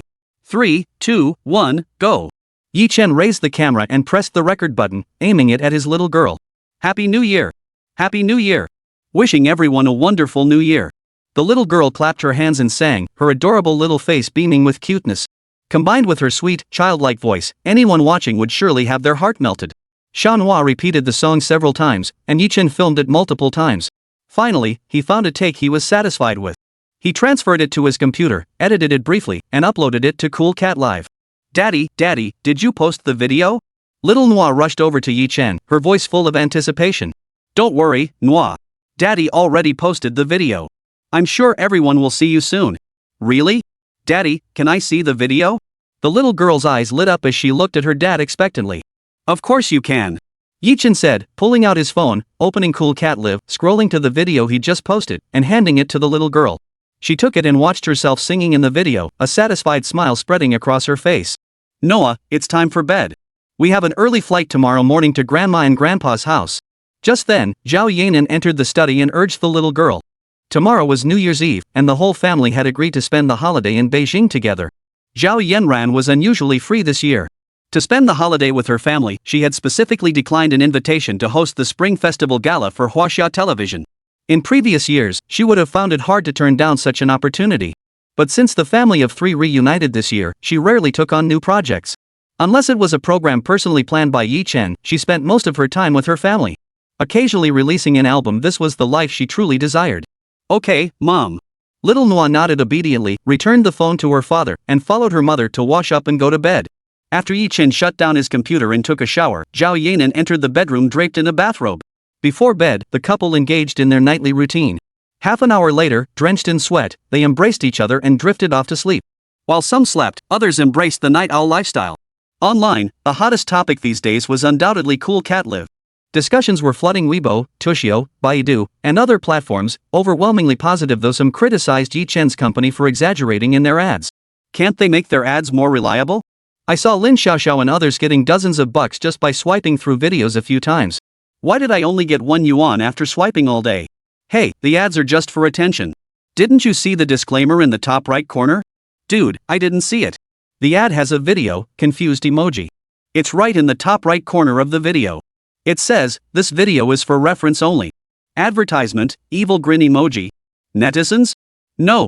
I checked multiple times, there's absolutely no text like that up there. Bro, you actually tried to pull a fast one on us? You better believe we'll roast you so hard your parents won't recognize you. Bro, you photoshopped that text onto the video, didn't you? Laughing out loud emoji bro, aren't you scared Cool Cat will sue you for copyright infringement?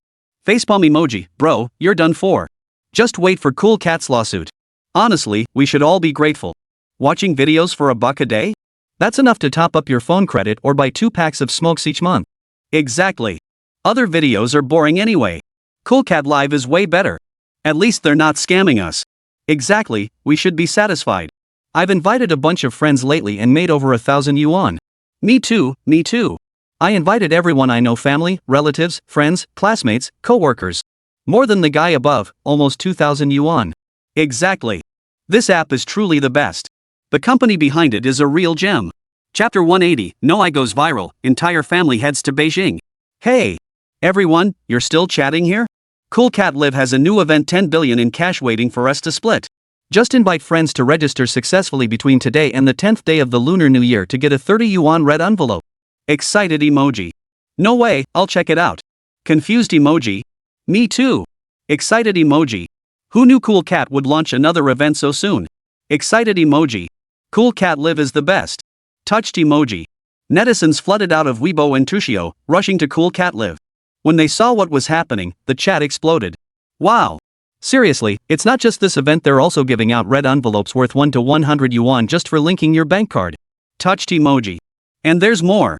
They've got tons of snacks up there. If it's your first order, you can get delicious treats for just 1 cent. Wow. This feels like a company with real integrity.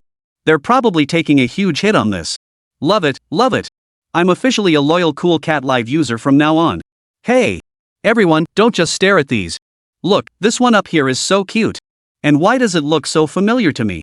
You idiot, that's none other than the daughter of the diva Zhao Yanran. Wow.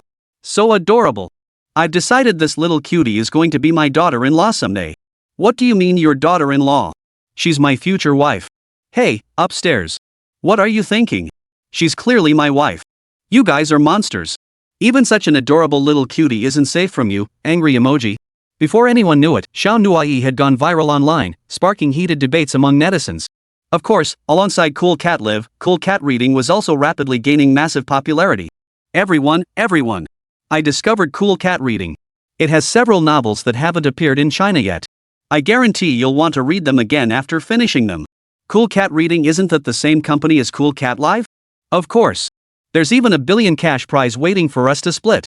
Plus, you can earn money just by reading novels. How come both apps use the same gimmick? But I like it. Alright, I'm off to check it out. You guys can catch up later. Me too. +1. +10. +100. +10,000. After that, Cool Cat Reading exploded in popularity thanks to the 3 novels The Legend of the Condor Heroes, Return of the Condor Heroes, and The Heaven Sword and Dragon Saber. Of course, the authors recently recruited by Chen and his team also saw a surge in readership. Beyond that, most online readers were buzzing about these novels. Reading this novel made me realize there are so many martial arts we never knew existed. My favorite is Hong Qiugong. That set of 18 dragon subduing poems is absolutely insane, right? My favorite is still Xiaolongnu, beautiful and kind-hearted.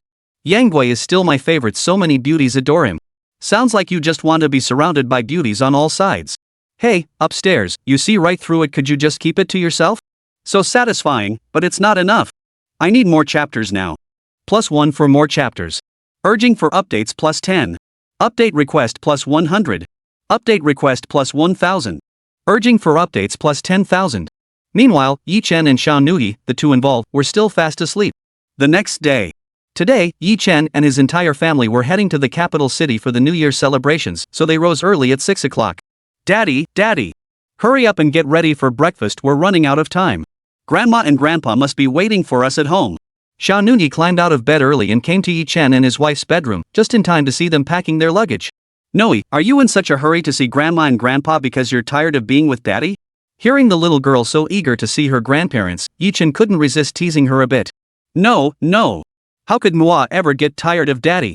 It's just that I haven't seen Grandma and Grandpa in so long, and they must miss Manhwa too. The little girl hurriedly explained upon hearing Chen's words. Alright, you're such a kid. Now you're even jealous of my parents? Come on, Manhwa, Mommy will take you to wash up.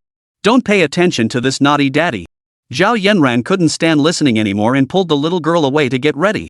Xiao Chen, Yanran, Xiaoqi, are you ready yet? Hurry up and bring Manhwa down for breakfast. We need to leave soon. Su Yan's urging voice came from downstairs. Got it, Mom. We'll be down soon. Yi Chen called back. Yi Chi then pulled her suitcase downstairs, and the Yi family of 3 followed shortly after. They finished breakfast quickly. The driver took them to the airport, and 2 hours later, they landed at Kyoto Airport. Chapter 181, Preparing for the New Year. When Yi Chen and his family disembarked and entered the airport terminal, Zhao Jiangwo and Lin Mei were already waiting. The little girl spotted them and skipped over excitedly. Grandma, Grandpa, you both came. Ah. No, my sweet granddaughter has grown so big. In another year or 2, Grandpa won't be able to lift you anymore. So, did you miss Grandma and Grandpa? Zhao Jiangwo bent down to pick her up as she ran toward him. Of course I did. Nora thinks about Grandma and Grandpa every single day, even when I'm sleeping. The little girl nodded her tiny head. Ha ha, my little Nuoyi has such a sweet mouth. She sure knows how to talk. Lin Mei pinched the little girl's cheeks and laughed. Well, that's just how it is. The little girl immediately pouted her lips and said, Ha ha ha. Everyone present was charmed by the little girl's adorable expression. Xiao Chen, Yanran, Xiaoqi, and both sets of in-laws, everyone's here. Zhao Jiangwo smiled as he looked at Yi Chen's family. Mom and Dad. Mom and Dad. Uncle, Auntie. Father-in-law, mother-in-law. Yi Chen's family greeted Zhao Jiangwo and his wife first. Let's go. The motorcade is waiting outside.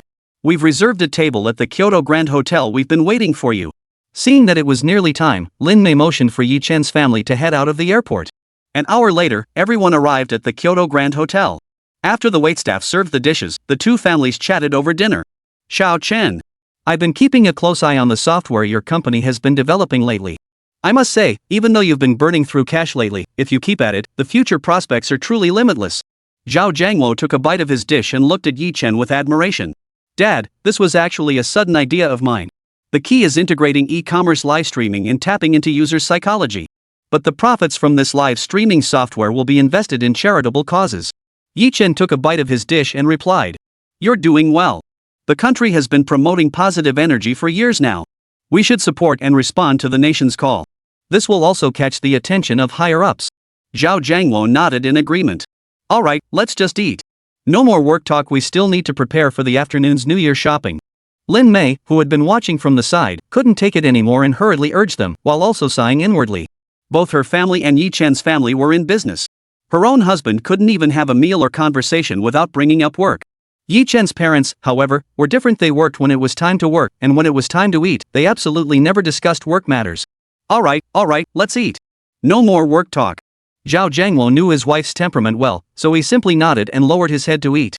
Everyone present transformed into food-focused individuals, and the meal wrapped up quickly. Soon, the entire group headed to the market by car to prepare for the afternoon's New Year shopping. Though both families were wealthy, they didn't act like other rich people who insisted on buying only brand-name items. They preferred shopping at the market for food rather than eating imported goods.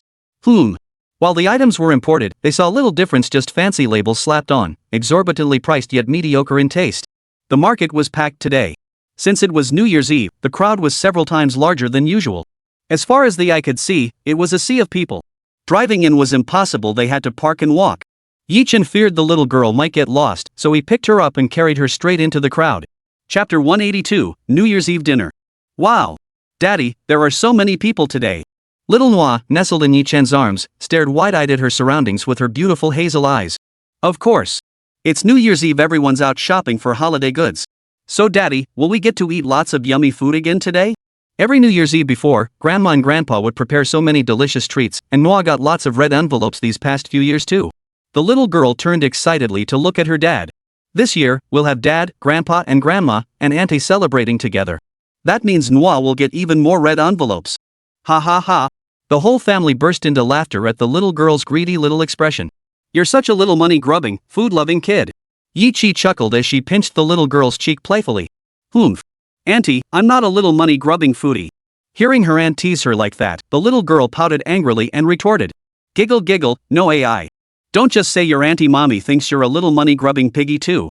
That's right. Our No is a little money-grubbing foodie. I'm ignoring you both. With even Mom and Grandma teasing her, the little girl decided to ignore them. She turned her head and buried her little face in Yi Chen's chest. Oh my, our little Nuoyi is getting shy now. Lin Mei couldn't help but laugh at her adorable little expression. The market was packed, so everyone stopped teasing the little girl and started picking out New Year's goods. The little girl kept her head buried in Yi Chen's chest the whole way, and before long, she drifted off into a comfortable sleep. They bought quite a lot today: drinks, melon seeds, peanuts, dumpling wrappers for tomorrow, and plenty of meat like chicken, duck, and fish. Only after everything was gathered did they drive back home. The nanny was off for the holiday, so everyone pitched in with the cooking. After all, the festive spirit comes from doing things yourself. Chen carried the little girl upstairs to her room to sleep, then joined the cooking crew downstairs. Chen, go wash the chicken and put it in the stew. Sure thing, Mom. Chen, do you need Dad to help you? Zhao Yanran watched Chen, worried he might struggle, and offered. No need, father-in-law. Let Chen handle it himself. He knows what to do. Mom Su Yan cut in immediately. Her son was her own. Doing this little task wouldn't faze him. Exactly. Dad, you just go about your business. Chen paused his work to respond, then resumed his task. Zhao Yanran watched Chen's practiced movements and decided to leave him be. Dad, Chen was trained by my mother-in-law since childhood. His cooking skills are beyond reproach, so you can rest assured. Zhao Yanran stepped forward to add. Hearing his daughter's words, he felt reassured. Everyone got busy, preparing all the meat purchased from the market. By the time they finished all this, it was already afternoon. Chen and the other grown men were getting ready to hang the Spring Festival couplets. Daddy, is dinner ready? Nuoyi is hungry. Noah came downstairs and found Chen. Nuoyi, you're awake? Dinner's ready and will be served shortly. Chen turned to look at his daughter. Happy New Year, Daddy. I wish you good health and all the best. The little girl's eyes twinkled with excitement as she gazed at her dad, practically begging for a red envelope. Ha ha, Noah. You're such a little money grubber. Asking for red envelopes before the time's even right. Zhao Yanran overheard the little girl's words and burst into laughter. But it's not time yet. The little girl frowned in confusion. Nuoyi, you forgot Grandma and Grandpa always give you red envelopes after midnight. Lin Mei also smiled at the little money grubber. Chapter 183, Nuoyi's Little Piggy Bank. Then Nuoyi will eat first and collect her New Year's money later tonight. The little girl said with an embarrassed smile. Alright, Nuoyi, wash your hands and come eat. Okay, Mom. The little girl nodded her tiny head and scampered off on her short legs to wash up. Chen and his father Yizhenghua helped paste the New Year couplets, while others busied themselves burning incense and kowtowing. Once everything was done, they gathered around the table for dinner. The spread was quite generous. 8 dishes including chicken, duck, fish, meat, and radish filled the large table. Come on, the 3 of us men will drink liquor. The ladies can have soft drinks. Zhao Yanran called out, pulling out a bottle of Mao Tai and starting to pour. The Spring Festival Gala has started. Why don't we watch it while we eat? The mother-in-law said as she turned on the TV, just as the show began. On screen, teacher Zhao Chang's skit was being performed. But Chen noticed a familiar flavor from his past life. While China's skits were decent, most of the songs were adaptations of tunes from Korea, Japan, and the United States. China's military technology is world-leading now, but its entertainment industry still lags behind. Zhao Yanran watched the performance on TV and shook his head helplessly. Soon the sketch ended, giving way to a boy band called Happy Boys performing Planet Explosion, a cover of a Korean song. Son, your company needs to work hard. Strive to make China's entertainment industry the strongest in the world. Mom Su Yan patted Chen's shoulder. I know, Mom. We've been working on it these past few months. It won't happen overnight, but after the new year, it's time to release Xiaoqi's album. Chen nodded. Everything he'd been doing lately was for the advancement of China's entertainment industry. 2 TV dramas had already wrapped filming, and in recent days he'd edited and released several storylines on Cool Cat Live. The view counts were skyrocketing, with countless netizens flooding forums demanding the releases. The script for 3 Lives, 3 Worlds, 10 Miles of Peach Blossoms had already been handed to Wu Bing. It would air on Orange TV in a couple of days, on the 2nd day of the Lunar New Year. As for The Legend of the Condor Heroes, no decision had been made yet. Everyone watched the Spring Festival Gala while dining, filling the living room with laughter and cheer. The meal finally concluded after about an hour. Midnight was approaching, and the entire family gathered in the living room to see out the old year. Soon, the countdown began on the television. 10, 9, 8, 7, 6, 5, 4, 3, 2, 1. Wishing all Chinese people at home and abroad a Happy New Year. That concludes tonight's Spring Festival Gala. See you next year. Mom, Dad, Grandpa, Grandma, Auntie, and all my aunts and uncles. Noah wishes you all a Happy New Year and good health. The little girl, who had been drifting off to sleep, suddenly jolted awake. She eagerly jumped off the sofa and rushed to the front of the group, her beautiful big eyes sparkling with anticipation as she looked at them. As if saying, red envelopes. I want red envelopes. Haha, you little money grubber. Well then, Grandpa wishes our Nuoyi good health and a hearty appetite. Zhao Yanran couldn't help but chuckle as he pulled out a red envelope. Thank you, Grandpa. And Grandma wishes our little Nuoyi to study hard and make progress every day. Thank you, Grandma. If you looked closely, the red envelopes handed out by the elderly couple were no less generous. Yi Chen and Zhao Yanran also presented red envelopes, followed by Yi Zhenghua, Su Yan, and Yi Qi. The little girl clutched the red envelopes to her chest like a bunch of little chicks. Seeing that it was getting late, everyone went to wash up and turn in for the night. Chapter 184, Dumpling Making. The next morning dawned bright and sunny. The entire family rose early, as they planned to return to Shanghai after breakfast. On the first day of the Lunar New Year, every household made dumplings, and they were no exception. Little Nuoyi was taken care of by Yi Qi, while the others busied themselves preparing the dumplings. Mommy and Daddy, Noah wants to make dumplings too. After playing with Yi Qi for a while, the little girl abandoned her aunt and ran to Yi Chen. Noe, why aren't you playing with your aunt? You want to make dumplings with us? Daddy, Auntie wasn't paying attention when she played with me. She kept looking at her phone. The little girl frowned in displeasure. Yi Qi overheard this and immediately took offense. Hey! You ungrateful little thing. After all the treats your auntie buys you, and all that, you complain about me looking at my phone? Go tell your parents on me. Humph. Anyway, auntie pretends to play with me, but her eyes are always glued to your phone. Someone might think you're having an affair. No matter what, the little girl was clearly upset. No, tell grandpa, do you even know what dating is? And how did you figure out your aunt is dating someone? As soon as Zhao Jiangwo finished speaking, Yi Chen and the others paused their work and turned to look at the little girl. I don't know. I just saw auntie smiling at her phone all the time, just like those people on TV. And auntie said it was dating. The little girl furrowed her tiny brow as she thought it over. After all, she'd picked this up from watching TV. Ha ha ha. Everyone burst out laughing at her, except Yi Qi, who looked awkward. It was her fault, really. She often took Nuoyi to watch romantic dramas when they had free time. Now, recalling the earlier scene and comparing it to those young couples in dramas, it did look like they were dating. Sweetie, are you really dating? Tell Dad who it is. What's his family background like? Where do they work? How old is he? Yi Zhenghua perked up at this, turning to Yi Qi and launching into a barrage of questions. Dad, don't listen to your granddaughter's nonsense. I was just chatting with my girlfriends, not dating anyone. Yi Qi's face flushed crimson. How could she be dating when she didn't even have a boyfriend? Sweetheart, tell Mom the truth, you really aren't dating anyone? Su Yan looked at Yi Qi sternly. Mom, I swear I'm not. Yi Qi made a pained face, then glared at Nuoyi. She thought to herself, that little traitor almost got me in trouble. I'm never selling her any snacks again. Daddy, Noah wants to make dumplings with you guys. The little girl looked at Yi Chen with eyes full of anticipation, a gaze that nearly melted him. Sure, let's make them together. Yi Chen wiped his hands, scooped the little girl into his arms, and guided her through the process while they worked. The little girl watched intently and tried her hand at it. But even with her best efforts, a 5-year-old's inexperienced hands produced dumplings so misshapen they were hard to look at. But no one minded. They all laughed and praised her enthusiastically, saying she was doing great. 8 out of 10 dumplings were failures, so Yi Chen helped rework them all. Yi Qi, watching from the side, felt awkward sitting alone while everyone else was busy. She finally got up and joined the dumpling-making army. Daddy, you guys make dumplings. Noah's going to watch TV. The little girl quickly lost interest, hopped down from Yi Chen's lap, and told him so. Noe, why aren't you making dumplings with Jiaojiao? Grandma, you guys keep rapping. Noah wants to watch TV.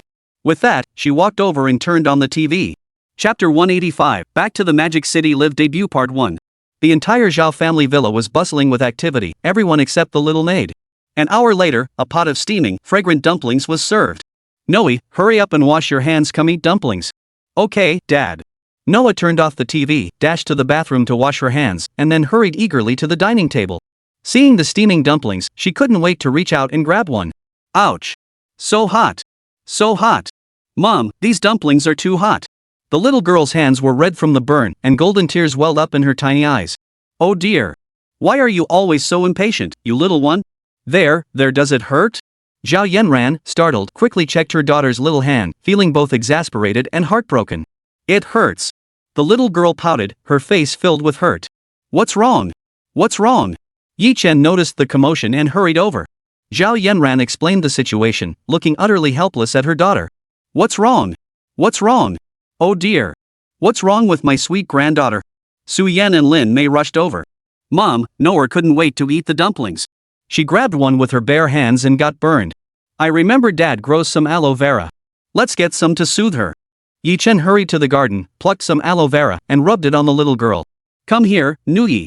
Stop crying. Grandma will blow on it for you. Grandma, it hurts. Noah, stop crying. Learn from this lesson, don't be so impatient next time, okay? Okay. I know, Grandpa. What on earth were you thinking, you little girl? Just as Zhao Yanran was about to lecture her, Su Yan interrupted her mid-sentence. Alright, Yanran. She's still young. Just be more careful next time. Yi Chen quickly returned, gave the little girl some basic treatment, and then they began eating dumplings. This time, however, the little girl had learned her lesson and didn't rush to eat immediately. She waited until they cooled down a bit before daring to take a bite. After everyone had eaten their fill, they prepared to depart and began packing their luggage. Dad, are our plane tickets booked? If not, I'll go book them now. It was Yi Chi speaking. After packing her things, she turned to look at Yi Jinghua. No need to buy them.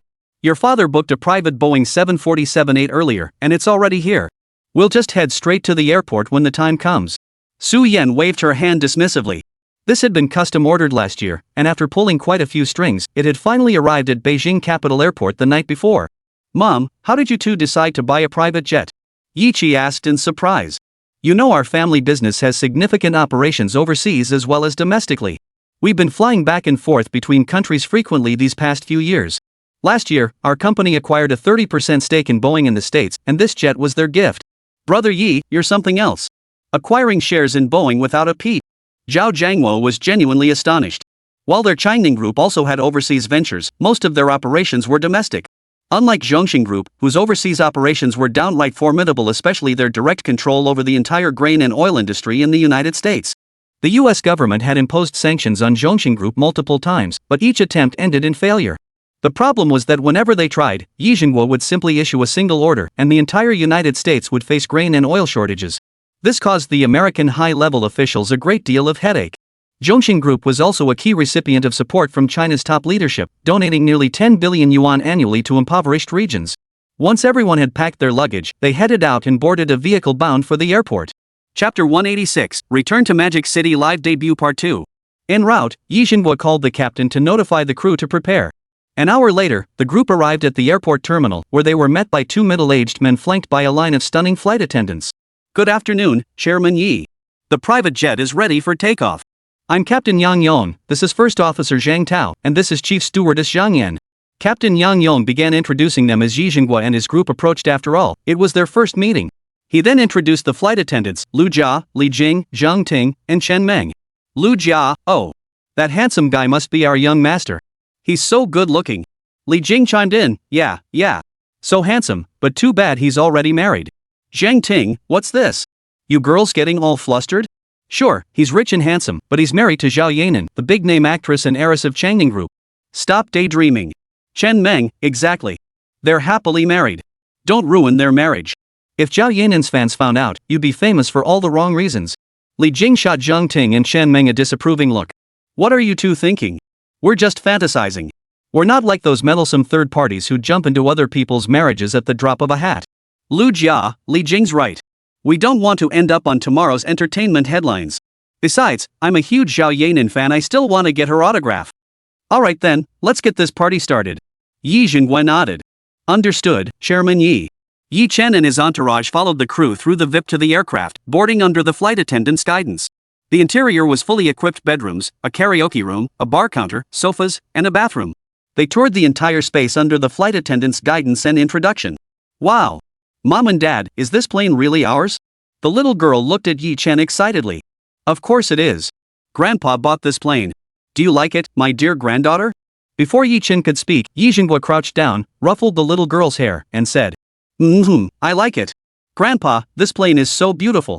But why is it different from the planes we usually fly on? Nuoyi nodded her little head, but looked at the plane's interior with puzzlement. Because ours is a private plane, while the ones we usually take are for carrying passengers, that's why they're different. Yi Jinghua smiled at his granddaughter. The little girl nodded, seeming to understand yet not quite grasping it. Just then, a flight attendant walked by and announced that the plane was preparing for takeoff, asking Yi Chen and the others to fasten their seatbelts. Alright, no, come here. Stop running around, the plane is about to take off. Yi Chen picked up the little girl and buckled her in. Once everyone had fastened their seatbelts, the plane took off.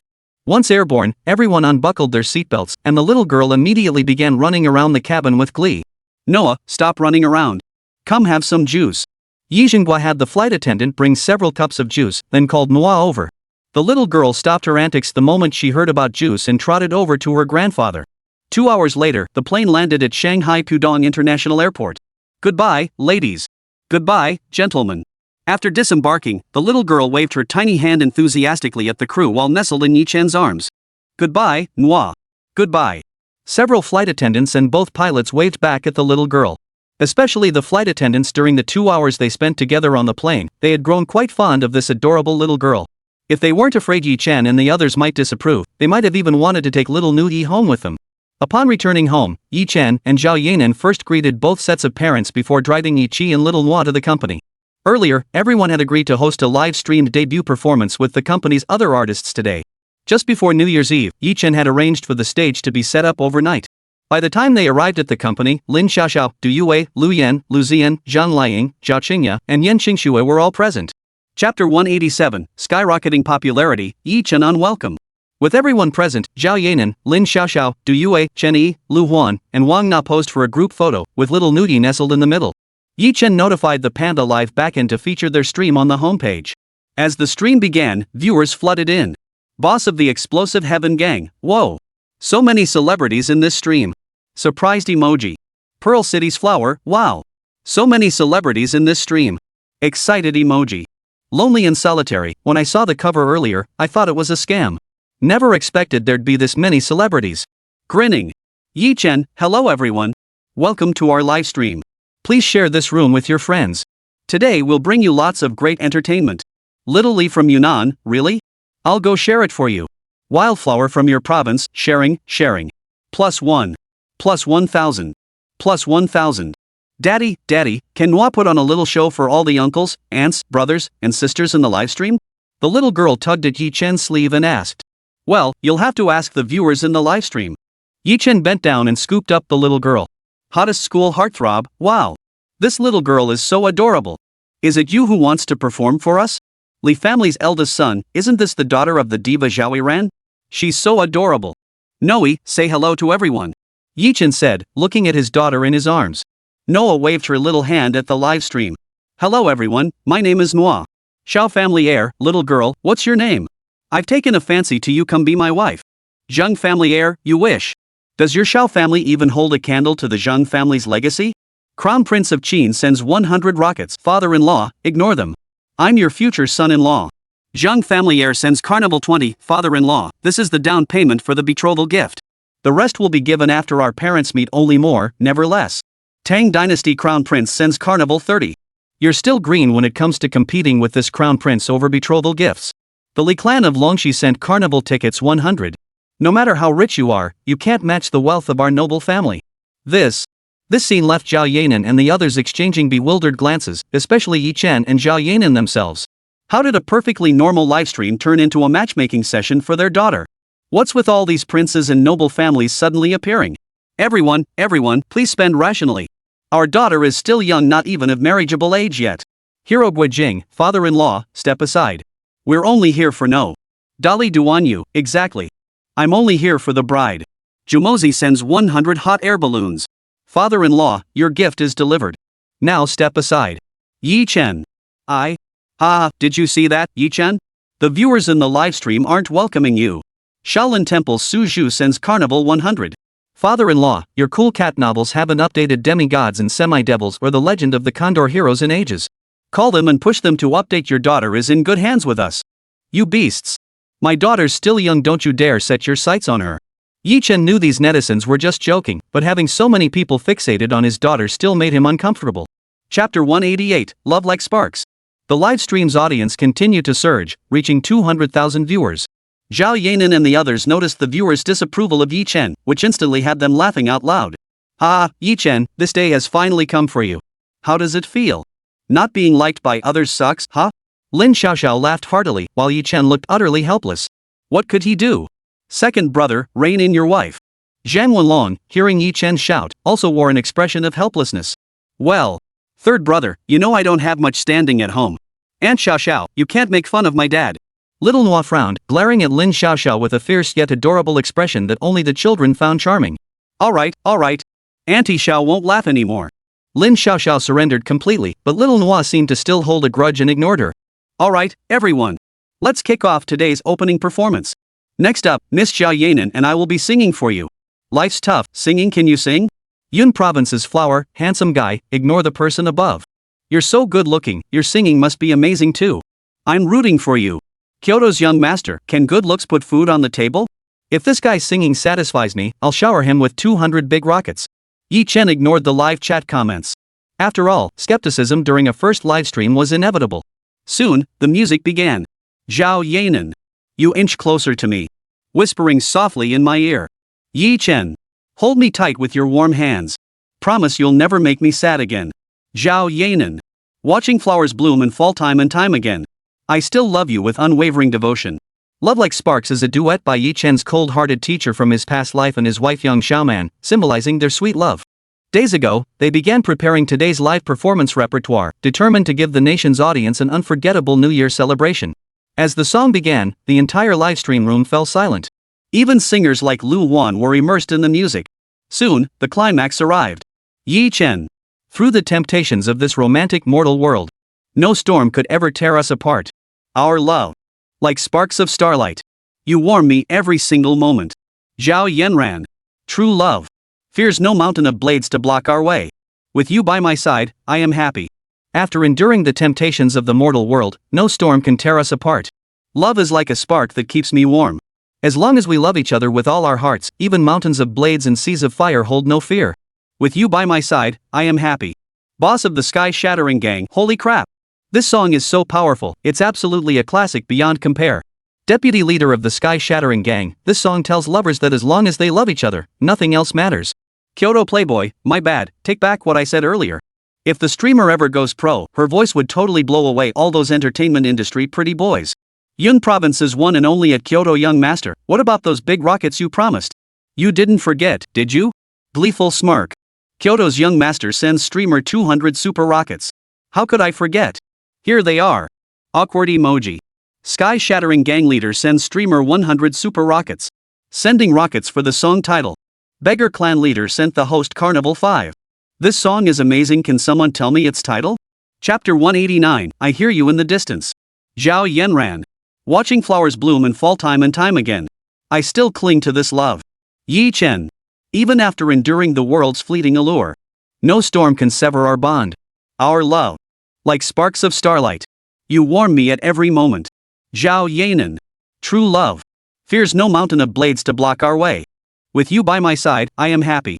Grandpa Chen gifted the streamer 10 copies of The Unrivaled King of Song. I thought Zhao Yanran's husband couldn't sing, but turns out he's a hidden champion. Kyoto's young master sends the streamer Carnival 20. This song is the ultimate. What's the name of the streamer's song? I can't find it anywhere, where can I download it? Yun Province's One Flower sends the streamer 1314 Little Hearts. Streamer, please tell us the song title. Go with the Flow sends Dream Castle 2 to streamer. Song title request +1. Little Lily sends the streamer 20 hot air balloons. Wow, Zhao Yanran's husband is so handsome. This guy is so handsome. Hey handsome, will you marry me? I'm awesome. The person above is dreaming. This guy is mine. You little skanks upstairs, this guy is Zhao Yanran's husband. If you think you can steal your idols, man, go wash up and go to bed. Chen glanced at the comments in the livestream chat, thinking to himself, finally, no one's telling me to get lost anymore. Hello everyone in the livestream family. So many of you just asked about the song title. Do you still want to know what it's called? Yes. Bro, just tell me already. My 40-meter long blade is itching to get to work. Stop stalling and just say it, or else, humph. Chen couldn't help but chuckle at the impatient reactions from his viewers.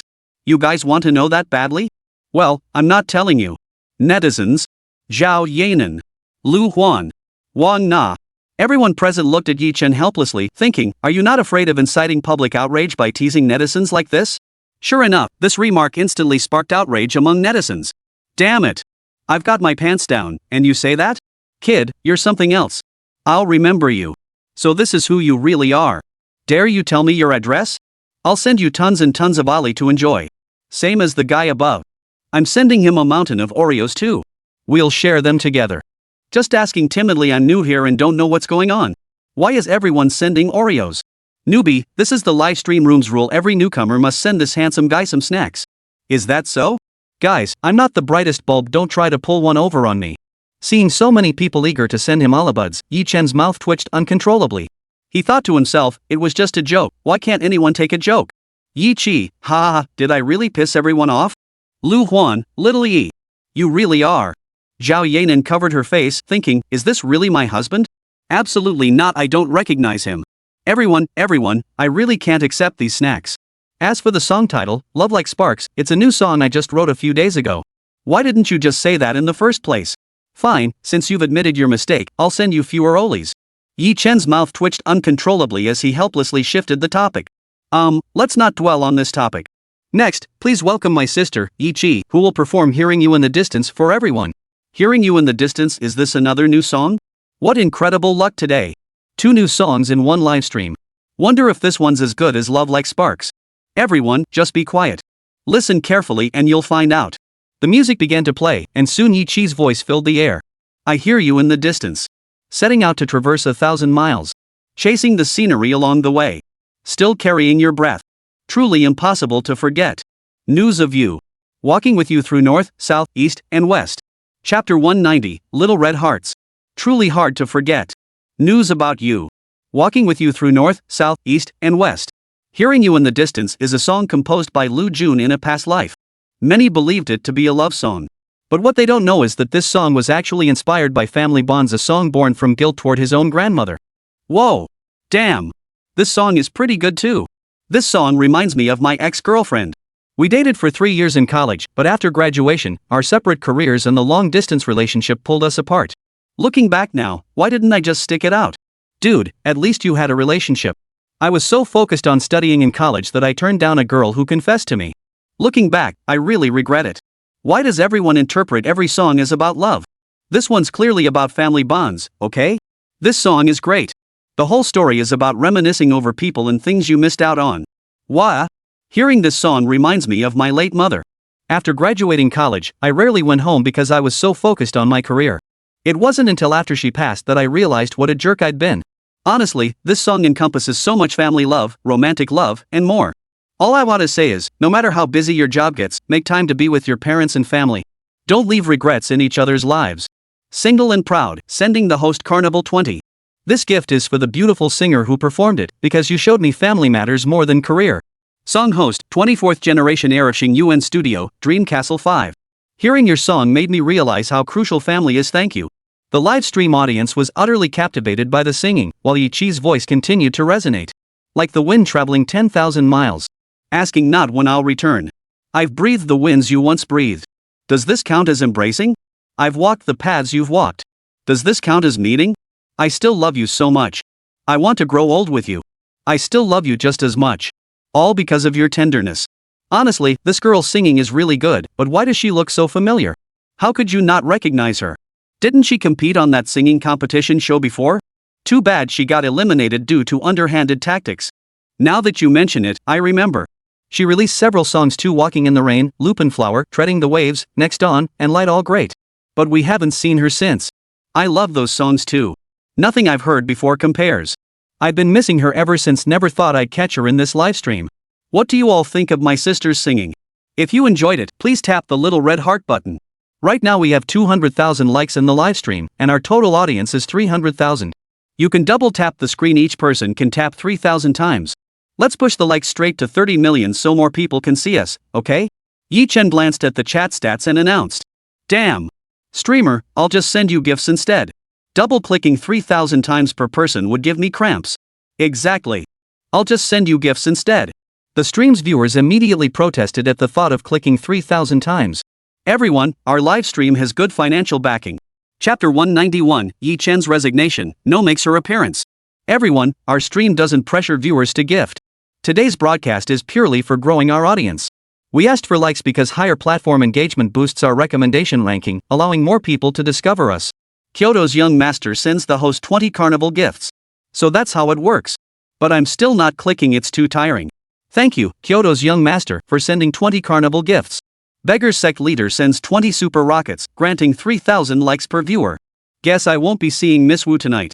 Thanks to the Beggar's sect leader for sending 20 super rockets. The Singles Association president sent the streamer 10 dream castles. If the streamer won't let me send gifts, I'll send them anyway. Thanks to the president of the Singles Association for sending 10 dream castles. Gifts were raining down in the live stream room. No matter what Yi Chen said, the fans completely ignored him, leaving him utterly embarrassed. He could only thank each one individually. Daddy, what's wrong?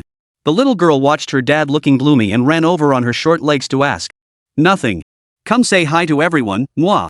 Chen bent down to pick up his daughter and turned toward the livestream. Instantly, the viewers stopped showering gifts. Wow. This little girl is so adorable. What a beautiful little girl. Whoa. Is this my future daughter-in-law? No worries, I can wait for him. You're dreaming. She's my wife. The chat stream and the live stream was naturally seen by Zhao Yanran and the others. Chen, since Nuoyi is so popular with the viewers, why not have her say something? Lu Wan suggested to Chen. Yeah. Maybe if you get Nuoyi to speak, it'll have an unexpected effect. After Zhao Yanran spoke, the others agreed with her suggestion. Chen thought for a moment before looking at his daughter in his arms. Nuoyi, if you ask the uncles and aunts in the livestream to help like the video, Daddy will take you out for a delicious treat afterward. How about that? Okay Daddy. But you have to keep your promise, okay? Let's make a pinky promise. Little Nuoyi held out her tiny hand. Sure. Pinky swear, no backing out for 100 years. Chen obliged, extending his large hand. Since neither parent was using a microphone, the live stream viewers couldn't hear their conversation. This only fueled their curiosity about what the two were discussing. Hey everyone, what do you think they're talking about right now? How should I know? They've got me dying to know too. I know they're definitely planning what to eat after the stream ends. Man, I'm impressed by you upstairs. How come you always think about food? Exactly. How can you be so sure they're talking about food? Arg. You jerks, what the heck are you talking about? Don't push us to snap. But Zhao Yanran couldn't help but laugh at the comments flooding the livestream. Honey, look, these viewers are getting upset. Chen glanced over and found it rather amusing. He then gave Xiao Nuyi a knowing look, and she nodded her little head. Uncles and aunts in the livestream, could you please give Daddy some likes? Pretty please. The little girl pleaded pitifully at the chat, and the viewers finally realized what Chen had been telling her. Though they weren't inclined to like the stream, the little girl's babyish voice and her pitifully adorable gaze were simply too cute to resist. The viewers in the live stream room couldn't help but want to curse at themselves for being so shameless. Chapter 192, Xiao Nuyi sings. How shameless. Using this little cutie to get us to like your stream. But for her sake, I'll give you a thumbs up. I wasn't planning to like it, but for the sake of my future daughter-in-law, I'll make an exception. I'll accept being your father-in-law. I'll give you a like right now. You guys upstairs are total beasts. Let me tell you, this is my reserved future daughter-in-law. This little beauty is about the same age as my son. Rest assured, in-law, I'll follow you right now. Xiao Nuyi's single sentence completely shifted the vibe in the livestream chat. Viewers who had been reluctant to like posts started hitting the like button like crazy after hearing the little girl's request. Chen felt anything but pleased. His mouth twitched uncontrollably as he thought, not a single decent soul in this chat room, they're already eyeing my daughter. Dong dong dong. As the music played, the streams like surged upward at breakneck speed. 20, 100, 500, 10,000, 100,000, 200,000, 2 million, 50 million. Alright, that's enough. Thank you all for your support. Now, please welcome my daughter, Nuoyi, to perform Catching Loaches for you. I hope you'll enjoy it. When the likes hit 50 million, Chen called it a wrap. What? My wife is going to sing? Nuoyi's husband sends streamer Carnival 20. What song is Catching Loaches? Never heard of it, but if my wife's singing it, I'm definitely backing her up. Elder Ma of the Beggars sect sends the streamer Carnival 10. You upstairs are a beast. Don't you dare take advantage of my future daughter-in-law. Zhao Yanran's in-laws send host Balloon 30. In-laws, hurry up and let my daughter-in-law sing. Thank you all for your generous gifts. Now, please welcome young Nuoyi to sing a song for everyone. Chen watched the comments flying by, seething inside. Still, he reluctantly gave a round of thanks. Daddy, can I really sing? The little girl looked up at her father curiously. He nodded gently and said, Of course you can. Didn't I just say so? Yay! Then hurry up and play the music, Daddy. The little one bounced in Chen's arms, nearly making him lose his grip. Reluctantly, he had someone fetch a tall stool and helped the girl stand on it. Soon the music began to play, and Nuoyi's sweet little voice filled the air. The pond is full, and the rain has stopped. The pond is full, the rain has stopped. The muddy fields are full of loaches. Day after day, I wait for you. Waiting for you to catch loaches. Big brother, is that alright? Shall we go catch loaches? Little cow's big brother takes him to catch loaches. Big brother, is that alright? Let's go catch loaches. The little girl's sweet, baby voice singing sent the beasts in the livestream room wild with excitement. Nuoyi's husband sends the streamer 20 super rockets. Wow! My wife's singing is so adorable. Iron Palm gang leader sends streamer 50 kisses. That's my daughter-in-law upstairs, mind your language. Beggar clan leader sends lollipops 100. What a bunch of beasts. Have you considered the host's feelings? Yun Province's One Flower sends the host 100 heart emoticons. Exactly. Haven't you noticed the host's mouth twitching repeatedly? Chapter 193, Lu Wan's debut starting over. The capital's young master sends the streamer 1314 little hearts. Not bad, not bad. My wife may be off key, but singing at this level at such a young age deserves a reward. Head of the Li family sends host 20 rolling pandas. At Kyoto's young master, have you no shame? This is my daughter-in-law. Beggar sect leader sends streamer Porsche 20. At Kyoto's young master. At head of the Li family, you two have absolutely no regard for this kid's dad's dignity. Yun Province's One Flower sends streamer 20 heart-shaped bunnies. You guys are such beasts, not even sparing such a cute little girl. President of the Singles Association, hey, sis upstairs, is that top photo real? Can we hit up WeChat and chat? Yun Province's Flower, hey, are you trying to hit on me? Got a place? Got a car? How much in the bank? No money, no thanks. President of the Singles Association. Sis, are you this pragmatic? For someone so young, no singing is truly impressive. Lu Huan walked up to the stage, ruffled Mua's little head, and said, "Oh my. No, I will be 5 after the new year, right? At that age, all I cared about was getting my parents to buy me treats." Wang Na pinched the little girl's fair cheeks and sighed. The young girl frowned in displeasure and protested. "Auntie Wang Na, you can't keep pinching my cheeks like that. It really hurts." "Ah, okay, Auntie Wang Na won't touch you anymore." Wang Na was instantly amused by the little girl's reaction. She thought to herself, such a feisty temper at such a young age. But even her pouting expression was adorable, all cute and feisty. That's right. At her age, I couldn't sing a note, all I knew was peeing and playing in the mud. Shenny shook his head and smiled wryly. You shouldn't say that. After all, growing up in different eras means different destinies. If No had lived in your time, she'd be the same. Zhao Yanran's radiant smile eased everyone's minds. Though she was delighted to hear her daughter praised, she knew pride shouldn't run too high. Alright, everyone watching the livestream, please welcome the legendary singer Lu Wan as he performs his new song, Starting Over. We hope you'll enjoy it. Yi Chen, standing nearby, saw the timing was right and immediately announced the next segment to the livestream audience. Wow! Master Lu Wan is going to sing? So excited! Woohoo! Finally got to hear Lu Wan sing. It's been worth the wait. Could Starting Over be another classic? The title sounds kinda sad, though hope it's not a tearjerker. Hey, upstairs, who cares if it's sad or not? Just wait and see when it plays. Alright, the music's playing, everyone, listen up. The music began, and soon Lu Huan's voice filled the air. All the glory of yesterday have faded into distant memories. Half a lifetime of toil and struggle. Tonight I walk once more into the storm. I cannot drift with the current. For my beloved family. No matter how bitter or hard, I must stay strong. For those eyes that wait. As long as the heart remains, the dream endures. True love endures between heaven and earth. View success and failure with life's grandeur. It's merely starting anew. All yesterday's glory have faded into distant memories. Wow! This is such an uplifting song. Who just called it sad? This song is great, and Lu Huan's vocals are amazing too. This track is so energetic. Chapter 194, White Cat Foods. Jiangning City. Villa 13, Jinghu Residential Complex. Lu Chang dragged his weary body back home. His family's circumstances were quite comfortable. His father had built a successful food company that earned substantial profits. Though it couldn't compare to those giant corporations worth hundreds of billions or even trillions, it was still a company valued at tens of millions. Just a few years ago, his father had wanted to retire and handed the company over to him early. For the first year or two under his management, the company grew steadily. But then sales plummeted, and competitors squeezed him until he could barely breathe. As soon as she entered her room and took a shower, she habitually pulled out her phone. Ever since Cool Cat Live launched, she'd started following it. The many hilarious skits filmed there had even won over someone like her, who never scrolled through videos. But as soon as he opened the app, he saw the live stream recommendations on the homepage, featuring several celebrities like Zhao Yanran and Lu Huan on the cover. Oh! I didn't expect celebrities to start live streaming. Cool Cat is really pulling out all the stops. He tapped the link without thinking. The moment he entered the livestream, Lu Huan's singing filled the air. Half a lifetime of toil and struggle. Tonight I walk once more into the storm. I cannot drift aimlessly with the tide. For my beloved family. No matter how bitter or hard, I must stay strong. For those eyes that wait. As long as the heart remains, the dream endures. True love endures between heaven and earth. View success and failure with life's grandeur. It's merely starting anew.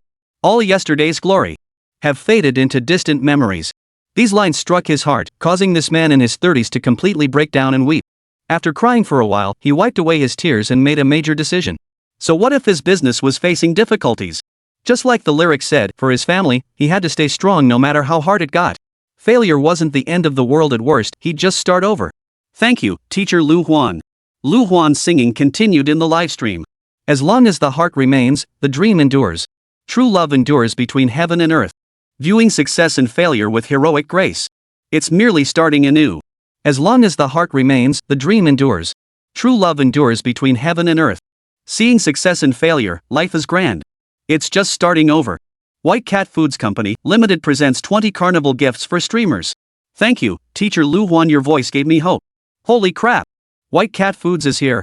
But I've never heard of this company. I know. White Cat Foods is the most conscientious company in our Jiangning city. They mainly produce instant noodles. Founded over 30 years ago with a market value of 10 million, most of their employees are people with disabilities. White Cat Foods, I remember now. They had decent growth in their early years. But then Japan tried to buy into it.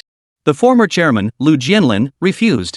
In the end, with Kang Shifu teaming up with other brands to suppress them, they never really took off. I remember seeing their commercials on TV a few years back. So they were being suppressed by the Japanese. Too bad their instant noodles aren't on the market anymore. I'd totally buy some to support them. This is a domestic brand. I support it too. Does anyone know where to buy White Cat instant noodles? You can find it on Pinduoduo. Just search for it there. Chen was about to speak after Lu Huan finished singing. But then he noticed the live chat flooded with comments about buying a brand called White Cat Instant Noodles. Chapter 195, The Lonely Warrior. Chen was just about to speak after Lu Huan finished singing. But then he noticed the live chat was flooded with comments about buying this White Cat Instant Noodle brand. Have you guys heard of this White Cat Instant Noodle brand? Chen frowned, thinking hard but unable to recall any instant noodles named White Cat. He did know of White Elephant instant noodles from his previous life, which started with the character.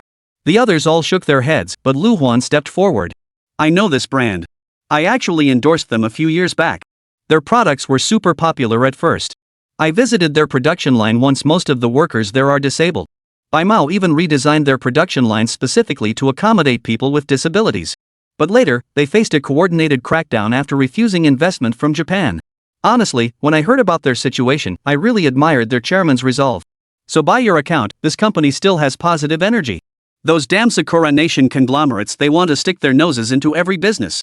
So many Chinese companies have their shares now. Xiao Yi, isn't Cool Cat Live currently recruiting merchants? You should invite White Cat to join. Otherwise, if this company collapses, it'll be the disabled workers who suffer. Lin Xiaoxiao and Du Yue looked furious when Chen Yi suggested. Chen thought it was a good idea too and turned to face the livestream. Hey everyone, what do you think?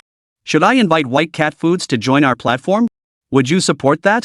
To date, Cool Cat Live had amassed nearly 500 million users. At this rate, reaching 1 billion wouldn't be far off. After so much persistent effort, numerous e-commerce platforms and official flagship stores had already joined.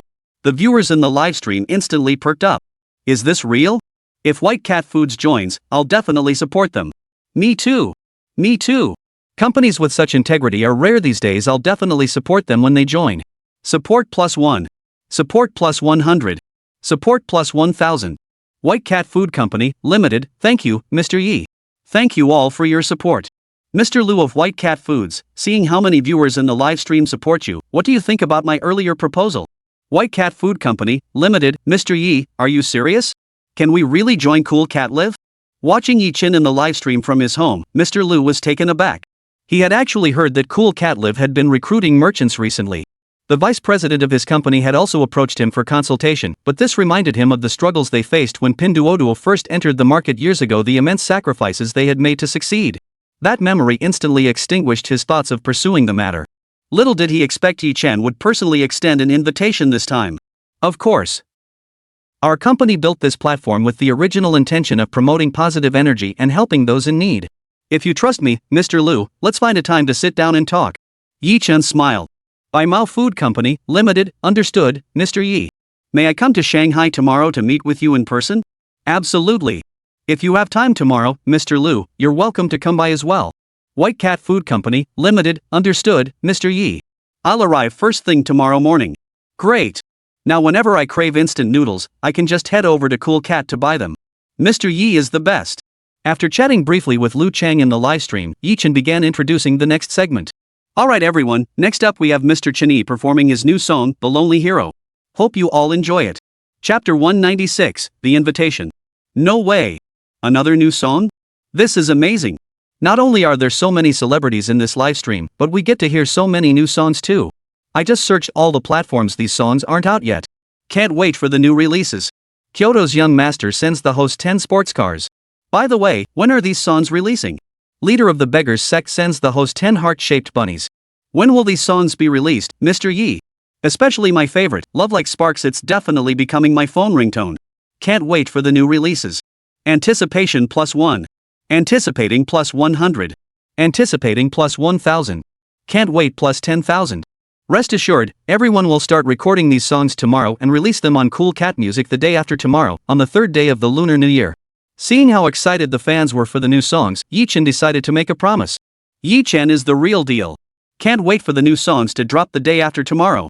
Mr. Yi, rest assured if the new songs actually drop, I'll stop sending you Oligis from now on. Exactly. I just said I'd send you Oligis too if Mr. Yi keeps his word, I won't send you any either. Guys upstairs, I just joined. Who were you guys talking about sending Olis to? Bro, you're too late. Each celebrity just performed a new song. The livestream audience grew even more excited at the mention of another new song. But when they heard everyone talking about sending Olig to Yi Chen again, the corners of his mouth started twitching. As the music swelled, Shen Yi's voice soon filled the air. All are brave. The wound on your forehead. Your uniqueness, the mistakes you've made. Need not be hidden. Your tattered doll. Your masks, yourself. They say we must carry light. Tame every beast. They say to stitch up your wounds. No one loves the clown. Why can't solitude be glorious? Only imperfection is worthy of praise. Who says heroes can't be covered in mud? I love you walking alone through dark alleys. I love you for refusing to kneel. I love how you stood your ground against despair, refusing to shed a single tear. I love your tattered clothes, yet daring to block fate's bullet. I love how much you resemble me. The same cracks. Shall we go? Are we worthy? This tattered cloak. Fight? Fight. With the humblest of dreams. To the whimpers and roars in the dark night. Who says only those standing in the light are heroes? Lone Warrior is a song from a past life commemorating unsung heroes. Shen Yi's voice resembles that of a singer he knew, Yisan Shan, which is why Yi Chen gave him this song. This song clearly honors those unsung heroes. It reminds me of Yuan Longping, the father of rice, who passed away a year ago. This song is excellent. During the Sichuan earthquake a few years back, those government troops worked tirelessly day and night to rescue trapped victims. There are countless unsung heroes, like the narcotics officers battling drug traffickers. To bring these beasts to justice, countless officers sacrifice their lives each year. China's Ministry of Culture and Tourism is giving away 10 supercars to streamers. This song is great. Our department is organizing an Unsung Heroes theme song contest soon. Hope this track can enter. Holy crap! What am I seeing? Even the Ministry of Culture and Publicity is getting involved. Looks like this song is about to blow up. Even our Ministry of Culture has shown up. Chapter 197, White Fox. Looks like this song is about to go viral. Even the Ministry of Culture has shown up. Naturally, Yi Chen and his group noticed these comments. Everyone froze for a moment before bursting into delighted surprise. Sir, how about we DM you after the stream ends? Yi Chen knew that since the higher-ups had expressed interest in inviting them, they must still be live. Sure enough, no sooner had he finished speaking than their bullet comments appeared in the livestream. HUAXAWENHUAGUANGLIGU, sure, I'll send you a private message shortly. Yi Chen nodded. Chen Yi's singing continued. Loving you as you walk alone through dark alleys. I love you for standing tall.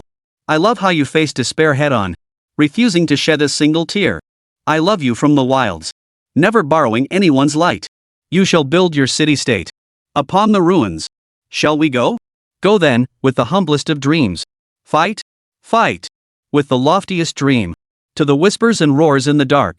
Who says only those standing in the light are heroes? So handsome he got chopped and sent to the streamer's house 10 times over. So good, Igu sang it brilliantly. Shanghai Academy of Fine Arts Campus Heartthrob sends streamer Bicycle Lovers 10. Igu truly lives up to being my idol, sang it amazingly. Zhangqing's most beautiful woman sends Dreamcastle 4 to the streamer. Igu, you sang so well, I'll love you forever. Peaceful Heart sends streamer 100 little hearts. Igu, you sang so well, I'd bear your children. Thanks for all the gifts, Igu. Looks like all these donors are your fans. Yi Chen thanked the viewers who sent gifts to the livestream, then turned to Chen Yi with a sigh. The latter gave an embarrassed smile. The livestream's heat continued to climb. As more carnival gifts poured in, viewers kept flooding the channel, pushing the total count to 5 million. Alright, I won't keep you waiting. We still have Ms. Wang Na, Du Yue, Yan Xingxue, and others yet to perform. Please come up on stage soon so the audience can show their support. Next, Ms. Wang Na will sing a new song for everyone, White Fox. The moment Yi Chen uttered these words, Wang Na's fans in the chat exploded with excitement. Finally, Sister Na's turn is here. I've been waiting so long to hear Sister Na sing, my flowers have wilted. What do you mean, Sis Na? You're making my goddess sound old. She's only 27 and not even married yet. Exactly. Everyone just got used to calling her Sister Na, but Goddess Nana fits her better. Look at that flowing hair, those dimples when she smiles. She's the goddess we all dream of. I wonder what kind of song White Fox is. Suddenly, I'm so excited. Sigh. My Nana hasn't released a new song in at least a year. I'm so excited for this White Fox. Fans in the livestream were buzzing with excitement. Just then, the instrumental track began playing, and soon Wang Na's voice joined in. I am a fox who has cultivated for 1,000 years. 1,000 years of cultivation, 1,000 years of solitude. In the dead of night. Can anyone hear my tears? Amidst the fading lights. Does anyone see me dancing? I am a fox who has waited 1,000 years. 1,000 years of waiting, 1,000 years of solitude. In the tumultuous world. Who planted the poison of love? In the vast sea of humanity. Who drank the poison of love? When I loved you. You were penniless studying diligently by the cold window. When I left you. You were topping the exam charts in the bridal chamber. Could I dance for you one more time? I am the white fox you set free 1,000 years ago. See my flowing sleeves, flowing sleeves. Odes of eternal love have all turned to nothing. White Fox, a song by Chen from a past life, telling a tale of 1,000-year love that transcends species. 1,000 years of cultivation, 1,000 years of solitude, 1,000 years of waiting, an era too long, spanning millennia. In the end, vows of eternal devotion and promises of timeless love all turn to nothingness. Chapter 198, Lu Chang arrives in the Magic City. Could I dance for you one more time? Just for that final glance you gave me as you left. See my flowing sleeves, flowing sleeves. Eternal vows dissolve into nothingness. See how my sleeves flutter, flutter. Eternity itself dissolves into nothingness. As the song faded, the entire livestream fell silent. Soon, screens filled with gifs and bullet comments. Jiang Province's Flower sends the host contemporary song King 6. What, this song is so heartbreaking. 1,000 years of lonely waiting, only to vanish into nothingness. Does it have to be this tear-jerking? Anran, my heart song host Cat Xiaobei 20, this fox is so deeply emotional and touching. I cried so hard my freshly applied makeup is ruined. Treasure Vault Master sends Super Rocket 10 to streamer. Ladies above, please stop crying. This song is indeed moving, but it also shows that love across species never ends well. Jiang Province's Flower, a Treasure Vault Master, get lost. You heartless jerk, you'll never find a girlfriend in this lifetime. Xiao Shiren Jia, a Treasure Vault Master, exactly. You're clearly heartless. Whoever marries you will be the unluckiest person alive. Treasure Vault Master. His heart was breaking inside. What did I do wrong? Why are all these ladies ganging up on me? Next, Yi Chen announced the following performance, Du Yue singing that sea. Tell me if this night will have me. Is there anyone else? Is there someone else in your heart? Is she gentler than me? Can she make you happier than I do? I want you to answer me plainly. Tell me if you'll dream of me tonight. Is it me in your dreams? No longer brings you sorrow. Is she stronger than me? I must say, Du Yue's high notes rival those of Han Hong and Sa Dingding from her past life. Look, the flowers have all withered. Look at the sea, it weeps. You know I'll forever. For your answer. Let us forget that sea. Let's start anew in the next life. Let us live life after life. Life after life, never depart again. The live stream audience had already reached 30 million, and the number of likes for this broadcast had surpassed what many streamers could ever hope to achieve. The finale featured a trio performance by Zhang Liang, Zhao Yan, and Lu Ziyan singing Huaxia language, an adaptation of SHE's Chinese language from their past lives. Before the curtain fell, Yi Chen granted the viewers' wishes by putting every single person present on the leaderboard. Even Lin Xiaoxiao, who had just dropped by for a quick visit, made the list. Fans across all live streams went wild, rushing to follow their favorite idols. The sheer scale of over 30 million viewers was staggering. Lu Huan and others saw their cool cat accounts skyrocket from 0 to millions of followers overnight. Alright, we'll wrap up tonight's livestream with our final song. Now, please welcome our last singer, Yan Xingxue, performing Goodbye, Just Strangers. As soon as Yi Chen finished speaking, the music began, and Yan Xingxue's voice filled the air. If loving you means you're the one at fault. Some mistakes we must bear responsibility for. Did I love someone I shouldn't have? Truthfully, what I wanted wasn't too much. Having loved you, at least I can admit it honestly. Some mistakes need no argument. Perhaps I missed my moment of happiness. Zhuang Xinyan's song must have accompanied countless memories in past lives. Today is undoubtedly the most exciting day for viewers in the livestream. Just think back in the day, which celebrity had time to stream for fans? Today, not only did we see her, but we got to hear so many new songs, each one a classic in its own right. Finally, at 10:30 p.m., Chen hurriedly ended the stream amid viewers' regret. After tidying up the venue, he suggested treating everyone to a late-night snack. No one objected to the idea, and the large group headed to a night market stall. After filling their bellies, Chen's family bid everyone farewell and drove home. The next day, the couple brought their little girl to the company. Though most staff were already on holiday, some were still on duty. Chen had scheduled a meeting with Lu Chang from White Cat Foods to discuss a potential collaboration. Shortly after arriving at the office, the receptionist brought Lu Chang to their meeting room. Chapter 199, White Cat's Entry. Mr. Yi, Mr. Lu from White Cat Foods is here. The receptionist walked in at that moment. Oh, he's here already? Quickly, show him in. Chen hadn't expected Lu Chang to arrive so promptly. He instructed the receptionist to bring him in, and she responded before exiting the office. Soon, Chen saw a man enter about 5 feet 7 inches tall, slightly overweight, with a somewhat handsome appearance. However, it was clear that this man in his 30s looked utterly exhausted. Perhaps due to the immense pressure he faced, a few strands of gray hair were clearly visible on his head. Chen stood up and walked over to Lu Chang, extending his hand warmly. Mr. Lu, welcome. I didn't expect you to arrive so quickly. The latter sighed helplessly. Ah. I had no choice. I'm sure you've heard about our company's current situation, Mr. Yi. Those damn Japanese aren't leaving us any room to breathe. Mr. Lu, since we'll be working together from now on, I, Chen, promise you this. Once your White Cat Foods enters our market, Cool Cat will absolutely drive traffic your way. No matter how far those little devils' hands reach, they won't be able to touch us here. Chen spoke with confidence, knowing Cool Cat Live was essentially his own venture. No other capital had invested in it. I believe what you say, Mr. Yi. Let's get started on the partnership. The revival of our White Cat Foods depends entirely on you. Lu Chang was eager to get started, especially with so many employees to support at the factory. He had always followed his father's advice, never shortchanged the disabled workers under his care. The two began discussing the partnership. In truth, Chen had few demands for their entry, as his primary goal was to promote positive values. He wouldn't take any commission from companies like White Cat, though he wouldn't be so lenient with enterprises bearing foreign capital ties. Take the other instant noodle companies, for instance. He took a 20% cut from each order. After all, they weren't exactly short on cash. Lu Chang was genuinely flattered by this. Mr. Yi, allowing us to set up shop for free and not taking any commission, won't that put you in a difficult position? After all, every other company takes a cut. They don't pay a single penny. Whatever they sell is theirs. While he was thrilled inside, if other merchants found out they weren't getting anything, there would be trouble. Rest assured, this is our private arrangement. But Lu, this matter must remain between us, you, me, and the heavens. If word gets out, I'll be in trouble. After Chen finished speaking, Lu Chang solemnly patted his chest, vowing that no one else would find out. He promised to warn the finance department once he returned. The deal was quickly finalized. Chen had the contract drafted and both parties signed it. Lu Chang then hurriedly took the contract back to Zhengzhou City. Zheng City. White Cat Food Company, Ltd. After a 2-hour flight, Lu Chang returned to his office at 2:30 p.m. He immediately instructed his secretary to convene a meeting of all senior management. Conference room. Once everyone was present, Lu Chang announced the news of Cool Cat's arrival. He then directed the production department to take inventory of warehouse stock and ordered factory workers to begin overtime shifts to ensure sufficient supply. He directed the sales department to register the official White Cat account and select several young employees with live streaming experience to host broadcasts. While White Cat was rapidly ramping up operations, Chen in Shanghai promptly instructed his team to boost traffic for White Cat's livestreams. Chapter 200, White Cat Foods goes live. At 7:30 p.m., Chen personally arrived at the company headquarters to oversee operations, a privilege no other brand representative received. With 1 minute to go, open the platform channels. As soon as White Cat goes live, push their stream to the most prominent position.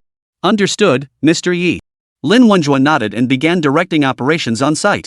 Though they had been college roommates for 4 years, formalities demanded addressing him as Mr. Yi in such settings. Zheng City. White Cat Food Company, Ltd. As soon as Lu Chang returned at noon, he led his staff in clearing out an office to set up as an e-commerce live streaming studio. Mr. Lu, everything is ready. The sales manager reported to Lu Chang, who glanced at the time and nodded. Have the two sales hosts take turns, each for 1 hour. Start with Xiao Min now. Xiao Min, a young and attractive new intern in the sales department, also moonlighted as a host and had built up a modest fan base. Xiao Min, who was live streaming nearby, heard her boss calling her to take the stage. Even then, she didn't forget to squeeze in a promotional pitch. Hey everyone, my boss is calling me up now. If you're going to miss me, you can search for the White Cat official flagship store. It's the same platform I'm streaming on right now. That's right, Xiaoman also streams on Cool Cat. She previously streamed on Douyu, but when she discovered Cool Cat recently, she immediately registered an account. Thanks to her existing fan base, her old followers immediately switched over when they saw her there. Now her follower count has surpassed 300,000. Hearing this, the viewers in her livestream couldn't help but crack jokes. Got it, how many times have you said that since going live? Xiaoman, you're such a hustler, still shoving ads down our throats. Since it's Xiaomin's stream, I've gotta support her no matter what. What were you two thinking, bro? You'd dare take on a tiger like Xiaomin? If you actually brought her home, that mouth of hers would have you in the ICU in days. Oh, sorry. Forgot this lady was personally trained by Sister Zhou and even inherited her signature moves. Phew. Thanks for the heads up, bro, otherwise I'd be screwed. No way I could handle that mouth of hers. These fans all came from Zhou Shufan's circle, so they knew the two were cousins. They'd appeared in her livestream multiple times before. Earlier, Zhou Shufan's guild approached her to sign her up, but she said streaming was just a hobby. Her main goal was still to get a regular job. Just days ago, she happened to discover Cool Cat Live had launched, so she decided to switch over and start streaming there. Just as she was about to go live, she caught the viewers teasing her in the chat. Instantly, she bellowed into the stream. You little brats. How dare you make fun of me like that? Keep it up, and I swear I'll come find you and stuff you in a sack. Of course, the viewers didn't take her threats seriously. They'd heard it hundreds of times before. Instead, they just got more excited. Whoa! The little firecrackers fuming again. Guys, the tigress is on the warpath scram. Ha ha ha. Lu Chang, watching her threaten the viewers, was taken aback. The sales manager explained the situation to him. Mr. Lu, please don't take offense, this is just her signature live streaming style. Hearing this, Lu Chang finally understood.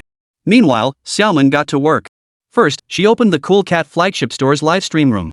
Then she navigated to the PK section, found her own livestream account, and sent an invitation. She promptly clicked to accept the connection. Hey everyone, the live stream across the way is the White Cat flagship store. If you mentioned wanting to buy White Cat instant noodles earlier, come over here. With that, viewers started flooding into her stream. Chapter 201, the staff were taken aback. As soon as the stream went live, viewers who had been waiting outside flooded in. 100, 1000, 8000, 10,000 plus, 20,000 plus. The live stream didn't stop until it hit over 100,000 viewers. Ha, I was the first one here. Oh, and the host is a beauty. Hey there, gorgeous. Dude, what were you thinking? How could you even like that Xiaomin? Exactly. This guy's got some serious guts. Bro, you'll regret falling for Xiaomin. This streamer is pretty. Why are you guys dissing such a cute girl? Exactly. I'm backing this beauty. Anyone who badmouths her again won't be spared by my 40-meter-long sword. This beauty is absolutely stunning. I'm her fan now. Xiaomin, seeing someone finally standing up for her in the livestream, instantly got so excited she couldn't contain herself. Ah, did you guys see that? Finally someone noticed my beauty. All you people in the chat keep saying I don't look like a woman. From now on, if any of you bastards dare say I'm not a woman again, watch out, these new viewers will tear you apart. Xiaomin's fans. Netizens. Oh man, guys, she's gone off the rails again. Sigh. She's beyond saving. Guys, maybe we should just bury her? Agreed. Agree +1. Agree +100. Agree +10,000. What's going on? Why did this streamer suddenly flip out? No clue. But it seems like a lot of people in other streams know this streamer. Guys, can someone explain what's going on? Finally, a fan of Xiaomin stepped up to explain, and after hearing it, everyone had an aha moment. Turns out this beauty is the cousin of that mute bride, Sister Zhou. No wonder. That gave me a fright. Alright, everyone, let me introduce myself first. I'm Xiaomin, your host for today's live shopping session. Now, I'll start introducing the products. Xiaomin finally began her sales pitch, introducing the Tang Hui series, each packet retailing at 4 yuan, 5 packets for 20 yuan, followed by the Fire Chicken Noodle series and more. Everyone, since we're factory direct with no middlemen taking cuts, our company has a special offer, 5 packs for 39 yuan, with all flavors included. The promotional price is 69.9 yuan. On the count of 3, I'll go live with the link. Is the discount really that big? I'm buying. This seller finally acting normal. With such a great deal, I'll grab some too. Such a huge discount, and it's domestic goods, gotta stock up. Guys, I just placed 10 orders at once. Holy crap. That's insane. 30 packs per order, 10 orders means 300 packs. Are you stocking up? 10 orders? That's nothing. I placed 30 orders in one go. The 50,000 orders in the shared bike app sold out in seconds. But this frenzy immediately drew criticism from other netizens. Hey, you guys buying all that stuff, or are you even going to eat it all? Now a lot of us couldn't get any. Exactly. The host should limit how many each person can order. The customer service rep standing nearby was startled by the sheer intensity of the netizens. Mr. Liu, the netizens are going wild. The 50,000 orders in the shopping cart are already sold out. Chapter 202, 2 million orders sold. Alright, how many people are in the live stream right now? Lu Cheng pondered for a moment before turning to ask Xiaomin. Mr. Liu, we currently have 200,000 viewers in the live stream. Xiaomin's palms were sweating as she spoke. Her previous live streams had only drawn 8 or 9,000 viewers at most, and the sheer number now made her feel a bit nervous. That many? Alright then. Let's add another 200,000 units to our inventory. Lu Cheng was taken aback, but quickly regained his composure. Meanwhile, viewers in the live stream chat began urging. When will the host add more stock?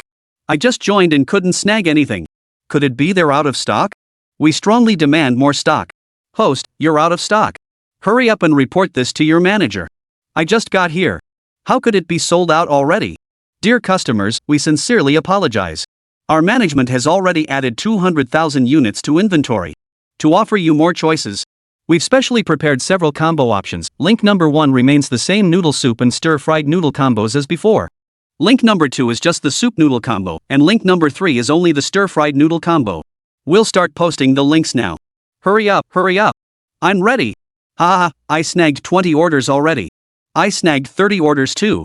You guys upstairs are such jerks. Looks like you're here to stock up, huh? Damn. These jerks are at it again, sold out already. Mine's gone too. Streamer, restock ASAP. Just as the new stock went live, it sold out again, though this time it lasted a full 20 seconds longer. This left Lu Cheng and his team scrambling, rushing to restock another 200,000 units. But it didn't last long before it sold out again, leaving all the staff both exhausted and elated. The overnight livestream completely wiped out White Cat's 2 million yuan inventory. Magic City. Cool Cat Lev. How's their livestream going now? Seeing that the White Cat livestream had ended, Yi Chen walked over to peek behind the staff out of curiosity. Mr. Yi, since the stream started 2 hours ago, White Cat has racked up 2 million orders in total. That much? Yi Chen was startled by the figure, but then realized that in his previous life with White Elephant, the numbers had been even higher. Alright, everyone's done a great job. Keep a few people on duty, and I'll treat the rest to a late-night snack. Of course, the brothers on duty can have someone bring them back later. Long live President Yi. Cheers erupted around Yi Chen. Meanwhile, at White Cat, employees were bustling about non-stop. Even Lu Cheng rolled up his sleeves to pack and ship orders for customers. Mr. Lu, it's been ages since our company witnessed such a bustling scene. The last time was back when the old boss was still in charge. The company's vice president couldn't help but marvel at the bustling scene. Indeed. But we owe this revival entirely to President Yi. Lu Cheng couldn't help but echo the sentiment. Without Yi Chen, he wouldn't have known what to do. They worked until 2 in the morning before wrapping up. As soon as Lu Cheng returned home, he found his father, wife, and child waiting for him. As for why his mother wasn't there, she had passed away when he was very young. Over the years, his father had raised him alone. Dad, shall we, Xiaojun, why aren't you asleep? Dad, we've been watching the company livestream on Mom's phone. We heard you sold 2 million units of inventory. Grandpa couldn't believe it and wanted to hear the details from you when you got back.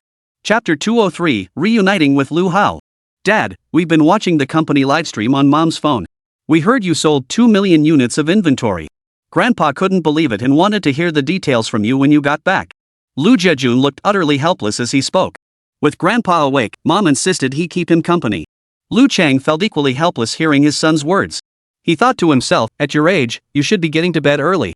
Can't we discuss this tomorrow? But he could only think this to himself. If he dared say it out loud, the old man's cane would come down on him. Dad, you can rest assured about this. You saw our livestream earlier, we sold out the entire 2 million units of inventory we prepared in just 2 hours. If we hadn't been so well prepared this time, we could have sold even more. Old man Lu nodded with satisfaction. I understand. It's getting late now. You've worked hard all day and must be tired. Go wash up and get some sleep. As he spoke, another thought occurred to him. Oh, and I heard we owe our ability to weather this storm largely to Mr. Yi from Cool Cat. We should treat him to a meal sometime, they've done us a real favor. I know, Dad. I was thinking the same thing. Lu Cheng nodded in agreement. He too had been meaning to find a moment to thank Yi Chen. Only then did the old man ascend the stairs with satisfaction. Seeing him go, Lu Chang and his wife also took their son upstairs to wash up and turn in. Magic City. Yi Chen bid farewell to Lin Wenjue and the others, preparing to head home. Having had a few drinks, he had to call a designated driver. He pulled out his phone, placed the order, and dozed off in the car. Knock knock. An hour later, a young man knocked on the car window. Seeing Yi Chen away, he immediately asked, "Sir, did you request this designated driver?" Lu Hao had arrived here and tried calling someone, but after several unsuccessful attempts, he was just about to leave when he heard a phone ringing from a nearby Maserati. He thought it might be a coincidence, but as soon as he hung up, the other phone stopped ringing too. When he called again, it rang. Driven by curiosity, he walked over. Upon closer inspection, the man looked familiar. Wasn't this the guy who rode in his taxi a few months ago? It wasn't that his memory was particularly sharp, it was mainly because this man was none other than Zhao Yanran's husband. He was also the heir apparent of the Zhongxing group. "Hey, it's you. I remember you, I called the designated driver. Let's go." Yi Chen woke up, recognized the familiar face, and smiled as he handed over the keys. The man nodded, took them, and got into the car. "By the way, I thought you were a taxi driver. How come you're doing chauffeur services now?" Yi Chen pondered for a moment before asking, as the car cruised steadily down the road. Lu Hao smiled and replied, "Just driving taxis isn't enough. I found a partner a few days ago. I drive during the day, he drives at night. I use the evenings to do ride sharing, so I can earn a bit more." "Alright then. I forgot to mention something I wanted to discuss with you earlier because I've been busy. Find some time tomorrow to come to Shanghai so we can talk." Yi Chen hesitated, then said awkwardly, "Sir, you can't be serious?" The other man froze, having assumed Yi Chen was joking. But Yi Chen wasn't joking at all. "Of course not. You don't want to just give up on music, do you?" Lu Hao gave a self-deprecating chuckle. Truth be told, he felt a pang of reluctance. With that thought, he nodded. "Thank you, Mr. Yi. I'll be there tomorrow." Yi Chen smiled, and the two fell silent. One focused on driving, the other dozed with eyes half closed. Chapter 204, Arrangements for Lu Hao. Before they knew it, the car had entered the residential compound and pulled up in front of the villa. Before Lu Hao left, Yi Chen reminded him not to forget to come see him tomorrow. The latter immediately patted his chest, promising he would definitely be there. Upon entering the house, I found Zhao Yanran waiting in the living room, cradling the sleeping Moi. "Why aren't you two back in your room sleeping?" Yi Chen said as he took Moi from Zhao Yanran's arms. She gave a helpless smile. "What could we do? The little one kept fussing until you came home." She ended up falling asleep while waiting. Just then, the little girl suddenly woke up. Spotting Yi Chen, she immediately beamed a sweet smile. "Daddy, you're back. Tonight I'm sleeping with you and Mommy. Alright, let's go wash up and then we'll sleep together." After Yi Chen spoke, the family of three went upstairs to wash up. Before long, the young couple held their little girl as they drifted off to sleep. The next morning, Yi Chen rose early. Today was the day he and Lu Hao had agreed to meet at the company. Zhao Yanran, little Nuoyi, and their parents including Yi Chen's in-laws also rose early. Today they planned to explore the city god temple. As for Yi Chi, she had arranged to go hiking with a few close friends. After breakfast, the large family split up. Yi Chen drove to the company and spotted Lu Hao getting out of a taxi as soon as he entered the parking lot. Spotting Yi Chen, Lu Hao immediately jogged over. "Mr. Yi, I'm not late, am I?" "Not at all. I just arrived myself. Since you're here, let's go up together." Lu Hao nodded and walked alongside him to the office. "First, sing a few lines a cappella so I can hear your voice." Lu Hao nodded and began to sing without accompaniment. "My lovely darling waits for me in beautiful times. The deepest, heaviest love must grow with time." Listening to Lu Hao's voice, Yi Chen sensed he was a man with a story.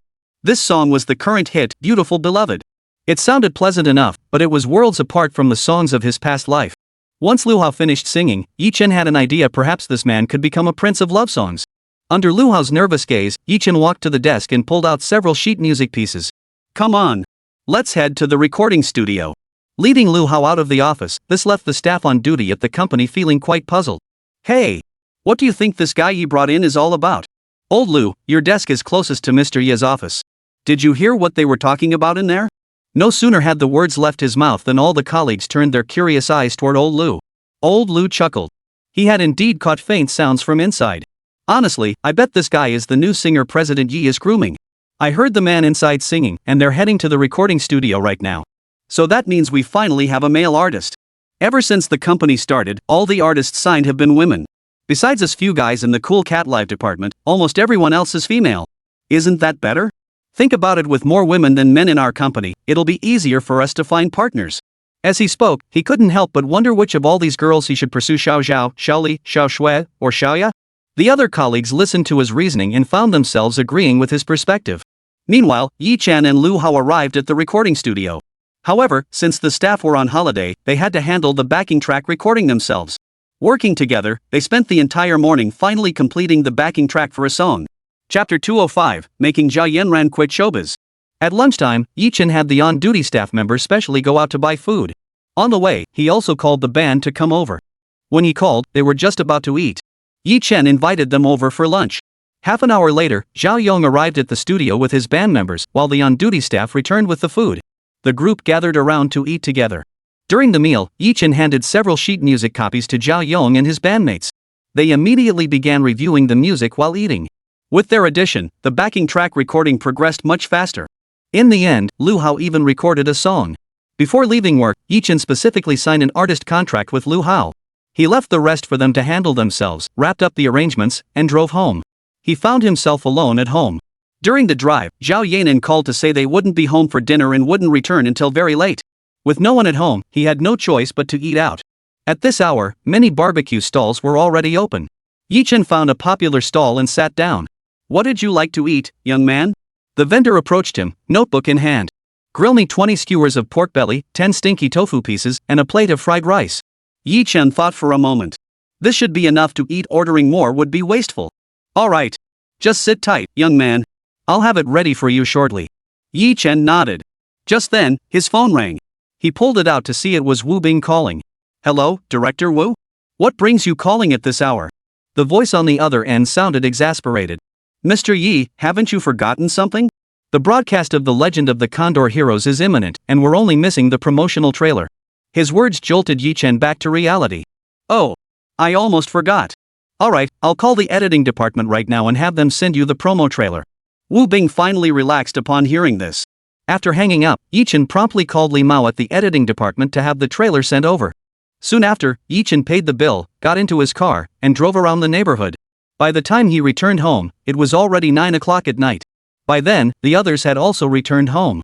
The little girl, seeing her dad back, immediately threw herself into his arms. Perched on Yi Chen's lap, she began chattering away about their day. "Daddy, listen. Today, No went to the temple fair with Mommy, Grandpa, Grandma, and all the grandparents. There were so many people there. And so many fun things too, like the little train." Her little face lit up with excitement as she described riding the miniature train with her mom, then playing ring toss, though her expression turned sour as she recalled that she hadn't managed to win a single ring. She hadn't managed to get a single ring on any of the cups. After that, they went to the amusement park to ride the carousel and other rides. Yi Chen listened intently as she finished her story. After interacting with his daughter, he looked up at his parents and father-in-law, only to find their smiles had vanished, replaced by stern expressions. Before long, Yi Zhenghua spoke up. "Xiao Chen, after a full day of discussion, we've unanimously decided that Yanran should withdraw from the entertainment industry. As for the company you two started, I've discussed it with your father-in-law. We'll find a CEO to take over in the coming days." "Wait, Dad, why this sudden change of heart? And has Yanran agreed to this?" Chapter 206, The Press Conference. Yi Chen glanced at Zhao Yanran, who nodded in agreement. After all, both sets of parents had valid points. At Zhongxing Group, Yi Chen still had his younger sister. Even if he didn't want to inherit the company, Yi Chi could take over. But Changning Group was different. His parents had only this one daughter. The entire weight of the group would fall on her shoulders in the future. It was time for her to start learning the ropes of the company. Seeing his wife nod, Yi Chen said nothing more. He had already meticulously prepared the songs and TV scripts from his previous life. The CEO they hired later would simply need to follow the blueprint step by step. "Alright, then. That settles it. As for taking over the group, there's no rush for now. After all, both my father-in-law and I are still able to work. What's important now is for you two to consider giving No a little brother or sister. If you wait until you're old, the pressure of running two corporations will fall entirely on her shoulders." Yi Zhenghua smiled upon seeing the young couple showed no objection. At this remark, Zhao Yanran immediately lowered her head, her pretty face flushing crimson. Lin Mei, who witnessed this, couldn't resist teasing her. "You're already a mother, yet you're still so shy?" Without delay, Zhao Jiangwo personally called a press conference. All major newspapers and television stations dispatched reporters who rushed nonstop through the night to arrive. Magic City International Airport. "Broly, why did the editor suddenly send us to Shanghai? I was planning to take my girlfriend on a trip." A cameraman grumbled with obvious displeasure. He'd already made plans with his girlfriend, only to be called in at the last minute because of a single phone call from his boss.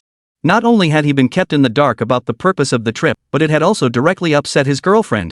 If he hadn't repeatedly promised to bring her back a gift, she would have dumped him on the spot. No way. Zhang, didn't the editor tell you why we're in Shanghai? Brotherly shouldn't have brought it up now. Little Zhang was brimming with resentment. The editor just told me to come to Shanghai with you. He hung up before I could ask any questions. Brotherly gave a helpless chuckle and whispered mysteriously. Let me let you in on a secret. We're here for Zhao Yanran's press conference. Her father, the chairman of Changning Group, personally arranged it. He even hinted it might involve her leaving the entertainment industry. What? Why? Xiao Zhang was about to cry out in surprise, but luckily Brotherly reacted quickly and covered his mouth with his hand. Shoo! Keep your voice down. Only the notified TV stations and newspapers know about this. If word gets out, even the tabloids will show up. Xiao Zhang froze for a moment before quickly nodding in understanding. He also noticed the strange looks coming from the surrounding crowd. He gave an embarrassed smile, turned to Brotherly, and whispered. Brotherly, thanks for that. I was just so shocked I couldn't hold back. But if what you say is true, this is huge news. He still felt a bit shaken. After all, the fewer people who knew about this, the better. Brotherly waved it off, signaling it was no big deal. Reporters from the Capital Daily and Nuoyi, along with today's headlines, Capital Entertainment, and others, had rushed over. Of course, the Magic City Daily and Magic City TV were already based locally, so they didn't have to go through the same hassle. The next morning, the Yi family rose early. After breakfast, they drove toward the company. Chapter 207, Press Interview. By 10 o'clock the next morning, numerous reporters had gathered at Jinling Commercial Building. Chen and Zhao Yanran had arrived early to complete the handover with the newly appointed CEO. Li Mingxin, 28 years old, 5 feet 6 inches, a Harvard graduate personally recruited by Zhao Jiangwo, undoubtedly a stunning beauty. Mr. Yi, Ms. Zhao, rest assured. Entrusting the company to me will not disappoint you. Li Mingxin smiled as she extended her delicate hand to shake both Chen and Zhao Yanran. The two men nodded with smiles. Chen looked at Li Mingxin and instructed. Then please have someone escort the reporters downstairs into the main conference room. She nodded and promptly instructed staff to bring the reporters upstairs. First floor lobby of the building. Reporters from all regions were already gathered here, waiting. Since the appointed time had not yet arrived, journalists from various outlets huddled in small groups, whispering among themselves. Brotherly, why isn't it time yet? Didn't the leadership receive the notification about the time? The leadership only mentioned it would be a morning press conference. They didn't specify the exact time. Hey! Brothers, which newspaper are you from? We're from Capital Entertainment. What about you guys? We're from Aichi. The reporter was cut off mid-sentence by a staff member from Shanghai Entertainment. Journalists, the press conference is about to begin. Please follow me to the company's main conference room. No sooner had the words left his mouth than all the reporters swarmed forward, following the staff upstairs. Half an hour later. All reporters were present, eagerly awaiting the main figures of the press conference. Soon, Chen and Zhao Yanran entered the room. As soon as the main figures appeared, the crowd surged forward, but before they could take 2 steps, a group of bodyguards entered the conference room to maintain order. They were wary of troublemakers among the journalists. Imagine the chaos if someone charged forward with a microphone in hand. Everyone, please take your seats. We have only 2 announcements to make. Chen addressed the journalists directly, cutting straight to the point. Once everyone had settled, Chen continued. First, effective immediately, my wife, Zhao Yanran, is withdrawing from the entertainment industry. Whoosh! The reporters froze upon hearing this, then snapped back to reality, all rising to their feet. Ms. Zhao, what prompted your decision to leave the entertainment industry? Ms. Zhao, as far as I know, your career in the entertainment industry has been quite successful lately. What exactly prompted your decision to leave? Ms. Zhao. Everyone, please quiet down. Only after Chen spoke did the room finally quiet down. Unlike typical press conferences where he would call on reporters by name, Chen cut straight to the point. Everyone, please stop speculating. As you likely know, my wife is not only a celebrity but also the heir to Changning Group. I'm sure you've all guessed by now her reason for leaving the entertainment industry is to prepare to take over Changning Group. At this point, a reporter raised their hand. What question do you have, reporter? Chen noticed the beautiful reporter and turned to face her as she stood up to ask. Mr. Yi, I'd like to ask Ms. Zhao Yanran, after stepping away from the industry this time, is there any possibility of her making a comeback? Chapter 208, Fans Go Wild Online. You are. Chen stared at the reporter in surprise, and she gave an awkward laugh. My apologies, Mr. Yi. I forgot to introduce myself. I'm Lu Yao, an entertainment reporter from Shanghai. Let me put it this way, a comeback isn't happening. But we'll still stream for everyone when we have time, mainly to chat with our fans. Our company will continue producing content zones, TV dramas, movies, and variety shows. We hope everyone will keep following and supporting us. After Yi Chen finished speaking, he directed the interview toward Zhao Yanran, who fielded questions about her future plans. An hour later, the interview concluded, and all the reporters dispersed to rush back to their offices and write their articles. Yi Chen and Zhao Yanran, the young couple, bid farewell to Li Mingxin and headed home. Upon arriving home, Zhao Yanran received a call from Lin Xiaoxiao. The moment she answered, Lin Xiaoxiao's urgent voice came through. Hello, dear? What's going on? I just arrived at the office and heard employees saying you're leaving the entertainment industry. Why would you suddenly quit? Zhao Yanran hadn't expected Lin Xiaoxiao to call so soon, so she smiled softly and replied. Naturally, I'm preparing to inherit the family business. Besides, my father mentioned that he's getting a bit older and wants to retire. He said he'll hand over the group to me after I've had a year to adjust. But what about the recording of China's Got Talent? This time, it was Du Yue speaking. Yue, Yi Chen and I have actually discussed this. We'll leave the remaining recordings to you. You're already a diva, I'm sure you'll handle it better than I could. This. Du Yue tried to say something, but Zhao Yanran cut her off. Alright, it's settled. Recording resumes in a few days, so take this time to rest. I'll hang up now. With that, she hung up without giving the other party a chance to respond. The next day, news of Zhao Yanran's retirement from the entertainment industry flooded the internet. Magic City Entertainment News, shocking. Superstar Zhao Yanran abruptly announced her retirement from showbiz at 9:30 a.m. yesterday, news that has already spread across the internet. Capital TV Entertainment Express, superstar Zhao Yanran's retirement is confirmed. Her husband stated she will return to prepare for inheriting the family conglomerate. Oriental TV's Entertainment New World, Zhao Yanran's departure from showbiz was actually to inherit family assets. Our reporters will continue to follow developments. Boom! News of Zhao Yanran's retirement spread like wildfire across China's internet. Netizens were baffled, but none more so than her fan clubs. What's going on? Why would our goddess Yanran suddenly announce her retirement from showbiz out of nowhere? Why? No. Sister Yanran, why would you suddenly leave the entertainment industry? Could you really bear to abandon us? Why would my idol suddenly announce her retirement? We supported you through everything even after you officially announced your marriage and child. Did you run into trouble? Please tell us. Bro, don't be so upset. Honestly, even I can't accept this. But didn't you see the explanation above? Diva Zhao is leaving showbiz to return home and prepare to inherit the family fortune. Why? I saw that reason too, but I just can't get used to it. Thinking about never hearing her songs again, it feels so strange. Chapter 209, Traveling with Wife and Daughter. Fans flooded Zhao Yanran's Weibo with pleas for her not to leave the industry. No, you can't do this. Goddess, you can't abandon us. Look, we didn't even mind when you got married and had kids. Why? Sister Yanran, if you leave our Kitchen Smoke fan club, we'll be homeless. Yanran, you're being forced into this, right? Say something. Yanran, are you being held hostage? Just give us a sign and we'll come rescue you. We fans won't approve of you leaving the industry. Zhao Yanran, you hear that? Disapprove +1. Disapprove +100. Disapprove +1000. At this moment, the person in question remained unaware that her Weibo had been overrun by fans.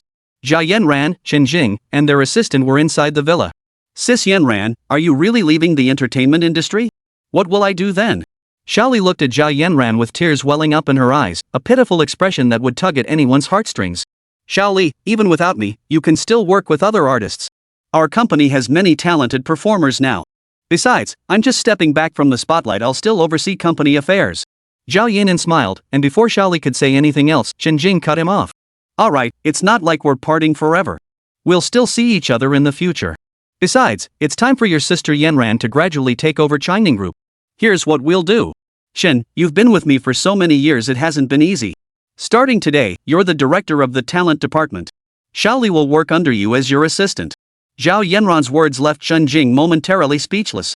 Yanran, you mean I'll be in charge of the talent department? Seeing her nod, Chen Jing felt her confidence waver. But can I really handle it? Sister Chen, you have to believe in yourself. I don't think you'll disappoint me, right? Zhao Yanran's smile instantly filled her with confidence. Yanran, rest assured I won't let you down. After chatting for a few more moments, Chen Jing excused herself with Xiaoli. Just then, Yi Chen walked over carrying Nuoyi. The little girl looked at Zhao Yanran excitedly. Mommy, is it true that Daddy said he'll take Nuoyi with Mommy on a trip tomorrow? Of course it's true. Do you want to go, Nuoyi? Zhao Yanran was well aware of this arrangement. They had discussed it the previous day. Now that they had both stepped back from the entertainment industry, it was the perfect time to take their daughter out for some fresh air. After all, she would soon begin gradually taking over the group's operations. Yi Chen's situation was different with the CEO firmly in charge of the entire group. He wouldn't need to intervene unless something major arose. But Changning Group required his full, dedicated effort. Time flew by. Zhao Yanran went to freshen up, while Yi Chen brought the washed-up No to her room. The little girl drifted off to sleep as she listened to her daddy's bedtime story. Returning to their room, Yi Chen and his wife naturally engaged in some physical activity before bed. An hour later, both exhausted, they fell asleep in each other's arms. Early the next morning, Zhao Jiangwo and his wife packed their belongings to return to the capital. Yanran, take this time to relax with your family. Once Nuoyi starts school, there's no need to come to Beijing. I'll temporarily entrust the Shanghai branch to you. Later, I'll gradually relocate the headquarters here. Dad, that's really not necessary. Zhao Yanran was taken aback by her father's words, but Zhao Jiangwo insisted, having already begun preparations. After seeing off his in-laws, Yi Chen returned to pack his bags and prepare for departure. Chapter 210, Arrival in Yun Province. Have you packed everything? Yi Zhenghua approached Yi Chen, patting his shoulder. Everything's packed. Dad, are you and Mom really not coming? I was hoping we could all go together. Yi Zhenghua shook his head and smiled. No, we won't. Your mom and I have been traveling all over the country and flying back and forth between domestic and international destinations. Now that we finally have some free time, we don't want to be bothered. You and your family should enjoy yourselves. Yi Chen nodded. Meanwhile, Zhao Yanran had finished packing her luggage. Yi Chen's mother, Su Hui, approached her. So, Yanran? Feeling weird not being a star anymore? Zhao Yanran shook her head and smiled. Not really. Leaving the industry actually feels liberating, no more running around like a chicken with its head cut off. That's good. Enjoy this time with your family. After all, you'll gradually start taking over your father's company soon. He's been so busy all these years, it's time for him to rest. Zhao Yanran froze. Mom, aren't you and Dad going? Su Hui smiled. I won't be joining you. You young folks should enjoy yourselves. With that, she rose and walked out of the room. Just then, Nuoyi waddled in on her little stubby legs, excitedly hugging Zhao Yanran's long legs. Mommy, Nuoyi's ready. When are we leaving? Zhao Yanran looked at her with amusement. You little thing, how can you be so impatient after just a moment? Hee, Mommy, you used to be so busy with work, and Nuoyi has never been anywhere else. Now that Mommy finally has a chance to take me out, of course Nuoyi can't wait to go right away. Otherwise, when Mommy gets busy again, we won't be able to go out. As the saying goes, words spoken without thought can be taken to heart. Seeing her daughter like this, Zhao Yanran suddenly felt a pang of guilt toward No. I'm so sorry, Nuoyi. Mommy was just too busy before. Little Nuoyi was momentarily confused. Mommy, what's wrong? Zhao Yanran smiled and gently stroked her little head. Nothing. Let's go. Okay. Little Nuoyi happily nodded her little head. Zhao Yanran dragged her luggage with one hand and held Nuoyi's small hand with the other as they stepped out of the room. Yi Chen was also ready, pulling the car out of the garage. After the mother and daughter got into the car, Dad and Mom walked over. Drive carefully on the road. Got it, Dad. Goodbye, Grandpa and Grandma. Goodbye. Bye. Yi Zhenghua and his wife smiled and waved goodbye to the little girl. Yi Chen drove his wife and daughter out of the residential complex, and an hour later they were on the highway. Daddy, where are we going to play? The little girl in the car looked at Yi Chen curiously. Yi Chen thought for a moment and turned to Zhao Yanran. Honey, where should we go? It's up to you. Zhao Yanran pondered for a moment before smiling. Now that I have you, honey, I once participated in a program where we visited Dali in Yunnan province. The scenery there is absolutely stunning, especially Yarai Lake, which is quite famous. Why don't we go there? Before Yi Chen could respond, Xiao Nuoyi asked curiously. Mommy, where is Dali? Is it fun there? Of course it's fun. And there's lots of delicious food too. At the mention of tasty food, the little girl's eyes lit up. Daddy, can we go to Dali, please? Sure. Yi Chen smiled at the little girl, who couldn't wait to get to the good food. Along the way, Yi Chen stopped twice. After the family finished eating and rested for a while, they hit the road again. Driving late into the night, Yi Chen felt drowsy. He decided to exit the highway nearby and found a hotel with one last available room. They set off again at dawn the next day and finally entered Yunnan province around 5 in the afternoon. Chapter 211, Final Chapter. Yi Chen and his family of 3 arrived in Dali City and settled into a guest house. Early the next morning, they visited a street food stall. Nuoyi munched on a steamed bun, chattering away. Daddy, Mommy, where are we going to play today? Her words came out muffled, and she nearly spit out the food in her mouth. Zhao Yanran watched the little girl, torn between laughter and exasperation. Could you please swallow what's in your mouth before speaking? Okay.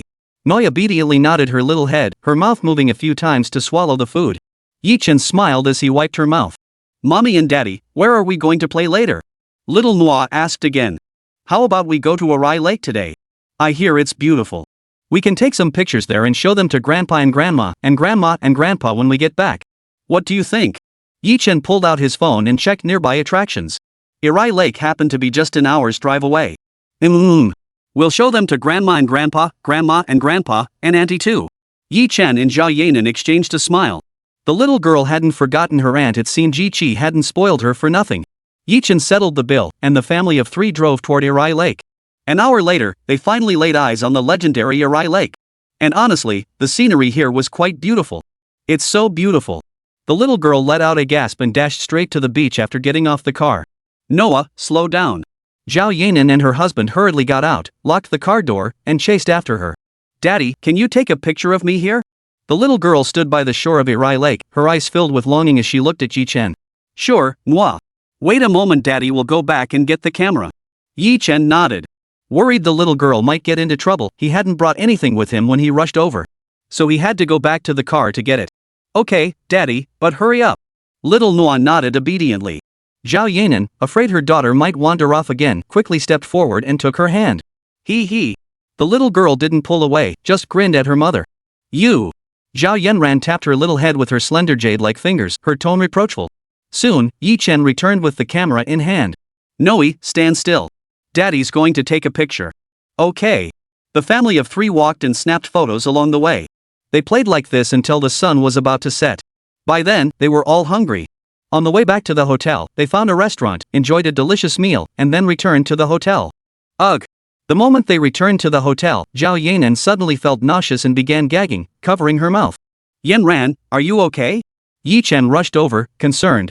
Mom, what's wrong? Nuoyi also looked at her mother with concern. I'm fine. I might be pregnant. Zhao Yanran smiled and shook her head. Pregnant? What do you mean, pregnant? Chen didn't catch on immediately. You idiot, my period hasn't come this month. What else could it be? Zhao Yanran shot him a disapproving look. It was nearly the end of the month, and her period still hadn't arrived. There was no doubt about it, she was pregnant again. So you mean, I'm going to be a dad again? Chen finally caught on, his heart surging with uncontrollable excitement. This was his first true child since reincarnating into this world. Of course, having this child wouldn't make him love Nuoyi any less. Mom and Dad, what are you talking about? Nuoyi looked a bit confused. Nuoyi, you're going to have a little brother or sister. Are you excited? Chen crouched down, smiling as he asked no. Little brother or sister? Where? Nuoyi looked around excitedly, as if she could see her little brother or sister right now. He's still in Mommy's tummy. We'll have to wait a while before he comes out. Oh. Then did Daddy and Mommy come out of Mommy's tummy too? After hearing Chen's explanation, the little girl gazed curiously at her mother's belly. Of course. Every baby comes out of Mommy's tummy. Seeing that it was already quite late, the couple tried to coax Nuoyi to sleep. But the little girl refused to sleep, insisting on talking to her brother. This left Chen and Zhao Yanran feeling both amused and exasperated. It took them a long while to finally coax the little girl to sleep. The next day, they had planned to go sightseeing, but Chen insisted he couldn't rest easy and wanted to get checked at the hospital. So the family of 3 headed to Dali's largest first hospital. After blood tests and an ultrasound, the results showed the baby was perfectly healthy. After leaving the hospital, the couple discussed and decided to share the news with both sets of parents. Upon hearing the news, both sets of elders were overjoyed. What they hadn't anticipated, however, was that the elders insisted the trip must end immediately, citing concerns for Zhao Yanran's health.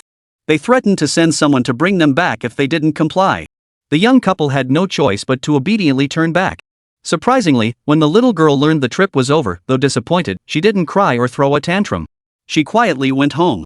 The end.